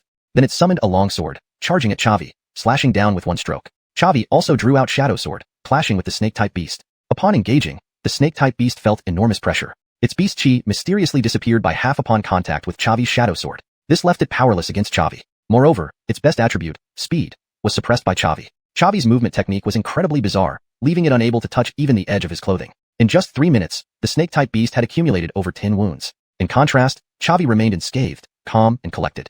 The snake-type beast roared in anger, summoning its true form. A 100-foot-long black giant snake appeared on the peak. It then swiftly swung its tail toward Chavi. Chavi activated the fleeting step, easily dodging, continuing his attack on the snake-type beast. After transforming, the snake-type beast's defense increased several times, and theoretically, an ordinary 5-star martial king couldn't break through. But Chavi was a bug. He possessed the Blade Breaker talent, having 50% penetration for battle chi. Chavi found that not only battle chi but beast chi also had a penetrating effect under this talent. With this talent's help, Chavi effortlessly broke the snake-type beast's defenses, leaving deep blood marks all over its body. The purple crystal flame prevented the snake-type beast's wounds from healing, continuously oozing blood. Flora, save me. The snake-type beast cried out in distress. Hearing this, Chavi was startled. There's another helper? Just as it finished speaking, a stream of beast chi came from behind Chavi. Chavi was already prepared, using the Shadow Sword's displacement skill to dodge this lethal blow. Turning around, he saw a fox-type beast, also apparently a 5-star 5th rank. The fox-type beast spoke with a hint of shock in its voice. You can even dodge that. Looks like you're not as simple as I thought. Human, I give you one last chance, leave this place. Otherwise, my husband and I will join forces to kill you. Chavi sneered coldly. I'm not afraid of two of you either. With that, he held the Shadow Sword and continued to slash at the snake-type beast. The fox-type beast was both shocked and angry, hurriedly launching an attack from behind Chavi. Chavi once again used the displacement skill of the Shadow Sword, evading the attack of the fox-type beast, leaving another wound on the snake-type beast. The fox-type beast was getting increasingly anxious. This human was too bizarre. Why could he so easily evade her attacks? She rushed over to the snake-type beast urgently, protecting it behind her and retrieving a fruit to feed it to the snake-type beast. In an instant, all of the snake-type beast's injuries were completely healed. The snake-type beast looked at the fox-type beast in surprise and exclaimed, Flora, This spirit fruit is for your breakthrough to the 6th rank. How can you just waste it on me? The fox-type beast replied softly, fool, if you're gone, entering the 6th rank would be meaningless. Don't think about these things now. Let's deal with the enemy in front of us first. This human is very strong. Hearing the conversation between the two beasts, Chavi was also inwardly shaken. Beasts have emotions and feelings too. This fox-type beast had actually given up her chance to reach the 6th rank just to save her husband. But alas, humans and beasts take different paths. Chavi would not let them go. The greatest respect he showed his opponents was to annihilate them completely. Use that move, the snake-type beast said gravely. Okay. The fox-type beast nodded slightly. The two beasts transformed into human form, then interlocked their fingers, emitting powerful waves of beast energy. Chavi was startled internally. They still have hidden cards? He couldn't let them unleash their ultimate move. Chavi raised the shadow sword and slashed down at the two beasts. Suddenly, a milky white beast energy shield appeared around the two beasts. Chavi's shadow sword struck the beast energy shield, causing ripples but failing to break through the defense. Chapter 139. Inborn Drug Saint Body. Chavi's brows furrowed tightly. Are these demonic beasts' defenses this strong? Even my Blade Breaker, innate ability can't break through. Chavi took a few steps back and used the Thousand June Slash, unleashing Jade Shatter. These two demonic beasts' defense from merely releasing their ultimate skills was incredibly powerful. Their ultimate moves would definitely be extraordinary. Chavi didn't dare to be careless and used his trump card. A white fighting spirit sword blade appeared above Chavi's head, revealing its sharpness. Sensing the power of the white sword blade, the two demonic beasts were greatly surprised. Heavens, this fighting spirit sword blade is way too powerful. Can it really belong to a 5-star martial king? Given the situation, we have no choice but to go all out and see whose skill is stronger, his fighting spirit sword or our combined technique. You're right, honey, let's give it everything. The two demons poured more demon power into their combined ultimate skill, forming a huge demon power handprint above their heads. After half a minute, Chavi completed his charge and fiercely brought down the Thousand June Slash on the two demonic beasts. The two demons also waved their hands simultaneously, directing the enormous demon power handprint toward Chavi. The collision between the white sword blade and the demon power handprint released an enormous energy wave. They remained at a stalemate for 10 seconds before Chavi's fighting spirit sword blade split the demon power handprint in two, then continued flying toward the two demons. The fox demon immediately pushed the snake demon away, using her body to bear the blow. Half of the fox demon's body was sliced open by the white sword blade. The snake demon was startled, shouting, "Honey, why are you so foolish?" With great difficulty, the fox demon opened her mouth and said softly, "Harmony, run fast. As long as the green hills remain, there will never be a shortage of firewood. Seek revenge for me in the future, or even advance to the 6th stage. It all depends on you." As soon as the fox demon finished speaking, she closed her eyes. "Congratulations, host. You have killed a 5-stage, 5-star demonic beast, earning 50,000 experience points and 50,000 exchange points." Hearing the familiar system notification sound, Chavi felt no joy, only shock. He was stunned by the love between the two demons. "I only need one 5-stage demon core. Snake demon, in recognition of your united effort, you may leave." The snake demon replied somberly, "No. Being unable to defeat you is my failure, but I cannot abandon my wife. Human, kill me." Finishing her words, the snake demon closed her eyes. Chavi sighed lightly and slashed its neck with shadow sword. "Congratulations, host. You have killed a 5-stage, 5-star demonic beast, earning 50,000 experience points and 50,000 exchange points." Chavi then retrieved the demon cores from the two demons and found a spiritual fruit on the fox demon, storing them in his storage ring. Then he dug a large pit to bury the two demons. Chavi carried the spiritual fruit to the mount space and said gently, "Selah, do you recognize this spiritual fruit?" After the snake demon consumed it, all its injuries healed completely. "This spiritual fruit should be very helpful to you." Selah replied somberly, "I don't know, but it feels incredibly powerful. Consuming it might help me reach the 5th stage." Upon hearing this, Chavi was pleased. "That's wonderful. Hurry up with your cultivation. Leave the external matters to me." "All right." The Winston responded casually, then consumed the spiritual fruit and began cultivating. Chavi returned to the xuanhuan sect. In his cave abode, he placed Monroe's body, the snake demon's demon core, and other materials into the black rock cauldron, beginning the refinement process. Chavi was quite familiar with the process of refining the Earth Fiend puppet, encountering no significant issues. Within half a day, Chavi successfully refined the puppet and planted a soul mark on it. This puppet was at the 5-star martial king level and could offer him substantial assistance. After successful refinement, Chavi headed for Linus's cave abode. He was extremely curious about Linus's formidable defensive abilities and the Vajra barrier he mentioned. He knocked on Linus's door and after 15 minutes, Linus opened the door. Upon seeing Chavi, Linus's face lit up with delight. The Heaven Swallow technique that Chavi had given him allowed him to withstand attacks from higher-ranked martial kings when paired with Vajra barrier. After all, he was only a 1-star martial king. Linus laughed and said, "Younger brother Liu, did you come here to learn my Vajra barrier?" Chavi nodded slightly. "Yes, please, elder brother Linus, instruct me." Linus smiled. "Let's discuss this inside. My Vajra barrier can't be explained in just a few words." "Sure." The two entered the cave abode. In the reception room, Linus brewed a pot of tea for Chavi and explained the principles behind his Vajra barrier. The Vajra barrier is an advanced Earth-class martial skill. Its essence lies in burning fighting spirit and blood chi to transform them into defensive power. In theory, as long as there is enough blood chi and fighting spirit, it can withstand any attack, becoming an invincible shield. Upon hearing this, Chavi was greatly surprised. Invincible shield? Is there no upper limit to its power? Linus shook his head slightly. Certainly not.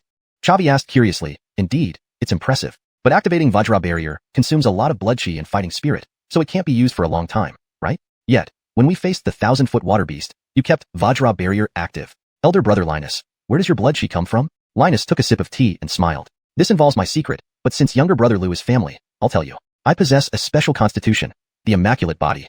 Chavi replied somberly. Immaculate body? What an impressive name. What are its specific effects? Linus laughed. Everyone knows that medicinal herbs can't be directly consumed due to the impurities they contain and the violent energy they emit, which can damage a martial artist's body. Even purified pills still contain a small amount of impurities. My immaculate body automatically clears all impurities from medicinal herbs, and each herb I consume strengthens my blood chi. Therefore, my blood chi is several times stronger than that of peers, allowing me to use Vajra barrier for extended periods. Chavi gave Linus a thumbs up. Elder brother Linus, you're indeed impressive. Your immaculate body is truly a saint body for drug consumption. Automatically clearing impurities allows you to consume large amounts of medicinal herbs in a short time. With money, you can continuously grow stronger. Linus chuckled lightly. Theoretically yes, but I'm not rich either. Please keep this a secret to prevent others from targeting me. Chavi nodded slightly. Naturally. Chapter 140. Improving the shadow sword technique. Linus continued, I can hand over this Vajra wall technique to you, but obtaining a large amount of life energy isn't something I can help with. Chavi nodded slightly. I didn't plan on learning all of senior brother Linus's trump cards at once. Having Vajra wall is already great. As for life energy, I'll figure that out myself. No rush. Linus took out a scroll from his storage ring and handed it to Chavi. The moment Chavi received the scroll, all the information about Vajra wall appeared in his mind. In an instant, he had mastered this high-ranking Earth-class martial technique. Chavi bowed to Linus and said, Thank you, senior brother Linus. I will study it carefully when I get back. Linus waved his hand. Just helping each other out. No need for thanks. After leaving Linus's cave residence, Chavi began contemplating the Vajra wall technique. Life energy essentially equated to health points. Trading health points for defense was a cost-effective deal when using Vajra wall. It could even turn the tide in critical moments. Since the invincible potion had a one-day cooldown, Vajra wall became especially important during this period. However, without Linus's immense life energy reserves, Vajra wall couldn't be used continuously. It would have to remain a trump card. Having pondered this through, Chavi then arrived at Rhett's cave residence. After some formalities, they entered the cave to discuss sword techniques. Chavi spoke solemnly, Senior brother Rhett, your strike against the first 1,000-foot water beast was truly powerful. As a first-rank martial king, you almost killed a 5th-rank 5-star water beast. Could you teach me your sword technique? Rhett nodded gently. I'll give you 2 choices. First, my Crimson Flame sword technique is a high-ranking Earth-class martial technique, which I can teach you. Second, I can help you enhance your own sword technique. The former is simpler, while the latter requires extensive time for research. Without hesitation, Chavi replied immediately, of course, the latter. Compared to acquiring a high-ranking Earth-class technique, I prefer improving my fundamental sword skills. Rhett nodded appreciatively. To resist the allure of a high-ranking Earth-class technique, junior brother Lou, you're indeed extraordinary. Let me explain how I studied and created my sword techniques. With my innate clarity of heart towards swords, I can easily understand and learn sword techniques. After studying dozens of Earth-class sword techniques, I combined their strengths with my personal situation to create the Crimson Flame sword technique. Upon hearing this, Chavi was taken aback. Damn, a xuanhuan sect disciple under 30 could actually create a martial technique, and it was even high-ranking Earth-class. What the hell? This guy must be a genius incarnate. Indeed, Xuanhuan continent was never short of geniuses. He had met Caitlin, Linus, and Red, 3 world-class talents just within xuanhuan sect. How many more youthful prodigies could there be in Qingzhou Central or even Central Province? Chavi gave Red a thumbs up. You're impressive. No wonder you're the top of the Earth list. Red smiled. The Earth list is history. Now we should compete on the Heaven list. Junior brother Lou, you use a sword as well. How did you obtain your sword technique? What rank is it? Chavi answered solemnly. My sword technique is called Shadow Sword Technique, passed down from a senior. It's low-ranking Earth class. Red nodded slightly. I can guide you through the process I went through, teaching you how to dissect Earth-class sword techniques and optimize sword skills. Let's aim to elevate your Shadow Sword technique to mid-ranking Earth-class. Chavi felt immensely pleased upon hearing this. If this really succeeds, I won't just gain a mid-ranking Earth-class technique, but also a comprehensive enhancement in my understanding of sword skills. Senior brother Red, I want to learn. Red spoke seriously. However, I succeeded thanks to my clarity of heart towards swords. If junior brother Lou lacks this talent, improving the Shadow Sword technique will be extremely challenging. Chavi replied solemnly. No matter how difficult, I have to try. This is a 1-in-a-million opportunity.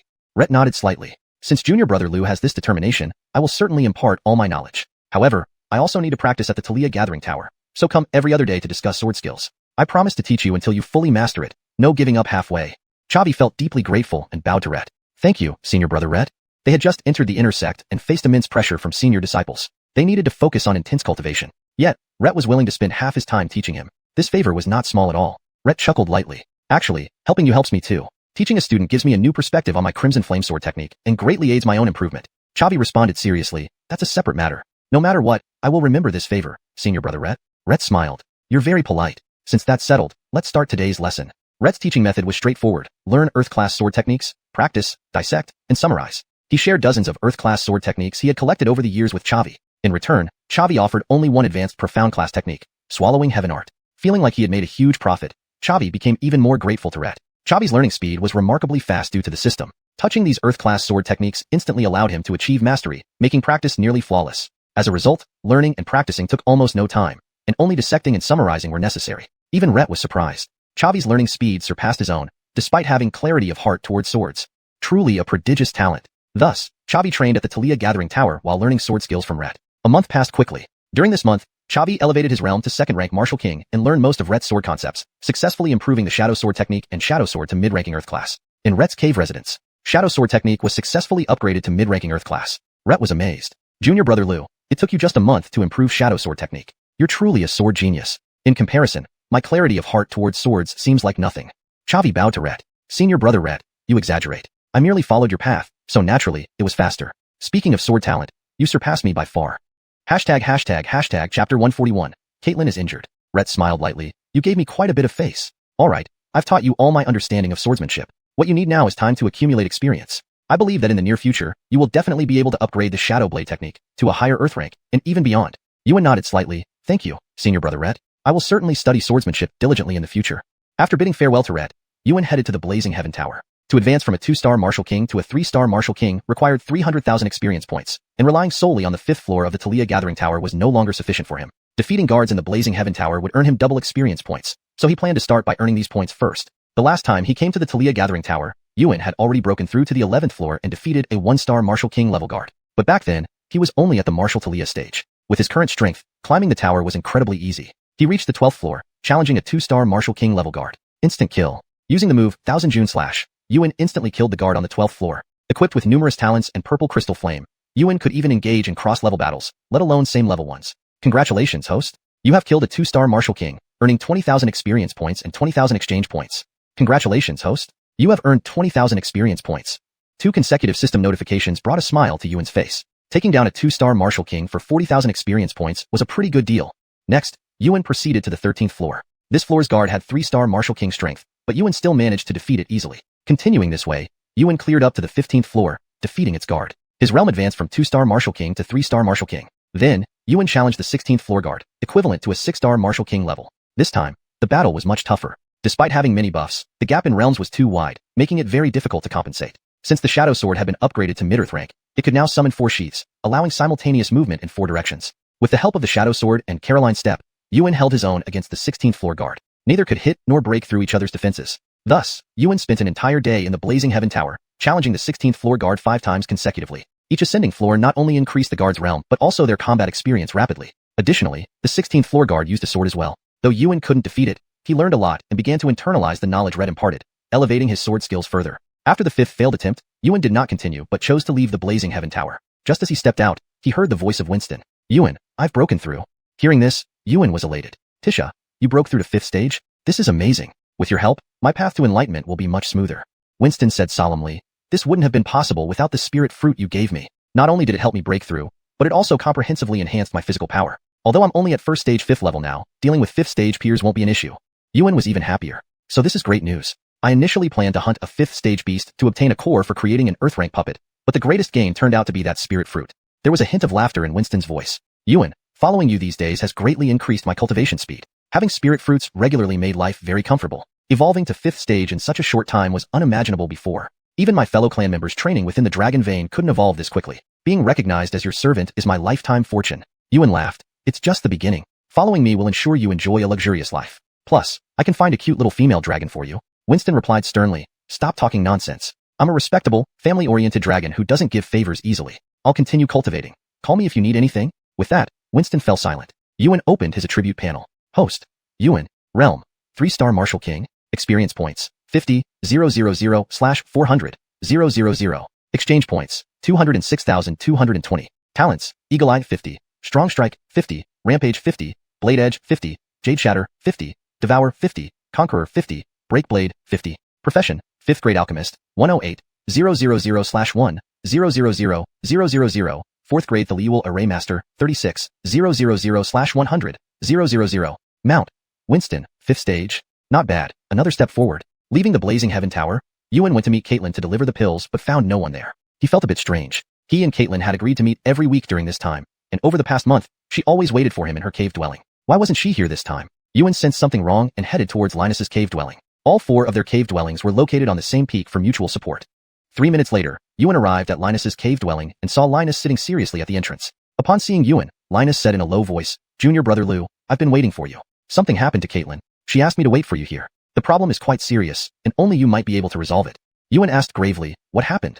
"We'll talk as we go," Linus said, leading Yuan toward the Myriad Medicine Hall. On the way, Linus explained the situation. Caitlin had been selling pills for Yuan when an inner sect senior wanted to force her to sell them at a lower price. After Caitlin refused, this senior overturned her stall and injured her. She was still lying in the Myriad Medicine Hall. Yuan's tone carried a hint of anger. "Linus, do you know the name of the person who hurt senior sister Caitlin?" Linus responded solemnly. "His name is Edge. I investigated him. He's a 7-star martial king, ranked 8th on the sky list. More importantly, he is a follower of Saint Sun Emmanuel. Junior brother Lu, I know you are righteous and can't stand injustice, but handling this matter must be done cautiously. We've just entered the inner sect, while Edge is an old-timer with far greater strength and connections than we can match. Even if you can defeat him, you can't fight his backer, Saint Sun Emmanuel. Once the Saint Sun takes note of you, your life in the Xuanhuan sect will be over."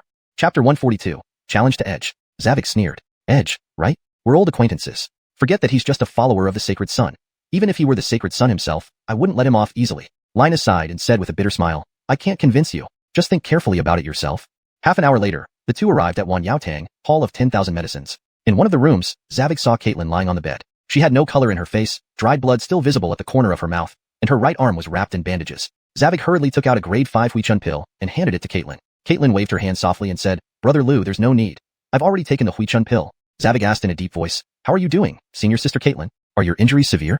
Caitlin nodded slightly. "It's a bit troublesome. The internal injuries are recovering quickly with the help of the Huichun pill, but Edge broke my right hand. It will take at least a month to fully heal."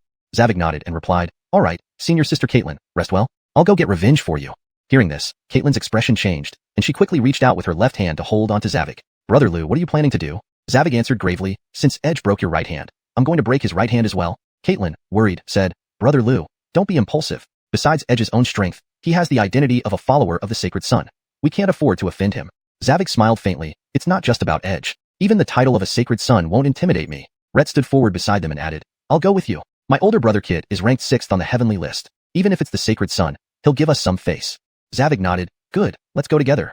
After saying that, the two left the Hall of 10,000 Medicines and headed towards Edge's residence. Arriving at Peak 16 where Edge's cave was located, Zavik amplified his voice using martial energy and shouted, "Edge, get out here now." The voice reverberated throughout the entire Peak 16, echoing continuously. Before Edge appeared, other disciples from Peak 16 had gathered around. "Holy cow, who's that guy? So arrogant. How dare he challenge Edge like this?" Edge is ranked 8th on the heavenly list, a top-tier existence among the inner disciples. It's a new face. Could it be one of the 4 new inner disciples? I heard that this year's 4 new inner disciples all exceeded the entrance test requirements and received extra rewards. Yeah, he seems to have some substance. But surely he doesn't think he can challenge Edge based on that? Edge is ranked 8th on the heavenly list. They only joined recently. They probably don't even know who Edge is. Why would they have any grudge against Edge? I know. It seems Edge injured the new disciple Caitlin at the market. Zavik must be here to seek revenge for Caitlin. While Edge bullying someone weaker than him isn't right, in the Xuanhuan continent, might makes right. Zavik should endure it. Provoking Edge now is digging his own grave. Without realizing it, dozens of inner disciples had gathered at the base of Peak 16. Not only those from Peak 16, but also others from different peaks rushed over when they heard the news. After all, there were only a little over 100 inner disciples in total. Zavik's shout drew almost half of the inner disciples. 15 minutes later, Edge spread his dochi wings and flew down from the peak. Seeing Zavik, he immediately understood the situation and showed a disdainful smile. "Zavik, long time no see. So, you're here to help that little girl get revenge?" Zavik snorted coldly. "Since you already guessed it, then let's go to the arena. I want to show you that even as a new disciple, I'm not someone you can bully freely."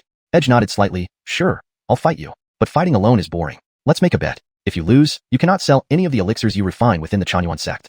Zavik frowned upon hearing this. The condition Edge proposed was quite malicious. He relied entirely on refining elixirs to earn enough spirit points to enter the Talia Gathering Tower for cultivation. Without selling elixirs, it would directly impact his cultivation speed. But Zavik did not refuse, because he had complete confidence in winning. Over a month ago, at the Empress's birthday banquet, he had already assessed Edge's strength, a standard 7-star martial king. When he checked earlier, Edge hadn't broken through yet. Meanwhile, he himself had advanced from 6-star martial Talia to 3-star martial king over the past month. Dealing with the Edge would be a piece of cake, without any pressure. Zavik said solemnly, "All right, I'll bet with you. If you lose, I'll break your right hand as vengeance for Caitlin." Edge laughed. "You better try hard then." Clearly, he didn't take Zavik seriously at all. The two moved to the arena, and the crowd of onlookers followed closely. For a moment, the usually deserted arena became lively, with dozens of inner disciples watching from below. Zavig and Edge invited an elder of the martial emperor realm as the referee and both stepped up to the platform. Before the match started, the inner disciples began heated discussions below. What's the chance of Edge versus Zavig? 3-7 split. Edge 3 moves, Zavig 7 seconds to crack. I think so too. Edge is ranked 8th on the heavenly list, a 7-star martial king, while Zavig has just entered the intersect and must not be higher than 5-star. How could he fight Edge? I heard this Zavig is also quite extraordinary. He entered the intersect within a year and even killed a 1,000-foot water beast during the inner examination, showing great potential like a sacred son. But unfortunately, he's not a sacred son yet. This duel with Edge is bound to end in failure. Edge smirked at Zavig. Zavig, I admit you're talented, but you're too ambitious. If you'd buried your head in cultivation for a few more years, I might really not be a match for you. Zavig replied grimly, stop spouting nonsense. I hope you can remain so calm when you're carried away after losing. Upon hearing this, Edge's face darkened and he shut his mouth. The match begins. The referee issued the command. Zavig suddenly lunged forward, unleashing his Do Chi, revealing his full power as a 3-star martial king. Feeling the fluctuations of Do Chi from him, Edge was taken aback. While a 3-star martial king wasn't much, he distinctly remembered that a little over a month ago, Zavig was merely a 6-star martial Talia. His cultivation speed was astonishingly fast. Moreover, Edge knew Zavig had a secret technique that could temporarily enhance his realm. If he used it, it could genuinely pose a threat to him. Chapter 143, First Meeting with Emmanuel. But now that the bet was placed, Edge couldn't back out. He could only challenge the other. Chavi took another step forward and instantly activated Swallow Heaven Art. His aura rose layer by layer, advancing from a 3-star martial king to a 7-star martial king in just 3 breaths. Feeling the formidable power emanating from Chavi, the inner sect disciples in the audience all voiced their astonishment. Holy crap, Chavi is also a 7-star martial king. How can this be? He's been with Xianxia sect for less than a year. It must be a secret technique that temporarily boosts his realm. Chavi's true cultivation is only at the 3-star martial king level. Now his realm matches Edge's. Does he really have the strength to fight? Impossible. Secret techniques can boost realms, but not combat chi intensity. With Chavi's unstable combat chi, it's impossible for him to be Edge's match. Moreover, even if he can withstand Edge's attacks, the secret technique's duration is definitely limited. You're right, Chavi cannot possibly be a match for Edge. Meanwhile, on the arena, Edge was deeply worried. He had seen Chavi's prowess firsthand. Fighting above his rank posed no problem, and defeating him wasn't entirely out of the question either. But the Sacred Son had already given him orders to antagonize Chavi, so there was no choice but to take the risk. Edge said gravely, Chavi, let me see how much you've improved these past days.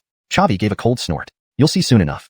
1000 June slash. Without hesitation, Chavi launched his ultimate move immediately. Because he detested Edge intensely, he wanted nothing more than to resolve this swiftly. A white combat chi sword blade condensed above Chavi's head, growing ever sharper. Feeling the immense combat chi from the white blade, Edge was taken aback. He didn't have the courage to stop Chavi from building up power. If he couldn't break through Chavi's defense, this powerful white blade would cleave him in two. Edge was forced to charge up his own ultimate move, a black combat chi sword blade condensing above his head. 3 minutes later, both swung their swords forward simultaneously. The two combat chi sword blades collided, unleashing a tremendous wave of energy that blew the watching inner sect disciples around. After a brief stalemate, the white blade shattered the black one and rapidly shot towards Edge. Edge hastily used his long sword to shield his chest. The white blade directly blasted Edge away. The long sword flew from his hand, while he spat blood repeatedly in midair before crashing harshly to the ground. Victory or defeat was clear. Seeing this, the inner sect disciples watching below were stunned. Holy cow, resolved in one move? And it wasn't Edge who resolved Chavi but the other way around. Chavi's move is incredibly strong. I wouldn't be able to withstand it either. Less than a year in the sect, he first dominated the outer sect, then defeated the 8th-ranked inner disciple. Chavi is amazing. His talent and cultivation is already not inferior to the two sacred sons. The crowd was still buzzing as Chavi, using the purple cloud wings, flew to Edge. Edge was conscious but unable to move. Seeing Chavi approach, he panicked. Chavi, what are you going to do? Chavi smiled faintly. Of course, to fulfill our bet. Saying this, he stomped on Edge's right arm, the sound of bones breaking reverberating throughout the arena. Edge screamed in pain, shouting, Chavi, how dare you? I'm a follower of the Sacred Son. Will you not fear him expelling you from Xianxia sect? Chavi replied calmly, I am merely following the bet, without any intention to offend the Sacred Son. If he is displeased with me, he can come after me. I, Chavi, will face it. With that, Chavi left the arena with Rhett.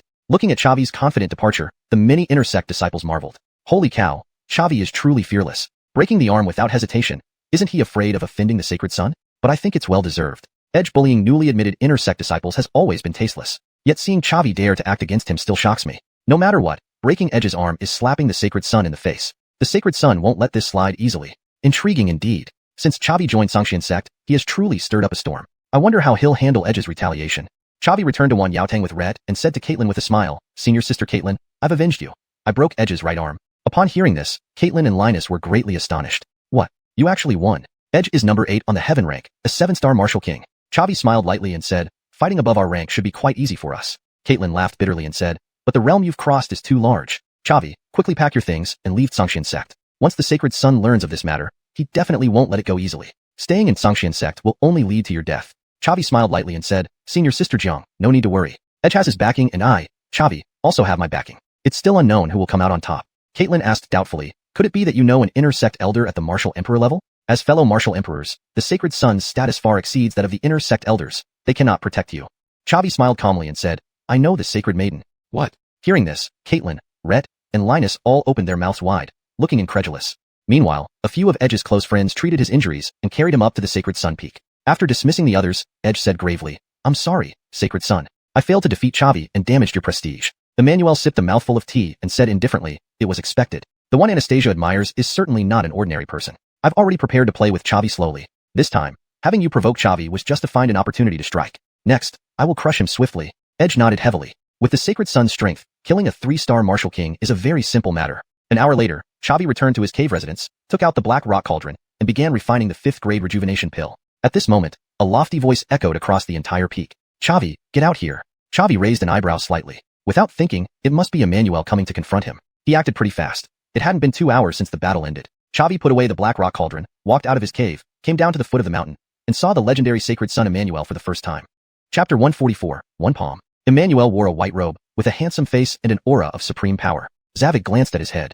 5-star martial emperor. Indeed very powerful. But Zavig did not feel the slightest bit of fear. When he first entered the Xuanhuan sect, he was only an 8-star great warrior, seeing nothing but, when he looked at others' levels. But now, he had become a martial king in less than a year, even able to see through the realm of a saint's son. This was already a significant improvement. Given enough time, surpassing Emmanuel would be no problem at all. Zavig clasped his hands and greeted, Greetings, saint's son. Emmanuel replied coolly, You are Zavig? Your appearance is rather good-looking, but your strength is somewhat lacking. Disable both your hands, or I will kill you myself. Upon hearing this, Zavig's eyebrows furrowed. This Emmanuel isn't a good person either. Without considering right or wrong, he wants my hands just like that. Zavig spoke solemnly, Saint's son, one should act reasonably. Edge violated the sect rules first by injuring people in the market. I was merely helping Caitlin seek revenge. Emmanuel remained unperturbed. I know that. In the future, I will educate Edge properly. But Edge is my follower. Hurting him is like slapping me in the face. So I must make you pay. Hearing this, Zavig snorted coldly. Educate him properly in the future? What overbearing statement. What if I don't accept? Then I'll handle it personally. With that, Emmanuel took a step forward. At this moment, a clear voice came from afar. Emmanuel, stop right there. Hearing this, Emmanuel halted and retreated 3 steps. Anastasia appeared, flying in with wings on her back, standing between Emmanuel and Zavig. Zavig sighed in relief. Finally, Anastasia has arrived. The reason Zavig dared to challenge Emmanuel was because he had Anastasia backing him up. As fellow saint sons of the Xuanhuan sect, Anastasia should be able to protect him. Seeing Anastasia appear, the surrounding inner sect disciples exclaimed in surprise. Holy crap, it's sacred maiden Anastasia, both a saint's son and a sacred maiden appearing for a newly entered disciple. Zavig really has a lot of face. Looks like sacred maiden is here to mediate. She and Zavig have some connection? No wonder Zavig acts so boldly, with sacred maiden as his backing. This makes things complicated. With sacred maiden's support, Zavig might really come out of this unscathed. Anastasia's appearance was within Emmanuel's expectation. He smiled and said, Junior sister Anastasia, long time no see. Anastasia gave Emmanuel a slight bow and said softly, Greetings, senior brother Emmanuel. Zavig is my close friend. Could you give me some face and drop this matter? Emmanuel replied coolly, That's not possible. If I can't punish someone like Zavig, it would greatly affect my reputation. Who would want to follow me in the future? Anastasia said seriously, I've investigated the matter. Edge was clearly in the wrong. By protecting Edge, aren't you worried about damaging your own reputation, senior brother Emmanuel? Upon hearing this, Emmanuel raised an eyebrow. Junior sister's attack is still as high as ever, but I cannot let him off easily. How about we compromise? We'll set a bet. If senior brother Emmanuel can withstand my palm strike, I will not pursue this matter further. If he can't, I will expel him from the Xuanhuan sect. What do you think, junior sister? Anastasia frowned. Senior brother Emmanuel, isn't this forcing the issue? You are already a 5-star martial emperor, while Zavig is just a 3-star martial king, more than 10 minor realms apart. How can he possibly withstand your palm strike? Emmanuel replied coolly, There's no other way then. This is my greatest concession, but I won't bully Zavig. I won't use any martial techniques, just an ordinary palm strike, and only with 3/10 of my strength. Can you accept that, junior sister? Hearing this, Anastasia fell into deep thought. Even with only 3/10 of Emmanuel's strength, it would be enough to instantly kill an ordinary 3-star martial king. But the issue was, Zavig was far from ordinary. His strength far exceeded those of the same realm, and there was a real possibility he could withstand that palm strike. Anastasia turned to look at Zavig and asked seriously, Zavig, what do you think? Zavig smiled slightly and said, Since it's like this, I accept the bet. Hearing this, Emmanuel felt elated inside. He had arranged for Edge to provoke Zavig precisely for this chance to act personally. In a moment, his palm strike wouldn't be limited to 3/10 strength. He would use overwhelming force to instantly kill Zavig. At the very least, he would cripple Zavig's cultivation. Emmanuel laughed, Ha ha ha, Brother Liu is truly a straightforward person. Since that's the case, activate your Do Chi defense. Once you're fully prepared, I will make my move. Zavig said in a deep voice, Can I take a potion? Upon hearing this, Emmanuel was slightly taken aback, then shook his head. It's not allowed. We can only rely on our own strength to complete this bet. Emmanuel had listened to Gaylord's report. Gaylord had almost succeeded, but then Zavig drank a bottle of potion and managed to withstand several of his attacks. Although Emmanuel had absolute confidence in his own strength, he didn't want to give Zavig any chance. Zavig shrugged and said in a solemn voice, if not, then so be it. With that, he activated the Swallow Heaven Art, an adamantine wall, emitting a faint golden light from his body. Saint Sun, please make your move. Seeing the golden light emanating from Zavig's body, Emmanuel was inwardly startled. With his keen eyesight, he could naturally tell the extraordinary nature of adamantine wall. Anastasia was watching nearby, and to avoid provoking her, Emmanuel originally planned to use only half his strength. But after seeing the golden glow around Zavig, he changed his mind and decided to use 7/10 of his strength. Emmanuel took a step forward abruptly and slapped out with his palm towards Zavig. Zavig also slapped out, colliding with Emmanuel. At the same time, Zavig pushed adamantine wall to its limit, instantly draining all his blood energy and more than half of his do chi, causing his body to glow brightly. This was the formidable aspect of adamantine wall. As long as there was sufficient blood energy and do chi, it could infinitely enhance defensive power. Although Emmanuel promised to use only 3/10 of his strength, Zavig did not dare to let down his guard for a moment. Who knew what he was thinking? If he suddenly changed his mind and used more strength while Zavig was unprepared, wouldn't that spell doom? So Zavig drained all the blood energy in his body in one go, swapping it for the strongest defensive power. The collision of their palms left Emmanuel unmoved, while Zavig was blasted backward through the air, spitting out a mouthful of blood. Chapter 145, Speculation. Immediately after, Chavi performed a backflip and landed steadily without falling down. King hell. Chavi couldn't help but curse inwardly. Emmanuel must have used more than 3/10 of his strength. Even with Vajra wall, drying up all my blood chi, I couldn't withstand it. An ordinary 3-star martial king would have been killed long ago. Emmanuel definitely attacked with the intention of killing me. Anastasia spread her dochi wings, flew to Chavi's side, and protected him behind her. Emmanuel, you've gone too far. Don't think I can't tell. You just used 7/10 of your power. Seeing that Chavi was unharmed, Emmanuel furrowed his brows tightly. He had already overestimated Chavi. His 7/10 of power was enough to kill a low-star martial emperor, yet he couldn't even kill a 3-star martial king like Chavi. This was simply unbelievable. Emmanuel hurriedly explained, sorry, junior brother Chavi, I slipped just now. Having just broken through in realm, I temporarily couldn't fully control my strength. Chavi coldly snorted. You make it sound so easy. If not for my trump card, I would have become a corpse by now. Anastasia was also furious. Emmanuel, Chavi is my close friend, and you actually tried to kill him. You owe me an explanation today.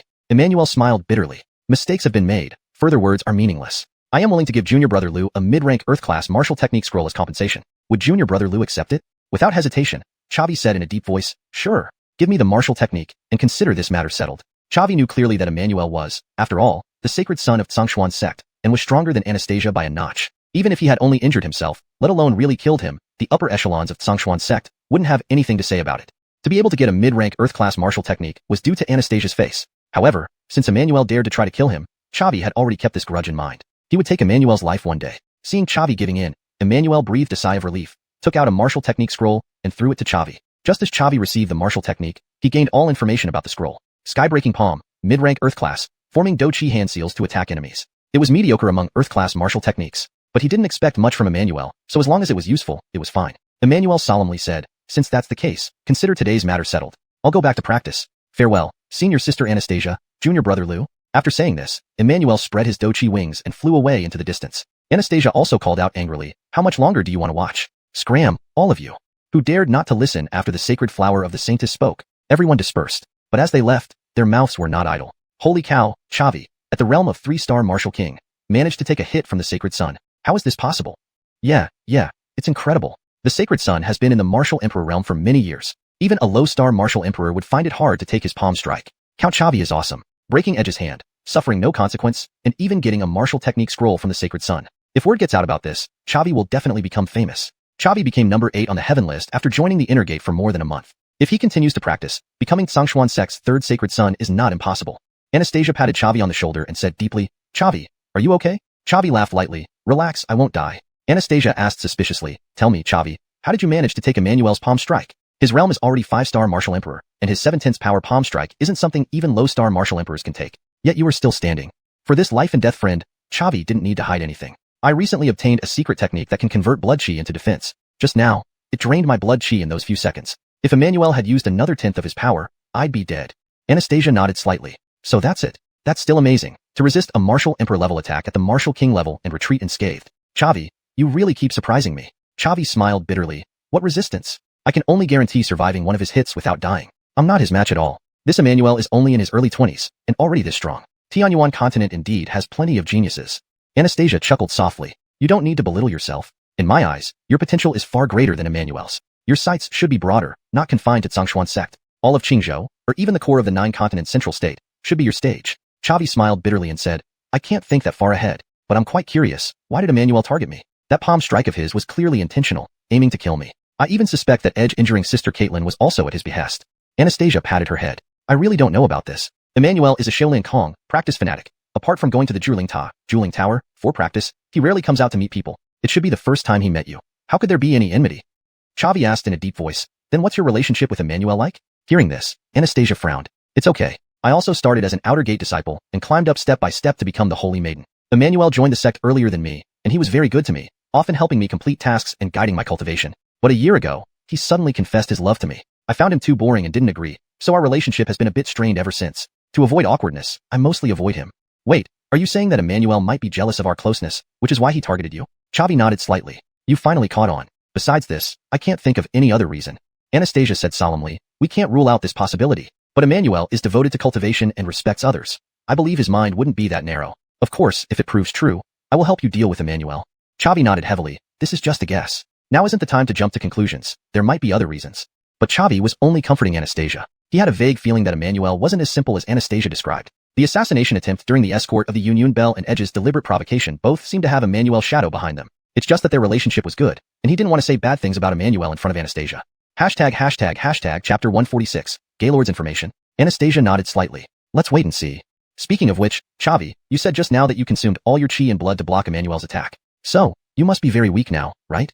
Chavi responded in a low voice. I won't die, but it will take at least half a month to recover my combat ability. After all, damaged chi and blood have to recover slowly on their own. Anastasia gently said, I have 2 medicinal herbs here to restore chi and blood. Don't eat them all at once. Take them gradually to prevent excessive supplementation. Try not to use this secret technique again in the future. It's too harmful to the body. After speaking, Anastasia felt her storage ring, and 2 medicinal herbs appeared in her hand. She then handed them over to Chavi. Emmanuel didn't hesitate. He needed these medicinal herbs badly at this moment. Accepting the herbs, Chavi smiled bitterly. I had no choice. If I hadn't used the secret technique, I would have died. All right, I'll go back and rest. Anastasia gently said, take care of yourself. I need to go back to practice as well. Chavi suddenly asked, right Anastasia, I have a question. Between you and Emmanuel, who is stronger? Anastasia smiled and replied, it depends on the distance. Since our combat styles differ, I use a bow while he uses a sword. If it's over a kilometer, I can wear him down, giving me a higher chance of winning. Within a kilometer, Emmanuel has a better chance of winning. But it's uncertain and depends on actual circumstances. Anyway, Emmanuel is extremely powerful. We've fought many times, and I've won few battles. Chavi nodded slightly. Understood. Well, I'm leaving now. Saying this, Anastasia unfolded her dookie wings and flew away. Seeing Anastasia leave, Rhett finally dared to come forward. Damn, Chavi, you're really amazing. You actually managed to withstand Emmanuel's palm strike. That golden light around you. Wasn't that using Linus's Vajra Wall? Chavi nodded slightly. If I hadn't used Vajra Wall, I might have died. Linus's trump card is indeed quite powerful, but the aftereffects are significant. I can't stand anymore. Help me up? Chavi's body swayed unstably. Rhett hurriedly stepped closer and supported him, saying in a low voice, only Linus with his immaculate body could recover by eating a couple of medicinal herbs. It's tough for others to use this Vajra Wall.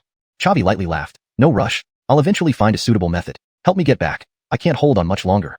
Rhett helped Chavi back to his chamber bed. Chavi lay in bed for a day, eating some good food to replenish his body, and bit into the medicinal herb given by Anastasia, thereby regaining his mobility. For the next half-month, Chavi couldn't practice. He focused solely on recovering his health. Internally, he was filled with fear. Emmanuel was truly the most formidable enemy he had encountered since transmigration. Just one ordinary palm strike with 70% power almost cost him his life and delayed his cultivation time. Indeed, Xuanhuan continent was still teeming with powerful individuals. Even though he possessed a system, he wasn't necessarily guaranteed to succeed until the end. He had to be careful and cautious in everything he did. Of course, if Emmanuel wanted to kill him, he wouldn't let Emmanuel off easily either. This person was already on his must-kill list. Half a month later, Chavi finally recovered to his peak state. While refining pills in his room, a knock came from the door. Chavi paused and opened the door, seeing Caitlin with a rosy complexion. Sister Caitlin, are you fully recovered? Chavi asked, puzzled. Caitlin smiled and replied, I recovered 3 days ago. After you left, the Sacred Maiden personally visited the 10,000 medicine hall to see me. Not only did she set my broken bones, but she also left a medicinal herb. Upon hearing this, Chavi felt warmth in his heart. Anastasia truly treated him well, extending kindness even to his friends. He must never fail her in the future. Chavi softly said, that's great. Sister Caitlin, why did you come to see me? Caitlin put aside her smile and spoke seriously. Do you remember the assassin who ambushed us when we were escorting the enveloping bell? We've received information about him now. Back then, as Wuxings, we were completely overpowered by him. Now, having advanced to Wuwang and become inner disciples, it's time for revenge. What do you think? Should we go? Chavi was taken aback upon hearing this. He had a profound impression of Gaylord's sudden attack. Of course, but I don't understand how you got information about Gaylord. Caitlin replied gravely, Gaylord didn't just attack us. Before us, he killed 3 inner disciples. The Xuanhuan sect has been investigating him, and they recently found his hideout. The bounty order for Gaylord is now posted in the mission hall. Specific details are available only after accepting the mission, but the sect has confidence in capturing him, given the task announcement. Gaylord reached 8th rank Wuang 2 months ago. This mission requires 2 experts from the top 10 of the heavenly list. I contacted Dragon Yang through Red, but we need 1 more person. I thought since you defeated Edge not long ago, and are currently 8th on the heavenly list, you'd be perfect for this. I believe, if you could finish off Edge in 1 move, dealing with an 8th rank Wuang shouldn't be a problem. Chavi nodded slightly. That's correct. In that case, let's head to the mission hall and accept the mission now. Alright. The 2 went to the mission hall where Linus and Red had been waiting for some time. Chavi noticed that all 3 had advanced to 2nd rank Wuang within less than a month, showcasing their remarkable talent, which would be beneficial in dealing with Gaylord. By Red's side stood a man who looked somewhat similar to Chavi, similarly compact and extraordinary in demeanor, and most importantly, the title 8th rank Wuang floated above his head. Without a doubt, this was Red's older brother, Kit. Chavi greeted with clasped hands and smiled. Greetings, brother Kit. Kit waved his hand. No need for formalities. Junior brother Liu, when you went to challenge Edge, I followed behind intending to protect my little brother. Therefore, I witnessed firsthand your 1-move victory over Edge. To say the least, you're a true young prodigy. Even compared to Anastasia and Emmanuel, you're not inferior at all. Personally, I couldn't defeat Edge in 1 move, so you're definitely stronger. Let's appoint you as the captain for this mission. Chavi nodded appreciatively. Kit was reasonable and showed no airs as a senior disciple. Chapter 147, Black Wind Domain. Very well, if that's the case, I won't be courteous and will take the position of captain. The battle with Gaylord was bound to be a fight to the death, fraught with danger. Compared to relying on others, Chavi much preferred to have his fate in his own hands. Therefore, he didn't hesitate for a moment before claiming the position of captain. The 5 of them walked into the mission hall together and received their mission under the guidance of an inner sect elder. Only then did they learn Gaylord's precise whereabouts. Turned out this guy had fled to the Black Wind Domain. The Black Wind Domain was located between the jurisdiction of the Xuanhuan Gate and the Xuanhuan sect. The land was barren, producing little, so no civilians settled there. Thus, neither sect dispatched personnel to manage it. Because of this, the Black Wind Domain became a haven for criminals. Various killers, human traffickers, and practitioners of evil roamed about freely, exchanging favors and goods. After obtaining the information, Chavi sighed softly and said gravely, it turns out Gaylord fled to the Black Wind Domain. No wonder the sect couldn't find him. Kid also looked serious. The Black Wind Domain is full of all sorts, not least of whom are martial artists at the Wuang realm. We must be extra cautious during this operation. Caitlin laughed and said, what's so terrible? We've got our warrior talent, Chavi. Venturing into the Black Wind Domain shouldn't be too much of a problem. Chavi smiled bitterly. Senior sister Caitlin, you really think highly of me. Since everyone is ready, let's get going. With that, Chavi summoned the Abyss Dragon. Seeing Sayla appear, apart from Caitlin, the other 3 were utterly shocked. Holy cow, a 5th rank dragon beast? Junior brother Liu, is this your mount? Chavi nodded slightly. Sayla is not only my mount, but also my trusted companion. Everyone, let's set off. The 5 jumped onto Sayla's back. Its purple-black wings spread wide as it flew toward the border of the Xuanhuan sect. After entering the 5th rank, Sayla's speed improved significantly. It took only half a day to reach the western border of the Xuanhuan sect. They then dismounted and proceeded on foot into the Black Wind Domain. Upon entering the Black Wind Domain, many men in black clothes immediately eyed the quintet with ill intent. These 5 look like they're dripping with wealth. What do you say we take them down? It might be troublesome. Their attire suggests they're disciples of the Xuanhuan sect. They can be a handful. So what if they are disciples of the Xuanhuan sect? In our Black Wind Domain, it's not background but strength that counts. Even if we take care of them, just hiding within Xuanhuan Gate's jurisdiction would make us untouchable. You're right. I can't wait. These people discussed in normal conversation tones, completely disregarding whether Chavi and the group could hear them. Chavi couldn't help but frown. This Black Wind Domain was truly chaotic. Even the identity of Xuanhuan sect disciples held no sway here. He must seize an opportunity to display his strength, otherwise finding Gaylord might be difficult. Just as Chavi was thinking this, the opportunity presented itself. Before the quintet could pass through the gates of the Black Wind Domain, a crowd rushed over, encircling them. Looking up, Chavi saw that all of them were Wuang experts, and the leader was already at the 5th star Wuang stage. The leader brushed the dust off his hands, walked towards Chavi with a savage look on his face, and said sternly, you brats are from the Xuanhuan sect, right? Out of respect for the Xuanhuan sect, I won't kill you. Hand over your storage rings and scram. Chavi smiled faintly and glanced at Kit, whispering, senior brother Kit, it's up to you. Kit responded gravely, no problem, leave it to me. Stepping forward, he unleashed his aura, revealing his 8th star Wuang level, and struck out with a palm. The leader was taken aback, hurriedly using aura to defend himself. But he could hardly withstand Kit's attack and was sent flying backward, spitting out several mouthfuls of blood as he crashed into a wall. For an instant, the entire scene was silent. Meanwhile, Chavi pulled out the Dawnbreaker bow, aimed, and shot an arrow that pierced the chest of the leader. Congratulations, host has defeated a 5th star Wuang, earning 50,000 experience points and 50,000 exchange points. The remaining attackers dropped their weapons and fled in panic. Bystanders dared not spectate any longer and hastily scattered from the area, fearing Kit might remember them next. Damn, an 8th star Wuang. That guy is way too strong. I thought these were outer sect disciples of the Xuanhuan sect. From what I can see, they are among the elite of the inner sect. To match that guy, it would probably take one of the top talents from the 4 great evil sects. Good thing I didn't move just now. Otherwise, lying on the ground would be me. Chavi chuckled lightly. True to being ranked 6th on the heaven list, senior brother Kit's prowess alone is enough to intimidate the riffraff. Kit smiled lightly and said, "It's just a feint. I deliberately revealed my strength so that the people in Black Wind Domain would think I'm the strongest of the Xuanhuan sect disciples this time, thereby hiding Brother Lu's true power. At the critical moment, you can deliver a crushing blow to Gaylord." Chavi nodded gently and laughed. Senior brother Kit is quite quick on the uptake. By the way, the sect asked us to join forces with the powerful figures from Blackhorn sect to deal with Gaylord. Where are they? Caitlin spoke softly. They have already arrived. Chavi and Kit looked forward together and saw a black-clothed man walking towards them, with the words 8-star Wuwang clearly visible above his head. In Black Wind Domain, one who possesses the strength of an 8-star Wuwang should be someone from one of the 4 great evil sects. Although Black Wind Domain was chaotic, 4 factions had emerged to maintain order. Black Horn sect, Black Dragon sect, Black Emperor sect, and Black Flame sect, collectively known as the 4 great evil sects. Among them, Black Flame sect maintained the only auction house in Black Wind Domain and was the most powerful, yet it always remained neutral. The remaining 3 sects were constantly at odds with each other. Why did Stronger1 sect receive information about Gaylord? It was because he recently joined Black Emperor sect and repeatedly intervened in the conflicts between Black Emperor sect and Black Horn sect, causing huge losses for Black Horn sect. Only then did Black Horn sect investigate Gaylord's background, learning of his grudges with Stronger1 sect. They decided to inform Stronger1 sect to set up a scenario where they could eliminate Gaylord using others. Chavi's 5-member team was the blade lent by Black Horn sect. The newcomer clasped his hands and greeted, "I am Jethro, Deputy Patriarch of Black Horn sect. I've come specifically to welcome you, esteemed experts of Stronger1 sect. Please follow me." Upon hearing this, Chavi slightly raised an eyebrow. He had seen this person earlier among the crowd. Jethro did not speak up when they were surrounded. He only appeared after Chavi took out the 5-star Wuwang. Wasn't he testing their strength? If they couldn't handle the situation, Jethro probably wouldn't have spoken to them at all.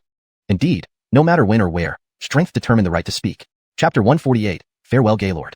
Xianxia nodded slightly. "Daoist Jethro, take us to see the sect leader. We need to discuss how to deal with Gaylord." Hearing this, Jethro was slightly taken aback. He hadn't expected that among the 5, the spokesperson wasn't Kit, but this young-looking Xianxia who seemed somewhat naive. He had observed them from the shadows just now. Kit was an 8th-rank martial king, comparable in realm to him, and likely even stronger than he was. As for Chavi, he was merely a 3rd-rank martial king. Despite his excellent archery skills, it was unlikely that he would be a match for Kit, right? Perhaps there's some connection. Alright, please follow me. 2 hours later, they arrived at the heart of Blackwind region and entered an estate. Even the guards at the gate were at the Talia warrior level, but that was quite normal. Blackwind region was a place where only the strong survived. Without at least being at the Talia warrior level, one could not survive here. In the reception room, Chavi met the sect leader of Blackhorn sect, Jacques, as well as another vice sect leader, Aline. Looking at their levels, Jacques was a 10th-rank martial king, almost reaching the martial emperor realm. That too was normal. How could someone without considerable strength become the leader of one of the largest sects in Blackwind region? Aline was a graceful and alluring middle-aged woman with her own charm. She was also powerful, a 9th-rank martial king. After exchanging some pleasantries, Chavi got straight to the point. "Leader Jiang should understand that our target is only Gaylord. We have no interest in the affairs of Blackwind region. Since you've called us here, let's talk about how to deal with Gaylord." Jacques nodded slightly and said with a smile, "Of course. Our Blackhorn sect has always been suppressing Black Emperor sect until Gaylord joined Black Emperor sect, giving them the ability to stand against us.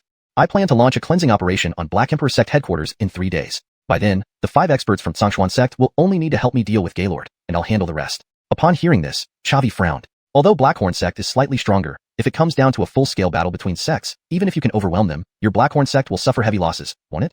Jacques nodded slightly. "Theoretically, yes. That's why I have reached an agreement with the leader of Black Dragon sect to jointly attack Black Emperor sect." Upon hearing this, Chavi was somewhat surprised. Jacques was pretty resourceful. Not only did he use the disciples of Stronger1 sect as enforcers, but he also allied with Black Dragon sect. Chavi said gravely, "Since that's the case, it shouldn't be a problem. However, I want to make it clear that our 5 will only deal with Gaylord. Once Gaylord is eliminated, we will leave immediately."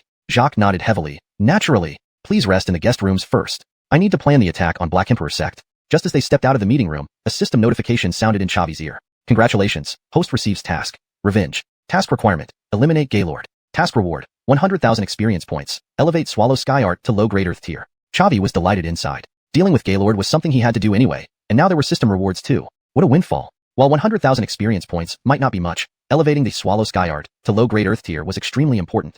Through these battles, Chavi found that the advanced Mystic tier Swallow Sky Art could enhance 4 minor realms, lasting half an hour, with a cooldown of 1 day. This was already very impressive, truly like a bug-level skill from the system. If it could be upgraded to low-grade Earth tier, its effects would certainly increase, making future battles easier for him. At the same time, at the headquarters of Black Emperor sect, 3 men sat in the conference hall, 2 elderly men with white hair, and 1 handsome middle-aged man. These 2 elders were the main and deputy leaders of Black Emperor sect, Deegan and Oswald. As for the handsome middle-aged man, he was none other than Gaylord, who had once battled Chavi. Deegan tore up the note in his hand and said solemnly, "Gaylord, you've brought us big trouble. 5 inner disciples from Stronger1 sect have come, led by Kit, ranked 6th on the heaven list." Gaylord said gravely, "I know Kit. He's just a fairly ordinary inner disciple, nothing serious. What I'm concerned about is Chavi. Has Chavi come?" Sect leader? Deegan nodded slightly, yes. Upon hearing this, Gaylord sighed in relief. That's good. I deliberately exposed my identity to lure Chavi over. Last time in Liang City, due to concerns about the city lord's rescue, I couldn't succeed. Now in Blackwind region, there won't be any surplus experts to help him. This time, I must capture Chavi. Deegan said in a serious tone, Gaylord, you promised me that with the protection of Emmanuel, the holy son of Xuanhuan sect, even if we kill Chavi, Xuanhuan sect wouldn't hold it against us, and we would also gain a high-grade earth-tier spiritual weapon. I hope you and holy son Emmanuel will keep your word. Gaylord nodded slightly, of course. During these 3 days, Chavi had been refining pills. Apart from the necessary 5th rank revitalizing pills and 5th rank chi restoring pills, he also refined 10 dragon strength pills to prepare for the upcoming battle. Although Jacques made it sound easy, his task was indeed light, but it was still a life and death battle, so it was better to be over-prepared to prevent any accidents. The 3 days passed quickly. On the morning of the 4th day, Jacques summoned the 5 people led by Chavi and mobilized all the forces of Blackhorn sect to launch an attack on Black Emperor sect. Before leaving, Chavi gave each of the 4 companions 5 revitalizing pills, 5 chi restoring pills, and 2 dragon strength pills. Do not be stingy with the consumption of pills, prioritize your own safety. Come to me if you run out. Caitlin looked at Chavi with admiration in her eyes. Junior brother Lou, you are truly swimming in wealth, casually giving out dozens of 5th rank pills. I usually can't afford to take even one. Chavi smiled lightly, I'm an alchemist, so obtaining pills is relatively inexpensive. But cultivating an alchemist isn't easy. Not only does it require an excellent teacher, but also substantial investment in spirit herbs. What Chavi didn't say was that he had the system. As long as he refined pills, he could gain profession experience points. Once the points were full, he could level up without needing a teacher or learning process. It feels great to have a cheat. Caitlin nodded slightly. You have a point. The battle between the 2 sects was imminent, stirring up a bloody storm across the entire Blackwind region. The 5 of them did not participate in the battle but followed Jacques, joining the elite forces of Black Dragon sect, flying directly towards the headquarters of Black Emperor sect to confront Gaylord. An hour later, in the sky above the headquarters of Black Emperor sect, Chavi saw Deegan, Oswald, and Gaylord standing calmly. Gaylord waved at Chavi and laughed. Chavi, it's been a while. Chapter 149, Change of Circumstances. Chavi's brows furrowed. You knew I was coming? Gaylord chuckled lightly. Or did you think my information would just magically appear in Xuanhuan sect? Chavi felt a sinking feeling in his heart. You deliberately lured me here to try and kill me in Blackwind domain. Gaylord laughed. It took you this long to figure it out. What makes you so confident? I have the support of Black Horn sect and Black Dragon sect. Chavi said in confusion. At that moment, the leader of Black Dragon sect, Anson, who was standing beside Chavi, suddenly attacked him, slapping at his chest with one hand. But Chavi wasn't that easy to take down. He had developed the habit of casting his shadow sword before any fight. After upgrading to mid-earth rank, the shadow sword could conjure 4 scabbards simultaneously. Before the conversation, Chavi had already thrown the 4 scabbards in different directions. Sensing the threat, he immediately activated the shadow sword's teleportation skill, instantly moving to a corner of Black Emperor sect headquarters. Anson frowned slightly. What a bizarre move. My ambush didn't succeed. Gaylord said gravely. No matter. We knew this kid has many cards up his sleeve. But this is Blackwind domain, where he won't have reinforcements. We can play with him slowly. The leader of Blackhorn sect, Jacques, his face darkened as he looked at Anson and asked sternly, Anson, what do you mean? Chavi is here to help us. Why did you attack him? Anson sneered. Ha ha ha, Jacques, have you gone stupid? Can't you see? I've long allied with Black Emperor sect, and today, we will destroy your Blackhorn sect completely. Jacques was taken aback. Anson, you are traitor within. Anson chuckled lightly. Everything I do is for the future of Black Dragon sect. It seems you didn't offer enough compared to Gaylord. While they were talking, Chavi unfurled his purple cloud wings and flew back into the battlefield. Kit and the others immediately stood behind him. The experts from Black Dragon sect joined those from Black Emperor sect, surrounding Blackhorn sect and Chavi's 5 members. Jacques smiled bitterly. Young friend Lou, it's my fault for being careless. Let's protect you and escape to get reinforcements from Xuanhuan sect and take revenge. Chavi shook his head slightly. Why run? The battle has just begun. Hearing this, Jacques was momentarily stunned. What do you mean, young friend Lou? Do you want to fight? Their number of experts is double ours. Chavi said firmly, Master Jiang, don't underestimate Xuanhuan sect. You stop the Black Dragon sect's experts. We'll handle Black Emperor sect. I'll personally send Gaylord to hell. Jacques couldn't help but ask, young friend Lou, do you really have the confidence? Deegan is a 10-star martial king. Vice Master Oswald is a 9-star martial king, plus Gaylord. Aren't there too many high-ranking experts for you to handle? Chavi smiled lightly. Leave it to us. Rhett, Linus, Caitlin, the 3 of you go stall Black Emperor sect's master. Understood. They responded in unison. Deegan snorted coldly. 3 2-star martial kings dare to challenge me? Do you really think realm differences are just for show?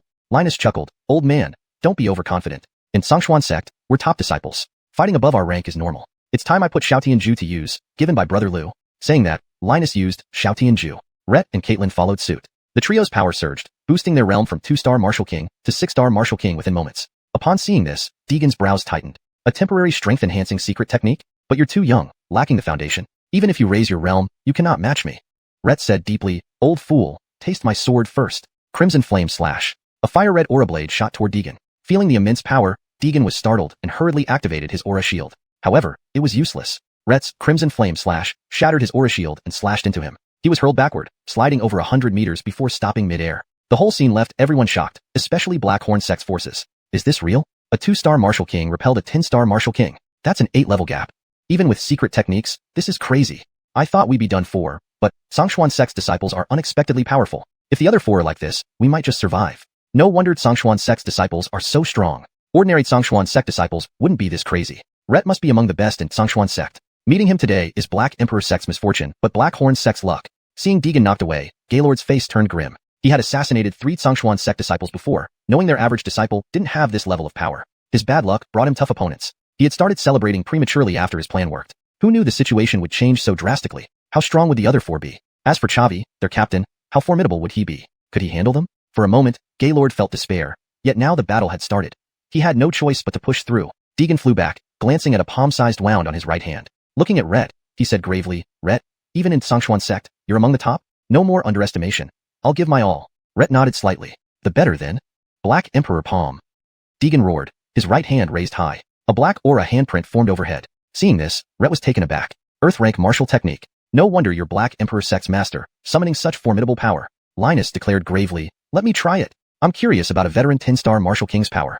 Using adamantine barrier, he guarded Rhett. Deegan slapped forward, the black aura handprint smashing down on both Linus and Rhett.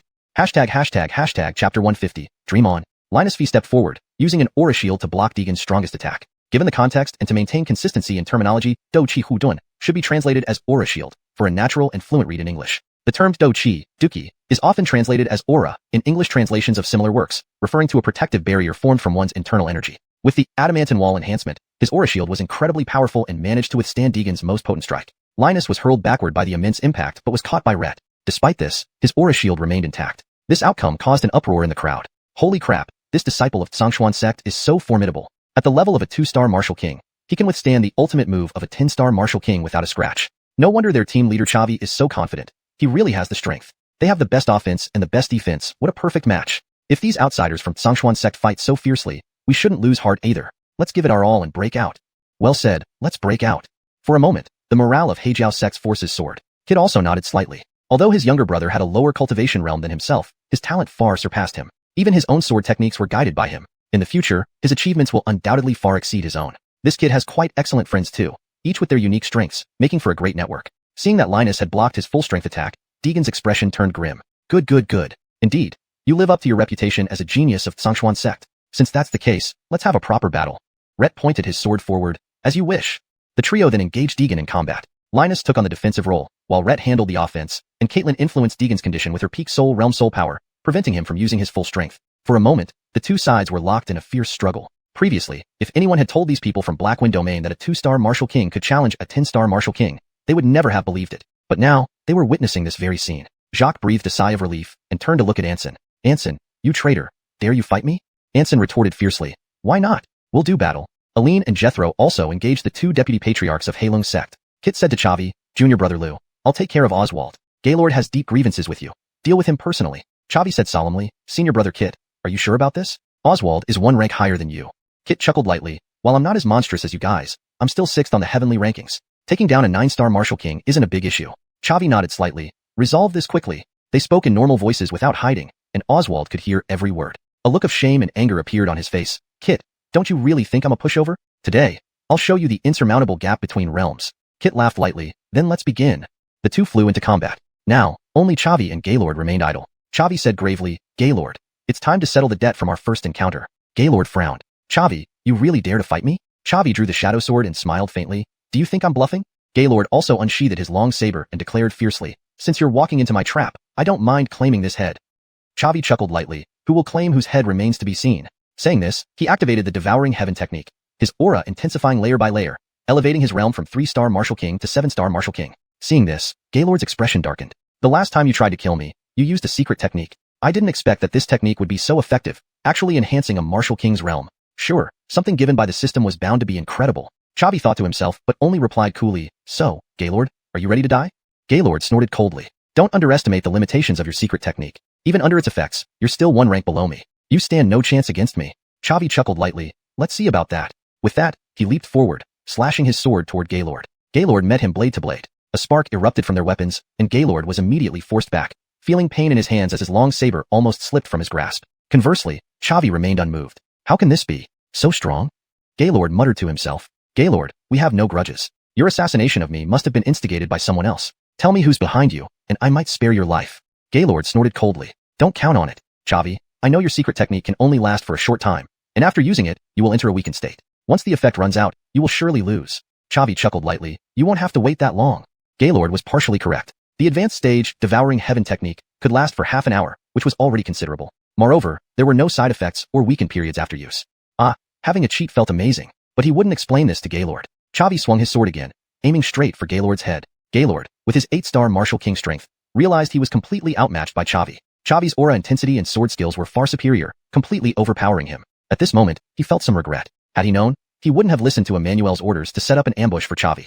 This was like lifting a stone only to drop it on his own foot. Whether he could leave Blackwind Domain alive was uncertain. In just 3 minutes, they clashed over 100 times. Chavi remained unscathed, while Gaylord bore more than a dozen wounds, one on his shoulder so deep it exposed bone. Unable to hold on any longer, Gaylord hastily admitted defeat. I concede. Chavi, I concede. Hearing this, Chavi stopped his attack and said coolly, Can you tell me who's behind you now? Gaylord hesitated for a moment before saying, It's Emmanuel, Xuanhuan sect's holy son Emmanuel. I made a deal with Emmanuel. I help him eliminate his opponents within Xuanhuan sect, and he provides me with cultivation resources. Before you, I had killed 3 inner disciples of Xuanhuan sect, all under Emmanuel's orders. You are the 4th. Is that so? Chavi said indifferently. He wasn't surprised by this answer. Gaylord said anxiously, I can expose Emmanuel's killings to Xuanhuan sect if you spare my life. Chavi, please let me go. Let you go? Dream on. 1,000-pound slash. Chapter 151. Slaying Deegan. Chavi raised his shadow sword, and a stream of white sword she gathered above his head. Seeing this, Gaylord was greatly alarmed. Chavi, are you crazy? I've already surrendered, and you're still going to kill me? But Chavi remained unmoved, continuing to build up power for the 1,000-June slash. Gaylord could only muster all his defenses, holding his long sword in front of him and condensing a layer of aura shield with all his might. Chavi sneered disdainfully and slashed forward. The white blade flew towards Gaylord. In an instant, the aura shield was shattered by the white blade, and Gaylord's body was cleaved into 2, blood gushing out uncontrollably. Congratulations, host has slain an 8th rank martial king, earning 80,000 experience points and 80,000 exchange points. Congratulations, host has completed the mission. Revenge, earning 100,000 experience points. The Swallowing Heaven technique has advanced to low-class Earth rank. Hearing a series of system notifications, Chavi felt a surge of joy. Meanwhile, everyone else on the battlefield watched Gaylord's corpse in shock, filled with fear towards Chavi. My god, did I see that right? Gaylord is dead? He was the deputy patriarch of Black Imperial Sect, an 8th rank martial king, and he was single-handedly killed by Chavi, who's just a 3rd rank martial king, and so quickly too. Xuanhuan sect is indeed one of the most powerful sects in the eastern region of Qingzhou. The disciples they cultivate are simply terrifying. Gaylord schemed tirelessly, but overlooked Xuanhuan sect's disciples as a variable. Even if it were me, I wouldn't have imagined that either. Who would have thought that Xuanhuan sect's disciples are so monstrous? A 3rd rank martial king can single-handedly kill an 8th rank martial king, and 3 2nd rank martial kings could gang up on a 10th rank martial king. Is this something a normal person can do? After dealing with Gaylord, Chavi took out the Dawn Bow to support Ret and the others. Although the 3 of them could suppress Deegan, killing him was quite difficult due to the significant gap in cultivation realms. Moreover, once the duration of the Swallowing Heaven technique expired, the situation would reverse immediately. Using the rapid-fire arrow technique, Chavi continuously disrupted Deegan's movements. Most of Deegan's attention was drawn to Chavi, preventing him from fully dealing with Ret's attacks. Within just 3 minutes, Ret managed to sever one of Deegan's arms. The timing was right. Chavi used the demonic arrow bought from the system shop, employing the twisted string arrow technique, twisting 20 times, then using the Xianxia note.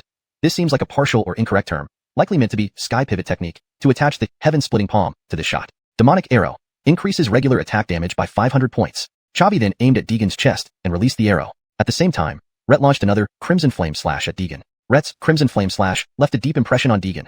Their first encounter had put him at a huge disadvantage. As for Chavi's arrow, while its power wasn't negligible, it wouldn't cause fatal damage. After a brief moment of consideration, Deegan swung his longsword towards Ret's Crimson Flame Slash and summoned an aura shield to block Chavi's attack. After blocking the Crimson Flame Slash, Deegan didn't have time to rejoice before Chavi's demonic arrow pierced through his chest. His aura shield was utterly useless, but it didn't end there. The sky pivot technique activated, and a hand seal made of aura appeared above Deegan's head, then slapped down. Deegan was terrified, but the arrow in his chest rendered him unable to resist, watching helplessly as the aura hand sealed struck down. Congratulations, host has slain a 10th rank martial king, earning 100,000 experience points and 100,000 exchange points. Congratulations, host's realm has advanced to 4th rank martial king, earning 44 talent points.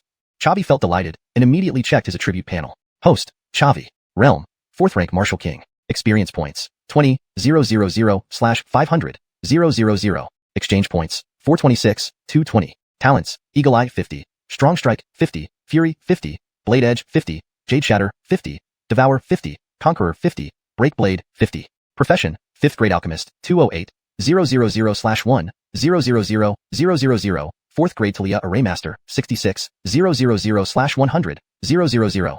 Mount, Nether Dragon, 5th stage? Good, another step forward. As Chavi's battle ended, Kit also drove away the Black Imperial Sect's Deputy Patriarch Oswald. Kit's strength couldn't be underestimated either. Although his realm was one level lower than Oswald's, he completely suppressed Oswald during the fight. Within less than 10 minutes, he heavily wounded Oswald. Oswald, already severely injured and seeing his sect master dead, his fighting spirit collapsed instantly. He turned and fled, flying into the sky. Kit gave Oswald a hit as he escaped but couldn't stop him. However, it would take several months for Oswald to regain his combat capability. Kit walked up to Chavi and said solemnly, "Junior brother Liu, I thought I had already overestimated your strength, but it turns out that this is still not your limit.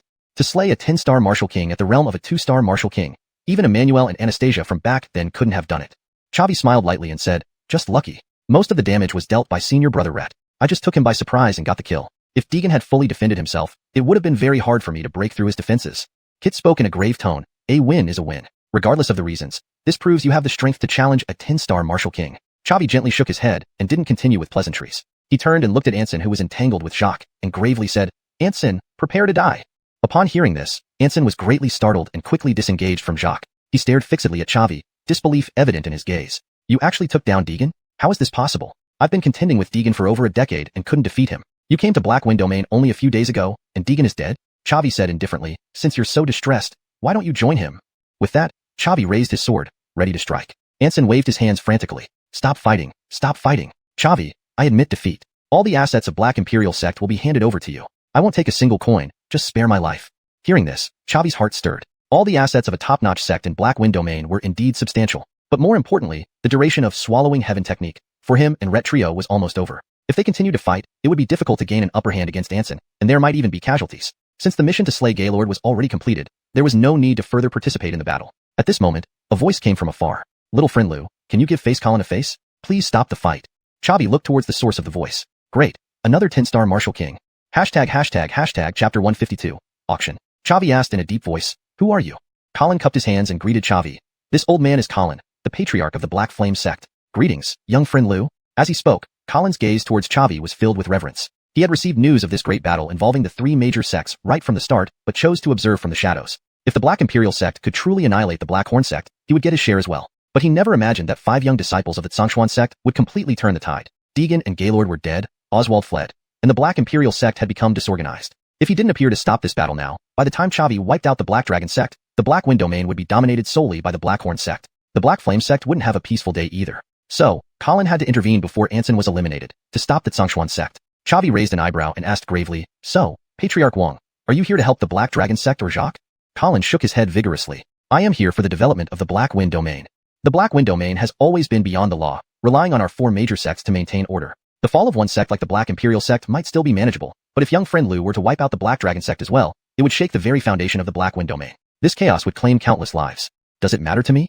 Chavi replied coldly. "I'm not from the Black Wind Domain. We are returning to the xuanhuan sect soon. Even if the Black Wind Domain turns into a hell on earth, it won't concern us." Hearing this, Colin's face darkened. Chavi's ruthlessness was indeed chilling. Such words could easily blur the lines between righteousness and evil. Colin suggested gravely, "How about this? We hand over all the assets of the Black Imperial sect to young friend Liu as a reward for your clemency. What do you think?" Chavi nodded slightly. "All right. However, I don't have time to manage these assets, so please convert them all into gold coins for me." Chavi had no intention of continuing the fight. Since Colin offered him a way out, it made sense to accept it. Relieved by Chavi's agreement, Colin sighed in relief. "Agreed. However, it will be difficult to gather a large amount of gold coins immediately. Please give us some time, young friend Liu. The total assets of the Black Imperial sect amount to around 200,000 gold coins. Our 3 sects will take over these assets and pay you 80,000 coins each. How does that sound?" Chavi nodded again. "That's fine." While the value of the Black Imperial sect's assets certainly exceeded 200,000 gold coins, it was an unexpected bonus, a reward for completing his sect mission. He wasn't going to quibble over it. Gold was gold. Colin then turned to the others and smiled. "Do Taoist Jacques and Anson have any objections?" They both nodded simultaneously. "I have no objections." With the failure of the Black Dragon sect's plan and the impending destruction at Chavi's hands, they felt fortunate to escape unscathed and even gain part of the Black Imperial sect's assets. There was no reason for Anson or Jacques to object. Jacques also had no qualms. He was close to being wiped out, but had been saved by Chavi, for which he was already grateful. The assets of the Black Imperial sect seemed less important now. Chavi asked sternly, "How long will it take to hand over the gold coins?" Colin laughed. "Please give me 5 days, young friend Liu. After all, 80,000 gold coins is not a small sum, and I need time to gather them." Chavi nodded slightly. "Very well. I'll stay at the Blackhorn sect for 5 more days. If I don't receive the coins after 5 days, don't blame me for my actions." Colin nodded emphatically. Of course. Without further ado, Chavi flew down to the ground and stored Deegan's body in his storage ring. Then, he returned to the room with his 4 teammates, ignoring the raging fires of the Black Wind domain. Though others wondered about Chavi's preservation of Deegan's body, they didn't pry. Inside the room, Chavi took out Deegan's body and began crafting the Earth Fiend puppet. Having obtained 2 demon cores previously when defeating the Snake Demon and Fox Demon, with one unused core, he could use it now. He still had several other auxiliary materials stored in his ring. Being in the Black Wind domain, any boost to his strength was valuable. Chavi sensed that securing 180,000 gold coins wouldn't be easy. No one would willingly part with so much gold, especially not in a place like the Black Wind domain where survival was paramount. It took Chavi a day to successfully craft the puppet, comparable to a 10th rank martial king. This significantly enhanced his combat power. After imprinting his soul mark on the puppet, he stored it back in his ring. For the next 2 days, Chavi practiced the soul purifying art to strengthen his soul force. At his current peak mortal realm level, he could easily withstand the furnace's burning effect on his soul, but it indicated that the effectiveness of this technique was decreasing. Advancing his soul force from mortal to Talia realm was a qualitative leap and extremely difficult, but if successful, his power would increase dramatically. It was time to find a higher grade martial technique to hone his soul. However, soul cultivation was inherently mystical, and finding a better technique would be incredibly challenging. Nonetheless, he had the system. If necessary, he could buy one from the system mall. On the 4th morning, Chavi's door was knocked. Putting away the black rock tripod, he opened the door to see a smiling Jacques. Chavi asked skeptically, 5 days haven't passed yet. Why is Patriarch Jiang looking for me? Jacques chuckled. I bring good news for young friend Liu. The Black Flame sect is hosting an auction to liquidate the assets of the Black Imperial sect and offer other treasures. Given that you are a disciple of the Xuanhuan sect, I'm sure you are well funded. Would you like to join me?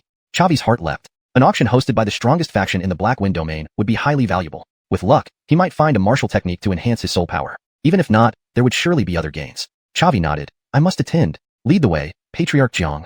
Jacques chuckled. No rush. The auction begins in the evening. I will personally notify you, and the others then. Chapter 153. The auction begins. Night fell quickly. Led by Jacques, the 5 of them arrived at the largest auction house in the heart of Black Wind domain, owned by the Black Flame sect, the Black Flame Auction House. Upon Colin's gesture, the 5 sat in the front row. Sharing the same row were high-ranking officials from the Black Dragon sect and the Blackhorn sect. The auction hadn't started yet, but the people below the stage were already excited. The Black Flame sect is holding another auction. Every year at this time, there are always many treasures appearing. Indeed, items that can't be circulated outside generally end up here in our Black Wind domain. Those 5 people look unfamiliar. Who are they? They're actually sitting alongside the elites of the Blackhorn sect and the Black Dragon sect. Don't you know? Are you too absorbed in cultivation to notice anything else? Those 5 are disciples of the Xianxia sect, who came to hunt down Gaylord and incidentally annihilated the Black Emperor sect. What? The Black Emperor sect was destroyed. Their sect leader was a 10-star martial king. Before the Xianxia sect, a 10-star martial king doesn't count for much. No wonder they could sit here. It turns out they have powerful backers. Chavi's soul power was incredibly strong, so he heard every word whispered behind him, but he merely smiled slightly and didn't say much more. Kit looked up at Jacques and said solemnly, Sect leader Jacques, being a formidable figure in the Black Wind domain, do you have deeper insights into the details of this auction? Jacques, also astute, immediately understood Kit's intention. The Black Flame sect's auction has the highest quality items in the Black Wind domain, and typically, quite a few good things end up here. According to my information, Earth rank martial techniques and 6th grade medicines might appear this time. Hearing this, Kit was inwardly startled. Earth rank martial technique, 6th grade medicine. Even in the Xianxia sect, these things are rare. I'm starting to get excited. Jacques said seriously. However, most of the items brought into the Black Wind domain have dubious origins, so be cautious when using them. Kit laughed. I don't care where they come from. Once in my hands, they're not leaving. Jacques smiled. Little friend Kit, you truly exude a domineering aura. Once the items you like appear, don't hesitate. Though Chavi did not join the discussion, he became somewhat curious about the auction as well. Earth rank martial techniques and 6th grade medicines were not things he could ignore either. 15 minutes later, the auction officially began. A charming woman dressed provocatively walked onto the auction platform. Chavi glanced at her head, noting she was a 5-star martial king. He couldn't help but marvel inwardly. Indeed, the Black Flame sect was rich and deeply rooted. Even their auctioneer was a 5-star martial king. She must hold a significant position within the Black Flame sect. The alluring woman used aura to amplify her voice, smiling, Welcome, fellow Taoists, to the Black Flame auction house. I am Rachel, the chief auctioneer here. Let's skip the formalities and start with the items. With that, Rachel waved her hand, and 2 attendants carried 10 small boxes onto the auction platform. Judging from their shape, the boxes seemed designed to store medicines. Regardless of the time or place, medicines were always scarce resources. Because cultivating an excellent alchemist was extremely difficult. Seeing the medicines, everyone below the stage was excited. The other 4 members of the Xianxia sect were no exception. Rachel smiled and said, These medicines were unexpectedly acquired by our Black Flame sect before the auction begins. 5th grade medicine, Spring Return Pill. They are top-notch quality among 5th grade medicines. As everyone knows, Spring Return Pills are the most consumed and popular medicines of the same grade because they accelerate wound recovery, potentially deciding battles at crucial moments. We have 10 5th grade Spring Return Pills here, grouped in pairs. Starting bid is 10,000 gold coins per pair, with a minimum increment of 1,000 gold coins. Auction starts. As Rachel finished speaking, the crowd erupted in excitement. Holy crap, 5th grade medicines, and 10 of them. Has the Black Flame sect partnered with a 5th grade alchemist? Remember, there are many martial kings in the Black Wind domain. These 5th grade spring return pills are incredibly useful and will definitely cause a bidding frenzy. I must grab some. Who doesn't get injured when venturing out? This pill can save lives in emergencies. Caitlin looked at Chavi with puzzlement. Junior brother Lou, did these 5th grade spring return pills come from you? After all, only your creations are known to be labeled as top-notch by the auctioneer. Chavi chuckled. Senior sister Caitlin, you're sharp. I wanted to buy something at the auction but was worried about funds, so I sold a few pills earlier. Caitlin remarked, are these just a few? Releasing 10 5th grade spring return pills is incredibly generous. Junior brother Lou, are you married? How about considering me? Chavi smiled apologetically. Senior sister Caitlin, don't tease me. I already have a partner. Caitlin blinked and softly said, that's a shame. Whoever is with you won't have to worry about sustenance, having such a talented 5th grade alchemist as a partner. Chavi laughed. Seniors, please don't bid on these 5th grade spring return pills. If you need medicine, let me know, and I'll sell them to you at cost price. Great. Chavi is the best. Caitlin was delighted. Jacques, hearing their conversation nearby, looked at Chavi with even greater respect. Little friend Lou is a 5th grade alchemist? Chavi nodded lightly, smiling. Yes, I recently advanced to 5th grade. Getting a confirmation, Jacques was even more astonished. Not only does little friend Lou have exceptional martial talent, but you also focus on both cultivation and alchemy simultaneously. You are truly a prodigy. If you don't meet an untimely demise, you will surely make a name for yourself on the Xuanhuan continent. Chavi smiled faintly, not taking Jacques' words to heart. Sect leader Jiang, you flatter me. The Xuanhuan continent has countless geniuses. A mere 5th grade alchemist like me is nothing much. Jacques replied seriously. Little friend Lou is too modest. As expected, the 10 5th grade spring return pills were fiercely bid upon. Each pill's value skyrocketed to 10,000 gold coins. It should be noted that when Chavi initially sold the pills to the Black Flame sect, he asked for 5,000 gold coins each. But he wasn't resentful. After all, the Black Flame sect had to cover the auction costs, and their ability to sell them at a higher price was their skill, not his concern. Jacques bought 2 5th grade spring return pills, while Anson, the leader of the Black Dragon sect, also bought 2. The remaining 6 were purchased by other forces within the Blackwind domain. Chapter 154. The Green Ridge Sword Technique. The second auction item was precisely the recovery pill refined by Chavi, which also sparked frenzied bidding. After all, a recovery pill could accelerate the restoration of combat energy, playing a decisive role in battle. Some couldn't help feeling somewhat frustrated. They had spent their fortunes on the rejuvenation pills and could only look at this grade 5 recovery pill but not obtain it. It left them yearning and desperate. Jacques and Anson once again made bids and secured Chavi's grade 5 recovery pill. The third auction item was a scroll of a low-tier Earth-class martial technique named Sterling Young Palm. As soon as this scroll appeared, the atmosphere in the hall became electrified instantly. Martial techniques were different from pills. Pills were one-time consumables, while once obtained, a martial technique would benefit one for life. An Earth-class martial technique, regardless of whether it was in the Blackwind domain or even within the entire Xuanhuan sect, was exceedingly precious. Although this Sterling Young Palm was just a low-tier Earth-class technique, its starting bid was an astonishing 30,000 gold coins, and finally, it was won by a masked man for 50,000 gold coins. During this time, Jacques raised the bid twice but couldn't secure this Earth-class technique. Chavi's group remained unmoved. Needless to say, Chavi himself didn't need to take action. He already possessed martial techniques up to the mid-Earth class level, so lower grade ones held little use for him. The other 4 also had high standards and wouldn't easily make a move unless they found something that could significantly enhance their strength. After the Sterling Young Palm was auctioned off, the remaining items seemed rather ordinary, mostly Mystic-class spirit weapons or grade 4 pills. Though these items were still valuable, they offered limited utility to the 5. Therefore, none of them placed any bids. This was quite normal. Despite being the largest auction house in the Blackwind domain, Black Flame Auction House couldn't possess too many resources. Putting forward the top 3 treasures was already a commendable effort to stir up excitement at the auction. Following a lull, more Earth-class spirit weapons and martial techniques intermittently appeared, but the 5 remained calm, refraining from making hasty moves. About an hour later, auctioneer Chantel smiled and said, now presenting the 3 final treasures we have saved for the last. Even sect leader Colin finds it painful to part with these items. Please prepare your wallets, fellow practitioners. With that, Chantel waved her hand, and a scroll was brought onto the stage by a maid. Now let me introduce one of the climax pieces of today's auction, an intermediate Earth-class martial technique, Green Ridge Sword Technique. Fellow practitioners should know that the sword is the monarch among weapons. This Green Ridge Sword Technique contains a complete set of swordsmanship that can greatly enhance the combat ability of a swordsman. If any of you use a sword as your weapon, do not miss this opportunity. The Green Ridge Sword Technique, starting bid at 50,000 gold coins, minimum increment of 5,000 gold coins each time. Bidding begins now. As soon as Chantel finished speaking, exclamations rang out below. Heavens! An intermediate Earth-class martial technique. We actually still have such treasures in the Blackwind domain. How strange. Such precious martial techniques are priceless. Why didn't the Black Flame sect internalize it instead of putting it up for auction? Perhaps this Green Ridge Sword Technique has dubious origins, so the Black Flame sect dares not keep it.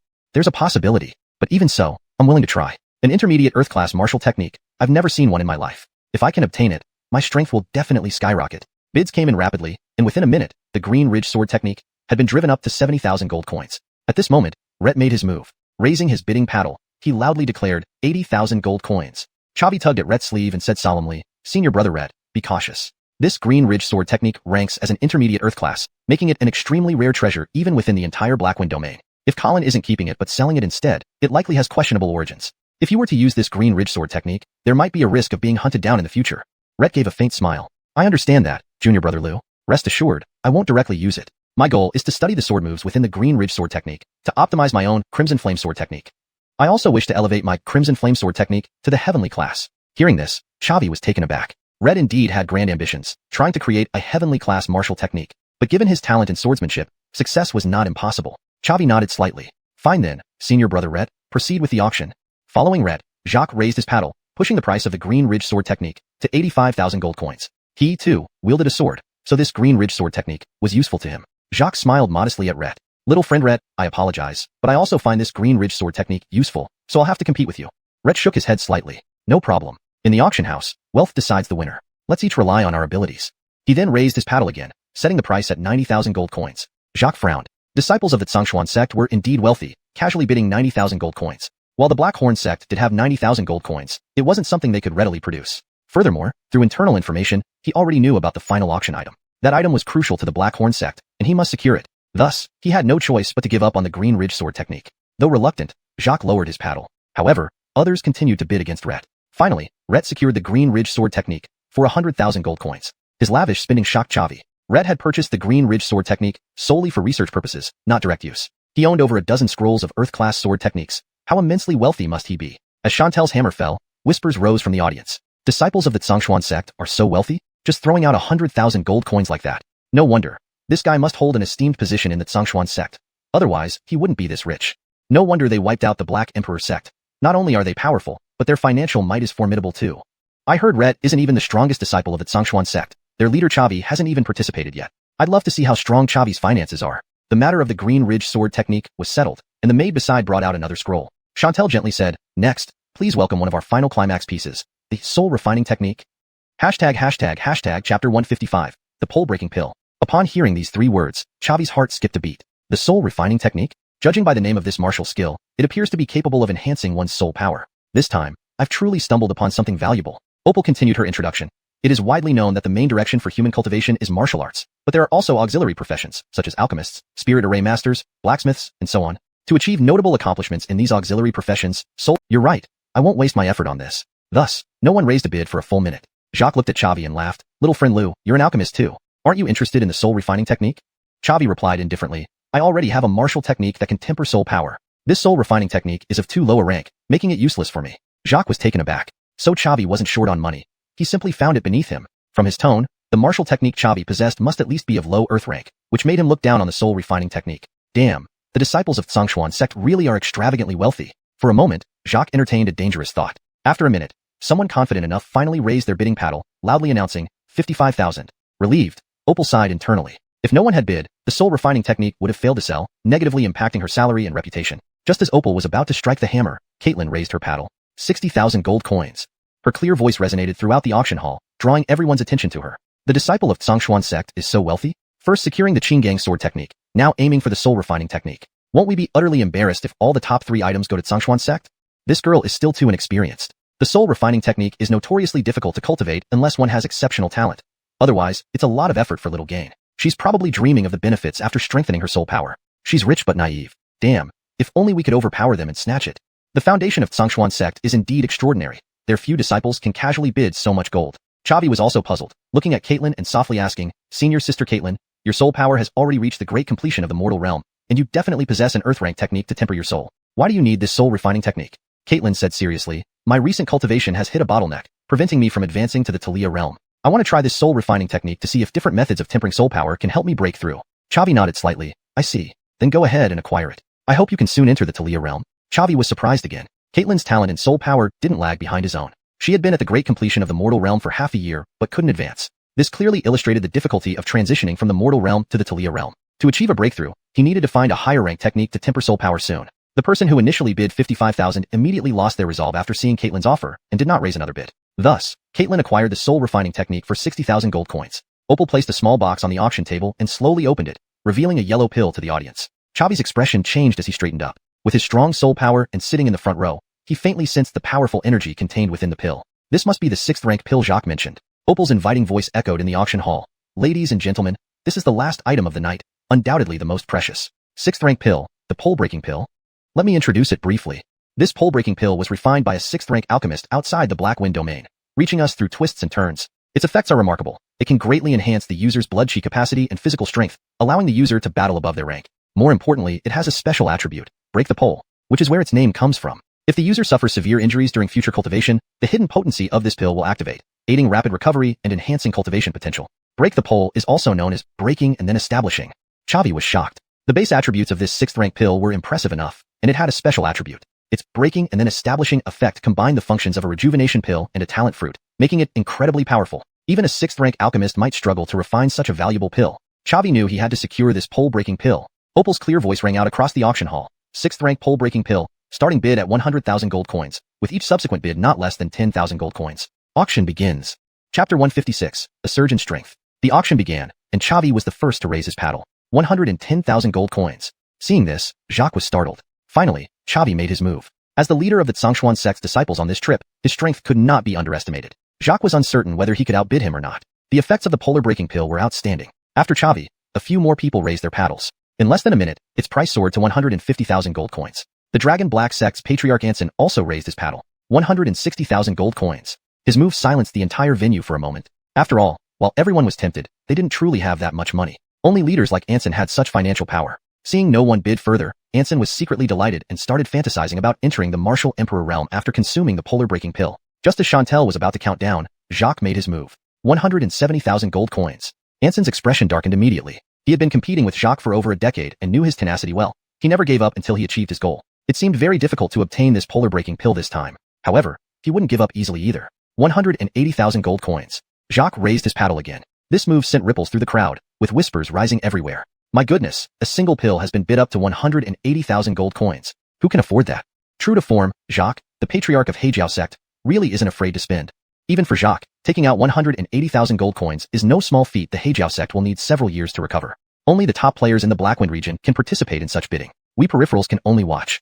A smug smile appeared on Jacques' face. Anson, you'll never win me. At this moment, Chavi raised his paddle. 200,000 gold coins. Hearing this, the entire venue erupted into chaos. Chavi, it's Chavi who made the bid. The leader of the Xuanhuan sect's disciples on this trip. Damn, 200,000 gold coins. Is Chavi so rich? The Xuanhuan sect must be swimming in money. And he didn't just add 10,000 at a time, but jumped straight to 200,000. Truly doesn't treat money as money. This can't be true. 200,000 gold coins. That's shocking. Jacques' expression darkened as he stared intently at Chavi, his eyes filled with disbelief. Anson helplessly put down his paddle. 200,000 gold coins was already his limit for this trip. He couldn't bid any higher. After hesitating for a moment, Jacques raised his paddle again. 210,000 gold coins. There was no other way. The polar breaking pill was too important to him. He had to get it, even if it meant draining the Heijiao sect dry. Chavi frowned.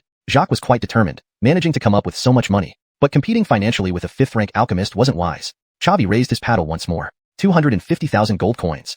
For a moment, the entire venue buzzed, and Chavi became the center of attention. Did I hear right? 250,000 gold coins. Even selling the entire Black Emperor sect wouldn't yield that much. Damn, Chavi is indeed wealthy. How does he do it? Who raises the bid by 5 million at once? His money isn't money? Chavi is amazing. Hearing the exclamations around him, Chavi smiled faintly but said nothing. From the beginning, his goal was this 6th-rank pill. Previously, looting enemies' storage rings and selling pills had accumulated 200,000 gold coins, and selling pills to the high-end sect earlier added another 100,000 gold coins.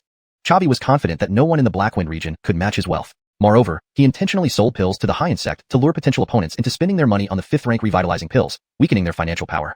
Jacques' face turned grim as he looked at Chavi and smiled bitterly. Little brother Lou is truly financially robust. Chavi replied coolly, I'm an alchemist. Having some extra cash is normal. If Patriarch Zheng really likes this polar breaking pill, feel free to bid higher. Jacques shook his head repeatedly. Can't, really can't. In terms of finances, I must admit my inferiority. As Chantel hammered down the gavel, the ownership of the polar breaking pill was finally determined. After the auction ended, Chavi and his 4 companions went backstage to pay the gold coins and collect their items, then returned to rest in the room provided by the Heijiao sect. After they left, Colin, the patriarch of the high-end sect, emerged from the shadows. Opal smiled as she said to Colin, Patriarch, this time our Black Flame sect has made a huge profit. The net profit is at least 300,000 gold coins. We should thank those 5 big spenders from the Xuanhuan sect who snapped up the 3 final auction items. Colin nodded slightly. I knew that the disciples of the Xuanhuan sect were wealthy, but I didn't expect them to be so rich, swallowing all the good items. However, it doesn't matter. This is the Blackwind region, not a place where outsiders can easily play around. They will have to spit out what they swallowed sooner or later.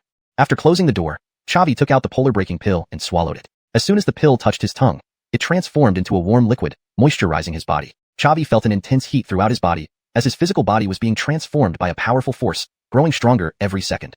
The qi and blood within his body also continued to increase. The process of absorbing the pill's energy lasted a whole day, during which hot sweat kept flowing, soaking and drying his clothes repeatedly. After one day, Xavi completely absorbed the energy, feeling exceptionally well. His qi and blood reserves doubled compared to before taking the polar breaking pill. This meant that his defensive limit had also doubled because he possessed Vajrawal. Xavi was confident that even if Emmanuel used his full strength against him, it would take some time to break through his defenses. His physical strength also significantly increased, enhancing his combat power comprehensively. He could fly faster, shoot farther, and strike heavier. After becoming familiar with the changes in his body, Xavi felt extremely delighted. This polar breaking pill was truly a rare treasure, greatly boosting his strength. He became more convinced of the correctness of spending a large sum on the polar breaking pill. No matter how many gold coins one had, keeping them just results in a number. Only converting them into combat power makes them truly effective. One day later, it was time for the meeting with Colin. At dawn, Jacques knocked on Xavi's door. Little friend Lou, it's time for our appointment. We've already gathered the gold coins, just waiting to hand them over to you. Xavi nodded slightly. All right, I'll be right out. Walking into the conference room with Jacques, Xavi immediately sensed something was off. Chapter 157. One man versus three lords. Outside the council hall, every disciple passing by was at least a 5-star martial king. There were more than 20 of them. These individuals concealed their auras and could only be detected if they actively released their battle chi, or there was a significant disparity in cultivation levels. But Xavi had the system. Their cultivation levels were clearly displayed above their heads. Xavi's heart immediately sank.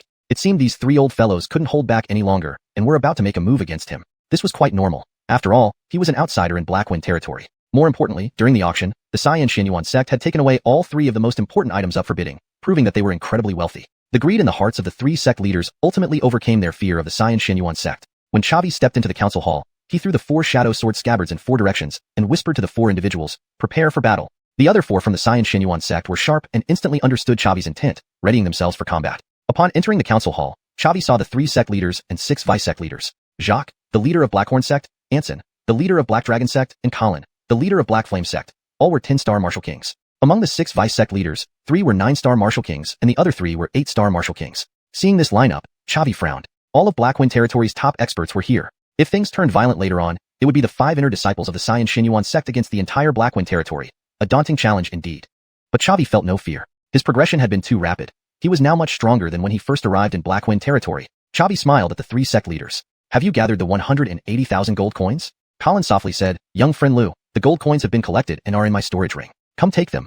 Xavi nodded slightly and approached, extending his right hand toward Colin. Just as their palms were about to touch, Colin hurled the storage ring high and struck at Xavi with his palm. Xavi had anticipated. Colin grinned. "Xavi, you're far too arrogant. Although your archery skills are outstanding, you're merely a 3-star martial king. Any one of us here has a higher realm than you." Xavi spoke calmly. "Who told you I'm just a 3-star martial king?" Saying this, Xavi unleashed his battle chi, revealing himself as a 4-star martial king. Then, he used the Swallow Heaven art, his aura escalating rapidly. In just 3 breaths, his realm had risen to 9-star martial king. For a moment, everyone was stunned. Even Kit and the others looked at Xavi with disbelief. Colin's voice was filled with shock. "Impossible. How could you have grown so much in just 5 days? During your fight with Gaylord, you were only a 7-star martial king." Xavi drew the shadow sword, pointing it at Colin, and loudly said, "3 old fellows, come at me together." Hearing this, Colin laughed angrily. "A 4-star martial king dares to challenge a 10-star martial king. Truly delusional. I alone can subdue you."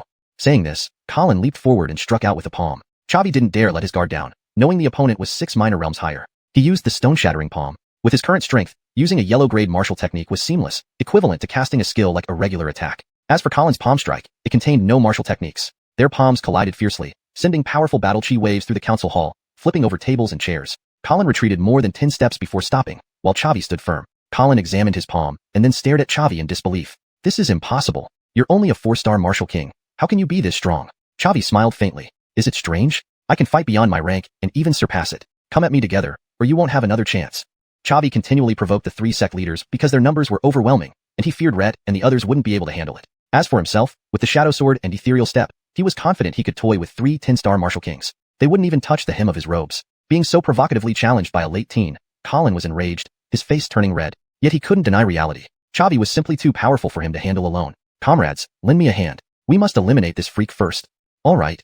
Jacques and Anson responded in unison, positioning themselves behind Colin. Kit worriedly said, "Junior brother Lou, can you handle it? Do you need help?" Xavi sternly replied, "No need, senior brother Kit. You focus on your own safety." Saying this, Xavi summoned 2 Earth Fiend puppets and Sayla. One Earth Fiend puppet was at the 5-star Martial King level, derived from Monroe who was forced to give up the Ethereal Bell, and the other was at the 10-star Martial King level, coming from Deegan 5 days ago. Sayla had also progressed significantly, reaching the 5-stage 5-star level. Seeing Deegan's face, the 3 were startled. "Is this Deegan, the leader of the Black Imperial sect?" "No, he's dead. I witnessed it with my own eyes. This is a puppet." "Xavi, You actually used Deegan's body to create a puppet. That's truly outrageous. Do you care nothing for Blackwind Territory's reputation? Colin's tone was filled with both shock and resentment.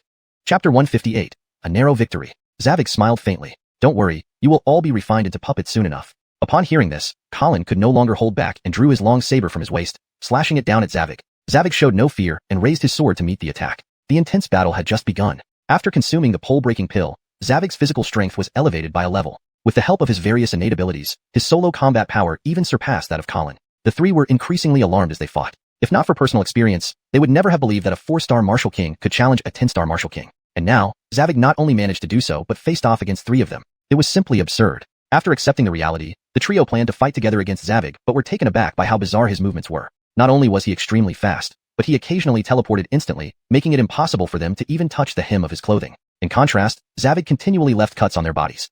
3 minutes passed with over 100 exchanges between the 4 of them. Zavig remained unharmed, while Colin and his 2 companions each bore several small wounds. Under the effect of the purple crystal flame, their wounds couldn't heal naturally and continuously bled. Anson cursed angrily. Damn it, this Zavig is too bizarre. If we keep this up, all 3 of us will die by his hand.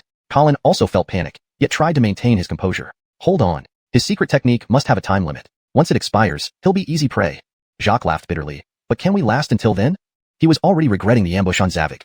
This kid was too insane. Meanwhile, the other side of the battlefield was looking grim for the remaining 4 fighters. The enemy's numbers were overwhelming despite the aid of 2 Earth Fiend puppets and Tisha. Rhett and the others found themselves in dire straits. Especially Caitlin, though her soul power was outstanding, her physical strength was the weakest among the 5. Within 5 minutes of combat, she had already sustained injuries, relying solely on Zavig's grade 5 revitalizing pills for survival. Rhett and Linus wanted to support her but were held back by the other enemies. After assessing the situation, Zavig tossed the cold shadow shield to Caitlin, shouting loudly, "Senior sister Caitlin, hold on, I'm coming to help you immediately."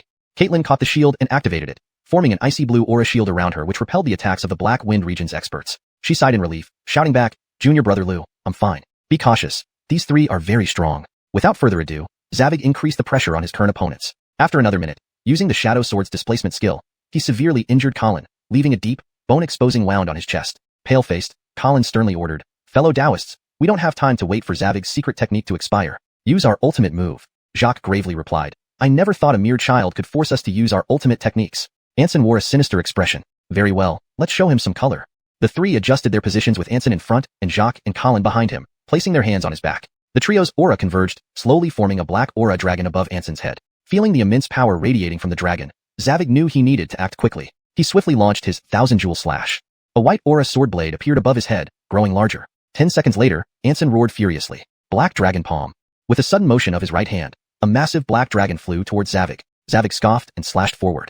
The white aura blade struck the black dragon fiercely. As the 2 clashed, a tremendous wave of energy shattered the roof tiles, allowing sunlight to stream in. 5 seconds later, the white aura blade split the black dragon in 2, slamming into the trio. Despite their protective aura, the 3 were blasted backward, spitting blood mid-air before crashing into the walls. Congratulations, host, for killing a 10-star martial king, earning 100,000 experience points and 100,000 exchange points. The first one eliminated was Anson due to his position at the forefront, sustaining the most damage. He couldn't withstand Zavig's 1,000-jewel slash. Jacques and Colin, though not directly killed, were incapacitated and too weak to continue fighting. Zavig, adhering to the principle of eradicating root causes, did not intend to spare them. With the activation of the purple cloud wings, he flew toward Colin and raised the shadow sword. Desperately, Colin shouted, "Zavig, show mercy. Spare me, and I will lead the elite members of the Black Flame sect to serve you, doing anything within my power, even at the cost of my life." Zavig smiled coolly. "Do you mean it?" A trace of joy flashed across Colin's face. As long as Zavig didn't kill him immediately, there was still hope. "Of course, Zavig. Congratulations, host, for killing a 10-star martial king, earning 100,000 experience points and 100,000 exchange points." Zavig withdrew the shadow sword and continued toward Jacques. How could he trust someone who just tried to kill him? Dealing with people from the Black Wind region required ruthless measures. Jacques stepped back hurriedly, pleading, "Little friend Lou, considering the intelligence about Gaylord I provided and being your guide, please spare me." Zavig said softly, "If you plan to kill and rob, be prepared for retaliation." Swinging the shadow sword again, the 3 leaders' deaths caused immediate chaos among the remaining Black Wind region fighters. The patriarchs are dead? How is this possible? Patriarch Jacques was a 10-star martial king, one of the strongest in the Black Wind region. Now, he died at the hands of a young boy. This Zavig is too extreme, fighting against 3 patriarchs and defeating all of them. He's only a 4-star martial king. With the patriarchs dead, what good are we high-star martial kings? We should escape while Zavig isn't fully recovered. You're right, let's flee quickly. Nearly 30 high-star martial kings from the Black Wind region scattered, too frightened to put up any resistance. Kid asked somberly, "Junior brother Lou, should we chase them?" Zavig responded sternly, "Absolutely, no survivors." Putting away the shadow sword, he took out the dawn bow and shot an arrow at a 5-star martial king. Congratulations, host, for killing a 5-star martial king, earning 50,000 experience points and 50,000 exchange points. Chapter 159, Divine Mill Technique. Under Chavi's command, the other 4 attacked the fleeing Black Wind region experts. They were all frightened out of their wits and had no heart to fight back, only wanting to escape quickly. Nearly half of the Black Wind region experts were left here forever. Chavi also advanced his realm to 5th rank martial king by hunting down these remnants. After hearing the system's level up notification, he glanced at his attribute panel once again. Host, Chavi. Realm, 5th rank martial king. Experience points, 200, 000/600, 000. Exchange points, 926, 220. Talents, Eagle Eye, 50. Strong Attack, 50. Frenzy, 50. Sword Edge, 50. Jade Shatter, 50. Devour, 50. Break Army, 50. Break Blade, 50. Occupation, 5th grade alchemist, 508, 000/1, 000, 4th grade Talia Array Master, 66, 000/100, 000. Mount, Abyss Dragon, 5th rank. Not bad, a bit stronger again. The other Black Wind region experts fled from the scene. Ret, 3 others, Heaven Swallowing Technique, duration expired. So they did not continue the chase and returned to Chavi's side. Ret patted Chavi on the shoulder and said with a smile, Chavi, you're really impressive, taking on 3 10th rank martial kings and slaying them all. Your strength should place you in the top 3 of the Heaven rankings. Chavi smiled faintly, just lucky. It might not be that easy to defeat the top 3 in the Heaven rankings. After all, transcending ranks in combat isn't my specialty alone. The top 3's actual combat power must certainly surpass ordinary martial kings, added Ret, nodding slightly. But even so, you are quite formidable.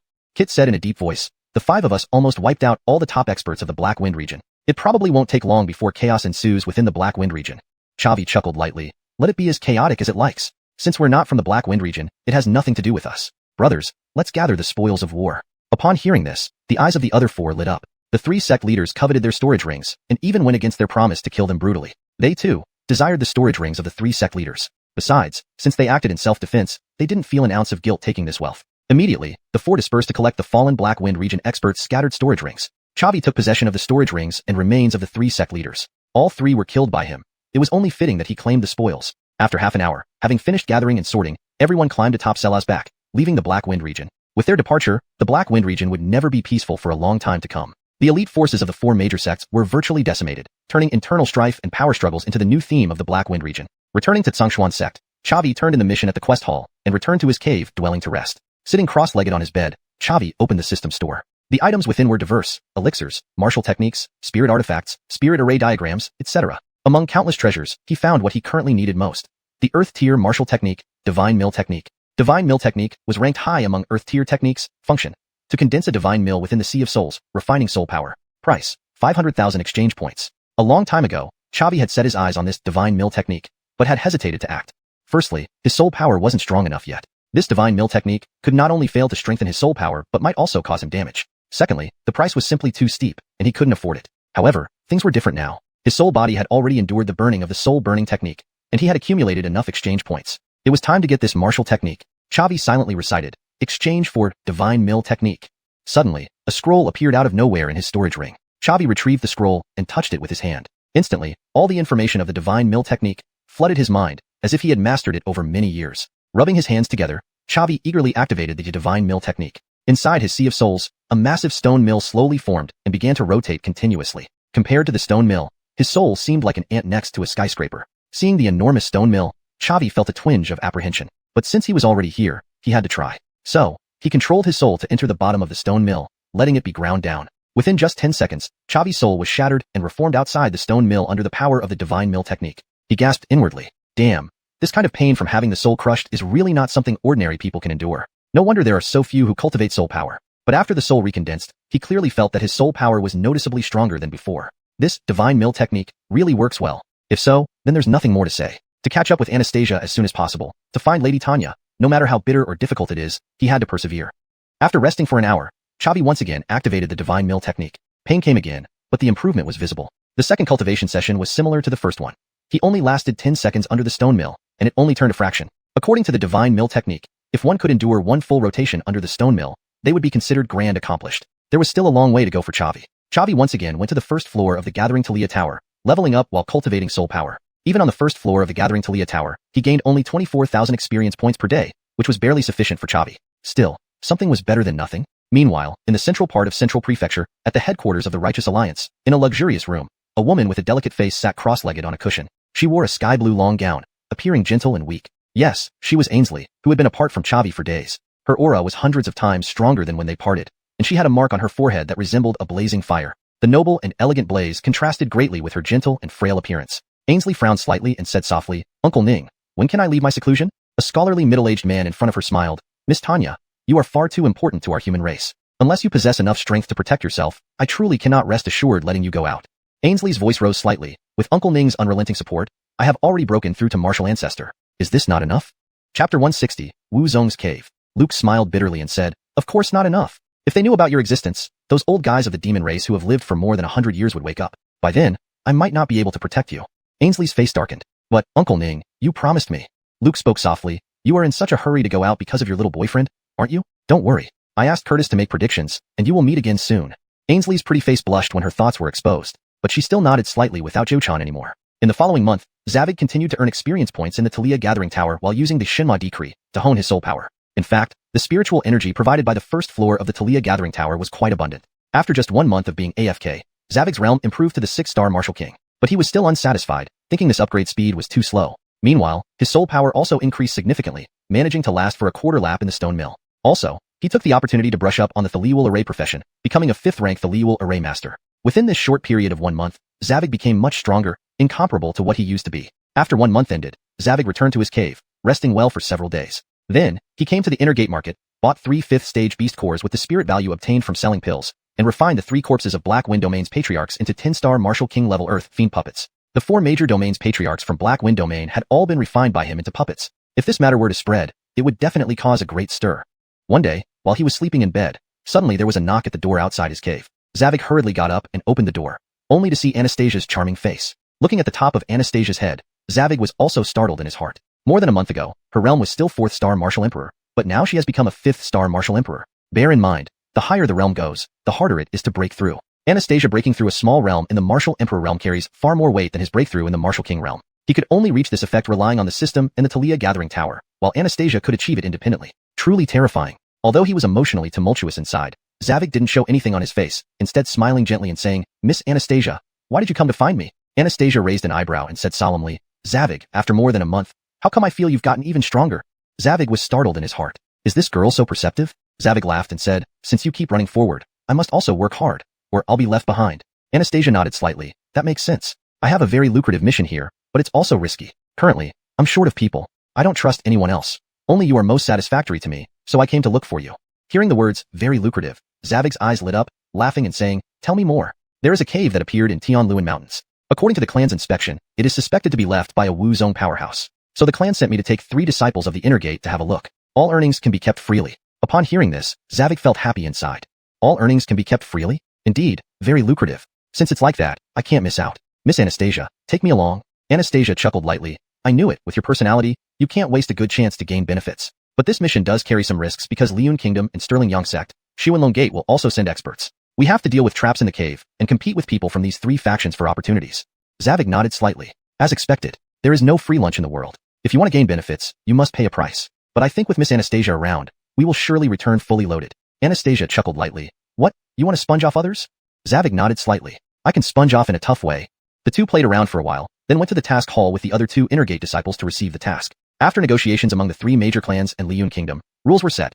Each faction can only send 4 people under the age of 30 to enter Wu Zong's cave. Emmanuel was in closed meditation again, so Anastasia had to lead the team. The other 2 Inner Gate disciples were familiar faces, Ren and Kobe. Ren's realm had broken through as well during these days, advancing from 6-star Martial King to 7-star Martial King. Seeing Zavig and Anastasia chatting happily, Ren felt somewhat uncomfortable in her heart. There was a time when she had shown off her power in front of him, warning him not to get too close to the Sacred Maiden. But now, he defeated Edge, a 7th-star Martial King, with one move, his strength far surpassing hers, earning the qualification to stand beside the Sacred Maiden. Now recalling those words from back then, she felt incredibly ashamed, thinking she was nothing but a clown. After hesitating for a long time, Ren steeled herself and came forward, saluting Zavig, "Junior brother Liu.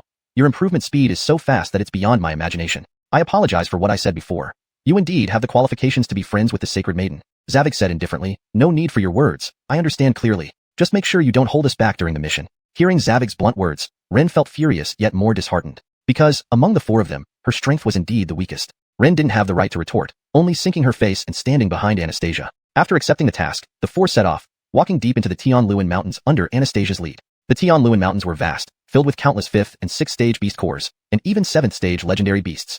In such circumstances, none of the four dared to fly in the air. Instead, they walked toward their destination. After all, if they accidentally flew over the territory of a high-stage beast core, being slapped down by it would be rather unpleasant. The Wuzong cave was located on a mountain peak, but when the four arrived at the foot of the peak, their faces turned somewhat ugly. Because, at the foot of the peak, there were countless beast cores, mostly 4th stage, along with quite a few 5th stage beast cores. They opened their blood-filled mouths, confronting the four people including Zavik. Ren said solemnly, "Why are there so many beast cores here?" Zavik replied coolly, "Normal. It's probably because the secret technique left by this Wuzong powerhouse attracted these beast cores, using them as guard dogs." Ren followed up, "Then what do we do?" Zavik's tone remained cold. "What do we do? Of course, we charge up." Hashtag chapter 161. A single arrow slays the giant python. Upon hearing this, Ren was taken aback. These monsters are packed so densely that you can't see the end of them. There must be no fewer than 1,000 at least. I doubt we could exterminate them even if we exhausted all our do chi, Lu Bil said casually. We don't need to kill them all. Breaking through their encirclement will suffice. If you cannot do it, it doesn't mean Anastasia can't. Ren and Kit, both of you should reserve your do chi and not attack. Anastasia and I will clear the way for you. Ren frowned. Chavi, the secret method you use to boost your strength surely has a time limit. It might not be suitable to use it here, right? Kit tugged at Ren's shoulder and laughed. Junior brother Lu's strength doesn't come from secret methods. Just listen to him. Ren was even more surprised. Being merely 10th on the heavenly rankings, he indeed wasn't a match for Chavi. But Kit, ranked 6th on the heavenly rankings and an 8th rank martial king, also showed such faith in Chavi. What did he base his confidence on? Anastasia softly said, "Sure. I've been in seclusion on Holy Maiden Peak these past few days and have nearly been bored to death. Finally, there's a chance to act. Chavi, let's stick to our usual routine. You pull the monsters in front, and I'll handle the damage from behind." "Sounds good." Chavi nodded slightly, then drew his shadow sword and charged into the crowd of monsters. His 6th rank martial king cultivation left the three of them stunned. For regular inner disciples, being a 6th rank martial king wasn't anything extraordinary, but Chavi had joined the xuanhuan sect less than a year ago. When he first entered the sect, he was only at the great martial master stage. This rate of advancement was truly unbelievable. But what followed was even more unbelievable. Even without using any secret method, Chavi demonstrated formidable combat prowess. 4th rank monsters couldn't get close to him, and 5th rank monsters were slain with a single strike of his sword. Only 5th rank advanced or above monsters could withstand one of his strikes. Anastasia followed closely behind Chavi, wielding her blue-purple bow and rapidly dealing damage. Her combat power surpassed Chavi's. Even though she used the rapid-fire arrow technique, trading off power for speed, she still achieved 1 kill per arrow. Even 5th rank monsters couldn't withstand a single hit from her. Chavi was startled too. This girl is just too strong. Even if he used the Swallow Heaven technique to boost his realm to Martial Emperor, he would absolutely not be her match. Up close, he might hold out for a while, but from a kilometer away, Anastasia could kite him to death. Initially, Chavi believed his rapid growth gave him the means to contend with Anastasia. Now, he realized how far he still was from her. The fleeting sense of superiority vanished, replaced by a deep sense of crisis. Thus, Chavi and Anastasia worked together, fighting their way up the mountain. Despite the wave of monsters, they managed to hold the line. 90% of the monsters died under Anastasia's arrows, with Chavi only killing a small fraction. But despite this, by the time they reached halfway up the mountain, he successfully broke through to 7th rank martial king. During the intense battle, Chavi's aura flared, making it easy for the others to notice his realm breakthrough. Ren was more astonished. Anastasia and Kit had expected it, but they were envious nonetheless. Is he really the 5th war god? This thought crossed Anastasia's mind. Then, she looked at Chavi with even greater seriousness.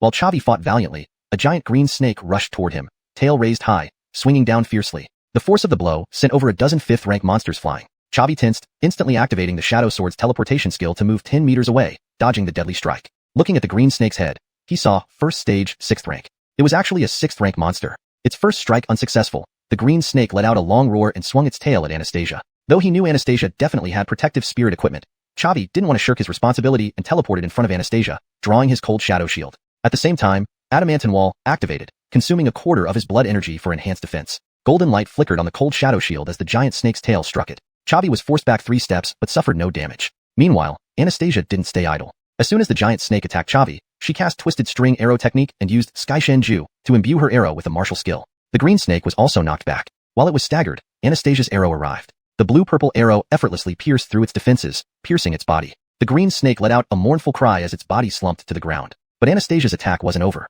Xuanhuan triggered, causing a blue-purple lightning bolt to explode inside the snake, turning it into pieces of bloody fragments. Seeing this brutal scene, Chavi's mouth opened slightly, feeling a chill down his spine. 1 arrow to kill a 6th rank monster. Anastasia, you're awesome. Chavi quickly picked out the demon core from the fragments and stored it in his storage ring. This thing was a treasure and couldn't be overlooked. After that, the four encountered no further major trouble and easily reached the peak. At the summit was a stone gate. Within a 100-meter radius around it, not a single monster lingered. People from the other 3 factions were already waiting there. Approaching within 100 meters of the stone gate, Chavi finally relaxed and said to Anastasia, "Miss Anastasia, you're too powerful. 1 arrow to kill a 6th rank monster. Simply terrifying." Anastasia smiled lightly. Just normal operations. So, Chavi, you still need to work harder. How can you compete for the position of war god if you can't even beat me? Chavi smiled bitterly. Forget about the war god title, but I'll try my best to catch up with you. Then, the two shifted their attention to the people from the other 3 factions. From the Lyric Kingdom, Caitlin Linda was familiar. Though barely 18, she had reached the 7th rank Martial King stage, matching Chavi's apparent strength. What surprised Chavi was the 3 young men beside her, all of whom were Martial Emperors. 2 first-rank Martial Emperors, and 1 second-rank Martial Emperor. Though their realms didn't match Anastasia's, they had numbers on their side. The Sterling Young sect sent a 3rd-rank Martial Emperor and 3 high-rank Martial Kings. Seeker Dragon Gate's Martial Emperor was even stronger, reaching the 4th rank. Needless to say, all the Martial Emperors present were top geniuses of their respective factions, equal in status to Anastasia. However, Chavi had absolute confidence in Anastasia. With her ability to kill a 6th-rank monster with 1 arrow, she could absolutely intimidate everyone else. Rin frowned. Lu Bill, the secret technique you use to boost your strength surely has a time limit. Isn't it imprudent to use it here? Kit tugged on Rin's shoulder, laughing. Young brother Lu is powerful not because of any secret techniques. Follow his lead. Rin was even more astonished. He himself was merely ranked 10th on the heaven list, and was indeed not a match for Lu Bill. Yet Kit, who ranked 6th on the heaven list, an 8-star Martial King, also showed such unwavering trust in Lu Bill. What did he possess? Anastasia spoke softly. Great. I've been in seclusion on the Holy Maiden Peak these past few days, and I'm practically dying of boredom. Finally, I get to take action. Lu Bill, let's stick with the usual strategy. You pull the monsters up front while I provide range support? Sure thing.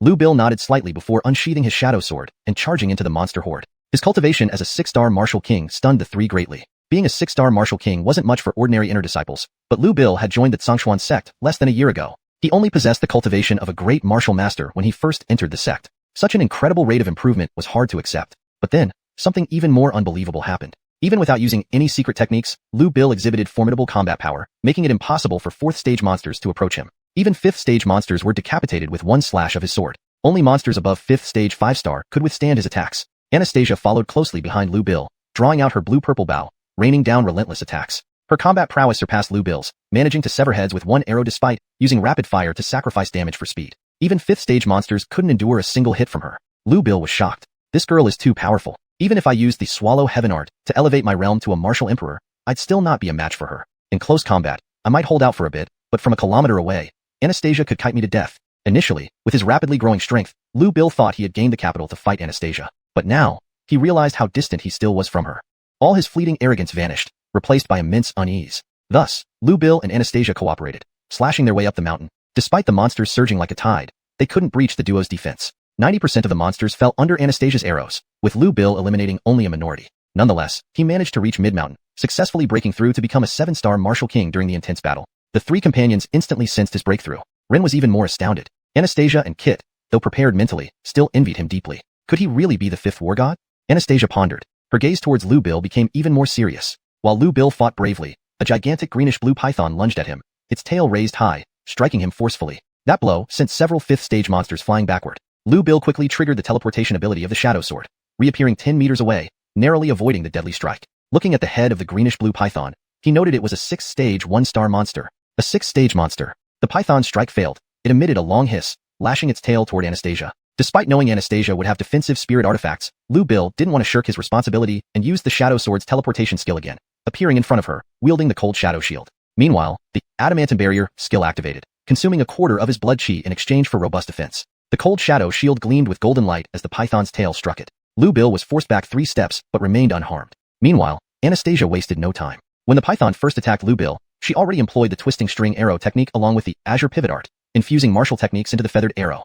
The greenish-blue python was similarly repelled. Taking advantage of its momentary stiffness, Anastasia's arrow arrived, piercing its defenses effortlessly and piercing its body through. The python emitted a mournful cry before collapsing lifelessly. But Anastasia's assault wasn't over. Triggering the Azure Pivot art, a blue-purple lightning exploded within the python, turning it into splatters of blood. Seeing this gruesome spectacle, Lu Bill gaped, feeling a chill run down his spine. 1 arrow to slay a 6th-stage monster. Anastasia, you're truly formidable. Acting swiftly, Lu Bill retrieved the monster core amidst the carnage and stowed it in his storage ring. Such a valuable item couldn't be overlooked. Afterward, the 4 didn't encounter significant trouble, reaching the peak effortlessly. At the peak stood a stone door, surrounded by a 100-meter radius devoid of any monsters. The other 3 factions were already waiting. As Lu Bill neared the stone door, he finally relaxed, saying to Anastasia, Miss Anastasia, you're incredibly strong.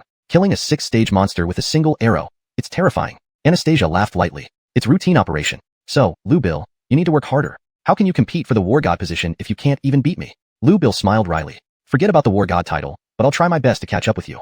Thereafter, the 2 focused on the other 3 factions. From the Lion Kingdom, Caitlin Linda was a familiar face. She was barely 18 but had already reached the realm of a 7-star martial king, matching Lu Bill's apparent strength. However, what startled Lu Bill were the 3 young men beside her.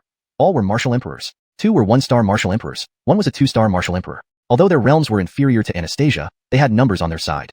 From Sterling Young sect came a 3-star martial emperor and 3 high-ranking martial kings. Seek Dragon Gate boasted a 4-star martial emperor, surpassing the others in power. Without a doubt, the present martial emperors were each faction's top geniuses, equal in status to Anastasia. However, Lu Bill held absolute confidence in Anastasia. With her capability to kill a 6-stage monster with 1 arrow, she would definitely leave everyone in awe. Chapter 162. Breaking the array. Seeing Chavi and his group approach, the leaders of the 3 factions stepped forward to greet them. Connor of Sterling Young sect, greeting Miss Anastasia. Keaton of xuanhuan Gate, greeting Miss Anastasia. Eldest Caitlin of Linyun Kingdom Linda, greeting Miss Anastasia. Although I am the captain of our team from Linyun Kingdom, my 3 teammates are actually even stronger than me. Anastasia smiled gently. I've heard that the imperial city of Linyun Kingdom has 4 great martial families, with members who are all martial elites. Which of these 3 belong to which family? Upon hearing this, the 3 stepped forward together. From Linyun Kingdom, Li family Dane, greeting Miss Anastasia. From Linyun Kingdom, Wang family, Ulrich, greeting Miss Anastasia. From Linyun Kingdom, Lin family Brittany, greeting Miss Anastasia. Among them, Dane and Ulrich were 1-star Wu Huangs, while Brittany was a 2-star Wu Huang. Anastasia said lightly, is the person from Wan family not here yet? Linda replied with a smile, xuanhuan is in seclusion again. We don't know when he will come out. Brittany said solemnly, actually, xuanhuan is the strongest among us, but he's too low profile, always focusing on cultivation and rarely showing himself. Chavi was startled inwardly. To earn the respect of Brittany, a 2-star Wu Huang, just how powerful could this legendary xuanhuan be? Indeed, Tianyuan continent was never short of prodigies. Anastasia said seriously, since everyone has arrived, let's enter the Wu Zone tomb then. Linda said softly, it might not be that simple. There's a small problem. Hearing this, Anastasia raised an eyebrow. What problem? Linda continued, this Wu Zone master seems to be either an expert in spirit arrays or acquainted with other array masters. He set up a spirit array around the tomb. I estimate the array's grade is at least 7th rank. Though it has deteriorated over time, it's still beyond our ability to break. Anastasia said gravely, that's not too surprising. Setting up a spirit array to protect the tomb is a common practice. Since I'm here now, let's give it another try. Let's see if our combined efforts can crack it. If not, we'll have to return and inform the sect leader. No matter what, I won't abandon this Wu Zone tomb. Linda nodded slightly. I think the same. Even though this spirit array is damaged, it still has 6th rank power, making it virtually impossible for anyone below Wu Huang to handle. The Wu Huangs present should work together. Alright. Thus, Anastasia, Connor, Keaton, Dane, Ulrich, and Brittany stood side by side before the stone door, launching attacks simultaneously at one spot on the door. The 6 Wu Huang experts unleashed formidable power. Ripples appeared on the array embedded within the stone door, but failed to shatter it. Seeing this, Chavi raised an eyebrow. These people are really seasoned. Others might not know, but Anastasia's attack just now had only the strength needed to kill a green giant python. Powerful, but clearly not her full effort. No doubt the other 5 were holding back as well. Anastasia frowned and said seriously, can everyone take this more seriously? We've gone through so much trouble to reach the peak. Are we going to leave without even entering the tomb? Saint Sun Keaton of xuanhuan Gate immediately retorted. When Miss Anastasia is criticizing others, shouldn't you first mind your own behavior? Anastasia's expression turned stern, and she glared at Keaton sharply. Just as she was about to counter, Chavi patted her shoulder and said gently, Miss Anastasia, there's no need to punish yourself for someone else's mistake. Chavi's words made Anastasia chuckle, while Keaton turned sullen. Who do you think you are? What right do you have to speak here? Chavi said gravely, I'm Chavi, a newly appointed inner disciple of Xianxia sect. But that's not important. What matters is that I can help break this guardian array. Everyone was taken aback and fixed their gazes on Chavi. Keaton sneered. A new inner disciple? You must be mediocre in strength. What makes you think you can resolve this situation? Chavi replied calmly, because I am also a spirit array master. If this were a complete 6th rank spirit array, I might be powerless against it. But this is a damaged 7th rank array with inherent flaws. With my 5th rank spirit array master skills, I might be able to spot the weaknesses of this array and guide you all to focus your attacks on its vulnerable spots. Maybe we can break through. Keaton was inwardly shocked. Chavi's reasoning seemed logical. If he took action, he might indeed break the array. But due to Chavi's earlier disrespectful words, Keaton wasn't willing to give him the opportunity to shine. A mere 5th rank spirit array master wants to command us? Go play somewhere else. At this moment, Linda stepped forward, smiling. Brother Keaton, please don't be upset. Chavi is straightforward and doesn't understand human relationships, but his suggestion might work. Let's give it a try. Considering Linda's status, Keaton held some respect for her. Regardless of being the eldest Caitlin and future ruler of Linyun Kingdom, her own strength was remarkable, having reached 7-star Wu Huang at barely 18. With Linyun Kingdom's support, becoming a Wu Huang in the future was almost assured, and she even had a chance to challenge Wu Zong. Seeing Linda offering a way out and knowing he wanted to break the array, Keaton nodded and said gravely, fine, let's see what you can do. Chavi walked to the stone door, hands clasped together, releasing hundreds of spirit imprints from his palms into the visible array. He attached his soul power to the imprints to sense the weaknesses of the 7th rank array. For a whole quarter of an hour, Chavi remained motionless. Those observing nearby began to grow impatient. A 5th rank spirit array master trying to crack a 7th rank array, who gave him the confidence? Why hasn't there been any reaction after so long? Could Chavi be incapable? He probably can't do it. This is a 7th rank array, capable of resisting Wu Zong experts. How can a Wu Wong like Chavi break it? Probably. He'll have to apologize later. After 3 more minutes, Chavi lowered his hands and smiled. I found the weak points of the array. With the power you demonstrated earlier, you should be able to break through. Everyone was pleasantly surprised, not expecting Chavi to succeed. Chavi said solemnly, Anastasia, Connor, Dane, Ulrich, Brittany, the 5 of you, attack the positions I indicate simultaneously, and we should be able to break the array. Great. Looks like Brother Lu has some skills. The 3 Wu Huangs from Linyun Kingdom immediately positioned themselves. Chapter 163. Energy Accumulation Formation. Connor also nodded slightly and stepped forward. Anastasia had absolute trust in Chavi and naturally didn't say much. Keaton, seeing himself ignored, turned black with anger but dared not infuriate everyone or risk affecting their chances of breaking the formation. The 5 followed Chavi's instructions and simultaneously attacked the weak points of the Guardian Spirit Formation. Cracks appeared on the Spirit Formation and it slowly disintegrated. Seeing the Spirit Formation truly broken, joy spread across everyone's faces. I didn't think Brother Lu really has some skill. Solving a 7th rank Spirit Formation with the strength of a 5th rank Talia Formation Master is truly unbelievable. I told you, Brother Lu would definitely succeed. Now you believe it? Forget it. You were the one who complained the most at first. No matter what, we've finally secured our entry tickets and won't have to leave with our tails between our legs. Anastasia patted Chavi on the shoulder and said with a smile, you've got fast cultivation in martial arts, and yet you also study alchemy and spirit formations. Chavi, how many more secrets do you hold? Chavi laughed lightly. We have plenty of time for deeper exchanges in the future. Then you'll know even more about my secrets. Turning his gaze towards the stone door, Chavi said in a deep voice, I've only opened a small gap in this Guardian Spirit Formation, and it will repair itself soon. Let's hurry inside before it closes. Anastasia nodded slightly and said solemnly, opportunities and dangers coexist within the Wu Zong tomb. Everyone be cautious. With that, Anastasia pushed open the stone door and walked in first. Chavi followed as the second person. The remaining people rushed into the tomb. As Chavi stepped into the tomb, a flash of white light enveloped him, dropping him from the sky. But being a martial king, he easily controlled his body, landing gracefully with a somersault. Looking around, there wasn't a single figure in sight. Chavi frowned but remained calm. Clearly, the owner of the tomb had set up a transmission formation at the entrance, sending intruders to different parts of the tomb. This situation was similar to the last time they entered the Xuanhuan secret realm. The separation added many uncertainties to their tomb expedition. If more people encountered fewer people, things could get interesting. But Chavi couldn't plan for that, and could only take things step by step. Guided by the changes in the surroundings, Chavi moved deeper into the tomb. Though they were sent to different locations, everyone sought treasures and would naturally head deeper. After an hour, Chavi found a large building that looked like a library. His heart leapt with excitement. Libraries and such tombs housed martial techniques left by Wu Zong masters. Any scroll could drastically improve his strength. However, when he approached the library, he saw 2 figures outside. One was Linda, a familiar face who once proposed to make him her royal consort. The other was Dane, a genius from the Li family in the Liyun Imperial City, a 1-star martial emperor. Dane's clothes were disheveled, and a streak of blood trailed from his mouth, looking quite bedraggled. Chavi immediately frowned. It was normal for libraries to have protection mechanisms, but if even a martial emperor couldn't enter, these protections must be formidable. Seeing Chavi appear, Linda smiled softly and said gently, Chavi, it's been a while. Dane paused briefly, asking, Caitlin Yun, do you know each other? Chavi felt a bit awkward but still replied, yes, Caitlin Yun. What are you doing here? Dane said deeply, can't you see? We want to find treasures in the library but are being blocked. Chavi smiled. Could you explain the protection mechanism? I'd like to try entering too. Perhaps we can collaborate. Dane said sternly, Chavi, you mentioned earlier outside the tomb that you're a new inner sect disciple of Xuanhuan sect. Let me ask directly, what's your current realm? Chavi replied calmly, 7-star martial king. Dane shook his head slowly. Then I don't think we need to cooperate. Caitlin Yun is also a 7-star martial king and far stronger than others of the same realm, but she can't help me either. An extra person like you won't make a difference. Chavi chuckled. My strength isn't entirely defined by my realm, Dane. Just tell me what's going on. Hearing this, Dane frowned. Before he could rebuke Chavi, Linda interjected, Brother Dane, Chavi indeed has the ability to help us. Let's give it a try. Dane asked sternly, Caitlin Yun, why are you so confident in him? Another failed attempt might get me hurt again. Linda patted Dane on the shoulder and smiled. Brother Dane, do it for me please? Dane nodded slightly. If you insist, then let me explain the issue.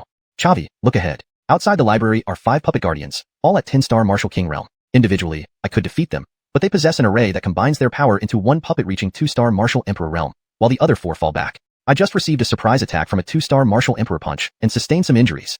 Chavi thought for a moment and said, interesting, but not unsolvable. You distract them until they complete the formation, and I'll attack the fallen puppets one by one. Dane nodded slightly. You're clever to figure that out quickly. However, the puppets after losing their realms are still at 8-star martial king strength. You must destroy them in one strike, or they can transfer emperor power. Can you do that at 7-star martial king?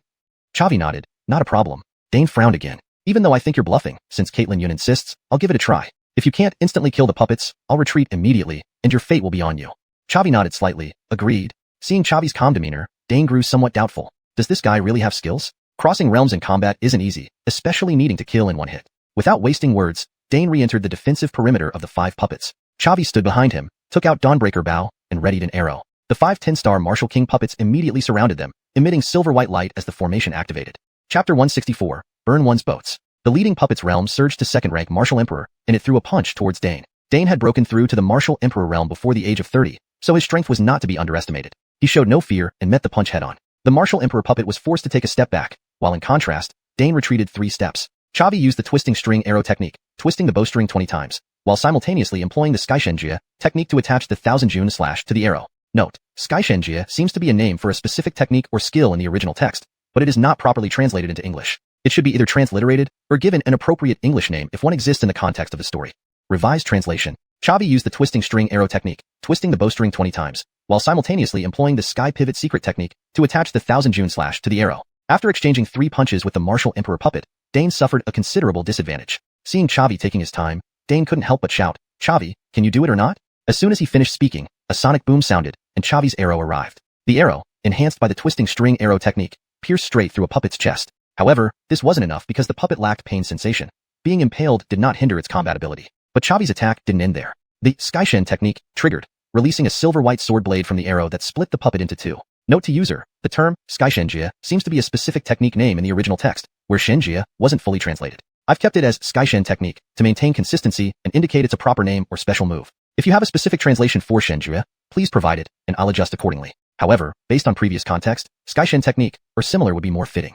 With 1 puppet destroyed, the formation was affected, causing the Martial Emperor puppet's realm to drop from second-rank Martial Emperor to first-rank Martial Emperor. Dane felt much less pressure. Looking at the puppet sliced in half, Dane was astonished and gave Chavi a thumbs up. "Damn, so powerful? Chavi, you're impressive." 10 seconds later, Chavi shot his second arrow, slicing another puppet in half. With 2 puppets out of commission, the formation was broken, and the remaining 3 puppets reverted to 10th-rank Martial King. The gap between Martial King and Martial Emperor was vast. For Dane, a first-rank Martial Emperor, dealing with 3 10th-rank Martial Kings posed no challenge, and he dismembered them within 10 seconds. Chavi put away the Dawnbreaker bow and walked over to Dane. Dane patted him on the shoulder, saying with a smile, "Chavi, you're good. Those 2 arrows had the power of a 10th-rank Martial King, and you're so young. Surpassing me isn't impossible." Chavi smiled faintly. Surpass Dane? He wasn't interested. Linda looked at Chavi with admiration, thinking, "This is the man I've chosen, so unique. Chavi, one day, I will surely claim you." Chavi said softly, "All right, now that the puppets are dealt with, let's discuss the distribution." Upon hearing this, Dane's smile vanished instantly, and he replied coldly, "Distribution? Why should I share with you? Chavi, since you helped me, I won't make things difficult for you. Just leave quickly. Otherwise, I'll have to take something from you." Chavi frowned. "You want to burn your boats?" Dane sneered. "So what? Chavi, you may be talented with the potential to surpass me someday, but that's for the future. You don't have the qualifications to sit at my table now. Either walk out on your own, or be carried out." Chavi laughed at his arrogance. "Maybe you haven't grasped the situation. The one who should leave is you." Dane was startled. "No way. You really dare to fight me? Aren't you afraid I'll kill you?" Chavi smiled faintly. The highest level hunter often appears as prey. "Dane, even if you beg for mercy now, I won't let you off." With that, Chavi clasped his hands together, unleashing the sky-splitting palm. A milky white martial aura hand seal condensed above his head. Feeling the immense power from the martial aura hand seal, Dane was taken aback. What formidable martial aura. This is an Earth-grade martial technique. However, don't assume you're the only one with an Earth-grade technique. Saying this, Dane raised his hands, and a martial aura bird formed above his head. Seeing the 2 about to come to blows, Linda was dumbfounded. He hurriedly blocked in front of Dane and said sternly, "Dane, what are you doing? Chavi just helped us, and you're actually trying to kill him." Dane said in a low voice, "Caitlin, in Xuanhuan continent, only the strong have a say. Isn't this simple truth obvious to you? Move aside quickly. After I take care of Chavi, I'll split the martial techniques in the library with you." Hearing this, Linda panicked. His beloved man, though talented, was simply too young. With a gap of 4 minor realms between them, how could he possibly fight Dane? "Dane, I command you as the Caitlin to stop immediately." Dane coldly snorted. "Linda, I call you Caitlin out of respect, but that doesn't mean I fear you. The power difference between our 4 great families and the Imperial family is negligible. Today, I'm determined to kill Chavi." Hearing Linda's words, Chavi felt a warmth in his heart. Their relationship transcended mere business. Chavi loudly said, "Caitlin, step aside. Don't worry. He's no match for me." Dane grew even more furious. "Chavi, you're being too arrogant." Without further ado, Chavi activated the Jade Shatter, instantly having his Do Chi but increasing his attack power 5-fold. In fact, if he used the Swallow Heaven Art, he could easily elevate his realm to Martial Emperor and handle Dane effortlessly. However, Swallow Heaven Art could only be used once a day. Since their journey into Wu Zong's cave had just begun, and they might encounter stronger enemies, it was crucial to hold on to it. Activating Jade Shatter only consumed half of his Do Chi, which could be replenished within an hour with the help of restorative pills. Therefore, Chavi chose to use Jade Shatter. Realizing her attempts to dissuade were futile, Linda stepped aside, waiting silently for the outcome of their battle. Deep down, she hoped Chavi would win. As soon as Linda moved, both simultaneously launched their attacks. The Do Chi hand seal and Do Chi bird collided in midair, creating a massive shockwave that sent Linda flying. but Chavi and Dane remained unmoved. For 3 seconds, the two forces were locked in stalemate. Then, Chavi's Dochi hand seal shattered Dane's Dochi bird and slammed towards him. Dane was taken aback. What the hell? How could a 7th-rank martial king overpower a martial emperor? Startled, he could only protect his chest with both hands, bracing himself against Chavi's attack. Dane was thrown backward, spitting out a mouthful of blood midair, then slamming into the library wall and collapsing weakly on the ground. His arms were a bloody mess, unable to muster any strength. Dane stared at Chavi with wide eyes, filled with shock and fear, murmuring, "How is this possible?" Chapter 165. Strength above all. Zavig spread his dookie wings and flew in front of Dane, immediately drawing out his shadow sword. At that moment, Linda rushed over, blocking in front of Dane and anxiously pleaded, "Zavig, show some mercy." Edits made. For clarity and fluency, Dochi Songyi is translated as dookie wings, and blocking Dane from Zavig's path is simplified to blocking in front of Dane. Zavig said indifferently, "He wanted to kill me, so I will kill him. It's only natural." Linda's voice trembled with tears. "Dane grew up with me. He has taken care of me extensively in both cultivation and daily life, like an elder brother. I can't watch him die right before my eyes. Zavig, for the sake of our past relationship, spare him this once."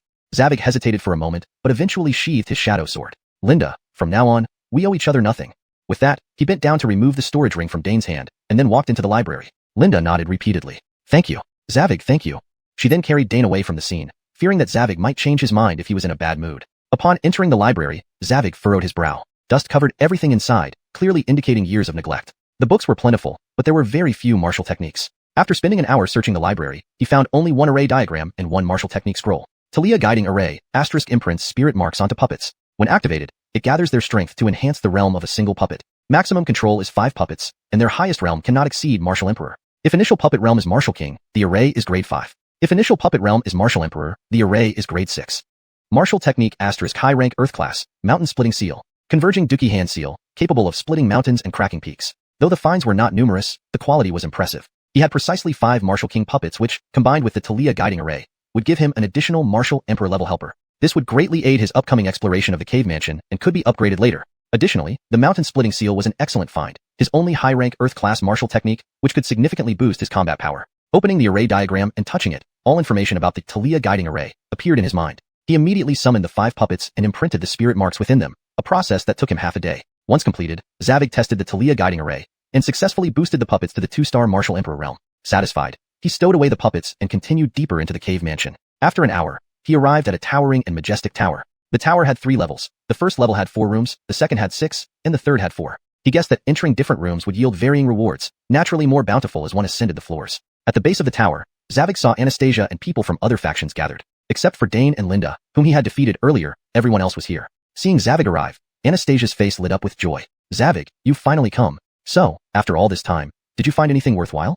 Zavig smiled lightly. "Indeed, I did gain something, but compared to your resources, it's insignificant. By the way, Miss Anastasia, why aren't you entering yet?" Anastasia spoke gravely. "We've already tried. 14 people must simultaneously stand before the doors of various rooms, activating the mechanism with their blood essence. The doors won't open until then. That's why we've been waiting for you." Zavig laughed lightly. "Now that I'm here, let's enter quickly." Just then, Xuanhuan Gate's Saint Sun Keaton spoke solemnly. "Since everyone is here, let's assign the rooms. There are only 4 rooms on the 3rd floor, and we have 4 major factions, so 1 room per faction. For the rest, let's see who gets lucky. What do you think?" Hearing this, Zavig frowned and shouted, "I don't like that idea. In Xuanhuan continent, strength rules above all. Why allocate by numbers? I believe I deserve a room on the 3rd floor." Everyone was shocked. They hadn't expected Zavig to have such audacity. A 7-star martial king seeking a 3rd floor room. Was he even considering the martial emperors present? Keaton paused, then nodded. "You're right. In Xuanhuan continent, strength is paramount. To get a 3rd floor room, you must prove your strength. According to my allocation, the 3rd floor room should go to me, Anastasia, Connor, and Brittany. If you can defeat any one of us, you'll earn a 3rd floor room." All eyes turned to Zavig, whose boldness left everyone speechless. How dare he seek a 3rd floor room when there are 5 martial emperors here, and he's just a 7-star martial king? Just another fool. He'll probably cower behind Anastasia soon enough. A martial king against a martial emperor. No chance of winning. Overambition will be his downfall. He's asking for trouble. If he really dares challenge those 4, I'll eat my hat. After some thought, Zavig looked at Brittany and said sternly, "Brother Brittany, please enlighten me." The atmosphere tensed further. Everyone stared at Zavig as if he were insane. Brittany sneered. "Zavig, you seem to think I'm a pushover." Zavig replied coolly, "Good to know." Brittany's face darkened. "You're certainly unhesitant. Fine. I'll let you feel the power of a martial emperor." People scattered to clear space for the two. Zavig wasted no time probing and directly used the mountain splitting seal. With the significant realm gap between them, without using the swallow heaven art, while he wasn't afraid of Brittany, defeating him wouldn't be easy. So, he aimed for a decisive strike, combining Jade Shattering with Mountain Splitting Seal to incapacitate him in one move. A yellowish-brown dookie hand seal slowly formed above Zavig's head. Sensing its formidable power, Brittany was taken aback. A high-rank Earth-class martial technique. So, this is your confidence. But a martial technique is only as good as its user. Zavig, you fall short. Zavig responded calmly. Celebrate only after you defeat me. Brittany ceased his banter and similarly formed a greenish-blue Dookie hand seal. His martial technique was mid-rank Earth-class, slightly inferior to Zavig's. However, given the vast realm gap, he was confident in toppling or even slaying Zavig. Chapter 166, Ranch Jew. 10 seconds later, Chavi completed his energy build-up and used Jade Shatter. Half of the Do Chi, martial Chi, inside his body instantly vanished, trading for an attack power 5 times stronger. Immediately, Chavi struck out with a palm towards Brittany. A sandy yellow martial Chi handprint flew toward Brittany. Brittany was greatly startled. Wasn't this move too powerful? Could this really be achieved by a 7-star martial king? But now that Chavi had made his move, he could not change it. All Brittany could do was to return with an equal strike, colliding head-on with Chavi. The two gigantic martial Chi handprints met, causing an enormous gust of air. Subsequently, Chavi's mountain-splitting seal shattered Brittany's martial Chi handprint and smashed violently onto him. Brittany was directly knocked flying, spouting a mouthful of blood in midair before slamming fiercely into the tower wall. The sound of his body colliding with the high tower chilled the hearts of the surrounding people. How could it be so strong? Brittany looked at Chavi with disbelief in his eyes, muttering under his breath. He struggled to stand up but coughed out another mouthful of blood, then slumped down. Ulrich hurriedly flew over and helped him up. Chavi turned to look at Keaton, speaking solemnly. I wonder if I now have the qualifications to enter the 3rd floor? Keaton was also taken aback. Chavi, at the level of a 7-star martial king, defeated Brittany, truly showing extraordinary strength. Originally, there were 2 holy sons in the Xuanhuan sect who had already suppressed the Sterling Young sect and the Dragon Gate sect. Now, there was another addition, Chavi. If allowed to develop freely, wouldn't the Xuanhuan sect sprout dragon wings? Once this secret journey ends, he must report Chavi's situation and request sect experts to subdue him. After pondering various thoughts, Keaton's face remained unchanged, only nodding heavily. Friend Lu's strength is indeed formidable. Since you've won, you should rightfully occupy a room on the 3rd floor. Brittany glared at Chavi, saying gravely, Chavi, today's treasure snatching will be remembered by me, Brittany. It's just that brother xuanhuan is in seclusion. Otherwise, how could a martial king like you dare to flaunt your might here? Chavi ignored his threat, smiling and saying, since the distribution is over, let's quickly enter our rooms. The 14 people present entered the high tower one after another, each occupying a room. Chavi and Anastasia rightly stood before the room on the 3rd floor, while Kit took the 2nd floor. Rin, being the weakest, managed to secure a room on the 3rd floor. Under Keaton's leadership, everyone bit their fingers, splashing a drop of essence blood on the door. After 3 silent seconds, the doors opened. With an excited heart, Chavi entered the room. The scenery before him transformed rapidly. He found himself in a river. Saying river, it was actually formed from pure spirit energy. There were many bubbles in this spirit energy river, each containing a treasure such as martial techniques, spiritual artifacts, pills, etc. An elderly voice echoed beside him. Young man, find what you need. You only have one chance. Chavi saluted the sky and spoke solemnly. Thank you, senior, for your gift. Then he started searching for suitable treasures. Being the residence of a powerful martial lord, its foundation was indeed impressive, with each bubble containing treasures of at least earth rank. However, Chavi didn't rush to make a choice. As he only had one opportunity, he wanted to maximize his gains. Chavi wandered in the spirit energy river for half an hour, examining the contents of over 100 bubbles, even discovering advanced earth rank martial techniques several times. Yet, he still didn't make a choice. Through this long search, Chavi realized the higher value the treasure within a bubble, the brighter the light around it shone. Half an hour later, he finally discovered a bubble dazzlingly bright like sunlight. Without any hesitation, Chavi spread his purple cloud wings and flew towards the dazzling bubble. Upon contact with the dazzling bubble, Chavi received its information and was immediately startled. Ranch Jew, low yellow rank. Effect. Absorbs the world's spirit fire, fuses it together, enhancing the power of spirit fire. The rank will evolve with the absorption of more spirit fire, without an upper limit. Chavi felt elated. After all, as an alchemist, spirit fire was indispensable. If he could obtain this Ranch Jew, both his alchemy speed and combat strength would significantly improve. More importantly, the evolution of ranks had no upper limit, allowing long-term use. If he collected enough spirit fire in the future, this Ranch Jew could potentially upgrade to heaven rank, or even beyond. Without hesitation, Chavi chose this scroll of Ranch Jew, subsequently infusing martial chi into it, trying to open the bubble. However, he did not expect that the bubble was extraordinarily hard. Despite his peak martial king level martial chi, he could not successfully open it. He then summoned the purple crystal flame and used the power of spirit fire to barely open the bubble. When he touched the Ranch Jew, all the information of this martial technique appeared in his mind, as if he had studied it for years. At the same time, a beam of white light flashed, and Chavi returned to the room's entrance. Looking around, the people from other factions had already left, leaving only Anastasia, Rin, and Kit waiting for him at the foot of the tower. Chavi spread his purple cloud wings, flew away from the high tower, and landed beside Anastasia. Anastasia said with a puzzled look, Chavi, why did you take so long? I thought something happened to you. If you didn't come out, I was going to tear down this tower. Chavi rubbed his head, feeling somewhat embarrassed. Sorry to make Miss Anastasia worry. I was a bit greedy. Unless I got something valuable, I didn't want to come out easily. Hearing this, Anastasia raised an eyebrow slightly. So, your harvest this time is pretty good? Chavi nodded slightly. Indeed, it's quite good. If used properly, this martial technique can significantly boost my strength. Anastasia smiled. That's great. Kit, Rin, did you two get anything? Kit grinned. I struck gold. getting a high-ranking Earth-rank martial technique. Once I fully comprehend it, my combat power will skyrocket. Rin also said happily, although my martial technique is just mid-Earth rank, it's still very useful. After all, I'm only on the first level. Anastasia chuckled. Since everyone has gained something, let's continue moving forward. The people from other factions have taken off ahead, and we shouldn't fall too far behind. All right, the three responded in unison. They continued on their journey. Half an hour later, they discovered a medicinal garden. Of course, obtaining spiritual herbs wasn't that easy. Outside the garden was a spiritual array protection, and the surrounding ground was scorched by martial techniques. Chapter 167, Thunder Resonance Constitution. Chavi said in a deep voice. It seems that someone has already been here before us but failed to crack this spiritual array, so they left. Anastasia nodded slightly. Most likely. Chavi, I remember you are a 5th rank Thaliul array master. Can you try to break this array? Just like at the entrance of the cave abode. Chavi replied solemnly, I'll give it a try. After saying that, he stood in front of the array and clasped his hands together. Hundreds of spirit seals flew out from his palms, merging into the spiritual array before him. A quarter of an hour later, Chavi retracted the spirit seals and smiled bitterly. No luck. This is a complete 6th rank spiritual array. Given my current cultivation level, I cannot break it. Upon hearing this, Anastasia frowned. In that case, we can only use brute force to break it. Everyone, stand back so as not to get hurt. Upon hearing this, Chavi was taken aback. This Anastasia is really formidable. She actually wants to forcibly breach a 6th rank spiritual array. Seems like she barely exerted any effort back at the cave entrance. Otherwise, I wouldn't have had the chance to show off. The three of them moved aside. Anastasia took out the blue-purple longbow, drew the bow and strung an arrow, with a terrifying aura gathering within her arrow. A lightning bird gradually formed out of condensed aura. After 1 minute, Anastasia completed her power-up and released the arrow. The intense sound blast made Chavi's ears ring painfully. The lightning bird collided violently with the protecting spiritual array, shattering it in just 3 seconds. Then it flew into the medicinal garden, splitting a small mountain peak in half, sending soil flying and sand rolling. Chavi couldn't help but draw a sharp breath. One arrow shattered a 6th rank spiritual array and sliced half a mountain peak.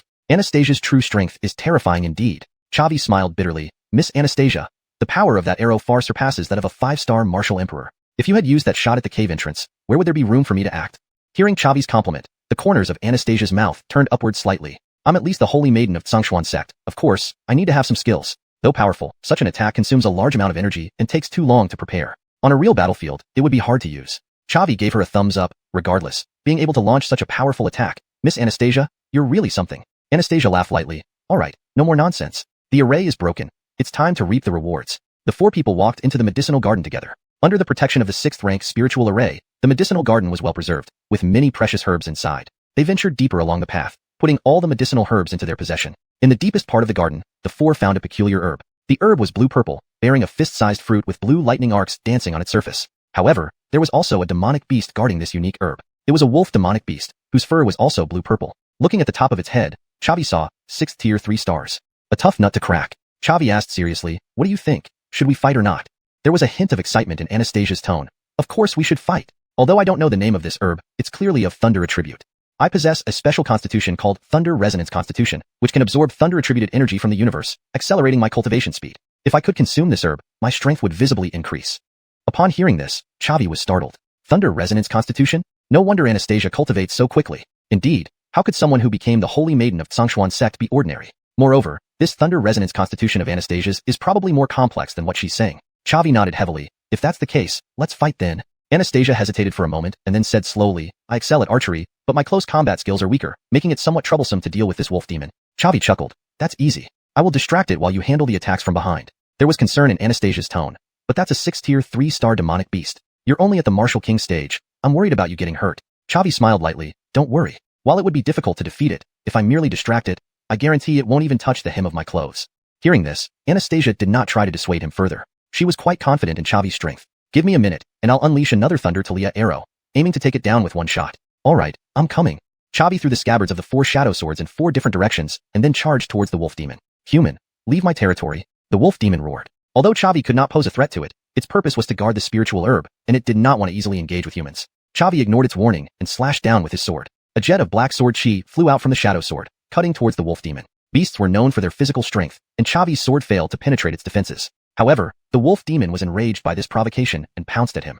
At the same time, Anastasia started to draw her bow and began gathering energy for her ultimate move. Chavi used the displacement skill of the shadow sword and the fleeting steps to continuously evade the wolf demon. This was where the importance of the purple cloud wings came into play. With the purple cloud wings, Chavi's speed significantly increased. Although he still wasn't faster than the wolf demon, he wouldn't be caught immediately either. Whenever the distance between them closed, Chavi would activate the shadow sword, teleporting around the spiritual herb. The wolf demon could sense the threat from Anastasia but couldn't bear to abandon the herb and thus kept chasing after Chavi. A minute quickly passed, and Anastasia unleashed another Thunder Talia arrow. A Thunderbird made of condensed battle aura flew towards the wolf demon. The Thunderbird moved even faster than the wolf demon. There was no way for it to dodge, leaving it to rely on beast force alone to withstand the attack. The hastily conjured beast shield couldn't withstand Anastasia's powerful attack and shattered within a second. Immediately afterwards, the Thunderbird pierced through the wolf demon's body. This 3-star rank 6 wolf demon died in just one arrow from Anastasia. Chavi couldn't help but gasp. Anastasia was incredibly formidable, killing a 3-star rank 6 beast with just one arrow. The title of Holy Maiden was well-deserved. Anastasia spread her battle aura wings, flew over to the wolf demon's corpse, retrieved its beast core, and then approached the lightning attribute spiritual herb. Chavi and the others followed her over. What do you think? Is this herb useful to you? Anastasia nodded vigorously. Very useful. If I consume this spiritual herb, I can assure that I will advance a minor realm directly. Chapter 168, Battle Keaton. Upon hearing this, Chavi was taken aback. One spiritual herb to advance a minor realm. Is such a good thing possible? Anastasia's thunder body is truly formidable. Since that's the case, you should take the herb first. Once we return to xuanhuan sect, you can absorb its essence slowly. Alright. Anastasia nodded slightly and immediately plucked the blue-purple fruit. At that moment, she frowned and said in a serious tone, "Not good. The potency of this herb is weakening. If not consumed immediately, it might lose its effect." Chavi also frowned. Huh? Is this herb so delicate? If that's the case, then you should absorb it here. We'll continue our journey once you're done. Anastasia replied gravely. This is too dangerous. I'm the only Wu Huang in our team. If I'm absorbed while taking the herb and get attacked by other factions, we might be annihilated. Chavi smiled lightly. Miss Anastasia, you need to have confidence in me. Although my realm is slightly lower, I can guarantee that even if the 3 major factions come together, they won't be able to break through my defense. Upon hearing this, Anastasia raised an eyebrow. Oh, you're that confident?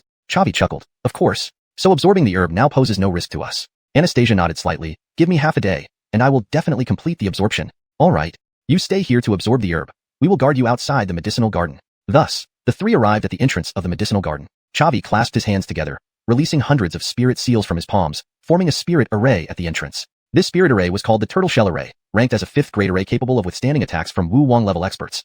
Chavi then drew his shadow sword and stood before the Turtle Shell Array. Kit patted Chavi on the shoulder. Junior brother Liu, are you really skilled or just bragging? Saying no one from the other major factions can break through, real or fake? Chavi laughed lightly. Of course it's real. Concerning Miss Anastasia's safety, how could I talk nonsense? If someone comes barging in later, you'll see whether I was telling the truth. Kit shook his head repeatedly. No need. I hope we can spend this half-day peacefully. Just as Kit finished speaking, a sound of breaking wind came from afar. Keaton from Dragonyang Gate, accompanied by 3 high-star Wu Wangs, landed here. Connor from Sterling Yang Sect, along with 3 high-star Wu Wangs, also descended nearby. Chavi smiled wryly. Senior brother Kit, you're really like a crow bringing ill omens. Keaton walked towards the 3, surprised. The spirit array Connor and I couldn't break. Your Xuanhuan sect managed to crack? Chavi nodded slightly. This spirit array was broken by our Xuanhuan sect. The resources within this medicinal garden belong to us. If you gentlemen have nothing else, please leave.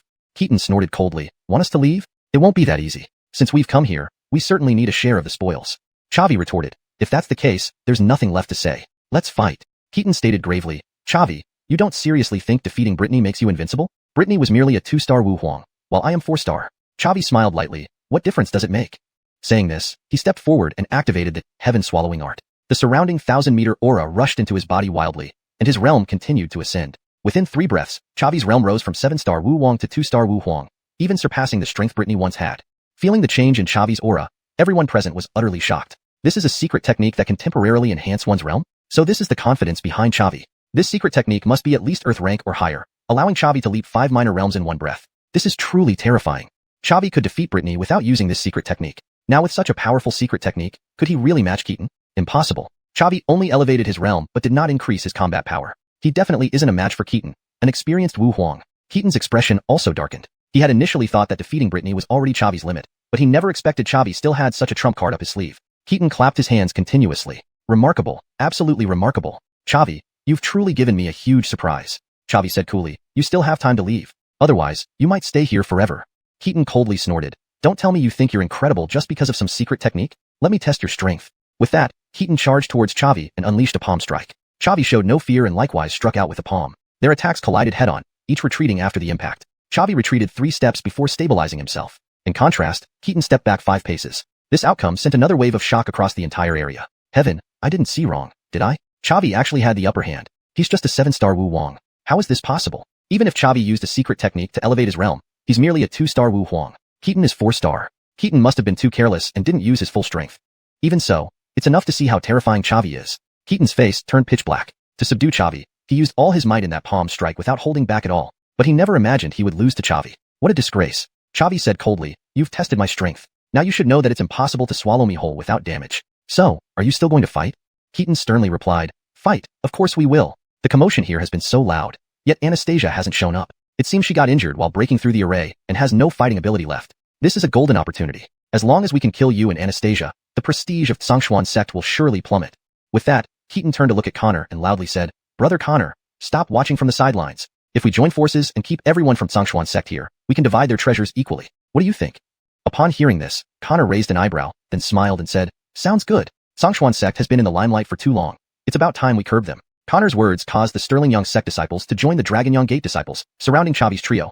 Chapter 169, Anastasia Breakthrough. Seeing this situation, Chavi's expression turned grim, and he said in a stern voice, Since that's the case, then all of you can stay here. After saying that, Chavi touched the storage ring on his hand, and 5 earthly fiend puppets appeared beside him. Originally, the Stronger1 sect was at an absolute disadvantage in terms of numbers. However, with the appearance of the 5 earthly fiend puppets, the balance of power between both sides reached a delicate equilibrium. Keaton was also greatly taken aback. Chavi, where did you get so many puppets from? Chavi said coolly, It's too late to regret now. Keaton, prepare to die.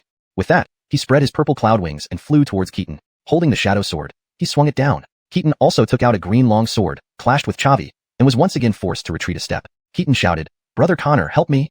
Connor immediately rushed towards Chavi and slashed down at him with a knife. Chavi activated the displacement skill of the shadow sword, dodged this powerful strike, and continued to thrust his sword at Keaton. At the same time, high-ranking martial kings from Sterling Young sect and xuanhuan sect charged at Kit and Rin. The great battle was about to erupt. The more Keaton fought, the more alarmed he became. Chavi was too strong. Although Chavi was only a 2nd-rank martial emperor, he completely suppressed Keaton, who was a 4th-rank martial emperor, and Connor, who was a 3rd-rank martial emperor. Their numerical advantage was completely useless. This was because Chavi's speed was just too fast. With the help of the purple cloud wings, Chavi had a complete speed advantage over the two of them. Combined with the shadow sword and the ethereal steps, the two could not even touch the hem of Chavi's clothes. In contrast, every time Chavi struck, he would leave a wound on Keaton's body. Chavi deeply understood the principle that injuring one finger was better than injuring 10, so all his attacks were directed at Keaton. Within just 3 minutes, Keaton had accumulated over a dozen small wounds. Purple crystal flame burned fiercely, preventing the wounds from healing. At the same time, in the battles between martial kings, the side of Stronger1 sect also had the upper hand. Kit and Rin were originally quite capable, and with the cooperation of the 5 earthly fiend puppets, they had an overwhelming advantage over the experts from the other two sects, whether in quality or quantity.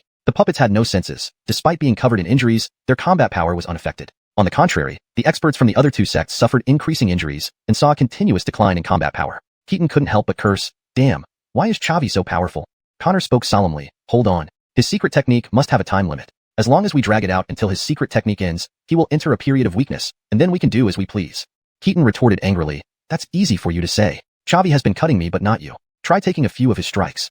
Even as he said this, Keaton gritted his teeth and persisted. However, what he didn't expect was that Chavi's swordsmanship was incredibly proficient. In just 3 minutes, Chavi slashed open a wound on Keaton's chest. Keaton cursed furiously, I can't hold on. I can't last another move. Connor, use your ultimate skill. Connor replied somberly, At this point, there's no other choice.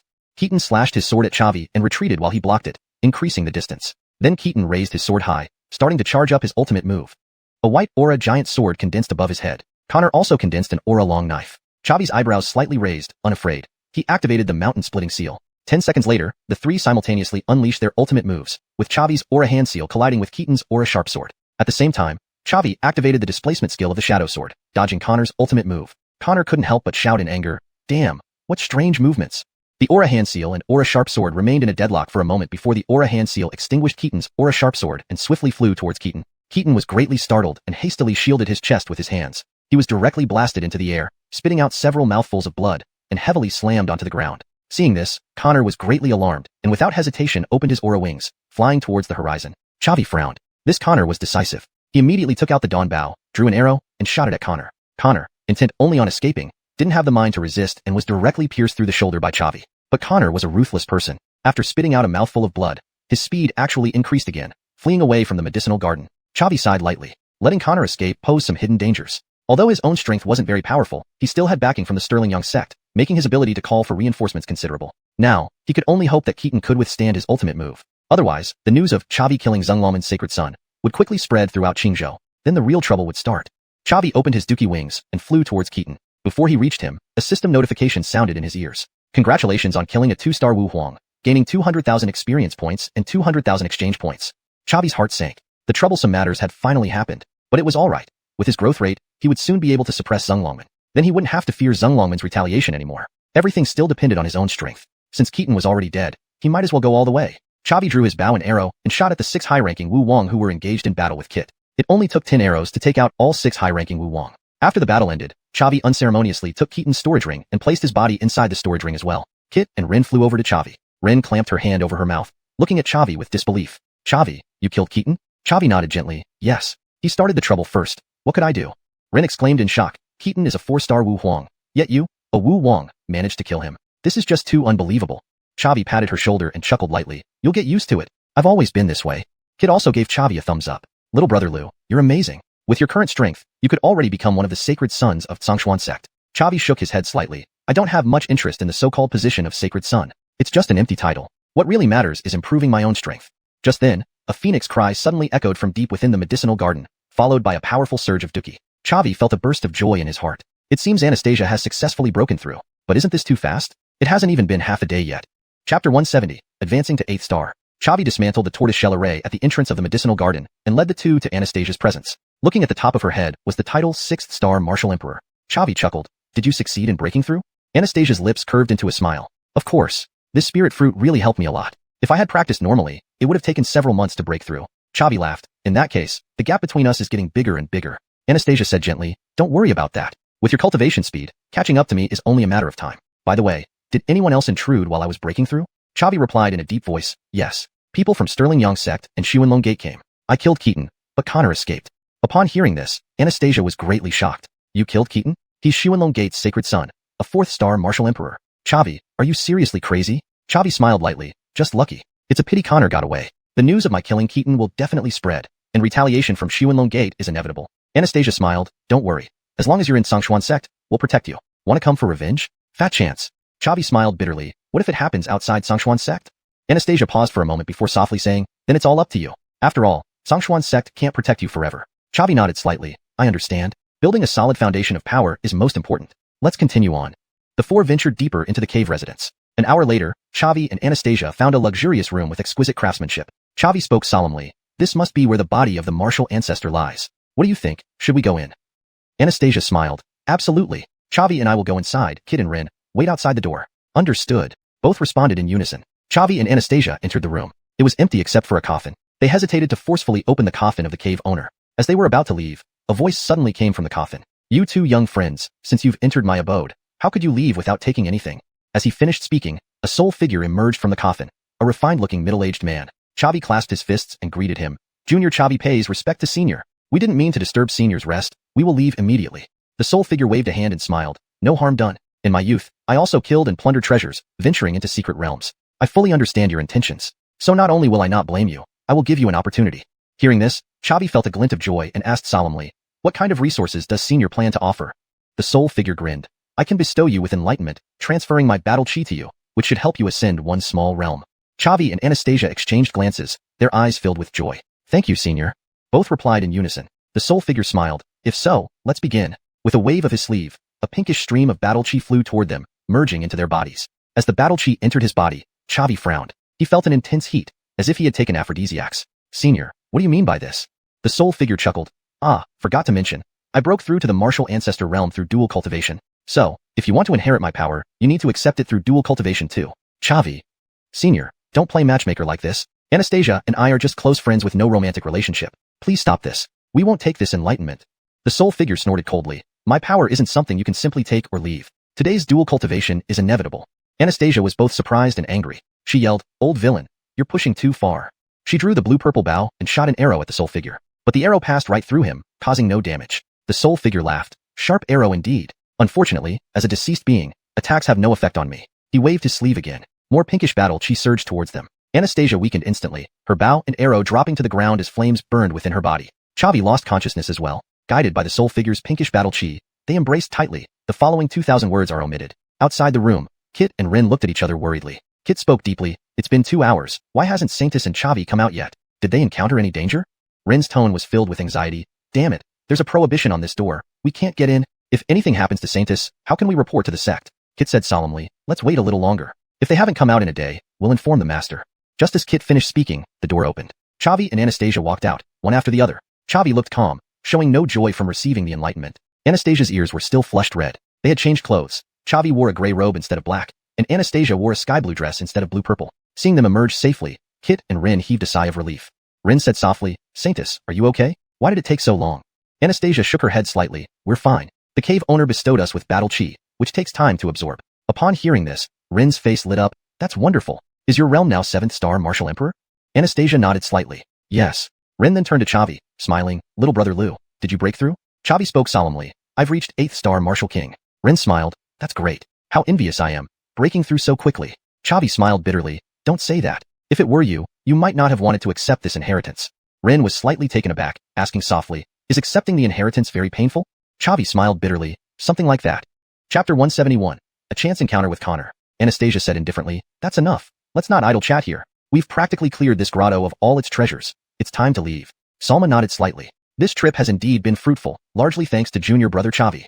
Neither Kit nor Salma asked about the two changing their clothes, guessing it was merely due to soiled garments, far from imagining that their original clothes had turned into piles of rags. The four retraced their steps, returning to the entrance of the grotto. People from the other three major forces had already left, leaving numerous demonic beasts still roaming around the area. Led by Anastasia, they fought their way back through. After this visit to the Martial Ancestor Grotto, Anastasia had advanced 2 minor realms, significantly increasing her strength to reach the 7th rank Martial Emperor level. Most likely, now even most of the inner disciples and elders of Xuanhuan sect were no match for her. With no 6th rank demonic beasts blocking their way down the mountain, they returned to Xuanhuan sect smoothly. After submitting the task at the task hall, Anastasia told the trio, "Alright, we've completed our mission. I need to return to Holy Maiden Peak to meditate and consolidate my cultivation. Let's part ways here." Chavi said in a deep voice, "Miss Anastasia, what happened was unforeseen and certainly not intentional on my part. While I too was a victim, you suffered more than I did, and I will take responsibility for it." Upon hearing this, Anastasia scoffed. "Responsibility? What kind of responsibility can you take? You've already taken advantage of me and aren't satisfied yet, wanting my entire life?" Chavi waved his hands repeatedly, forcing a smile. "That's not what I meant. Miss Anastasia, I owe you a favor. If you ever need anything from me in the future, I, Chavi, will do everything within my power without hesitation." Anastasia's expression eased slightly. "Chavi, remember your words today." With that, she turned and left without another glance. Salma followed closely behind. On the way back to Holy Maiden Peak, Salma asked curiously, "Holy Maiden, what happened between you and Chavi? Why don't I understand what you're talking about?"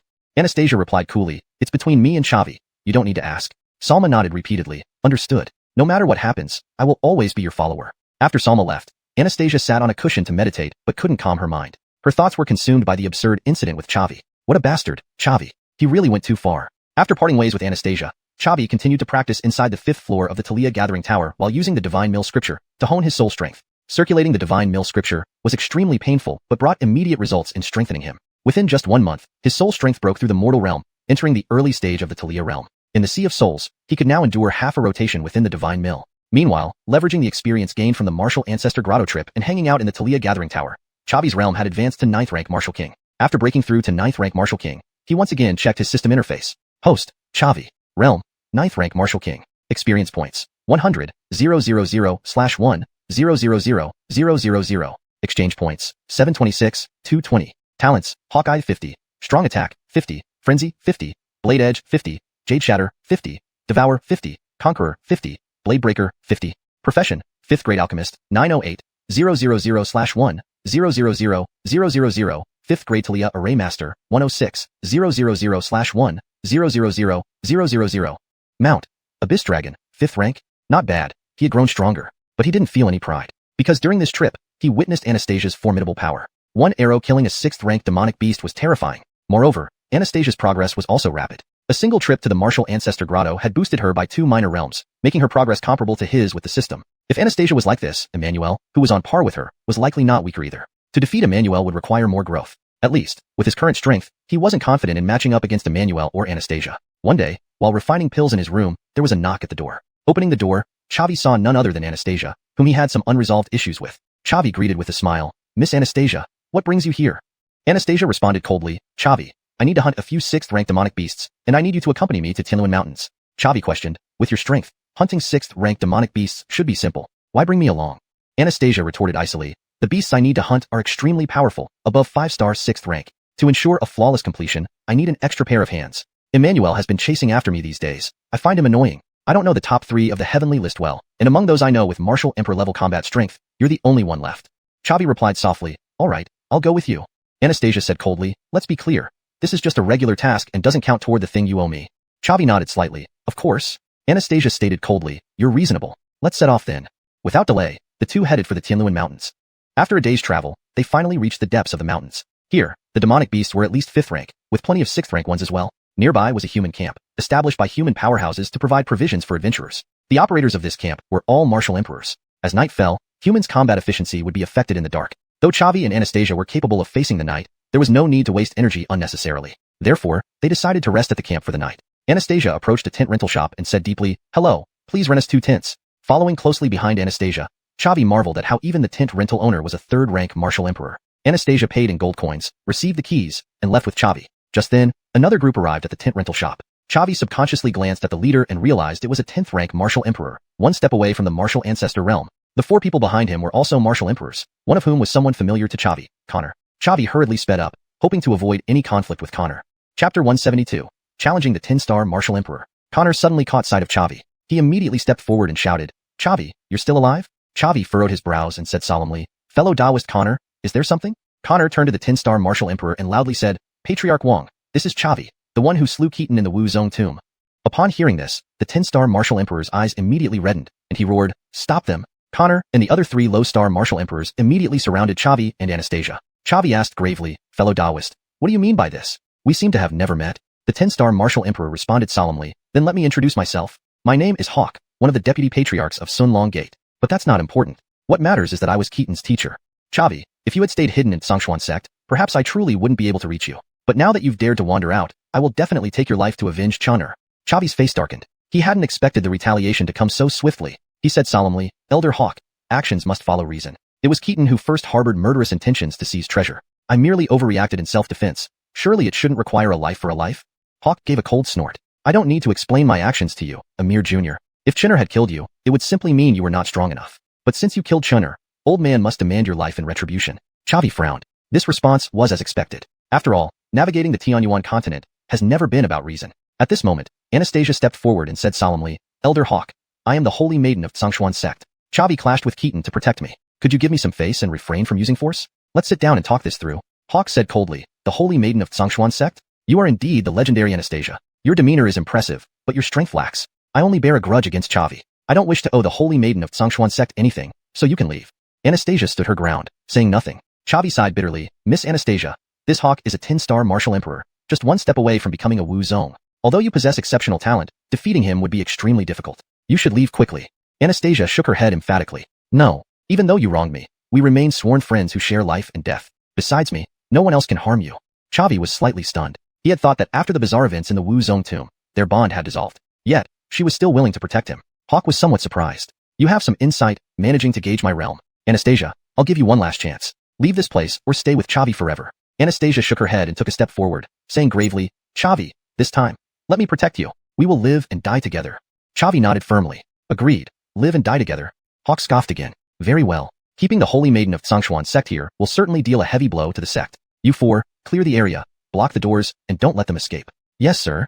Led by Connor, the 4 low-star martial emperors cleared the onlookers and blocked the exits in the 4 directions. They were solely focused on preventing the 2 from escaping, with no intention of assisting. Because the one making the move was the deputy patriarch of Sunlong Gate, a 10-star martial emperor. No matter how extraordinary Chavi and Anastasia's talents might be, they were only disciples and could not possibly match Hawk.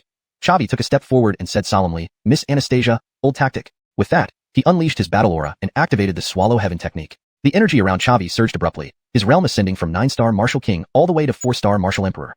Seeing this, Hawk was greatly startled. A secret art that can temporarily boost strength? And it's so powerful. Chavi, you truly are the pride of heaven, already possessing power comparable to a holy sun. If I can't kill you today, you will surely become a great threat to Sunlong Gate in the future. Connor, standing nearby, was also greatly surprised. He said gravely, "What the hell? It's only been a month since I last saw him.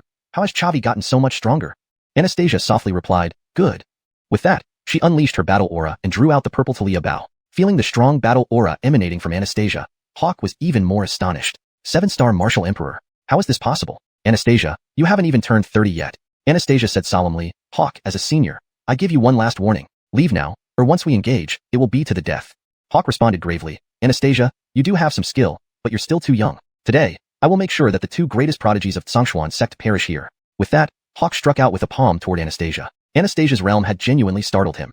He needed to resolve her quickly before she posed a real threat. As for Chavi, he was merely a small-time martial king who barely crossed into the martial emperor realm through secret arts. Just a jumped-up nobody. Without hesitation, Chavi purchased an invincibility potion from the system store and gulped it down. Immediately, he rushed forward and met Hawk's palm with his own. Hawk, hit by the power of the invincibility potion, staggered back 3 steps. Chavi also retreated 3 steps. Seeing this result, Connor and the other 3 martial emperors of Sunlong Gate were greatly surprised. How is this possible? Chavi is just a martial king, while Elder Hawk is a 10-star martial emperor. He actually managed to force Elder Hawk back. This Chavi is too bizarre. There's a full 11 realms between them. No wonder Chavi could defeat Keaton. His strength is simply too formidable. No, a month ago, Chavi wasn't this strong. He must have had another extraordinary encounter. Hawk stood dumbfounded for a moment before saying gravely, "It must be the effect of the potion you just drank, but I wonder how long this invincible state can last." With that, Hawk launched a fierce attack on Chavi. Relying on the invincibility potion, Chavi didn't bother with defense. Instead, he held the shadow sword and kept slashing at Hawk. Meanwhile, Anastasia stood behind Chavi, using the continuous arrow technique to constantly harass Hawk. Although Anastasia's realm was lower than Hawk's, her battle aura was intense, and the purple Talia bow was a high-grade earth-tier spirit weapon. Combined, Hawk could not ignore her attacks. Chapter 173, Break and Establish. Hawk could only use his right hand, which had stronger combat power, to intercept Anastasia's arrows while maintaining a Do Chi Hu Duan, aura shield, around his body and attacking Chavi with his left hand. After being intercepted by Hawk's right hand, the power of Anastasia's arrows was greatly reduced and could not break through his aura shield at all. At the 25th second of the invincibility potion taking effect, Chavi activated Jade Shatter. Half of his internal aura instantly disappeared, in exchange for an attack power that increased 5-fold. However, he did not release any martial art skills. Because the prelude of martial skills is too long, it would give Hawk a chance to react. He simply raised his hand to slash with his sword, enhancing the power of normal attacks 5-fold, striking Hawk's aura shield. For a moment, cracks appeared on Hawk's aura shield. At the same time, Anastasia's strongest arrow from the twist string technique arrived, hitting precisely where Hawk's aura shield was damaged. Even after being weakened by Hawk's right hand releasing refined aura, Anastasia's arrow still shattered Hawk's aura shield and fiercely stabbed into his abdomen. The heavenly Xianxia activated. A bolt of lightning exploded in Hawk's abdomen, severely injuring him. Hawk spat out a mouthful of blood mixed with broken internal organs, his energy fading instantly. With one palm, he sent Chavi flying back, retreated 3 steps on his own, and said sternly, "I really didn't expect to be forced into such a miserable state by 2 youngsters. It's a great humiliation. Chavi, Anastasia, you must stay here today." Dragon Head Seal. Hawk raised both hands high, with his entire body's aura surging out, forming a white dragon in the air. Anastasia shouted loudly, "Chavi, quickly get out of the way, he's going all out." Chavi said solemnly, "Miss Anastasia, don't worry about me, attack with all your might. This is our last chance." Anastasia's voice carried a hint of crying. "Then what about you? You'll die." Chavi smiled lightly, "Don't worry, I promised you, so I won't die. Haven't you always had faith in me? Trust me one more time." Anastasia hesitated for a moment, then nodded heavily, once again using the twist string technique. Chavi took out the cold shadow shield and used Vajra Wall, draining all his blood chi to defend as forcefully as possible. The cold shadow shield emitted golden light, a powerful force exchanged from Chavi's blood chi. Seeing the golden light on the cold shadow shield, Hawk was also incredibly shocked. He could sense that formidable power, but now with the arrow on the string, there was no way to change his move. Hawk once again strengthened the aura in his palms and launched his strongest attack against Chavi. The white aura dragon struck the cold shadow shield, and huge shockwaves flipped over the surrounding tents. The effect of the invincibility potion had long passed, and Chavi relied on his own strength to withstand the full attack from a 10-star Wu Emperor. He was blasted into a backward flight, spitting out several mouthfuls of blood in midair, losing hold of the cold shadow shield, and then smashing into a wall. Even with the cold shadow shield enhanced by Vajra Wall, consuming 99% of the dragon's force. If he had taken this hit with his bare body, Chavi would have turned into a bloody mess. At the same time, another arrow from Anastasia shot into Hawk's abdomen, attacking the same spot again. Purple lightning bloomed once more. Hawk felt a heavy blow. This young person brought him almost to the brink of death, with his internal organs exposed. Hawk's body went limp, ceasing his attacks and merely sitting cross-legged on the ground, swallowing a life-saving 6th-grade revitalization pill, using aura to control his injuries. His injuries were too severe. If not restrained by aura, he might have died immediately and was clearly unable to fight anymore. Yet Hawk did not want to let Anastasia go, saying sternly, "Chavi is dead. The 4 of you, attack together. Leave Anastasia here as well. As long as Anastasia dies, the Xuanhuan sect will certainly suffer a heavy blow." "As you command." Led by Connor, the 4 low-star Wu Emperors rushed towards Anastasia together. Before Anastasia could check on Chavi's condition, she was already in danger. She suppressed 3 low-star Wu Emperors using the linked pearls arrow technique, but Connor broke through her arrow blockade, rushing to her front, slashing down with his sword. In this critical moment, Anastasia could only raise her right hand to block Connor's attack with her body. Although this might cripple her arm, it was better than dying. Just then, a flash of white light passed, and Chavi, who was lying on the ground, activated the Shadow Sword's teleportation skill, instantly moving behind Connor and slashing down with his sword. Connor thought Chavi was already dead and had no guard against him, getting directly struck in the throat. "Congratulations, host, for defeating a 3-star Wu Emperor, gaining 300,000 experience points and 300,000 exchange points." This scene left everyone in the field incredibly shocked. Anastasia covered her mouth, her voice full of surprise and disbelief. "Chavi, you didn't die?" Chavi patted her shoulder and said softly, "Sure thing. How could I be so easily defeated?" Hawk stared at Chavi intently, his eyes filled with disbelief. "How is this possible? Chavi, I am a 10-star Wu Emperor, and you are merely a Wu King. How could you possibly withstand my full attack? Chavi grinned. But I did block it. What are you going to do about it? Hawk, are you going to continue fighting, or take your flunkies and get lost? Hawk said in a grave tone, Chavi, today's humiliation will be remembered by me. If we meet again, I will settle this. Let's go. The other 3 Wu Emperor powerhouses were all stunned by Chavi, looking at him as if he were a ghost, having no courage left to continue the fight. Upon hearing Hawk's order to retreat, they immediately withdrew to his side, supporting him away. As the Sun Long Gate people left, Anastasia finally relaxed, putting away her purple Talia bow. Chavi, how on earth did you do that? Withstanding a full force blow from a 10-star Wu Emperor, and you're still alive. Chavi chuckled lightly, because I had taken a 6th grade pill earlier, named Polar Break Pill, which has the effect of breaking before establishing. When I fell to the ground just now, almost dead, the effect of Polar Break Pill was triggered, instantly healing all my internal injuries. But more and more strength flowed into my body, and I must go into seclusion right away to cultivate and resolve the drug force, or I would be stretched to death. One reason I let Hawk go was for fear that he might make a desperate move, and secondly, my state is not suitable for continued combat. Hearing this, Anastasia felt greatly relieved. So that's it. Chavi, your luck is unbelievable. Moreover, you have only recently reached the 9-star Wu King, yet you are about to break through again. This rate of progress is simply terrifying. Chavi smiled gently. Please, Miss Anastasia, protect me while I meditate. Chapter 174, Apprenticeship. Chavi sat cross-legged on the ground, beginning to channel his combat chi to refine the medicinal power. System notifications for gaining experience points continuously sounded in his ears. An hour later, his realm ascended to 10-star Martial King, and the medicinal power was fully absorbed. Only then did Chavi open his eyes and stand up. Anastasia softly said, broken through? Chavi nodded slightly, just advanced to a small realm. Now I'm at 10-star Martial King. A hint of envy tinged Anastasia's voice as she softly spoke. It won't be long before you break through to the Martial Emperor realm. This rocket-like cultivation speed is simply inconceivable. Chavi chuckled lightly. Pure luck. Miss Anastasia, thank you for being willing to share life and death with me. Anastasia said solemnly, let's not mix things up. Chavi, you still owe me. Chavi laughed. Of course. No matter what request Miss Anastasia has in the future, as long as it does not violate my principles, I, Chavi, will certainly do my best to fulfill it. Anastasia nodded slightly. Consider yourself smart. I have another request. Under no circumstances should you ever force me to do anything. Hearing this, Chavi frowned. Miss Anastasia, are you afraid that after my strength surpasses yours, I'll force you to become my Tao companion? Anastasia said sternly, Chavi, you've always been smart, and you guessed right. So, can you agree to this condition? Chavi nodded emphatically. Of course. After saying this, he looked around and found that the shop had been mostly destroyed by the aftermath of their battle, but there was not a single spectator nearby. Chavi puzzled. That's strange. We made such a big noise here. Yet the camp administrators didn't come to intervene? That's because I ordered them not to come over. A deep voice came from the distance.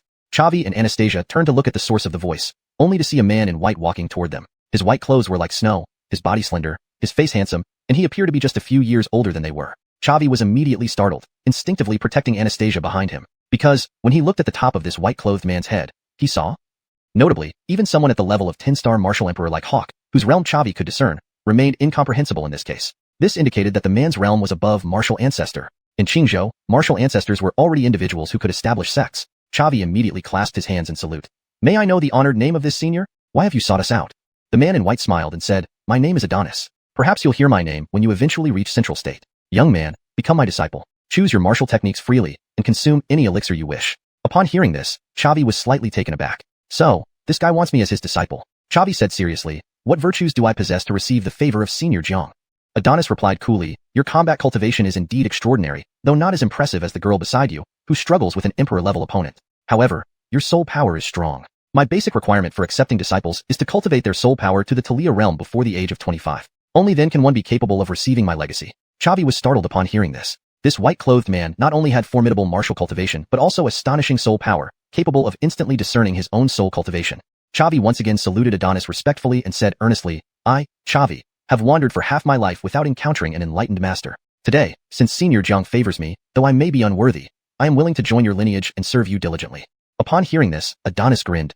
You sure react fast, making a decision so quickly. Since you've chosen, you're my disciple. I will teach you our lineage's ultimate skills. How much you learn depends on your own abilities. Upon hearing this, Chavi felt a surge of joy and hurriedly performed the ceremony of becoming an apprentice. Adonis hastily pulled Chavi up, smiling, little girl, go find 2 more tents and rest inside one while giving the other to Chavi and me. Sure. Anastasia turned and left. 15 minutes later, she was asleep on the bed inside the tent. Chavi and Adonis stood in another tent. Chavi rubbed his palms together, excitedly asking, Master, what exactly is our lineage's ultimate skill? Adonis smiled gently, let me demonstrate it once for you. I say, clouds rise. I say, rain falls. As he finished speaking, the originally clear night sky suddenly became overcast, followed by a heavy downpour. Chavi was utterly stunned. With just words, you control the weather, commanding the elements. Master, Surely our ultimate skill isn't word Talias, is it? Adonis nodded slightly. Indeed, you reacted quickly. Yes, we are a family of word Talias, capable of manifesting effects with words. The success of releasing word Talias, or the strength of their power, entirely depends on the intensity of soul power. That's why I recruit disciples whose soul power has reached the Talia realm or above. Chavi nodded repeatedly. Word Talias are such rare powers. Once successfully cultivated, they can significantly enhance my combat strength. Please teach me, master. Adonis smiled and said, all right, then I will impart the techniques for releasing word Talias to you. When casting word Talias, it's not just about speaking.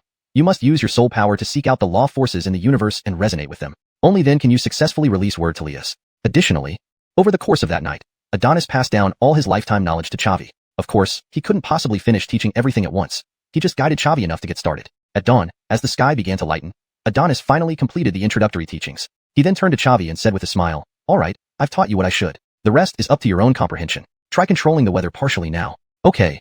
Chavi nodded vigorously. I say, clouds rise. I say, rain falls. Chavi mimicked Adonis's spellcasting from last night. A minute later, indeed, dark clouds gathered over the camp, blocking the morning sunlight. But soon after, the clouds gradually dispersed without any rain falling. Chavi smiled bitterly. Master, does this mean I failed the beginner test? Adonis laughed. It's fine. After all, you've only just been introduced to word Talias. It's already quite good that you could summon some clouds. You'll definitely improve over time. I have 2 manuals here.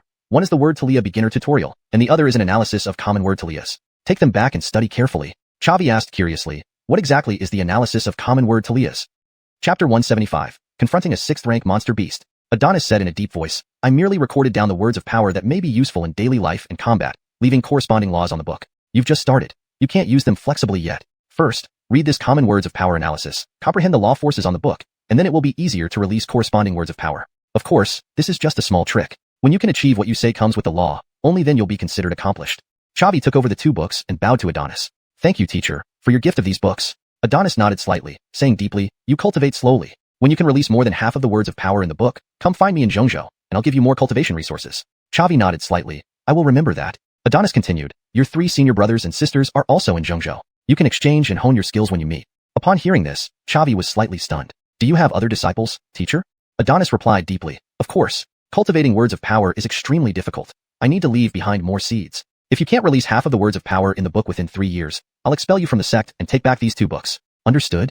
Chavi nodded heavily. Yes. To be able to inherit the art of words of power from you is already a great honor. Having requirements is reasonable. I will do my best to fulfill your requests. Adonis smiled gently. You speak straightforwardly. Since so, we shall meet again in Xianxia.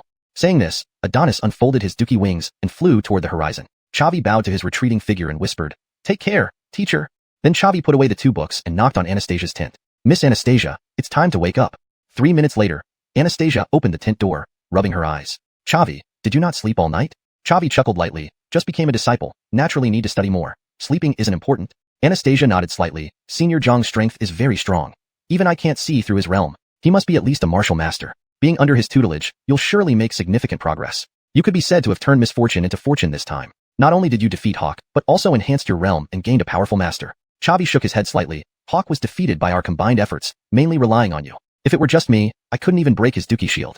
I'm too inexperienced. The gap between me and top-notch experts is too large. Anastasia said softly, what you say is true, but you don't need to belittle yourself. After all, you're still young. By the way, what martial skills did Senior Adonis teach you? Chavi smiled slightly. This is my secret weapon. Can't reveal it casually. You'll know when we face a big battle. Anastasia pouted. So stingy. Never mind if you don't want to tell. Let's go. You promised to help me hunt a 6th rank monster beast. Haven't even started yet. Chavi nodded slightly. Promises made will be kept. Let's go. Once a monster beast breaks through to the 6th rank, their intelligence is comparable to humans, and they become extremely troublesome. They usually have strong territorial awareness. There's no room for 2 tigers on one mountain. But this also gave Chavi and Anastasia an opportunity. They cooperatively fought against enemies, 2-on-1, easily hunting down 2 6-star 6th rank monster beasts. But the 3rd monster beast Anastasia wanted to hunt was quite formidable. This monster beast is called Baron, whose realm has reached 6-star 6th rank, only 1 rank lower than Anastasia. Human, leave my territory. The Baron's human form was a rugged man. Sensing something extraordinary about the 2, he didn't want to fight rashly. Anastasia said solemnly, Baron, I want to borrow something from you. If you hand it over willingly, we'll leave immediately. Baron frowned but still asked, what do you want? Your monster core, Anastasia said calmly. Human, you mock me. Die now. Baron rushed at Anastasia. Chavi hurriedly activated, Swallow Heaven Decree, blocking in front of Anastasia. Within just 3 seconds, his realm had been boosted from 10-star Martial King to 5-star Martial Emperor. Baron was utterly shocked. This man is so powerful. 5-star Martial Emperor. He looks no older than 30. Baron slapped out a palm, colliding with Chavi. An unbelievable thing happened. Chavi stood firmly without moving, while Baron was pushed back several steps. This is impossible. We beastkin are inherently strong in physical strength. You are only a 5-star martial emperor. How could you possibly push me back? Chavi smiled faintly. Fighting beyond my rank is commonplace for me. Baron, summon your true form. Otherwise, you won't stand a chance. The Baron roared and transformed into its true form. A massive lion appeared before the two of them, with flames dancing around its body. The Baron charged at Chavi again, clawing out. This time, both Chavi and the Baron retreated 5 steps. The Baron's heart sank. This man was unexpectedly tough, and the woman behind him hadn't even made a move yet. It seemed that this encounter would likely end badly for him. Chavi, on the other hand, showed a pleased expression. At his current 10-star martial king realm, he could already withstand the attacks of a 6-star 6th-rank beastkin, significantly improving his physical strength. He owed much of this to the breaking extreme pill he had taken earlier. Chavi drew the shadow sword and said to Anastasia, Miss Anastasia, stop watching idly. Let's join forces. Anastasia chuckled. I thought you were having so much fun that you didn't need me anymore. Hearing this, the Baron was enraged inside. This is a fight for life or death, and you two treat me like a toy? Anastasia smiled. So what if we do? With that, she took out the purple Talia bow and shot an arrow at the Baron. The Baron opened its mouth and spat out a fireball toward Anastasia. The arrow collided with the fireball, easily piercing through it and continuing its flight toward the Baron with undiminished force. The Baron hastily dodged sideways, but still ended up with a bloody scratch on its shoulder. It was alarmed. How could this woman be so strong? Her attack power was even greater than that man's. Under the combined attacks of Chavi and Anastasia, the Baron was quickly defeated. Chavi delivered the final blow accurately, earning 600,000 experience points. However, to advance from 10-star Martial King to 1-star Martial Emperor, he needed 1.5 million experience points, far more than what he currently had. Anastasia asked curiously, Chavi, why do you always steal kills? Do you have some strange preference? Chapter 176, Breakthrough to Martial Emperor. Chavi chuckled lightly, yes. The moment I strike down an enemy, it brings me immense pleasure. To hide the existence of the system, Chavi could only put on an act. There was no other way. Otherwise, his behavior would be unexplainable. Upon hearing this, Anastasia frowned slightly. It's normal for martial geniuses to have a few quirks, but your quirk is a bit unusual. Chavi laughed softly. You won't discriminate against me, Miss Anastasia?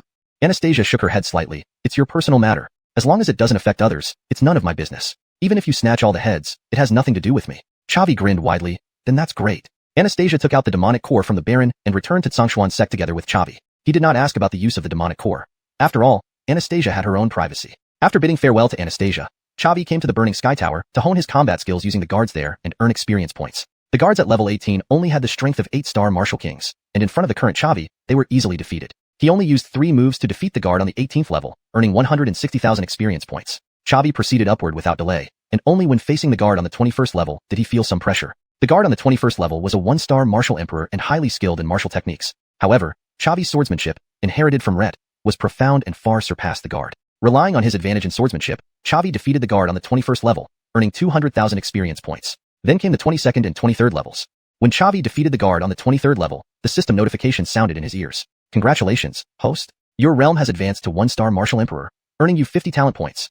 A wave of heat surged through his body, making Chavi feel his power multiply several times over. Rejoicing, he immediately checked the system interface. Host, Chavi. Realm, 1-star Martial Emperor. Experience points, 100, 000/2, 000. Redemption points, 1, 726, 220. Talents, Eagle Eye, 50. Strong Strike, 50. Frenzy, 50. Blade Edge, 50. Jade Shatter, 50. Devour, 50. Breaking Army, 50. Blade Breaker, 50. Profession, 5th rank Alchemist, 908, 000/1, 000. 5th rank Talia Array Master, 106, 000/1, 000. Mount, Nether Dragon, 5th rank. Excellent. Finally reaching the ranks of a Martial Emperor, closing the gap with Anastasia once more. Without wasting time, Chavi capitalized on his momentum and defeated the guards on the 24th and 25th levels, earning 1.8 million experience points. He was only 200,000 experience points away from advancing to 2-star Martial Emperor. But the guard on the 26th level was too strong, and despite Chavi's best efforts, he couldn't break through its defenses. Even so, he was quite satisfied. Although his realm was only 1-star Martial Emperor, he could already defeat 5-star Martial Emperors, which was astonishing. And he hadn't even used the Devour Heaven art. Chavi didn't let this inflate his ego. Because while he had been training and progressing, Emmanuel had not been idle either. Emmanuel was known as a fanatical cultivator, nearly always in seclusion. Though Chavi was confident that Emmanuel's progress wouldn't be as rapid as his, he wasn't entirely sure he could defeat Emmanuel. He still had to keep pushing forward. In the following month, Chavi continued to cultivate on the first floor of the Gathering Essence Tower while studying the Talia language primer and common Talia language analysis left by Adonis. Each disciple on the first floor of the Gathering Essence Tower had their own room, so he didn't need to worry about others discovering his cultivation of spirit language. With the system's help, Chavi absorbed all knowledge upon touching the Talia language primer. But understanding and being able to use were two different things. Talia language was extremely profound, tied to the laws of the world, requiring constant practice to increase proficiency. 1 month passed in this manner. During this month, He relied on hanging around in the Gathering Essence Tower to advance to the 2-star Martial Emperor realm. More importantly, his spirit language prowess also matured slightly, allowing him to cast simple spells. This significantly enhanced his combat capabilities.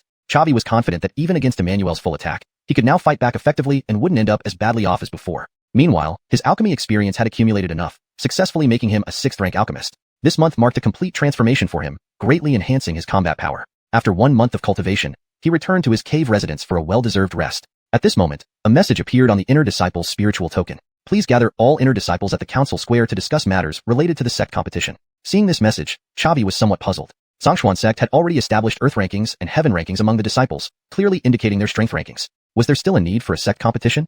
Though somewhat confused, Chavi did not dwell on it, and immediately set out for the Council Square. There, he met his long-lost friends Rhett, Caitlin, and Linus. These three had not wasted their time. Rhett had already advanced to the 6-star Martial King realm, while Caitlin and Linus were both 5-star Martial Kings. Even among the Inner Disciples, they ranked highly. Of course, compared to the overpowered Chavi, they still fell short. Rhett patted Chavi's shoulder, laughing, "Chavi, it's only been a few months since we last met. Yet how have you become so much stronger? I can even sense the aura of a superior emanating from you." Chavi chuckled, "I can't just stay stagnant, right? You three have made significant progress too." Rhett asked seriously, "Honestly, what realm have you reached now? I can no longer see through you." Chavi smiled faintly. 2-star Martial Emperor. Having no qualms with these three old friends, he told them straightforwardly. Hearing this, Rhett was stunned. "What? 2-star Martial Emperor? You've actually broken through to the Martial Emperor realm. Chavi, you're formidable." Chavi chuckled. "Just lucky," Rhett said gravely, "but upon careful thought, it's not surprising. After all, you possess the potential of a war god, capable of growing stronger through battles. Your realm advancement speed is naturally faster than ours. I feel admiration, not jealousy. Because for you to break through to the Martial Emperor realm, you must have gone through many fierce and dangerous battles. This progress is well deserved for you." Chapter 177. Sect Competition. Chavi nodded slightly. Indeed, it's quite tough. The four of them chatted for a while, then Sect Master Cavan of Xuanhuan sect arrived at the council square along with 10 inner sect elders. This was the first time Chavi had seen the sect master since joining Xuanhuan sect. Cavan looked like an elegant young man, slender-limbed and fair-skinned. Someone unfamiliar with him might have mistaken him for a frail scholar. However, when Chavi saw the title above his head, 5-star Martial Ancestor, he realized this sect master was indeed powerful. Cavan was the strongest person Chavi had encountered since arriving on Xuanhuan continent, truly befitting a sect master. Moreover, Cavan appeared very young, only in his 30s or early 40s. He still had ample time to cultivate. Breaking through to the Martial Venerable realm wasn't out of the question in the future. All 10 inner sect elders who followed Cavan were 5-star Martial Emperors or higher. This was the strength of Xuanhuan sect. Cavan stood on the high platform of the council square, and all the inner sect disciples below bowed respectfully, saying, "Greetings, sect master." Cavan waved his hand and spoke loudly, "Thank you all for taking the time to come here despite your busy schedules. I won't waste any more time, and we'll get straight to the point. In the western territory of Qingzhou controlled by the Greedy Wolf sect, a secret realm has appeared, rumored to contain numerous opportunities. The Greedy Wolf sect can't handle it alone, and reported the matter to the Righteous Alliance. The upper echelons of the Righteous Alliance have decided that the 7th grade sects from both eastern and western Qingzhou should send disciples to share the resources within this secret realm. Each sect must send 5 disciples, all under 30 years old. This secret realm is crucial for Xuanhuan sect. It may help us improve our grade. Both Holy Sons will go, but there are 3 more spots available. Therefore, I've decided to hold a sect competition, allowing the top 3 winners to accompany the Holy Sons into the secret realm. I warn you, the secret realm is within Greedy Wolf sect's territory, and multiple sects will enter. It's very dangerous, and I cannot provide any assistance. Those without the capability shouldn't participate. Now, those who wish to enter the secret realm should register with Elder Ernie. We'll start the competition immediately." As soon as Cavan finished speaking, murmurs broke out among the crowd. "Holy shit, this secret realm seems really valuable." The sect master even sent both Holy Sons and called for a sect competition. To get benefits from this secret realm, one needs real skill. If I remember correctly, there are 4 7th grade sects in western Qingzhou. They'll surely send their Holy Sons. For those of us who haven't reached the Martial Emperor realm, going would just be cannon fodder. You're right. Too dangerous. If we die inside the secret realm, we might not even keep our bodies intact. It's a matter of opportunity and danger coexisting. There will always be bold ones who try. Chavi said gravely, "What do you think? Should we give it a try?" Rhett shook his head and said solemnly, "Forget it. This secret realm expedition is too significant. All 7 7th grade sects will send their Holy Sons, and there will be over a dozen Martial Emperors. Us mere Martial Kings going would be suicide." Linus agreed, "We just entered the inner sect, so our foundation is too shallow to qualify for such important matters. Perhaps after cultivating for another year or 2, we could join." Caitlin softly said, "I don't plan on signing up either. But, Junior Brother Lou, you will definitely participate, right?" Chavi nodded slightly. "Of course. Cultivation is like rowing upstream. If you don't advance, you retreat. I won't miss any chance to grow stronger." At that moment, a system notification sounded in Chavi's ear. "Congratulations, host. You have received a task. Sect competition. Task requirement. Win the championship in the sect competition. Task reward, 1 million experience points. The formula for the 6th grade pill, Polar Break pill." Chavi was elated. He had already planned to enter the secret realm, and now he had triggered a system task. There was no reason to hesitate. Winning the competition would be challenging but not impossible. Moreover, the reward was extremely generous. 1 million experience points were considerable, but the polar break pill formula was invaluable. If he could refine this pill, it would attract many martial artists and build a network. However, one could only take the polar break pill once in a lifetime, so it couldn't benefit him directly. Chavi approached Elder Ernie to register for the sect competition. An hour later, the competition roster was confirmed. A total of 32 disciples signed up, all high-star martial kings, none lower than 5 stars. This showed the caliber of this competition. They then moved to the training ground to begin the matches. Sect Master Kevin served as the referee, demonstrating how seriously he took this event. With Kevin overseeing, everyone could relax and use full strength without worrying about accidentally killing their fellow disciples. The match format was simple, single elimination. Only those who defeated all opponents would earn the right to enter the secret realm. Other non-participating disciples could stay to watch.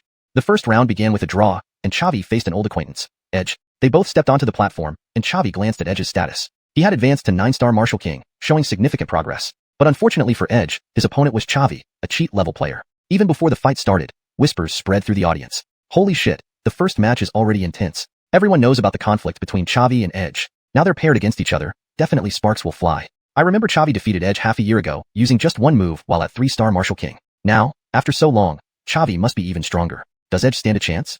Don't underestimate Edge. He hasn't wasted any time these past 6 months. According to rumors, Edge has reached 9-star Martial King. A rapid improvement. 9-star Martial King? Edge is awesome. Looks like this match will be fun to watch. On the platform, Edge stared intently at Chavi and said sternly, Chavi, for the past half year since you defeated me, I've been secluding myself, never forgetting the humiliation. I'm not what I used to be. This time, I will defeat you. Chavi replied calmly, then come and try. Edge was nothing but an ant to Chavi. Seeing Chavi's calm demeanor, Edge felt a bit wary but remained confident. He instantly unleashed his combat aura, clearly displaying his 9-star Martial King level. Hashtag chapter 178, Kevin's praise. As Edge revealed his strength, a wave of exclamations erupted from the audience below. 9-star Martial King. Edge has really broken through to 9-star Martial King. It's absolutely terrifying. Edge must have had some amazing encounters over the past 6 months. Edge was already 8th on the heaven rank half a year ago. Now that he has advanced to the 9-star Martial King stage, making it into the top 5 isn't out of the question. Perhaps he really can represent Xianxia sect in this secret realm.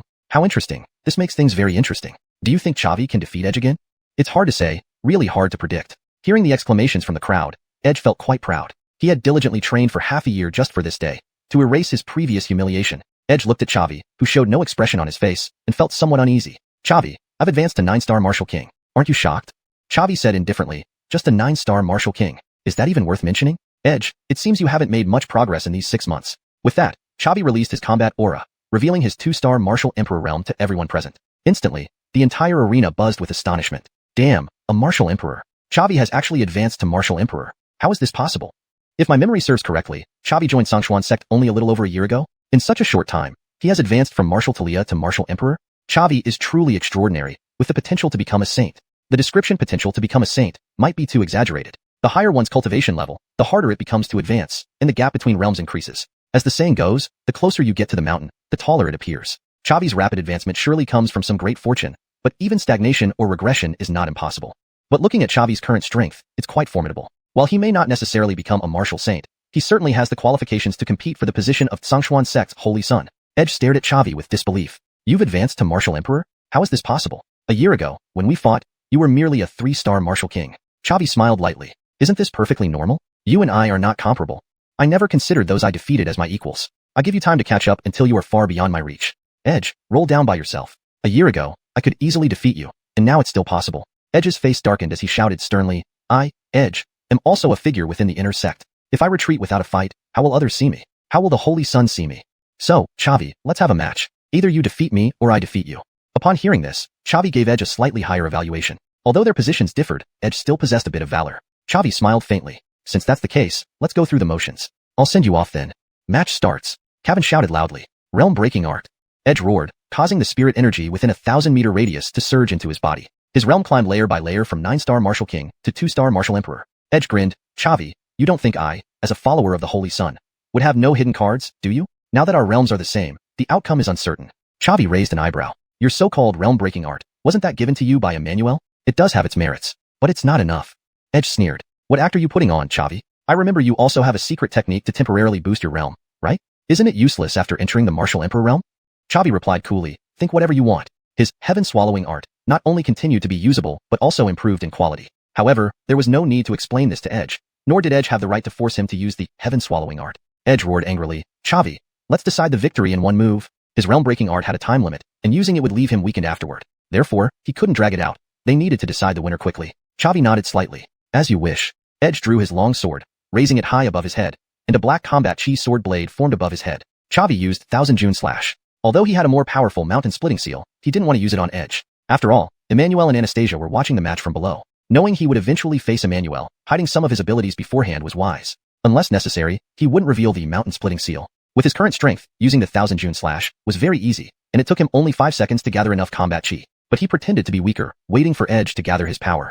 After another 5 seconds, Edge finally gathered enough power and slashed at Chavi, shouting, "Chavi, take this." Chavi smiled faintly and slashed back. The black and white combat chi sword blades clashed in midair, creating a massive shockwave. Then Chavi's white combat chi sword blade easily shattered Edge's black one and continued toward him with undiminished power. Edge was taken aback. How could Chavi be so strong? In the same realm, he was completely no match for him. He hurriedly raised his sword and formed a combat chi shield around himself. At that moment, in the center of the arena, Kevin spread his combat chi wings, flew in front of Edge, and extended his right hand to block the strike. Edge was startled. Kevin stepping in meant the match was over. But he was not satisfied and didn't want to lose like this. Edge said in a deep voice, "Patriarch, you don't need to step in. I can still fight." Hearing this, Kevin raised an eyebrow and then spoke calmly. "If Chavi's attack hit you, you have a 50% chance of dying and another 50% chance of becoming a cripple. Edge, you lost." Edge was shocked. Has Chavi become so strong? Now, apart from the Holy Sun, perhaps no one else in Xuanhuan's sect could match him? Edge naturally wouldn't doubt the Patriarch's judgment, especially since the Patriarch had saved him once. He simply bowed and said, "Disciple understands." With that, he left the arena dejectedly. Kevin looked at Chavi and smiled gently. "Chavi, well done." Encouraged by the Patriarch's praise, Chavi was also delighted and bowed to him. "Thank you, Patriarch, for your praise." Below the arena, Emmanuel's eyes darkened as he watched Edge walk off the stage in defeat. This Chavi's growth rate is truly terrifying. He must be eliminated as soon as possible, or he will become a significant threat. Even if it means offending Anastasia, he has to bite the bullet and do it. Chapter 179. Word to Leah, Wind Whisper. As Edge stepped down, the audience erupted into chatter once more. Holy crap, is this for real? Gone in just one move. Zhengzhu actually made a personal appearance, which means if Edge had taken that hit, he would have been completely crippled. I originally thought Chavi's realm breakthrough was too rapid, likely making his inner energy unstable and filled with xuanhuan, water content, implying weakness. But unexpectedly, he won so swiftly. Chavi's strength is probably not weaker than that of a seasoned 2-star martial emperor. Does this mean we might see our Xuanhuan sect's third holy sun appearing? Not quite yet. Reaching the martial emperor realm is merely the most basic requirement. To become a holy sun, significant contributions to Xuanhuan sect and passing the Patriarch's test are still required. Chavi still has quite a distance to go. But surely there should be no issue with him earning the title of the foremost figure below the holy suns? There is a possibility of that. In the following matches, Chavi bulldozed through them. His subsequent opponents were even less capable than Edge, unable to pose any threat to him whatsoever. In the round of 16-8, Chavi faced Kit. Kit had also improved, reaching 9-star martial king. However, he didn't even have the courage to face off against Chavi and chose to concede outright. This was because having gone on multiple missions together, he knew only too well how terrifying Chavi was. Although some people expressed dissatisfaction at his surrender without fighting, none of them sought out trouble with him. Thus, Chavi advanced smoothly to the semifinals. Joining him were the top 3 from the heavenly ranking, Walker, Conway, and Alyssa. For a newcomer to reach this stage was already commendable, winning applause all around. And the real battles are just about to start. After all, the system's quest required him to secure the championship. He had to defeat 2 out of the top 3 on the heavenly ranking. In the semi-final match, Chavi faced off against Alyssa, ranked 3rd on the heavenly ranking. Both stepped onto the platform simultaneously. Alyssa, an impressive young woman, carried herself with martial grace, though her build was slim. Chavi saluted her with a fist salute. "Greetings, senior sister Alyssa." Alyssa spoke solemnly. "Chavi, your strength is indeed formidable. I do not have full confidence in defeating you. However, this greedy wolf secret realm journey is a tremendous opportunity, and I must strive for it. Therefore, let's give it our all." Chavi smiled. "Senior sister Alyssa, you're truly polite. Since such is the case, let's engage in a full-out battle." The match begins. With Kevin's words, both unleashed their martial energies simultaneously. Alyssa was evidently a 2-star martial emperor, but this came as no surprise to Chavi. Given that Edge, ranked 8th on the heavenly ranking, had reached 9-star martial king, it stood to reason that there would be a substantial gap between the top 3 and other disciples. Hence, it wasn't strange for Alyssa to have reached martial emperor. Since they were of the same realm, it now boiled down to raw talent. Alyssa drew a black dagger from her storage ring, her body emitting waves of dark light before vanishing on the spot. Chavi couldn't see her, nor could he sense her presence. A chill crept over him. Invisibility technique. Truly worthy of being ranked 3rd on the heavenly ranking, possessing such capabilities. Even with his initial soul realm soul power, he couldn't detect her aura. Alyssa must have put significant effort into mastering the invisibility technique. But Chavi remained calm, immediately activating Diamond Wall, summoning a martial energy shield around himself. The crimson martial energy shield flickered with golden light, appearing quite spectacular. Upon Alyssa's disappearance, the disciples watching from below were bewildered. What happened? Why did senior sister Alyssa suddenly vanish? Invisibility technique. This must be senior sister Alyssa's true prowess. I've been on missions with senior sister Alyssa before, but she never used this technique. Now, using it against Xavi suggests she takes him very seriously. Living up to being third on the heavenly ranking, her methods are formidable indeed. Standing in place, Xavi maintained his martial energy shield. He activated only part of Diamond Wall's power, ensuring he didn't exhaust himself instantly. The shield could last roughly half an hour. But even so, it would be enough to withstand a full-force attack from an ordinary 2-star martial king. Xavi regarded this third-ranked individual highly as well. He certainly didn't want to stumble in the slightest. 10 seconds passed. A pitch-black dagger materialized behind Xavi, then stabbed fiercely toward his heart. The black dagger moved incredibly fast. Xavi had no time to react, relying on the martial energy shield to absorb the impact. The dagger struck the martial energy shield, causing ripples but failing to penetrate. As soon as Alyssa appeared, Xavi immediately turned and palm-struck her. However, Alyssa reacted swiftly, retreating to re-enter invisibility mode and dodging his attack. Huh? That tough? Alyssa's voice floated through the air. Xavi said in a solemn voice, "Senior sister Alyssa is also very fast." An alarm bell went off in his mind. Alyssa's previous attack was already equivalent to an ordinary 2-star martial emperor's full-strength strike. The key was her incredible speed. To maintain invisibility and high attack speed while still delivering such powerful attacks demonstrated her formidable strength. If she attacked with all her might, the power would undoubtedly far exceed that of a 2-star martial emperor. Indeed, one who could become third on the heavenly ranking couldn't be any ordinary individual. Another 10 seconds passed. Alyssa adjusted her state and stealthed behind Xavi again, then revealed herself, slashing down fiercely at Xavi with her dagger. This time, her attack had a much longer wind-up, but the dagger's power was even more formidable. Her dagger this time shattered the martial energy shield bolstered by Diamond Wall, and struck hard towards Xavi's back. However, because of the long wind-up, Xavi had time to react and blocked his back with the shadow sword. The black dagger and the shadow sword collided, sparking a shower of sparks, and both retreated 3 steps simultaneously. After a brief stiffness, Alyssa turned invisible once more.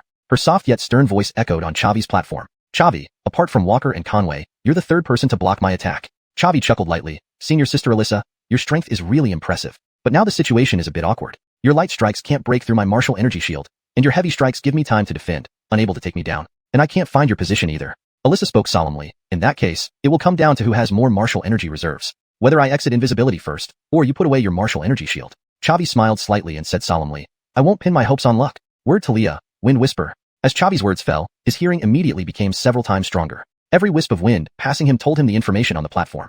##### Chapter 180. Entering the finals. Indeed, this wind speech was one of the logograms from the common logogram analysis given by Adonis. It is considered one of the simplest logograms because it only affects the user and does not influence others. After using logogram, wind speech, Xavi's perception and hearing were significantly enhanced, finally allowing him to locate Alyssa. The air velocity where she stood was slightly different from other areas, having an extremely subtle difference. The volume of speech also impacts the effect of a logogram. If the voice is too low, its power diminishes, but if the voice is too loud, it won't enhance its effectiveness. Therefore, both Kevin and Alyssa on the arena heard Xavi's words. Both of them were not ordinary individuals. They had heard of the wondrous power of logograms, but just with those 4 characters spoken by Xavi, they could not guess the effects of this particular logogram. Alyssa's heart tightened as she hastily left the area around Xavi and retreated to the edge of the arena. However, her invisibility spell was now ineffective against Xavi, who could already sense her location. Activating Thousand June Slash, a white aura blade appeared above his head. Witnessing this, the disciples in the audience were puzzled. Note, June is a unit of weight in Chinese, but it doesn't have an exact equivalent in English and isn't commonly used in translations for martial arts techniques. So, it's better to keep it as Thousand Slash for fluency. Alternatively, if you want to keep June for its cultural significance, activating Thousand June Slash, a white aura blade appeared above his head. Witnessing this, the disciples in the audience were puzzled. Both options ensure the translation reads naturally in English while conveying the original meaning accurately. What's happening? Why did Xavi suddenly use such a powerful move? Currently, senior sister Alyssa is hidden while Xavi is in plain sight. Is he planning to attack thin air? Or perhaps this is a wide area attack that can cover the entire arena? No. Xavi used this move when he defeated Edge. Though its range isn't small, it definitely can't cover the whole arena. Could it be that he discovered senior sister Alyssa's position? That's impossible. If he could see through her invisibility earlier, he would have attacked right away. Why wait until now? What is Xavi up to? Alyssa stared at Xavi with a grave expression, feeling uncertain inside. Could he really detect my location? That's impossible. Below the level of Martial Emperor, no one can break through my invisibility spell. They can only defend passively. At that moment, Xavi swung his sword, aiming straight for Alyssa standing at the edge of the arena. The aura blade above his head shot towards her as well.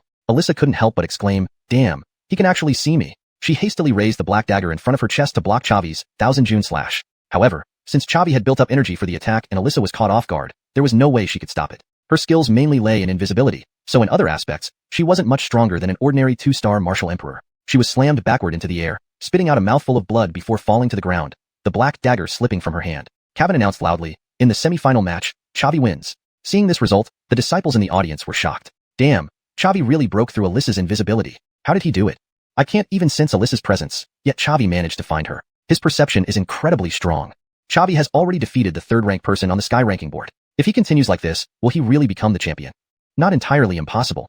The match ended, and Xavi descended from the arena, recovering his aura while watching Walker and Conway's match. The winner between them would compete with Xavi for the championship title. Knowing more about his opponent wouldn't hurt. Walker was a burly man, standing at 1.86 meters tall with a robust physique and large build. On the other hand, Conway was a slender, agile young man of shorter stature. They stepped onto the arena and began their match upon Kevin's order. Walker was a 3-star martial emperor, while Conway was a 2-star martial emperor. Walker had an edge over Conway due to his higher rank, which was also one of the main reasons why he was the top-ranked individual on the board. From the start, Conway showcased his abilities. He excelled in speed. Clearly, Conway had a flight martial technique similar to Xavi. After spreading his aura wings, his speed was even faster than Xavi's. Meanwhile, Walker didn't display any extraordinary traits. This wasn't because he lacked capability, but rather because he possessed multiple strengths. His speed, attack power, defense, and aura strength were all far superior to an average 3-star martial emperor. However, he was just slightly slower than Conway. Conway dared not engage Walker head-on and instead relied on his speed to harass him across the arena. However, his attacks weren't sufficient to penetrate Walker's defenses, putting him at a significant disadvantage. Moving at high speed required substantial aura and stamina, while Walker could conserve his energy. After 15 minutes of stalemate, Conway could no longer hold back. He shouted, "Walker, you're too steady. I can't find any weak points." Walker laughed, "But I can't catch up to you either. What say you, Conway? Shall we keep this up?" Conway responded with determination, "I can't continue like this. My aura is already half depleted. Let's decide this with one move. Even if I'm most likely not your match, at least there will be no regrets." Walker laughed heartily. "Fine. Let's settle it with one move then." Both of them used their strongest techniques. Walker summoned a massive fiery fist, while Conway condensed an aura hand seal. The two collided. Ultimately, Walker prevailed. His fiery fist shattered Conway's aura hand seal and smashed into him, sending Conway flying off the arena and crashing into the ground below, with a trickle of blood flowing from the corner of his mouth. Kevin announced loudly, "In the semi-final match, Walker wins." Hearing this, the crowd burst into excited chatter. Sure enough, the number one remains the number one. Walker thoroughly dominated Conway. I'm not surprised Walker won. What's surprising is that Xavi made it to the finals. After all, he's only been in xuanhuan sect for a little over a year. We'll soon witness a peak battle between these two formidable opponents. Will the first-ranked individual maintain dominance, or will Xavi, the dark horse, emerge victorious? The answer will soon be revealed. Kevin gave Walker an hour to recover his aura. An hour later, Walker once again stepped onto the arena, followed by Xavi. Walker smiled and said, "Junior brother Lou, I've heard quite a few stories about you. You are indeed an interesting person. I've always wanted to test my skills against you." Xavi returned the smile, "Senior brother Dai, I must claim this championship. Therefore, I will definitely defeat you." Walker laughed, "Then let me see what you're made of." ####Chapter 181. Champion. The match begins. Kevin announced loudly. Xavi immediately drew the shadow sword and charged towards Walker. Walker also drew a long saber, clashing with Xavi. The long saber met the shadow sword, sparking brilliant flashes as both warriors stepped back 3 paces. Xavi was taken aback. After all, in the Heaven-Burning Tower, he had defeated a guardian at the 5th rank martial emperor level. Yet here, Walker matched him equally in strength. Did this mean his true combat power was also at the 5th rank martial emperor level? Truly worthy of being the number one on the heavenly rankings. Walker, somewhat surprised, said in a deep voice, "Xavi, besides the 2 sacred sons, you are the first person who can clash with me head-on." Xavi smiled lightly. "Master Brother Dai's strength has truly astonished me." Walker said deeply, "Since that's the case, let's settle this." All right. The two engaged fiercely. Short sword versus large saber. Within 3 minutes, they exchanged over 100 moves. Xavi was startled to discover that Walker's attributes were very balanced. In every aspect, their abilities were evenly matched. Indeed, the Xuanhuan continent wasn't short of geniuses. Those capable of fighting beyond their ranks weren't just limited to himself. Though he had intended to conserve his strength, to become the champion and complete the system task, Xavi used the Shadow Sword's displacement skill. The Shadow Sword had reached the middle rank Earth tier, able to create 4 illusions. This meant Xavi had 4 potential landing points for his displacement, which was virtually impossible to counter at the same cultivation level. Using the Shadow Sword's displacement, Xavi avoided several of Walker's attacks and found an opening to strike, leaving a bloody mark on Walker's shoulder.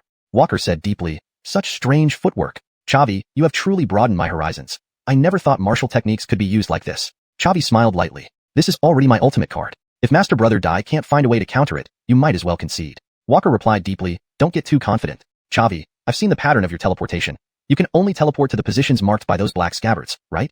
Xavi smiled lightly. "Seeing the pattern isn't difficult. Countering it is another story." Walker responded deeply, "What can be seen can be countered." They clashed again. 3 minutes later, Walker gained 2 more wounds. Indeed, he couldn't counter it. While he could predict Xavi's teleportation, he couldn't retaliate. Because Xavi activated the Shadow Sword without any delay, the 4 scabbards moving in different directions made it impossible for Walker to intercept them all. Walker said deeply, "I underestimated you. I cannot counter this teleportation ability." Xavi smiled lightly. "In that case, Master Brother Dai should concede then." Walker replied deeply, "Want me to concede? Not so easily." 5 aggregates technique. With a roar, the aura around the arena rushed toward Walker, and his energy surged from 3rd rank Martial Emperor to 7th rank Martial Emperor. Xavi was shocked. It turned out Walker also had a secret technique to temporarily enhance his cultivation level. Walker clenched his fists and laughed. "Junior Brother Lou, shall we see who's stronger now?" Chavi responded deeply, as you wish. He activated the Shadow Sword's displacement skill, instantly teleporting behind Walker and slashing down. Walker summoned a protective aura shield around him and struck back with a palm. Chavi's attack hit the shield, creating ripples but failing to break through. The counterforce knocked him back 3 steps. Meanwhile, Walker's palm struck Chavi's left hand, forcing him to fly backward, his palm slightly numb. Chavi performed a backflip midair, landing at the edge of the platform. Walker said deeply, strength overwhelms all tactics. Junior brother Liu, no matter how many times you teleport, you can't defeat me when I use the 5 aggregates technique. Chavi sighed softly. I didn't expect the top-ranked person to be so tenacious. I have no choice but to reveal my ultimate card. Hearing this, Walker was taken aback. You still have more cards? Naturally. Swallowing heaven technique. The remaining spiritual energy around the platform was drained by Chavi, his aura surging from 2nd rank Martial Emperor to 7th rank Martial Emperor. Now, his cultivation level matched Walker's. Walker took a deep breath and said deeply, that's an incredible secret technique, even surpassing my 5 aggregates technique. Junior brother Liu, our secret techniques have time limits, so let's end this with one move. Chavi smiled lightly. Master brother Dai knows he can't beat me with swordplay, so you want to take a final gamble? Clever strategy. Walker responded deeply. Indeed, you saw through it. So are you willing to clash head-on? Chavi nodded slightly. Naturally. Even in a final showdown, I won't fear you. Mountain-splitting seal. Chavi raised his right hand, forming a yellow earth-colored aura seal above his head. Walker said deeply, then let's go. Sky-piercing seal. A greenish-blue aura seal condensed above his head. 10 seconds later, both simultaneously pushed forward. The 2 aura seals collided. Instantly, a massive shockwave erupted, sending most of the inner disciples watching from below flying. At the center of the shockwave, both fighters flew backward. Chavi exerted force mid-air, forcibly controlling his body, blood trickling from the corner of his mouth, eventually stopping at the edge of the platform. In contrast, Walker lost control and fell off the platform. Kevin loudly announced, final match of the Sect Grand Competition. Winner, Chavi. Upon hearing this result, a wave of commotion rose from the crowd below. Holy cow, Chavi really went all the way. Champion. Among the disciples of Xuanhuan sect, he's probably only weaker than the 2 sacred sons. It's hard to imagine that a new disciple who joined barely over a year ago could win the grand competition. They're both incredibly powerful. They both have secret techniques to temporarily boost their cultivation levels, matching a 7th rank Martial Emperor's combat power. Even ordinary intersect elders wouldn't be a match for them. With Chavi and Walker entering the Greedy Wolf secret realm, our chances of winning for Xuanhuan sect are quite high. Exactly, other 7th-grade sect's disciples would never think we have 2 experts who aren't inferior to the sacred sons. In Chavi's ear rang the system notification. Congratulations, host, for completing the task. Sect Grand Competition. Reward, 1 million experience points. Polarity breaking pill. Formula. Chapter 182. The White Longsword. Zavik felt a surge of joy as he immediately checked his system panel. Host, Zavik. Realm. 2-star Martial Emperor. Experience points. 1000. 000/3. 000. Exchange points. 1,726,220. Talents. Eagle Eye 50. Strong Strike 50. Frenzy 50. Sword Edge 50. Jade Crush 50.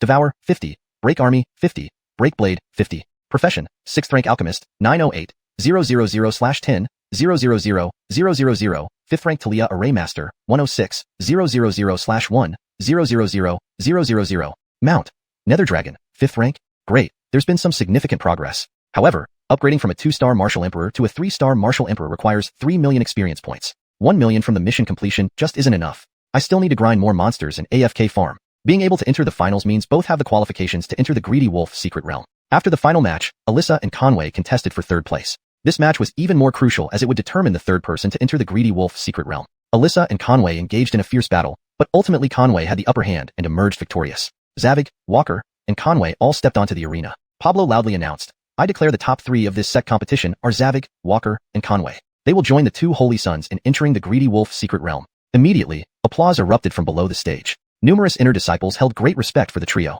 After all, they were the pride of Xuanhuan sect. Pablo waved his hand and said loudly, all right, the competition is over. You can disperse. He then looked at Zavik and said sternly, the 3 of you, follow me. Zavik felt puzzled, unsure what Pablo meant, but he didn't dare to ask. The Patriarch of Xuanhuan sect wouldn't harm them, right? Following Pablo, they arrived at the peak of the Patriarch Mountain and stopped in front of a large door. Pablo smiled and asked, do you know what place this is? Zavik slightly shook his head. He had only recently joined the sect and never visited the Patriarch Peak, so naturally, he didn't know what was beyond this door. Walker responded gravely, is this not our sect's treasure vault? Pablo nodded slightly. Correct. The trip to the Greedy Wolf secret realm will be extremely dangerous. After all, we'll be venturing into others' territory. To put it bluntly, even if you die there, no one can avenge you. To improve your survival chances, I've decided to allow each of you to take an item from the sect's treasure vault. What you obtain depends on your discernment and luck.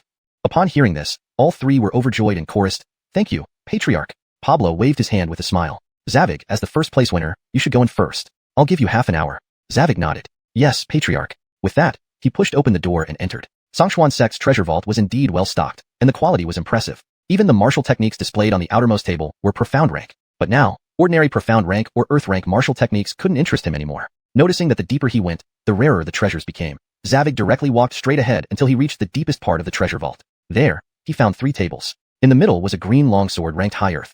On the left table lay a scroll of a martial technique which appeared to be high earth rank, though its exact level was unclear. On the right table was a white longsword, classified as high profound rank. A dookie shield protected all items in the treasure vault. Only by shattering the shield could one claim the item. Naturally, while Pablo promised they could take any item, it also depended on their abilities. Only those strong enough deserved the most precious treasures. Zavig was puzzled. The green longsword and the scroll were high earth rank, so being placed deepest made sense. But this white longsword, merely high profound rank, was also here. Why? He suddenly realized this white longsword must be extraordinary.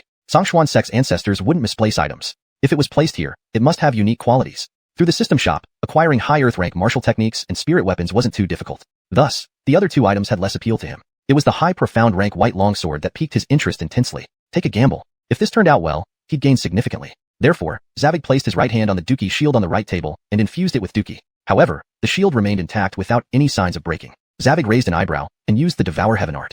His realm rose from 2-star Martial Emperor to 7-star Martial Emperor, and his dookie strength increased several times. Then he tried breaking the shield again. This time, cracks appeared on the shield, but it still stood firm. Zavig hurriedly summoned Purple Crystal Flame, and purple flames enveloped his dookie. With such enhanced power, the dookie shield finally shattered under pressure. Zavig was delighted, withdrawing his right hand, marveling inwardly. This dookie shield is really tough. Walker or Conway wouldn't be able to break it. Such strong defense. Perhaps this white longsword is truly valuable? Zavig picked up the white longsword but found nothing special. He attempted to draw the blade to test its power but failed. The sword edge was firmly fixed inside the scabbard, unresponsive to his command. Rather than feeling troubled, Zavig felt even more intrigued. The strangeness of this white longsword further highlighted its extraordinariness. Gripping the scabbard with his left hand and the hilt with his right, he pulled out the sword vigorously. Finally, the blade was drawn out. A flash of white light passed before Zavig's eyes, transporting his consciousness back to the Sea of Soul. Above and below him was an expanse of white, and in front of his spiritual body appeared a woman. She was beautiful with an exquisite figure, but this wasn't the key point. The key was that her head bore 3 question marks. Remember, even the 5-star martial sovereign Pablo's cultivation could be seen through by Zavig, but not this woman's. She must be stronger than Pablo, possibly a martial venerable expert. Zavig was startled, but kept his composure, bowing to the mysterious woman. Junior Zavig greets Senior. I wonder why Senior has entered my Sea of Soul. Chapter 183, The Sword That Slayed Immortals. The mysterious woman smiled faintly. Chavi, quite a handsome name. It's just that your strength falls short a bit.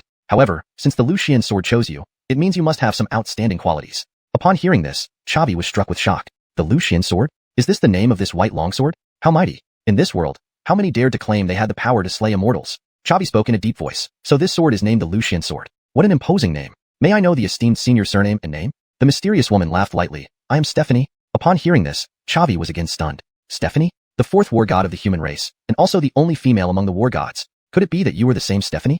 The mysterious woman laughed softly. Isn't it so? Chavi bowed deeply and said solemnly, War god, I have heard rumors that you perished at the demon-repelling pass. How can you be here now? Stephanie laughed lightly. There's nothing wrong with that. I did indeed die. This is merely a fragment of my soul imprint specifically prepared for you, the destined one. Chavi asked seriously, what do you mean by that? Stephanie smiled. This sword is called the Luxian sword, a divine artifact, its rank even surpassing that of heavenly-level spirit weapons. I relied on it to defeat the demon race's demon saint at the demon-repelling pass, thereby earning the title of war god. When the demon clan's strength became too formidable, they outnumbered us and severely injured me. Before my death, I placed a seal on the Luxian sword and entrusted it to my sword attendant, instructing him to find its next master. Hearing this, Chavi was greatly surprised. A divine artifact. Wow, really that powerful? Stephanie laughed. It must be powerful. After all, I'm a war god. Since you have drawn the Luxian sword, you are its next master. Chavi, cherish it well, and use the Luxian sword to carve out a bloody path for the human race. Chavi nodded heavily. Thank you, war god, for bestowing me with this sword. I will definitely use this powerful weapon wisely. Stephanie chuckled. I didn't bestow you the sword. As I said, it chose you. To prevent the Luxian sword from falling into evil hands, I placed 3 seals on it. Now, I will teach you how to unseal it. Each time you break a seal, the quality of the Luxian sword will improve significantly. Chavi spoke gravely. No wonder its rank is only high Shin rank. So, if I break the first seal, its rank could reach high earth rank. Stephanie nodded slightly. That's right. But you must be cautious. The Luxian sword contains the power to slay immortals, which can obliterate life force. If your strength isn't sufficient, you will suffer backlash. Do you understand? Chavi nodded emphatically. I understand clearly. Stephanie walked up to Chavi, extended her right hand, and touched his forehead with her index finger. The method to remove the seals appeared in his mind. Stephanie smiled. Well, my mission is complete. This soul imprint should dissipate now. Chavi, if you get the chance, visit the demon repelling pass. There is another soul imprint left by me there, containing information about the extermination sword formation. Chavi was puzzled. The extermination sword formation? Is it more powerful than the Lucian sword? Stephanie nodded slightly. Yes. The 4 extermination swords, extermination, entanglement, destruction, and slaying, are 4 divine artifacts. If one day you gather the 4 extermination swords and obtain the extermination sword formation, you might unleash the power to kill deities. Chavi was greatly shocked. Kill deities? So powerful? Stephanie laughed lightly. Or else, how do you think it got its name?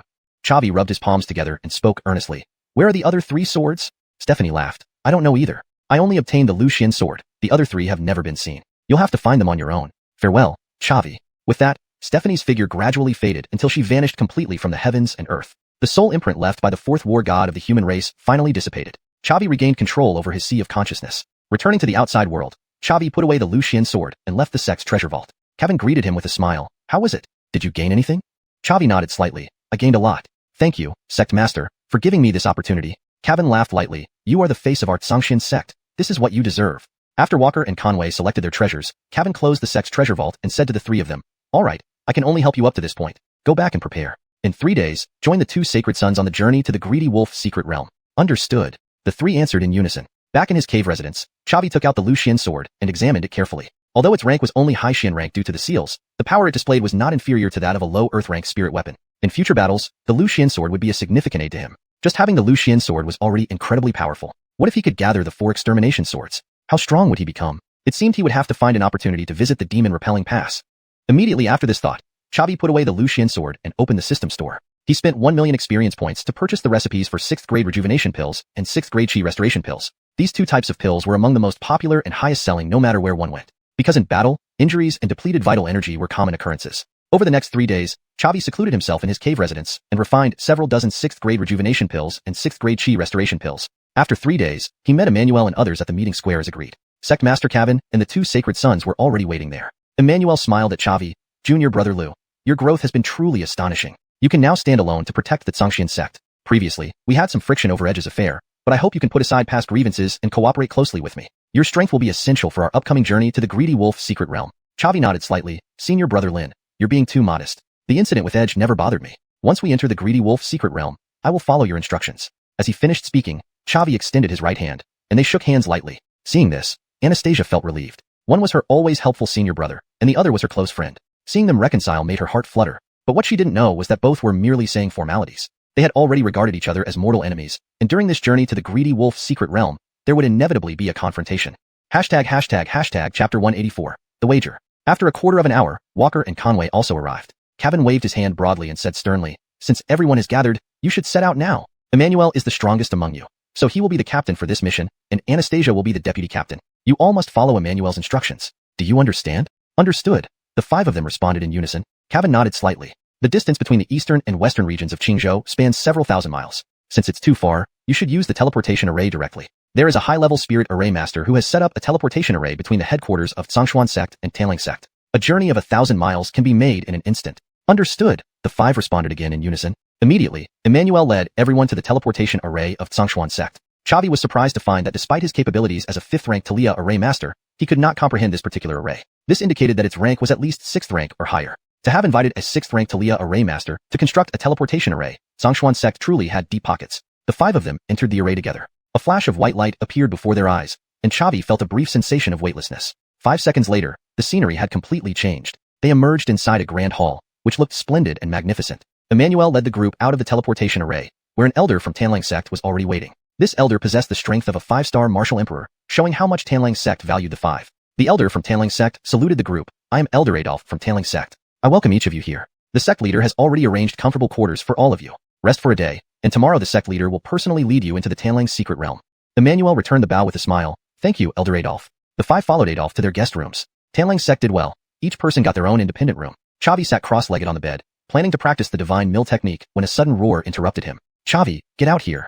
Chavi couldn't help but frown. Who had he offended this time? He walked out of the room to find 5 young people standing outside the courtyard, all martial emperors. The one leading them was already a 6-star martial emperor, and he bore a striking resemblance to Keaton, whom Chavi had killed previously. At the sight of this man, Chavi understood immediately. This person was likely a relative of Keaton, here to avenge him. Besides Emmanuel, the other 3 members of Xianxia sect also rushed over upon hearing the commotion. Anastasia stood in front of Chavi and said in a low voice, fellow Taoist from Xuanhuan sect, what do you want with Chavi? Perhaps we can sit down and discuss this calmly. The 6-star martial emperor snorted coldly. My name is Guido, the new sacred son of Xuanhuan sect, and the leader of this expedition to the Tanling secret realm. But that's not the point. The crucial point is that I am Keaton's elder brother. Many people saw Chavi kill Keaton inside the martial ancestors' cave. I intend to kill Chavi to avenge my brother. Anastasia, I've heard of your reputation. It's indeed impressive for Xuanhuan sect to have 2 sacred sons. But today, if you don't give me an explanation, I won't let this pass.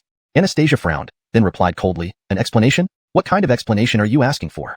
In the martial ancestors' secret realm, I was focused on breaking through when Keaton attempted to kill and rob someone. Fortunately, Chavi fought to the death, blocking Keaton, saving my life. Keaton deserved his fate. Hearing the words, deserved his fate, Guido grew furious. I don't care about any of that. Keaton is my brother, and he's dead. I want the person who killed him to die too. Anastasia said coldly, you're dreaming if you think I'll abandon Chavi. He saved my life, and I will not forsake him.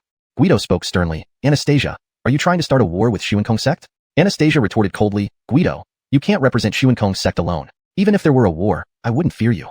Guido said firmly, I may not represent xuanhuan sect, but I can speak for the disciples participating in this Tanlang secret realm trip. As he spoke, the remaining 4 xuanhuan sect disciples stepped forward, activating their battle auras. Walker and Conway also activated their auras, creating a tense standoff.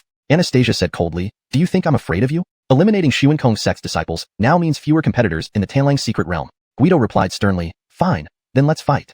At that moment, sect leader Dirk of Tanlang sect finally arrived. He activated his battle aura, revealing his power as a 6-star martial ancestor, exerting immense pressure on everyone present. Friends, it's not wise to engage in a battle before the Tanlang secret realm opens. For my sake, please calm down and lower your auras. Feeling the overwhelming pressure from Dirk, Guido calmed down. He knew the group fight would definitely not happen with Dirk present. However, he still harbored resentment and didn't want to let Chavi off easily. Guido spoke sternly, sect leader Dirk, Chavi and I have an irreconcilable feud. Let us settle this matter. Anastasia shouted, Guido, I'll protect Chavi today. As long as I'm here, you won't touch him. If you want to fight, I'll indulge you. Guido growled, alright, let's fight. Seeing they were getting worked up again, Dirk quickly intensified his pressure, forcing everyone to take a few steps back. Dirk said sternly, with me here, I won't allow the disciples from either side to fight. Anastasia lifted her chin and declared loudly, Guido, are you never going to stop? Here's the deal. Let's exchange one move. If you can withstand it without injury, I'll hand Chavi over to you. If you get injured, scram immediately. How does that sound? Upon hearing this, Guido's expression darkened. Anastasia, are you insulting me? We're both sacred sons. How could I fail to withstand one move from you? Anastasia replied coolly, if you're so confident, do you dare accept this wager? Guido spoke sternly, why not? Anastasia turned to Dirk with a smile, sect leader Dirk, could you be our witness? Dirk nodded slightly. In the xuanhuan continent, strength rules all. Your wager seems like a reasonable solution. Since you insist, I'll be the witness. Anastasia bowed to Dirk, thank you, sect leader Dirk. Dirk smiled. Would you like to move to the sparring arena? Anastasia shook her head slightly, no need, one move is quick enough. Guido roared, Anastasia, after this wager, I look forward to seeing if you can still smile. Hashtag chapter 185. A single arrow defeats Guido. Anastasia smiled faintly. Dealing with you is simple. Apart from the main force of the Tanlang sect, people from the other 6 sects who came from afar were all accommodated here. Both sides entangled here, and the other 4 major sects caught wind of it and came out to watch. How interesting. The Tanlang secret realm hasn't even opened yet, but the Xuanhuan sect and the xuanhuan sect are already fighting? The 2 sects are both in the eastern part of Qingzhou, very close to each other. Friction between them is common, but I wonder who will win this bet. Probably Guido will win. I heard he is the most powerful genius in the Xuanhuan sect in 100 years. He was previously training in Central Zhou but was recalled upon learning that Keaton had been killed, serving temporarily as sacred son. But what a coincidence. Anastasia is also hailed as a once-in-a-century genius of the Xuanhuan sect. Moreover, with 2 sacred sons in the Xuanhuan sect, their power is at its peak. I don't think Anastasia would be much weaker than Guido. But the terms of the bet require Anastasia to injure Guido with just one move. That's too difficult. And Anastasia proposed this bet herself. Is she really that confident? As the sacred daughter of the Xuanhuan sect, Anastasia must have confidence. It's just unclear whether her confidence won't eventually turn into arrogance. Joab patted Emerson's shoulder and said gravely, Emerson, aren't you nervous? If Anastasia loses, she'll have to hand you over to the xuanhuan sect. Emerson smiled lightly. I trust Miss Anastasia. If she dared to propose this bet, she definitely has a surefire winning strategy. He would lose anyway, even if Anastasia lost. The xuanhuan sect couldn't take me down. Emerson muttered this only in his heart and didn't say it aloud. After all, his displayed strength was only a 2-star Wu Huang, and even if he spoke up, no one would believe him. Anastasia and Guido spread their chi wings and flew into the sky. Anastasia took out the purple Talia bow and used the thunder Talia technique. A blue-purple bird made of chi condensed on her bow. Given that this concerned Emerson's life and death, Anastasia didn't dare to be careless and immediately used her ultimate skill. Guido also went all out. The bet was already unfair. If he still lost, he'd be shaming the xuanhuan sect. Guido clasped his hands together, and a green chi dragon coiled around him. As more chi infused into it, the image of the chi dragon became clearer. As the 2 unleashed their chi, disciples from various sects watching below erupted in exclamations of surprise. 7-star Wu Huang. Anastasia has reached 7 stars. If I remember correctly, she's barely over 20, right? Even if she started cultivating from birth until now, it wouldn't be possible for her to reach such a high realm. Guido isn't weak either, 6-star Wu Huang, not far behind Anastasia's realm. Anastasia is incredibly stunning. In comparison, Guido seems quite ordinary. They say he trained in Central Zhou, yet his realm doesn't match Anastasia from Eastern Qingzhou.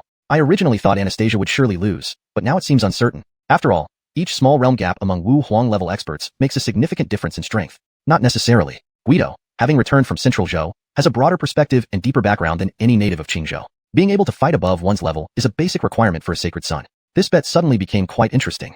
Both simultaneously charged their ultimate moves. 10 seconds later, the blue-purple bird and the green dragon flew out together, colliding mid-air. The collision stirred up tremendous waves of air, and terrifying chi exploded outward. Roof tiles from nearby houses were blown off and smashed into pieces when they hit the ground. Of course, the watching disciples from various sects weren't affected at all. After all, they were all Wu Huang experts. Merely being hit by the residual shockwaves wouldn't make them lose composure. For 10 seconds, the two forces clashed in the air, gradually wearing each other down. Finally, Anastasia's blue-purple bird shattered Guido's chi dragon and rushed fiercely toward him. Guido was greatly shocked. He actually lost in the chi clash? He hastily placed his hands in front of his chest and mobilized chi for defense. The blue-purple bird slammed into Guido, sending him flying backward, crashing through a dozen houses before finally landing on the ground. Sydney, who had been observing from the side, was startled. His cultivation was already beyond the Wu Zong realm, giving him deeper insight. Guido's earlier attack was as powerful as a 7-star Wu Huang, making cross-realm combat possible. However, Anastasia's burst of power far exceeded that of a 7-star Wu Huang, completely overwhelming Guido. Given that Guido had returned from Central Zhou, having such a background was normal. Yet Anastasia, never having left Qingzhou, possessed such strength, which was simply terrifying. Sydney wondered about the chances his own little one would stand against Anastasia. Despite his swirling thoughts, Sydney kept a calm expression as he flew over to Guido and helped him up. Once the dust settled, the two flew back into the sky again. Everyone looked at Guido, whose upper body clothes were torn, blood trickling from the corner of his mouth, looking thoroughly disheveled. Who won and who lost was obvious. Sydney chuckled dryly. Little friend Guido, you've lost. According to the agreement, you should leave immediately and not trouble Emerson before the Tonlong secret realm opens. Guido snorted coldly. Understood. Disciples of the Xuanlong sect, let's go. With that, he spread his chi wings and flew away. The other 4 Xuanlong sect experts followed behind him. Their entrance was full of pomp. Their defeat was utterly humiliating. Seeing this result, whispers rippled among the various sect's disciples. My God, Guido actually lost. He's a returning prodigy from Central Zhou, proving that strength transcends birthplace. Someone from Qingzhou can also suppress an area. Anastasia's strength is incredible. That arrow of hers wasn't just too much for a 6-star Wu Huang. Even a 7-star or 8-star Wu Huang might not be able to withstand it. I heard that Xuanhuan sect has 2 sacred sons, and Anastasia isn't even the strongest. Their leader is called Ferdi. If Anastasia is this formidable, how insane must Ferdi be? It seems that during this Tonlong secret realm expedition, the Xuanhuan sect will rise like a dragon with 2 wings. Sydney loudly announced, the bet is over. Everyone should stop gawking and return to rest. We'll gather in the council hall at 8 a.m. tomorrow morning, and I'll lead you all to the Tonlong secret realm. The disciples from various sects dispersed, and Anastasia landed on the ground. She patted Emerson's shoulder and smiled. What do you think? Am I still reliable? Emerson chuckled. It's expected. Beating Guido isn't much of a challenge for you. Chapter 186, Ulrich enters. Anastasia said solemnly, don't underestimate him. Despite my best efforts, I only managed to lightly wound him. No one knows if he has other aces up his sleeve. In a life or death battle, I might not be able to defeat him. Chavi nodded slightly. Don't worry. If you can't hold him off, there's still me. Anastasia raised an eyebrow. You're still putting on an act? Chavi looked at Anastasia and smiled. I'm serious. If you can't handle it, I'll protect you. Anastasia's heart stirred, and a blush appeared unexpectedly on her fair cheeks. She quickly lowered her head. After a moment, she whispered softly, all right. Chavi was a bit puzzled. We're discussing something serious. Why did you suddenly soften? He gently said, speaking of which, we've made so much noise here, yet Emmanuel hasn't shown up. What is he doing? Anastasia paused for a second, then said tenderly, I don't know. Maybe he went shopping since this is his first time visiting Greedwolf sect. Chavi chuckled bitterly. Let's hope so. Anastasia continued in a gentle tone. Chavi, I know you and Emmanuel have some friction, but I stood by your side during that incident. Emmanuel also compensated you. So please let go of the grudge, okay? For us to gain maximum benefit from the Greedwolf secret realm, we need both you and Emmanuel working together. Chavi nodded slightly. Rest assured, Miss Anastasia, I know right from wrong. Hearing this, Anastasia breathed a sigh of relief. That's good. Back in the room, Chavi closed the door and sighed quietly. Emmanuel had not only tried to kill him during their gambling match, but also repeatedly sent Gaylord after him. Although they didn't interact much, a reconcilable enmity had formed between them. But Anastasia seemed to be blinded by trust in Emmanuel. When it came to the final confrontation with Emmanuel, he would have to avoid involving Anastasia. Besides, Chavi had no better plan. Anyway, even if he didn't make the first move, Emmanuel would definitely find a chance to strike at him. Time passed quickly. The next day, the young Wu Huang experts from the 7 major sects gathered in Greed Wolf sect's council hall. Emmanuel asked loudly, Patriarch Dirk, everyone is here. When do we leave?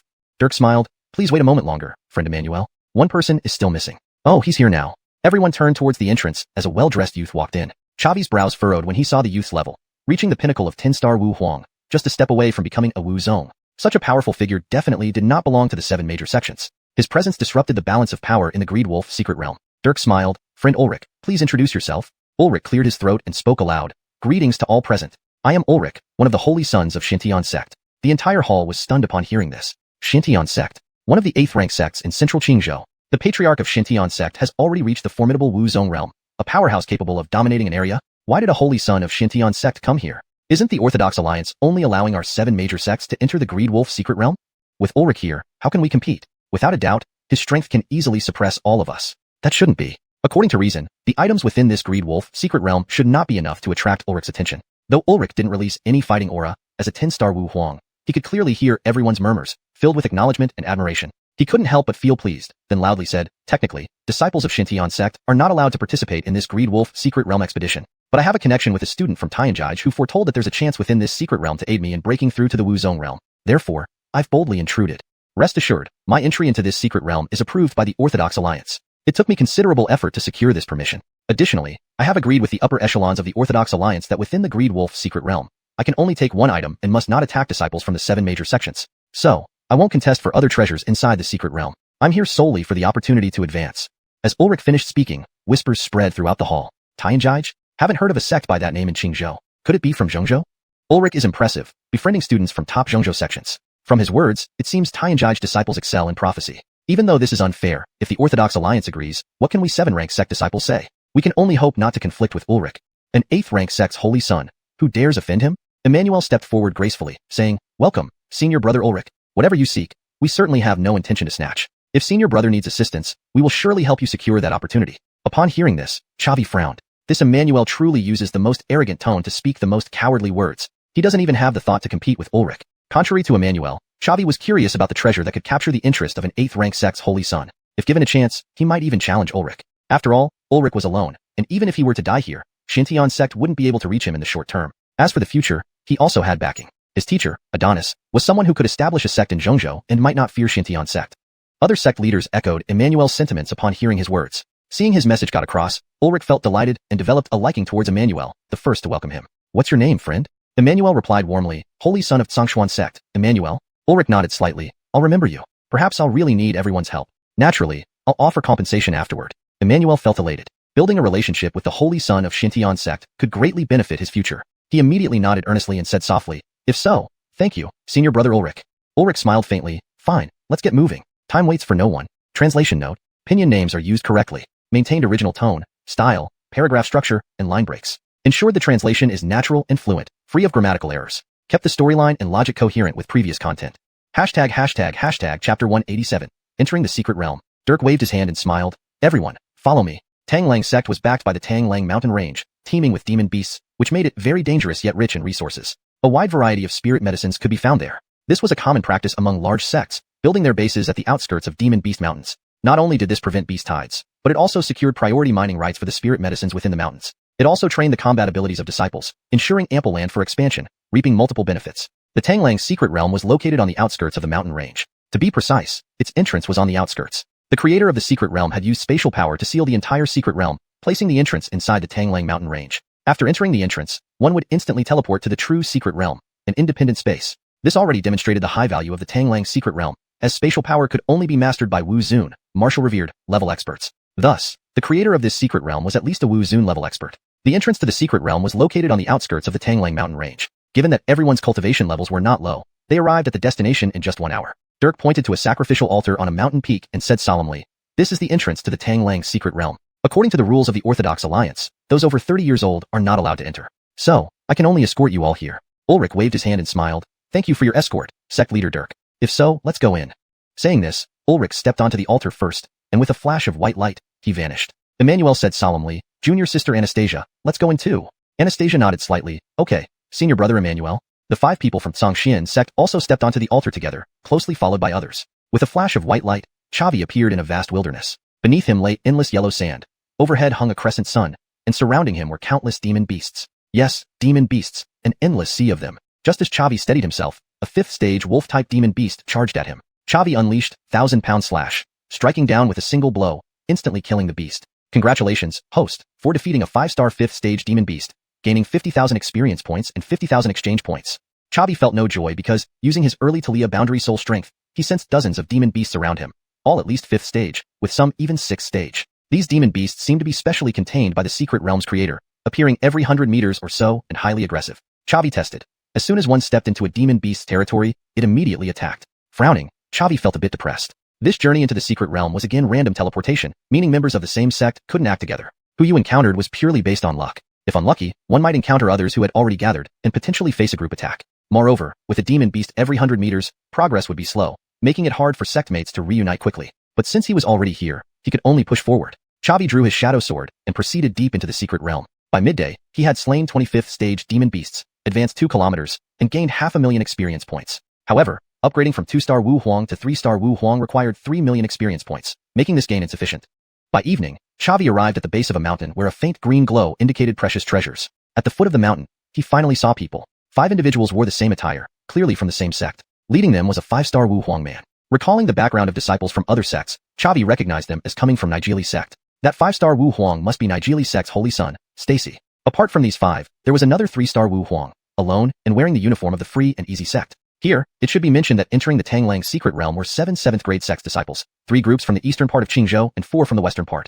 The 4 major sects from the west were Tanglang sect, Nidhogg sect, free and easy sect, and Green Cloud sect. Other details like territories, strength, specialized skills, and disciple cultivation levels were unknown.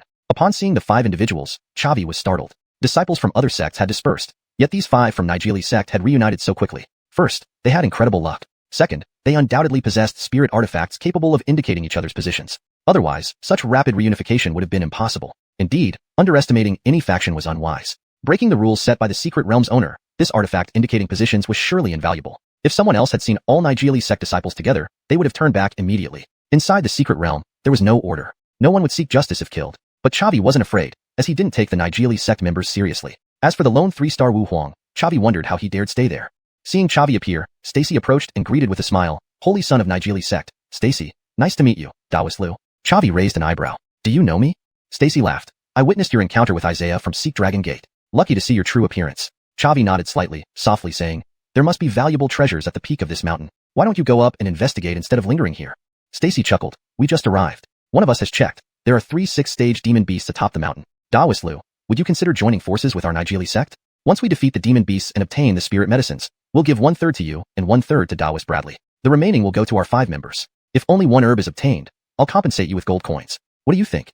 Chavi nodded slightly. I have no objections. Hearing this, Stacy rejoiced internally. In that case, let's set off. 7 people headed toward the mountain peak, with Stacy leading the way, for Nidhogg sect members in the middle, and Chavi and Bradley bringing up the rear. Chavi couldn't help nodding slightly. Stacy's arrangement was quite fair. Only time would tell if he truly received 1/3 of the spirit medicine after defeating the demon beasts. Chapter 188, Bodhi Fruit. It's fine. If he doesn't hand it over, I can always forcefully take it. Who is the prey and who is the hunter really remains to be seen. The 7 of them continued their ascent. At the mountain peak center, they encountered 3 demon beasts. As Stacy had said, all 3 were 6th rank demon beasts, with the leading one having already reached 6th rank 5-star status. The remaining 2 demon beasts were at the 6th rank 3-star level. To say this was a tough nut to crack would be an understatement. The leading wolf demon beast let out an enraged roar. Human, leave my territory. Stacy smiled and said, fellow Taoist, we have no intention of offending you. However, the spirit medicine atop this peak is something we must obtain. If you don't want to perish here, you'd better leave immediately. The wolf demon beast sneered coldly. I've guarded this Bodhi tree for 3 years, and it has finally ripened. There's no way I'd hand it over now. Stacy's expression turned grim. Then there's nothing left to discuss. We'll have to settle this through battle. I've slain many 6th rank demon beasts before, and now it will include the 3 of you as well. The wolf demon beast snorted coldly again. I have also killed countless human warriors. Hearing this, Chavi was slightly taken aback and said in a solemn tone, before us, were there other humans or demon beasts that entered this secret realm? The wolf demon beast laughed. Of course. The creator of this secret realm sealed it with spatial power, setting the entrance in a random location, which appears every 3 years. But I must say, you are by far the strongest human warriors I've faced. Chavi nodded lightly. Thank you for the compliment. Stacy said in a deep voice. Why waste words on it? Kill him, and both the demon core and the Bodhi fruits will be ours. Disciples of Xuanhuan sect, move. Saying so, Stacy took out a long spear and charged at the 6-star wolf demon beast. The other 4 split into pairs to face the remaining 2 6-star demon beasts. Chavi and Bradley did not join the fray, standing aside to observe. With such odds against them, the 3 demon beasts did not dare take things lightly. They transformed into their true forms and engaged in combat with the Xuanhuan sect disciples. Stacy was increasingly surprised. As the holy son of Xuanhuan sect, challenging ranks higher than his own was commonplace, but he didn't expect to be stumped by this wolf demon beast. Its strength far surpassed that of an ordinary 6-star demon beast. Stacy shouted angrily, this can't be possible. How could you be so strong? The wolf demon sneered. Do you think these past few years guarding the Bodhi tree were wasted? Though I couldn't eat the Bodhi fruit, the nourishment from its spiritual energy has made me far stronger than any average 6-star demon beast. Stacy's expression turned grave. It seemed reasonable. He then turned his head toward Chavi and said deeply, Chavi, Bradley, stop watching and come help. Chavi raised an eyebrow. So Stacy wasn't up to the task, unable even to handle a single 6th-rank demon beast. Immediately, he took out the dawn bow, drew an arrow, and shot it towards the wolf demon beast. The power of this arrow startled everyone. It rivaled the attack power of an ordinary 5-star Imperial Martial Emperor. The wolf demon beast dared not underestimate it, and used its paw to block Chavi's arrow. Then Chavi employed the continuous arrow technique, firing an arrow per second without pause. The wolf demon barely managed to hold off Chavi's attacks. Meanwhile, Stacy seized this opportunity to launch a full-scale assault. One close and one distant, one bow and one spear.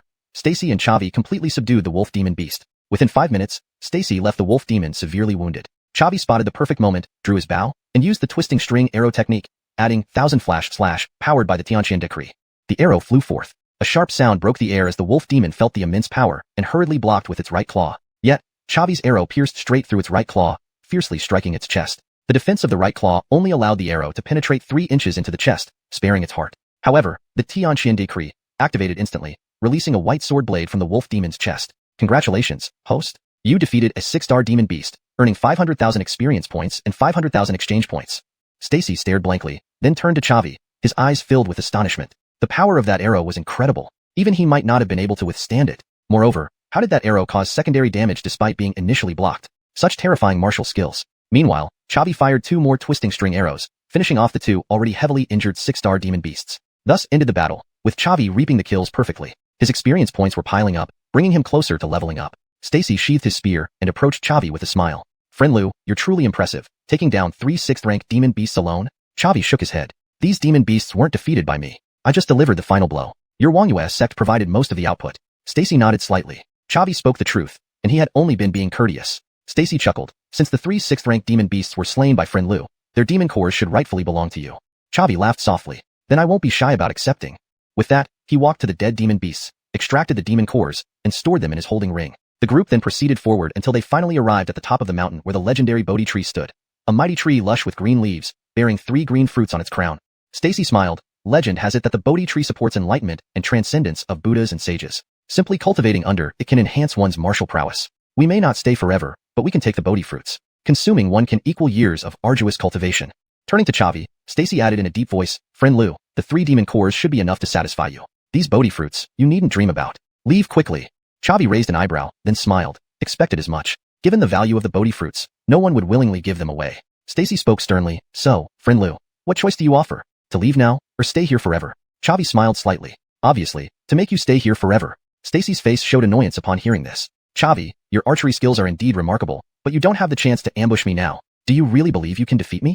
Chapter 189, Divine Descent of the Celestial Talia. Chavi chuckled softly. My strength doesn't just come from my bow and arrows. Finished speaking, he turned his head to look at Bradley and said in a grave voice, Fellow Taoist Bradley, would you be interested in taking them on? I'll handle Stacy. You just deal with one of the xuanhuan sect disciples. Afterwards, I'll give you one of the Bodhi fruits. Upon hearing this, Bradley frowned. Chavi, you're certainly overconfident. A mere 2-star martial emperor thinks he can challenge a 5-star martial emperor. Chavi replied with a light laugh. I've given you a choice. You can slink away, or fight the xuanhuan sect for the Bodhi fruit. The decision is yours. I don't necessarily need your help. Bradley hesitated for a moment, then smiled. I don't want to leave without getting anything. Chavi, this time, I bet on you winning. Chavi smiled, then let's go. Stacy snorted coldly and said sternly, You dare defy death. Disciples of xuanhuan sect, attack. With those words, the 4 disciples of xuanhuan sect surrounded Chavi and Bradley. Chavi summoned 5 martial emperor-level earth fiend puppets and activated an energy-gathering array. The central puppet had surprisingly reached the 2-star martial emperor realm. Seeing this, Stacy frowned. Chavi, you have quite a few cards up your sleeve. An array that can enhance puppets. I've never seen anything like it before. Chavi replied calmly. Isn't it very normal that you haven't seen it? Stacy, it's not too late to surrender. Hearing this, Stacy burst out laughing. Chavi, did you practice until you became stupid? You think a 2-star martial emperor puppet can defeat me? Chavi retorted coolly. Let's see if you can still laugh in a moment. With that, he drew his shadow sword and charged towards Stacy. Stacy swung his spear, shouting loudly, Attack together! The previous arrow from Chavi had genuinely surprised him. Despite his higher realm, he chose to gang up on Chavi. Bradley engaged a 3-star martial emperor of the xuanhuan sect, while the earth fiend puppets held back another disciple. Chavi faced 3 opponents. Initially, Stacy thought Chavi's archery was already his limit, but unexpectedly, his sword skills were even better. Chavi, facing 3 enemies, activated the displacement ability of the shadow sword and used the ethereal steps. For a moment, he fought fiercely with all 3, leaving them unable to break free. At his 2-star martial emperor realm, it was difficult for him to penetrate Stacy's aura defense, but the other two-star martial emperors were no match for him. He knew well that wounding 10 fingers wasn't as effective as severing one. He focused the shadow sword entirely on those two-star martial emperors. Within 3 minutes, Chavi critically injured one Wuxia sect disciple, and after using the shadow sword's displacement to evade Stacy, he killed the disciple. Seeing his sectmate killed, Stacy was enraged, his eyes reddening with anger. Being able to cultivate to the martial emperor realm under the age of 30 made these disciples the elite, the future of the Wuxia sect. For one of them to die at the hands of Chavi, so early into the secret realm was a huge loss for the Wuxia sect. Stacy shouted angrily, "Chavi, you only know how to dodge around. Dare you face me in a direct duel?" Chavi laughed lightly. "Speed is also part of strength. Since I have the advantage of speed, why should I engage you in brute force?" Stacy roared, "Fine. Let's see how long you can keep bouncing around." Chavi didn't say more. He slashed with his shadow sword, continuing his assault on the remaining Wuxia sect disciple. Within a minute, the last disciple was also critically injured, with a gaping blood wound on his shoulder. Knowing what happened to the others, he didn't dare tangle with Chavi further and fled downhill, abandoning their own holy son. Chavi grinned, "Stacy, now it's just you left." Stacy waved his spear, battling Chavi fiercely as he spoke, "Even if you can block my attacks, your realm is only 2-star, and your total aura energy is less than mine. If we continue, you will surely lose." Chavi smiled, "That makes sense. So, let's finish this quickly. I say, divine descent. I say, celestial Talia." Stacy was puzzled by these words. In the middle of a battle, what nonsense is Chavi spouting? 3 seconds later, the surrounding spiritual energy rushed wildly toward Chavi. His realm climbed layer by layer, from 2-star martial emperor to 5-star martial emperor. Feeling the change in Chavi's aura, Stacy was shocked. This can't be possible. Just by saying some nonsense, how can your realm suddenly skyrocket? Wait, this isn't nonsense. This is word Talia? Chavi chuckled. "I guess you have some discernment." Indeed, divine descent of the celestial Talia was listed in the usual word Talia analysis. The effect was simple and straightforward. Absorb the essence of heaven and earth to temporarily boost the user's realm. This word Talia was challenging because it required communication with the laws of nature and precise control of spiritual energy. But Chavi gritted his teeth and learned it. Because although it was difficult, the benefits were substantial. Mastering divine descent of the celestial Talia greatly enhanced his strength. After all, heaven swallowing technique had limitations. It could only be used once a day and lasted only half an hour. But divine descent of the celestial Talia had no such restrictions and could be used continuously. Of course, maintaining divine descent of the celestial Talia required continuous expenditure of soul power. While its enhancement wasn't as powerful as heaven swallowing technique, it excelled in endurance. Furthermore, the two techniques could be used together, exponentially increasing his realm. However, Stacy wasn't skilled enough to make him use both simultaneously. Stacy muttered, "How can this be possible? Word Talias are so mysterious and noble. I've only read about them in ancient texts. How could they really appear before me?" Chavi chuckled, "Yet here it is. Stacy, prepare to die." As he spoke, Chavi brought down the shadow sword again. Without using word Talia, Stacy couldn't even touch Chavi. Now, with the empowerment of divine descent of the celestial Talia, Stacy was no match for Chavi. His aura shield crumbled like paper before the shadow sword. In just a minute, the two exchanged over 100 blows, leaving Stacy with over a dozen wounds. Despite his unwillingness, Stacy shouted loudly, "I surrender! Chavi, I surrender! These 3 Bodhi fruits are all yours. Please spare me." Chavi responded indifferently, "I could get these 3 Bodhi fruits even if I kill you." Nonsense. When Stacy started to renege, Chavi had already declared his sentence of death. Now that he had one, there was no way he would easily let his enemy go. Chapter 190, Talia Energy Lake. Stacy shouted sternly, "Chavi, do you really intend to finish us all off?" Chavi gave a faint smile. What else? He unleashed the 1000 June slash, sending a white blade of aura towards Stacy. Stacy was taken aback and hastily summoned an aura shield for defense. Yet, even with his full effort, the aura shield was still pierced through by Chavi's sword strike. Congratulations, host has defeated a 5-star martial emperor, earning 500,000 experience points and 500,000 exchange points. After defeating Stacy, Chavi did not pause. He took out the Dawn Bow and shot towards the Wuxia sect disciple who was battling the Earth Fiend puppet. How profound was Chavi's strength? In pure level combat, he used only 3 arrows to slay him. The system notification sounded again in his ears. Congratulations, host has defeated a 2-star martial emperor, earning 200,000 experience points and 200,000 exchange points. Congratulations, host has advanced to the 3-star martial emperor realm, earning 53 talent points. Chavi was pleased and immediately opened his attribute panel. Host, Chavi. Realm, 3-star martial emperor. Experience points, 0/4, 000. Exchange points, 3, 726, 220. Talents, Eagle Eye, 50. Strong Strike, 50. Frenzy, 50. Blade Edge, 50. Jade Shatter, 50. Devour, 50. Conqueror, 50. Break Blade, 50. Profession, 6th rank Alchemist, 908, 000/10, 000. 5th rank Talia Array Master, 106, 000/1, 000. Mount, Abyss Dragon, 5th rank. Not bad, another step forward. Now, even if he faced Emmanuel, he would have the power to fight. The Wuxia sect disciple fighting Bradley saw his holy son killed and was so terrified that he lost all will to fight, turning and running away. Bradley had no intention of intercepting him. After all, his goal was the Bodhi fruit, and there was no need to clash fiercely with the Wuxia sect disciples. After removing the storage rings from the 3 corpses, Chavi walked towards Bradley. Bradley looked at Chavi with a mixture of fear, admiration, and confusion. Chavi, you actually managed to defeat Stacy. He was the holy son of the Wongyue sect. Chavi chuckled lightly. How about it? I didn't disappoint you, did I? Bradley said solemnly. Originally, having 2 holy sons in Xuanhuan sect was already quite insane. Now, with your presence, someone whose strength rivals a holy son. This greedy wolf secret realm journey gives Xuanhuan sect an absolute advantage. Chavi shook his head slightly and smiled. It was meant to be like that. But since we were transported to different places, our original combat advantage is gone. We can only take it one step at a time. Bradley said gravely. That's none of my concern. I just want to know if you're willing to share a Bodhi fruit with me? Chavi chuckled lightly. Of course. I, Chavi, am always generous with friends. With that, Chavi spread his wings and flew towards the Bodhi tree, picking down 3 Bodhi fruits. He handed 1 Bodhi fruit to Bradley and another to Tisha in the Mount Space. Tisha, I heard that these Bodhi fruits can aid in enlightenment and improve martial arts potential. They should also work for you as a beast, right? Tisha said seriously. Absolutely. Such treasures are beneficial to all creatures on Xuanhuan continent. Chavi, following you is the best decision I've ever made. You constantly feed me various spirit medicines, which significantly boosts my realm. I think even if my kin were cultivating in the dragon vein, they definitely wouldn't advance as fast as I have. Chavi chuckled lightly. We're brothers, so helping you is natural. Tisha said gravely. After consuming this Bodhi fruit, I'll go into seclusion to break through to the 6th rank. I may not be able to heed your call for some time. Upon hearing this, Chavi was elated. After waiting for so long, Tisha was finally about to break through. With its pure bloodline, once it reached the 6th rank, it would be a significant boost to him. Chavi chuckled lightly. Rest assured and cultivate. Leave the outside world to me. He placed the last Bodhi fruit into his storage ring, intending to save it for Anastasia. This Bodhi fruit could enhance martial arts potential, but Chavi lacked such attributes. With his system, killing enemies strengthened him. Whether or not his martial arts potential was good made no difference. Even if he consumed the Bodhi fruit, it wouldn't add experience points. Therefore, he wanted to save this remaining Bodhi fruit for Anastasia. Given what happened between them, he was indeed irritated and felt guilty towards Anastasia. Yet, she was very understanding, not blaming him and even protecting him in front of Guido. This made him feel even more guilty. The Bodhi fruit could serve as compensation to Anastasia. After putting away the Bodhi fruit, Chavi turned to look at Bradley and smiled. Friend Bradley, I must continue on my journey. What about you? Do you want to join me? Bradley shook his head slightly. I plan to stay here to consume the Bodhi fruit and break through. I don't intend to advance further for now. Chavi laughed. Then let's part ways here. After bidding farewell to Bradley, Chavi continued advancing. After pushing forward 1,000 meters through bloodshed, he discovered a lake. Mist hovered over the lake, filled with abundant spirit energy, a perfect place for cultivation. Absorbing this spirit energy would undoubtedly accelerate the advancement of one's realm. However, Chavi was not the first to discover this lake. At the edge of the lake, 8 people were already facing off.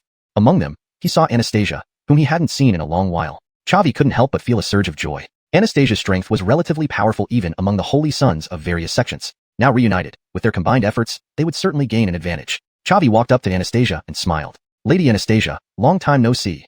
Anastasia, who initially had a serious expression, revealed a warm smile. While others might not fully understand Chavi's strength, she knew him well. He was probably only second to Ulrich from Xintian sect. Meeting him was a great fortune. Anastasia smiled and said, Chavi, you arrived just in time. We were just deciding on the allocation rights of this spirit energy lake. Chavi raised an eyebrow slightly. This lake is rich in spirit energy, and its water will surely help in enhancing realms. But why allocate? Can't everyone just jump in together?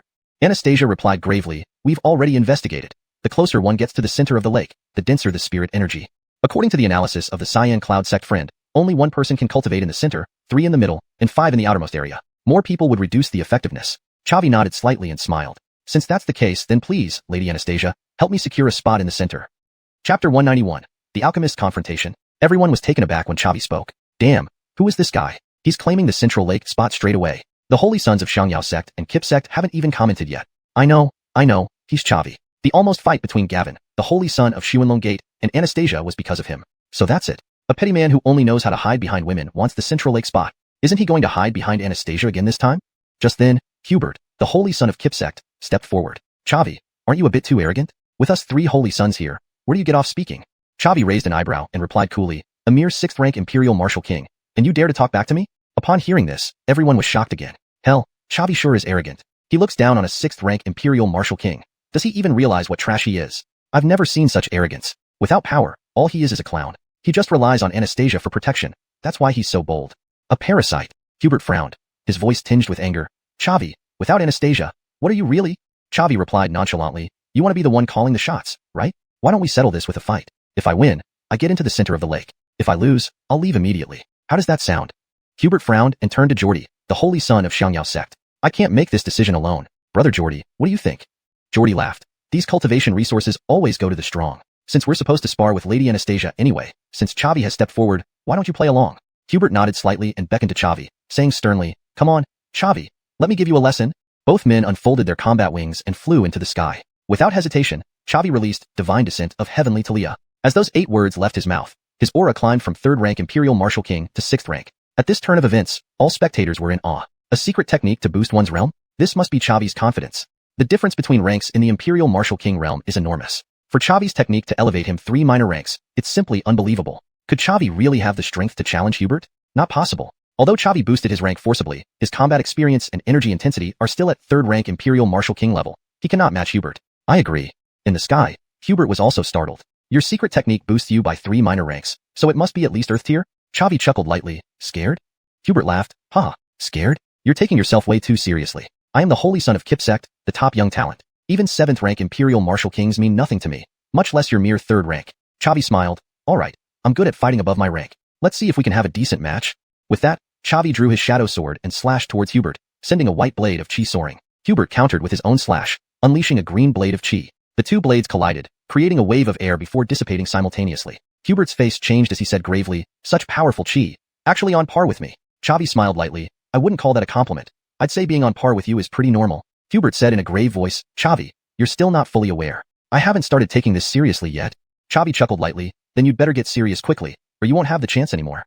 Both of them flew towards each other simultaneously, their long swords clashing. They exchanged over 100 blows in midair. Chavi left 3 wounds on Hubert's body, while he himself remained unscathed. Hubert was inwardly astonished beyond measure. Chavi is so strong. His fighting strength was not a bit inferior to his own. More importantly, his swordsmanship was exceedingly superb. The Kip Sect excelled in alchemy, with nearly half of its disciples being alchemists. As the holy son of Kip Sect, Hubert was undoubtedly a 6th rank alchemist with his soul force reaching the peak of the mundane realm. However, he spent most of his time researching alchemy, making his close combat skills only average, far less formidable than Chavi, who had been trained by Rhett. After another clash, Hubert fell back and said in a deep voice, your swordsmanship is truly exceptional. Chavi, you must have been taught by a master, right?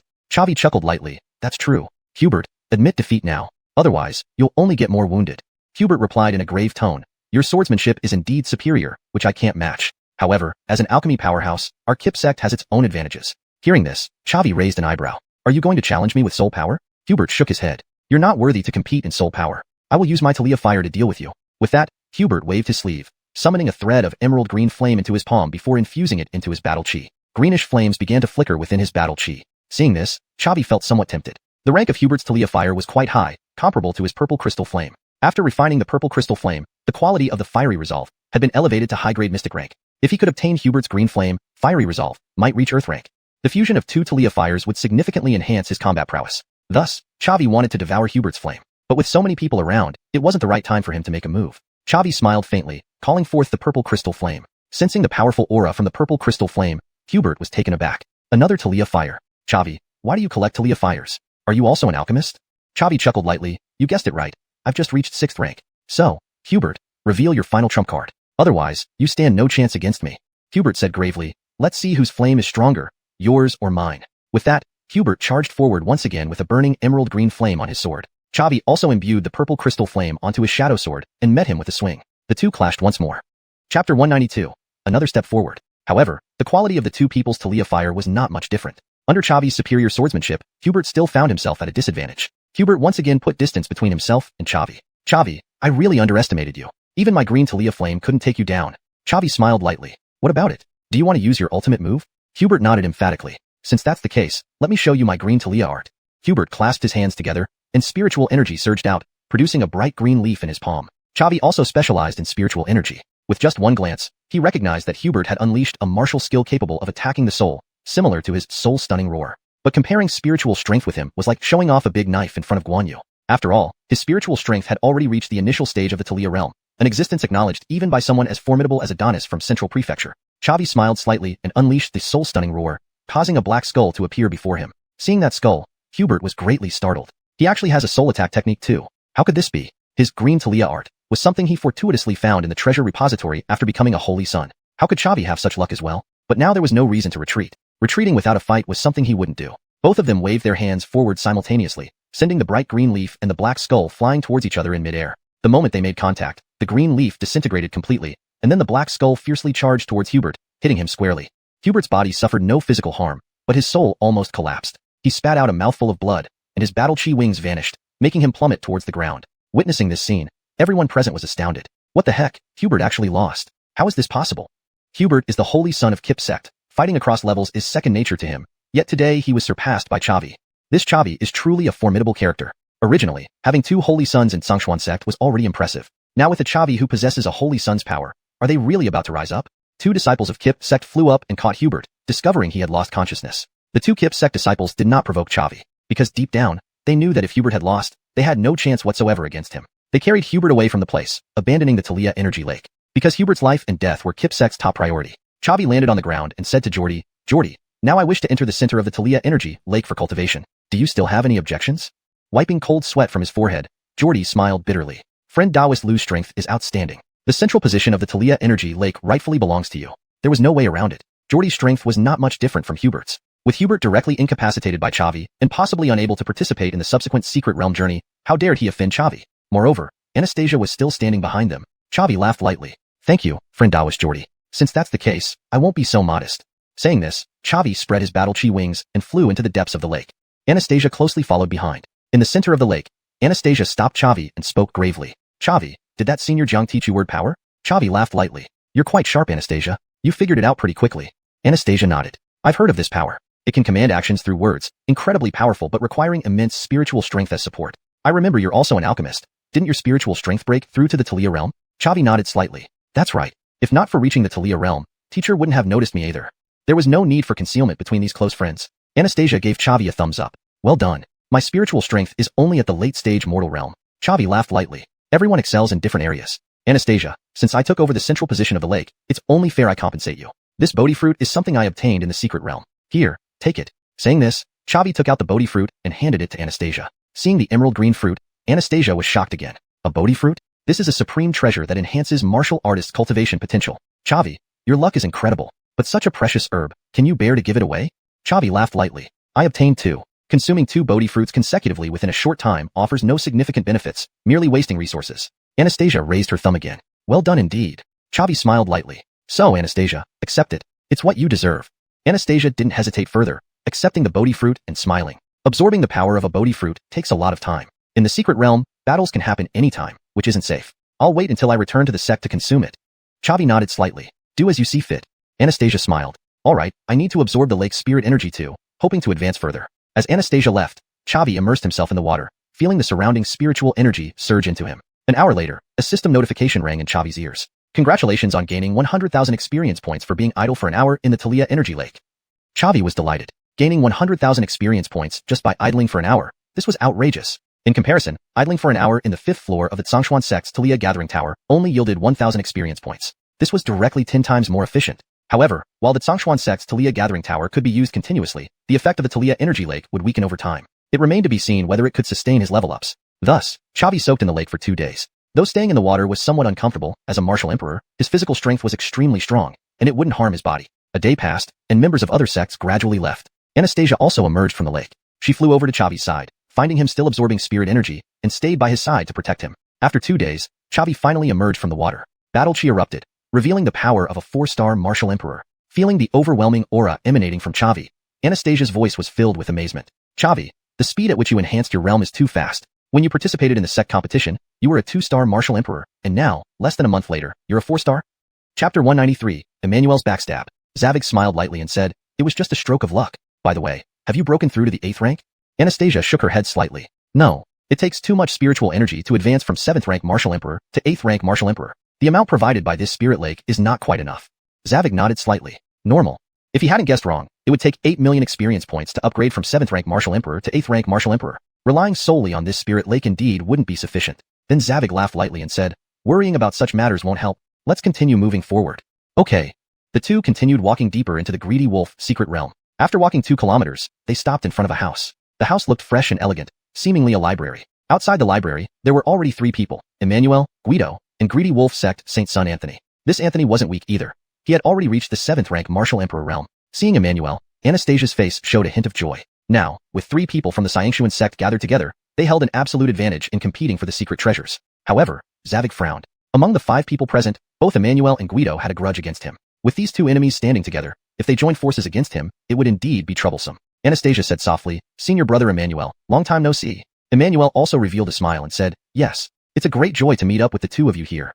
Anastasia then asked, "By the way, this library likely contains advanced martial techniques. Why haven't you gone inside yet? Emmanuel replied in a grave voice, there is a spirit array outside this library. This spirit array is grade 6, but even with our 3 people working together, we can't break through it. Anastasia smiled and said, since I'm here now, let's give it another try. Emmanuel nodded slightly. That's what I was thinking. The 4 stood outside the spirit array and simultaneously unleashed their powerful moves. Anastasia released Thunder Talia spell, and a blue-purple lightning bird flew towards the guarding spirit array. Emmanuel made a combat spirit hand seal and struck toward the protecting spirit array. The 4 exerted force at the same time, and cracks appeared on the protecting spirit array before it shattered loudly. Anastasia smiled and said, the spirit array is broken. Let's quickly go in and look for treasures. As for Guido and Anthony, you two can scram. Hearing this, Guido and Anthony were both greatly shocked. Guido yelled sternly, Anastasia, do you want to kick us out once we've helped you cross over? Anastasia nodded slightly. Is my meaning not clear enough? You only have 2 people, but our Xianxuan sect has 3. Who is stronger and who is weaker should be very obvious. Either leave now, or stay here forever. Guido scoffed. Zavik, a waste of space who just entered the martial emperor realm, also wants to be mentioned alongside me? He doesn't even count as a combat force. Anthony looked at Emmanuel and spoke gravely. Emmanuel, is this also your intention? Emmanuel nodded slightly. I support junior sister Anastasia's decision. You two, either leave now or stay here forever. Anthony laughed. Haha, the Xianxuan sect sure shows its ugly side. Since that's the case, then let's have a battle. Saying so, Anthony took out a black long sword. Emmanuel, however, took out a white long sword, while Anastasia drew the purple Talia bow. Both sides were ready for combat, with a fight breaking out at any moment. Just then, Emmanuel suddenly thrust his sword, but his target wasn't Anthony but Anastasia beside him. He used his full strength, quick and ruthless, piercing directly through Anastasia's abdomen. Everyone present was greatly shocked by this sudden turn of events. Anastasia clutched the sword hilt, staring at Emmanuel with eyes full of disbelief. Senior brother Emmanuel, why? Emmanuel coldly said, Anastasia, we've known each other for years, and I have constantly helped you and expressed my love to you. But you always rejected my feelings and fell for Zavik, whom you barely knew. What an ungrateful wolf. Since I cannot win your heart, I will have you. From now on, I will seal you and use you as a furnace, replenishing myself daily. This will justify all my efforts over the years. Having said that, Emmanuel forcefully pulled out the long sword. Instantly, blood splattered everywhere. Although Anastasia sealed the wound with combat spirit, she lost her fighting ability. Zavik urgently spread his combat spirit wings and blocked in front of Anastasia. He said gravely, Emmanuel, I knew you had ill intentions, but I didn't expect you to harm your own junior sister. Emmanuel sneered, Zavik, everything is because of you and Anthony. If Anastasia hadn't been fickle, why would I have turned against you? Zavik said in a deep voice, don't you know that forcing something to happen never turns out well? You didn't have the charm to win Miss Anastasia's heart, and now you're blaming me for it. Emmanuel sneered, talking is useless. Now that I've started this, I'll see it through to the end. Zavik replied gravely, then come on. I've been wanting to fight you for a long time. Having said that, he spread his battle spirit wings, moved Anastasia to a safe distance, and gave her a 6th grade rejuvenation pill. He softly said, Miss Anastasia, please heal yourself first. I'll take care of Emmanuel, then come back to look after you. Anastasia did not respond. She hadn't recovered from the shock of Emmanuel's betrayal. Emmanuel did not stop Zavik either. After all, he wanted Anastasia alive, not dead. After settling Anastasia down, Zavik flew to face Emmanuel, drawing the shadow sword. Emmanuel, let's settle our new and old grievances right now. Emmanuel nodded slightly and said in a deep voice, it should have been this way long ago. Zavik, I know you are gifted with remarkable talent, rapidly advancing in realm. If I don't kill you early, it will be a future disaster. So, I won't accept any surrender. I only want one corpse. At that moment, Anthony also took out a long spear and stood beside Emmanuel. Zavik, although I don't understand why such a mere 2-star martial emperor like you receives such attention from brother Emmanuel, but as they say, when trusted, one must be loyal. I can only act together with him. Hearing this, Zavik frowned. You two have colluded long ago? Anthony nodded slightly. To deal with you, brother Emmanuel has put in quite some effort. Zavik then turned to Guido and said in a deep voice, Guido, you bastard, what about you? Do you want to join the fray? Guido rubbed his hands excitedly. You both really put on quite a show. Zavik killed my brother, and I owe him a blood feud. Let's join forces, brother Emmanuel. Upon hearing this, Emmanuel felt relieved and laughed, saying, thank you, fellow Taoist Guido. After we succeed, I'll give you a high-level Earth-class martial technique as a reward. Chapter 194, the final battle in the forest plain. Isaiah laughed, revenge and a chance to obtain a tier-Earth martial technique. What good fortune I have stumbled upon. Chavi sneered, excellent. Since that's the case, come at me all together then. With those words, Chavi unleashed his battle aura, revealing without a doubt his rank as a 4-star martial emperor. Feeling the powerful battle aura emanating from Chavi, Isaiah was greatly startled. 4-star martial emperor? How did your realm improve so quickly? Chavi sneered coldly, it's too late for regrets now. Even if you beg for mercy, I won't let you off. Isaiah shouted fiercely, Chavi, you're really getting too cocky. A 4-star martial emperor dares to speak such arrogant words? I say, God's descent. I say, heavenly Talia. Battle aura within 1,000 meters around him surged toward him. In just one breath, Chavi's realm soared to 7-star martial emperor. Seeing this, the 3 men were taken aback. Anthony said sternly, a secret technique to temporarily elevate one's realm? So that's where your confidence comes from. Emmanuel noticed more. Chavi, what you just used wasn't word Talia power, was it? Chavi nodded slightly and smiled. You aren't stupid. Emmanuel responded, good thing I set up this fatal trap. Otherwise, giving you a few more years of development might have made me no match for you. Chavi retorted coldly, you're not my match even now. Emmanuel replied coldly, then let's see. The four fought in a frenzied battle. Shadow Sword once again provided immense help to Chavi. With its 4 segments of displacement combined with the ethereal step, although the trio had the numerical advantage, they couldn't do anything to Chavi, because they couldn't even touch the hem of his clothes. In contrast, each sword strike from Chavi inevitably left a wound on Isaiah. Yes, Isaiah. Because Isaiah's realm was only 6-star Martial Emperor, the weakest among the 4. Chavi understood the principle of focusing attacks on the weakest point, rather than spreading out efforts evenly. Frequently wounded, Isaiah shouted angrily, Chavi, are you just going to keep dodging? Dare you face me head-on? Chavi calmly replied, I'm not a fool. Why should I engage you directly when I have the speed advantage? Speaking, Chavi slashed again at Isaiah. Shocked, Isaiah tried to block with his sword, but failed to withstand Chavi's 1,000-jewel slash. He was blasted backward, crashing heavily into the wall of the library. At the same moment, Chavi swiftly activated Shadow Sword's displacement skill, appearing behind Isaiah and delivering a fatal stab. Congratulations, host. You have slain a 6-star Martial Emperor, gaining 600,000 experience points and 600,000 exchange points. Witnessing Isaiah's death, Anthony was overwhelmed by shock waves of emotion. Chavi, fighting 3 adversaries, including 3 elite disciples, actually managed to turn the tide and kill one of them, and he remained unharmed. This was absurdly formidable. Now, Anthony finally understood why Emmanuel took Chavi so seriously. He indeed had this capability. Chavi spread his battle wings and flew before the 2 remaining opponents, saying coldly, Anthony, it's your turn now. Upon hearing this, Anthony was shocked, gritted his teeth, and said, Chavi, I'm scared of you. Although my strength surpasses Isaiah's, I can't withstand your full attack. I don't want to get involved in this anymore. I concede. I'll leave right away. You and Emmanuel can fight however you like. It has nothing to do with me. Can you let me go? Chavi sternly ordered. Get lost quickly. Emmanuel hadn't started yet, and he must conserve his battle aura for him. Every bit save could count. Emmanuel frowned and looked at Anthony, coldly asking, Brother Anthony, did you forget our agreement? Anthony waved his hands repeatedly. Forget it, Emmanuel. Your offer was indeed attractive, but I need to be alive to enjoy it. Saying this, Anthony spread his battle wings and flew away from the library. Chavi looked at Emmanuel and sneered, Emmanuel, now it's just you. Emmanuel said sternly, 2 useless fellows. Never mind, Chavi, I knew you'd be difficult, so I've prepared many gifts for you. Ascension technique. Emmanuel roared angrily, his realm continuously climbing from 7-star Martial Emperor to 10-star Martial Emperor, just a step away from the Martial Ancestor rank. But Chavi's expression didn't change, not showing any surprise. Seeing Chavi remain composed, Emmanuel felt puzzled. Chavi, aren't you surprised? Chavi calmly replied, what's there to be surprised about? Your Lackey Edge has a realm-enhancing secret technique. You surely would too. Emmanuel asked sternly, so how do you plan to deal with me? Will you wait for death with a clean neck? Chavi smiled slightly and activated the heaven-swallowing technique. His realm surged once again, from 7-star Martial Emperor to 10-star Martial Emperor, matching Emmanuel perfectly. Emmanuel was greatly shocked. How is this possible? Even if you know 2 secret techniques, how can you use them simultaneously? How could your body handle it? Chavi smiled. But I did it. So what? Emmanuel's face turned dark. So you're formidable. Chavi, take this. With that, Emmanuel raised his sword forward. The 2 clashed again. Emmanuel was no ordinary opponent, extremely strong and deep-rooted. Although he was originally a 7-star Martial Emperor, after using the secret technique, his strength equaled that of a lower-star Martial Ancestor. A disciple possessing Martial Ancestor-level strength was simply shocking. But Chavi had his trump card. With various talents boosts, he completely overpowered Emmanuel, leaving 5 wounds on him in just 3 minutes. The 2 separated again. Emmanuel's voice became even heavier. Chavi, I thought my sword skills were already the best in the Xuanhuan sect, but I never imagined you surpassed me. Who taught you your swordsmanship? Chavi replied, my close friend Red, who just entered the inner sect. So, Emmanuel, ready to die? Emmanuel responded sternly, until the last moment, it's still uncertain whose victory this will be. Heavenly War Palm. Emmanuel roared angrily, raising his hands, and a white battle aura handprint appeared above his head. Chavi smiled and said, high-tier Earth-class martial technique. Quite impressive. But did you think it's exclusive to you? Mountain-splitting seal. Chavi also condensed a battle aura handprint, but his was Earth Yellow. Emmanuel was stunned once more, because he realized that Chavi's technique was also high-tier Earth-class. The asterisk in. Where did an ordinary disciple without any background get all these resources? But now the arrow was on the string, and Emmanuel could only grit his teeth and face the challenge head-on. ##### Chapter 195, Heaven Rank Martial Technique. Both shot their palms forward simultaneously. 2 Do-Chi handprints collided in the air, sending a tremendous wave of energy crashing outward. Improvements made. 1. Changed So-Yin to handprints for better understanding. 2.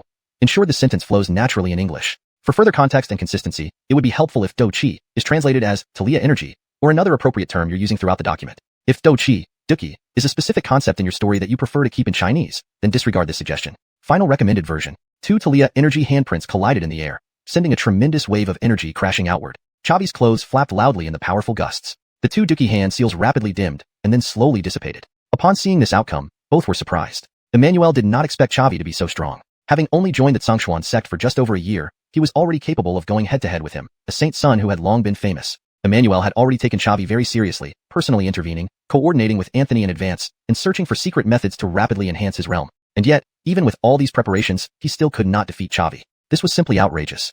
Xavi was also surprised by Emmanuel's strength. Backed by the system, he boasted of being unbeatable at his level, even capable of transcending ranks in battle, but he still couldn't subdue this fellow Empyrean king. Emmanuel's strength and talent were indeed terrifying. Indeed, the Xuanhuan continent was never short of prodigies. Emmanuel shouted fiercely, "Xavi, it seems I cannot kill you today. Let us return to our respective places and train for 3 years, then set a time for another duel."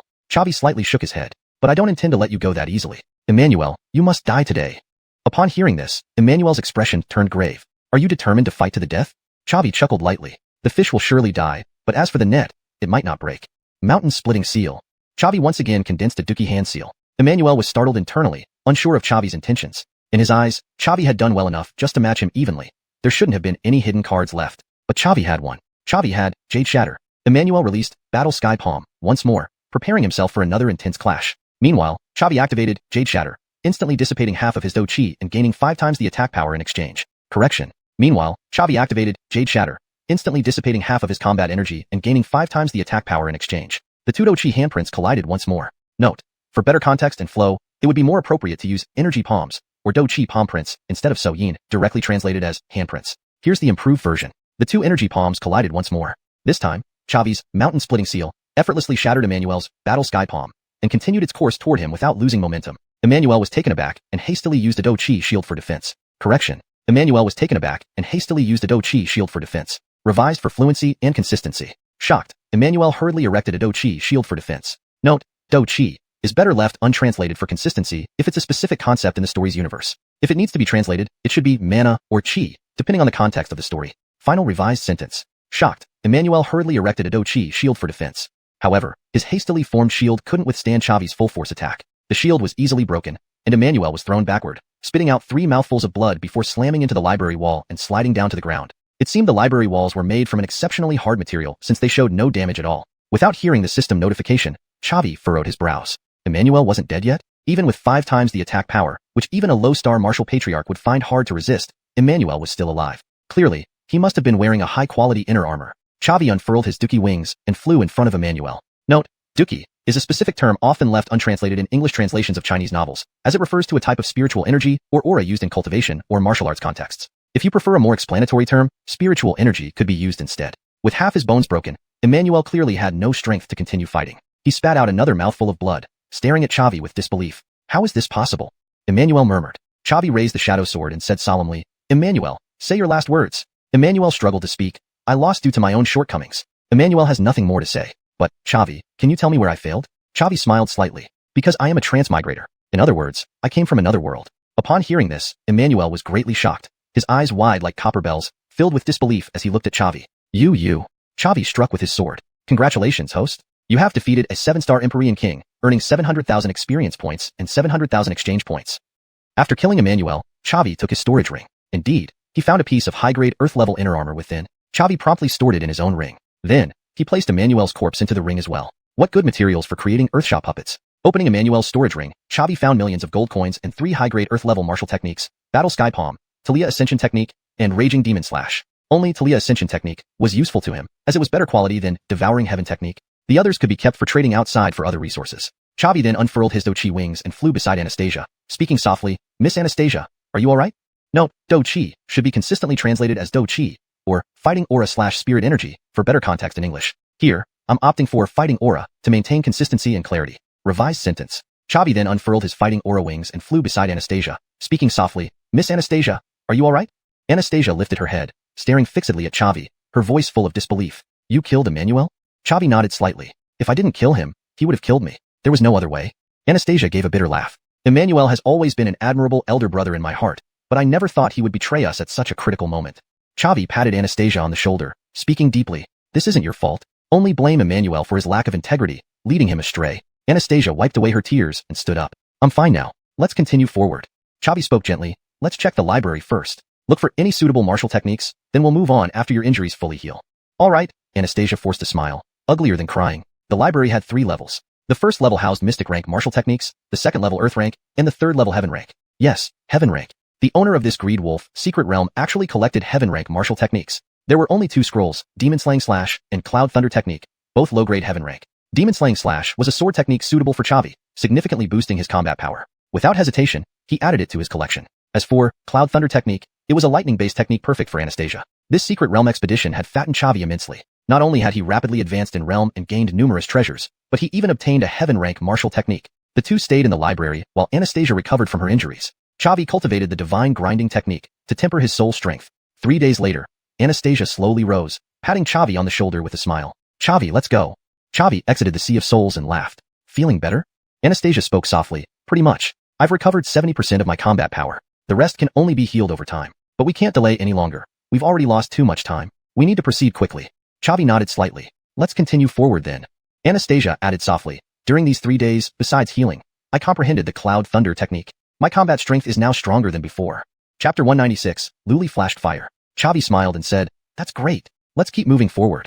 After traveling another kilometer, the two stopped in a barren wilderness. There wasn't a single plant in the wilderness. It was scorching hot with waves of heat boiling up from the ground. As they had just stepped into the wilderness, Conway and Walker came over to greet them. Chavi's heart leaped with joy at their arrival. These two were also quite formidable fighters, and joining forces would greatly increase the strength of their team. Chavi patted Walker on the shoulder and asked with a smile, how did it go? Did you have any luck? Walker nodded slightly. We obtained a high-ranking Earth-class martial technique, so it was worth something. But that's not the point. There is now an issue requiring the decision of the 2 holy sons. Chavi paused slightly and asked seriously, what's the matter? Walker looked at Anastasia and spoke solemnly, Holy Maiden Anastasia, this is somewhat complicated. That Ulrich from Xianxia sect has found the greatest opportunity within this secret realm, right here in this wilderness. Hearing this, Chavi's eyes lit up. He was also incredibly curious about this opportunity and even wanted to compete with Ulrich for it. However, without needing to ask, he knew this fortune wouldn't be easily acquired. Anastasia nodded slightly. Go on. Walker continued. This martial venerable created this secret realm to seal away a spirit fire called Luli Flashed Fire. This Luli Flashed Fire is of exceptional quality, already possessing intelligence. The martial venerable sealed it here as he neared his demise, preventing its emergence from causing chaos. Ulrich wants us to help him defeat the Luli Flashed Fire and subdue it. That's the opportunity he spoke of. Upon hearing this, Anastasia frowned. What realm is this Luli Flashed Fire currently at? Walker chuckled bitterly. According to Ulrich, it's at least at the martial ancestor realm. Anastasia furrowed her brow deeper. The martial ancestor realm? Then what's the point of fighting? All of us together probably won't pose a threat to it. Walker added, Ulrich mentioned he has a secret technique from the Xianxia sect to deal with the Luli Flashed Fire. He only needs our help to eliminate the fire slaves. Anastasia asked, what are these fire slaves? Walker laughed bitterly again. They're humans who entered this secret realm previously attempting to capture the Luli Flashed Fire but were defeated, turned into puppets, named fire slaves. Holy Maiden Anastasia, Ulrich says that as long as we help him fight the fire slaves, regardless of our realms or strength, each person will receive 1 scroll of a high-ranking Earth-class martial technique. What do we do? Anastasia thought for a moment before replying gravely, no, let's leave. This task is too dangerous. No one knows how many fire slaves there are, or the realm of this Luli Flashed Fire. We risk being wiped out if we jump in recklessly. As for the high-ranking Earth-class martial techniques, don't covet them. When we return to Xuanhuan sect, I'll give you and Conway each a scroll. Walker nodded slightly. Understood. The exit of this greedy wolf secret realm is on the other side of the wilderness. We can leave immediately. At this moment, Chavi interjected, let's still help Ulrich out. Upon hearing this, the 3 people looked at Chavi with puzzled expressions. Anastasia spoke softly, Chavi, you shouldn't lack a high-ranking Earth-class martial technique, right? Chavi smiled, I am also an alchemist, and I want this Luli Flashed Fire. Hearing this, Anastasia gaped in disbelief. What? You want to compete with Ulrich? Chavi nodded heavily, yes. Ulrich is just the holy son of an 8th rank sect, no big deal. If he wants this Luli Flashed Fire, why can't I? Miss Anastasia, let's pretend to help Ulrich. Once he defeats the Luli Flashed Fire, we seize it. Would you be willing to take this risk with me? Anastasia was taken aback for a moment before speaking gently. Emmanuel is gone. You are the closest person to me in this world. In this battle, let me join you. Thank you. Chavi nodded slightly, then looked at the other 2. Walker, Conway, I'm going to compete with Ulrich, and the upcoming battle will be extremely difficult and dangerous. If you're afraid of getting hurt, you can leave now. Walker shook his head. No need. I want to team up with junior brother Lou against Ulrich. Snatching something from an 8th rank sect's holy son sounds thrilling. Even if we don't succeed, it will be a bragging right. Conway echoed, I, Conway, am not a coward either. Since you both are going, I certainly can't lag behind. Warmth filled Chavi's heart as he smiled. All right, then let's live or die together. Well said, let's live or die together. The 4 clapped their hands together. Then Walker asked, by the way, Holy Maiden mentioned Emmanuel. What happened to him? Chavi said in a solemn voice. Emmanuel was critically injured by a coalition of others while participating in the competition for a secret treasure. By the time Anastasia and I arrived, it was too late to save him. Since Emmanuel was the holy son of Xuanhuan sect, revealing his betrayal of Anastasia would not only tarnish his reputation, but also affect the credibility of Xuanhuan sect. Therefore, Chavi told this well-intentioned lie. As for the true situation, he only needed to inform the sect leader, Kevin. Hearing this, Walker's face darkened. How dare they? Those people actually dared to harm our Xuanhuan sect's holy son. Chavi, who did this? Before we challenge the Luli flashed fire, let's settle this grudge first. Chavi said in a grave voice. It was people from Xuanhuan Gate and Greedy Wolf Sect. Keaton from Xuanhuan Gate has already been killed by me, and Anthony from Greedy Wolf Sect escaped with injuries. Walker's face turned dark. There are no disciples from Xuanhuan Gate or Greedy Wolf Sect gathered here. It seems they fled early out of fear of our retaliation.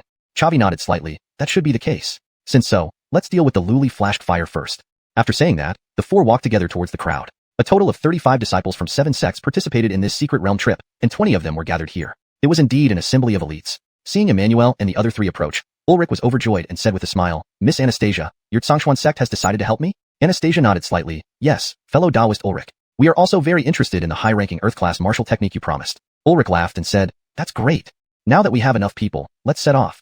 The Luli flashed fire hides behind many fire slaves. I will do my best to deal with it, while you all need to take care of the fire slaves. I won't participate in the fight against the fire slaves. Understood? Understood. Everyone replied in unison. Chapter 197. The Talia Extinguishing Array. Ulrich smiled and said, Since that's the case, let's set off. Everyone followed Ulrich deeper into the wilderness. A minute later, Chavi saw the legendary Everard. It had taken human form as an old man in a white robe, with milky white flames burning around his body. Chavi looked at its head. 3-star martial ancestor. Indeed, it was very powerful. Now it all depended on Ulrich's preparation to defeat it. Around the Everard were more than 20 fire slaves, all of whom were at the level of martial emperor. The Everard sat on a floating chair, propping up his cheek with one hand, and said indifferently, Another human coming to send themselves to death? Ulrich replied solemnly, Everard, my name is Ulrich. Remember it because soon, I will become your new master.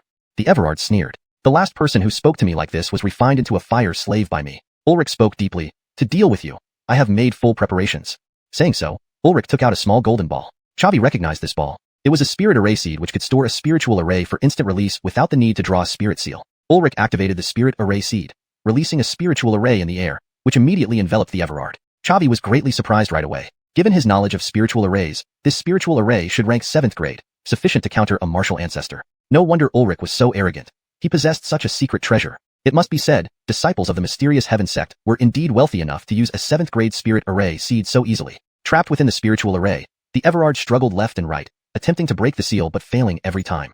Seeing this, the corner of Ulrich's mouth lifted into a smile, as if he already foresaw capturing the Everard. This 7th grade spiritual array was named the Talia Extinguishing Array, designed not just to seal but to extinguish the spiritual strength of living beings. In other words, as long as Ulrich controlled this spiritual array, he could extinguish the intelligence of the Everard, turning it back into a masterless entity. But the Everard was no pushover and kept resisting. It might take some time before its intelligence was completely wiped out. However, it didn't matter much. Waiting was necessary before enjoying a grand meal. As for the fire slaves outside, they were all being held off by disciples from various sects and couldn't spare any hands to help. Inside the Talia Extinguishing Array, the Everard roared angrily, Despicable humans, actually using such a spiritual array against me. Dare to fight me face to face?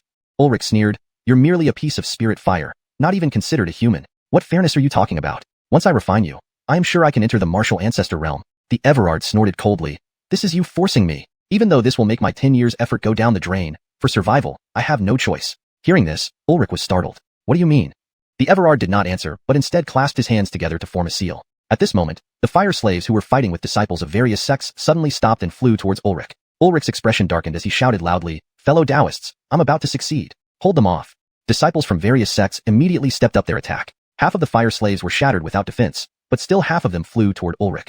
Ulrich's expression turned gloomy, immediately opening up his dual-do chi wings and flying away from the Talia Extinguishing Array. After all, there were over 10 fire slaves at the martial emperor level. Even he would find it hard to survive if he fought them head-on. But he was confident that these fire slaves couldn't break the Talia Extinguishing Array. First, they lacked intelligence and thus couldn't find the weakness of the spiritual array. Second, they were only at the martial emperor level. So brute force alone wasn't enough to break a 7th grade spiritual array. So, just wait. Wait until the disciples from various sects had dealt with the fire slaves, then slowly refine the Everard. However, things didn't go as Ulrich planned. More than 10 fire slaves collectively exploded at one point in the Talia Extinguishing Array, causing a huge shockwave that sent some martial emperors flying. Gradual cracks began appearing on the Talia Extinguishing Array. Then the Everard shot out a palm strike, tearing open a hole in the Talia Extinguishing Array and flying out. The Talia Extinguishing Array, as a 7th grade spiritual array, repaired itself within 3 seconds. But those 3 seconds were enough for the Everard to escape. It wore a fake smile while looking at Ulrich. So, your name is Ulrich? You ruined the fire slaves I cultivated over the past 10 years. Tell me, what do you think I should do to you?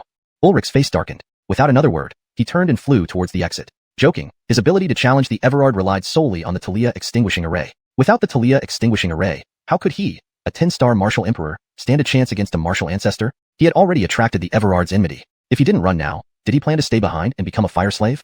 Seeing Ulrich fleeing in a panic, Chavi shook his head slightly. This so-called saint son of the 8th rank sect was nothing more than this, with no strength at all. The Everard raised its right hand, and a milky white fire lotus condensed in its palm before shooting towards Ulrich. A golden light shone from Ulrich's body, forming a fighting aura shield around him that blocked most of the fire lotus's power. But even so, Ulrich still suffered severe injuries, spitting out a mouthful of fresh blood. Then he gritted his teeth and increased his speed again. Chavi envied him once more.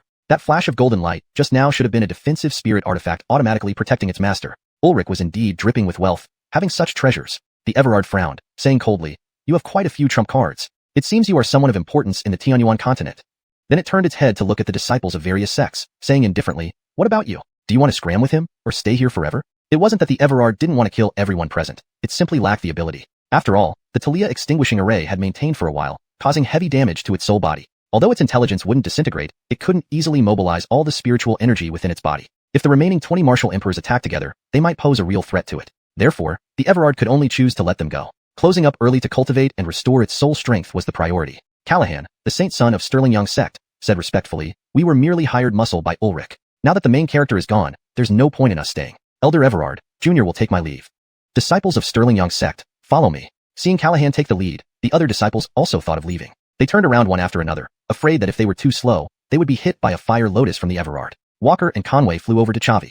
Walker whispered, "How shall we proceed? Holy Maiden, Junior Brother Liu, should we withdraw as well?" ####Chapter 198, The First Seal. Chavi said gravely, "You all should retreat first. I still want to match this Luli Flashuo." Walker was taken aback upon hearing this. "You still have thoughts about it?" Even Ulrich's 7th rank Talia array was broken. "What makes you think you can handle a martial ancestor expert?" Chavi smiled slightly. "Actually, Ulrich didn't completely fail. He has already prepared the way for me. Let me take the final step in subduing the Luli Flashuo." Walker paused for a moment before responding, "Though I don't understand what you mean, I trust your strength. We can still lend a hand against the fire slave, but the Luli Flashuo is far beyond our capabilities. I won't be a hindrance. Let's retreat." Conway also nodded slightly. "I'll retreat too." Chavi turned to Anastasia and said with a smile, "Anastasia, although I need your power, facing the Luli Flashuo is extremely dangerous. Why don't you retreat as well?" Anastasia shook her head gently and said softly, "You've already said you need me. How could I just leave? I will guard you from the side." Chavi nodded slightly. "Fine, you can watch from the sidelines. It should be safe there."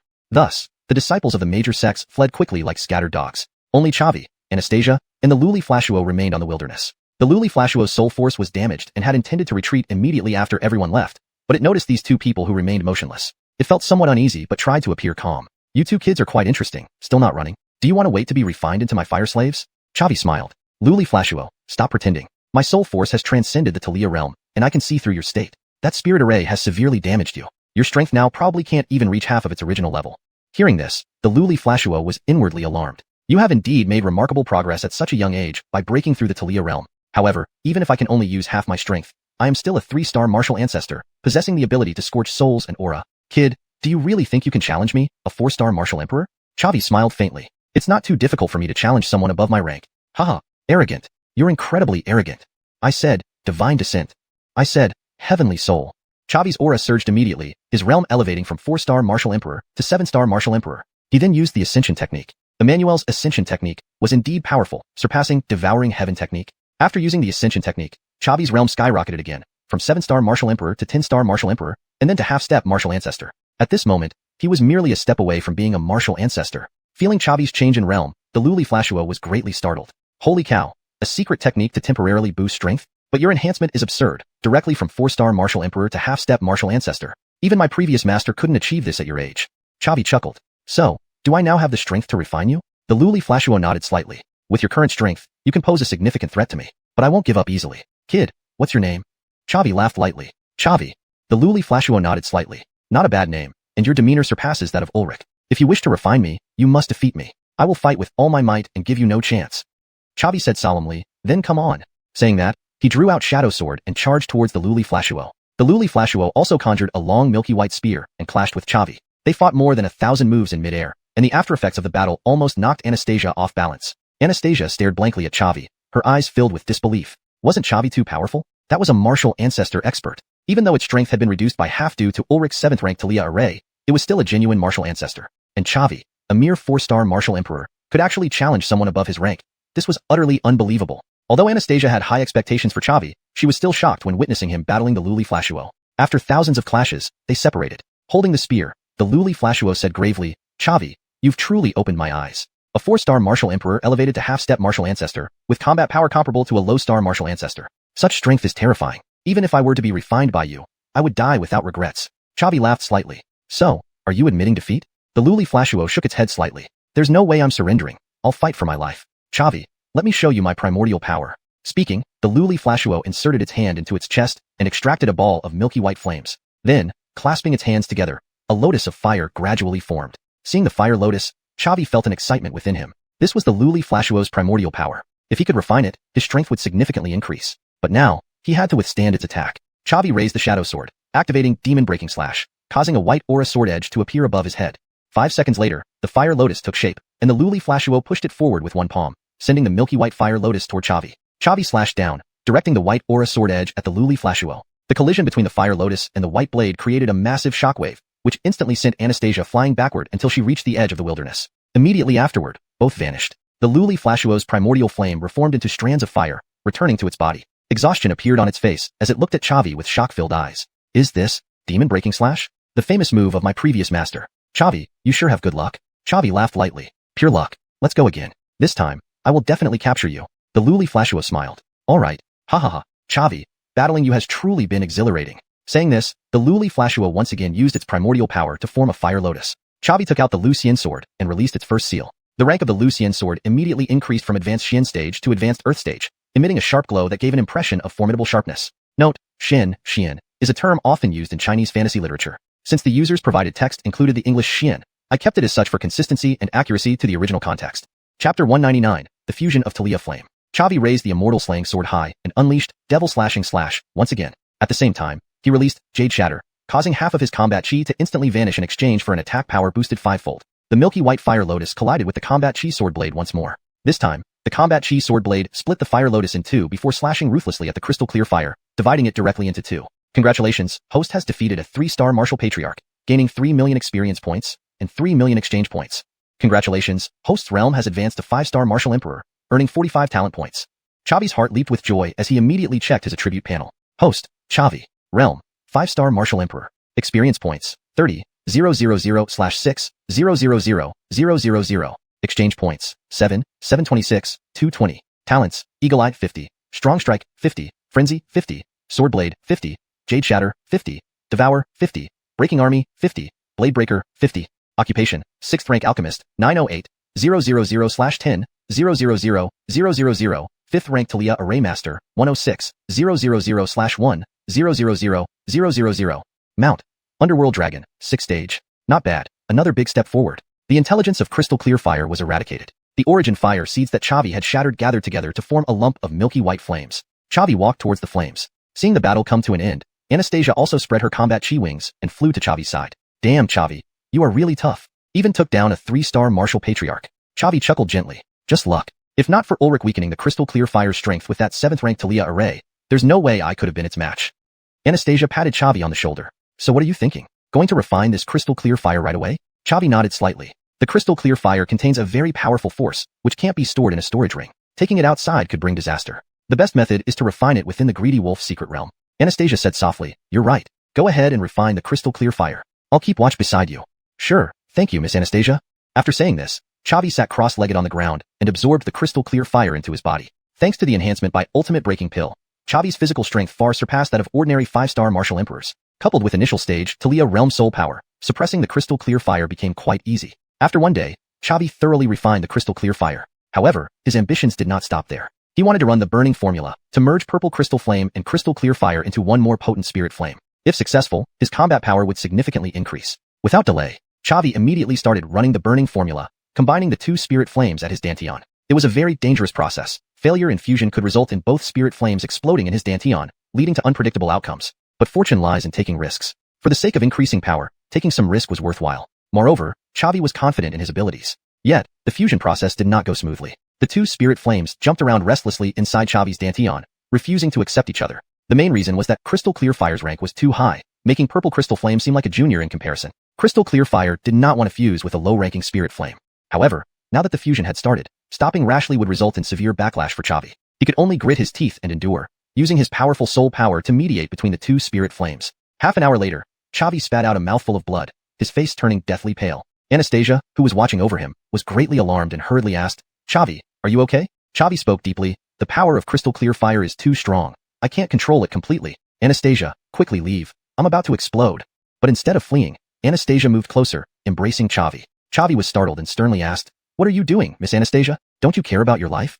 Anastasia softly said, "I possess thunderclap body. My physique far exceeds others, allowing me to help share the power of crystal clear fire. Chavi, I will give all control of my body to you. Let's fight this battle together." Hearing this, Chavi was taken aback. He never expected Anastasia would be willing to do so much for him. In case of fusion failure, her body would suffer the backlash along with him, possibly even losing all cultivation. "Why?"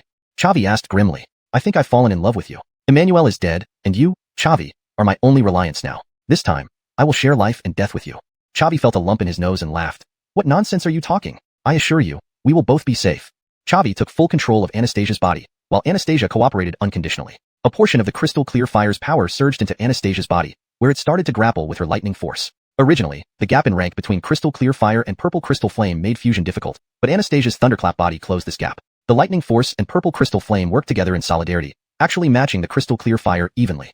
The biggest problem with the fusion was thus resolved. With Anastasia's help, the two spirit flames began their merging. After another day, Chavi finally completed the fusion of the two spirit flames, and the burning formula was upgraded to advanced earth rank. The merged flame was far stronger than the previous crystal clear fire. Chavi released Anastasia, and they both stood up from the ground simultaneously. Chavi chuckled lightly. "Miss Anastasia, thank you for saving my life. If not for your help, I might have exploded and died." Anastasia giggled. "It's what I should do, since you are the one in my heart."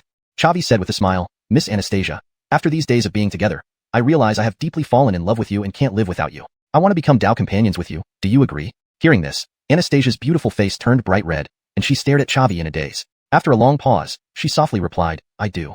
However, Chavi rubbed his nose and smiled bitterly. "But I already have a fiancé named Ainsley, whom I've known for many years. I love you, but I can't let her go either."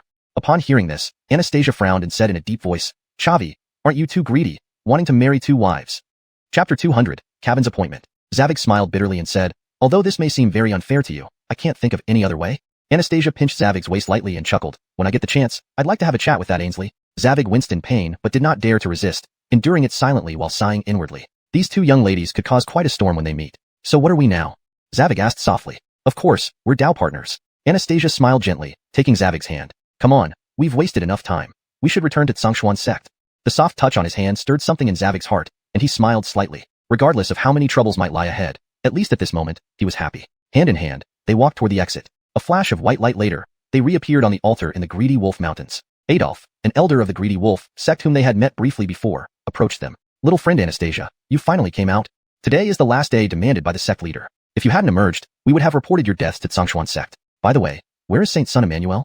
Anastasia's eyes darkened as she said in a solemn voice, "There's no need to wait for him. He's dead." Upon hearing this, Adolf was startled. Emmanuel's realm had reached 7-star martial emperor, far surpassing his own strength. Yet such a genius died in the Greedy Wolf secret realm. This clearly demonstrated the danger of this secret realm. Adolf nodded gravely and smiled. "It's fortunate you both made it back. Would you like to rest for a few days here at our Greedy Wolf sect? I can arrange it for you." Anastasia shook her head slightly. "Thank you for your kindness, Elder Adolf. However, we hope to return to Xuanhuan sect immediately. Emmanuel's death is significant, and we need to report it to the sect leader as soon as possible." Adolf nodded. "That makes sense. In that case, I'll take you directly to the teleportation array." After 2 hours, the three arrived at the teleportation array within Greedy Wolf sect's territory. Conway and Walker were already waiting there. The four entered the array, and Adolf activated it. In an instant, Zavig returned to Xuanhuan sect. Walker patted Zavig's shoulder and laughed. "Zavig, why did you delay so long? I was really afraid you all died in the Greedy Wolf secret realm. How would we explain that to the sect leader?" Zavig chuckled lightly. "Refining the crystal clean fire does take some time." Hearing this, Walker and Conway were taken aback. "Hell, you're serious? That crystal clean fire even Ulrich couldn't handle, and you managed to refine it?" Zavig smiled. "Absolutely true." The two gave him a thumbs up. "All right, you're impressive." Zavig smiled. "Just lucky. Let's go report the situation to the sect leader." "Okay," they responded in unison. The four walked up to the sect leader's peak together. Kevin received them solemnly, listened to their reports, then sent Walker and Conway back to rest, keeping Zavig and Anastasia behind. Kevin's face was grim as he asked in a deep voice, "Anastasia, can you tell me how Emmanuel died?" Anastasia and Zavig exchanged glances, feeling a bit uneasy. After a moment's silence, Anastasia decided to tell the truth. After all, Emmanuel was Kevin's most accomplished disciple, whom he had raised personally. As a teacher, Kevin had the right to know the truth. Anastasia said in a solemn voice, "Master, in the Greedy Wolf secret realm, Emmanuel suddenly attacked me, leaving me severely wounded. He claimed he wanted to keep me captive. To protect me, Zavig engaged in a fierce battle with Emmanuel and accidentally killed him." Hearing this, Kevin's brows furrowed deeply as he looked at Zavig and asked in a grave tone, "So you, Zavig, killed my beloved disciple?" An internal conflict within Xuanhuan sect?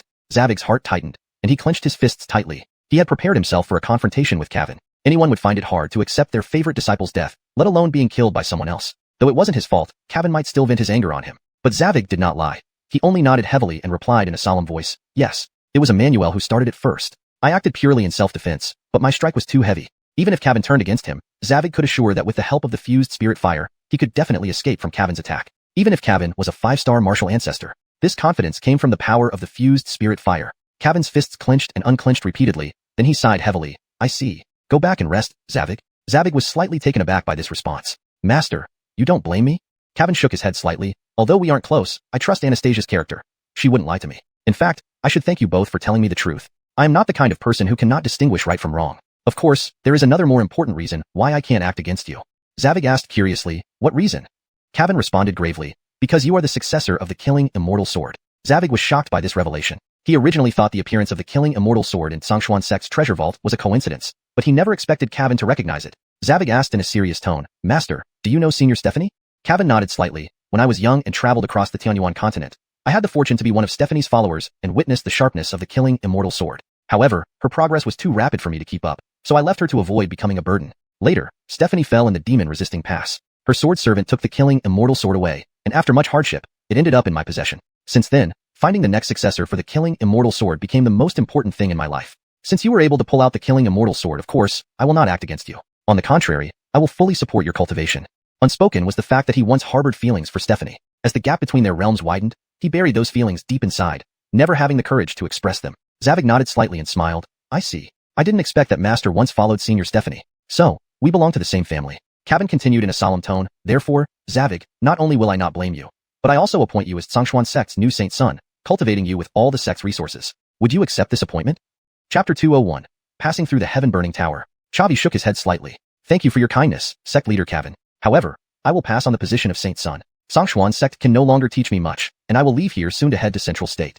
But I will not forget the nurturing grace of Xuanhuan sect. Here, I underwent the transformation from great martial master to imperial martial artist. Should Xuanhuan sect ever be in trouble or need my help, I will certainly return to assist. Upon hearing this, Cavan was momentarily taken aback. He had assumed that appointing Chavi as saint son would be a great honor for him, but it seemed that Chavi didn't care much for such a title. This Chavi has some pride, which is quite intriguing. Cavan smiled and said, Chavi, you sure have high expectations? But that's good. Such an outlook truly matches the sword of immortal slaying. In you, I seem to see a shadow of Fallon. When do you plan to leave?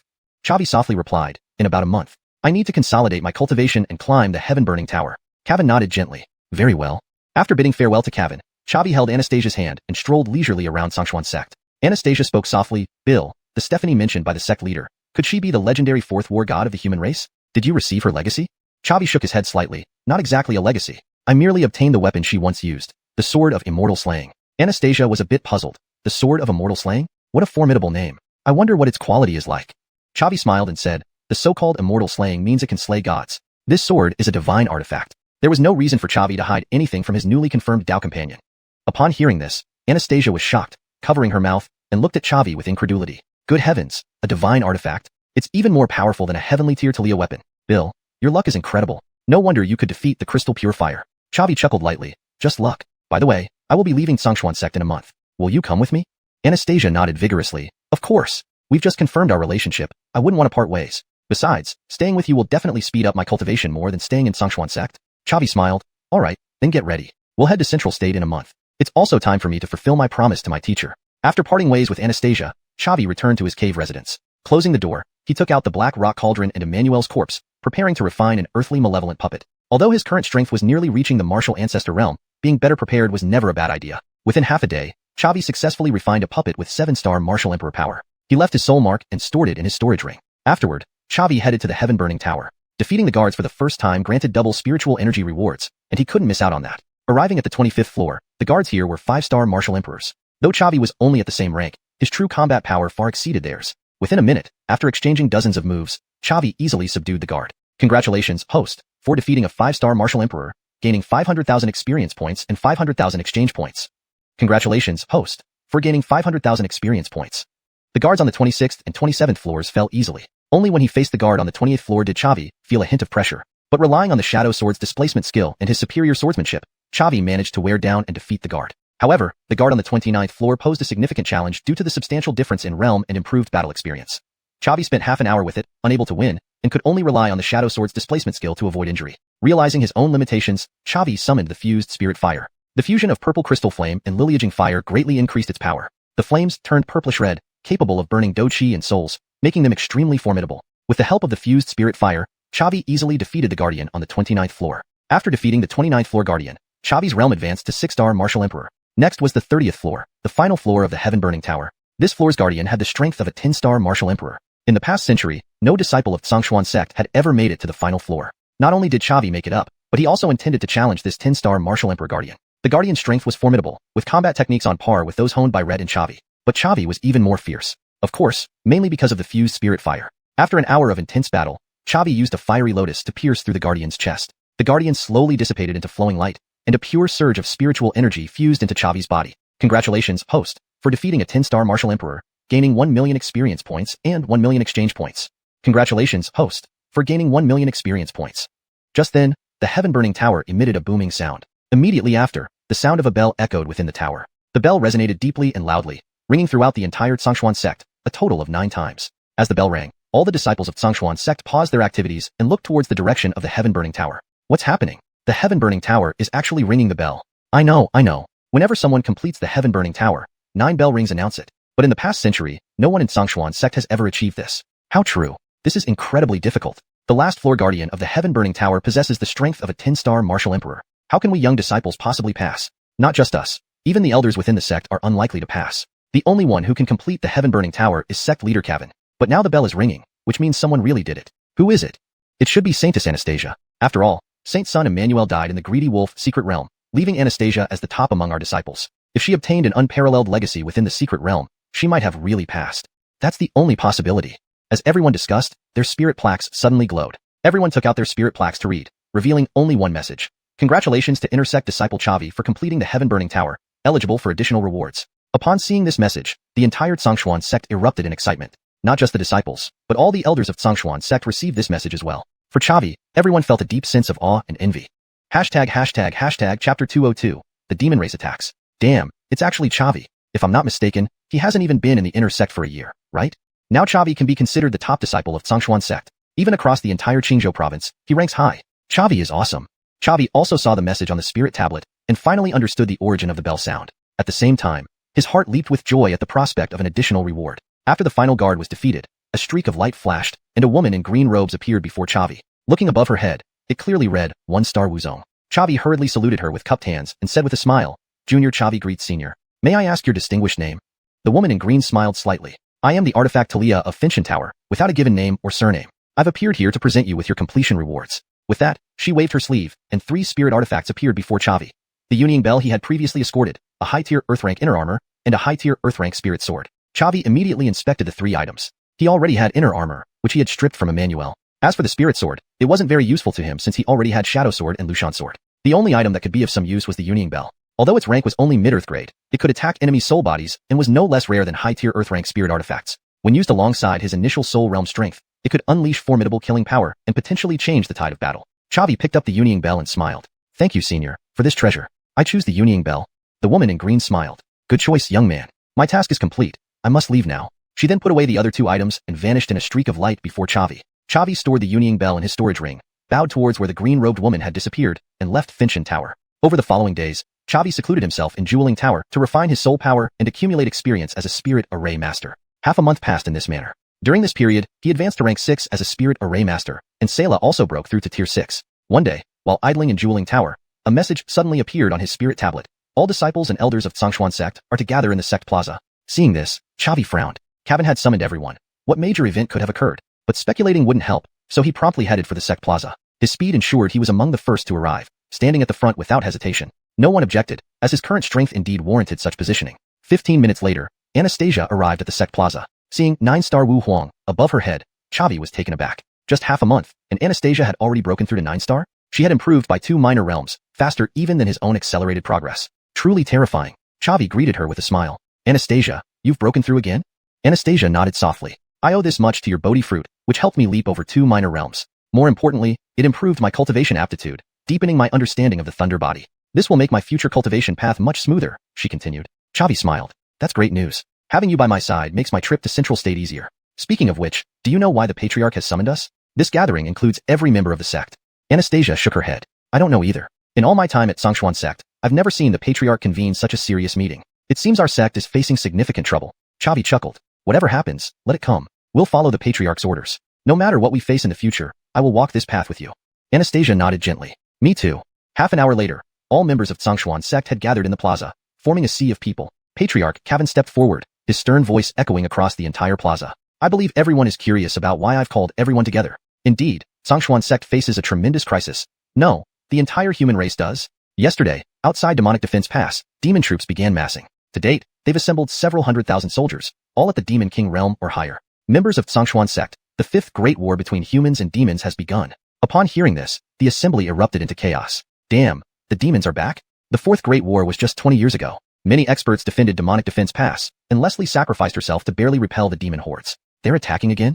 Our human civilization rose only a few hundred years ago, lacking depth compared to the demons who existed since the formation of xuanhuan continent. Before the birth of Marcus, humans were merely slaves to the demons. The demons harbor great enmity toward humans, wishing to turn us back into slaves. Over the past century, they've launched 4 wars. Each time, humans retreated behind Demonic Defense Pass, narrowly holding the line. Every war saw the warriors sacrifice themselves to defend the pass. Yes, the demons are extremely powerful. Once this war starts, countless human elites will die defending Demonic Defense Pass. As tradition dictates, the human race will unite to counter the demonic invasion. Warriors from all provinces will join the front lines. Clearly, the Patriarch's purpose is to recruit for this war. I don't want to go to war. The mortality rate is too high. Demonic Defense Pass is like a meat grinder. I'm only 25 and haven't even had a love life yet. My life is just beginning. Dude, you're being too cowardly. Defending Demonic Defense Pass, holding the gate for humanity, is a glorious deed. If I get the chance to fight, it would earn a page in my family's history. End of translation. Note: the original Chinese text contains modern slang and internet-style dialogue that may not translate well into English. Adjustments were made to maintain natural flow while preserving the intent. Chapter 203, The Demon Rejection Pass. Kevin cleared his throat and said loudly, "The rise and fall of the world is the responsibility of every individual. The Righteous Alliance has issued a decree requiring all 7th rank sects and above across the 9 provinces to send half of their Wu Wang level experts and above to the Demon Rejection Pass to defend the Gateway of Humanity. Meanwhile, the Imperial Hall has ordered major and super nations to dispatch half of their forces to the Demon Rejection Pass as well. Several chosen ones will also join the battle at the pass. So, the purpose of gathering you here today is for conscription to the Demon Rejection Pass. Those who are willing to go should register with Elder Yuri. If the numbers don't suffice, we will draw lots among the remaining members. Now, registration begins." Upon these words, the sect square became incredibly noisy. Some feared death and the bloodshed that came with it, choosing to retreat. Yet more chose to step forward, ready to participate in the fight. Chavi looked at Anastasia and gently asked, "Anastasia, will you be heading to the Demon Rejection Pass?" Anastasia nodded slightly and softly replied, "Of course I will go. As the sacred maiden of Stronger1 sect, my presence would greatly boost our morale." Chavi smiled and said, "That's great. Anastasia, I'll go with you." Anastasia nodded again, her voice gentle. "This time, we truly will be sharing life and death together." Half a day passed quickly, and 6/10 of Stronger1 sect's disciples and elders volunteered to go to the Demon Rejection Pass, thus no lottery was needed. Kevin nodded slightly and loudly proclaimed, "Stronger1 sect's prodigies, you are the hope of the human race, and I am proud of your choice. However, I must stress that this war against demons is exceedingly dangerous, with high risks. I give you one day to write wills and bid farewell to your families and friends. We will assemble on the sect square in one day, and I will escort you to the Demon Rejection Pass." A single day to prepare was indeed tight, but Kevin had no other choice. The demon clans had already amassed an army of hundreds of thousands, and the great battle could start at any moment. Humanity did not have much time left. After bidding farewell to Anastasia, Chavi returned to his cave residence, wrote a letter to his father, packed his things, and then checked his attribute panel. Host: Chavi. Realm: 6-star Wu Huang. Experience points: 300, 000/7, 000,000. Exchange points: 7,726,220. Talents: Eagle Eye 50, Strong Strike 50, Frenzy 50, Blade Edge 50, Jade Shatter 50, Devour 50, Break Army 50, Break Blade 50. Professions: 6th rank Alchemist 1908, 000/10, 000,000. 6th rank Talia Array Master 106, 000/10, 000,000. Mount: Abyss Dragon, 6th stage. With the battle imminent, he needed to make ample preparations. His exchange points had accumulated to over 7 million, allowing him to buy several items from the system shop. However, Chavi did not intend to use them lightly. He had his eye on a heaven-tier martial technique in the system shop. Flowing Cloud Step, a low-tier heaven-level movement technique, which significantly increases evasion chances. However, it cost 10 million exchange points. He needed to save up more. The greater the effort, the higher the reward. Once at the Demon Rejection Pass, he would surely gain a lot of experience points and exchange points after the intense battles. Then Chavi closed his attribute panel, took out the Black Rock Cauldron, and began to refine 6th rank life recovery pills. There could never be too many of these pills, and they would certainly come in handy during future battles. Time passed swiftly, and the next day arrived. Chavi returned to the sect square, where Kevin was already waiting for them. After everyone had gathered, Kevin loudly said, I must remain to defend Stronger1 sect, so I cannot join you in battle. Saintess Anastasia has reached the 9th rank Wu Huang realm. All disciples and elders of Stronger1 sect must follow her orders during this mission at the Demon Rejection Pass. Understood? Understood, they all shouted in unison. Kevin nodded slightly and continued. To prepare for the war, all 7th rank sects and above across the 9 provinces have set up a teleportation array that directly leads to the Demon Rejection Pass. Now, I will lead you there. With that, Kevin waved his sleeve and headed toward the summit peak. The participating disciples and elders closely followed behind. On the backside of the peak, they saw the massive teleportation array and entered it one by one. Anastasia, as the saintess, took her place at the rear. Chavi stood beside her. Half an hour later, over 100 Wu Wang level experts from Stronger1 sect had all stepped into the teleportation array. Anastasia looked at Chavi and softly said, Bill, let's go in too. Chavi took Anastasia's delicate and soft hand, stepping into the array alongside her. A flash of white light appeared before their eyes, accompanied by a strong sensation of weightlessness. This feeling lasted for about a minute, after which they landed once more on solid ground. When they opened their eyes again, they were already at the Demon Rejection Pass. What immediately struck Chavi was the towering city wall. The wall was black, stretching several thousand meters high and tens of thousands of meters long, seemingly endless. Each section of the wall was protected by spirit arrays, emitting a bright white glow. There were thousands of people densely packed on the wall, all being Wu Wang level or higher experts. These were just those on watch duty, while most rested inside the city. As soon as they landed, and Barnabas approached them, speaking in a deep voice, Are you Saintess Anastasia of Stronger1 sect? Hello, I am Commander Jordy of the Demon Rejection Pass. With the urgency of the war, I'll forego formalities and assign your tasks directly. Anastasia nodded slightly. Hello, Taoist Jordy. The situation is urgent, so we understand. Please give us our instructions. Jordy nodded. Follow me. Everyone trailed behind Jordy onto the city wall. Along the way, Chavi watched Jordy, filled with astonishment. Because Jordy's strength had reached the 8th rank Wu Zone realm, the strongest he had encountered since crossing over. And such a powerful expert was merely a commander. Then, how strong would those above him, like the Legion commanders overseeing 10,000 troops and the Demon Rejection Pass City Lord, be? It seemed the human race also possessed considerable depth, boasting many powerful experts. An hour later, they followed Jordy to a section of the wall. Jordy spoke solemnly. Your task, Stronger1 sect, is to defend this 200-meter stretch of the wall, preventing the demon clan from breaking through, while also protecting the defensive spirit arrays and spiritual artifacts. Understand? Upon hearing this, Anastasia raised an eyebrow and said softly, Taoist Jordy, Stronger1 sect has over 100 Wu Wang level experts and dozens of Wu Huang level experts. Isn't a 100-meter stretch too short? Hashtag chapter 204. The battle begins. Jordy laughed and said, Ha ha ha, Miss Anastasia. Don't underestimate this 100-meter stretch of city wall. A sparrow may be small, but it has all its vital organs. The spirit arrays attached to it are sufficient to resist the attacks of martial sovereigns, and they also have offensive capabilities. When the real battle starts, there will be thousands of demonic soldiers attacking this stretch of the wall. The main defense relies on these spirit arrays and offensive spirit artifacts. You members of Stronger1 sect only need to deal with those who slip through. Hearing this, Anastasia was greatly surprised. Is it that exaggerated? The ratio of human to demon troops is a terrifying 1 to 10. Jordy smiled and said, It's not quite as bad as that. Only the ratio on the wall is 1 to 10. Outside the demonic resistance gate, there are many camps where both sides will engage on the ground. But honestly speaking, in terms of army size and strength, humans lag behind the demons. We rely entirely on this massive fortress, demonic resistance gate, to defend the gateway of humanity. Anastasia nodded slightly. I understand. We from Stronger1 sect can definitely hold these 200 meters of the wall. Jordy nodded heavily. Thank you very much then. When the demons launch their attack, the demonic resistance gate will ring an alarm, giving you preparation time. You're free to rest or explore the gate for now. But please bear with us. There are over 1 million powerful humans here at the demonic resistance gate, so resources are tight. Living conditions will be poor. 8 people to a tent, bunk beds. It's not comparable to what you have at your sect. Anastasia nodded gently and said softly, I understand. We didn't come here for a vacation. As long as the living conditions don't affect our combat effectiveness, it's fine. Jordy chuckled lightly. Since that's the case, I'll go back to command the troops then. Farewell, Taoist Jordy. After seeing Jordy off, Anastasia held a small meeting and assigned everyone their tasks. This time, a total of 215 martial kings and 20 martial emperors from Stronger1 sect had come. Among them were old friends of Chavi, Rhett, Linus, Caitlin, Walker, and Conway, all of whom participated in this battle. These 200 meters of the wall were equipped with 100 fire god cannons, 25th rank spirit arrays, and 3 6th rank spirit arrays. The fire god cannon was a kind of earth-level spirit artifact mass-produced by human great powers. By injecting martial chi into it, it could fire high-temperature fireballs that posed a threat even to demonic kings. Speaking of the demonic race's cultivation system, it wasn't very different from the human system. The only difference was replacing Wu, martial, with Mo, demonic. Because the law power of Xuanhuan continent suited this cultivation system best. The realms of the demons, from low to high, were Demon Man, Demon Master, Great Demon Master, Demon Talia, Demon King, Demon Emperor, Demon Sovereign, Demon Venerable, Demon Saint, and Demon Emperor, corresponding directly to the human realms. Anastasia arranged for each martial king to guard 1 fire god cannon. The array eyes of the 25th rank spirit arrays were guarded by another 20 martial kings. As for the 3 6th rank spirit arrays, they were entrusted to Walker, Conway, and Kit respectively. The remaining people formed a mobile force, ready to provide support from all directions. After assigning the tasks, Anastasia loudly said, The rise and fall of humanity concerns everyone. Please defend your positions and prepare for battle. You can move freely for now. Yes, everyone replied in unison. Immediately, everyone dispersed. Xavi wandered hand in hand with Anastasia along the wall. Xavi didn't wander aimlessly. He moved quickly, using his steps to measure the demonic resistance gate. Stephanie had once told him she left a soul mark containing information about the executioner sword formation at the demonic resistance gate. Xavi was truly covetous of this executioner sword formation. Who wouldn't crave the power capable of slaying deities? In theory, with the Slayer's sword as a medium, he should be able to sense Stephanie's soul mark upon approaching it. Xavi walked faster and faster, making Anastasia slightly unhappy. She pulled on his hand, confused, and said, "Bill, we finally have some private time together. Why are you walking so fast? I'm out of breath just from walking, let alone appreciating the scenery at Demonic Resistance Gate." Xavi smiled lightly. Demonic Resistance Gate is located at the northernmost part of Yuzhou, a completely barren area. If it weren't bordering demon territory, no one would live here. What scenery is there to see in such a desolate place?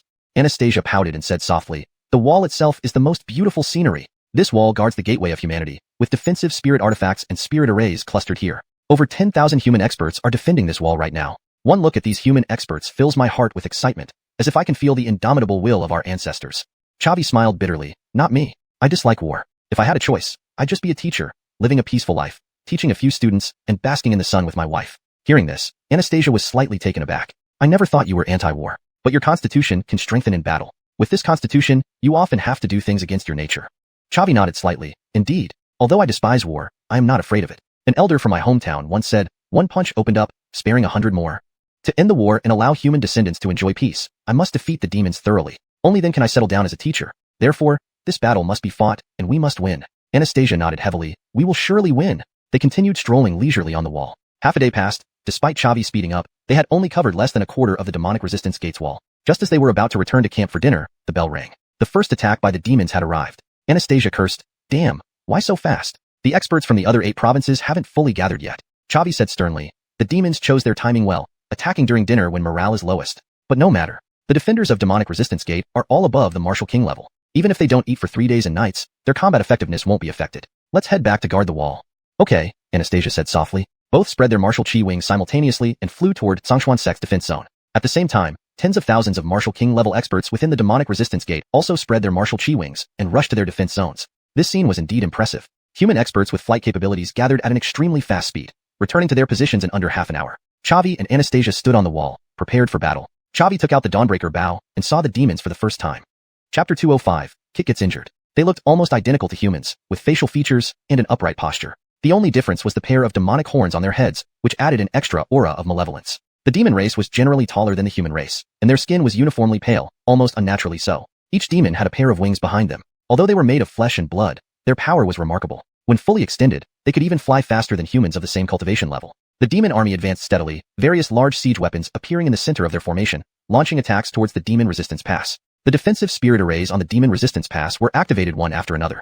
Various colored light shields appeared on the walls, blocking the bombardment from the demon army. Despite the defensive spirit arrays blocking 99% of the attacks, a few still landed on the walls, causing heavy casualties among the human defenders. Human experts were falling every second. Just as the battle began, Xavi heard the system notification in his ear. "Congratulations, host has received a mission. Defend the demon resistance pass. Mission requirements: defeat 1,000 demon experts. Mission reward: 5 million experience points, 5 million exchange points. Shadow sword upgraded to higher rank." Xavi felt a surge of joy. Guarding the demon resistance pass was something he was supposed to do anyway, and now he even triggered a system mission. The rewards were practically free. 1,000 demon experts might seem like a lot, but in this meat grinder at the demon resistance pass, it probably wouldn't take more than a few days to complete the task. The demon army launched long-range attacks, and the human experts didn't stay idle either. Various offensive spirit weapons on the walls were activated, raining down firepower on the demon army. The 200 meters of wall managed by the Xuanhuan sect also activated 100 fire god cannons, firing high-temperature fireballs at the demon army. Without any protective spirit arrays, the demons suffered far greater casualties than the humans. It was common knowledge that the attacking side always sustained more casualties than the defending side, but the demon race had deep reserves. Having dominated the Xuanhuan continent for over a millennium, their army's quantity and quality both far surpassed the human army. They could bear such losses. Even the section of the wall managed by the Xuanhuan sect was hit by stray projectiles from the demon artillery. Xavi took out the Dawn Bow and used the twisting string arrow technique, intercepting 5 demon power shells capable of killing Martial King level experts and 3 shells capable of killing Martial Emperor level experts. This highlighted how intense the battle between the two races was. 99% of the demon artillery had already been blocked by the defensive spirit array of the demon resistance pass. Yet, even on a mere 200-meter stretch managed by the Xuanhuan sect, there were so many artillery attacks. As for other sects, Xavi had no time to care. First, his abilities were limited by range. Second, he wasn't close to anyone else. Human nature is selfish, and the Xuanhuan sect had nurtured him, so he naturally prioritized protecting its members. However, the ninth shell was unstoppable even by Chavi. This shell could kill a martial ancestor expert, and even after being weakened by the defensive spirit array, it still retained nearly half its power as it hurtled toward Kit. Chavi's soul power had broken through to the Talia realm, immediately sensing the immense power of the shell. Using the twisting string arrow technique, he fired 3 consecutive arrows. The first 2 were melted by the shell's demonic power, but the third finally detonated it. Still, the ninth shell moved too fast, and the twisting string arrow technique required some preparation time. By the time it detonated, it was only 100 meters away from Kit. At that moment, Kit sensed the impending danger and formed a aura shield around himself. Recently, Kit had experienced a fortuitous event, breaking through to the 2nd star Martial Emperor realm. This was why Anastasia assigned him to guard the 6th rank Talia array node. But Kit's aura shield was as fragile as paper against the 9th shell. The shell exploded, releasing surging demonic power. Kit's aura shield was destroyed instantly, and he was sent flying backward, spitting out several mouthfuls of blood as he crashed into the wall. Senior brother Kit. Chavi roared in anger, hurriedly opening his aura wings and flying over to Kit. After all, they had been on missions together before, and he cared about this friend. Flying to Kit's side, Chavi examined his injuries. His chest was a bloody mess, and he had lost an arm. He was clearly unable to continue fighting. Fortunately, as a martial emperor expert, his vitality was robust, so his life was not in danger. Chavi fed him a 6th rank revitalizing pill, and shortly after, medical personnel from the Demon Resistance Pass came to carry Kit away. Chavi spread his wings and flew back to the Jundi, his gaze filled with anger as he looked at the demon army. It was just the first engagement, yet the demon army had already cost his friend an arm. Hatred for the demons had filled him from both the perspective of humanity as a whole and from his own personal standpoint. It seemed that the system mission must be completed as soon as possible.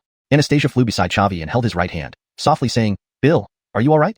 Chavi shook his head slightly. "I'm not that fragile. Casualties in war are normal, but to say I'm not angry would be a lie. When the demons launch their siege, I won't hold back." Anastasia nodded emphatically. "No matter what, I will always be with you." At this, Chavi smiled faintly. "Thank you, Miss Anastasia." Then the two continued to engage the enemy. Anastasia said to Alyssa beside her, "Alyssa, go take Kit's position and guard that 6th rank Talia array." Zhonming. Alyssa immediately stepped forward. The long-range battle between the two races continued. In the next 3 minutes, Chavi intercepted 3 more demon power shells. After 3 minutes, Alyssa flew over and said to Anastasia, "Holy maiden, something is wrong. The 6th rank Talia array kit was guarding seems damaged and isn't functioning at full strength." Hearing this, Anastasia frowned. These defensive spirit arrays were the foundation of Demon Resistance Pass. With them, the human army could avoid massive casualties. Losing a 6th rank Talia array would weaken the defensive capability of the wall section managed by Xuanhuan sect, making it more vulnerable to being breached. Anastasia spoke in a serious tone. "It's probably due to that demon power shell. Notify the senior officials of Demon Resistance Pass and send a 6th rank Talia array master to repair the array." Zhonming. Alyssa nodded heavily. Just as she was about to leave, Chavi stopped her, speaking solemnly, "Forget it. There's fighting everywhere now, and we're short on personnel. By the time a 6th rank Talia array master arrives from elsewhere, our defense might already be breached. Let me do it." Hearing this, Anastasia was slightly stunned, her voice tinged with joy. "You've become a 6th rank Talia array master?"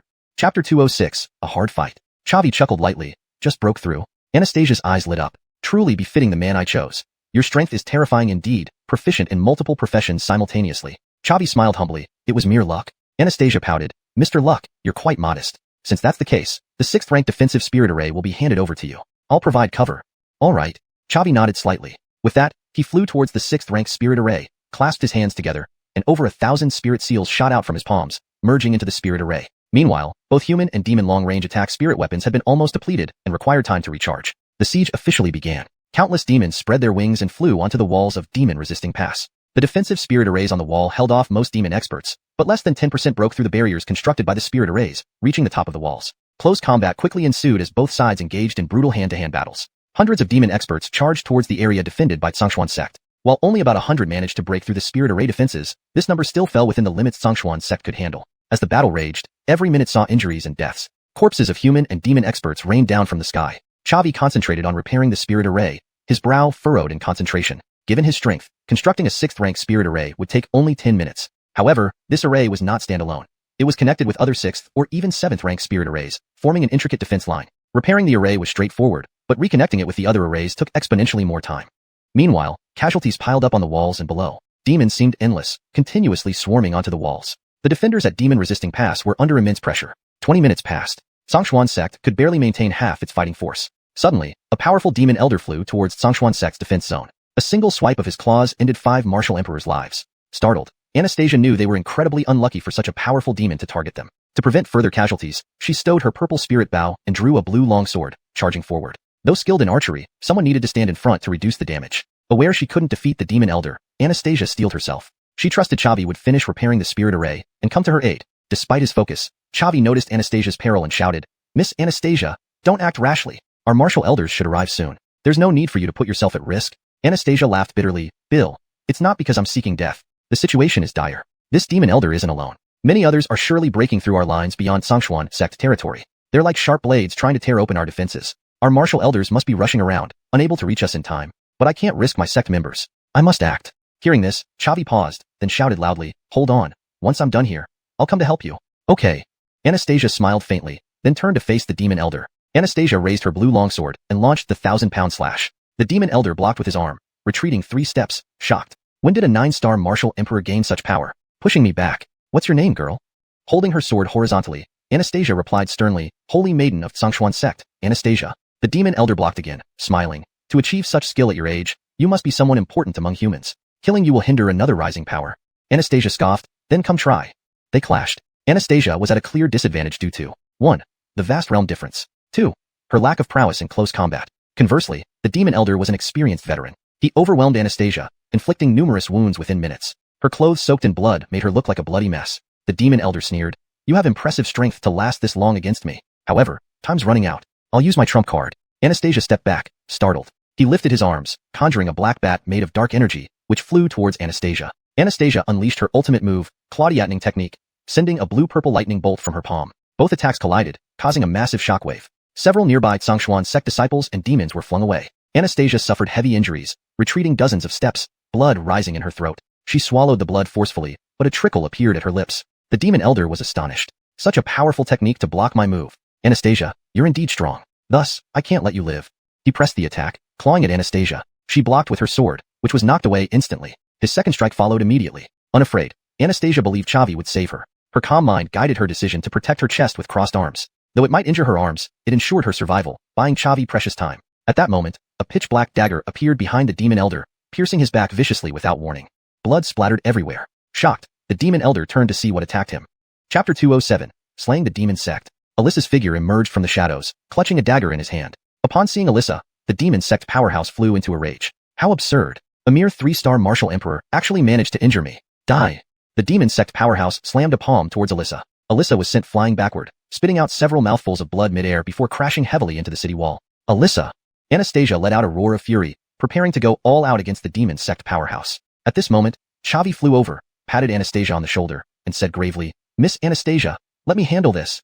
A trace of joy appeared on Anastasia's face. You're finally back. Leave this demon sect powerhouse to you. I'll check on Alyssa's injuries. Chavi nodded slightly, drew the shadow sword, and faced the demon sect powerhouse directly. The demon sect powerhouse sneered coldly. A mere 6-star martial emperor dares block my path? Chavi responded calmly, a 3-star demon sect member is nothing much to me. I say, divine descent. I say, heavenly Talia. Chavi's realm surged instantly, elevating from a 6-star martial emperor to a 9-star martial emperor. He then immediately activated the Talia ascension technique, further boosting his realm, breaking through the martial emperor stage to become a half-step martial ancestor. Unfortunately, he still hadn't reached the true martial ancestor level. But this was enough. Seeing Chavi's realm rapidly climbing, the demon sect powerhouse was greatly alarmed. A secret technique that can temporarily boost one's power? But this degree of enhancement is too exaggerated. Your body can actually bear it. Chavi replied coolly, I can indeed bear it. What now? Old man, prepare to die. With that, Chavi drew the shadow sword and slashed at the demon sect powerhouse. The two engaged in a fierce battle atop the city wall. Anastasia watched Chavi from a distance, her mouth slightly agape, filled with awe. In the Greed Wolf secret realm, Chavi relied on the power of the immortal Slayer sword to barely defeat a crippled crystal fire. But now, he could confront a 3-star demon sect member head-on. The speed of his strength growth was truly terrifying. It seemed like fighting beyond his rank was as simple for him as eating or drinking water. For 3 minutes, they fought atop the city wall, neither side gaining the upper hand. The demon sect powerhouse pulled back, saying solemnly, what a peculiar brat. With a 6-star martial emperor realm, you actually managed to fight me, a 3-star demon sect member, to a standstill. Chavi responded calmly, your words mean nothing. Our two races have deep-seated enmity. I will not let you off. This battle will determine both victory and death. The demon sect powerhouse laughed. Haha, brat, you've got guts, but I can't play with you anymore. Soon, the human martial ancestors should arrive. Let me show you my life-bound flames, the demon heart flame. As he spoke, a dark purple flame appeared in his palm, quickly spreading throughout his body. The black flames flickered, emitting a dazzling glow. Chavi couldn't help but laugh. Comparing flames with him? Does he think my fusion Talia fire is just for show? Chavi summoned the fusion Talia fire immediately, and milky white flames bloomed around him, radiating intense heat. The demon sect powerhouse was startled and said grimly, this is Talia fire? I didn't expect you to have such a trump card. Human child, I admit, I underestimated you. Chavi replied coolly, enough talk. Old man, prepare to die. With that, the fusion Talia fire spread across the shadow sword, and Chavi struck again. The demon sect powerhouse also drew a long saber and clashed with Chavi. However, he found that his demon heart flame was far weaker than Chavi's fusion Talia fire. He was completely suppressed in battle, unable to counterattack. In less than a minute, 3 deep wounds, bone deep, appeared on his body. The demon sect powerhouse grew more alarmed. This young human is way too strong. He couldn't continue fighting. If he persisted, he would be surrounded by human martial ancestors, leaving no chance for escape. He needed to retreat immediately and report this human boy to higher-ups, requesting an elite operation against him. Such a genius, if left unchecked, would surely become a great threat to the demon race. The demon sect powerhouse said sternly, "Human child, what's your name?" Chavi responded calmly, "Inner disciple of the Xianxia sect, Chavi." The demon sect powerhouse nodded slightly. "Chavi, huh? Paths may turn, but we shall meet again. Next time, I will surely slay you." With that, he turned and fled, spreading his wings and flying outside the city wall. Chavi smirked coldly. "You climbed the city wall and killed our people, and now you want to leave just like that? Too arrogant, don't you think?" He immediately activated 1000-pound slash, sending a white Do Chi sword blade toward the demon sect powerhouse. The latter didn't attempt to retaliate, but instead formed a magical shield around himself and continued fleeing at full speed. Note, Do Chi seems to be a mix of Chinese and English, which is not ideal. In this context, Do Chi can likely just be translated as Chi, or potentially omitted for better fluency in English. I have chosen to omit it for a more natural read. Improved version. He immediately activated 1000-pound slash, sending a white Chi sword blade toward the demon sect powerhouse. The latter didn't attempt to retaliate, but instead formed a magical shield around himself and continued fleeing at full speed. Chavi's Chi sword blade easily shattered his mana shield, severely injuring him, causing blood to spurt everywhere. However, it didn't stop him. Chavi frowned. If this guy escapes back to the demon army, catching him again would be difficult. At his current flight speed, he only had one chance. After hesitating briefly, Chavi used Demon Slaying Slash and simultaneously activated Jade Shatter. Half of his chi instantly disappeared, but in return, his attack power quintupled. Then the white chi sword blade swiftly flew towards the demon sect powerhouse, splitting his body in two. Congratulations, host has defeated a 3-star demon sect member, gaining 3 million experience points and 3 million exchange points. Only then did Chavi breathe a sigh of relief, returning to the Xianxia sect's defense zone. Anastasia patted his shoulder gently, asking softly, "Bill, are you alright?" Chavi shook his head. "I'm not injured, but I've expended quite a bit of chi and need to recover quickly. I might not be able to participate in the battle next." Upon hearing this, Anastasia was inwardly astonished. To take down a 3-star demon sect member without injury, Chavi's strength was truly terrifying. Anastasia added solemnly, "I'm also quite injured and need to close myself off to recover. I won't be able to join the battle either." Chavi smiled bitterly. Only when truly participating in the battle did I realize the terror of the demon race. Their reserves are truly profound. It might be very difficult for humans to win this war. Anastasia said softly, "That's not something we should worry about. The outcome of this war will naturally be determined by the major forces of the Righteous Alliance and the Imperial Hall. We just need to give it our all." Chavi nodded slightly. "You're right. By the way, how's Alyssa?" Chapter 208. Heavy Casualties. Anastasia lowered her head and softly said, "Alyssa is gone." Upon hearing this, Chavi's brows furrowed, and a hint of anger appeared on his face. Alyssa had been close to him, not only sparring with him during the clan competition, but also seeking him out afterward to ask about breaking invisibility spells. She was very powerful. If not for her untimely death, she would have surely held an important place in Qingzhou's future. But such a lively and adorable young girl now remained forever at the Demon Resistance Pass. Seeing the anger in Chavi's eyes, Anastasia patted his shoulder gently and said softly, "War is cruel. Our Stronger1 sect's casualty rate has been minimal, thanks to you. Some 7th grade sect teams were completely wiped out because they couldn't withstand the attacks of the demon sect's elites. I know you're angry with the demonic army, but everything takes time. Staying alive means more opportunities to fight." Chavi nodded slightly and softly replied, "I understand." Then, Anastasia sat cross-legged on the ground, taking a 6th grade revitalizing pill to begin healing her injuries. Her wounds were serious. That 3-star demon almost cost her life. Chavi also sat down, swallowing a 6th grade restorative chi pill to start restoring his battle chi. 5 minutes later, Jordy arrived, spreading his dual battle chi wings. He was covered in blood, though it was all from demons. As an 8th grade martial ancestor, he played a significant role in this defense, slaying over 100 enemies, all elite demons. Jordy got straight to the point. "What happened to the demon sect expert who breached your defense zone? I'm here to help." Chavi opened his eyes and calmly replied, "I've already taken care of him." Hearing this, Jordy was greatly surprised. He glanced at Chavi and asked sternly, "You did that? How could a 6th grade martial emperor defeat a higher level demon sect expert?" Chavi chuckled, "But I did. What can you say?" Jordy seemed incredulous, but the disappearance of that demon sect expert was undeniable. Jordy then looked at Anastasia, whose body was full of wounds, suddenly realizing the truth. It must have been mainly Anastasia's effort, with Chavi merely capitalizing on the situation. However, he didn't point this out, just smiling and saying, "Well done. I'll report to headquarters for rewards. I need to go.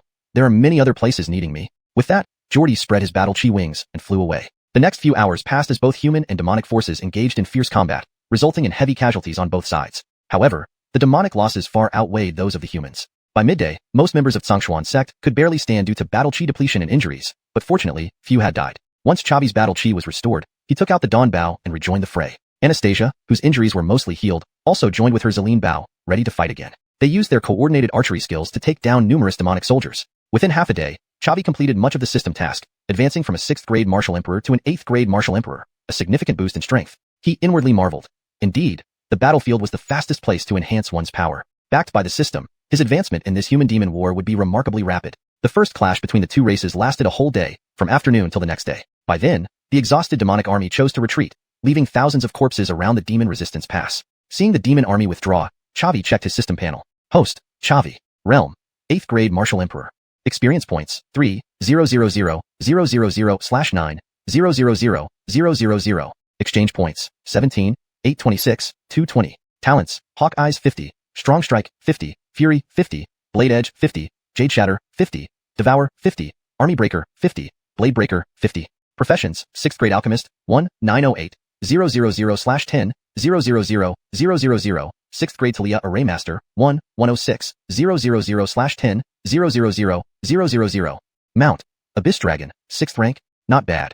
He had become much stronger, and his exchange points had reached millions, an astonishing number. Without hesitation, Chavi opened the system panel and exchanged the coveted Heaven Tier martial skill, Flowing Cloud Steps. 1,000,000 points vanished instantly, replaced by a scroll in his storage ring. Just touching the scroll, Chavi mastered the Flowing Cloud Steps perfectly, as if he had practiced it for years. The battle ended temporarily as medical teams boarded the city walls to evacuate injured warriors to hospitals. Chavi, though exhausted, went to visit his fellow Xuanhuan sect members instead of resting. Of the 225 Xuanhuan sect members, 115 lay on stretchers in the hospital. Chavi and Anastasia visited each member, offering them a 6th grade revitalizing pill. He remained indifferent towards other sects and dynasties, knowing that the war was just beginning and the consumption of revitalizing pills would be enormous. 2 hours later, Chavi approached Kit's bed. His right arm was missing. Chavi frowned deeply, speaking solemnly. "I'm sorry, senior brother Kit. I failed to stop that magical cannonball, costing you an arm." Kit grinned. "Junior brother Lu, don't blame yourself. War is cruel. Losing an arm is nothing compared to losing my life. I also need to thank you on behalf of the Xuanhuan sect disciples. Without your decisive action,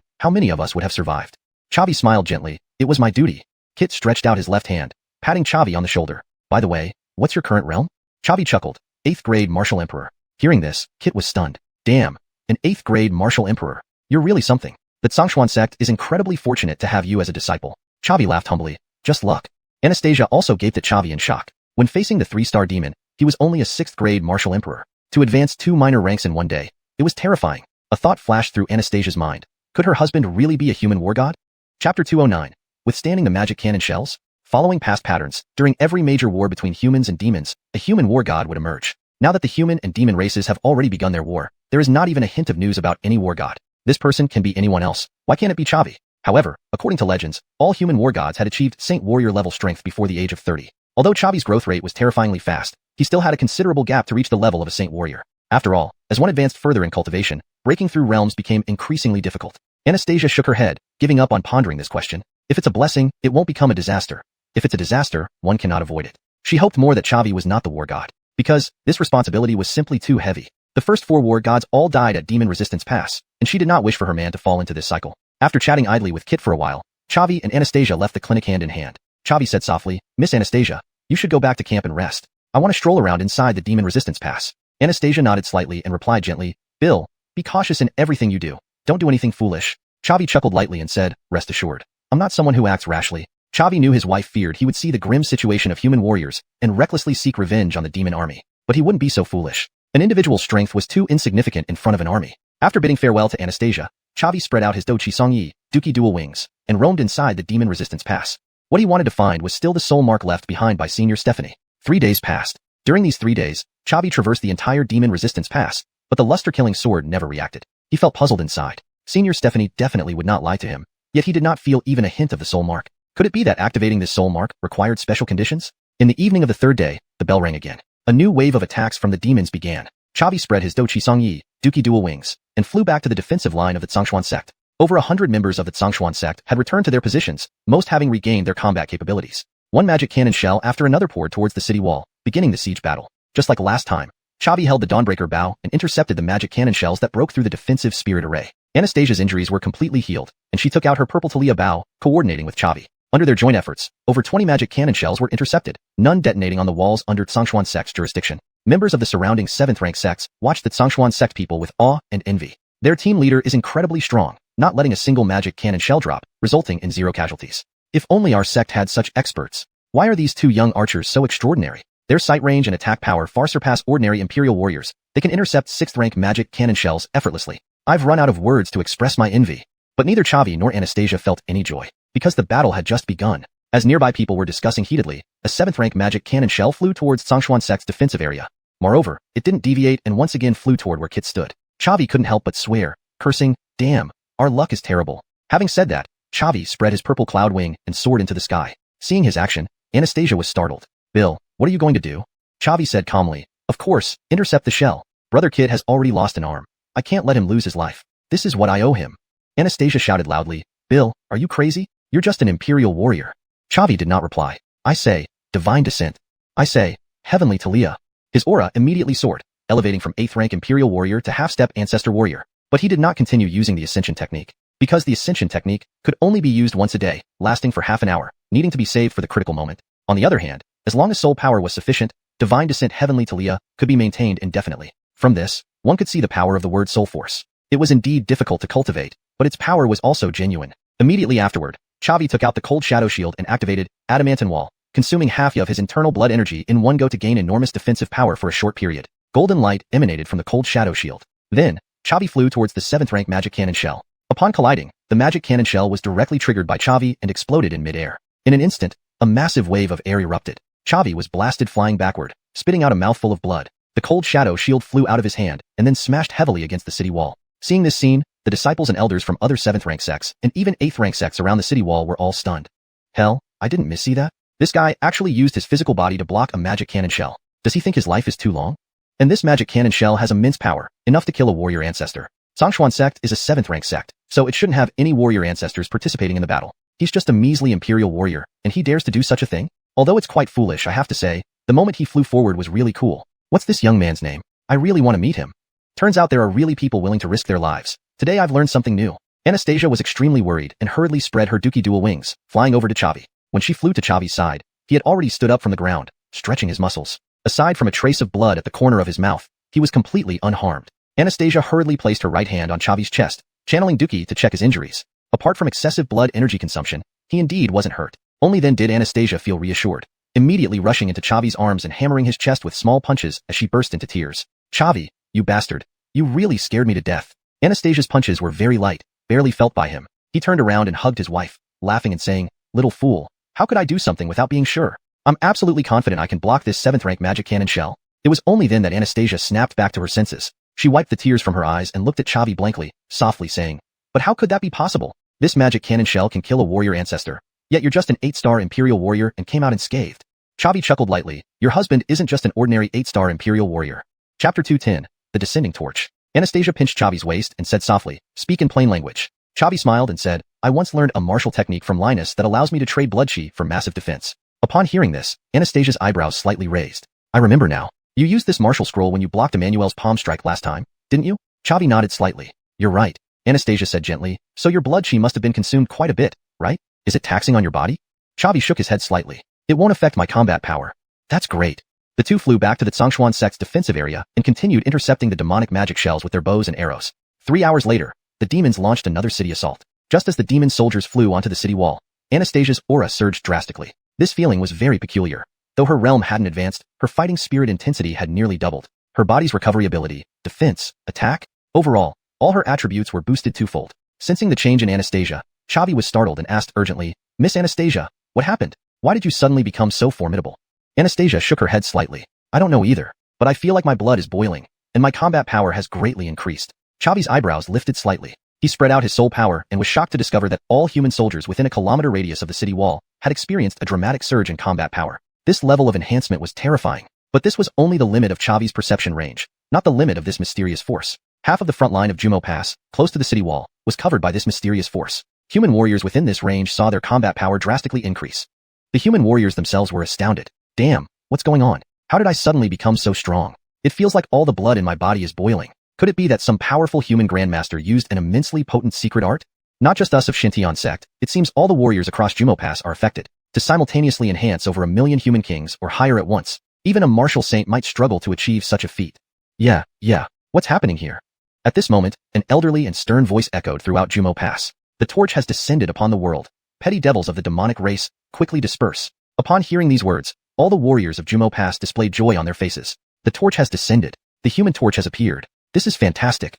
According to legends, the torch is the inheritor of the human lineage, possessing the power of the torch, which not only accelerates cultivation but can also awaken the bloodline powers within human warriors, significantly boosting their combat power. Since the founding of our nation, there have only been 3 appearances of the human torch, rarer than war gods. Whenever the torch exists, it marks the peak era for humanity. The last appearance of the torch led humans to launch a counteroffensive against the demonic race, although it failed to reclaim demonic abyss. Now it makes sense. No wonder I've gotten so much stronger. With His Excellency the Torch present, the chances of victory for the human side in this war against demons could greatly increase. Upon hearing that elderly, stern voice, Chavi's eyebrows also lifted. Anastasia had told him about the legend of the human torch before. The torch is the inheritor of human bloodline powers. Besides the torch, both the demonic and beast races have their inheritors, known as heavenly flowers and true bloods respectively. However, the probability of these inheritors appearing is extremely low. Such a low probability, yet it happened to Chavi. Yet, his own bloodline power wasn't activated. He felt nothing. Chavi speculated that this might be related to him being a xuanhuan traveler, with slight differences in bloodlines compared to the humans of Xuanhuan continent. But this did not hinder his battle performance. Meanwhile, he guessed internally that the third torch of humanity must have appeared long ago, hidden away by some great masters, waiting for a critical moment like the human-demon war to give the demonic race a surprise. Anastasia also wore a joyful expression, laughing and saying, "Bill, this is wonderful. The torch has descended. It looks like we humans should be able to hold Jumo Pass without much trouble in this war." Chavi smiled. What a blessing. Only I wonder what His Excellency the Torch's name is, and what realm he has attained. Anastasia spoke gently. From rumors, His Excellency the Torch has no cultivation bottlenecks. As long as he doesn't die prematurely, he will surely break through to the martial saint realm. But this isn't the most important thing. What matters is that he can mobilize the bloodline powers of all humans. Such overwhelming power is something even a martial saint cannot possess. All the human warriors inside Jumo Pass looked toward the source of the voice. In the center of the sky above the Jumo Pass city wall, a woman in a blue long dress stood gracefully, with an Barnabas behind her. It was clear that this old man was the one who had spoken just now, the guardian of His Excellency the Torch. To be able to project his voice across the entire Jumo Pass, he was likely a martial saint. However, due to the distance, Chavi could only see a vague silhouette, unable to clearly discern even His Excellency the Torch's figure, let alone his face.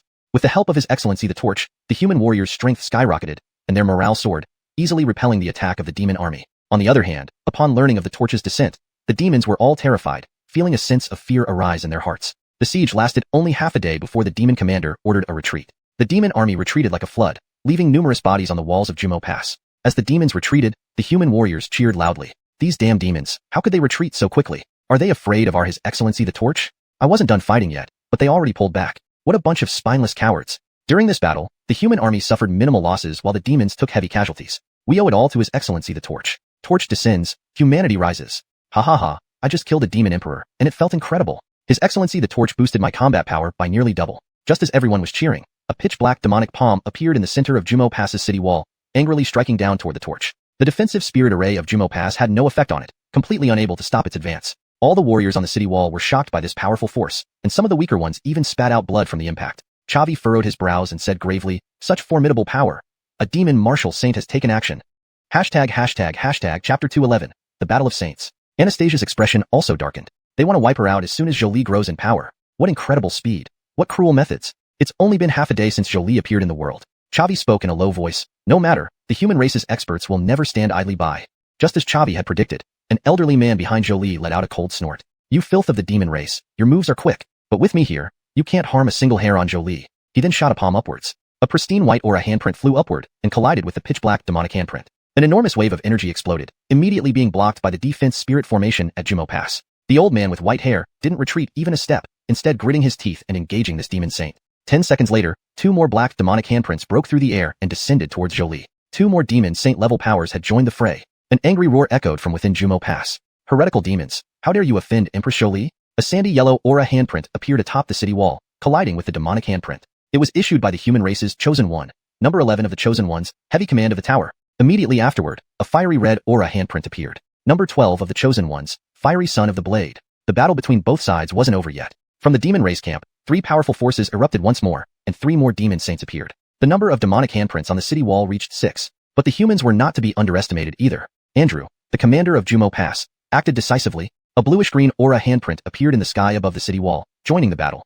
At the same time, a powerful spiritual energy ripple emerged from the city wall. The dragon-slaying formation of Jumo Pass was activated. 9 golden-yellow spiritual dragons flew into the sky, opposing the demonic handprints. In just half a day since Jolie's descent, she had already attracted the attention of 6 demon race demon saints. In total, over 10 saints from both the human and demon races had taken action. This was utterly terrifying. It also demonstrated how highly regarded Zhou was by the demon race saints. Although the strength of the saints' battle levels was 6-5 in favor of the demon race, they could not break through the defense set up by the human race's saints. After battling for an hour above the city wall, the 6 demon saints withdrew their demonic power and retreated to the demon race camp. While the demon race had more than 6 demon saints, not all the human race's saints had acted either. Continuing the standoff would not have resulted in anything. The demon race saints merely wanted to try their luck and hadn't intended to eliminate human Zhou so easily. With the withdrawal of the demon race saints, the human warriors at Jumo Pass finally breathed a sigh of relief. Their combat pressure was simply too terrifying. We won. The demon race has retreated. This is a complete victory. The human warriors suffered virtually no damage while the demon race lost tens of thousands of troops. All this is thanks to Empress Zhou. These demons are really shameless, sending out 6 demon saints straight for Empress Zhou. I bet almost all the demon saints from the abyss gathered here. Is it useful? Not at all. Our chosen ones aren't weak either. Long live Empress Zhou. Long live the chosen ones. Chavi also took a deep breath and said, damn, the demon race is really ruthless. I've never seen so many saints in my entire life. Anastasia nodded heavily. They're all here for Empress Zhou. This clearly demonstrates how important Empress Zhou is, practically embodying the hopes of the human race. Chavi laughed and said, with Empress Zhou's assistance, this battle will be much easier for us. As the demon army dispersed, members of Xuanhuan sect returned to their dorms to rest. Chavi immediately found his acquaintance, Division Commander Jordy, and got straight to the point. Commander Jordy, have you heard any news about Empress Zhou? Jordy nodded slightly. I know a little bit. Commander Andrew called a meeting with all division commanders and above, introducing Empress Zhou. But I couldn't see her face from afar. I only know that her name is Ainsley, and she has a gentle, pleasant voice. Huh? Ainsley? Chavi was dumbfounded, as if struck by lightning. His long-lost wife was also named Ainsley. Could she possibly be the same person as Empress Zhou? It was very likely, extremely likely. In his previous life, Chavi had read many web novels. In those stories, people the protagonist meets generally have profound backgrounds and exceptional talents. And in the Xuanhuan continent, he himself was a traveler from another world. Compared to those chosen ones, he was truly the son of fate, possessing great fortune and opportunities. If he were inside a fantasy novel right now, he would definitely be the protagonist. It was quite possible that his wife was Zhou. Chavi immediately said in a low voice, Commander Wang, can you help me deliver a message to Empress Zhou? Tell her that Dian Country's Jericho requests an audience. Upon hearing this, Jordy frowned. Aren't you called Chavi? Who is Reed? Empress Zhou holds a high status. How can a disciple from a 7th class sect meet her? Chavi, don't delude yourself.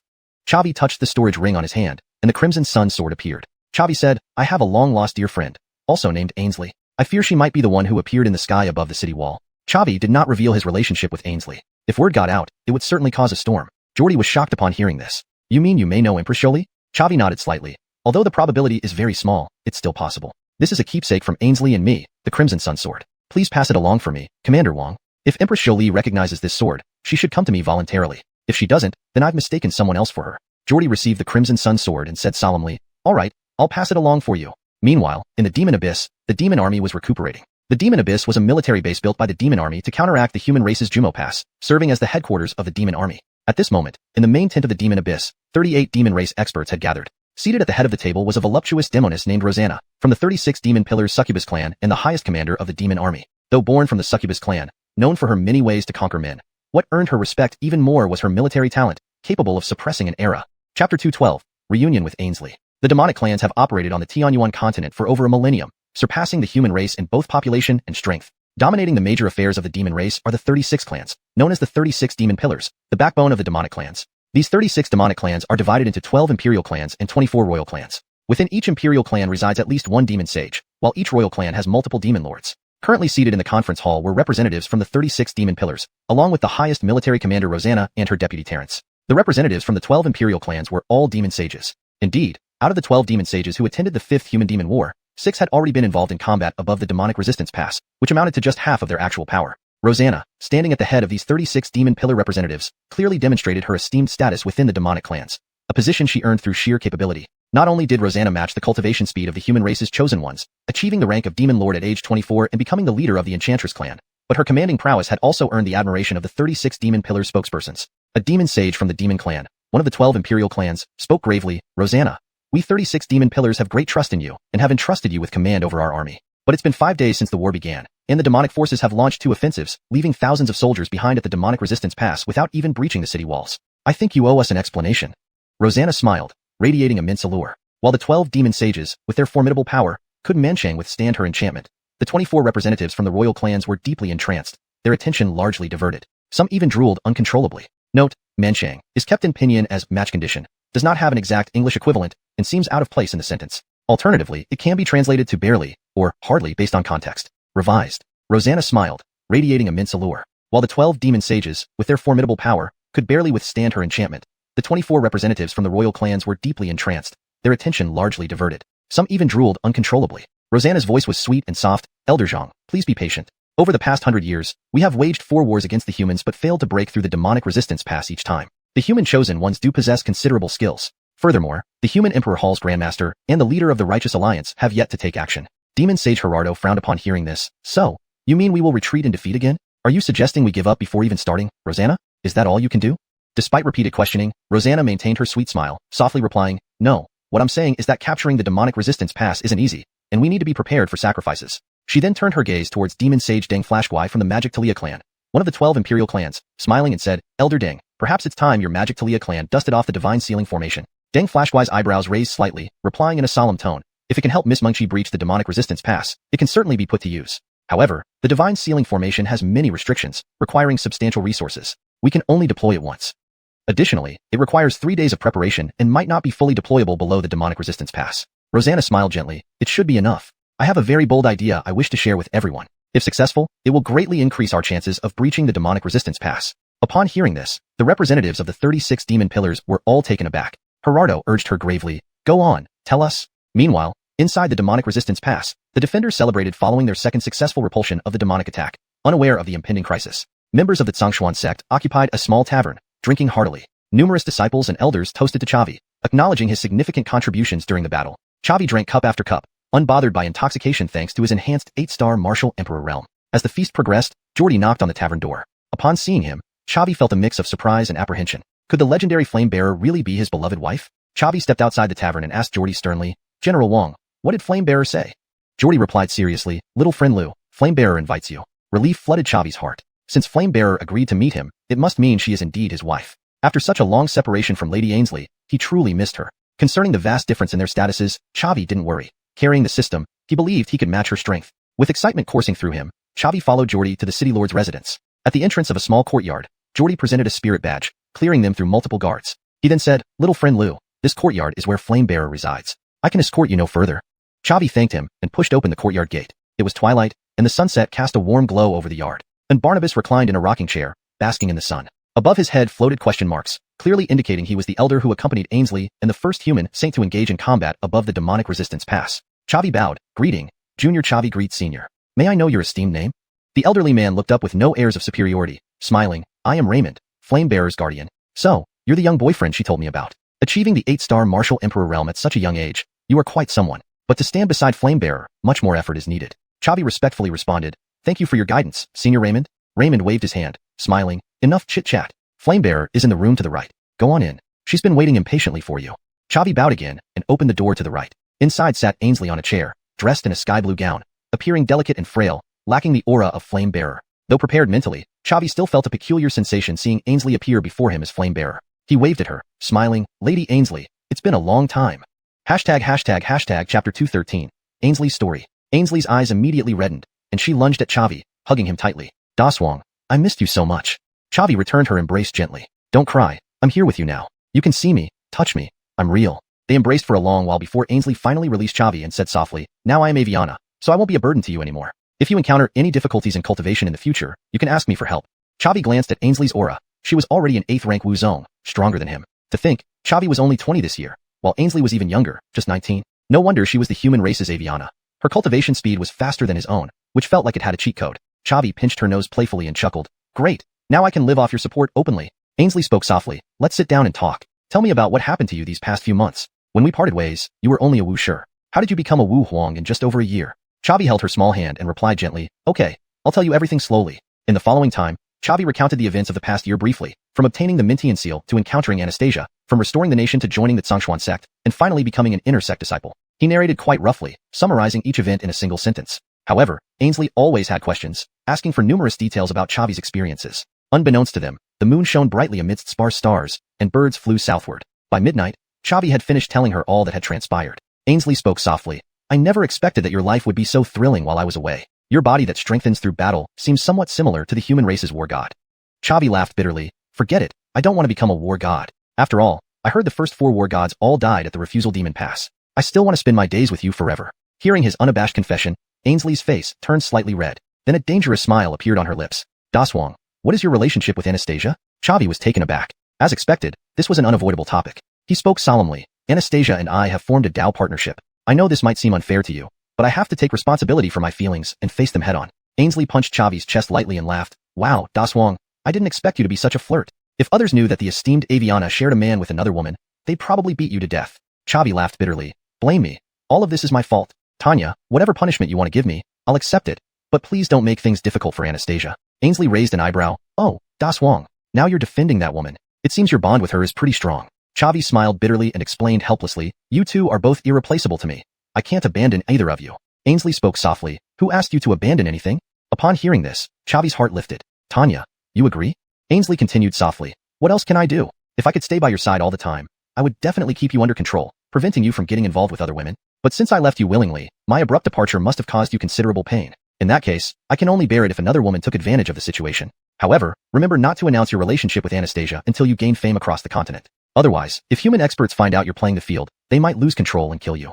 Chavi nodded seriously. I understand. Right now, I lack the ability, so I have to trouble Anastasia. I think I need to wait until I achieve sagehood before announcing this and giving Anastasia a proper title.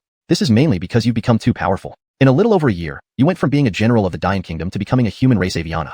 The leap is immense. Being with you gives me a lot of pressure. Ainsley raised her head proudly and smiled. Isn't it because your progress has been too rapid, making me feel threatened? I told you, I want to stand by your side in the name of a tree, not be a burden to you. Besides, what does being a Aviana mean anyway? With our Dashwang's potential, your future achievements will far surpass that of Aviana. Of course, before then, you can enjoy a comfortable life and speed up your cultivation. Chavi chuckled softly. You really believe in me. Ainsley spoke affectionately. Of course I do. In my heart, our Daswang is always the best. Chavi nodded slightly and replied gently, tell me about your story these past years. Ainsley nodded slightly and began to recount her tale. Her story was simple. The Alliance Master of the Righteous Path Alliance, Luke, had requested the Elder of Tianji Pavilion, one of the 9 top-tier sects in Zhongzhou, to predict the future of the human race. They predicted the imminent arrival of Aviana and pinpointed the place where this person would appear. Luke immediately headed to the edge of Zhongzhou to lie in wait, using heavenly realm soul power to sense the aura of everyone in the city. After separating from Chavi, Ainsley had traveled alone to Zhongzhou and encountered bandits in that city, who robbed her. In a critical moment, she awakened her Aviana power, defeated the bandits, and caught Luke's attention. Following that, she joined Luke back at the headquarters of the Righteous Path Alliance for cultivation. Listening to her story, Chavi couldn't help but sigh. Truly, some people have it better than others. While he fought his way up and bled to reach Wuxia, Ainsley had casually encountered something extraordinary and became a Aviana. But it was alright. She was family. Ainsley growing stronger meant he grew stronger as well. Ainsley spoke soft. Chapter 214. Meeting the Chosen Ones. Chavi and Ainsley held each other tightly. Ainsley's body began to heat up, her hands weakly clinging to Chavi, her pretty face flushed red. Just then, a thunderous voice rang out in both of their ears. Your Excellency Xianxia, I have important matters to discuss with you. Raymond felt extremely awkward saying this. With his soul strength at the initial heavenly realm, he naturally could perceive what was happening in the room. He had no reason to stop them.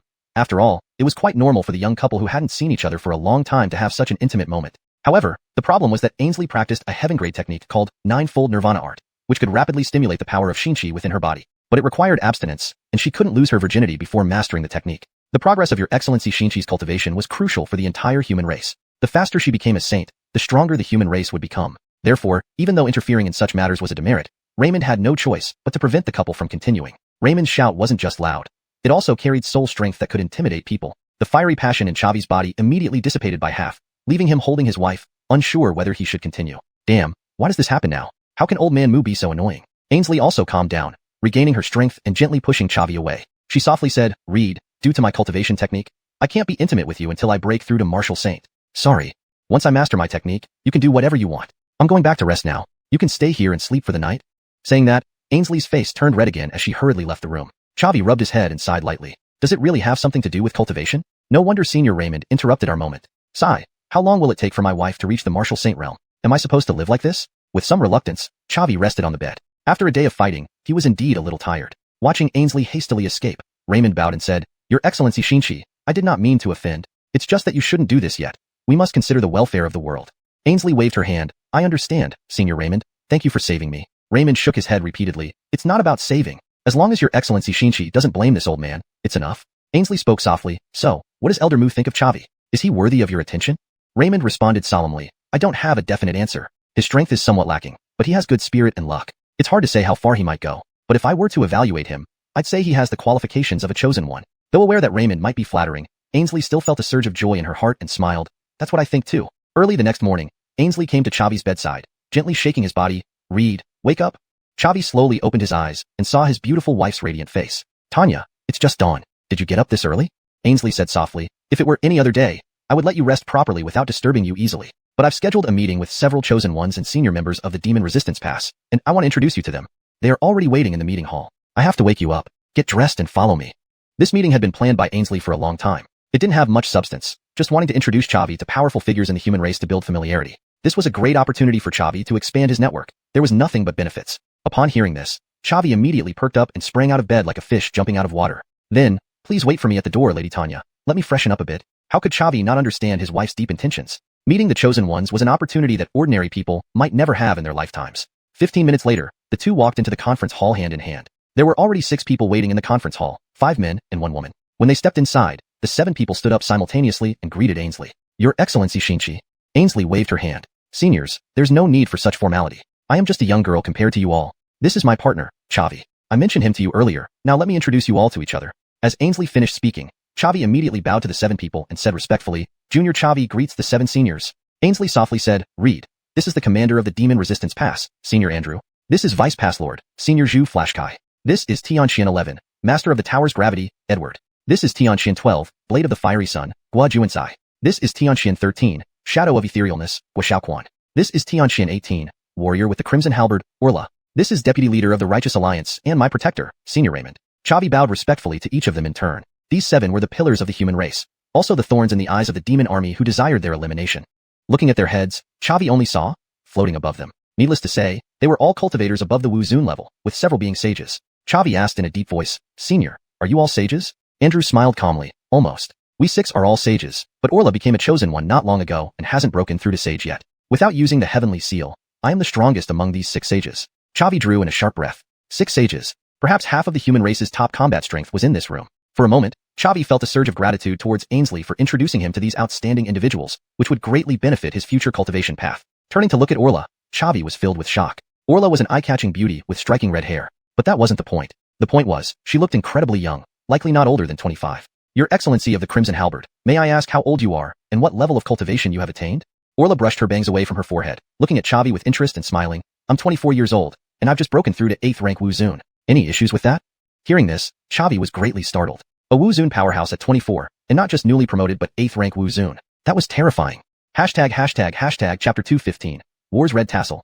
Zavig said solemnly. Of course there is a problem. An 8-star martial venerable under the age of 25 is simply terrifying. His Excellency War's Red Tassel, aren't you the top person among the younger generation of humans? Orla shook her head slightly. It's hard to say. I haven't compared myself with others, so I don't know where my strength stands among humans. But I think that given the vastness of the 9 states of humanity, there must be contemporaries who can match me. Well then, Zavig, your talent isn't bad either. At just 20 years old, you've reached the realm of an 8-star martial emperor. You have the potential to become a saint. Zavig smiled bitterly. His Excellency War's Red Tassel, please don't tease me. There's no comparison between you and me. We differ by 2 major realms. I probably can't even take one move from you. Orla chuckled lightly. Don't belittle yourself. Your advantage is youth, and surpassing me in the future isn't impossible. Hearing this, Zavig felt somewhat moved. Although these powerful human figures had great strength and exalted status, they did not put on airs and were willing to converse with him, a low-ranking martial emperor. They truly had the demeanor of true masters. Zavig nodded slightly. If so, then I will borrow His Excellency War's Red Tassel's good words. Oh right, how many chosen ones do we humans have in total? Orla smiled and said, 18. I was the last one, and also the weakest among all the chosen ones. Hearing this, Zavig sucked in a breath sharply. After hundreds of years of human reproduction, only 18 chosen ones have appeared? That probability is incredibly small. Orla nodded slightly. Indeed, it's quite few. But the selection criteria for the Heavenly Imperial Seal are too stringent. Outstanding talent, harboring the fortune of the human race, and being young. All 3 conditions are indispensable. The only other chosen ones I've seen besides numbers 11, 12, and 13 here, I only know by their titles. Some might have already fallen. Zavig asked further, so, how do you rank? Orla laughed lightly. Based on the order in which we summoned the Heavenly Imperial Seal, ranking represents seniority, not necessarily power. The chosen ones ranked lower might not be weak. Zavig nodded slightly. Understood. In the time that followed, Zavig conversed pleasantly with various human greats, getting familiar with them. They even had lunch together. After lunch, the many greats went back to rest, and it was time for Zavig to part ways with Ainsley. Zavig smiled and said, Miss Tanya, I need to go back to guarding my wall. Let's part here. Ainsley ran up and hugged Zavig tightly, saying softly, Daswang, Uncle Ning promised me that once I break through to the martial saint realm, he'd allow me freedom. Then I'll stick to you every day, and you won't be able to fool around outside. Zavig smiled and said, all right, I believe that day won't be far off. Ainsley slowly released Zavig and took out a scroll. Daswang, this is the heavenly rank martial technique I got from Uncle Ning. It should be helpful to you. Zavig raised an eyebrow and smiled. Fine, now I really am a freeloader. Ainsley punched his chest lightly. Be grateful. Many people would give anything to be freeloaders, but can't find a way. Zavig didn't fuss, and stored the scroll in his storage ring. Since he and Ainsley were like family, there was no need to be so formal. Then Zavig bid farewell to Ainsley and returned to his dormitory. He opened the scroll, and the words, "See inverting seal," caught his eye. Just by touching the scroll, all the information about this martial technique flowed into his mind, as if he had immersed himself in it for years. The sea inverting seal, a low-class heavenly rank martial technique, used chi to form a hand seal capable of appending mountains and seas. Another formidable weapon. After receiving the information about the sea inverting seal, Zavig put the scroll away into his storage ring. Just after doing so, there was a knock at the door. Zavig opened the door to see Anastasia standing there, charming and lovely. Anastasia looked at Zavig and smiled. "Bilg, how are you? Has your chi and blood recovered?" Zavig nodded slightly and smiled. "Definitely. Even if I had to withstand another 2 magic cannonballs, it wouldn't be a problem." Anastasia frowned. "Don't jinx yourself." That's odd. Why does it smell like a woman?" Anastasia immediately placed her hands on her hips and glared at Zavig sternly. "Zavig, don't tell me you went out and cheated on me?" Zavig waved his hands. "Miss Anastasia, don't get excited. I'm not that kind of person. I visited Ainsley last night." Anastasia froze momentarily, then asked doubtfully, "Didn't Ainsley go missing for years? How did you suddenly find her?" Zavig said seriously, "She is Jolie." Upon hearing this, Anastasia was stunned and stared at Zavig in disbelief. "You can't be serious? Your first girlfriend is today's Jolie Majesty?" Zavig nodded slightly. "Yes. This? Zavig, I don't know if your luck is good or bad, to have entangled yourself with Jolie Majesty. With her controlling you, your household status must be very low, right?" Zavig raised his head proudly. "What are you talking about? In our house, what I say goes. Miss Tanya is very reasonable." Anastasia hesitated and asked, "Does she know about us?" Zavig nodded slightly. "She agrees." Anastasia finally breathed a sigh of relief. "That's good. Well, Zavig, you're directly jumping to the top now. Do you still need to practice? You could just live off her." Zavig spoke earnestly. "I'm not that kind of person. I want to protect Miss Tanya with my own strength and help her bear the heavy responsibilities of Jolie." Anastasia laughed. "Then you'll have to keep working hard." "So, did you enjoy last night?" Zavig nodded slightly. "It was all right, but..." Before he could finish, Anastasia stomped on his toes and pouted. "How shameless. You're even reminiscing. I punish you by not letting you touch me for a day." With that, Anastasia turned and left. Zavig bent down to rub his toes, feeling somewhat amused and annoyed. Anastasia's stomp wasn't light. It really hurt. Just because he hugged and kissed Miss Tanya, Anastasia reacted like this. How would things go when the two women meet in the future? Thinking of this, Zavig felt some annoyance. Sigh. No use, who made him so greedy? But hope there won't be a third, otherwise, it's impossible to survive. Note. Names such as Ainsley, Orla, and Anastasia have been kept in pinyin to maintain their original pronunciation. Characters like Jolie are proper nouns within the story context and have been preserved accordingly. Hashtag chapter 216. One man against 2 demons. As Chavi was thinking, the alarm bells within the devil resistance pass rang again. He hastily spread his douchi, duki, wings and flew onto the city wall. The demon army launched another assault. Note. I've changed attack to assault for a more natural flow in English. Countless magic bombs rained down from the sky, crashing into the human warriors on the wall. Chavi followed his usual routine, taking out his Dawnbreaker bow to intercept the stray projectiles that slipped through the defensive spirit array. This time, he was lucky. Not a single 7th grade magic bomb landed on the section of the wall guarded by Xuanhuan sect. After the initial bombardment, the demons charged the walls once more. Thousands of demon experts simultaneously spread their wings and flew towards the walls. Chavi and Anastasia used a combination of their twin blades and rapid-fire arrow technique to suppress the approaching demon soldiers. At the same time, Ainsley climbed the wall again, activating the power of embers. All the human warriors felt their duki burning, increasing their combat power significantly. However, Chavi felt nothing. He guessed it was because, as a transmigrant, his bloodline differed slightly from the natives of Xuanhuan continent, making him unable to feel Ainsley's embers power. But this did not hinder his ability to slay demon soldiers. Arrows continuously shot from Chavi's hands, killing demon lord-level soldiers with a single shot. Even against demon emperors, he only needed a twisting string arrow. Demon soldiers fell one after another under Chavi's arrows, while Xuanhuan sect suffered minimal casualties. Half a day passed, during which Chavi killed hundreds of demon soldiers. Finally, a system notification sounded in his ears. Congratulations on completing the mission. Defend Devil Resistance Pass. Gain 5 million experience points and 5 million exchange points. Shadow Sword and Shadow Sword Technique, upgraded to higher rank. Congratulations on advancing to 9-star Martial Emperor, gaining 59 talent points. Chavi felt a surge of joy. After all this hard fighting, he finally accumulated enough kills. He immediately opened his attribute panel. Host, Chavi. Realm, 9-star Martial Emperor. Experience points, 300, 000/10, 000/000. Exchange points, 12, 726, 220. Talents, Eagle Eye, 50. Strong Strike, 50. Rampage, 50. Blade Edge, 50. Jade Shatter, 50.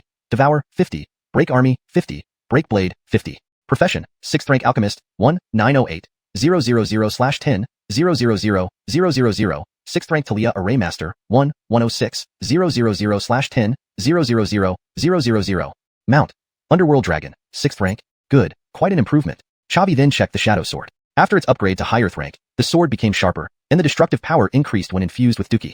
The number of illusionary sheets also increased from 4 to 5, enhancing its agility. Just as he closed the system panel, wailing sounds came from nearby. 2 powerful demon sect members had breached the human defenses and rushed to the wall. This time, the ones under attack were the Xianxia sect, with whom Chavi had some grievances. Claudia also noticed the danger and stepped forward, softly saying, "What do you think, Bill? Should we help them?" Chavi replied sternly, "Of course, we must. There are too many demon experts. By the time human sects arrive, there won't be many left at Xuanhuan sect. With Ember's blessing, our fighters' combat strength has greatly improved, so Xuanhuan sect should be able to hold the wall. You stay here just in case. I'll go help the Xianxia sect." Claudia nodded heavily. "All right, I'll listen to you. Be careful, Bill. It's a demon sect after all." Chavi chuckled. "Have a little faith in your man." With that, Chavi spread his dookie wings and flew towards the Xianxia sect's defense area. They were quite unlucky this time, facing 2 demon sect experts, both 3-star level. The leader of the Xianxia sect's expedition was Saint Sun Ulrich. Though he hadn't obtained the Luli Flashuo, he had advanced to Martial Patriarch.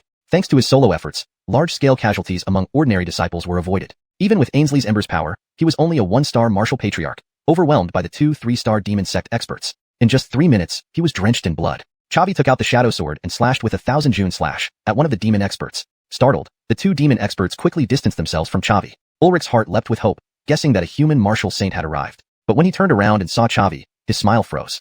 "Chavi, what are you doing here?" Chavi chuckled lightly. "I'm here to help you, Taoist friend Ulrich." Ulrich sternly said, "Your realm has indeed progressed quickly, but you're still just a 9-star martial emperor. How can you possibly match these 2 demon sect experts? Leave quickly. I don't want to see you die needlessly." The 2 demon sect experts, sensing Chavi's realm, sneered. "I thought someone important was coming. It's just a small martial emperor. Boy, did you come to die?" Chavi shook his head slightly and said, "I'm here to send the 2 of you to your graves." Hearing this, the 3-star demon expert laughed heartily. "Haha, arrogant boy. Even if you 2 combine forces, you can't defeat me alone." Chavi lightly smiled. "Who said I'd team up with him?" He then turned to Ulrich and said, "Taoist friend Ulrich, you're heavily injured. Rest aside for now. Leave these 2 demon sect experts to me." Hearing this, Ulrich was shocked. "Chavi, are you joking? You're challenging martial patriarchs as a martial emperor, and even 1 versus 2. Chavi nodded slightly. "Yes, Taoist friend Ulrich, I understand your concerns, but please observe first. If I can't handle it, you can come to my aid." Ulrich nodded emphatically. "Fine, don't force yourself. Once I recover a bit, I'll come help you." Chavi turned to the 2 demon sect experts and declared, "Divine Descent," and "Heavenly Talia." His aura rapidly strengthened, his realm climbing from 9-star Martial Emperor to 10-star Martial Emperor, then breaking through directly to Martial Patriarch. Indeed, when Chavi first arrived at the Devil Resistance Pass, he had barely managed to reach half-step Martial Patriarch by using 2 secret techniques simultaneously. Now, he achieved solid Martial Patriarch status with just 1 technique, Divine Descent and Heavenly Talia. Hashtag Chapter 217. Ulrich's exclamation. This was Chavi's terrifying rate of progress. The 2 3-star demon sect masters looked at Chavi, also feeling somewhat shocked. A secret technique to temporarily boost one's strength? So that's your confidence. But even so, you can't possibly be my match, let alone take on both of us. Chavi grinned. Old trash, stop with the nonsense. Prepare to die. With that, Chavi drew out his shadow sword and charged toward the 2 demons. He harbored no good feelings towards these invaders who harmed his homeland and kinsmen. He wanted to slay them as quickly as possible, without wasting a single word. The 2 demons exchanged glances and attacked simultaneously. First, they needed to take out this boy. A fierce battle unfolded on the city walls between the 3 combatants. The demons soon realized in shock how incredibly powerful Chavi was. His aura strength far exceeded that of an ordinary 1-star martial ancestor, and more frighteningly, the milky white flames burning on his black longsword were excessively tyrannical, capable of burning their demonic power and souls. Despite having a numerical advantage, the 2 demons did not gain any upper hand. Instead, they were thoroughly suppressed by Chavi. They had intended to exploit their numbers, but found his movements too bizarrely swift, giving them no chance to retaliate. Even worse, he could teleport intermittently, which baffled them. In just 3 minutes, the 2 demons were severely injured, riddled with over a dozen wounds. The fused Talia fire spread across their bodies, preventing the healing of their injuries. Not good, this human boy is too bizarre. We must retreat, or we'll really die here. You're right, we need to report this matter to our superiors. The 2 demons created some distance from Chavi and opened their wings to fly away from the city. Chavi frowned, instantly using Demon Slayer Slash. A white aura blade formed above his head and slashed down on one of the demons. Instantly, blood splattered everywhere. Congratulations, host, for defeating a 3-star demon sect master, gaining 3 million experience points and 3 million exchange points. The other demon managed to escape back to the demon camp. Chavi couldn't help but frown. His skills preparation time was still too long. He couldn't keep both of them. He would have to practice more in the future. He had overheard the 2 demons' conversation earlier and realized he might soon attract the attention of higher-ranking demons. After all, a young man who could defeat a demon sect master beyond his rank would undoubtedly become a priority target for the demons. However, it didn't matter. His growth rate was incomparable. When the demon assassins arrived, it was uncertain who would live and who would die. As soon as the 2 demon sect masters, one dead and one fled, the city wall erupted into jubilant cheers. Countless disciples of the mystical sky sect applauded Chavi, praising him profusely. Ulrich stopped bleeding, flew beside Chavi, and bowed. Thank you, Lu Jr. friend, for saving our lives. Without you, most of the mystical sky sect would have died today, and I wouldn't have survived. Chavi waved his hand, smiling lightly. No need to be polite. We are fellow humans. Helping each other is only natural. Ulrich said solemnly. If I'm not mistaken, Chavi, you have already obtained the crystal clear fire? Chavi nodded slightly, smiling. Yes. His current strength surpassed Ulrich, and he no longer feared any retaliation. If anyone dared provoke him, they would have to contend with Aviana, his powerful protector. Ulrich laughed bitterly. I never thought my painstaking efforts would end up benefiting someone else. Chavi, you truly are something. When you entered the Greed Star's secret realm, you were merely an ordinary disciple of Xuanhuan sect, not even worth my notice. Yet in such a short time, your strength has far surpassed mine. Chavi smiled lightly. Pure luck. Brother Ulrich, don't belittle yourself. Cultivation is like rowing against the current. If you don't advance, you regress. Our journey is long, and in the future, you might still catch up with me. Ulrich laughed. That's true. Alright, the battle here is over, and I should return to Xuanhuan sect's defense area. Just as Chavi spoke, a deep and resolute voice came from afar. Junior friend Liu, wait.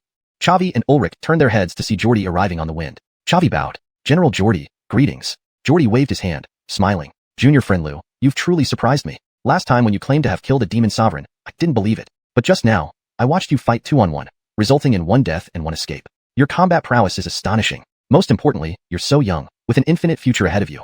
As long as nothing unforeseen happens, your achievements will surpass mine. Chavi smiled lightly. Thank you, Senior Jordy. It's just luck. He didn't take Jordy's words seriously. His goal was to become an existence on par with Aviana. Surpassing Jordy was only natural and wouldn't take long. Jordy laughed. I will report your details upward. With your strength, guarding the city wall is a waste of talent. You should participate in more significant battles. Chavi nodded. No problem. General Wang, thank you for your consideration. The experience gained from defending the city was insufficient for Chavi. He needed a larger battlefield and stronger enemies to gain enough experience and level up quickly. Therefore, he didn't reject Jordy's proposal. The demons arrived swiftly and left just as quickly. The battle lasted only a day before the demon army retreated, leaving behind a field of corpses. Chavi and Anastasia returned to the camp together.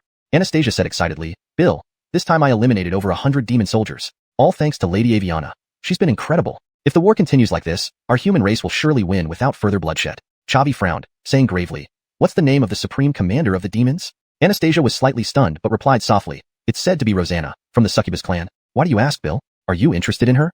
Chavi shook his head vigorously. No, I'm just puzzled. Knowing that Lady Aviana has appeared and can't be taken down, why would the demons attempt to prevent this siege? It's futile except for pointless casualties. They can't capture the demonic resistance pass. Anastasia replied softly, Not sure. Maybe Rosanna is unwilling. Translation note. In this translation, character names like Chavi, Ulrich, and Jordy are kept in pinyin as requested, and the narrative and style are maintained as closely as possible to the original Chinese text while ensuring natural English fluency. Chapter 218. Red Tassel Division. Chavi sighed lightly. Hopefully it is so. The battle ended, and Chavi returned to the camp to rest. Just as he lay down on the bed, a loud voice sounded outside the door. Chavi, come out for a moment. Chavi was startled and immediately bounced up from the bed. This voice seemed to belong to Yasmin, the 18th chosen one. What does she want with me? Full of doubts, Chavi opened the door and saw Orla, whom he had met not long ago. She was wearing a red dress, her figure fiery and her expression excited. Chavi saluted her with cupped hands. Greetings, Lady Red Tassel. I wonder what matters you have brought to me. Orla smiled and said, As the Dao partner of Miss Tanya and being quite familiar with us, there's no need for such formality. Just call me by my name. Chavi nodded slightly. All right, Miss Orla. Orla smiled again and said, Chavi, Jordy told me that on the city wall, you fought 2 Devil Sect members alone and killed one. Is this true? Chavi nodded slightly and chuckled. Indeed it is. Orla laughed and said, Well done. As expected of the Dao partner of Lady Aviana. If you were incapable and only knew how to depend on others, then I would look down on you. From what I see now, you are skilled enough, at least able to fight beyond your rank. Chavi smiled gently. Pure luck. Orla waved her hand. You've probably said those words of luck to many people. Without beating around the bush, do you want to join my Red Tassel division and fight against the demons together? Hearing this, Chavi was slightly stunned, then spoke in a serious tone. Could Miss Hongxue give me an introduction to the Red Tassel division? Orla smiled and explained. The Red Tassel division is an elite force I built myself. Despite its title, it consists of only 1,000 men. But each one of them is the cream of the crop, capable of generating more combat power than ordinary divisions, hence called a division. The average soldier in the Red Tassel division has strength exceeding 5th star Martial Emperor, while the squadron leaders have 5th star Martial Sovereign or higher strength. As for the division commander, it's me, an 8th star Martial Venerable. What do you think? Want to join us for some fun? Upon hearing this, Chavi was inwardly astonished. An army consisting of over 1,000 martial emperors and dozens of martial sovereigns was definitely an elite force. Bear in mind, the common soldiers within the Demon Rejection Pass generally have only martial king cultivation. It was likely that only someone like Orla, endowed with the status of the Chosen One, could command so many experts. Otherwise, even a common martial venerable might find it hard to command respect. Chavi asked solemnly, So, what benefits will there be for joining the Red Tassel Division? Orla's expression changed and she responded seriously, There are none. After joining the Red Tassel Division, we will leave the Demon Rejection Pass and engage in battle on the surface, unable to receive the protection of Lord Aviana. And we will also face the most elite forces of the demonic race, Twilight Pillar. This troop is made up entirely of high-level demon emperors and has 3,000 men. Joining the Red Tassel Division means you will face greater challenges and risks. However, it's immensely honorable to build merit for humanity. Chavi didn't answer immediately but instead asked in a grave tone, Miss Orla, what's the casualty ratio of the Red Tassel Division? Orla laughed and replied, I've been building this division for a year specifically for use during the Human-Demon War. 3 days ago, we clashed with Twilight Pillar and took out 1/4 of their forces. Meanwhile, our Red Tassel Division only lost 1 squadron leader and several dozen warriors. Hearing this, Chavi was taken aback. Holy cow, the Red Tassel Division is so amazing? Wait, I should say, Miss Orla, you're amazing too. Orla was very satisfied with Chavi's reaction and lifted her head slightly, smiling. Guess why my title is Battle's Red Tassel? My military leadership is first-rate among all humans. The reason I haven't taken up the position of commander of the Demon Rejection Pass is that I haven't broken through to the Saint Realm yet. So, I formed the Red Tassel Division to get some practice. The commander of the demonic Twilight Pillar isn't that competent and can't compare to me at all. On the actual battlefield, they are completely at my mercy. The only demon who truly matches me in military leadership is Grand Marshal Rosanna. Chavi gave Orla a thumbs up. Then you deserve the praise. Since the casualty ratio is so low, I certainly want to join the Red Tassel Division. I also want to contribute more to the human race and end this war as soon as possible. Orla nodded slightly. Good for you for not rejecting my invitation. But let me make this clear. After joining the Red Tassel Division, I won't give you any special treatment because of your identity. If you fall in battle, then Lady Aviana will lose her Dao partner. Chavi smiled lightly. I don't need anyone's protection. Orla nodded again. You still have some pride. Young man, I really see great potential in you. Follow me. Saying that, Orla turned and walked toward the parade ground. Chavi followed closely behind her. With the system's insane experience point requirements, staying on the city wall to defend wouldn't allow him to level up quickly anymore. Ainsley had already reached the rank of human torchbearer, and if he didn't step up his game, he would truly become a deadbeat husband. So, joining the Red Tassel Division and facing stronger enemies was the way to increase his leveling speed. Besides, Orla was a chosen one recognized by the Heavenly Seal. With the human race's blessing, her strength and luck wouldn't be too bad. Following her into battle would be relatively safe. Of course, this was also why most soldiers in the Red Tassel Division chose to follow Orla. Chosen one was synonymous with strength and potential. Half an hour later, the two arrived at the parade ground. Over 1,000 Martial Emperor-level warriors of the Red Tassel Division were already waiting there. Seeing Orla appear, they shouted in unison, Greetings, Commander. Orla smiled and loudly said, Warriors of the Red Tassel Division, thank you for always following me and helping me eliminate the troops of Twilight Pillar. After the last battle, our combat effectiveness has slightly declined, so I found some new members to boost our strength. Let them introduce themselves. The 10 young people standing outside the formation took turns introducing themselves, after which Orla assigned them squad leaders, allowing them to integrate into the team one by one. Finally, Chavi smiled and said, Greetings, fellow comrades. My name is Chavi, from Qingzhou's xuanhuan sect, a 9th-star martial emperor. Just as Chavi was about to join the ranks like others, Orla loudly announced, I've decided to appoint Chavi as the captain of the 9th squad. Any objections? Chapter 219, the Platoon Leader Contest. Upon hearing this, Chavi's eyebrows slightly raised. He originally thought that as a newly joined recruit, he would at most become an ordinary soldier. But never did he imagine that Orla would directly appoint him as a platoon leader. What did she mean by this? Was she testing him? Orla's words caused an uproar in the hall. When did a 9-star martial emperor get to be a platoon leader? Is this Chavi here just for entertainment? Probably has connections behind him, right? But the brigade commander is a heaven-chosen child. What kind of person could she owe favors to? Could it be Lord Aviana stands behind Chavi? Absolutely not. We, the Red Tassel Brigade, are set to confront the Demon Pillar Twilight head-on. If we let a mere martial emperor lead a platoon, he'll be nothing but a liability on the battlefield. Isn't our commander known for selecting people based on merit and respecting talent? How can she involve herself with favoritism? Regarding the reactions from the soldiers, Orla had anticipated this and was not angered. Instead, she loudly proclaimed, Quiet down. I chose Chavi because he has the strength. If anyone doubts this, come forward and challenge him. Whoever defeats Chavi will be the 9th platoon's leader. Indeed, Orla had deliberately tested Chavi. Amy had often told her how incredibly powerful Chavi was, even predicting that his future achievements would surpass those of Lord Aviana. Curiosity piqued, Orla wanted to see if this young man truly possessed such potential. Being appointed as platoon leader was just a small test. If he couldn't pass this, he wasn't fit to be Amy's partner, and Orla wouldn't associate with him further. If he proved himself, however, he would be worth befriending. The soldiers were even more astonished upon hearing Orla's declaration. In the martial path, the higher one ascended, the harder it became to cultivate, and the greater the gap in power. How could Chavi, a mere 9-star martial emperor, possibly possess the strength to be a platoon leader? True, there were individuals who could fight beyond their ranks, but they were usually among the many heaven-chosen children or prodigies who could rival them. The odds were extremely low. Without seeing Chavi demonstrate his abilities firsthand, no one would believe it. After a brief disturbance, a middle-aged man stepped forward and said in a grave tone, reporting to the commander, I'd like to test him. I know I'm not qualified to be a platoon leader, but I cannot accept this child's promotion. So, let me challenge him. Orla chuckled softly. Talking won't help. Let your skills speak. Chavi glanced at the man, noting he was merely a 1-star martial ancestor, within his capacity. Chavi cupped his hands and respectfully greeted, Chavi of the Xuanhuan sect, please enlighten me. The middle-aged man grudgingly reciprocated the gesture and sternly replied, Your manners aren't bad, but we'll see if you have the ability. Chavi laughed lightly, You shall see. With that, both spread their combat wings and soared into the sky. I say, divine descent. I say, Celestial Talia. Without hesitation, Chavi immediately used word power. Simply defeating a one-star martial ancestor wouldn't gain him any reputation. He must win brilliantly to avoid constant challenges. Chavi's realm instantly rose from 9-star martial emperor to 1-star martial ancestor. The transformation caused immediate turmoil among the Red Tassel Brigade soldiers below. A secret technique to temporarily boost strength? So that's what gives Chavi confidence. Now it gets interesting. Both are on the same level. It's hard to tell who will win. I think Nigel still has the upper hand. These secret techniques have time limits, and after using them, one enters a weakened state. If Nigel can hold out until Chavi's secret technique runs out, he's bound to win. I agree. In the sky, Nigel was also shocked and gravely said, Chavi, so you have such means. Even so, I won't let you win. Chavi smiled. Enough talk, let's settle this in one move. Mountain seal. A yellowish-brown combat seal formed above Chavi's head. Seeing this, Nigel's expression turned serious. Opening with a major attack was undoubtedly the best choice for Chavi since he couldn't afford to waste time. But despite this, Nigel remained unafraid. Nigel raised both hands high, summoning a large earthen spike above his head. After 5 seconds, Chavi completed his energy buildup but didn't rush his move, waiting for Nigel to prepare. Another 5 seconds later, Nigel pushed both hands toward Chavi, and Chavi released his palm strike. The combat seals clashed mid-air. Instantly, Chavi's earth seal shattered Nigel's spike, then its force undiminished, headed straight towards him. Startled, Nigel hastily activated his aura shield for defense, crossing his arms in front of him. His shield only lasted a moment before shattering explosively. Nigel was sent flying backward, spewing blood in mid-air, crashing into the reviewing stand's wall. His body slid down with a thud. Upon witnessing this result, everyone fell silent for a moment before erupting in chaos. Holy shit, seriously? He was taken out in one move? Even though Nigel is just a 1-star martial ancestor, he's among the top ranked in the Red Tassel Brigade, and he couldn't even withstand one move from Chavi. Chavi's strength must exceed 1-star martial ancestor, at least 3-star. Pretty impressive. Though only 2 minor realms apart, it's still cross-rank combat. This Chavi has some real skill. Ignoring the murmurs, Chavi flew down to Nigel, lifting him up and offering him a 6th grade rejuvenation pill. Nigel brother, I apologize. Nigel took the pill, laughing bitterly.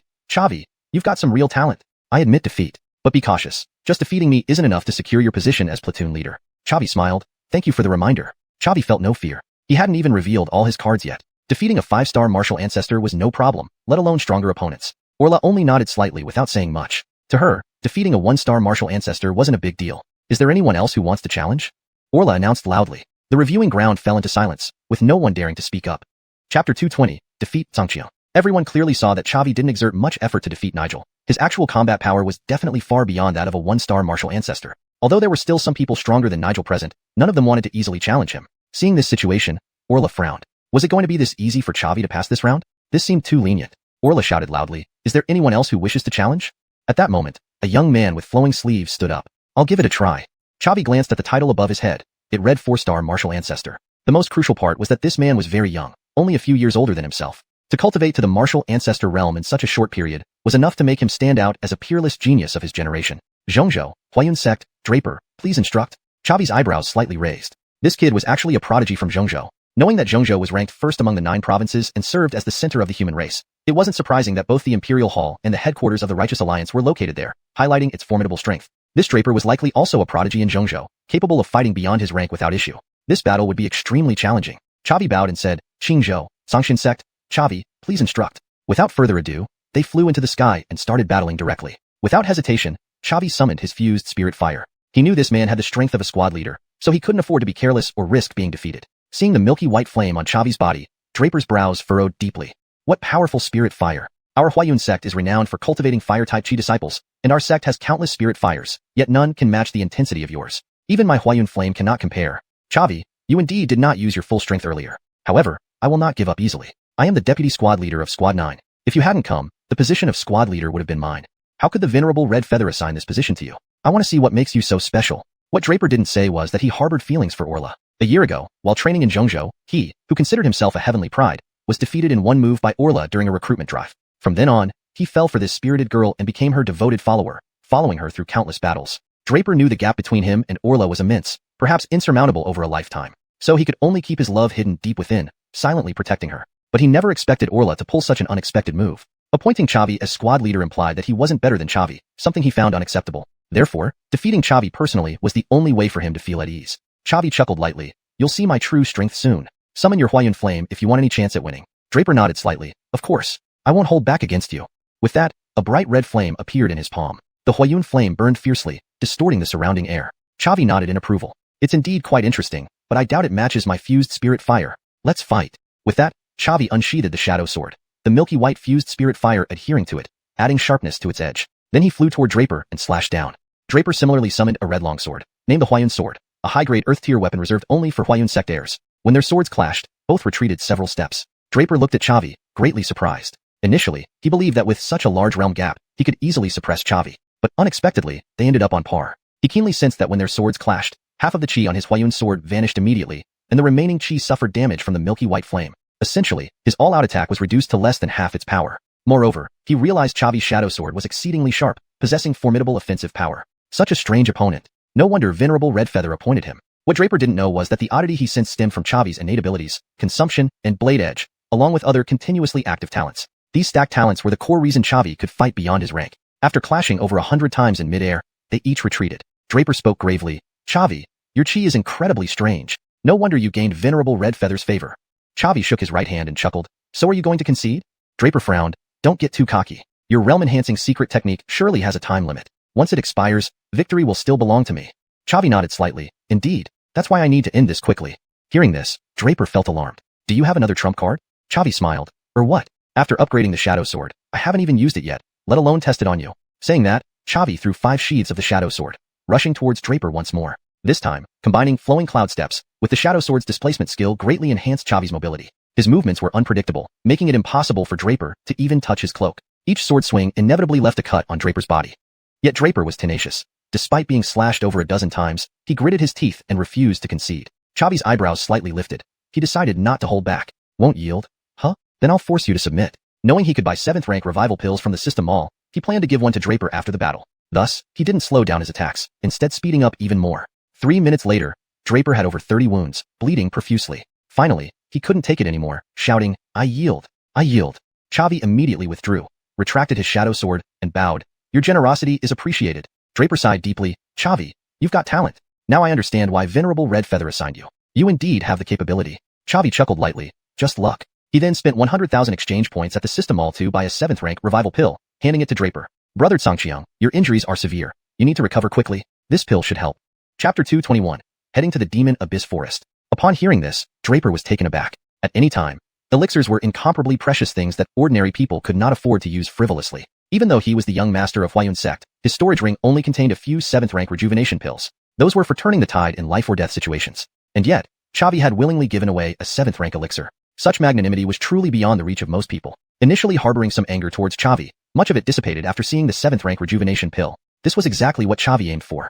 Draper took the 7th rank rejuvenation pill and swallowed it immediately, then sat cross-legged on the ground to recover from his injuries. Orla's eyes sparkled as she looked at Chavi. To be able to defeat a 4-star martial ancestor while only being a 9-star martial emperor, Chavi indeed had some skills and deserved to be considered as Flamekeeper's consort. It was just unknown how long he could maintain this state. Orla loudly asked, does anyone else want a challenge? Silence filled the parade ground. Draper was an old hand of the Red Tassel Brigade, and everyone knew his combat strength far exceeded that of a regular 5-star martial ancestor. Since Chavi could defeat Draper, it proved he was qualified to become the captain of the 9th platoon. Moreover, considering his connection with Orla, no one present dared to say no.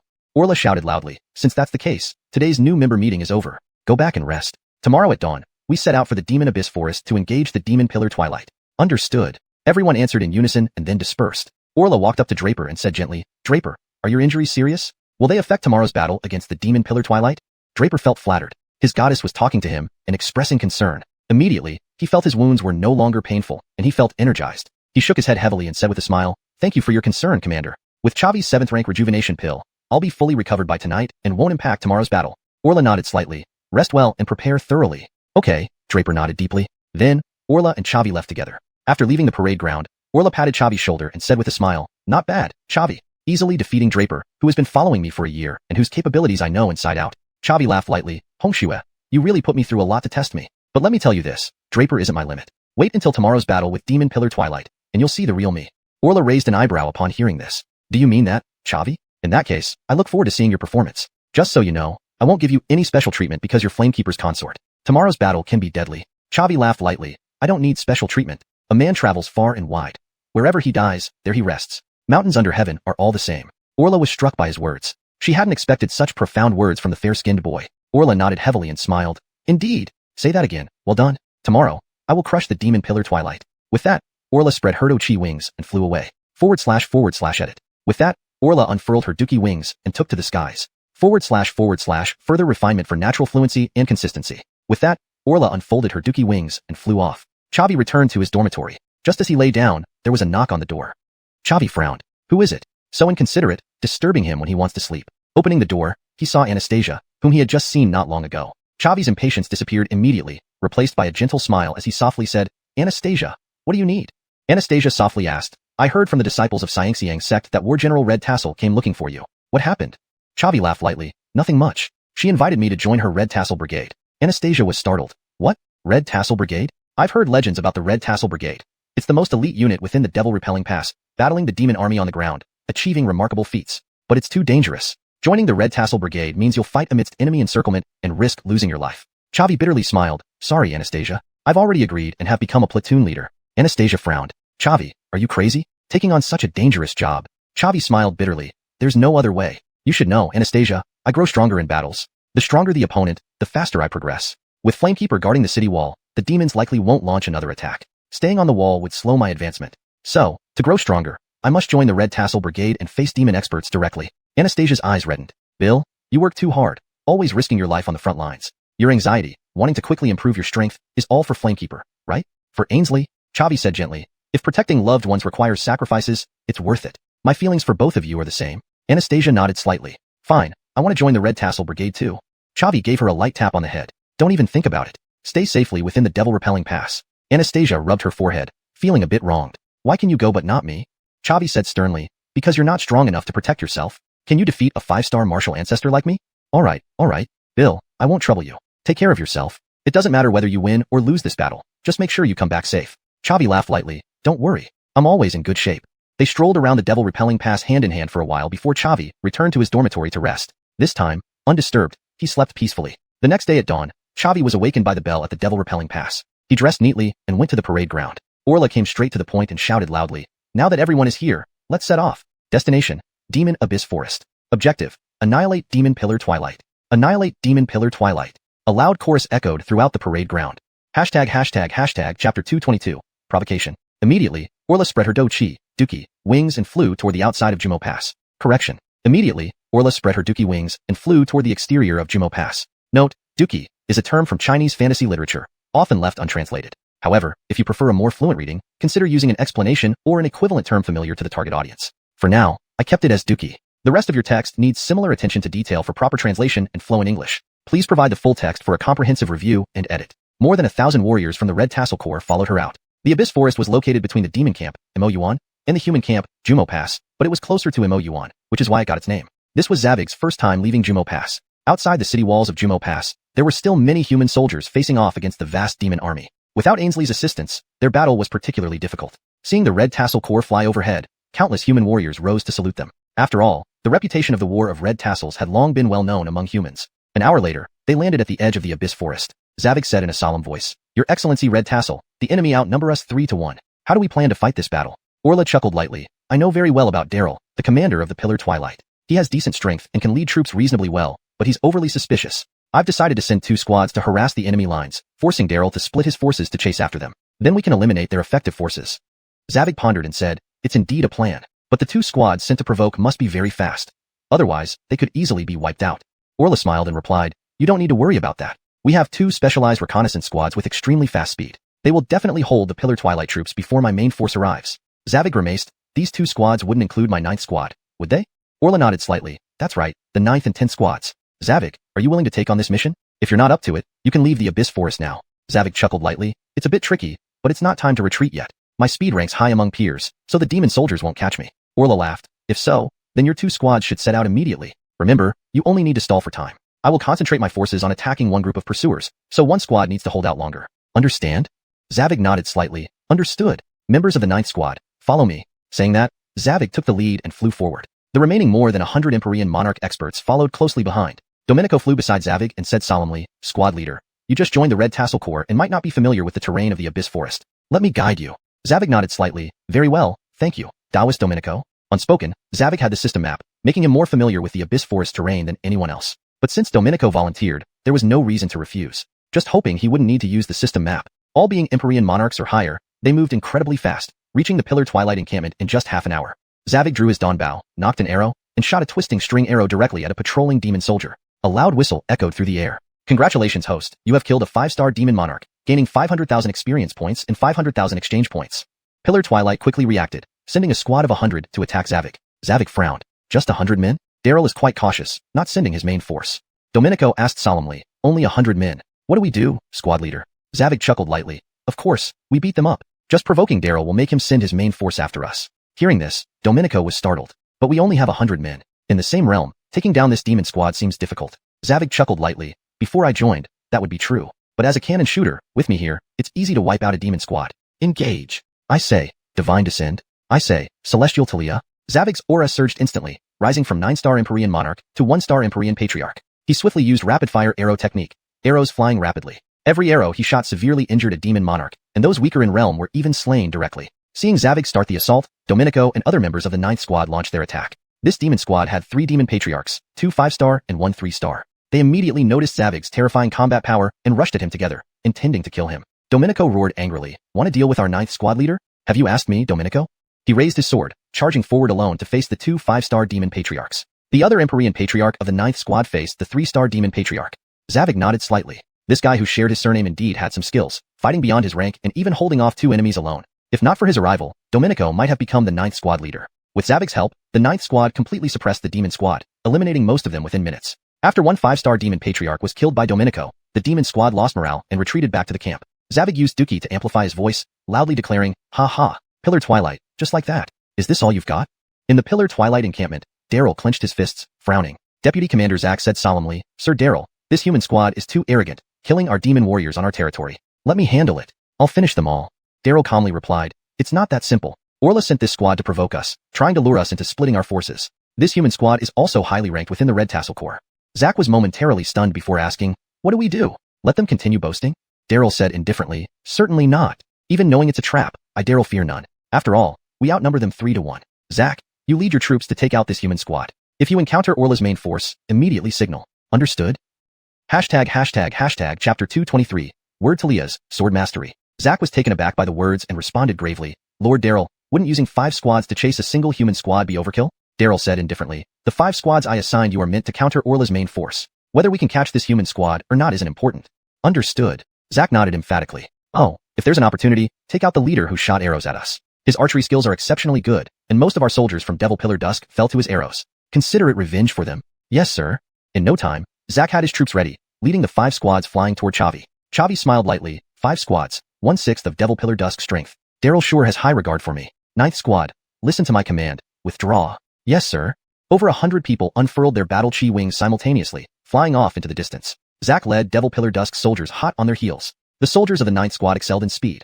Under full exertion, Zack's forces couldn't catch up within a short period. A cat-and-mouse game unfolded within the Demon Abyss Forest. 10 minutes after the 9th squad left, the 10th squad arrived at Devil Pillar Dusk's camp, provoking another confrontation. This time, Daryl didn't send subordinates to probe, but directly dispatched 5 squads to pursue the 10th squad. And this was exactly what Chavi wanted to see. Half an hour passed. The distance between the 9th squad and their pursuers only grew wider. Chavi called out loudly, brothers, slow down a bit. Don't let Devil Pillar Dusk lose track of us. Yes, sir. The group slowed down collectively. The gap gradually narrowed. As Zack was about to reach the 9th squad, Chavi ordered them to accelerate again. After 3 rounds of this, Zack finally lost his composure. F***K.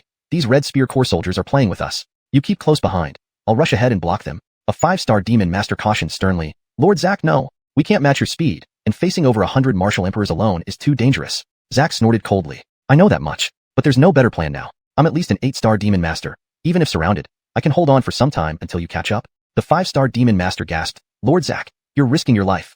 Zack replied grimly. To dedicate oneself to Devil Pillar Dusk is the highest honor. It's decided. Follow as closely as possible. I'll fly ahead to intercept them. With that, Zack detached from the main force, accelerating sharply with his magic wings. Within 15 minutes, he caught up to Chavi, shouting, Arrow shooting brat. Stop right there. Chavi frowned. Am I encountering an expert here? Ignoring Zack, he instructed firmly. Speed up. The 9th squad's warriors increased their pace once more. Zack's expression darkened, and with hands clasped, he launched 2 magic cannonballs toward the 9th squad. Chavi frowned deeply, drew the Dawnbreaker bow, and used the twisting string arrow technique to intercept 1 magic cannonball. The other cannonball headed straight for him. Chavi raised his cold shadow shield, activating the Vajra wall, which glowed with a golden hue. The magic cannonball struck the shield, forcing Chavi back several steps, but he managed to block the attack. He then spoke calmly, Draper, I hand over command of the 9th squad to you. I'll deal with this demon master and rejoin you. Draper was stunned, shouting, Chavi, are you crazy? That's an 8-star demon master. Even I dare not face him head on. Only by focusing our entire squad's firepower on him do we stand a chance. Chavi laughed lightly. You can't doesn't mean I can't. If we surround him, our speed will decrease significantly, making us vulnerable to being caught. Even if we aren't caught, we will surely suffer casualties. Better I take him out solo? Draper asked gravely. Are you confident? Chavi chuckled. Absolutely. Fine. I'll lead the soldiers to withdraw first. Do your best, but above all, protect yourself. Chavi reassured. Relax, I'll catch up quickly. He stopped, hovering in midair, waiting for Zack to approach. 5 minutes later, Zack faced Chavi. Brat, you've got guts. To sacrifice yourself to stop me. After you die, I'll erect a tombstone for you. Chavi smiled lightly. Sacrifice? Not quite. I want to end you quickly so I can regroup with my comrades. Zack scoffed dismissively. What nonsense. I'm an 8-star demon master, and you're only 1 star. Such a huge disparity can only be bridged by a chosen one. Chavi smirked. I guess I should give it a try. With that, Chavi activated the ascension spell. His realm climbed rapidly, reaching 4-star martial master within 5 breaths, closing the gap significantly with Zack. Feeling the change in Chavi's realm, Zack was startled. A secret technique to briefly enhance one's realm? So that's your confidence. Unfortunately, it's still not enough. Chavi smiled. Patience.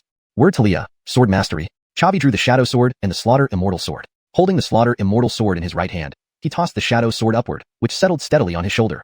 A manifestation of the sword mastery technique, allowing control over other spirit swords. Those with powerful soul strength could control hundreds of spirit swords simultaneously, launching coordinated attacks. However, Chavi's soul strength was only at the initial spirit stage. He intended to use sword mastery, merely to control the shadow sword for its displacement skill while holding the slaughter immortal sword. Controlling the shadow sword through sword mastery consumed considerable soul strength, so it wasn't necessary. Zack's strength was indeed formidable, an 8-star demon master, the strongest opponent he had ever faced. Chavi didn't dare to be careless, using both swords in tandem and attaching fused spirit flames to the slaughter immortal sword. Upon hearing Chavi's words, Zack was astonished, saying gravely, Word to Leah, you actually possess such unique power. Hashtag chapter 224, initial victory. Chavi grinned and shouted loudly, So, evil and twisted path, prepare to die. Zack spoke in a solemn voice. The power of logos is indeed formidable, but it also depends on who wields it. Young man, your foundation is still too shallow. Chavi smiled lightly, but it's more than enough to kill you. Then let's go. Zack let out an angry roar, pulling out a long saber from his storage ring and charging at Chavi. The two clashed midair. Zack's heart grew heavier with each clash. As a seasoned veteran, he did not hold back in the slightest, using his full strength right from the start to swiftly end Chavi. But Chavi was just too strong. His white long sword was incredibly sharp and brimmed with immense power. Zack felt that with each clash, even though his body didn't come into contact with the sword, his vitality was rapidly draining away, making him weaker by the second. The milky white flames on the sword were also exceptionally powerful, constantly consuming his battle aura. Zack dared not imagine what would happen if he were struck by that white longsword. He held back, not daring to trade blows with Chavi. In just 1 minute, they had exchanged over 100 moves. Zack raised his long saber, putting some distance between them. An incredibly sharp sword, probably at least high earth rank, close to heaven rank. Young man, what's this sword called?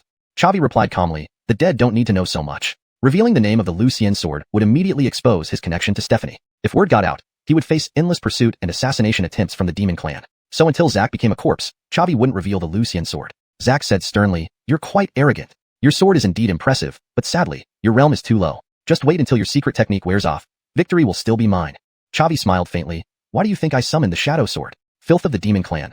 Let me show you my true strength next. With that, Chavi activated the flowing cloud step and the shadow sword's displacement skill. The tables turned in an instant. Chavi completely overpowered Zack, giving him no chance to counterattack. Despite Zack's best efforts to defend, being new to facing the shadow sword, he couldn't predict Chavi's movements. After blocking several dozen attacks, Zack's shoulder was finally slashed open, blood splattering everywhere. The Wuxia sword's power surged through the wound, wreaking havoc inside his body. Zack suffered greatly, spitting out a mouthful of blood. He quickly decided to abandon the fight, turning to flee toward the direction of the 5 demon clan squads. The mountains may not turn, but the rivers will meet again. Human boy, for today's sword strike, Zack will seek vengeance. Chavi's eyebrows lifted slightly as he replied coolly, Did I say you could leave? He raised the Wuxia sword, activating the demon slaying slash. Feeling the powerful battle aura behind him, Zack was startled, but chose to flee at full speed. He believed that, despite Chavi being only a 1-star martial master, a devastating attack wouldn't incapacitate him. More importantly, he had a high earth rank suit of inner armor that would protect him. But Chavi had a trump card. He activated Jade Shatter, depleting half his battle aura in exchange for a 5-fold increase in attack power.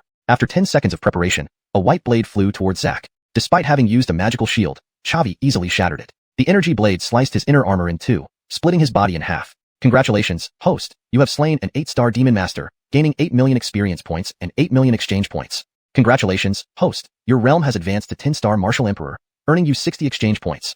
Chavi felt elated and immediately checked his attribute panel. Host, Chavi, realm, 10-star martial emperor, experience points, 3 million/15 million, exchange points, 22,726,220, talents, Eagle Eye 50, Power Strike 50, Frenzy 50, Blade, 50. Jade Shatter, 50. Devour, 50.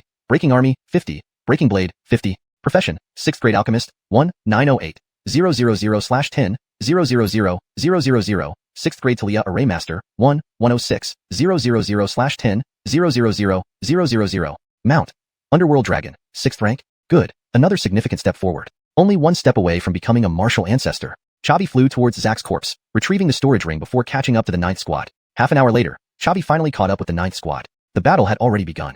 Orla led the main force of the Red Spear Corps, surrounding the 5 pursuing Demon Twilight squads, starting the extermination battle. Chavi also took out the Dawn Bow, hiding nearby to provide ranged support. This time, he finally witnessed part of the Red Spear Corps' strength. Orla charged into the enemy ranks, breaking through their formation and unleashing relentless attacks. Her Red Spear killed numerous Demon Twilight soldiers with each swing. The battle lasted only 5 minutes before the Red Spear Corps annihilated the 5 Demon Twilight squads. On their side, no one died, and only a few dozen warriors were lightly injured. After the battle, Chavi approached, smiling, "Commander, you are indeed efficient, ending the battle in just 5 minutes." Orla smiled lightly. "Isn't that expected? We should not be merciful when dealing with the Demon Clan." Chavi nodded. "Indeed."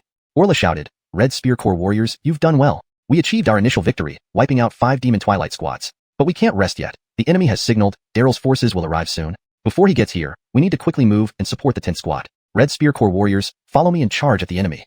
"Understood." Everyone responded in unison. Immediately after, Orla abandoned cleaning up the battlefield and led the troops to support the 10th squad. Chavi rejoined the team, moving toward the 10th squad as well. Lute Sankong patted his shoulder, smiling, "Squad leader, I can't believe you returned alive. Did you manage to lose the 8-star Demon Master?" Chapter 225, Advancing to Martial Ancestor. Chavi chuckled and said, "Pretty much. I took him out." Upon hearing this, Draper was greatly shocked. "Damn, you really took him out. For real? Are you messing with me?"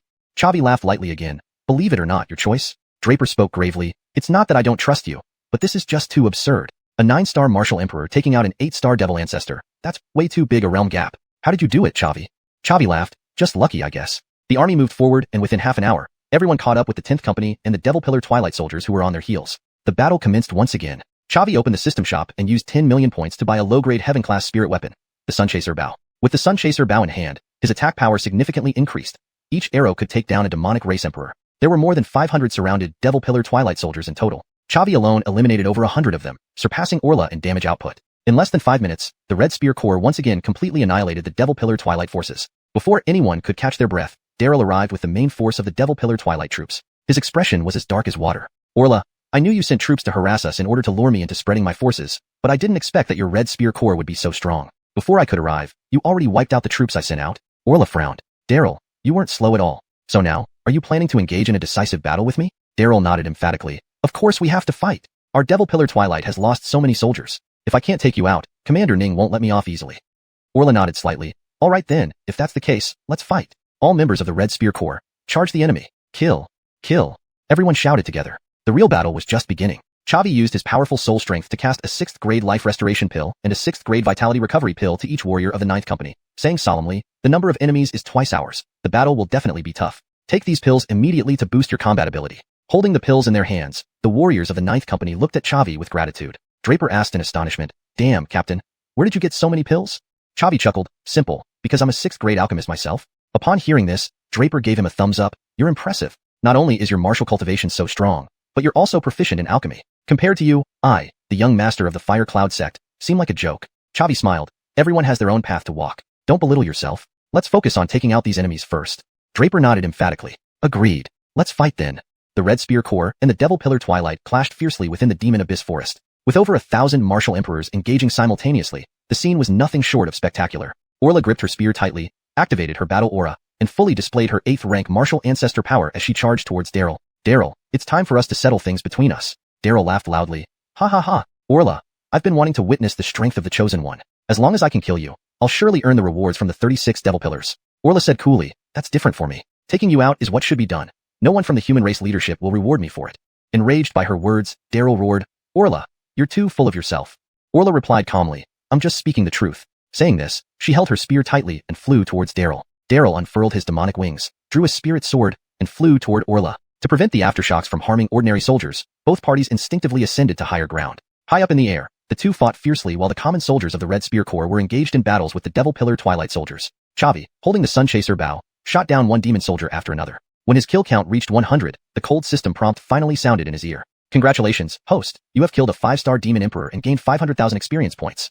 Congratulations, host. You have advanced to 1-star martial ancestor and gained 61 talent points. Chavi couldn't help but feel elated. Indeed, the battlefield was the most suitable place for growth. If it were during peaceful times, how many demon emperors would there be for him to kill? At the same time, Chavi attracted the attention of the demon experts. 3 8-star devil ancestors flew towards him. Draper was greatly alarmed and shouted loudly, "Squad leader, be careful. Those are 3 8-star devil ancestors." Chavi smiled lightly and said, "Brother Daoist Xianxia, you just take care of your own business. These 3 8-star devil ancestors are mine." With that said, Chavi used the divine descent of celestial Talia. His realm was boosted from 1-star martial ancestor to 3-star martial ancestor, and then he activated sword control. The shadow sword hovered around him. Immediately, Chavi held the execution sword and charged towards the 3 8-star devil ancestors. The leading 8-star devil ancestor sneered, "A mere 3-star martial ancestor wants to stop us? Truly laughable." Chavi said indifferently, "Then laugh faster. You won't have the chance when your head rolls." Chapter 226, Great Victory. At the same time, the battle between the two commanders had escalated to a fever pitch. Daryl's realm had already reached that of a 9th-ranked demon lord, placing him among the top echelons of strength within the demon race. This was one of the reasons why he could become the commander of the Dusk Pillar. However, he now found himself in a predicament. He couldn't defeat Orla. Despite putting forth his utmost effort and even using heaven-rank martial techniques, he still failed to subdue her. As a proud prodigy of the demon race and a candidate for the rank of saint, Daryl possessed some arrogance. He believed he wasn't inferior to Orla in any way except for the fact she possessed the Marcus Seal. Yet reality had delivered a heavy blow. Not only had Orla used cunning tactics to eliminate 1/3 of the Dusk Pillar's forces, but she also managed to suppress him in their one-on-one duel despite being at a lower realm than him. This was simply too bizarre. While Daryl was lamenting the strength of his enemy and slightly distracted, Orla intensified her assault. She thrust her spear forward, severing one of Daryl's arms. The intense pain brought about a surge of fear as Daryl's defiance melted away. Black and White Venerable, save me. Daryl let out a roar, and 2 powerful demons flew out from the Dusk Pillar camp. Chavi glanced at the heads of these 2 demons while still engaged in battle. They were both 8th-ranked demon lords. Could Orla hold her ground against 3 opponents? A thread of worry crept into Chavi's heart. The Black and White Venerables were elderly yet formidable figures whom Daryl had specifically invited to deal with Orla. Initially, Daryl planned to summon them after Orla revealed the Marcus Seal to suppress it. But he hadn't anticipated falling into a disadvantage so early in the battle. The Carlo sighed deeply and said gravely, "Daryl, why didn't you call us earlier? Now, losing an arm will make it 100 times harder to advance to Saint. Our demon race has lost another promising talent." Daryl replied solemnly, "I didn't expect Orla to be this strong. Elders, please stop making light of the situation and help me kill her." The Carlo stepped forward. "The Chosen One is indeed terrifying, capable of severing Daryl's arm. Don't blame us for outnumbering you today." Orla, gripping her spear tightly, sneered, "Even if you all come at me together, I have no fear." "Very well, let's see what makes the Chosen One so exceptional." The 4 clashed once more. What chilled Daryl's heart was that despite having 2 additional allies, he still couldn't match Orla. Damn it, the Chosen One is just too monstrous. Orla was only the 18th Chosen One. How terrifying must the previous 17 have been? What Daryl didn't know was that the ranking only represented the order of appearance of the Marcus Seals, not potential or combat power. Though Orla was the last of the Chosen Ones, her talent far surpassed those before her. After only 5 minutes of intense battle, Orla pierced Daryl's chest with her spear. This 9th-ranked demon lord, a young candidate for saint, died under Orla's spear. This victory belonged not only to Orla, but also to humanity over the demons. See that? That's the power of our human youth. Although we lack the profound heritage, our chosen ones can utterly crush demon lords. With Daryl dead, the Black and White Venerables immediately abandoned the Dusk Pillar and fled towards the abyss. Orla did not pursue them. First, fighting 3-on-1 had taken a toll on her, and there was no guarantee she could defeat them. Second, the armies were still in combat, and she needed to take responsibility for the Red Spear Legion's warriors. Orla threw Daryl's corpse into the center of the battlefield and proclaimed loudly, "Daryl is dead. Remnants of the Dusk Pillar, do you still wish to resist?" Seeing Daryl's body, the morale of the Dusk Pillar collapsed instantly. They began retreating orderly towards the abyss, maintaining discipline despite losing their commander and fighting spirit. Orla wanted to rush into the Dusk Pillar formation to prevent their retreat, but was blocked by 2 5th-ranked demon lords who fought desperately. By the time she dispatched them, the Dusk Pillar soldiers had already exited the abyss forest. Orla took a deep breath and shouted, "Don't pursue them. Clean up the battlefield and tally the casualties." Her words sparked jubilation throughout the forest. "We've won. We defeated the Dusk Pillar." For years, the human army could only cower behind the demon rejection pass. A victory like today is extremely rare. Long live humanity. Long live the War Red Spear. War Red Spear, your majesty, is incredible, taking on 3 enemies and killing Daryl. With her here, how could humanity fail to thrive? Did you notice? War Red Spear, your majesty, hasn't summoned the Marcus Seal yet. That means she didn't use her full strength in this battle. The deputy commander then reported the casualties. The Dusk Pillar had lost over 1,500 soldiers, reducing their combat effectiveness by more than half. On the human side, over 300 were severely wounded, and 100 died in battle. Nevertheless, this was a much-needed major victory. Orla announced loudly, "Warriors of the Red Spear Legion, you have all done admirably. This victory against the Dusk Pillar will significantly weaken the demon army, greatly benefiting our comrades within the Demon Rejection Pass. Bring the fallen warriors back to the Demon Rejection Pass. After cremation, spread their ashes on the city walls. This is a tradition of honor for human warriors." "Yes, Commander." Soon after, Orla led everyone back to the pass. Upon returning, she personally conducted the cremation ceremony and scattered the ashes of the fallen warriors. Busy for the entire day, she finally dismissed everyone to rest but retained Xavi alone. Xavi asked, puzzled, Senior Orla, why keep me here? Orla responded sternly, our high command is holding a meeting to decide future strategy. Originally, based on your strength, you wouldn't be eligible. However, as a partner of Flame Your Majesty, it's necessary for you to know the content of this meeting. Xavi nodded slightly, I understand. Seniorly, lead the way. Good. As they walked towards the conference hall, Orla asked, Xavi, why has your realm suddenly improved so much? Xavi laughed lightly, because my constitution allows me to grow stronger through battle. The stronger the opponent, the faster my progress. Since many had already asked him this question, he saw no need to hide it and continued lying effortlessly. Chapter 227, an important meeting. Upon hearing this, Orla's eyebrows slightly lifted. Oh, a war god candidate. Not bad. Xavi smiled bitterly. I have no qualifications to be a war god. I've heard that all past war gods had saint-level combat power. I've only just broken through to the martial master realm.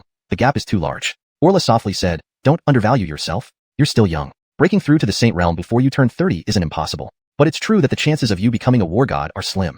After all, we are about to launch a full-scale attack on the demon race. The outcome of the 5th Human-Demon War will soon be revealed. Before that, your probability of breaking through to the saint realm is very low. Hearing this, Xavi was taken aback. Launch a full-scale attack? Orla laughed lightly. Yes, that's the topic of this meeting. Xavi was greatly shaken. Human-demon battles have been ongoing for over 100 years. In each war, the human race always defended its stronghold at Demon Resistance Pass, barely ensuring it wasn't breached. And this time, they were actually going to attack the demons. Without the defense of Demon Resistance Pass and the spirit arrays on the city walls, could the human race truly defeat the demon army? With this question in mind, Xavi followed Orla to the Lord's Mansion of Demon Resistance Pass. Those participating in the meeting included Brandy, Fire, and 4 chosen ones, the chief and deputy commander of Demon Resistance Pass, Brandy's Dao Protector Raymond, as well as 3 human experts he hadn't met before. Xavi looked at the names above the heads of these 3 unfamiliar experts. Each one was marked with.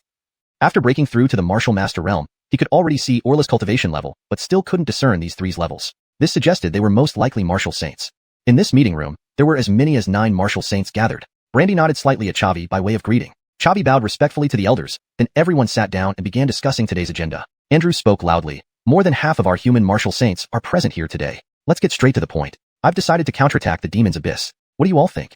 Chosen One Barton, Shadow Meow, and Xuanhuan asked first, City Lord Su, how can you confirm that our warriors at Demon Resistance Pass can win against the demon army in direct combat? Andrew laughed and said, first, we have Lady Fire. As long as she stays at the front lines, she can double the overall combat strength of our human warriors. I've never fought such an advantageous battle before. Secondly, the demon army has a new commander-in-chief. Due to their previous attacks failing without any substantial results and losing countless soldiers, the representatives of the 36 demon pillars lost faith in Rosanna, dismissed her, and handed the position of Grand Marshal to Xuanhuan.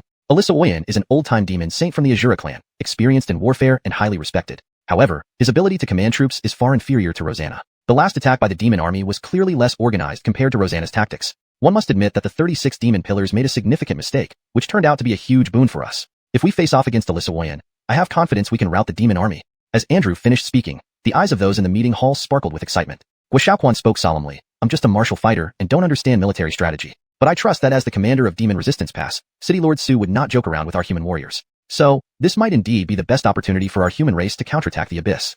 Andrew laughed. Since that's the case, let's vote on it. Majority rules. Those who agree to counterattack the abyss, please raise your hands. Upon hearing this, all 9 martial saints present, including Orla, raised their right hands. Xavi wisely remained motionless. He placed himself appropriately. With his current strength and reputation, he did not have the right to participate in decision-making. He was only there to listen. Seeing the proposal to counterattack the abyss unanimously approved, Xavi was also surprised. It seemed these human leaders still harbored some valor after being suppressed by the demons for so long, all hoping to counterattack the abyss. Andrew smiled. Great. Unanimously approved. However, I need to ask Lady Fire if she's willing to go to the front lines to empower the bloodline forces of our human warriors. This may be very dangerous, but the 9 human saints, including myself, will protect you closely. We will not allow any harm to come to you unless all our human saints fall. Brandy nodded firmly and said gravely, since all my senior predecessors are so brave, I, Brandy, will not lag behind. For this operation, I am willing to fight alongside the many human warriors. Andrew smiled. Thank you, Lady Fire, for your trust. However, we still have one problem. Deep within the abyss lies a giant teleportation array that can transport large numbers of soldiers simultaneously. To prevent the demon army from escaping or reinforcing through it, we need to destroy it before launching our full-scale attack. Orla spoke sternly. I'll take on this mission. Demon Pillar Twilight has already been crippled by me. My Red Spear Regiment is currently the elite force among both humans and demons. I will lead the Red Spear Regiment deep into the abyss and destroy this teleportation array.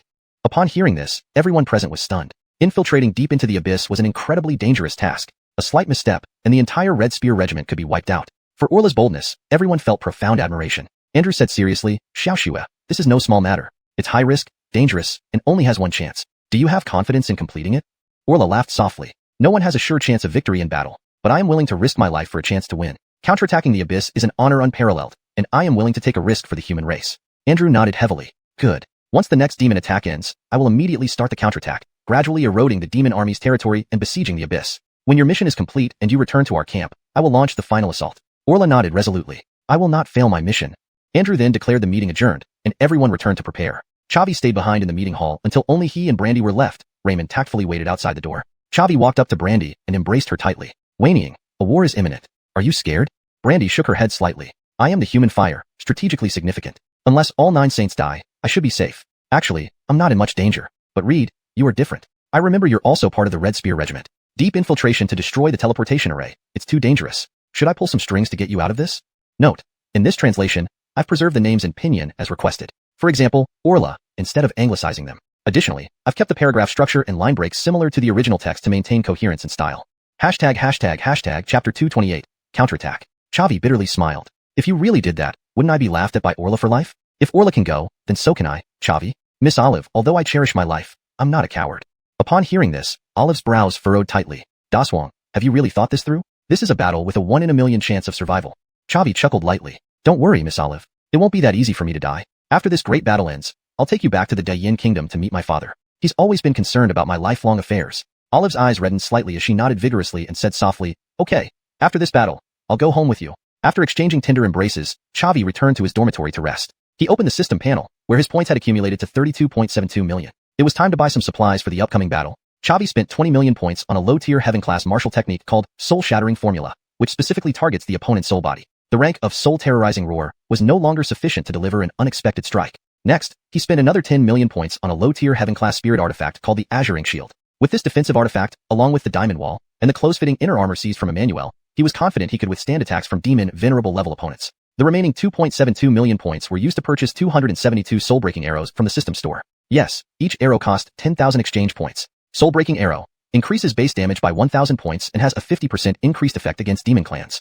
Thus, he depleted all his accumulated points.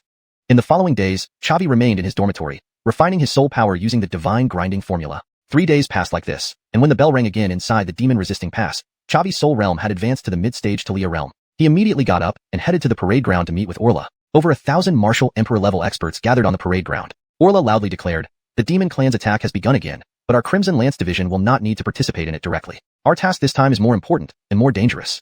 After the siege concludes, Commander Andrew will launch a counterattack on the demon abyss. Our mission will be to infiltrate deep into the demon abyss, destroy the massive teleportation array, and cut off the demon army's retreat.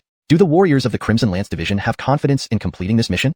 Upon hearing this, the human warriors were all stunned. Heavens, did I hear that right? A counterattack?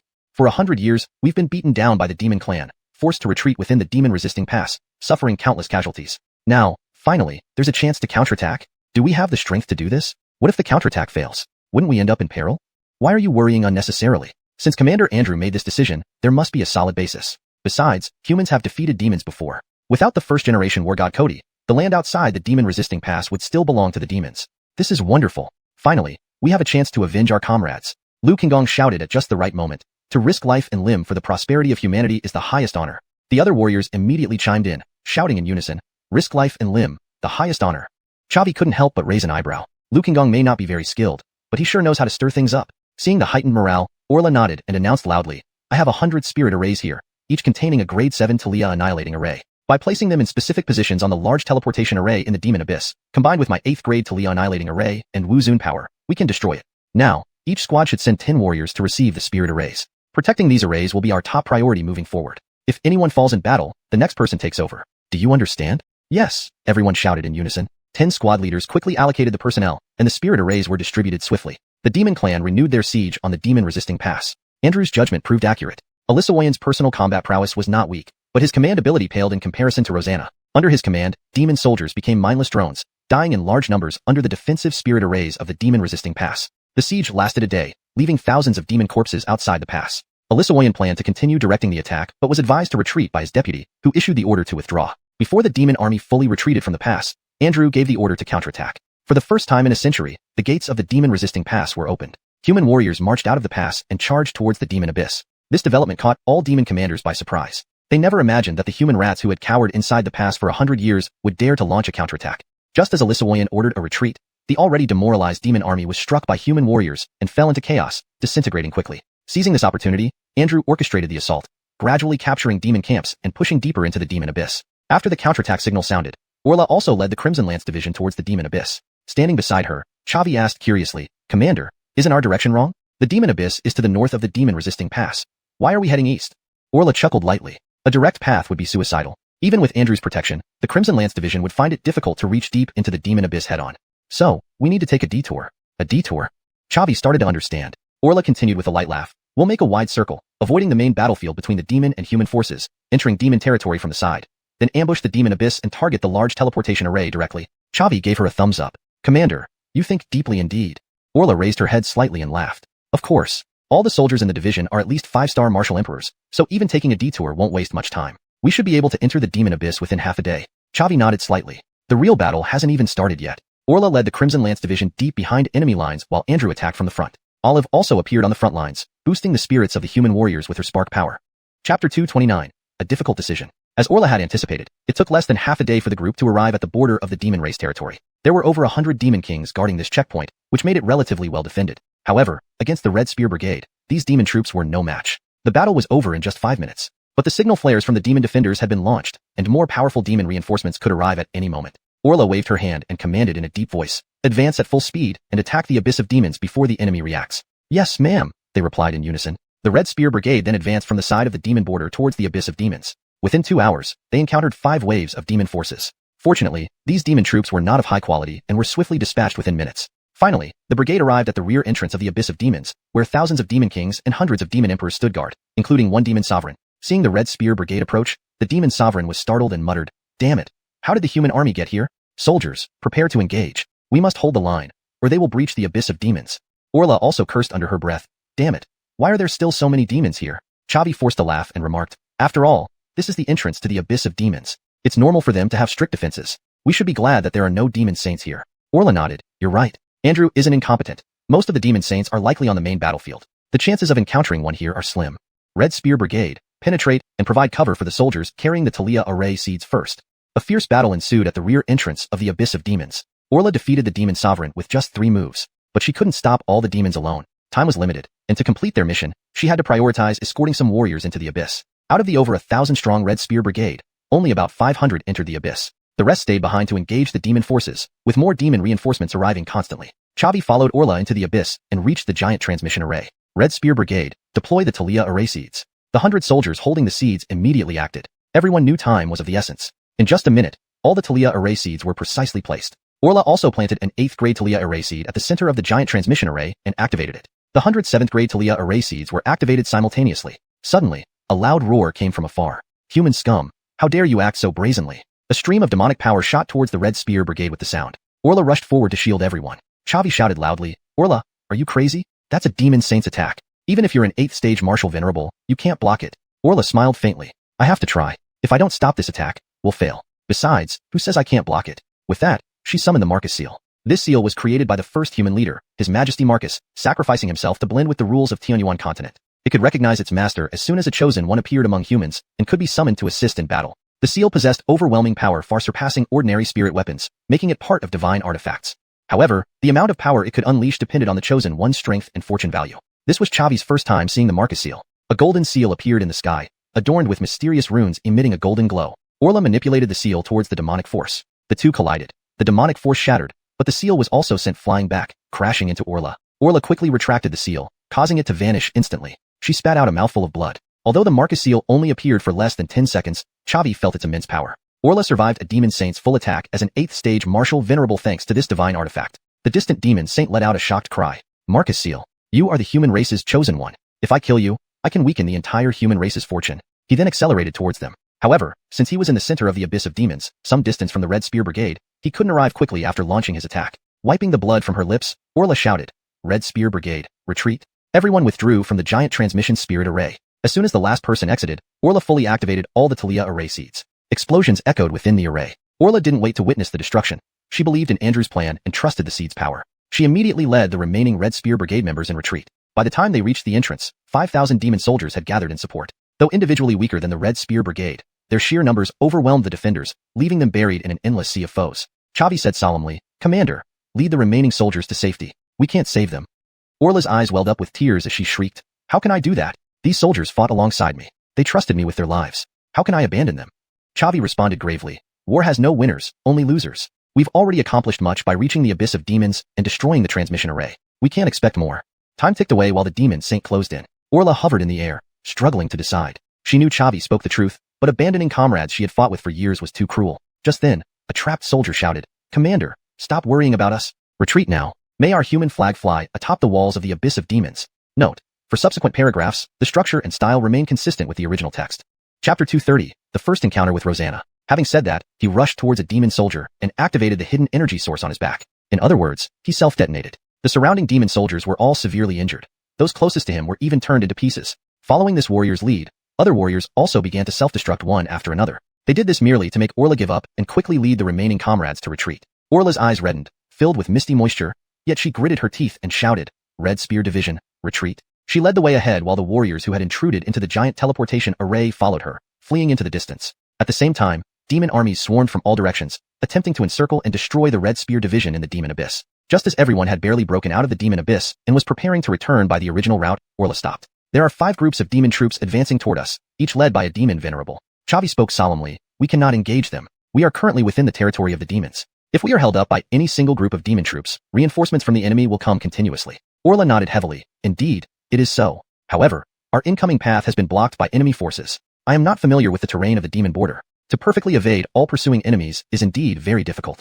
Chavi spoke gravely, "Let me help you." "Huh?" Orla was slightly stunned. "How do you plan to help me?" Chavi smiled and asked, "Commander, I wonder what level your soul power has reached?" Orla was somewhat puzzled but answered truthfully, "It has reached the great perfection stage." "Why do you ask?" Chavi chuckled lightly, "Your soul power is stronger than mine, and your perception range is farther. Please provide me with real-time updates on the movements of the surrounding enemy forces. I will lead the way, and we can definitely break through the encirclement." Upon hearing this, Orla was inwardly alarmed. "Chavi, Flame Chancellor told me about your story. You have always stayed in Qingzhou before. Even the magic rejection pass is your first visit. It's impossible for you to have ever been to demon territory. You are unfamiliar with the demon border's geography. Why should I hand over command to you?" Chavi spoke solemnly, "I have a spirit tool that can display the topography within a radius of 1,000 meters in real time. Commander, I am also a member of the Red Spear Division and would never do anything disadvantageous to myself. Please believe me this once." Of course, the so-called spirit tool Chavi mentioned was the system's map interface. Not only within a radius of 1,000 meters, but the entire Tiangong continent's terrain was within the map interface and could be freely zoomed in and out. However, if he told the truth, Orla would definitely not accept it. Orla pondered for a moment and then nodded heavily. "I trust Flame Chancellor's judgment. Over these days of interaction, I also trust your character. So, I'll hand over the command of the Red Spear Division to you." Chavi chuckled lightly, "Rest assured, I won't let you down." Immediately, Chavi took over the command of the Red Spear Division, opened the system's map interface, and combined it with Orla's perceptual ability, started weaving circles at the border of the demons. It took a full day and night for Chavi to shake off all pursuers and bring the Red Spear Division back to where they originally entered the border. Orla sighed in admiration, "Chavi, you're really an extraordinary person. We ventured deep into the demon territory for dozens of kilometers, narrowly avoiding more than a dozen enemy pursuit groups, and finally arrived here safely. No wonder Flame Chancellor values you so much. You truly have some talent." Chavi laughed gently, "Pure luck. Commander, let's hurry back to camp." Orla spoke solemnly, "We should return now. After reporting the successful completion of the mission to City Lord Su, we can launch a general offensive." Orla led the remaining members of the Red Spear Division back to the human camp. To her surprise, during these 2 days, the human army had continuously advanced and had already pushed forward to within about 5 kilometers of the demon abyss. The human army formed an encircling posture, tightly surrounding the demon abyss. News of Orla's successful return was immediately reported to Andrew. Everyone gathered again in the meeting hall. Andrew asked solemnly, "Xianxia, was it successful?" Orla nodded slightly. "I have successfully destroyed the large teleportation array. The demons will not receive substantial reinforcements nor withdraw swiftly from the demon abyss. The counterattack against the demons rests on this one move." Upon hearing this, Su Cheng felt relieved. "That's excellent. How are the casualties among the Red Spear Division?" Upon hearing this, Orla's expression darkened as she murmured, "To cover our retreat, more than 500 warriors were left permanently in the demon abyss." Hearing this, Andrew was also startled. The Red Spear Division was the elite unit of humanity. Yet in this mission, nearly half were lost, not much different from the battered remnants of the Dusk Pillar. This would have a very adverse effect on the combat effectiveness and morale of the entire human race. Andrew patted her shoulder gently and said softly, "But you're still alive. You carry the fate of humanity. Being able to return alive makes me smile in my dreams." Orla didn't reply but whispered, "Lord Su, please give an update on the current battle situation." Andrew solemnly said, "As I expected, Isekai military command is indeed not good. We've captured all the demon camps except for the demon abyss, eliminating 30% of the demon's active forces, with almost no loss on our side. We were just waiting for you to return to launch the final assault. Orla felt a little better inside and said in a grave voice, since that's the case, please, Lord Su, launch the final assault. As long as we can capture the demon abyss and eliminate the demon's active forces, there will be no threat to the human race for the next century. Andrew nodded heavily. I think the same. Soon after, Andrew issued the order to attack the demon abyss. The 9 sages, Chavi, and Orla all guarded beside Ainsley, protecting her as she advanced to the front lines to boost the human warrior's combat strength with the power of embers. A great battle was about to unfold. Just as the human soldiers reached the walls of the demon abyss, Rosanna unfolded her demonic wings and, under the protection of 2 demon saints, flew to the front line. Chavi saw this former demon marshal for the first time. Indeed worthy of being the leader of the succubus race, her figure was curvaceous, and her face was clear and charming, especially her eyes, which were bright and captivating, making it seem like one could easily get lost in them with just 2 looks. Chavi dared not look any longer. He knew this was the unique enchantment ability of the succubi. People with weak soul power would lose their senses after just 1 glance. Fortunately, this Rosanna was still young. Her soul power had not yet reached the heavenly realm, and his own soul power wasn't weak either, so he avoided embarrassing himself publicly. Seeing Rosanna, Andrew frowned tightly. Rosanna? Weren't you removed from office and escorted back to the Pillar City of Demons to be punished? How could you be here? Chapter 231. A huge turn of events. Rosanna smiled sweetly. Governor Su, you are indeed crafty. Not only have you attained the realm of a sage, but your military prowess matches mine. However, it's unfortunate that you're too greedy. Upon hearing this, Andrew felt a heavy weight in his heart. Is this a trap? Did you sacrifice so many demonic soldiers and all camps outside the abyss to lure us here? Rosanna's smile remained sweet. Governor Su, you are truly wise. Although the cost was great, our demon race has deep roots and can bear it. But you humans cannot. Once demonic resistance pass is breached, our demon troops will march straight in, conquering lands. Despite being an experienced veteran, especially as the supreme commander of the human army, Andrew had exceptional stress tolerance. Facing Rosanna's provocation, he did not lose composure but replied gravely, we have the protection of His Excellency Emberfire. I'd like to see how you plan to defeat our human army. Rosanna snorted, her smile fading slightly. To think that a mere Emberfire would dare challenge the 1,000-year foundation of our demon race? Too naive. With that, she turned to a demon sage beside her, Elder Deng. Activate the formation.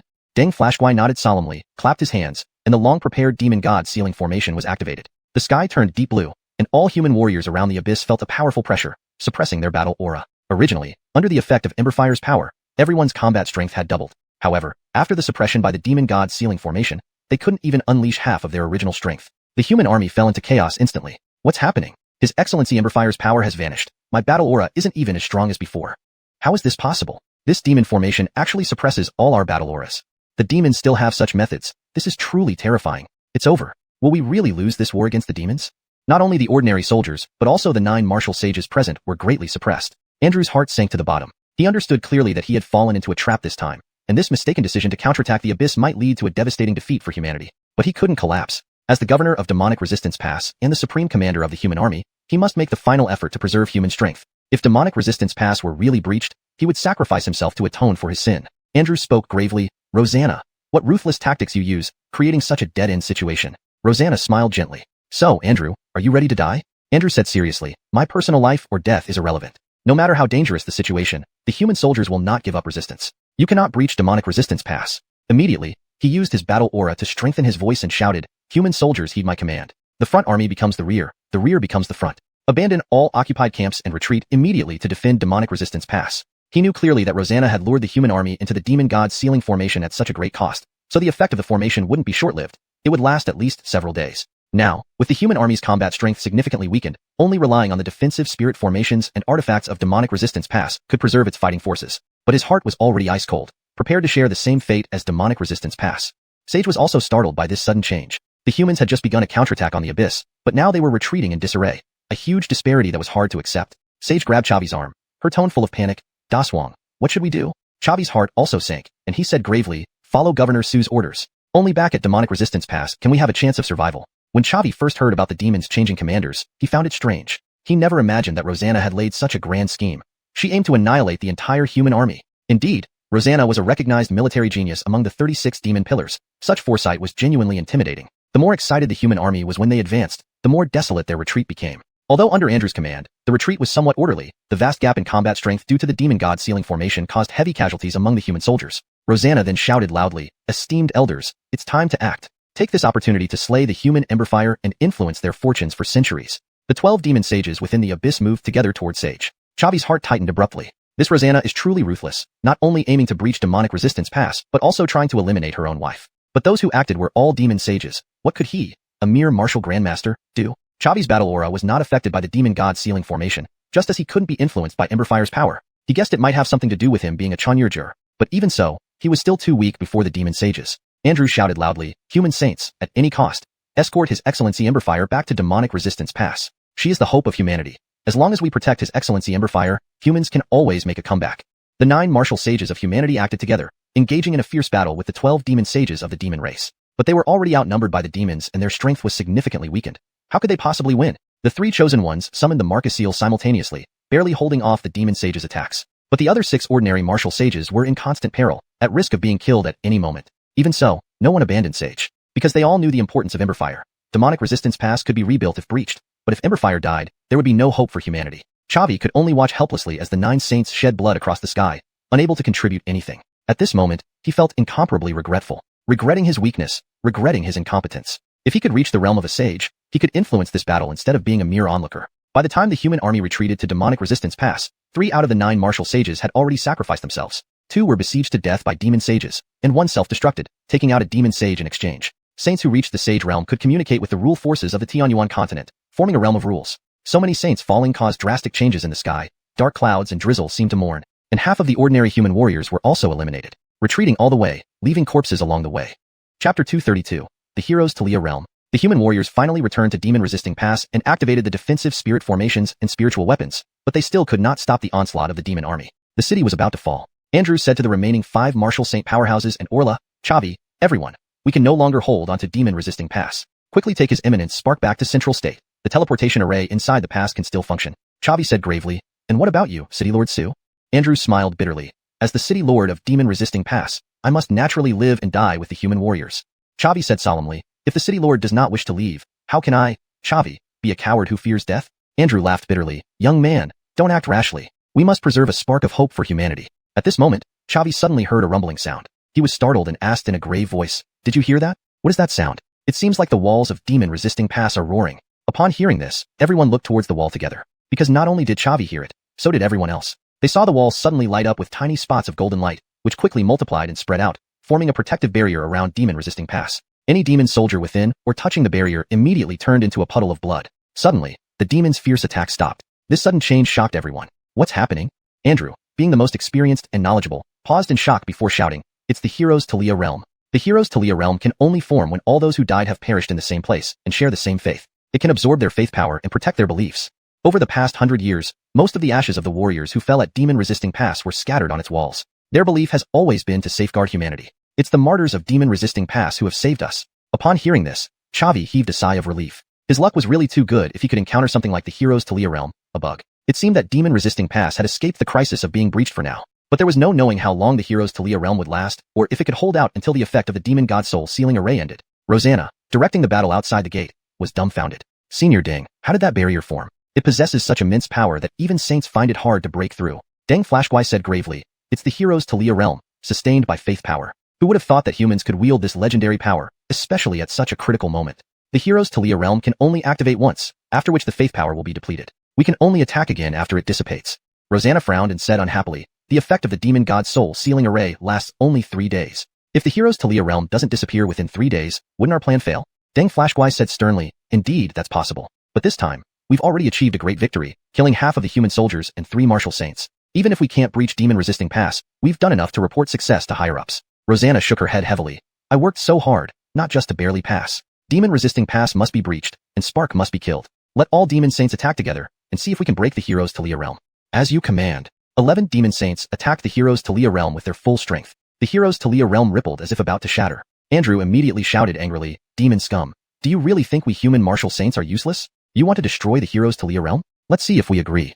After his words, the remaining 6 martial saint powerhouses attacked simultaneously, reinforcing the Heroes to Leah Realm with their battle aura. For a moment, both sides reached a peculiar equilibrium. Rosanna was enraged and said sternly, please summon Elders Flash and Sterling. Upon hearing this, Deng Flashguai was greatly alarmed. Elders Flash and Sterling have never fully recovered from the injuries they suffered in the battle with Cody. They've only managed to stay alive with the aid of various demon elixirs. If they act, their injuries will worsen and might even lead to their demise. That means Elders Flash and Sterling can only make one move. The lives of 2 high-ranking saints are something even the demon race must carefully consider. Great Marshal, you should think carefully. If Elders Flash and Sterling fail to breach the Heroes to Leah Realm, the 36 demon pillars will hold you accountable. Rosanna said sternly, I sacrificed 30% of our demon soldiers for this opportunity. How can a mere barrier stop us? Senior Ding, awaken them. I'll take full responsibility. Deng Flashguai nodded slightly. Very well. He was also somewhat excited. After forcing the humans into such a dire situation, with the breach of the pass imminent, who would give up easily? Since Rosanna was taking responsibility, he wanted to see the demeanor of elders Flash and Sterling. Thus, the demon army waited outside demon-resisting pass for a day. The human warriors began to recover from their injuries and gather more troops from the 9 states. Everyone was worried, hoping that the heroes Talia realm could last until the seal effect of the demon god soul sealing array was lifted. At dawn the next day, 2 terrifying auras suddenly emerged from the abyss, so strong that it greatly surprised the people inside demon-resisting pass. Chavi and other high-ranking human officials climbed onto the city wall and saw the 2 elderly demon figures flying towards them. They both had white hair and weakened vitality, but their demonic power was incredibly strong. Seeing these 2 demons, Andrew was greatly shocked. It's the Gold and Silver Saints. They're still alive. Chavi was startled and said in a grave voice, City Lord Su, can you introduce them? Andrew's voice carried a hint of fear. Gold and Silver Saints broke through to the Saint realm 100 years ago. They are twin brothers with shared bloodlines and can merge their demonic power for attacks, far surpassing ordinary saints. They participated in the hunt for the first war god Cody and succeeded, then disappeared in Xuanhuan continent. I thought they were dead, but I didn't expect them to survive until now. Hearing this, Chavi was greatly shocked. Saints who had lived for 100 years, contemporaries of Senior Cody, were now summoned by Rosanna. If the heroes Talia realm were really shattered by them, what would happen to the tens of thousands of human warriors? The Gold and Silver Saints flew to Rosanna. Elder Flash said in a grave voice, 100 years have passed, yet demon-resisting past still exists. These younger generations are truly useless. Little girl, are you the great marshal of the demon race? Rosanna bowed to the 2 elders and said softly, Greetings, Elders Flash and Sterling. No need for formalities. Xiao Deng has already told me everything. I cannot guarantee breaking the heroes Talia realm, but I will try my best. Chapter 233, The Heroic Talia's Sacrifice. Rosanna softly said, I trouble the 2 venerable seniors. Immediately, the 2 demons flew before the demon resistance pass and simultaneously launched their strongest attacks. The other 11 demon saints followed suit, engaging in a new round of conflict between humans and demons. This time, the ripples in the heroic Talia realm were more pronounced, as if it might shatter at any moment. Brandy held Chavi's hand tightly, her voice filled with anxiety. She whispered, Reed, what do we do now? The Gold and Silver Saints are too powerful. Chavi forced a bitter smile. What can I do? We must do our best and leave the rest to fate. Just as he finished speaking, the Luxian sword in his hand began to tremble. Chavi was taken aback. This sword was reacting to Senior Stephanie's soul imprint. But with a formidable enemy ahead, he had no time to receive the inheritance. Following the intent of the Luxian sword, he looked up and saw an elegant woman appear on the city wall. Her figure was ethereal, a soul form, but radiated powerful spiritual energy. Andrew had served as the commander of the Demon Resistance Pass for many years and had witnessed Stephanie firsthand during the 4th Human-Demon War, even interacting with her. Thus, he immediately recognized her. It's Your Majesty Stephanie. You didn't die? No, this is just a soul imprint. Stephanie flew toward Chavi and greeted Andrew. Xiaoyang, you've finally broken through to the Sage Realm too. Reunited with an old friend, Andrew was deeply moved, his eyes slightly reddening. Your Majesty Stephanie, I'm sorry. I couldn't hold the Demon Resistance Pass, leading to over half of our human warriors falling in battle. Stephanie smiled gently. I don't blame you. I know your capabilities. If even you can't handle this war, others wouldn't fare any better. And besides, there's still me, isn't there? With that, she turned her gaze toward Chavi. Chavi, my soul imprint won't last long, and I can't participate in the battle. However, I can burn my soul imprint and use the Luxian sword as a medium to infuse my power into you. The responsibility to defeat the Gold and Silver Saints rests on your shoulders. Hearing this, everyone else was stunned. So, Chavi already had the Luxian sword. Chavi nodded solemnly. I will do my best, Senior. Without further ado, Stephanie burned her soul imprint, her figure becoming increasingly ethereal.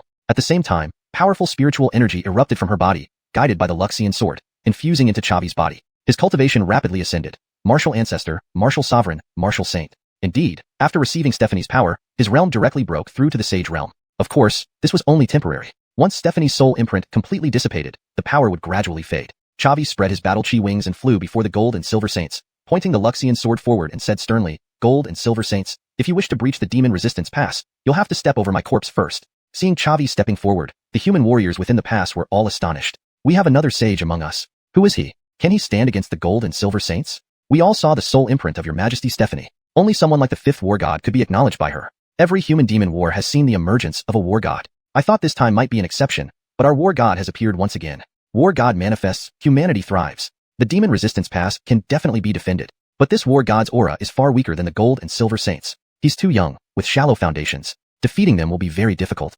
On the city wall, Anastasia listened to the murmurs around her, her mouth agape in disbelief. She certainly wouldn't misidentify her man. Despite the distance, she could guess that the one confronting the Gold and Silver Saints was none other than Chavi, with whom she had just recently confirmed their relationship. In her casual chat with Rin, she had mentioned Chavi's potential to become a war god, but it was just offhand talk. Yet, now her man had truly become a war god. The 5th war god of humanity. This was utterly incredible. Even the Gold and Silver Saints furrowed their brows. The Gold Saint spoke solemnly, young as you are, You've reached the martial saint realm and earned Stephanie's recognition. You must be the 5th war god of humanity, right? What's your name, young man? Inner disciple of the Xuanhuan sect, Chavi. Haha, well done, Chavi. Today, breaking the demon resistance pass, slaying Aviana, and killing the human war god. These 3 great deeds will all be claimed by us brothers. Even if we die soon, I, Long Flash, will have no regrets. Chavi asked gravely, are you really so confident? The Gold Saint laughed, you're too young. Even absorbing Stephanie's remaining power, you only possess the strength of a 3-star martial saint. Among sages, there is also a distinction in strength. Both of us have reached the 8-star demon sage realm, and killing you is like taking candy from a baby. Chavi frowned deeply. The gold and silver saints were telling the truth. He wasn't a match for them now, but burdened with the hope of Senior Stephanie and the human warriors, how could he retreat? Worst case, just by a thread. At this moment, another figure appeared on the city wall. The 3rd war god of humanity, xuanhuan. He cast a deep glance at Chavi, said nothing, and burned his own soul imprint, infusing powerful spiritual energy into Chavi. Then came the 2nd war god of humanity, Su Changbing. He too burned his soul imprint, channeling his spiritual energy into Chavi. Finally, the 1st war god of humanity, also the builder of the demon resistance pass, Cody. He didn't immediately burn his soul imprint but flew before the gold and silver elders, smiling. Gold and silver elders, you ancient relics, still dare to challenge us humans? The gold elder growled. That doesn't make you any less dead. Cody, you've been dead for so long, yet you rise again. Cody chuckled lightly. In the battle 100 years ago, I lost to you both. Fortunately, humanity has successors. Now, let my successor face you again. With that, Cody looked at Chavi and smiled. Young man, not bad courage. Let me give you a hand.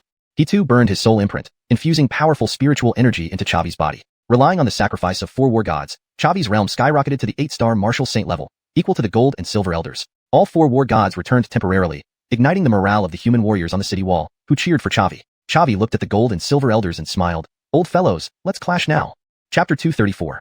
10,000 swords returned to the source. The expressions of the 2 elders, Elder Flash and Elder Sterling, became quite unpleasant. As expected, I knew it. No human war god is easy to deal with. Cody, our game has just begun. Elder Flash looked at Elder Sterling and said in a deep voice, little brother, let's use that move. Elder Sterling nodded slightly. Anyway, we are both frail bodies. Rather than dying in the demon abyss with diseases, we might as well make a final contribution to the demon race. The 2 held their hands tightly, blood-red flames burning on them, and powerful demonic power fluctuations surged around them. Chavi immediately frowned. He could feel the power of this move of theirs. These 2 old guys were not even planning to probe, but were going all out. After all, they were genuine holy demon saints, while he had temporarily been elevated to the saint realm by the infusion of spiritual energy from 4 senior war gods. In terms of combat experience and understanding of the laws of power, he was far inferior to Elders Flash and Sterling. Could he really take this move? There was no point in overthinking. He just needed to give it his all. Fellow humans, borrow your spirit swords for a moment to help me defeat the strong enemy. Chavi amplified his voice using martial chi, making his words echo throughout the demon-resisting pass. Upon hearing this, both human and demon experts were somewhat puzzled. Chavi was alone, yet he asked the entire demon-resisting pass to lend him swords. How many could he possibly use? But soon, Chavi provided an answer. Word to Leah, sword command. Inside the demon-resisting pass, countless spirit swords flew out of their scabbards, escaping the control of their original owners and flying to Chavi's side. Each spirit sword gleamed with a cold light, facing Elders Flash and Sterling. Within just a few minutes, over 10,000 spirit swords gathered beside Chavi. The sky above the demon-resisting pass was covered by a rain of swords, creating a spectacular scene. Yes, this was Chavi's trump card. The 4 war gods had burned their soul imprints, not only infusing him with spiritual energy but also greatly enhancing his soul strength. His current soul strength had temporarily reached the late heaven realm, and the entire demon-resisting pass was within the range of his soul control. The original owners of those spirit swords, having been warned by Chavi, did not attempt to regain control of the swords but allowed their treasured swords to obey Chavi's commands. Moreover, Chavi's appetite was large. These more than 10,000 spirit swords were all above the earth rank. If they were wielded simultaneously, they would unleash an incredibly terrifying force. The warriors inside the demon-resisting pass were incredibly excited. Holy cow, worthy of being Xianxia, a term of respect, actually controlling over 10,000 spirit swords at once. His soul strength must have already reached the heaven realm, right? Even if one had heavenly soul strength, controlling so many spirit swords simultaneously would be impossible. He must have mastered some special power. Haha, for my treasured sword to be used by the war god Xianxia and participate in the city defense is an unparalleled honor for me. Victory to the war god Xianxia. Every war god is heaven's favored child, able to wield such terrifying power. To witness this moment is truly a blessing in my life. Ainsley, protected by many human saints, stared blankly at Chavi, her eyes full of admiration. Indeed, living up to her read, 10,000 swords returned to the source, the quality of a war god. Sure enough, her man had no limits. Even if she became the flame of legacy, he could still stand shoulder to shoulder with her.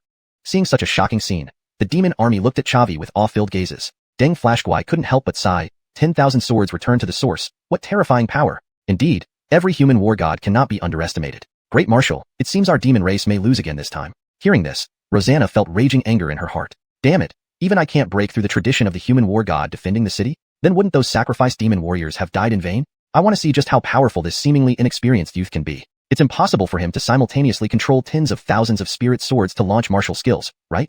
Indeed, he could. Chavi proved with his actions that he could. Tens of thousands of spirit swords danced in the air simultaneously, forming a circle of swords as the demon slaying slash was activated. Tens of thousands of colorful martial chi sword blades appeared, then under Chavi's control, slowly merged into one giant white sword, slicing through the sky. Immediately, Chavi, holding the immortal slaying sword, slashed down at Elders Flash and Sterling. And that massive white martial chi sword blade also slashed down at Elders Flash and Sterling. At the same time, Elders Flash and Sterling completed their charging, and a flame dragon blackened by red fire condensed, flying toward the white martial chi sword blade. The move used by Elders Flash and Sterling was called Fateful Inferno Dragon, which could only be used once in a lifetime. Because, to launch this move required the two demons to sacrifice their life force. The two demons had been unable to recover from their injuries sustained in the fierce battle with Cody 100 years ago. In recent years, they had merely been barely hanging on. They had lived long enough, and were even somewhat tired of this feeling of clinging to one last breath. Compared to cherishing their lives, they much preferred to win against Cody again in this round of chess. Leaving the group of martial saints behind, she spread her sword aura wings and flew towards where Chavi fell, murmuring, "Reed, you must be fine. If there's no you, my life has no meaning." Chapter 235, a sudden windfall. Just as Ainsley flew to the ruined city wall, Chavi emerged from the rubble. Despite being covered in dust and looking somewhat disheveled, he had not a single scratch on him. Ainsley immediately felt a lump in her throat and hugged him tightly, crying out, "Reed, you really scared me to death." Chavi patted her shoulder gently and said softly, "Don't worry, your man isn't that easy to kill." Ainsley replied with a tender voice, "If you died, I wouldn't live alone either." Chavi chuckled lightly, "What nonsense are you talking? We will both be fine. I still want to take you home. Miss Tanya, let go of me for now. The battle isn't over yet." Ainsley nodded slightly and released him obediently. Chavi spread his purple cloud wings and flew back to the front of the demon army. When the shockwave hit earlier, he had used the Vajra barrier to enhance the defense of his Qingemo shield, ensuring his safety but also expending half of his internal energy. Seeing Chavi unharmed, Rosanna's face turned exceedingly grim. Just then, Deng Flashguai added insult to injury by reporting, "Generalissimo, Elder Flash and Elder Sterling have expended all their life force and have passed away." Rosanna spoke coldly. "What a remarkable human war god. Truly, I have gained some knowledge today. Demon army, retreat?" She had no other choice but to lead the army in retreat. With Elder Flash and Elder Sterling dead, breaking through the Talia realm was impossible. Staying any longer would only increase casualties. She had no other choice but to lead the army in retreat. With Elder Flash and Elder Sterling dead, breaking through the Talia realm was impossible. Staying any longer would only increase casualties. Deng Flashguai sighed lightly and relayed the order while inwardly lamenting. Although humans have only occupied the 9 provinces for a short time, they have already established themselves. We demons finally had a genius like Rosanna, but we couldn't even capture Gemma Pass. Is this truly the will of heaven? As Elder Flash and Elder Sterling did not reappear, and the demon army began to withdraw, cheers erupted from the city walls. The war god has won. He defeated the demon sage, and Gemma Pass is secure. Indeed, the fortune of humanity does not decline so easily. Even with Rosanna among the demons, we have Aviana and the war god. Although the war god coming to protect Gemma Pass is a human tradition, witnessing it firsthand is breathtaking. What's the name of this war god? I must know everything about him immediately. As the demon army retreated, Chavi was reluctant to let them go so easily. To be precise, he didn't want to give up on the massive amount of experience points. The thousands of spirit swords in the sky once again moved, forming another demon-slaying slash. Seeing Chavi's action, Rosanna, who was observing every direction, couldn't help but swear loudly. "Bastard, you've gone too far. Demon sages, protect the army's retreat." The demon sages were already exhausted after multiple battles, and their combat power was less than half of what it had been at full strength. However, having reached the sage level, they could communicate with the natural laws, making them resilient enough to exert themselves one more time without harming their foundations. 11 demon sages simultaneously spread their devil wings, flying to the rear of the demon army and collectively forming a magic shield. Chavi raised an eyebrow. With these demon sages stepping in, his plan to gain a massive windfall of experience points might fall through. But it couldn't be helped. Demon sages were extremely tough to kill, and attempting to slay them would likely be futile. So he decided to accumulate experience points by killing ordinary soldiers instead. But he was confident. With his current immense strength, this move would not be in vain.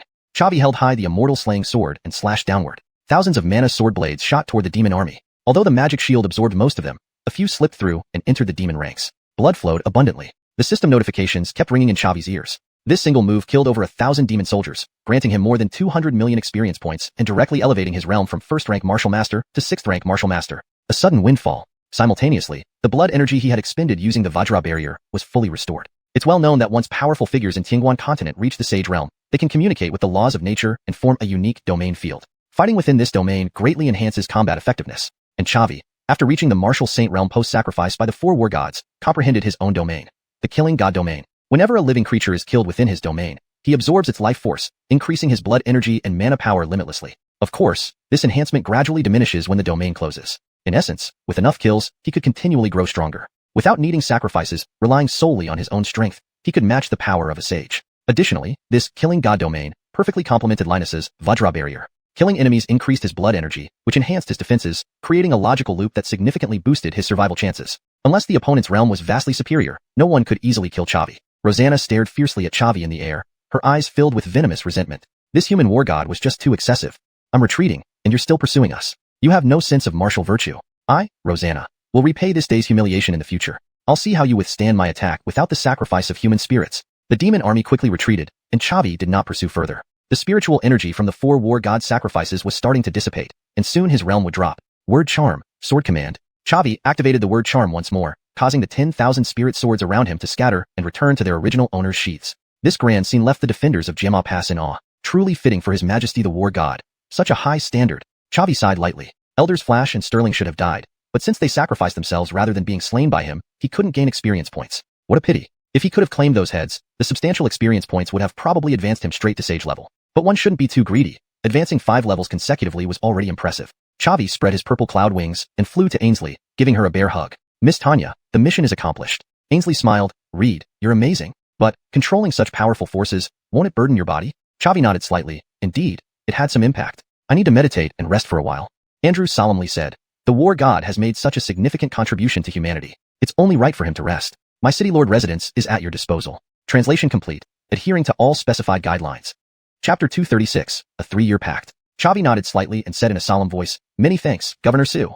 Immediately after, Chavi left the crowd and entered the governor's mansion to cultivate. The spirit energy obtained from the sacrifice of the 4 war gods was very pure, causing no burden to his body. However, entering the Saint Realm for the first time with his soul power reaching the Heaven Realm was an invaluable opportunity and experience. Chavi needed seclusion to savor the feeling of using Saint power, which would greatly benefit his future cultivation. Meanwhile, news of this battle's outcome spread. In the 5th Demon-Human War, the human race won a hard-fought victory and successfully defended the demon-resisting pass. The simultaneous appearance of the flame torch of humanity and the war gods could be compared to a dragon sprouting 2 wings. The name, Chavi, reached the ears of the higher echelons of the human, demon, and beast races. Moreover, Chavi was quite a unique case. While the 4 preceding war gods perished at the demon-resisting pass, according to warriors from both the human and demon fronts, Chavi survived. Not only did he turn the tide and save the demon-resisting pass, but he also preserved himself intact. This was simply too terrifying. Though everyone knew that Chavi achieved martial saint-level combat strength through the sacrifices of the 4 war gods. A win is a win. Regardless of reasons or causality, he was undeniably a war god of humanity. Additionally, it was known that the human war gods became stronger during battles, renowned for their rapid cultivation speeds.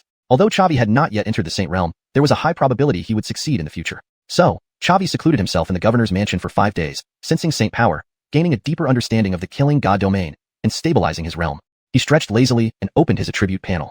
Host, Chavi. Realm, 6-star martial ancestor. Experience points, 30,000, 000/70, 000,000. Exchange points, 222,726,220. Talents, Eagle Eye 50, Strong Strike 50, Frenzy 50, Sword Edge 50, Jade Shatter 50, Devour 50, Conqueror 50, Blade Breaker 50. Profession, 6th rank Alchemist, 8, 908, 000/10, 000,000. 6th rank Talia Array Master, 1, 106, 000/10, 000,000. Mount, Nether Dragon, 7th rank. Nice, truly a sudden wealth indeed. Exchange points had directly accumulated to over 200 million. Chavi opened the system mall and used 100 million exchange points to purchase an intermediate heavenly rank martial technique scroll, the Tai Soul Art. Yes, a martial technique that exercises soul power.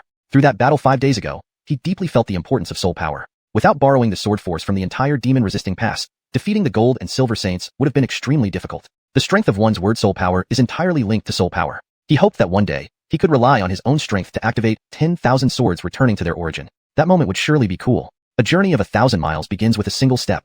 To quickly break through to Heaven Realm soul power, daily diligent practice was necessary. The god-grinding art was already somewhat insufficient, so Chavi purchased the Tai Soul Art. With the help of this intermediate heavenly rank martial technique, his progress should be very rapid. As for the formation map of the Slaughter Immortal Sword Array, when Stephanie's soul imprint appeared, it was placed inside his storage ring. But it was only a quarter of the whole. Stephanie told him that the formation map of the Slaughter Immortal Sword Array consisted of 4 parts, corresponding 1-to-1 with the 4 Slaughter Immortal Swords. Holding any of the Slaughter Immortal Swords would allow Ganyingdal Doying Juntu to wager. Upon receiving this information, Chavi felt somewhat vexed. Tianyuan continent was vast and boundless, and finding the remaining 3 Slaughter Immortal Swords would be quite challenging. However, there was no need to rush. The Slaughter Immortal Sword Array was immensely powerful, rumored to be able to slay deities. He was just a small-time martial ancestor at present, and didn't need such formidable power yet. It could wait. Then Chavi sought out Sayla and said solemnly, Sayla, you've broken through to the 7th rank? The voice of the Nether Dragon sounded in Chavi's mind. Yes, Thanks to the Bodhi fruit you gave me, I sensed a hint of law power, allowing my realm to rapidly advance. Chavi smiled. That's excellent. Sayla, with our combined strength, we can conquer the world. Bill, I might have to temporarily say goodbye to you, Sayla said apologetically. Hearing this, Chavi was taken aback. Sayla, where are you going? Sayla replied solemnly. Of course, back to the beast race. We nether dragons are a branch of the dragon race, with genuine lineage and profound heritage. In my lineage, there are 9 of us young ones, and I rank 9th.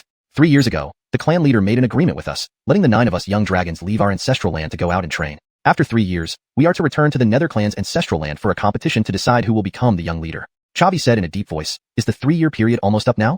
There's still 1 month left, so I have to make haste to get back to the demon race. The nether clan has my family and friends. I must go back to see them. As for that young leader position, it's not particularly important. Chavi smiled and said, I'll go back with you. Hearing this, Sayla was slightly taken aback. What do you mean by that? Chavi chuckled lightly. Just what I said. You're going back to participate in the election for young leader, which will surely lead to conflicts with the other 8 candidates. Very dangerous indeed. As your friend and partner, I have the responsibility to escort you and face the danger together. After a moment of silence, Sela's tone noticeably became more enthusiastic.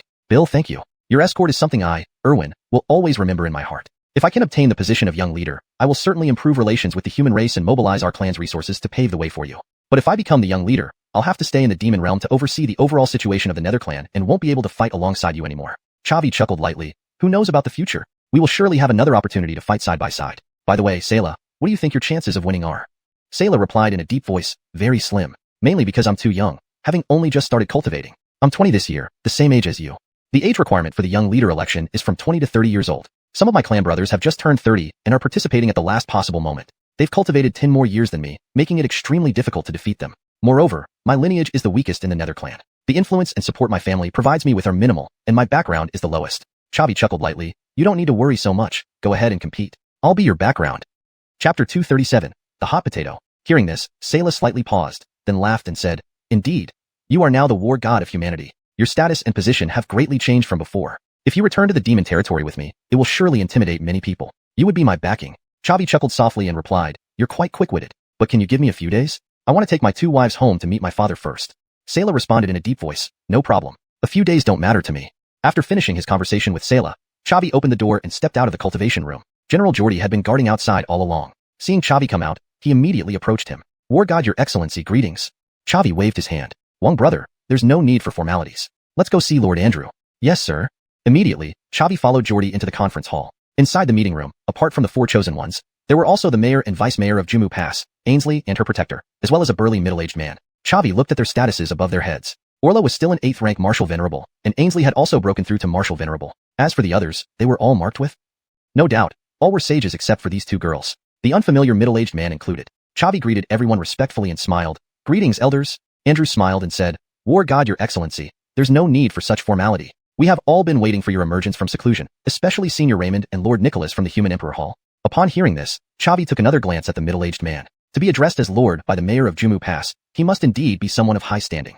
Chavi had already guessed the purpose of his visit. It was undoubtedly to recruit him. After all, the title of War God still held considerable influence in the 9 realms, and the chances of him becoming a sage were significant. If he could be recruited into the Human Emperor Hall, it would greatly increase its power. However, Chavi didn't plan to align himself so quickly.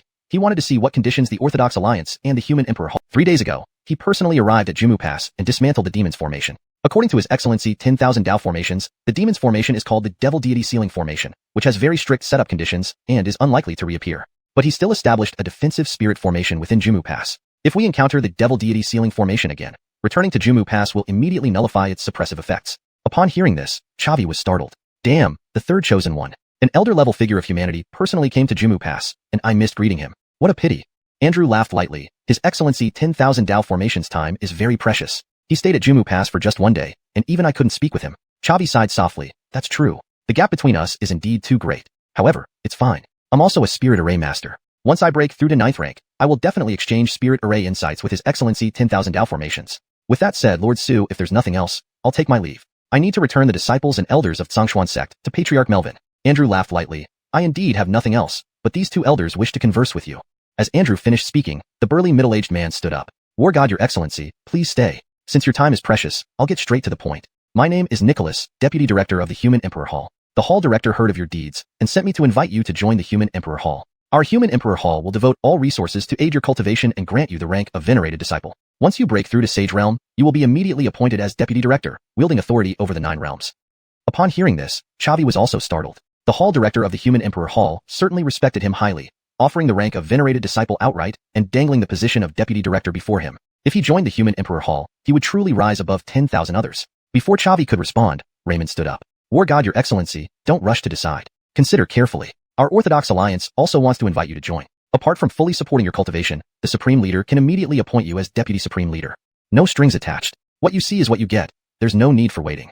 Upon hearing this, Chavi raised an eyebrow. Both factions were vying for him? Now he was really becoming the hot potato. Hearing Raymond's words, Nicholas frowned instantly. The Orthodox Alliance and the Human Emperor Hall were both creators of human order, collaborating while having conflicting interests. The Orthodox Alliance represented major sects, while the Human Emperor Hall represented the state. Previously, when the Supreme Leader Luke encountered Crown Holder Aviana in Central State and brought her back to the Orthodox Alliance headquarters, the prestige of the Orthodox Alliance surged significantly, surpassing the Human Emperor Hall. If Raymond succeeded in recruiting War God Your Excellency, the gap between them would widen further, making it impossible for him to report back to the Hall Director. Thinking of this, Nicholas gritted his teeth and said solemnly, "We can negotiate the terms. War God Your Excellency, I swear on my identity as Deputy Director of the Human Emperor Hall. If you join us, we can also immediately appoint you as Deputy Director." Chapter 238, Two Women Meet. Raymond looked displeased and said in a stern voice, "Nicholas, how can you go back on your word? Once a condition is given, it shouldn't be changed." Nicholas snorted coldly, "Whatever the Righteous Alliance can offer, our Imperial Hall can provide as well. Raymond, if you want to snatch him from us, it won't be that easy." Seeing the tension rising, Chavi interjected, "The two seniors don't need to argue anymore. I won't join the Imperial Hall, nor will I join the Righteous Alliance." Both were momentarily stunned. They thought their offers were too tempting for any ordinary youth to refuse, but unexpectedly, Chavi rejected them. Raymond asked in a heavy tone, "Your Majesty War God, what do you mean by this?"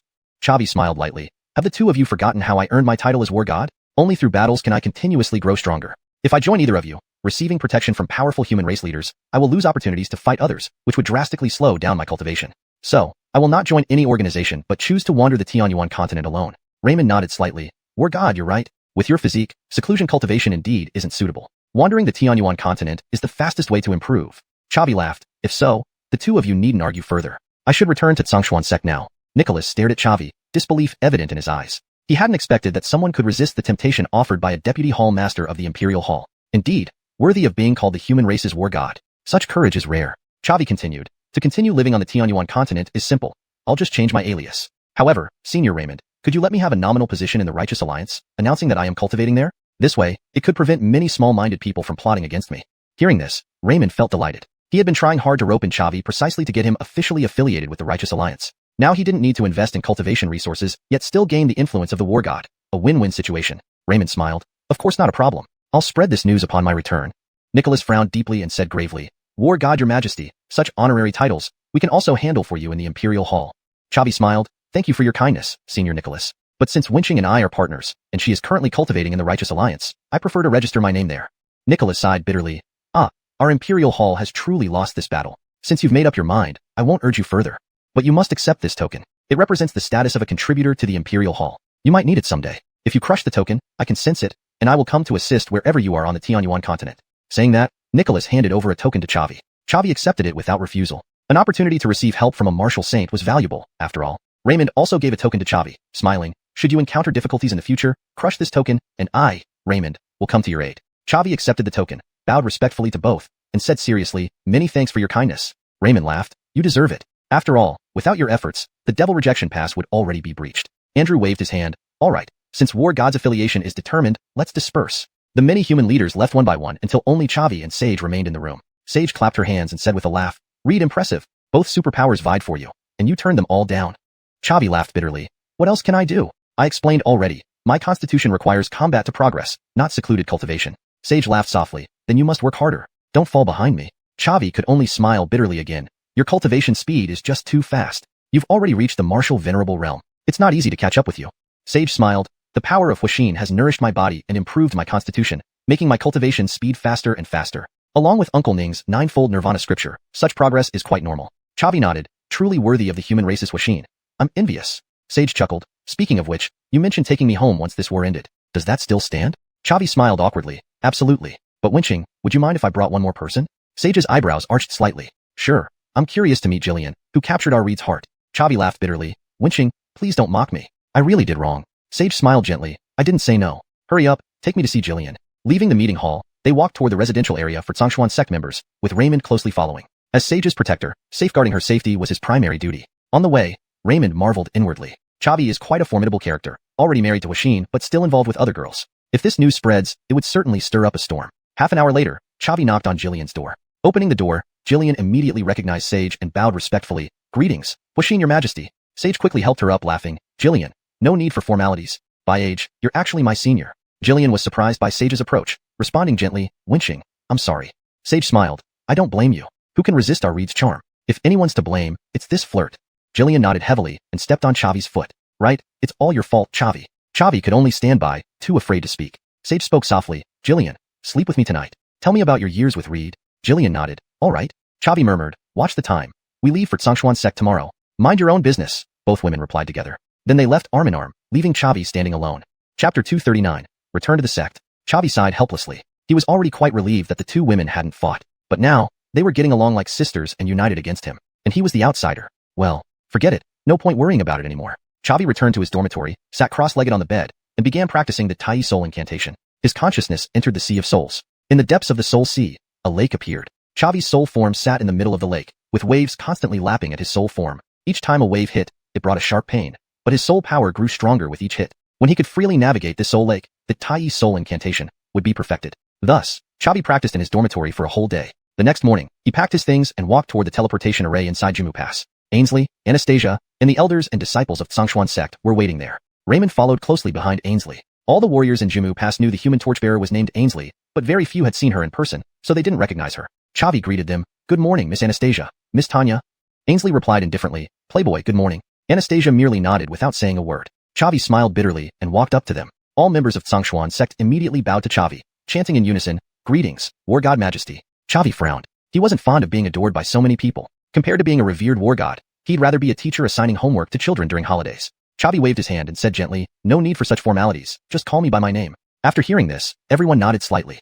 If any young man in his early 20s were called a war god, who knew how arrogant he might become? Yet, Chavi remained humble despite his high status, which showed remarkable grace. As you wish, they all shouted in unison. Chavi chuckled lightly. Since everyone is here, let's enter the teleportation array and return to Stronger1 sect. Everyone's eyes lit up with joy. Life in Jumu Pass was fraught with danger. One might die on the battlefield at any moment. Thanks to Chavi and Anastasia's protection, the casualty rate of Stronger1 sect members was less than 10%. During the counterattack on Maoyu, the members of Stronger1 sect were assigned to defend Jumu Pass instead of participating directly, avoiding a massacre. This time, nearly half of the human warriors in Jumu Pass perished in the human-demon war. With less than 10% casualties, Stronger1 sect did exceptionally well. Now the war was over, and they could finally return home to visit their loved ones and sleep peacefully. Everyone was excited. Moreover, entering Jumu Pass and returning unscathed was an honorable feat that they could brag about for the rest of their lives. Many families would even add new pages to their family records for these young disciples. An old saying goes, riches and honors untaken home are like fine clothes worn at night. It was a rare opportunity to come back alive and show off, making their relatives envious. As you wish, they shouted again.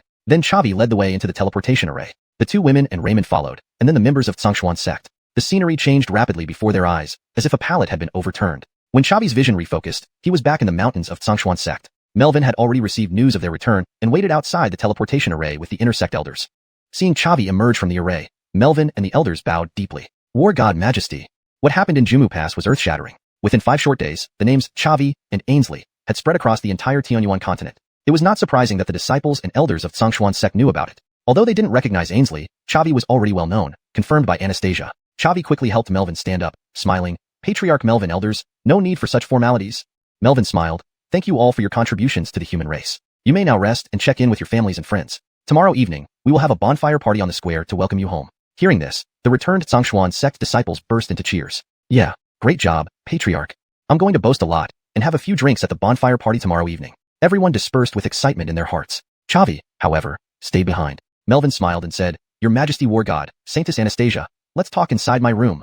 They went to Melvin's private room. Melvin served everyone a pot of tea and then said seriously, Saintess Anastasia, how great were the casualties for Stronger1 sect this time? This was what Melvin was most concerned about. If too many elite disciples and elders were lost, it would damage the foundation of Stronger1 sect. Whether they could retain their 7th rank sect status was uncertain. Anastasia replied softly, Rest assured, Lord Sect Master. Although many Stronger1 sect disciples were injured, they have all recovered. Less than 1/10 were killed in action. Upon hearing this, Melvin was greatly surprised and said gravely, What? Less than 1/10? I heard that nearly half of the human forces were lost in this war between humans and demons. Anastasia responded softly, We owe this to Chavi. If it weren't for his efforts protecting our members, braving the demonic energy bombs, and confronting the demon sect's powerful figures head-on, we wouldn't be so fortunate. With that, Anastasia cast a soft look toward Chavi. A man like him who stands tall and firm is truly what my heart yearns for. Sharing a man with Ainsley doesn't seem entirely unacceptable either. Melvin looked at Chavi and said with a smile, "Thank you, Your Majesty War God. Ever since I learned that you inherited the Execution Immortal Sword, I suspected you had the potential of a war god, but I never thought you'd really reach this point." Chavi chuckled lightly. "Lord Sect Master Melvin, no need for formalities. Xuanhuan's sect nurtured me, and without the Talia Gathering Tower and Heaven Burning Tower, I wouldn't have achieved what I have today. Protecting the disciples and elders of Xuanhuan sect is my duty." Melvin nodded slightly. "That's true. By the way, Your Majesty War God, what is your current cultivation level? I can no longer see through you, but I can sense danger from your aura." Chapter 240, Bonfire Party. Chavi smiled lightly and said, "6-star martial ancestor." Upon hearing this, Kevin was greatly surprised. "I remember when you left Xuanhuan sect, you were merely a 6-star martial emperor. In these few months, you have advanced 10 minor levels. That's too outrageous." Chavi smiled gently and replied, "Because I am the war god, I can grow stronger in battle. During my trip to Jumu Pass, I faced life and death crises multiple times, which awakened my body's potential, thus my strength grew rapidly." Kevin nodded slightly. "That makes sense. After cultivating for half my life, he held the speech Talia power in even higher regard now, and felt more curious about his own teacher. Kevin nodded approvingly. "Sounds great. With resources provided by the Upright Alliance, your strength will certainly grow rapidly. Before long, I won't be able to catch up with you." Chavi smiled lightly. "In that case, let's go back to rest for now." Kevin nodded slightly. "Sure." After bidding farewell to Kevin, everyone walked out of the room. Anastasia said smilingly, "Tanya, you've been practicing at the headquarters of the Upright Alliance. It must have been quite boring, hasn't it? Now that you finally have a break, let me show you around Xuanhuan sect and enjoy the scenery." Ainsley spoke gently. "Sure. Thank you, Sister Anastasia. I've long grown tired of being at the headquarters." Chavi smiled wryly. "Ladies, if you both go out to play, who's going to keep me company?" Anastasia replied coldly. "Do whatever you want. No one cares." Ainsley also nodded repeatedly. "Exactly. Brother Daswang, you're a man. You can always find something to do. Why hang out with us two women?" Chavi was speechless. Ainsley and Anastasia held hands and walked away without even glancing back at Chavi. Raymond couldn't help but chuckle at Chavi's awkward expression standing beside him. This might be the trouble of having two consorts. But Raymond kept a straight face, hiding any amusement. Chavi could only smile bitterly and shake his head. Previously, with just one girl around, although they rarely kissed or hugged, at least they could hold hands. Now that the two girls have become close sisters, spending all their time together, he felt neglected. Not having enjoyed female company for a while, Chavi felt somewhat restless. But no worries. Once the two girls return home to meet his father, Ainsley would likely resume her cultivation at the Upright Alliance headquarters. Then he could spend some interesting time with Anastasia. Looking forward to that. As the two girls gradually moved away, Chavi returned to his cave dwelling. He opened the system store, spent 10 million exchange points, and purchased a heaven-tier low-grade quality medicine cauldron named xuanhuan cauldron. The original medicine cauldron wasn't unusable, but since he had money, upgrading to a higher quality one made sense. Besides, the higher the quality of the medicine cauldron, the better the success rate and quality of the elixir refinement. After using 10,000 swords returning home to eliminate over 1,000 demonic soldiers at Jumu Pass, Chavi suddenly became rich. A little extra money didn't matter to him. Placing the xuanhuan cauldron on the ground, Chavi summoned his integrated spirit fire and started refining pole-breaking pill. Since he was about to return home, he wanted to bring some gifts for his father. Given that he had the recipe for the pole-breaking pill, it was the most cost-effective gift and would greatly benefit his father's realm advancement. Moreover, during breaks from battles, Chavi hadn't forgotten to refine elixirs. His alchemist experience had continuously accumulated, bringing him close to the next level. He wanted to make a final push to see if he could quickly ascend to a 7th-grade alchemist. Thus, Chavi entered seclusion in his cave, non-stop refining elixirs. With the help of the xuanhuan cauldron, a mid-stage spiritual soul, and the integrated spirit fire, his speed was remarkably fast. It only took 15 minutes to refine one pole-breaking pill. By sunset the next day, Chavi successfully advanced to 7th-grade alchemist and had over 100 pole-breaking pills ready. Having tidied up, he headed to the main square to attend the bonfire party. On the square, bonfires stood tall, their amber flames lighting up the faces of the Xuanhuan sect members. Barbecue meat and fine wine filled the air, making Chavi's appetite increase. Elders and disciples mingled joyfully. The disciples who safely returned from Jumu Pass became the focus of the evening. They recounted tales of Jumu Pass, the appearance of demons, and the life and death battles. Disciples and elders listened attentively, deeply reverent and highly curious about those experiences. Chavi, not one to seek attention, found a bonfire on the edge of the square, cut a piece of roasted suckling pig, and savored it quietly. After a while, Kit came over holding a cup of wine. Patting Chavi on the shoulder, he laughed. "Bill, why hide in the corner? I had such a hard time finding you." Chavi smiled lightly. "I just want to eat and drink in peace, no intention to draw attention." Kit grinned. "That's not up to you. Everyone is talking about the war god. Soon, there'll be a crowd coming to toast you. You won't get a moment of rest." Chavi smiled wryly. "What can I do about it? We'll deal with it when it happens. For now, I need to fill my stomach." Kit laughed loudly. "Haha, just like you, Chavi, not an ounce of pretense. As a token of gratitude for saving my life, this first cup is my toast to you." Chavi clinked glasses with Kit and said solemnly, "Brother Kit, will losing an arm affect your life in combat?" Chapter 241, Delivering a Speech. Kit smiled and said, "Of course it had an impact, but the battlefield is merciless, and I'm grateful just to have survived." Chavi spoke in a solemn voice. I'm sorry, brother Kit. It's my fault for not protecting you well enough. Kit patted Chavi on the shoulder and chuckled. What are you talking about? You were the real hero here, the greatest contributor to our victory. How could I blame anyone but myself? Chavi took out a pinnacle-breaking pill and handed it to Kit, saying seriously, this is a 6th grade pill, the pinnacle-breaking pill. If you take it, it should accelerate your cultivation speed. Kit accepted the pill and examined it carefully. Suddenly, he exclaimed in shock. It really is a pinnacle-breaking pill, just like the one you auctioned off in Blackwind Domain before. Chavi, how did you obtain such a valuable medicine? Chavi laughed lightly, because I'm an alchemist. I've acquired the formula for the pinnacle-breaking pill and can mass-produce it, Kit said in a grave tone. If this happened to anyone else, I wouldn't believe it. But since it's you, it's not so surprising. After all, you're the human race war god. Chavi chuckled. A mere pinnacle-breaking pill cannot express my apology. Brother Kit, I also want to make a promise to you. If you encounter any trouble in the future, come find me at the Righteous Alliance. As long as it's within my capabilities and doesn't violate my principles, I'll help you out. Hearing this, Kit was startled. After all, Chavi was the human race war god and might soon reach the Saint Realm. His promise was far more valuable than a single pinnacle-breaking pill. The temptation was too great for Kit to resist. He nodded vigorously and said in a serious tone, in that case, thank you very much, Junior Brother Bill. They clinked their cups together and downed the drinks in one gulp. With Kit taking the lead, other disciples noticed Chavi and came over to offer toasts. After all, Chavi's status was extraordinarily high. Even a brief interaction with him could be beneficial. Chavi didn't refuse any of them, giving them plenty of face. In his heart, these Xianxia sect disciples were now his people. Most of the disciples would toast and then leave, but 3 remained by Chavi's side. They were Rhett, Linus, and Caitlin. All were old friends who had participated in the inner sect examination with Chavi. Rhett swallowed a bite of roasted pork and smiled. Chavi, you've really made it big, directly becoming a war god. Chavi laughed lightly. Just luck. Rhett grinned. Your scene of borrowing swords at Demon Rejection Pass was simply amazing. 10,000 swords returning to the origin. Even my Crimson Flame sword was borrowed. Tell me, Chavi, how did you manage that? Chavi chuckled. Word to Lias. There was no need to hide anything from these 3 old friends. After the 4 war gods sacrificed their soul imprints, my soul power reached the late heavenly realm. With the word Talia, sword command, which allows me to control spirit swords, I was able to achieve the effect of 10,000 swords returning to the origin. Rhett gave him a thumbs up. So you're impressive. I've only read about word Talias in novels. In reality, you're the only one who can master this power. Chavi chuckled. Just luck? Rhett punched Chavi's chest lightly and laughed. Mr. Luck, be honest. What realm have you reached? Chavi laughed lightly. 6-star martial ancestor. Upon hearing this, the 3 were all shocked. Holy cow, you broke through to martial ancestor. Half a year ago, when we first met, you were only a martial Talia, the lowest in our group. Now, you've surpassed 2 major realms.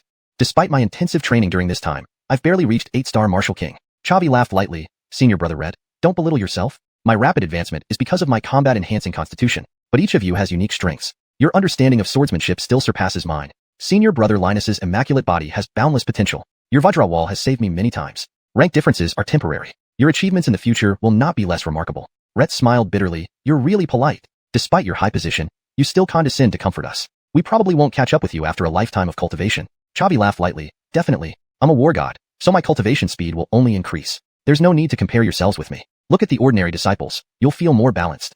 Rhett smiled bitterly. You're really honest. Come, another drink.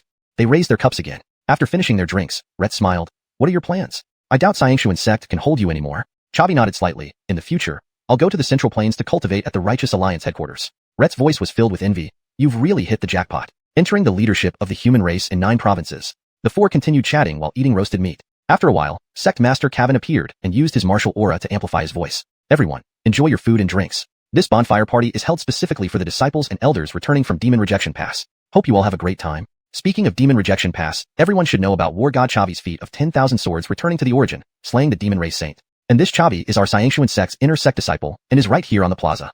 I'm sure everyone is curious about His Majesty the War God. Would everyone please welcome him to say a few words?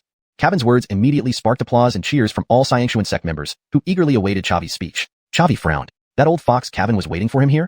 Chavi knew he was invited mainly to boost Xianxia sect's influence and cohesion among disciples. Given Kevin's mentorship, he couldn't easily refuse. Shaking his head, Chavi walked up to the platform. Everyone, thank you for your support. If you're here to get familiar with me, I can speak for a bit. If you're looking for my secrets to success, let's skip that. Because genius can't be replicated. My current achievements are due to talent and luck. If you wish to advance further, you should read more books, stay informed, snack less, and sleep more. Hashtag chapter 242. Friendly sparring. The moment Chavi spoke, everyone present was taken aback. They had expected him to deliver some courteous words to boost the morale of Stronger1 sect's disciples. Instead, his remarks were shockingly arrogant. For a brief moment, silence fell over the sect square as no one dared to utter a word. Anastasia in the crowd frowned deeply. Was this Chavi really speaking without thinking? Directly challenging every disciple of Stronger1 sect could harm his reputation if word got out. Chavi, however, paid no attention to the chilly atmosphere. He never enjoyed such occasions and only agreed to speak out of respect for Melvin. If they wanted more flattering words, it would come at a price. Clearing his throat, Chavi continued, in the future, I will undoubtedly stand atop Tianyuan continent. Those who are surpassed by me, I do not consider you worthy opponents. I give you time to catch up until you are far beyond my reach. The entire crowd erupted in reaction. If Chavi had merely been cocky, they might have found it annoying, but his arrogance was so extreme that it bordered on dominance. A wave of applause swept through the audience. What an unreachable goal. His Excellency War God speaks with true authority. What War God? Call him Brother Lu. No matter how far Chavi goes in the future, he will always be a disciple of Xuanhuan sect. This is way too show-offy. But crucially, he actually has the capability to back it up rather than just spouting empty talk. Chavi is awesome. Even Chavi was momentarily stunned. He had simply wanted to fulfill Melvin's request without much thought or effort. Why were they clapping instead of getting angry? But Chavi didn't dwell on it and loudly concluded, that's all I have to say. Thank you. With that, he leaped off the stage. The crowd burst into another round of enthusiastic applause. The bonfire party continued late into the night. During this evening, Chavi drank over 1,000 cups of wine. To truly enjoy the experience, he did not use Duki to negate the alcohol. Even with his 6th rank Wuzong strength, he felt dizzy and was eventually carried to bed by Rhett and 2 others. Chavi slept until noon the next day. When the warm sunlight filtered through the window onto his face, he squinted his eyes open, feeling a slight headache. Kathy's gentle voice came from beside the bed. Reed, you're awake? Chavi looked up and saw Kathy guarding him by the bedside. He felt warmth in his heart and smiled. Miss Linfanking, you didn't stay here the whole time, did you? Kathy softly replied. What else would I do? We've already packed everything. We just need you to wake up before we set off back to Great Yin Kingdom. Here, drink this sobering soup I prepared. She handed a bowl of soup to Chavi. He drank it down in large gulps, immediately feeling warmth spread through his body, which helped clear his head. Though he could have used Duki to neutralize the alcohol, nothing compared to the comfort of a sobering soup made with genuine care. After finishing the soup and placing the bowl down, Chavi smiled and said, it's about time we bid farewell to Xuanhuan sect. Everything had been packed yesterday, and Chavi, along with the 2 women and Raymond, headed towards the mountain gate of Xuanhuan sect. At the entrance, all the disciples and elders were waiting. They had already heard from Melvin that Chavi was leaving today. Brother Lu, take care. The crowd spontaneously parted a path for him, echoing well wishes. Chavi nodded with a smile and walked forward. Just as he was about to step through the gate, a deep voice called from behind. Lu Jensen, hold on. I, Melvin, have long heard of your heroic deeds, itching to test your prowess. May I challenge you to witness the war god's glory? Will you accept? Chavi laughed heartily. Of course I will. With that, he unfurled his purple cloud wings and soared into the sky. Melvin followed suit, spreading his Duki wings to confront Chavi in midair. Below, the Xuanhuan sect disciples and elders were thrilled. Chavi is really something. 2 years ago, he was just a minor great warrior. Now he can challenge the sect leader directly. You're right. The sect leader has been at the Wuzong level for many years. Chavi cannot be his match. While Chavi defeated a demon saint, everyone knows it was only possible with the sacrifice of the 4 previous war gods. Remember, when he left, he was just a low-rank Wu Huang, far from matching the sect leader. Yes, if Chavi doesn't meet an early end as war god, he might reach the saint realm. But that's for the future. He's still too young now. I support Chavi. After all, his specialty lies in creating miracles and fighting beyond his rank. As the 2 stood facing each other in the sky, Melvin asked with a smile, how shall we fight? Chavi smirked. I'm in a hurry. Why don't we settle it with one move? Melvin nodded. Agreed. He drew a white long sword, grasped it with both hands, and raised it high. A powerful Duki fluctuation radiated from him as a white Duki sword blade slowly formed. Chavi stood hands on hips, showing no intention of attacking yet. Indeed, he was waiting for Melvin to complete his charge. The power of the attack mattered little to him. Seeing Chavi's nonchalant demeanor, Melvin frowned. This kid seemed to look down on him. Fine, then let him learn a lesson. Make him understand that on the battlefield, underestimating any opponent is a mistake. With that thought, Melvin poured even more Duki into the sword and unleashed his full-strength strike. The moment Melvin swung his sword, Chavi extended his right hand and activated the mountain-splitting seal. Within 3 seconds, a brownish-yellow Duki seal formed above his head, followed by a palm strike directed at Melvin. The collision between the Duki sword blade and the brownish-yellow seal created a massive shockwave. The disciples and elders below were blown around by the wind. From a distance, they were merely ruffled. Otherwise, they might have been knocked off their feet. The brownish-yellow seal shattered the Duki sword blade and surged towards Melvin with great force. Shocked, Melvin cursed inwardly. Damn, Chavi casually counteracts my ultimate attack. This guy is insane. Truly deserving of the title War God. Desperately, he placed his hands in front of him and summoned a Duki shield to block Chavi's attack. Melvin was immediately pushed back hundreds of meters in the air before he could stabilize himself. Chapter 243, returning home. As soon as the outcome was revealed, an uproar erupted in the entire arena. Holy shit, Chavi has advanced to Wuzong. This is way too fast. To complete the transformation from Great Martial Master to Wuzong in less than 2 years, what a prodigy. His realm is clearly lower than the sect leaders, yet he can suppress him effortlessly. It's terrifying. No wonder he is the human war god. Transcending levels feels like eating and drinking water for him. Kevin flew back from a distance, his tone filled with reverence. Chavi, it seems your realm is genuine, without any deceit. Chavi chuckled lightly, just a stroke of luck. Kevin spoke in a solemn voice. Tell me the truth, did you use your full strength just now? Chavi shook his head slightly. No, he couldn't be serious. He hadn't even unveiled any of his trump cards yet. The current Kevin didn't deserve to make him go all out. Kevin continued gravely. Indeed, With your present strength, there's nowhere in this world that you can't go. No need for any hesitation. Chavi laughed softly. Patriarch Kevin, you're exaggerating. I'm far from being fearless. Anyway, I'll take my leave. Kevin nodded slightly. Your Majesty War God, take care. Chavi waved his sleeve, summoning Selah. Then, the four of them leaped onto Selah's back and flew away into the distance. Standing on Selah's back, Raymond marveled aloud. If I'm not mistaken, Your Majesty War God's mount belongs to the Yama clan, one of the most elite bloodlines even among dragons. For such a powerful dragon to willingly follow Your Majesty War God, it speaks volumes about your charm. Chavi laughed lightly. It's just a matter of luck. Selah isn't merely my mount, but also my friend and partner. Ainsley, standing nearby, showed a trace of delight. Raymond, a martial saint powerhouse and deputy leader of the Righteous Alliance, definitely had high standards. For him to praise Chavi indicated how formidable Chavi truly was. Seeing her husband receive such praise made Ainsley happy as well. After entering the 7th stage, Selah's power had greatly increased, and his speed was incredibly fast. In just half a day, they traveled from Xuanhuan sect to the territory of Dian Kingdom. Another hour later, Selah landed on the city wall of Dian Kingdom. The aura of a 7th stage beast made the ordinary soldiers dare not approach. Instead, they immediately reported the situation upward. Half an hour later, Amal's voice came from afar. Junior Amal greets all senior adepts. What instruction do you bring to our Dian Kingdom?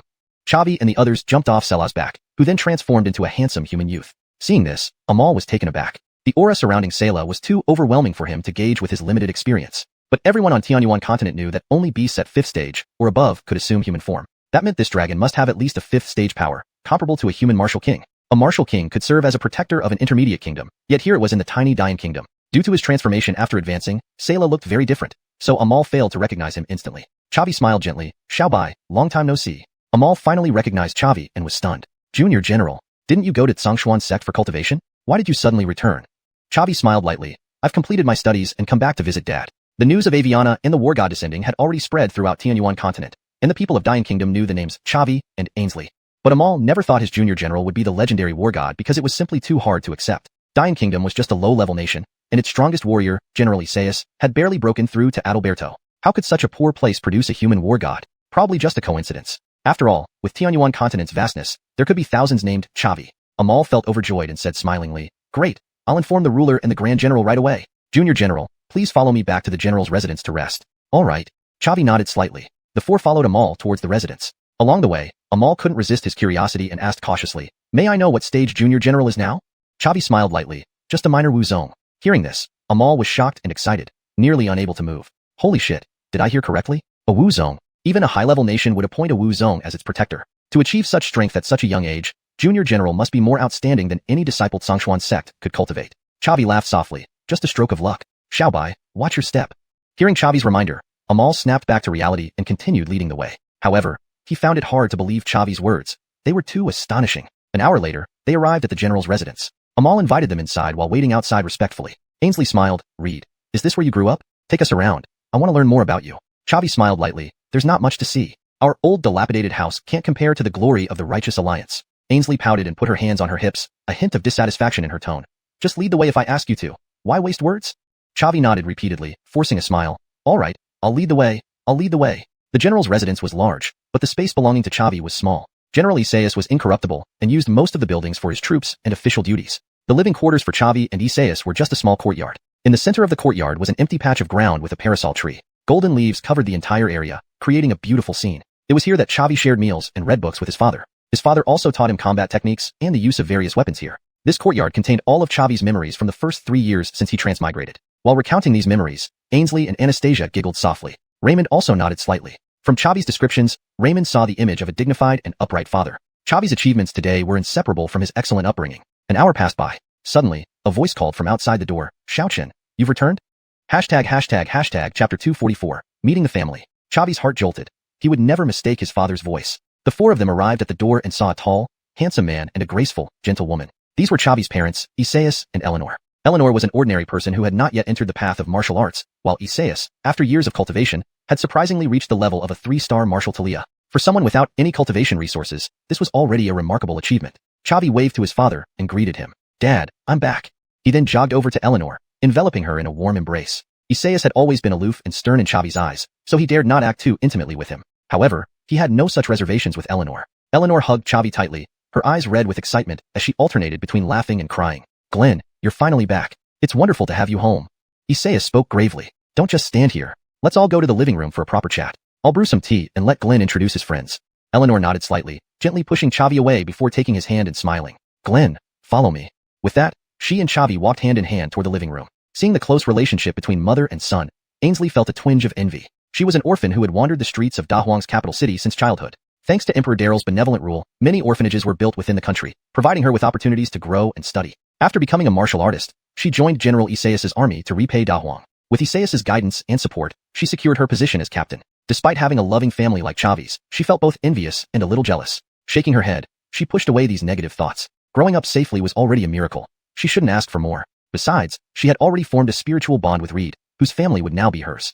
Once everyone reached the living room, Eleanor personally served tea. After she finished, she sat down on a chair, and Isaias spoke gravely. Glenn, I heard that the 5th war between humans and demons has just ended. The 5th war god activated the heroic Talia realm and slew the demon clan saint. Could it be that you are the new war god?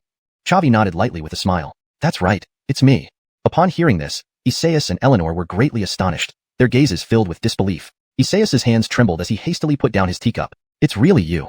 I thought the Xuanhuan continent was vast, and there could be someone with the same name. But it turns out it's truly you. Glenn, what is your current cultivation level?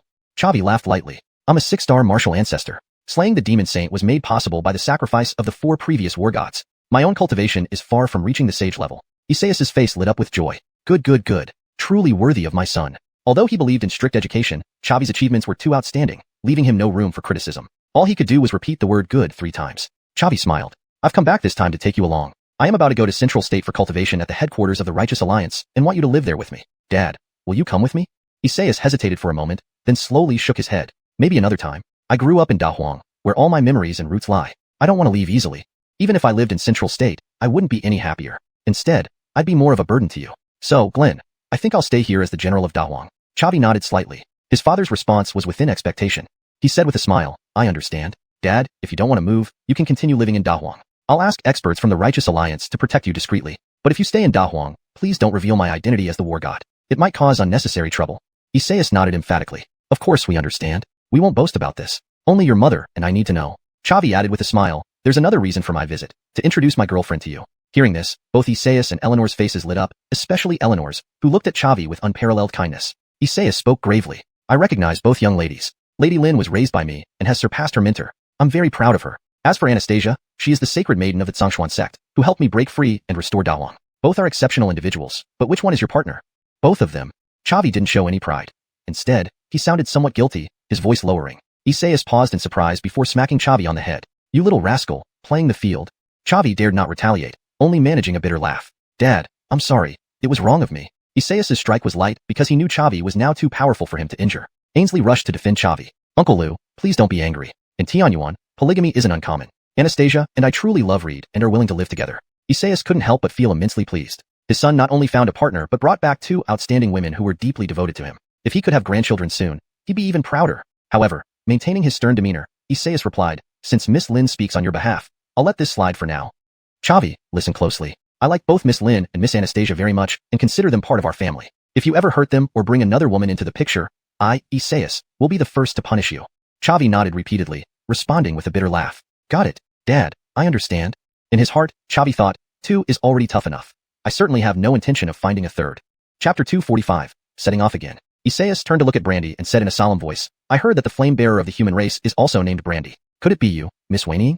Brandy nodded slightly and replied gently, yes, it's me. Isaias nodded emphatically. War god paired with the flame bearer, you two are truly a match made in heaven. Brandy smiled and said, I think I'm reaching too high. I only became the flame bearer by luck, while Reed has become a war god through his own efforts step by step. Chavi waved his hands repeatedly and chuckled wryly, Miss Xuanhuan, you're giving me too much credit. I was lucky as well. It was only because of my fortunate acquisition of the celestial slaying sword that provided a medium for the 4 war gods to transfer their power to me, thus infusing the sage power into my body. Otherwise, I would just be an ordinary inner disciple of the Xuanhuan sect.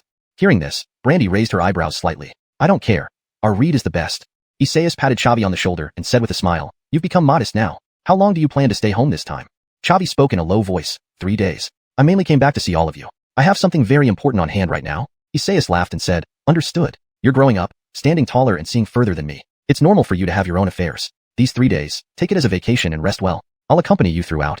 Thus, Chavi stayed at the general's mansion for 3 days. His father also put aside heavy military duties to specially spend time playing with him. As the host, Isaias took 4 people to experience the customs and culture of the Great Yin Kingdom. During this time, the ruler Augustine held a banquet to welcome Chavi and wash away the dust from his travels. Since he didn't like such showy occasions, he ignored Augustine, only sending him a high-level Talia instrument of the mystic rank. Augustine was somewhat displeased by Chavi's lack of acknowledgement. But when he saw the Talia instrument sent by the general's mansion, his annoyance immediately disappeared. The value of the Talia instrument was one reason, but more importantly, Augustine realized that Chavi could casually produce a high-level Talia instrument of the mystic rank, indicating his profound resources. Though unsure of Chavi's status in the Xuanhuan sect, he assumed it far surpassed his own. In this case, Chavi's disregard wasn't disrespectful to elders, but perfectly reasonable. 3 days passed quickly, and it was time to bid farewell to his parents. With the rest period over, Chavi had to face more challenges on his cultivation path. Fortunately, he wasn't alone. Before leaving, Chavi called his father out privately and handed over half of the mystic rank martial techniques and Talia instruments from his storage ring. It wasn't that Chavi was stingy and unwilling to give earth rank Talia instruments, but his father's cultivation was limited, making those instruments unsuitable for him. If word got out about owning an earth rank Talia instrument, it might bring additional trouble. Isaias looked around the room filled with Talia instruments and martial techniques, completely stunned. Glenn, there are over 100 Talia instruments and martial techniques in this room. All yours? Chavi nodded slightly. That's right, Dad. I acquired them from various secret realms and missions over these years. I've reached the martial ancestor realm, so I no longer need mystic rank Talia instruments. I might as well give them to you to help develop the great Yin kingdom. Isaias gave him a thumbs up. Impressive. Chavi chuckled lightly. There's more. He then touched his storage ring, producing 100 extremity-breaking pills in the room. Isaias was surprised again. What a rich aroma of medicinal pills. Glenn, what are these pills?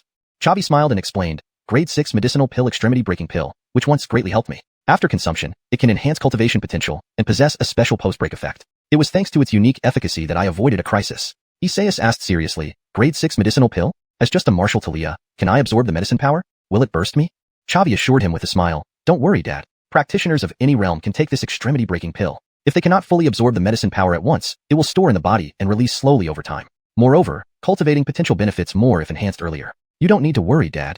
But remember, only one extremity-breaking pill can be consumed in a lifetime. Take one yourself, and use the others to cultivate the strength of the great Yin kingdom.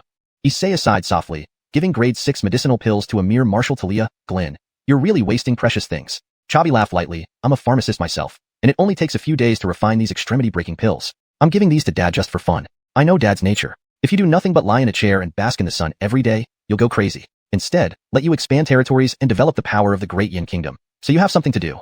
But remember, Dad, it's just for fun. If you encounter any trouble, come find me in Central State anytime. In the future, I'll wander in Central State under the name Jericho. Isaias nodded heavily. Got it. After bidding farewell to his father, Chavi, Brandy, Anastasia, Raymond, and Selah walked out of the capital of the great Yin kingdom. Brandy said softly, Reed, I've been out for quite some time, and should return to the headquarters of the Righteous Alliance for cultivation. Otherwise, Uncle Ning will worry. Let's part here. Chavi smiled and asked, we're separating now. Want a hug? Upon hearing this, Brandy blushed slightly. With Raymond and Anastasia present, she felt a bit embarrassed. But thinking of the long separation ahead, she gathered her courage and gave Chavi a light embrace. Then Raymond took out a spirit formation tablet. Inside was a one-time teleportation array that could transport her from anywhere in the 9 provinces to the headquarters of the Righteous Alliance. Opening the spirit formation tablet, Brandy and Raymond stepped into the teleportation array and vanished from sight. Anastasia said gently, Bill, Miss Waining has left. Where should we go next? Directly to Central State? Chavi shook his head slightly. First, I need to return to the Beast Domain with Selah to help him fight for the leadership of the Nether Clan. Once everything settles, I'll head to Central State to find my master. Anastasia nodded slightly and said gently, all right, I'll follow your lead. I've also reached the martial ancestor realm. This trip to the Beast Domain, though I may not help much, I won't hold you back. Chavi waved his hand vigorously. I've rested enough. It's time to set off again. Beast Domain, genius of the Nether Clan. I, Chavi, am coming. Chapter 246, the incident at the teleportation array. Anastasia whispered, so, are we heading to the demon realm now?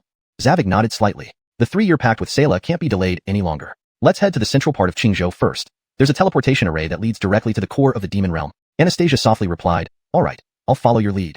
Immediately, Selah transformed into his true form. Speaking of flying speed, as a core member of the Nether Dragon Clan and possessing the purple cloud wings, Selah outmatched even Zavik. Therefore, it was the right choice for him to lead the way. The two mounted Selah's back, and together they flew toward the central region of Qingzhou. The journey from Diyin to the central Qingzhou was long. Despite Selah's incredible speed, it would still take some time. Standing on Selah's back, Zavik chuckled. Miss Anastasia, now that Tanya has left, no one will disturb us anymore. Time for kisses and hugs.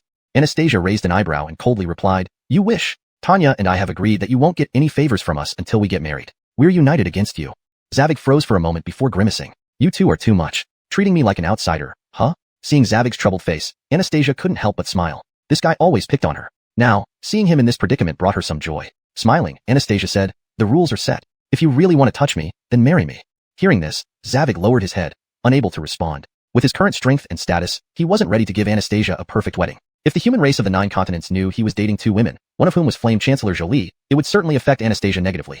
Still not strong enough. Once I become a sage, I'll suppress all opposition and give both of them a perfect wedding. Noticing Zavig's silence, Anastasia guessed his thoughts and laughed lightly. So, you need to work harder.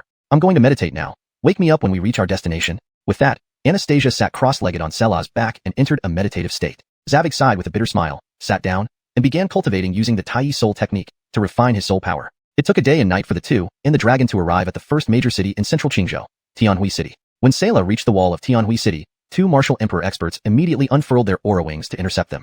Approaching Tianhui City, flying beasts halt. All must walk within the city.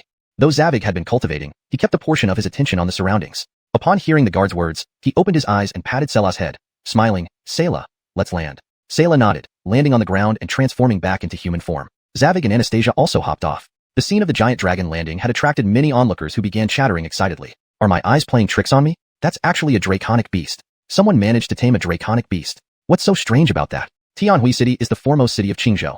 It's not unusual for a few big shots to ride draconic beasts. But this one is different. Its aura is overwhelming. And look how beautiful those purplish-black scales are. I'd say this dragon is at least a 6th-tier beast. At least? If someone can tame a 6th-tier beast, imagine how powerful its owner must be. As Zavig landed, the two martial emperors retracted their aura wings and approached him. Their gazes were filled with shock. The draconic beast was immensely powerful, clearly beyond the 6th tier. Yet, its owner, Zavig, was extremely young, only in his early 20s. Truly a prodigy. Both bowed respectfully, saying, "Greetings, senior. May we know your name and the purpose of your visit? We must inquire as senior's power might affect the stability of Tianhui City." Zavig smiled gently. "There's no need to worry. My name is Zavig, and I'm here to use the teleportation array within the city to travel to the demon realm." Upon hearing this, both were greatly surprised. Recently, Zavig had become a household name across the entire Xuanhuan continent. One martial emperor said gravely, "Such cultivation at such a young age, and with a draconic beast as a mount. Could you be War God Chancellor?" Zavig nodded. "Yes, that's me." They quickly bowed deeply. "Greetings, War God Chancellor. I will inform the city lord immediately to welcome you. Please wait a moment." Zavig waved his hand. "No need to trouble the city lord. I just need to use the teleportation array. You can show me the way. As you wish. Follow me, War God Chancellor." At the same time, at the largest teleportation array in the eastern part of Tianhui City, two groups faced off. These were representatives from Tianhui City's two top 8th rank sects. There were only dozens present, but each possessed cultivation above the martial sovereign level. With so many experts gathered, bystanders dared not approach, only standing by to watch. What's going on? Are the Xianxia sect and Xuanhuan sect having a showdown? Since they're facing off at the teleportation array, it's likely due to it. My guess too. The city lord entrusted the management of this array to both the Xianxia sect and Xuanhuan sect. Now it's Xianxia sect's turn to manage it. Why is Xuanhuan sect here? Not my problem. I just want them to resolve this quickly. I need to use the teleportation array. Leading the Xianxia sect was Saint's son Ulrich, who had a good relationship with Zavig. He looked at Xuanhuan sect's Saint daughter Precious and sternly said, "Precious, don't overstep. According to our agreement, this month the teleportation array should be managed by the Xianxia sect. What are you doing here?" Precious remained calm. In Tianyuan continent, power reigns supreme. The Xianxia sect has been declining these past years. It's time to change the management rights. Ulrich, I don't ask for much. Just one more month of management rights for you. Ulrich frowned. Precious, watch your words. War God Chancellor Zavig and I share a life or death bond. If you offend me today, it could spell doom for the Xuanhuan sect. #### chapter 247. A word of guidance. Precious let out a sneer. You? Ulrich, I know you inside and out. You're just the young saint son of Xianxia sect. It's impossible for you to have any connections with His Holiness, the War God. Don't think that just because you went to the demon-repelling pass once and had His Holiness borrow your sword, you can claim to have a relationship with him. He won't even remember you. Ulrich felt somewhat guilty when he heard this. He indeed had fought alongside His Holiness, but whether the latter still remembered him or would give him face was uncertain. Ulrich gritted his teeth and said, "Precious, you talk about having such a gentle name, but why do you act so domineering? If you insist on forcibly taking over today, I will definitely seek help from His Holiness, the War God." Precious snorted coldly. "Do you think I'm afraid?" Just as tensions were rising, Chavi arrived at the teleportation array entrance, along with a dragon and two guards. Seeing the standoff at the entrance, Chavi frowned slightly before greeting Ulrich. "Ulrich Daoist, it's been a while. Gathered here. Are you preparing for a mass brawl?" Upon hearing the voice, Ulrich turned his head and saw Chavi, who had a warm expression on his face. This was too coincidental. He had just boasted in front of Precious, and now Chavi really did appear. Moreover, his tone indicated recognition of their relationship. Ulrich hurriedly bowed and loudly shouted, "I pay my respects to His Holiness, the War God." As soon as Ulrich said this, the entire area erupted in noise. Everyone looked at Chavi with surprise. Holy cow, His Holiness, the War God. Is this real? Shouldn't someone lie about something like this? There's no point. The Righteous Alliance and the Human Emperor Hall will protect the image of His Holiness. Any imposters would be severely punished. The Saint's son is awesome. He just brought up His Holiness, and now he has managed to invite him in person so quickly. It seems there's a chance things might turn around today. Precious also stared at Chavi in astonishment, her eyes full of disbelief. Her heart sank. If what Ulrich said was true, acquiring the management rights of the teleportation array today would be extremely difficult. Chavi waved his hand. "There's no need for such formalities, Ulrich Daoist. Just call me by my name. Ulrich smiled. You are the esteemed human race's war god, which I dare not overstep. I'll stick to calling you His Holiness, the war god. Chavi chuckled. Suit yourself. By the way, when do you plan to start fighting? Hurry up, as I want to use the teleportation array. Seeing Chavi raise the issue, Ulrich felt a wave of joy inside. His Holiness, you must stand up for me. Originally, our Xianxian sect and Finyan sect agreed to take turns managing this teleportation array monthly. But today, when it came time for the handover, the person from Finyan sect refused to leave. Especially their holy maiden Precious, whose attitude has been extremely arrogant. Chavi frowned. In Stronger1 continent, power was supreme, and the strong ruling the weak was a natural order. He didn't have the patience to deal with this. However, considering his friendship with Ulrich, he hesitated for a moment before deciding to help him. Why don't you fight her? Ulrich, you showed courage to fight against 2 foes at the demon-repelling pass. Are you now intimidated by a little girl? Ulrich rubbed his head, chuckling awkwardly. I can't beat her. Though this made him feel humiliated, he had no other choice. Growing up with Precious, both being the holy sons of influential 8th-rank sects in central Qingzhou, they were always compared and competed fiercely. Yet Precious always managed to outshine him, often defeating him. But Precious seemed to deliberately toy with him, advancing just a little faster each time, giving him false hope before crushing it again. Precious was truly his nightmare. Like now, he had reached the realm of 3rd star martial ancestor, while Precious had just broken through to 4th star, once again surpassing him. Ah, Chavi was speechless. This Ulrich was indeed honest. Ulrich chuckled awkwardly. Besides, we are holy sons of 2 sects and can't engage in random violence. It would affect the relations between the sections. Therefore, I ask His Holiness, the war god, to arbitrate this matter for me. Chavi shook his head slightly. All right, given our past friendship, I'll help you this time. With that, Chavi turned to Precious and said with a smile, Miss Lee, Ulrich is a close friend of mine. Could you and your people leave for my sake? Hearing this, Precious frowned deeply. She had meticulously planned this action for a long time and couldn't give up easily. Furthermore, she had always dominated Ulrich in previous confrontations. Losing this round would make it hard for her, as Finyan sect's holy maiden, to save face. Precious spoke in a deep voice. How do you prove that you are His Holiness, the war god? Chavi raised an eyebrow upon hearing this. Lying about his identity wouldn't work, as the high-ranking members of the Human Emperor Hall and the Righteous Alliance would maintain His Holiness' reputation. But Precious asking this question was clearly provocative. Chavi released his aura, revealing his 6th star martial ancestor strength. He then smiled. My strength is proof enough. If Miss Lee still doesn't believe me, I have a token from the Human Emperor Hall. Feeling the overwhelming aura emanating from Chavi, Precious's heart sank. Reaching 6th star martial ancestor at such a young age was indeed the caliber of a war god. Besides, his confidence strongly suggested that he was telling the truth. Precious immediately bowed to Chavi. I pay my respects to His Holiness, the war god. There's no need to check the token.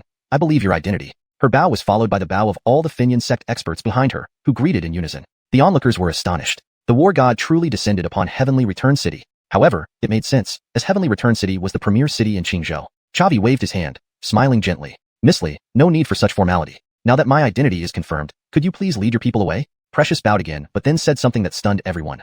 Junior Precious requests His Holiness, the war god, to impart some wisdom.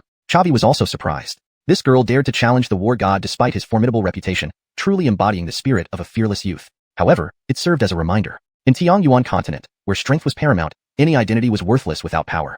To conquer others, one needed sheer strength. Even with the title of war god, he couldn't let down his guard and must continue striving. Chavi nodded slightly, smiling. That's interesting. Since that's the case, I'll guide you.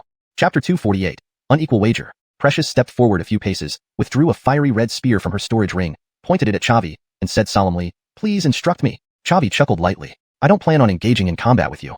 Taken aback by his words, Precious paused before speaking again in a serious tone. Is His Holiness war god afraid of injuring me using weapons? Since that's the case, I'll put away my firefly spear as well. Smiling gently, Chavi replied, That's not what I meant. What I'm saying is, I won't use any weapons, nor will I launch any attacks. I'll just stand here still. You can attack me using every method available. If you manage to make me retreat even half a step, you win. Upon hearing this, the crowd was left in shock.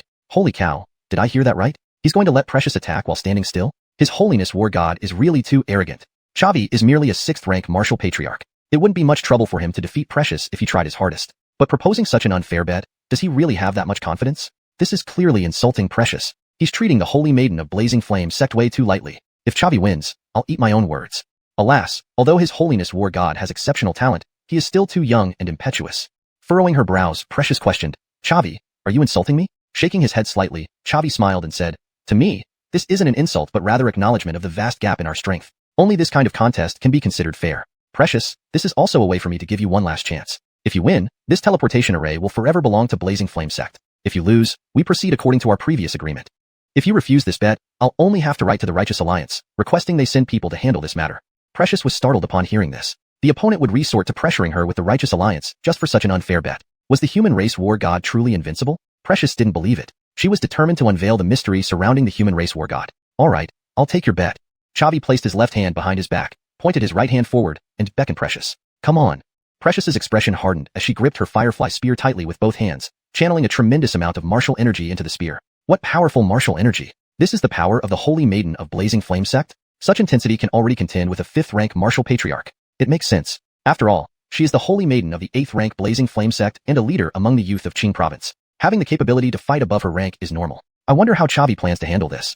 If news spreads that the Holy Maiden of Blazing Flame sect defeated the human race war god, Chavi will surely be ridiculed by all. I'm looking forward to that scene. Facing the human race war god, despite the unequal terms, Precious didn't hold back, exerting all her strength from the beginning. However, she did keep one trick up her sleeve. While unleashing her martial energy to its maximum, she refrained from using her ultimate move. After a brief moment of charging, Precious thrust the spear forward with both hands. A fiery red spear-shaped burst of martial energy flew toward Chavi. Still keeping his left hand behind his back, Chavi extended his right hand forward, assuming a blocking stance. A martial energy shield appeared around him. The spear-shaped burst hit the shield, creating ripples, yet failed to break through. Within 10 seconds, Precious's all-out attack gradually dissipated. Chavi remained motionless, standing exactly where he was. The crowd erupted in amazement. Holy cow, Chavi didn't budge at all. He actually made it. Truly worthy of being the human race war god. Such prowess is indeed terrifying. Just as I thought, His Holiness War God would have no doubt about winning this bet. Unfortunately, I didn't get to see what I wanted. Wait, look, Precious hasn't given up yet. Having failed in her first attempt, Precious frowned. When the martial energy spear struck Chavi's shield, she was astonished to find that half of the energy instantly vanished. Clearly, this must have been due to Chavi's intervention. Chavi had some skills after all, maintaining the honor of the war god. But this was within her expectations. She hadn't used her full strength yet. Blazing Flame technique. Precious let out a low shout. The spirit force around the teleportation array surged toward her. Her aura suddenly spiked, elevating her realm from 4th-rank martial patriarch to 6th-rank martial patriarch. The change immediately sparked discussions among the audience. A secret art to temporarily boost one's realm? Precious has this card up her sleeve. The value of such an art far exceeds ordinary techniques of the same rank. It's a formidable trump card that can turn the tide. The Blazing Flame sect indeed has deep reserves. Now their realms are equal. It will be tough for Chavi to block Precious's attack? I don't think so. His Holiness War God managed once. He can do it again. Precious let out another low shout. Fiery Cloud technique. She clasped her hands together, forming an intricate seal. A fist-sized fireball appeared in her palm, burning the surrounding air. Chavi, sensing the extraordinary nature of this move due to his powerful soul force, knew that Precious's Fiery Cloud technique must be a higher class technique, far surpassing ordinary ones of the same rank, though it hadn't reached the heaven class. Raising an eyebrow, Chavi recognized Precious's strategy. She hadn't underestimated him at all. Her earlier all-out attack was a test and a lure, designed to bait him into underestimating her, then using the Fiery Cloud technique to defeat him. The fireball in her palm gathered immense energy in a single point, which would have been difficult to detect without his mid-stage Talia realm soul force. But now there was no if. Chavi immediately unleashed the adamantine wall, consuming part of his inner blood chi to significantly enhance his defenses. A golden hue emerged on the originally milky white martial energy shield. Seeing the golden glow, Precious felt her heart sink. It seemed Chavi hadn't fallen for the trap and enhanced his defenses with some method. But that didn't matter. She had absolute confidence in her own strength. Though their realms were the same, making Chavi retreat by a single step should be absolutely achievable, even if she couldn't break through his defenses. The fist-sized fireball collided with Chavi's martial energy shield, creating rippling waves, followed by a deafening explosion. Powerful shockwaves erupted, forcing back those around them, and many fell to the ground. For a moment, chaos ensued. None could believe the immense force contained in that small fireball launched by Precious. Chapter 249. Arrival in the Beast Domain. After a moment of chaos, everyone's eyes were fixed on Chavi. They all wanted to know if he could withstand that attack. When the smoke cleared, Chavi's figure became visible again. He still stood with one hand extended forward, immovable. Seeing this, everyone around was utterly shocked. Precious's all-out attack was far more powerful than an ordinary 6-star martial ancestor's, yet it couldn't breach Chavi's defense or even make him retreat a single step. No wonder he's known as the human race war god. He's truly terrifying. I knew the human race war god couldn't be easily defeated, regardless of how unequal this bet was. This outcome is way beyond my expectations. Chavi retracted his right hand and smiled slightly at Precious. Miss Lee, do you wish to continue fighting? Precious shook her head lightly, then bowed respectfully and said in a solemn voice, "There's no need. I cannot unleash any stronger power. His Excellency the War God is truly extraordinary. I, Precious, am deeply impressed." Chavi waved his hand, retracting his aura shield, and laughed. "In that case, please have Miss Lee lead the Flameburn sect members back. Don't cause any more trouble for the Black Heaven sect in the future, otherwise, I will personally pay you a visit." Precious nodded slightly and said in a deep voice, "Of course. However, before I leave, may I ask one last question? Did you use your full strength just now?" Chavi shook his head slightly, smiling gently. No, he hadn't taken Precious seriously at all. He hadn't used any of his trump cards. Precious smiled bitterly. "Indeed. In that case, I'll take my leave first." With that, Precious turned and left. The numerous disciples and elders of the Flameburn sect followed closely behind her, leaving the area.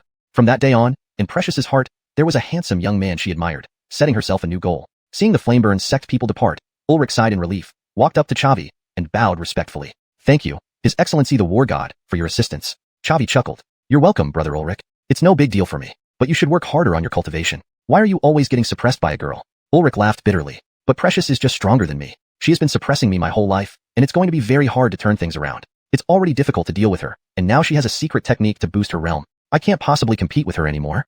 Chavi stroked the storage ring on his finger, producing a scroll in his palm, which he then handed over to Ulrich. This is a secret technique capable of temporarily boosting one's realm. It's of advanced earth rank and is called Talia Ascension Art. Considering our friendship, I'll give this martial skill to you. A man shouldn't say he can't do something. Next time, defeat Precious, alright? Upon hearing this, Ulrich was greatly surprised. A secret technique that can temporarily enhance one's realm, and it's of advanced earth rank. This technique is likely more valuable than Precious's Flameburn art. With this, he might actually stand a chance against her. Such a precious martial skill being given away so readily by Chavi was incredibly generous. Ulrich hurriedly took the scroll, afraid Chavi would change his mind, and said with a smile, Thank you, His Excellency the War God, for bestowing this treasure upon me. Chavi waved his hand dismissively. It's no big deal. This Talia Ascension art is of little use to me now. It's better to give it to you as a favor, rather than letting it gather dust in my storage ring. Chavi spoke the truth. Ever since he entered the martial ancestor realm, the boost provided by Talia Ascension art wasn't significant enough for him anymore. On his way to Qingzhou Central Region, Chavi had already spent 100 million exchange points to purchase a middle-grade heaven rank martial skill called Moon Viewing Art from the system store. Moon Viewing Art also allowed for temporary realm enhancement but was far more potent than Talia Ascension Art. Under moonlight, its effect would be significantly amplified. Thus, almost all the experience points earned from the battle at Refuse Demon Pass were used up by Chavi. To buy anything else from the system store next time would require saving up many more exchange points. But Chavi wasn't concerned about this. Exchange points were just numbers. Only when converted into combat power could they serve their purpose. Ulrich smiled and nodded. His Excellency the War God has vast resources and doesn't care much about this minor Talia Ascension art, but it has indeed been a great help to me. Did you come here to use the teleportation array? Where do you wish to teleport to? I, Ulrich, am willing to escort you all the way and ensure your safety. Chavi chuckled lightly. I'm heading to the center of the beast domain. Do you want to accompany me? Hearing this, Ulrich was startled. He had assumed Chavi would only operate within the human race's 9 realms, never expecting him to venture into the beast domain. For a century, humans and demons have been constantly at war due to mutual distrust. However, the beast race has always remained neutral, maintaining good relations with both sides. Humans and beasts have trade relationships. Generally, human strong figures entering the beast domain wouldn't encounter danger and might even be welcomed. But it was still another party's territory. If anything unexpected happened and someone died in the beast domain, there wouldn't even be anyone to recover the body. Furthermore, Chavi was heading to the center of the beast domain. There were 9th rank beast Talias there, equivalent in strength to human saints. Chavi really was fearless like a newborn calf. Truly bold. Ulrich shook his head hastily, laughing bitterly. The beast domain is too dangerous. As a martial ancestor, I would be nothing there. I won't be a burden to His Excellency the War God. Chavi laughed. Got it. I knew you weren't reliable. Help me activate the teleportation array. Destination: center of the beast domain. Sure.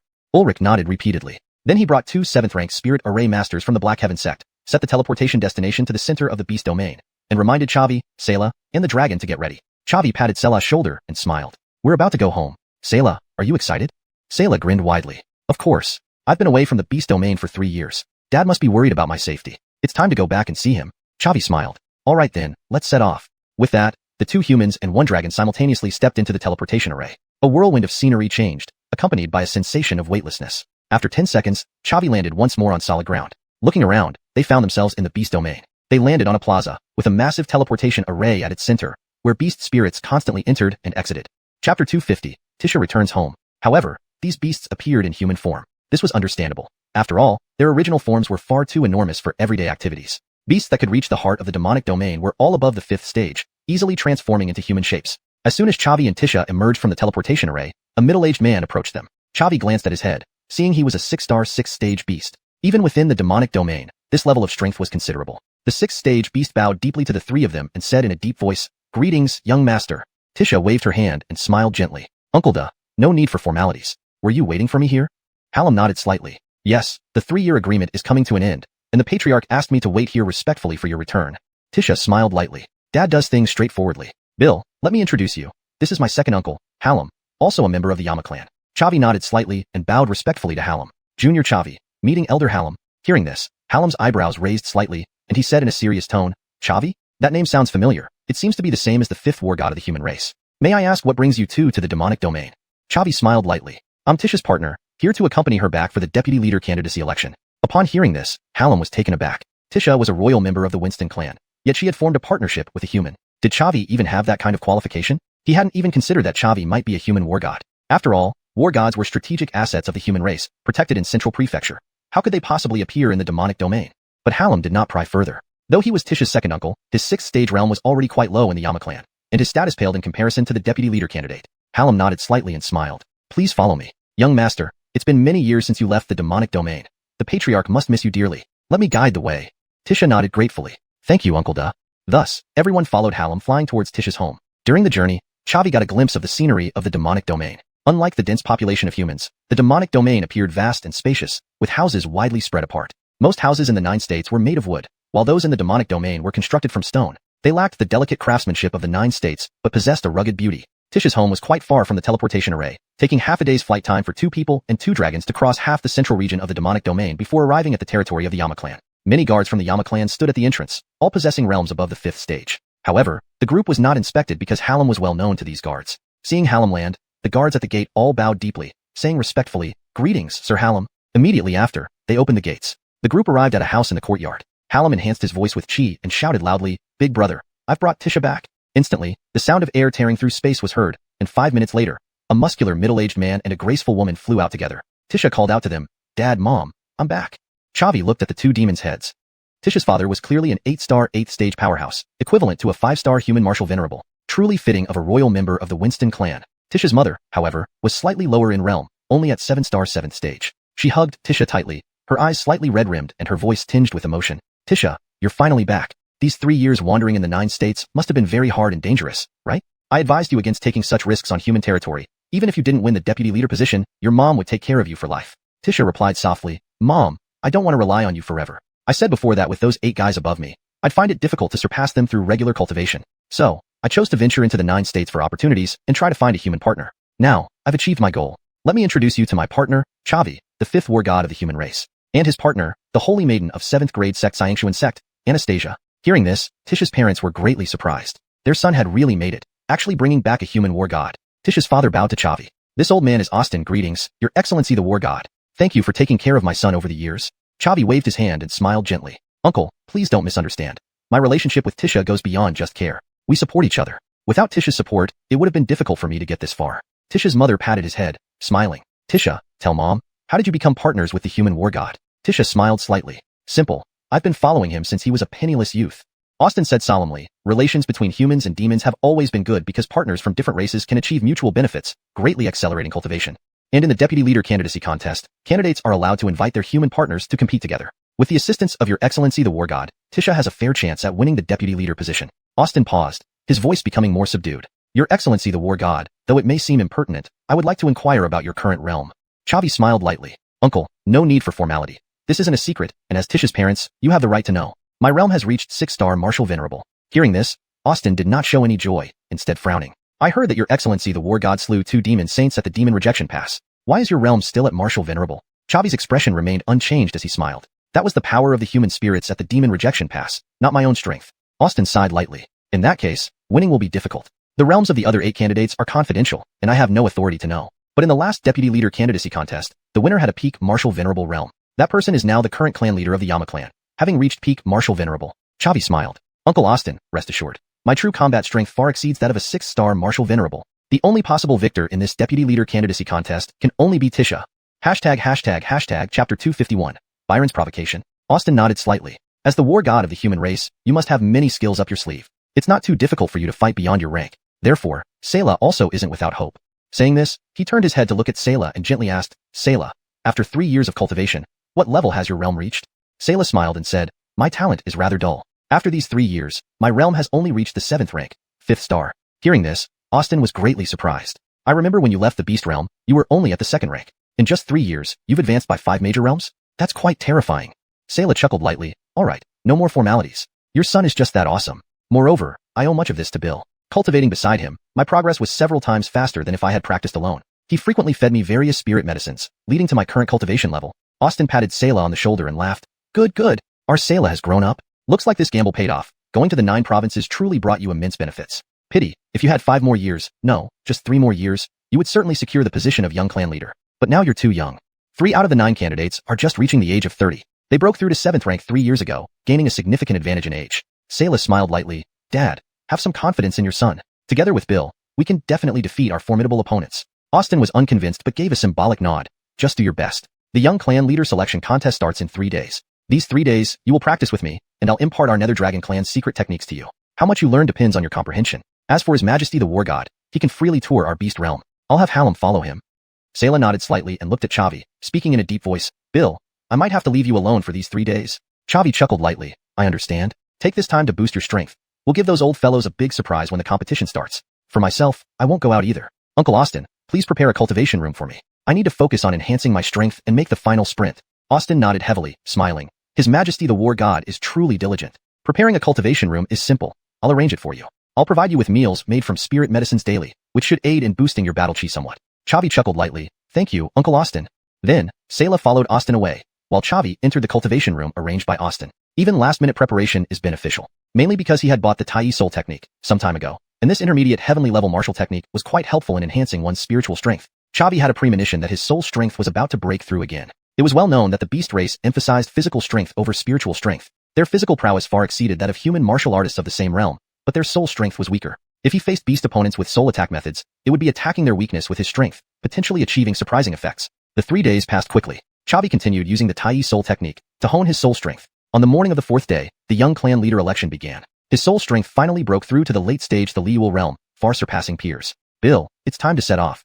Sayla knocked on the door of the cultivation room. Coming. Chavi opened the door and looked at Sayla. With his powerful soul strength, he immediately sensed changes in Sayla. How to put it? He felt stronger, even posing a potential threat to him. Chavi smiled. Looks like you've made significant progress in these 3 days. Sayla nodded slightly. Thanks to your Bodhi fruit. It enhanced my cultivation talent and insight. I've mastered all the exclusive secret techniques of the Nether Dragon clan and even learned a significant ability. Upon hearing this, Chavi raised an eyebrow. Well, aren't you being mysterious? Alright, let's go compete. You'll get your chance to shine soon. Alright. Accompanied by Austin and his wife, Anastasia, and other clan strong figures, they headed to the altar of the Nether Dragon clan where the grand election ceremony would be held. By the time they arrived, the area was already crowded with more than half of the Nether Dragon clan members gathered to watch. This was understandable since the event was critical, determining the next leader of the Nether Dragon clan. The other 7 candidates were also present. Chavi noticed something amiss when he saw their cultivation levels. All of them were 7th rank, 5th star, or higher, with one even reaching 8th rank, 1st star. This 8th rank candidate would become a formidable opponent for both Sayla and Chavi. Chavi and Sayla walked into the staging area, and immediately, a handsome young man approached. Without doubt, he was another Dragon clan candidate. The youth intended to pat Sayla on the shoulder, but was stopped by a raised hand. Sayla coldly said, Byron, don't try to cozy up to me. Byron chuckled, Little Huang, don't be so irritable. We're fellow clansmen, connected by blood. Sayla replied coldly, Hardly. Byron smiled. When we were young, you were always running from me, barely daring to look me in the eye. Now, how did you suddenly get so defiant? Sayla snorted coldly. That was before. Byron, pray you don't meet me during the trials. Otherwise, I'll beat you until you hang upside down. Byron laughed loudly. What a big mouth. Stop dreaming. You weren't a match for me before, and you aren't now. I heard you took a risky path, finding a master among the humans of the 9 provinces. Is it this guy? Doesn't look like much. Chavi calmly said, If you keep talking disrespectfully, I'll cripple you. Then you won't even have the chance to compete. Startled, Byron was about to react when the Nether Dragon clan's chief ascended the stage and began her pre-match speech. Byron could only retreat, suppressing his anger. The chief of the Nether Dragon clan was named Mindy, a woman who had reached 8th rank, 10th star, just 1 step away from 9th rank. Her opening remarks were mere formalities, and Chavi wasn't interested in listening. He whispered to Sayla, Sayla, do you have a grudge against Byron? Sayla nodded slightly, just small squabbles, no deep-seated hatred, but his mouth really needs fixing. If we run into him later, I'll teach him a lesson. Hashtag chapter 252, a fair duel. Chavi laughed lightly. He's just a jumped-up clown. He's only at the 7th rank, 5th level. You can easily beat him up. Sayla nodded slightly. No problem. Sayla didn't ask further about how Chavi could see through others' levels. After all, Chavi was a human race war god. It wasn't unusual for him to have such abilities. After the pleasantries were exchanged, the Brody began introducing the participants. This time, there were 8 contestants vying for the position of young chieftain, with 1 absentee. That individual had gone to the human race's 9 states to find a partner, but didn't make it back in time, and thus lost his eligibility to compete. The Brody introduced each of the 8 contestants. Among them, only 3 had human partners aiding them, Chavi, Draper, and Kane. This was quite normal. The Yama clan, being the royal bloodline of the Dragon clan, possessed immense power and high status, so their members naturally had high standards. Finding a human genius that met their approval and persuading them to return to the beast domain with them was no easy task. Moreover, as beasts, venturing into the human race's 9 states, far from home, was extremely dangerous. Not all candidates had the courage to do so. For instance, Sayla would likely have become a puppet of the Blood Robe sect if he hadn't encountered Chavi. When Chavi was mentioned by the Brody, the entire crowd erupted in astonishment. Could this Chavi be the newly born 5th war god of the human race? Probably. There might be many people named Chavi in the human race's 9 states, but not many can be recognized as partners by a young chieftain candidate like Jermaine. Only a human war god has that kind of charisma. Holy crap, Jermaine sure got lucky, actually inviting a human war god over. It's said that Chavi has the strength to slay demon saints. Participating in a young chieftain election is like using a butcher's knife to kill a chicken for him. You don't know much then. I have reliable information that Chavi killed the demon saint with the help of spirit sacrifices at the devil-repelling pass. He himself doesn't have the power of a sage. Although he shows potential to become a sage, who knows what his actual level is now.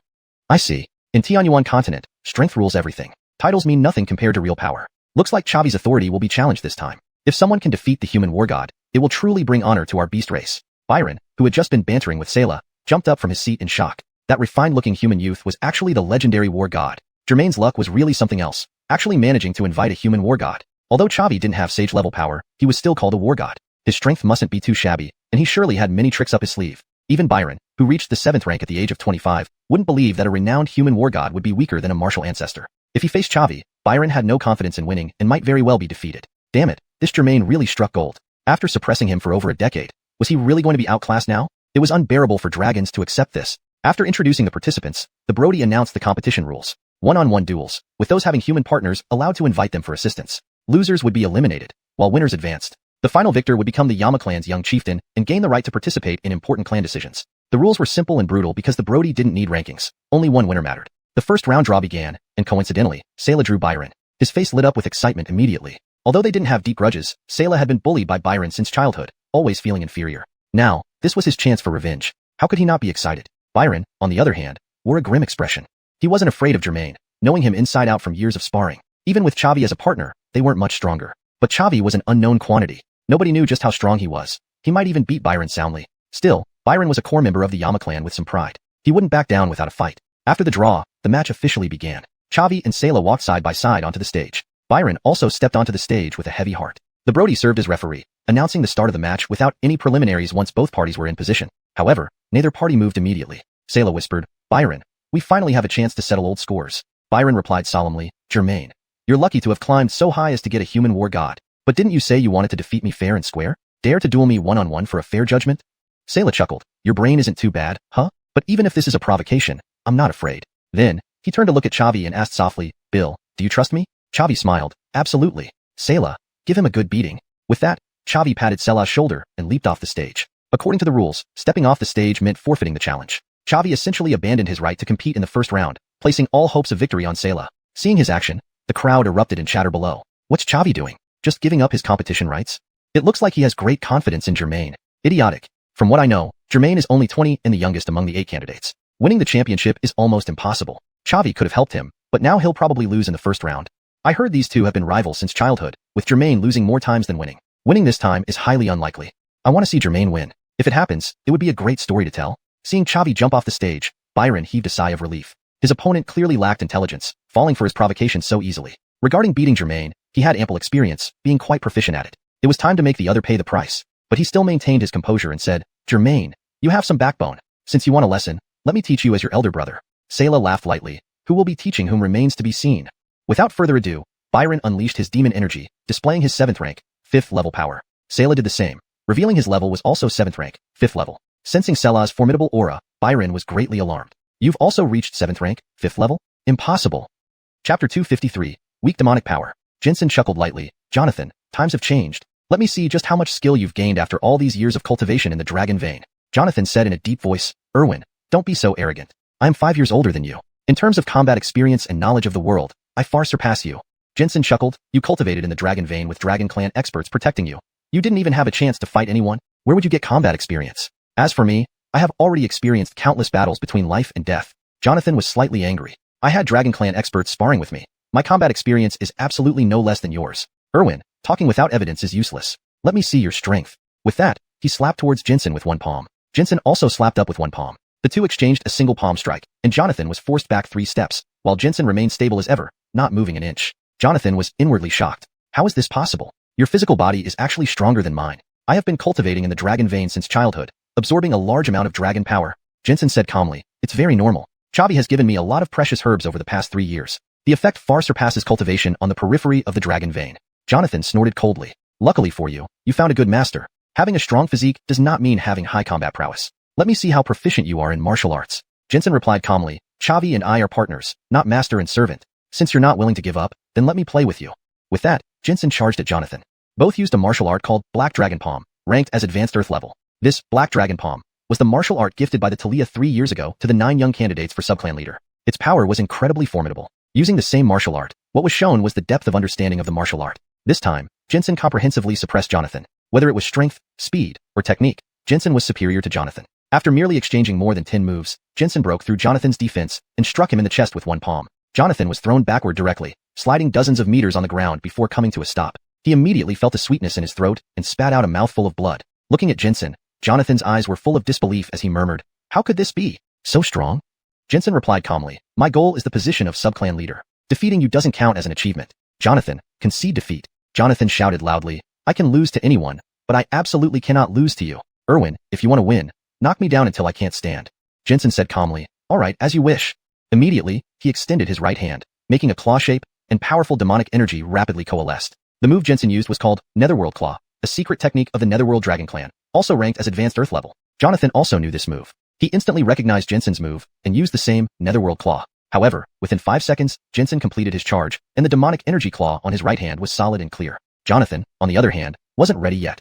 His claw appeared slightly vague, with looser demonic energy. Jensen reached out with one claw, sending a huge purple-black demonic energy claw flying toward Jonathan. Jonathan was greatly startled. How could it be this fast?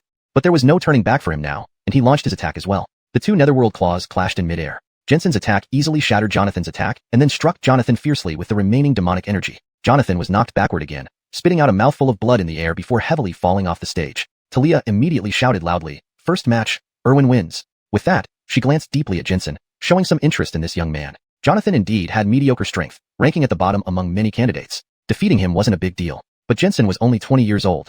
Such rapid development speed was truly alarming. If given another 5 years, he might very well gain the position of subclan leader. A good seedling, worthy of more attention and appropriate inclination of cultivation resources. When this result came out, all dragons present were shocked. Holy crap, did I see it wrong? Erwin won? He completely overwhelmed Jonathan in a one-on-one battle. Erwin is only 20 years old, while Jonathan is already 25. Such an unfair battle, yet he still managed to win. No wonder Xavi was not anxious at all when jumping down from the stage. Turns out he knew Erwin's strength. Erwin has the potential of a sage. Jonathan stood up from the ground with a fish leap and shouted loudly, "Erwin, I refuse to accept it. Let's fight again." Saying this, he was about to fly towards Jensen. Talia frowned and waved her hand, instantly creating a demonic power barrier in front of Jonathan. She said coldly, "Jonathan, you have already fallen off the stage and been eliminated. I don't care how you seek revenge on Erwin in the future, but if you delay the progress of the competition, I will teach you a lesson." After all, Talia was the leader of the Netherworld clan, with her realm reaching the 8th rank and 10th star. How dare Jonathan provoke her? He immediately gritted his teeth and said, "Erwin, this isn't over between us." Jensen walked down from the stage leisurely, returned to the preparation area, and said lightly, "Your demonic power is superficial, and your seal formation is slow. Jonathan, you've let me down." Hearing this, Jonathan's anger surged, causing him to spit out another mouthful of blood. Then he spread his demonic power wings and flew away from the altar. He had no interest in knowing who the winner of this match was. All he wanted was to leave this place as soon as possible. The gossip and ridicule from the crowd made him feel stifled and unbearable. Jensen walked to Xavi's side and smiled lightly, "It's done." Xavi nodded slightly, "Well done. How does it feel to defeat your old enemy?" Jensen smiled and said, "Absolutely thrilling. I finally reclaimed my pride. From now on, Jonathan will avoid me whenever he sees me." Xavi chuckled lightly, "I'm glad you're happy. But remember, this is just a minor victory. Our goal is the championship." Jensen nodded emphatically, "I understand that. I'll keep pushing myself."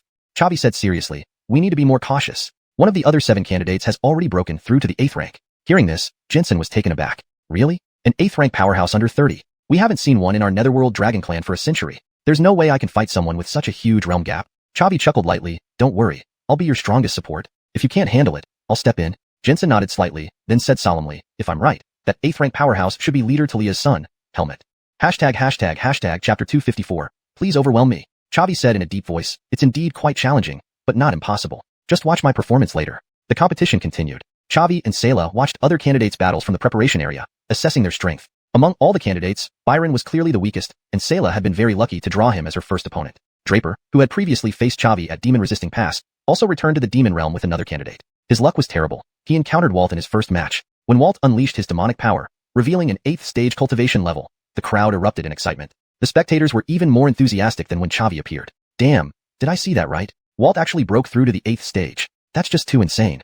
Our Yama clan hasn't seen such a prodigy for 100 years. With Walt, we might be able to challenge the other 2 dragon clans." Although Walt is already 30 this year and benefits from age, winning is winning. Even if the other candidates train until they are 30, they would never reach the 8th stage. Walt truly has the potential of a sage. Walt's battle against Draper was smooth and brutally simple. In just 3 minutes, he defeated both Draper and his partner. Both man and dragon were carried off the arena on stretchers. and Walt hadn't even transformed into his true form, showing that he hadn't used his full strength. Chavi frowned, walked over to where Draper was resting, and handed him and his dragon companion 2 7th-rank rejuvenation pills. Chavi asked in a serious tone, "Dao's friend Xianxia, are you alright?" Draper spat out a mouthful of blood and shouted, "I won't die." Damn, Walt really went all out. He almost finished me off. Chavi replied seriously, "Rest assured, I will avenge you." Draper whispered, "Your Majesty War God, when we fought, you were only at the Martial Emperor level, 2 major realms below Walt. Even if you can fight across realms, your chances of victory are slim. Be careful. Don't let him kill you." Chavi laughed lightly, "Don't worry, I'm not the same Chavi as before." The second match began, and Chavi drew Kane. Regarding Kane, Chavi knew nothing except that his cultivation level reached 8th rank martial ancestor. Both contestants stepped onto the arena and introduced themselves. Inner disciple of the Xian String sect, Chavi. It seems there was a mistranslation of Shenzhong as Xianxian sect. The correct translation should likely be Xian String sect, or depend on the previously established name for this sect in the story. Additionally, if cyan is not the agreed upon translation for the color, it should be consistent with whatever has been used before, e.g., blue, indigo, etc. Germain. Kane also introduced himself along with his partner. Central Plains, Kip Sect Holy Son, Kane. Arlie. Chavi laughed lightly, "Brother Yi, you have an imposing presence, but I wonder, what rank does your Kip Sect hold?" Kane replied gently, "Just a 7th rank sect. It wouldn't meet the eyes of your Majesty War God. At Demon Resisting Pass, you slaughtered the gold and silver saints, safeguarding humanity's peace. You are a hero to our race. I should not attack your Majesty War God, but this concerns Arlie's future, so I must take the risk." Chavi chuckled, quite polite indeed. "We're fighting for our partners. No need to hold back. With Senior Talia Brody as the referee, we won't be in mortal danger." Kane nodded slightly. "If so, then please guide me, your Majesty War God." Chavi nodded slightly, turned to Sayla, and said with a smile, "Arlie's cultivation has reached 8th rank 7th stage. What do you think? Can you handle it?" Sayla laughed lightly. "Of course. As your partner, the War God, I must have the ability to fight across realms." Chavi nodded, and in a solemn voice, he said, "Then let's do it." The match begins. All 4 simultaneously unleash their aura, revealing their cultivation levels. Kane had reached 8th rank martial ancestor, while Arlie was at 7th rank 8th stage. In contrast, Chavi was merely 6th rank martial ancestor, and Sayla was 7th rank 5th stage. The apparent gap in cultivation caused everyone to hold their breath for Chavi. Indeed worthy of being the War God Majesty, reaching 6th rank martial ancestor at the tender age of 20 with sage potential. However, he is still too young. Kane is 26, having trained 6 more years. The gap in cultivation isn't easy to make up. It's hard to predict who will win. I don't believe Chavi, as the human War God, has no hidden cards. His strength surely surpasses an ordinary 6th rank martial ancestor. But can he fight across realms? Kane, as the holy son of an 8th rank sect, likely has hidden cards comparable to lose. I support Kane more. Yes indeed. Chavi became the War God by sheer luck. Slaying the demon saints at Demon Resisting Pass wasn't purely by his own strength. Kane earned his position through merit. I hope Kane wins. I hoped our demon race could defeat Chavi and show our prowess. It seems that won't happen. Word Talia, sword control. Chavi took out Shadow Sword and Lustrous Immortal Sword. Holding Lustrous Immortal Sword, Shadow Sword floated beside him due to Word Talia's effect. Both being high-tier Earth-rank spirit weapons, Lustrate Immortal Sword's destructive power far exceeded Shadow Sword, and possessed the life-erasing power of Lustrate Immortal. With his increasing cultivation, the enemies he faced became stronger, leading Chavi to use Lustrous Immortal Sword for combat, while using Shadow Sword for positional shifts. Chavi faced Kane, and Sayla faced Arlie. Chavi slashed a sword, colliding with Kane. Despite being lower in cultivation, with the help of his devouring talent and Lustrous Immortal Sword, he managed to suppress Kane. Kane was pushed back 3 steps by the force, while Chavi remained unmoved. Seeing this result, the Winston clan spectators were stunned. Damn, Chavi actually has the upper hand. How is this possible? Remember Kane, as Kip Sect's holy son, can fight across realms. Yet, Chavi, at a lower realm, can suppress him. This is terrifying. Worthy of the human War God indeed. Fine, I admit, I underestimated him. Chavi does have some skills. Kane retreated 3 steps, face darkening, and said gravely, "Worthy of being War God Majesty, your aura intensity is simply incomprehensible. And I noticed, when my aura contacts yours, half of it disappears instantly. This must be your technique, right?" Chavi chuckled. "So what? Surrender or continue?" Kane laughed lightly. "Surrendering without a fight would disgrace Kip Sect and betray my partner. Therefore, War God Majesty, please overwhelm me thoroughly." Chavi nodded slightly. "As you wish." Chapter 255, Sacred Dragon Transformation. Although he said that, Kane did not stand there to take a beating but summoned a Talia Flame. This Talia Flame is called Mo Yin, Ink Flame, which he obtained during one of his trainings. Its power is so strong that it even surpasses the inherited flame of Kip Sect. The bluish-green flame adhered to his sword, flickering with an eerie beauty. Seeing this, Chavi's eyebrows slightly raised, and he smiled, saying, "Turns out your aura is also fire attribute. I guess we have a connection." Kane spoke in a solemn tone. "To counteract your excellency War God, I can only use this ace up my sleeve." Chavi chuckled lightly. "I hope you have more aces up your sleeves. Otherwise, you'll lose this match." After speaking, Chavi summoned his fused Talia Flame. His Talia Flame was a fusion of Purple Crystal Flame and Lioli Flashed Fire. The quality of Purple Crystal Flame was inferior to Ink Flame, while the quality of Lioli Flashed Fire was superior to Ink Flame. After the fusion, it could give Ink Flame a good beating. Feeling the immense power of the fused Talia Flame, Cain was greatly shocked. What a terrifying Talia flame. War God, your excellency. It seems like you have as many aces up your sleeves as me. Chavi chuckled lightly. If I'm too weak, wouldn't I disgrace the name of War God? Cain nodded slightly. I originally reserved this move for Walt, but now I have to use it on you. Vast wasteland art. Following Cain's low cry, the surrounding spirit energy rushed into his body crazily. His realm also rose from 8th star martial ancestor to 10th star martial ancestor, just one step away from martial venerated. Feeling the increase in Cain's realm, Chavi was also startled, then smiled and said, as expected of a high-level expert from Central Region, deep foundations indeed. Cain said solemnly, aren't you scared? Chavi chuckled lightly, just a 10th star martial ancestor. What's there to be scared about? Cain said solemnly, then let's clash again. The two people lifted their swords to clash once more. This time, Chavi fell behind. After all, he was 4 small realms lower than Cain, and completely making up for this wasn't an easy task. However, Chavi's Dark Shadow sword technique had reached the advanced Earth stage, and his sword skills were no weaker than Cain's, allowing him to barely stabilize and prevent the disadvantage from turning into defeat. Seeing the battle on the platform, the audience below was amazed. Holy crap, this Cain is something else. He actually reached the 10th star martial ancestor realm, only a step away from Julian. Secret techniques that can temporarily enhance strength are indeed rare, but our Nether clan has them too. Just few can learn them. This Cain is quite someone to be able to master such a secret technique. If Cain teams up with Yutong, they might really challenge Julian. This Chavi's luck isn't too good. Meeting someone like Cain, is he really going to narrowly lose here?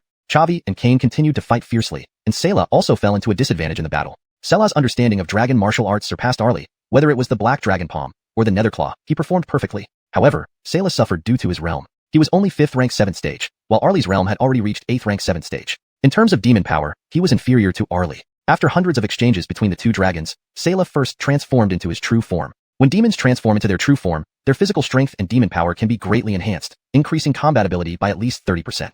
But Arlie didn't give Selah the opportunity and similarly transformed into his true form. With a claw, Arlie sent Selah flying and laughed lightly. Jermaine, you've done very well. To reach the 7th rank by your early 20s, in terms of talent, only Julian can rival you. But unfortunately, you're still too young. Selah sneered, Yutong, don't rush to criticize, I haven't revealed my trump card yet. Hearing this, Arlie was startled. We've both used the inherited martial arts of the Nether clan. What other trump cards can you come up with? Selah chuckled. Did you forget about the Sacred Dragon transformation? You've learned the Sacred Dragon transformation? There was a trace of disbelief in Arlie's voice. Sacred Dragon transformation is a secret method passed down among the Dragon clan for ages, capable of stimulating the power within the body's bloodline, briefly enhancing one's realm and providing the user with the ability to fight beyond their level. However, although the cultivation method of the secret skill is available for all members of the Dragon clan to learn, few can manage to learn it. To be precise, no clansmen have successfully cultivated this martial art for a century. Sacred Dragon transformation. With Selah's low cry, his body immediately expanded a circle. Golden light flashed on the purplish-black scales, and his realm rose from 5th rank 7th stage to 8th rank 7th stage. Seeing this, the Nether clan dragons in the audience were all greatly surprised. My god, am I seeing this right? Jermaine actually learned the Sacred Dragon transformation. The Nether clan hasn't seen such a genius for 100 years. Jermaine has the potential of a saint. Among the 9 candidates, Jermaine is the youngest, yet his combat power is so high. Truly, heroes emerge from the young. If he were to cultivate for a few more years, he might even be able to challenge Walt. Jermaine turned his neck, gave Arlie a light smile, and said in a deep voice, Arlie, let's clash again now. Arlie replied solemnly, sure. Jermaine, you're indeed talented, but even so, I won't give up easily. Jermaine nodded slightly, understood. Wait until I make you submit. With that, Jermaine spread his wings and flew toward Arlie. This time, the situation reversed. Relying on the power of the Sacred Dragon transformation, Jermaine suppressed Arlie. Noticing the situation over there, Cain frowned deeply and sternly said, Chavi, it looks like I need to finish you off quickly. Chavi chuckled lightly, Cain, do you wonder why I have 2 Talia swords? Hearing this, Cain was greatly alarmed. Chavi still has a trump card? Chavi immediately activated the Shadow Sword's teleportation skill, instantly moving behind Cain and slashing with one strike. Cain hurriedly raised his sword to block, but in the rush, he was still slashed across his back by Chavi. There was only a thumb-sized wound on his back, but the combined power of the fused Talia flame and Zhujian force invaded, causing him great harm. He immediately spat out a mouthful of blood. Cain spoke in a solemn tone. What a mysterious teleportation ability. Chavi chuckled lightly. So, are you ready to admit defeat? Cain spoke solemnly. It's a bit difficult, but it's not time to concede yet. With that, Cain touched the storage ring on his right hand, and a greenish-blue medicine tripod appeared beside him. Feeling the immense power emanating from the medicine tripod, Chavi was startled and blurted out, a heavenly-class Talia weapon. Cain, how many tricks do you have left? Cain smiled bitterly. None left. Really none at all. Hashtag chapter 256, evenly matched. My Lord War God, to fight you. I've truly brought out everything I have. Chavi chuckled. But you still won't be my match. With that, he once again activated the Shadow Sword's displacement skill, repositioning himself behind Cain and delivering a slash. Cain hurriedly summoned the greenish-blue medicinal cauldron to shield himself. Though the lustrous immortal sword had immense potential, it was sealed at the high earth rank due to suppression. For a moment, Chavi couldn't break through Cain's defenses, and the two fell into a deadlock. On the other side, after using Holy Dragon transformation, Tish's strength increased significantly, completely overwhelming Arlie. Two giant dragons clashed on the stage. 5 minutes later, Tisha finally turned his advantage into victory, defeating Arlie. Immediately, he flew towards Kane, spitting out dragon flames. That greenish-blue medicinal cauldron indeed was an excellent item. Even with both of them attacking together, it still held its ground. Chavi chuckled, Kane, you're not my match. Give up. Kane smiled bitterly. I can't help it. Fighting one of you is already difficult, let alone both you and Germain. I concede. The ghostly announcer shouted, Germain, Chavi wins.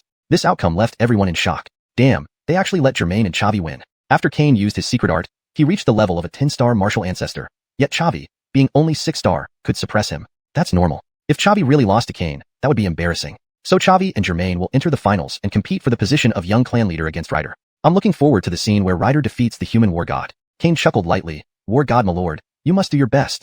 Losing to Ryder would embarrass our human race.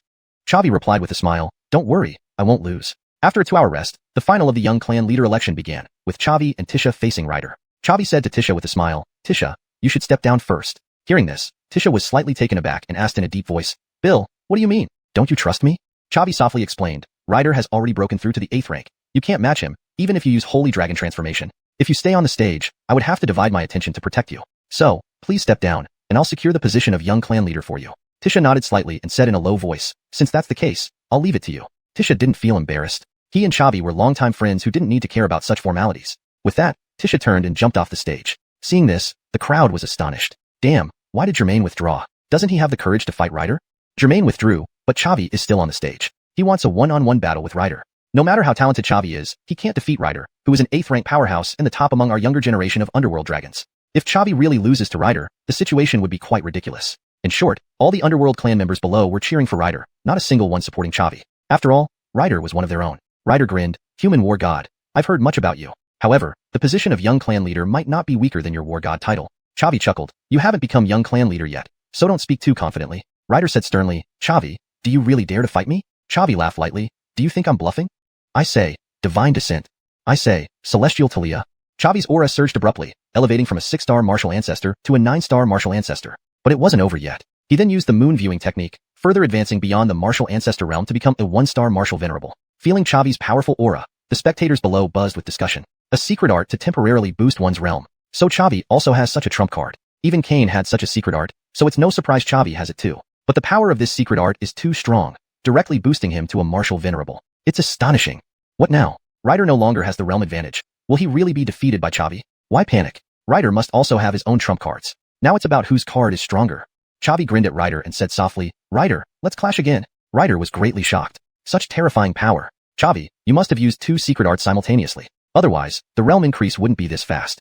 Chavi chuckled, credit where it's due. Ryder, bring out all your trump cards. Ryder said solemnly, as expected of the human war god, able to use 2 secret arts simultaneously. Since that's the case, I won't hold back either. Holy Dragon Transformation.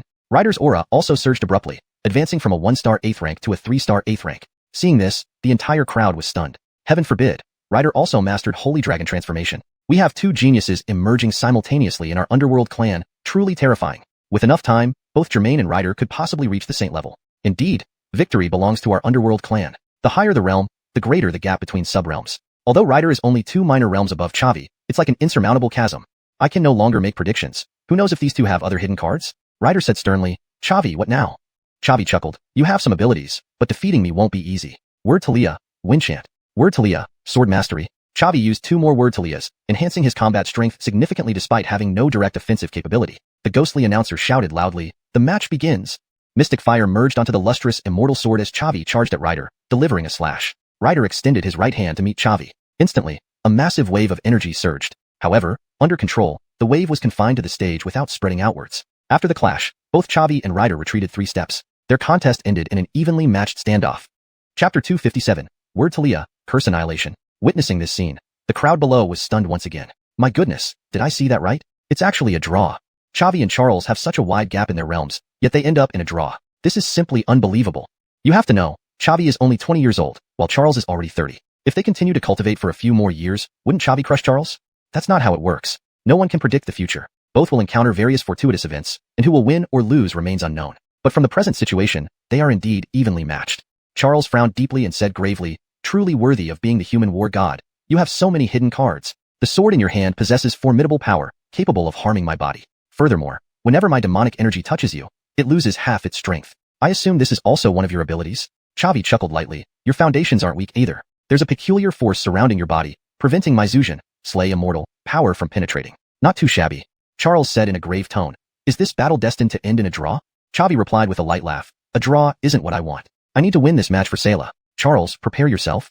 With that, Chavi activated the Shadow Sword's displacement skill, instantly moving behind Charles and slashing down. Charles hurriedly extended his right hand to block. With the help of dragon power, his physical strength was incredibly powerful, allowing him to withstand Chavi's slay immortal sword head-on. Thus, relying on flowing cloud steps and the Shadow Sword, Chavi gained the upper hand in the battle, relentlessly suppressing Charles. Charles had no chance to retaliate. After exchanging over 100 blows, Chavi finally found an opening, slicing a wound on Charles's back. The Zuzhan power surged in, causing Charles's face to darken as he spat out a mouthful of blood. Contrary to feeling happy, Chavi furrowed his brows. Logically, the power of the slay immortal sword should have severely wounded Charles, but looking at him, it appeared to be only a minor injury. There was some strange force within his body protecting him. But what was it? Charles sneered coldly, saying, Chavi, your methods are truly formidable. Since this is the case, I'll reveal my final card. He then took out a black longsword. The sword was extremely sharp, with an overpowering aura, clearly belonging to the heaven grade category. Chavi's eyebrows knitted together, and he said gravely, a heaven grade spiritual weapon indeed counts as a trump card. Charles laughed, haha, Chavi, looks like I'll be pressing you today. Chavi replied with a light laugh, not necessarily.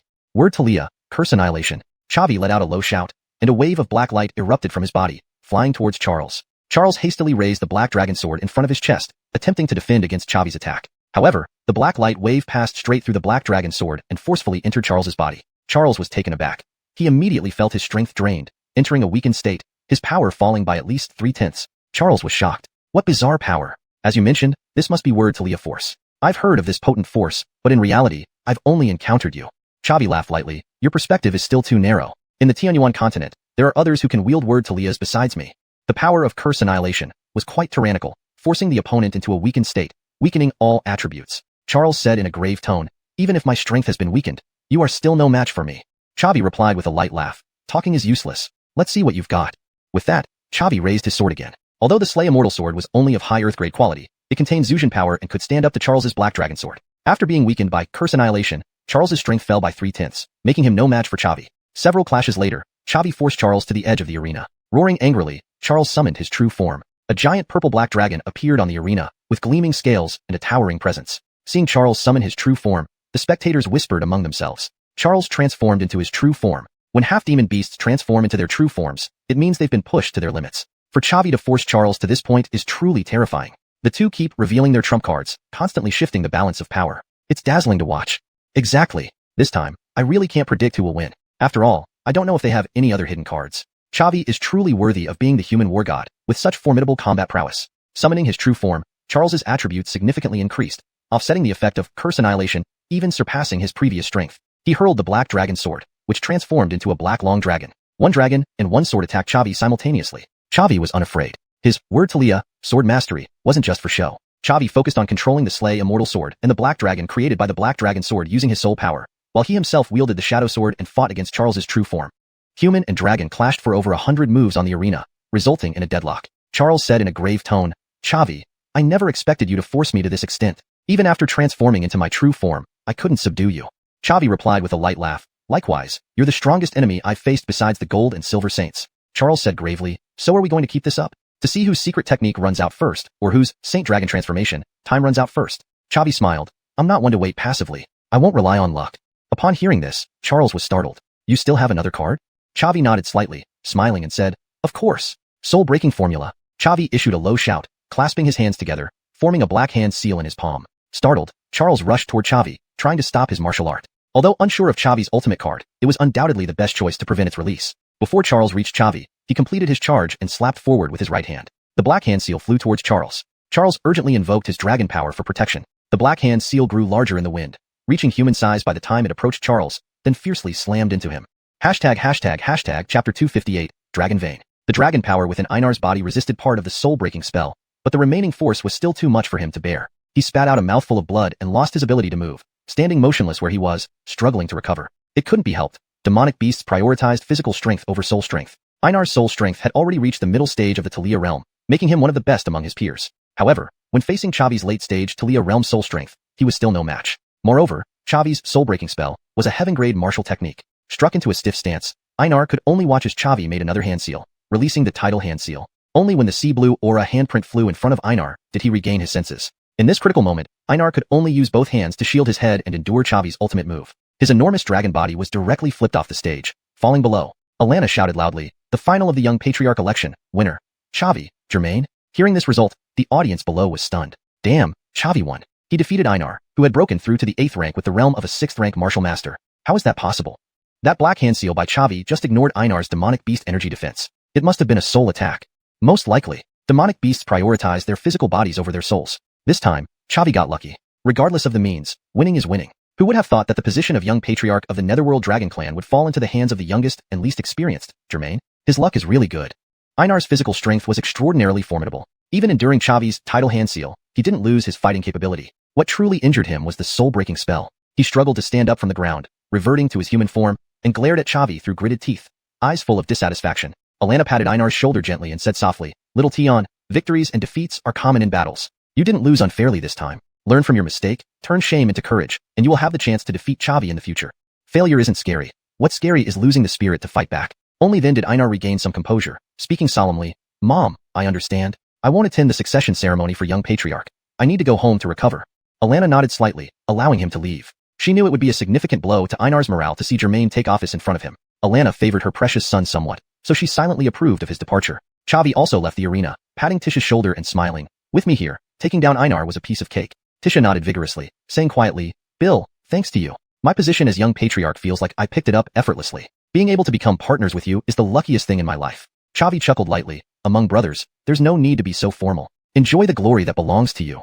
Alana was a decisive person and immediately held the succession ceremony. Everyone went to the ancestral grounds of the Netherworld Dragon Clan to pay respects to the ancestors and pass on the seal of the young patriarch. Chavi, as Tisha's partner, accompanied him to witness the ceremony. During the event, numerous experts of the Netherworld Dragon Clan paid their respects and greeted the couple, Yukong. The dragons enjoyed being treated like stars, grinning widely, immensely grateful to Chavi. The ceremony lasted an entire day until the power transfer was complete, and only then did Tisha return home with Chavi. In Tisha's room, man and dragon stared at each other. Chavi smiled and said, "All right, Tisha, my mission here is done. I should return to the 9 provinces to continue my training path. My teacher is waiting for me in Central Province." Tisha spoke gravely, "Bill, don't rush. I still need your help with something else." Hearing this, Chavi was slightly taken aback. "Einar has been dealt with. What other troubles do you have?" Tisha nodded slightly, "Yes. This could also be a rare opportunity for you."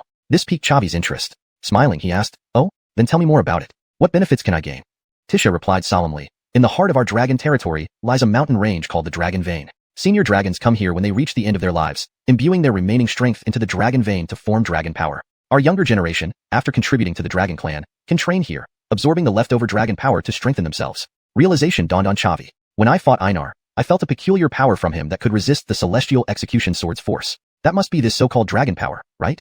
Tisha nodded slightly. "That's correct. Dragon power continuously nourishes our bodies, enhancing our physical strength and offering protection in danger. It's a crucial factor in the strength of our dragon lineage. Einar has always stayed in the demon domain, as the son of the Netherworld Dragon Clan's patriarch, frequently entering the Dragon Vein for training. His internal dragon power is incredibly strong, far surpassing mine." Chavi laughed. "So, does this mean I can enter the Dragon Vein too?" Tisha nodded slightly. "You're not slow on the uptake. Human warriors can also absorb dragon power, though the effects vary from person to person. Either way, it can't hurt. And there's something even better."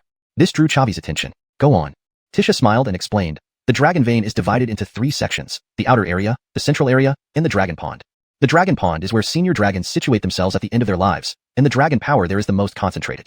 The pond opens every 10 years, allowing elite young dragons to train there. Each of the 8 candidates for young patriarch has the right to enter the Dragon Pond, and the next opening is in 3 days. Chavi felt a surge of excitement. "It looks like I'll have to stay in the demon domain for 3 more days. I can't miss the Dragon Vein, and I must absorb this dragon power." Tisha grinned. "I knew you'd say that. It's well known that the Dragon Clan has 3 most powerful lineages, the Azure Dragon Clan, the White Dragon Clan, and the Dark Dragon Clan. This time, dragons from the other 2 clans will also participate, inevitably leading to competition. So, I must bring you along. Without you, I wouldn't be able to lead the young members of the Netherworld Dragon Clan to victory over the elites of the other 2 clans." Chapter 259, Betrayal from Within. Chavi smiled and said, "Thanks to you, I got the chance to enter the Dragon Vein. It's only right that I work for you." Sayla laughed and said, "You're quite straightforward. Rest at my place for a few days first. In 3 days, when the Dragon Vein opens, we can compete then." "All right."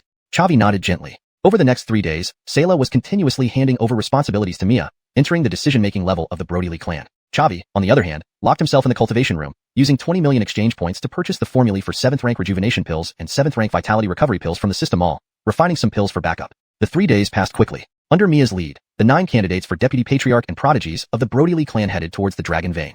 The previously tardy candidate returned, bringing back his human partner. However, the election for Deputy Patriarch had concluded. He had lost his chance at the position, but he wasn't particularly regretful. After learning that Julian, who broke through to the 8th rank, was defeated by the human war god Xavi, he no longer aspired for the Deputy Patriarch position. Being able to enter the Dragon Vein was already a stroke of luck. The group arrived at the outskirts of the Dragon Vein, where members from the Azure Dragon Clan and White Dragon Clan had also arrived. For this trip into the Dragon Vein, the Azure Dragon Clan sent 12 individuals, while the White Dragon Clan sent 10. The Brody Dragon Clan merely sent 9. Of course, the number of people couldn't determine combat strength. Using the Patriarch token, Mia opened the defensive spirit array around the Dragon Vein and addressed everyone.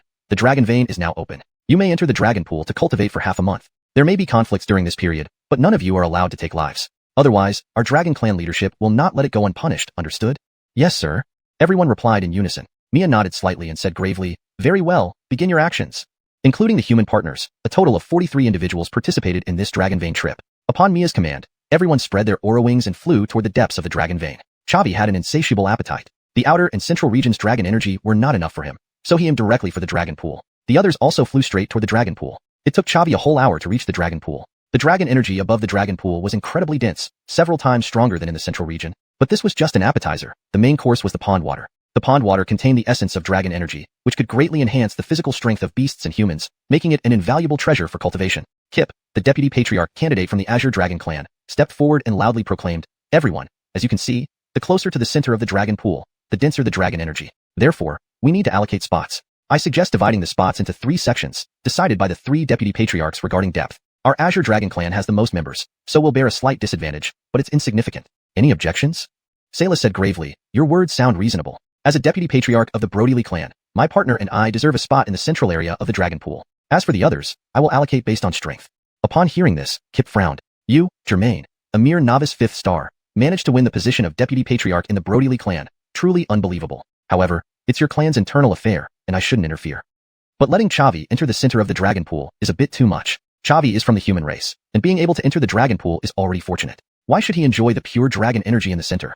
Before Sayla could respond, Xavi patted him on the shoulder and stood up. Kip, I want to enter the center of the Dragon Pool. Are you Bufu, not convinced? Kip replied gravely, Xavi, you're unworthy. Since you're a war god of the human race, you should return to Central Prefecture sooner. Xavi chuckled. In xuanhuan continent, strength reigns supreme. If you aren't convinced, then I'll beat you into submission. Hearing this, Kip was taken aback. He had certainly heard of Xavi's reputation. At Demonic Defense Pass, Xavi killed 2 demon sage lords and defeated Julian one-on-one during the Brody clan's Deputy Patriarch competition. While the former victory could be attributed to a Jiaoxing, stroke of luck, due to the spirit's sacrifice at Demonic Defense Pass, the latter was undoubtedly a demonstration of sheer strength. Kip believed he was slightly stronger than Julian, but not by much. If he truly fought Xavi, he wasn't confident in winning. As Kip hesitated, Violet, the Deputy Patriarch of the White Dragon Clan, stepped forward. Indeed, this was Violet, who had been sealed by the city lord Nicholas with a spirit array in Tianhua City. She left the demon domain to establish herself in the Heaven Strife Forest as part of a training mission set by her elders. After being thwarted in Tianhua City, she returned to the demon domain to cultivate and demonstrated astonishing talent. She advanced rapidly and became the young matriarch of the White Dragon Clan. Violet said in a grave voice, Kip, fight him, and I will help you. Xavi looked at Violet's head, where her cultivation level was visibly 8th rank, 1 star, causing his brows to furrow. Violet? Could you be the one from the Heaven Strife Forest? Now you've actually broken through to the 8th rank? Violet nodded slightly and said sternly, Xavi, I have been thinking about you these years. On the city wall of Tianhua City, if not for your interference, my subordinates wouldn't have suffered such heavy losses. Now that there's finally a chance for revenge, I won't let it slip easily. Xavi said gravely, there's nothing I can do.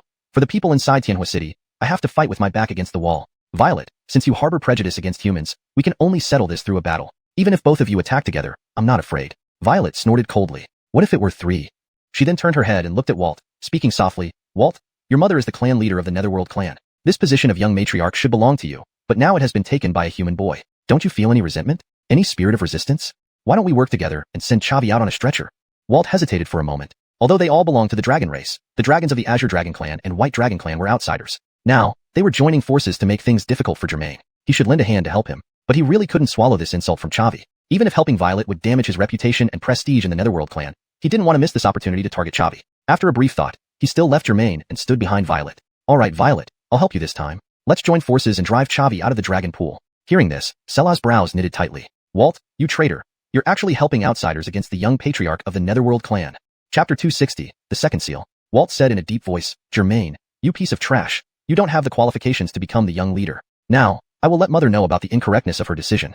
Wade laughed and said, ha ha ha, Walt, You do have guts. That suits my fancy. Chavi, I'll give you one last chance. Get out of the dragon abyss now, immediately. Otherwise, you'll be carried out on your back. Sayla frowned deeply, patted Chavi's shoulder, and said in a low voice, Bill, what should we do? 3 8th rank experts, we absolutely can't match them. Chavi smiled and said, not necessarily. Those who should leave are them.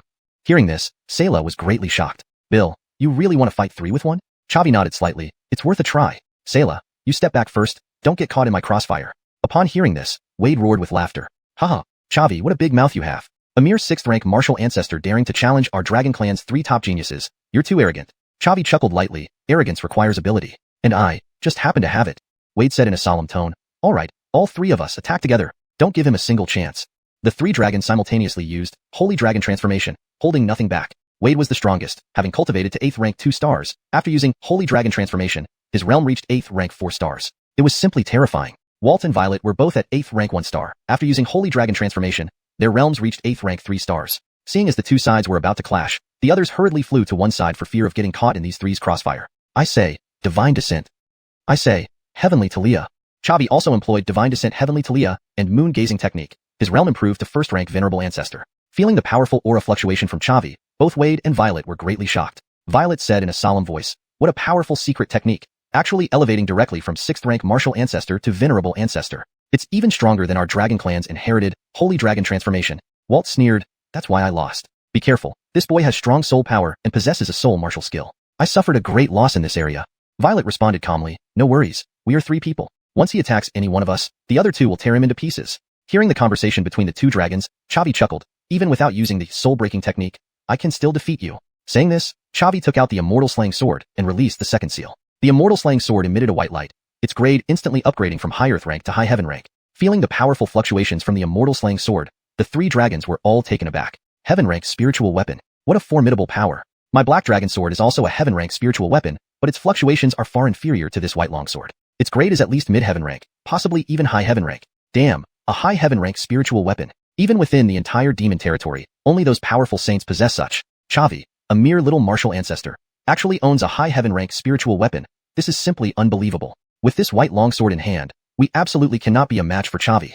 A look of panic appeared on Wade's face as he urgently waved his hand. Your Majesty War God, there's no need for a fight. The 3 of us admit defeat. This central position of the Dragon Abyss, you and Germain can enjoy it alone. We have no objections. Chavi sneered coldly. Wade, weren't you very overbearing just now? Why are you acting like this now? Even if you beg me, I won't spare you. Face my attack. Saying this, Chavi slashed out a sword strike. This ordinary slash did not employ any martial skills nor combined spirit fire. A white chi sword blade flew towards the 3 dragons. Yet, the 3 dragons faced it like it was a major threat, all taking out their Heaven rank spiritual weapons. Walt's spiritual weapon was named Black Dragon Sword, which was the treasure of the Netherworld clan, ranking at low Heaven rank. Wade's spiritual weapon was the Azure Dragon Sword, while Violet's was the White Dragon Sword. The 3 dragons swung their swords simultaneously, unleashing their strongest attacks while activating Dragon Force to protect themselves. But it was useless. Chavi's chi sword easily shattered the joint offensive of the 3 dragons, then brutally slashed onto the bodies of the 3 dragons. Their demonic force shields broke instantly, the Dragon Force was cut open.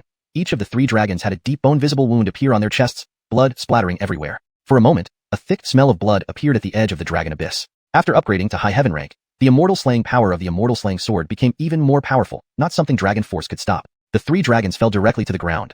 The immortal slaying power surged into their bodies, crazily eroding them. Chavi activated the positional skill of the Shadow Sword, flying in front of the 3 dragons and absorbing the immortal slaying power from their bodies. After all, this was the demon territory, the domain of the Dragon Clan. The Dragon Clan also had saints among them. If he truly slew these 3 promising dragons, it would be very difficult for him to leave the demon territory safely. Therefore, Chavi took away the immortal slaying power, sparing the lives of the 3 dragons. As the immortal slaying power left their bodies, the Dragon Force automatically protected their masters, blocking the wounds, stopping the blood flow from their bodies. Seeing this result, all the present dragon geniuses were shocked. Damn, no way? Just one move, and Chavi took down all 3 of them? I originally thought Chavi defeated Walt by chance. I didn't expect that he hadn't revealed his full strength at all. Defeating an enemy with one move is simply too terrifying. The terrifying thing isn't Chavi but the spiritual weapon in his hand. High Heaven rank is incredibly powerful. Even our Dragon Clan saints may not possess such a high Heaven rank spiritual weapon. This time, the young leader has completely lost. Chavi said indifferently, you guys on the side, stop watching. Quickly carry them back and let the venerable ancestor of the Dragon Clan treat them, or they will be in danger of losing their lives.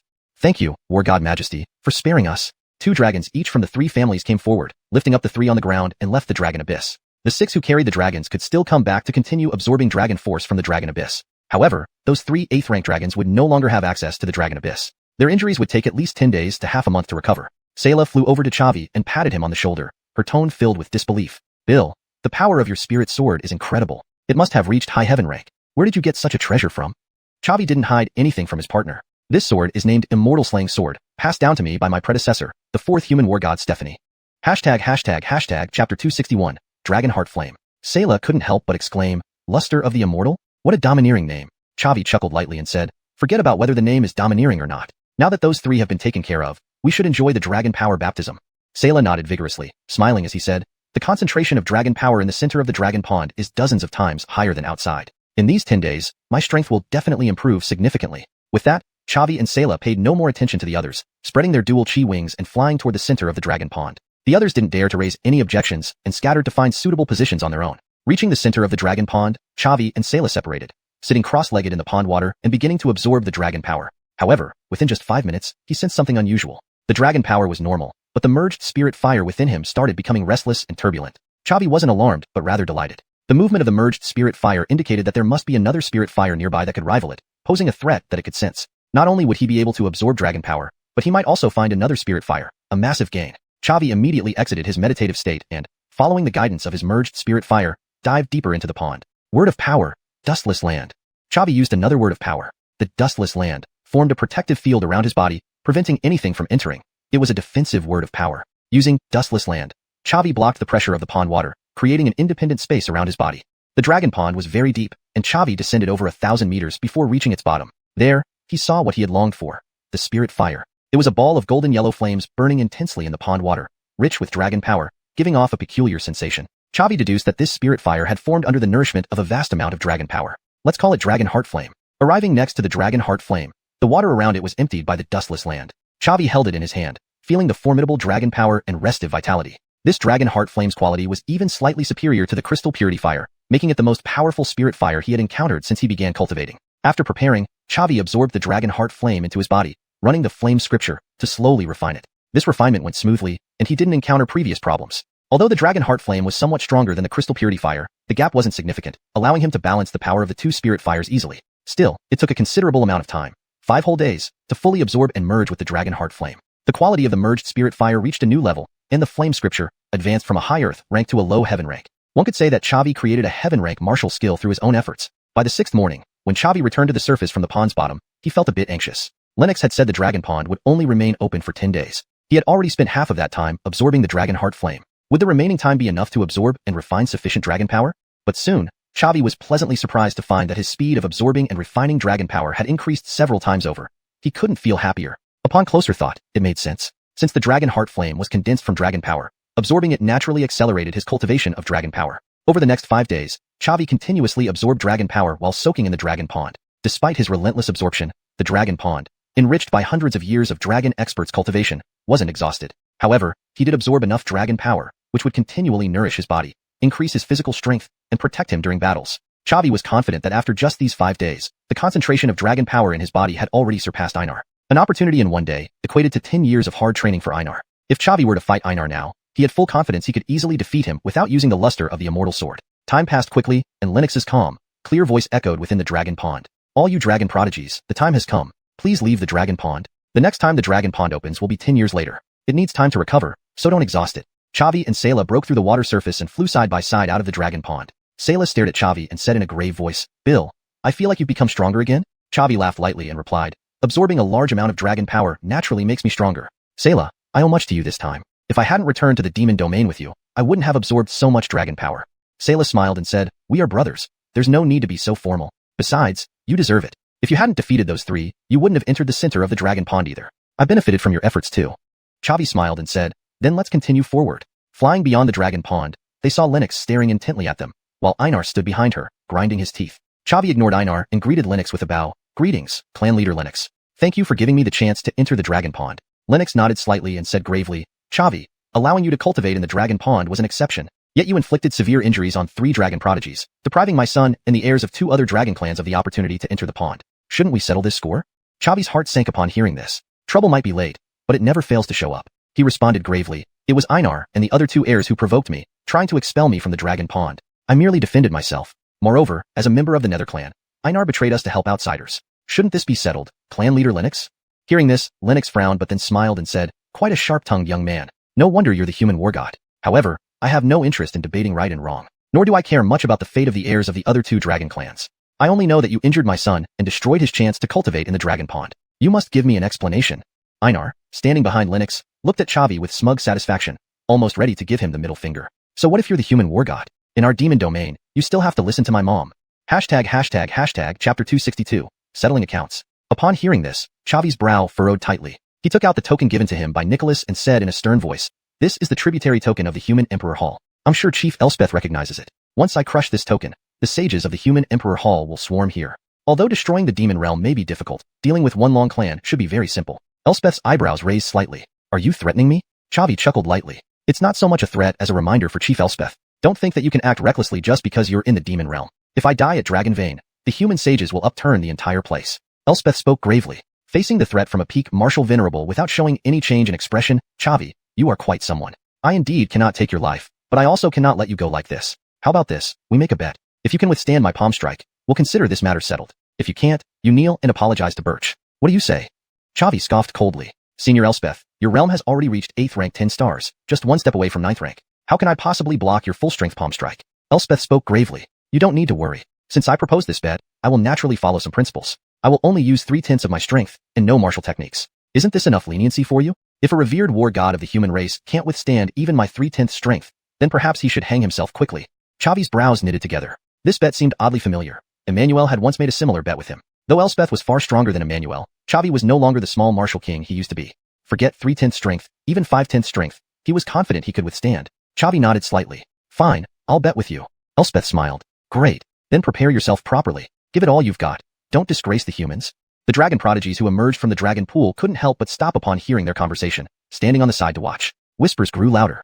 "Holy crap, did I hear right? Chavi actually dared to challenge Chief Elspeth. He may be a war god, but that's just a title. On Xuanhuan continent, power is everything. A mere 6th rank martial venerable daring to challenge an 8th rank peak expert? Even though Chavi's strength far exceeds ordinary martial venerables, and even though Chief Elspeth will only use 3/10 strength, there's absolutely no chance for Chavi to win. Remember, the higher the realm, the greater the disparity in combat power. Besides, our demon race is renowned for its powerful physical bodies. Now this is getting interesting. If Chavi really kneels and apologizes to Reese, he would truly lose face for the human race." Chavi pulled out the Qingma shield and fully activated his combat aura, simultaneously invoking the protective dragon force. Smiling at Elspeth, he said, "Senior Elspeth, please attack."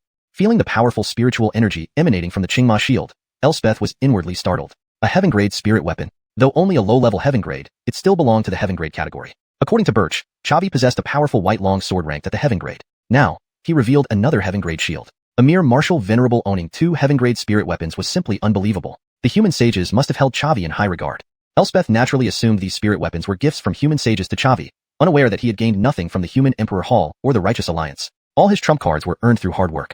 Of course, the system's assistance was indispensable. Elspeth's previous words were merely a provocation. She was convinced that even with 3/10 strength, Chavi wouldn't be able to withstand her attack. But now, she felt a bit uneasy. To ensure winning the bet, Elspeth decided to use 5/10 strength, despite her pride. Nodding slightly, she said gravely, "All right, I'm coming." With that, she shot a palm towards Chavi. Just as Elspeth's palm was about to touch the Qingma shield, Chavi emitted a low cry. Word power, dustless land. Immediately, a shield formed by rule power appeared around him. Simultaneously, Chavi invoked Vajra Barrier, instantly depleting 90% of his blood chi to enhance the Qingma shield and dustless land. A golden light shimmered on the shield's surface. Elspeth's palm shattered the dustless land, easily but lost some force. Then her palm continued forward, striking the Qingma shield. Most of the force was blocked by the shield, but a small part penetrated through and rushed toward Chavi. This remaining force was halted by Chavi's protective dragon force. This single palm, which carried 5/10 of an 8th rank peak expert strength, only forced Chavi back 3 steps, causing no injuries. Elspeth withdrew her right hand, looking at Chavi with disbelief. Chavi retracted the Qingma shield and chuckled. "Senior Elspeth, I win. Now can Jensen and I leave?"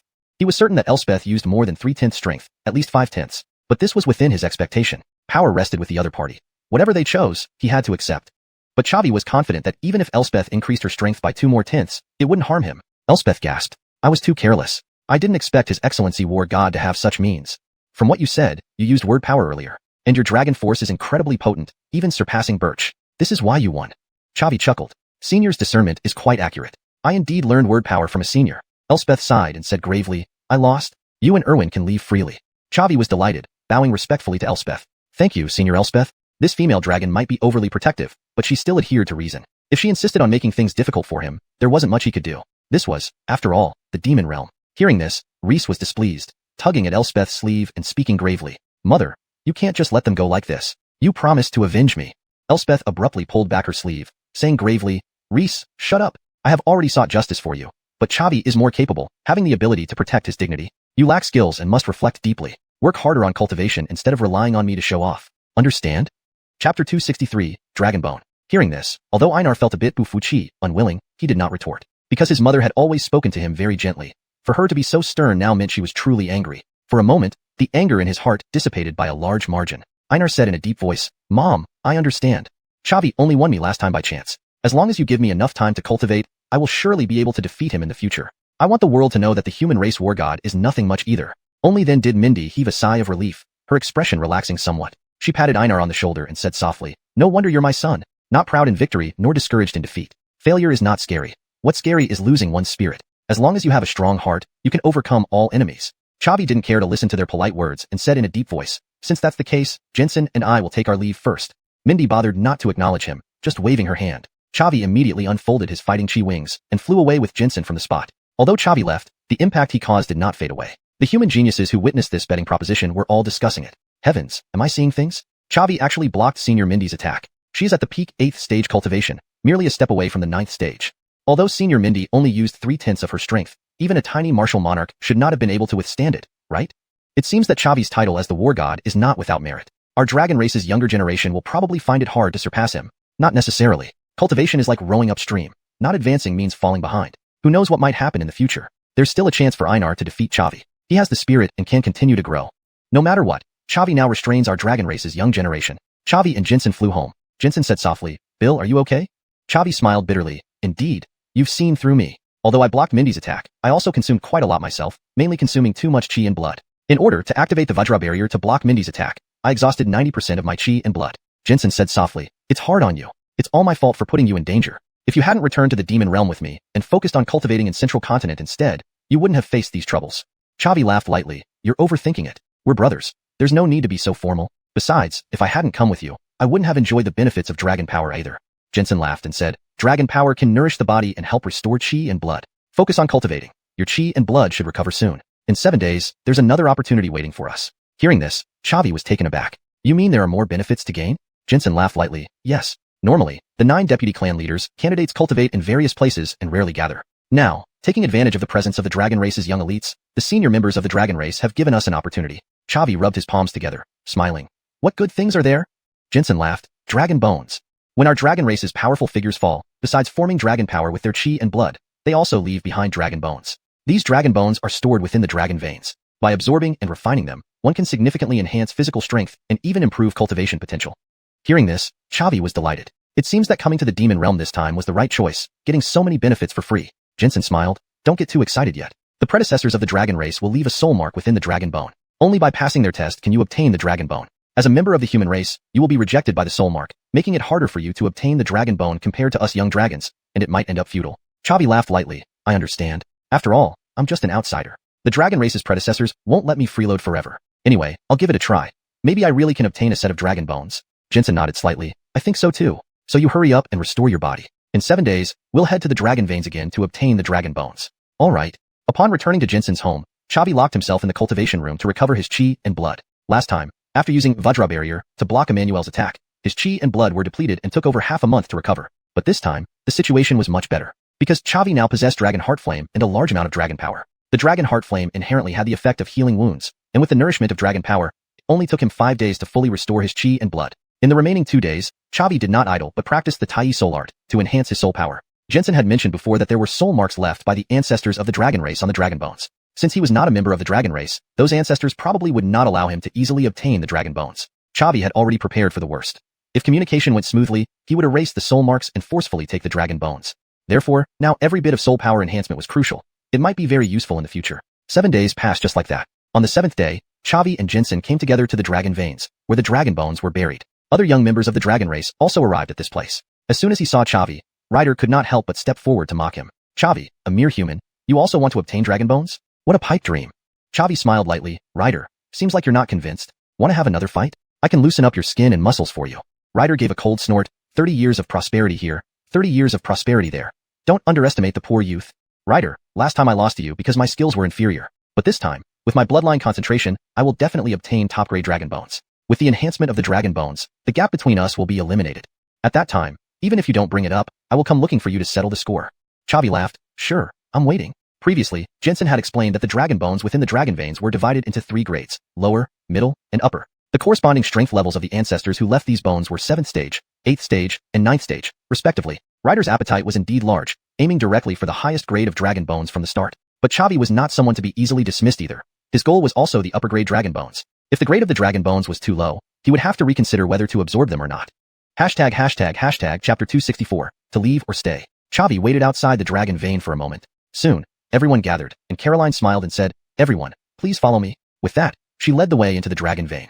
Chavi and the others closely followed behind. Half an hour later, Caroline brought everyone to a lake. She said in a solemn voice, "The dragon bones of many ancestors lie within this lake. You may choose freely, but if you wish to take a dragon bone, you must pass the soul imprint test left by the ancestor.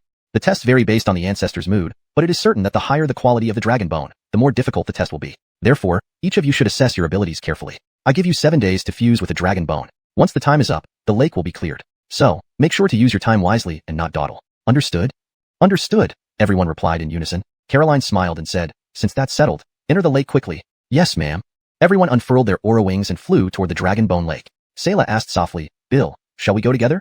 Chavi shook his head gently and said warmly, "There's no need. Caroline has only given us 7 days, and since Ryder and the other 2 subclan leaders are likely prioritizing finding dragon bones, they won't bother us. I don't need to protect you. Moreover, the soul imprints left by the dragon ancestors can only be triggered one at a time, and I can't assist you. If you want to obtain a dragon bone, it depends on your own abilities." Sayla nodded slightly. "That makes sense. In that case, let's all do our best. We must at least secure a high-quality dragon bone." Chavi chuckled bitterly. "Given your talent, obtaining a high-quality dragon bone shouldn't be a problem. It's different for me. Even if I pass the ancestors' test, they might not necessarily give me the dragon bone." Sayla nodded again. "That's true. But you're Chavi, the human race war god, my closest companion. I believe you'll find a way. If they refuse, then we just have to force it." Chavi laughed lightly. "I thought the same. Sayla, you truly understand me." Upon entering the dragon bone lake, Chavi immediately noticed 3 sets of dragon bones. However, they were all low-grade, remnants from 7th tier dragons. Chavi had no interest in these leftovers. After all, his strength was already sufficient to challenge martial respects, and 7th tier dragon bones offered him no benefit, possibly even hindering him. Without hesitation, he flew deeper into the lake. He was surprised to find that the distribution of dragon bones was random. The closer to the center did not mean higher quality. The dragon bone lake was vast, stretching endlessly, making it nearly impossible to explore thoroughly. Thus, obtaining high-quality dragon bones would depend not only on strength but also on luck. But that wasn't how Chavi operated. He disliked relying on luck. "Word to Leah, wind whisper." Chavi called out softly. His perception greatly enhanced, using the wind as his eyes. By sensing the changes in the wind as it swept past dragon bones, he could distinguish their quality. Combined with his late-stage Talia realm soul power, the strongest in the area, and the wind whisper ability,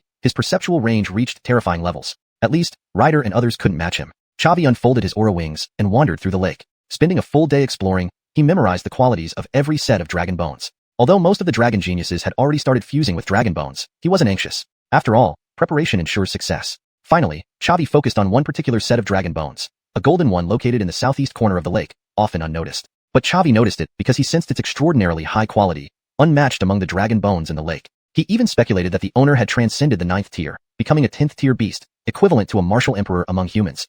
For centuries, aside from the 3 emperors of ancient times, there had been no martial emperors in the human race. Only 3 individuals held the potential to reach this realm: the Lord of the Imperial Hall, the Alliance leader of the Righteous Path, and the first chosen one. However, Chavi knew little about this realm, being only a martial sovereign himself. Still, this set of dragon bones owner might not have reached the 10th tier, but was definitely at the peak of the 9th. Give it a try. It was clear that the soul imprint left by such a strong entity would be extremely powerful, and the test it presented would be correspondingly challenging. The risk was significant, but so was the reward. If he could acquire this dragon bone, his combat strength would increase dramatically. Even in physical power alone, he would surpass the dragon geniuses. Thinking this, Chavi extended his right hand and touched the golden dragon bone. Suddenly, the world changed around him, and a sensation of weightlessness enveloped him. When he regained his footing, he found himself in a peculiar space, black and white stretching infinitely in all directions. Only beneath his feet was the soil-colored earth, with a sacrificial altar prominently placed upon it. In the center of the altar was a staircase extending upwards without end. The test left by this dragon ancestor was unmistakable. Chavi stepped onto the staircase and began ascending. After only a few steps, he sensed something amiss. With each step upward, a wave of soul power assaulted his body, growing stronger the higher he climbed. This must be the test left by the ancestor. The staircase continued upward, seemingly endless, spanning hundreds of steps. The soul assault had already reached early stage Talia realm strength after just a few steps. He couldn't predict how strong it would get further up. Additionally, Caroline had only given him 10 days. Finding the dragon bone had already wasted 1 day. If he sustained soul damage while climbing the stairs, even with Dragon Heart Flame's assistance, recovery wouldn't be quick. If he failed, fusing with another dragon bone would become very difficult. Should he continue climbing the staircase and gamble on a chance, or turn back and settle for an ordinary high-quality dragon bone? If he guessed correctly, stepping away from the altar and into the black and white space would allow him to leave this strange dimension. So, the decision was entirely in Chavi's hands. To leave or stay, it all depended on his choice. Chapter 265, Tanner. Hesitating for a moment, Chavi still stepped forward. Yes, he was this obstinate. Cultivation is like rowing against the current. If you don't advance, you retreat. To venture through the xuanhuan continent relies on the heart that bravely charges forward. If one hesitates and fears to act, how can they compete with other prodigies? How can they protect the ones they love? Chavi continued walking upward, with each step the soul impact growing stronger. But he did not turn back. Finally, he crossed the 999th step, arriving at the top of the staircase. At the top was an open space with a lamp in its center. The lamppost was intricate and luxurious, the flame greenish-blue. An elderly voice echoed in his ears. Why do you cultivate? Chavi paused slightly before bowing deeply to the lamp, speaking solemnly. This junior cultivates martial arts to continuously grow stronger and protect the ones I love. After 3 seconds of silence, the elderly voice spoke again. Why do you cultivate? Upon hearing this, Chavi raised his eyebrows slightly. He had already spoken from his heart, but it seemed this elder from the dragon clan wasn't quite satisfied. As long as the other party didn't kick him out of this strange space, he would continue trying, stubbornly. The poor should perfect themselves, while the successful should benefit the world. This junior cultivates martial arts to repay humanity, supporting the precarious edifice, ensuring the human race is free from the threat of the demonic army. After another 3 seconds of silence, the elderly voice spoke once more. Why do you cultivate? Chavi frowned. Even saying such grand and empty words couldn't get him past, could it? Was it because his words leaned too much towards humanity without mentioning the beast race, hence making this elder of the dragon clan unhappy? I cultivate martial arts to rise to the top of the xuanhuan continent, serving as a bridge so humans, demons, and beasts can coexist peacefully, ending wars. Another 3 seconds passed. Why do you cultivate? Chavi felt speechless. Is this elder from the dragon clan a broken record? Why does he just keep repeating that one sentence? Chavi was stumped. He couldn't think of any prettier words to please the dragon and didn't want to continue pandering. He took 3 steps forward and kicked the lamp over, laughing lightly. I cultivate martial arts so I can kick this lamp over right in front of you. After Chavi's kick, changes occurred. Suddenly, thunder rumbled around, and the staircase started to crumble. From bottom to top, the stone blocks forming the staircase began cracking, pieces scattering everywhere. However, when the fragments touched the altar's ground, they dissipated like snowflakes. Chavi's heart raced. Had he angered the owner of these dragon bones? Why was there such a commotion? He immediately unfurled his dookie wings and flew onto the altar. Good, good, good. 3 consecutive good-s echoed from the air, and suddenly a handsome middle-aged man appeared from the center of the altar. The man wore a yellow robe embroidered with elegant patterns, matching his handsome appearance, giving off an air of noble elegance. Chavi was startled and hurriedly bowed to the man in the yellow robe. This junior, Chavi, was invited by the young leader of the Caroline Dragon Clan to search for treasures in the Dragon Bone Lake, unintentionally causing offense. If I have caused any disturbance, please forgive me, senior. I will leave immediately. The yellow-robed man smiled. Chavi? A very fine name indeed. I am Tanner, born from the Azure Dragon Clan. Leaving my dragon bones here was also meant as an opportunity for future generations. But I never expected that a human boy like you would reap the benefits. Upon hearing this, Chavi rejoiced. Senior, does this mean I have passed your test? So, may I ask if you could bestow me the dragon bones? Tanner nodded slightly. My first test was to screen for strength, the second to test the courage to challenge authority. You've passed both tests smoothly. By rights, I should give you the dragon bones. Unfortunately, you are not a member of the dragon race, but come from humanity. Taking my dragon bones away might pose a threat to my descendants in the future. Upon hearing this, Chavi's heart sank. Indeed, the issue he most feared came up. Chavi said gravely, if Senior is willing to bestow the dragon bones, this junior promises not to do anything harmful to the dragon race in this lifetime. Hearing this, Tanner laughed lightly. You're a pretty smart kid. However, I'd like to modify this agreement. As a human, friction with our beast race is natural. I don't expect you to always defend the interests of the dragons. That's unrealistic. I don't mind small conflicts, but I only ask for one thing. If the dragon race faces extinction in the future, please lend a hand and preserve a spark for us. Upon hearing this, Chavi was taken aback. Did Senior sense something? Will the dragon race face extinction in the future? Tanner nodded slightly. You're pretty quick on the uptake. When I was advancing to the Imperial Realm, I had the fortune to step upon the River of Time and catch a glimpse of the dragon race's future destiny. It was shrouded in gloom, but within the gloom, there was a faint glimmer of hope. Chavi smiled bitterly. I can't be that glimmer of hope, can I? Tanner chuckled lightly. Who knows? But it never hurts to leave an extra way out for the dragon race. Chavi nodded slightly and said solemnly, if so, then I accept this agreement. In the future, if the dragon race faces difficulties, I will certainly offer my help. Tanner laughed and said, a gentleman's word is his bond. But if you want to obtain my dragon bones, you still need to pass my final test. If you can withstand my soul imprint attack for 3 minutes, I will give you the dragon bones. Chavi smiled bitterly. May I ask what level Tanner Sr. has attained? Tanner chuckled lightly. This old man once managed to break through to the half-step Imperial Realm but fell during a battle with a powerful demonic expert, leaving my dragon bones in the dragon vein. Chavi smiled bitterly. Senior has already broken through to the Imperial Realm, yet I am merely a lowly Wu Zong. How could I possibly be your match? Tanner chuckled lightly. Boy, you don't have to be nervous. My realm before death was only half-step imperial, far from the true Wu Di. Moreover, it is well known that our beast race values physical strength over spiritual strength. Although I broke through to the half-step Wu Di realm, my soul strength was only at the middle stage of the heavenly realm. The soul imprint before you only holds 1% of my peak soul strength. If you can't even defeat the current me, you don't deserve to take away my dragon bones. Chavi smiled bitterly. Since Senior puts it this way, I guess I'll have to try. Upon hearing this, Tanner nodded slightly. That's the spirit. Young people should have some courage and be willing to fight. Chapter 266, Fusion Success. Since that's the case, here I come. With that, Tanner waved his hand and summoned a golden dragon using his soul power, launching an attack on Chavi. Chavi hurriedly activated his soul power to defend, forming a shield around his body. The golden dragon effortlessly shattered Chavi's soul shield and charged towards him without losing any momentum. Damn you asterisk. Chavi couldn't help but curse. Although Tanner put it nicely, his soul imprint strength had reached the grand perfection of Talia realm, one level higher than Chavi's. Against this, Chavi's defenses were utterly helpless. Word Talia, dustless land. Chavi gave a low cry. A white light circle appeared around his body. Indeed, Chavi's dustless land could not only defend against battle chi but also against soul power. With the aid of dustless land, he barely managed to block Tanner's first attack. But this was just the beginning. Seeing the white light circle, Tanner raised an eyebrow. Word Talia? I once met a junior who mastered the power of Word Talia, capable of achieving saint-level prowess at the martial venerable realm. However, this is not enough yet. Tanner clapped his hands, and the power in the golden dragon increased dramatically. Though Chavi's white light circle did not immediately shatter, the intense pressure caused him to spit out a mouthful of blood. Chavi's face darkened as he urgently summoned the fused spirit fire. The quality of Chavi's fused spirit fire was extremely high, with the effect of burning soul power, which came into play at critical moments. Around the white light circle burned a milky white flame, significantly weakening the power of the golden dragon. Even Tanner marveled. Such formidable spirit fire. Moreover, I can sense different attributes within this spirit fire. This must be the result of fusing multiple spirit fires, right?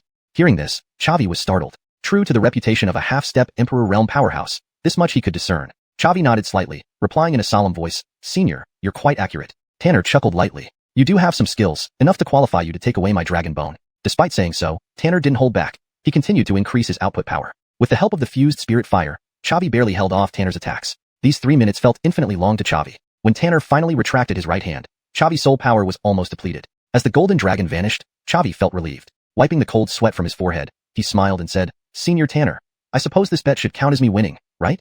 Tanner nodded slightly. You're indeed skillful for being able to withstand my attack. Fine. I will control the dragon bone to fuse with your body. Prepare to receive the dragon bone. Chavi nodded heavily and smiled. Thank you, Senior Tanner. The scene transformed as Chavi's body returned to the dragon bone lake. Tanner's dragon bone turned into a stream of light and flew into his body, followed by a warm sensation spreading throughout. Despite Tanner's assistance, this dragon bone was incredibly powerful, requiring Chavi to spend a significant amount of time on the fusion process. It took a full 6 days for him to achieve perfect integration with the dragon bone. When the agreed-upon time arrived, other dragon descendants left the dragon bone lake one after another, leaving only Chavi still sitting in the lake water. Counting heads outside the lake, Caroline issued a doubtful sound. Chavi hasn't come out yet? Upon hearing this, Walt's face showed a hint of schadenfreude. He laughed and said, Mother, Chavi probably got lost in the lake. Time's up. According to the rules, we should kick him out now. Caroline nodded slightly and spoke in a stern voice. Wait here for a moment. I'll go check and be right back. Little Caroline wore a worried expression. Judging by the situation, Chavi seemed to be in trouble. If the clan head disrupted his process while he was fusing with the dragon bone, it would likely result in a failed fusion at best or damaged foundations at worst. Little Caroline hastily stepped forward. Clan head, let me go with you. Caroline frowned, speaking coldly. What's wrong? Don't you trust me? Little Caroline felt uneasy. He indeed didn't trust Caroline, but saying so in front of everyone was clearly inappropriate. Smiling, Little Caroline replied, Clan head, don't misunderstand. I'm merely concerned about Chavi's condition. If he gains nothing, it's all well and good. But if he's in the middle of fusion, I'll personally carry him out, sparing you the trouble. Caroline's expression softened somewhat. In that case, you may accompany me inside. Yes. Little Caroline bowed respectfully. The 2 dragons flew into the dragon bone lake, and it took them half a day to find Chavi sitting cross-legged in the water. Brody's brows furrowed tightly. Looks like Chavi is still in the process of fusion. Jermaine, go lift him up. Little Brody smiled bitterly. Clanhead, can we give Chavi a bit more time? He's at a critical moment now. If I approach rashly, it might affect his condition. Brody said coldly, No, we've already waited an extra half day. Giving Chavi any more special treatment will cause resentment among other young ones. Yao Huang, either you lift him out now, or I'll do it myself. Little Brody smiled bitterly. Clanhead, don't be upset. I'm going immediately. Saying that, Little Brody flew towards Chavi. Just as his hand was about to touch Chavi's shoulder, Chavi suddenly opened his eyes. Little Brody felt overjoyed and said with a smile, Bill, did you succeed with the fusion? Chavi nodded slightly. Hardly. Little Brody, what are you doing? Little Brody smiled bitterly. If you hadn't finished by now, I would have had to carry you back forcibly. Hearing this, Chavi glanced at Brody and instantly understood Little Brody's meaning. He stood up, brushed off his sleeves, and bowed to Brody with a smile. Thank you for your concern, Clanhead Brody. I've successfully fused and we can leave now. Brody nodded slightly, looking at Chavi with some surprise. This kid really knows how to hit the right moment. If not for Yao Huang's chatter, which delayed things a bit, he might have stopped the fusion of the dragon bone. But no matter, the dragon ancestors in the lake won't easily approve of Chavi. Even if he obtained a dragon bone, getting one of medium quality or better would be considered lucky. Brody said solemnly, consider yourself lucky. Follow me. The two dragons and one human flew out of the lake together. When Walt saw Chavi unscathed, his expression immediately darkened.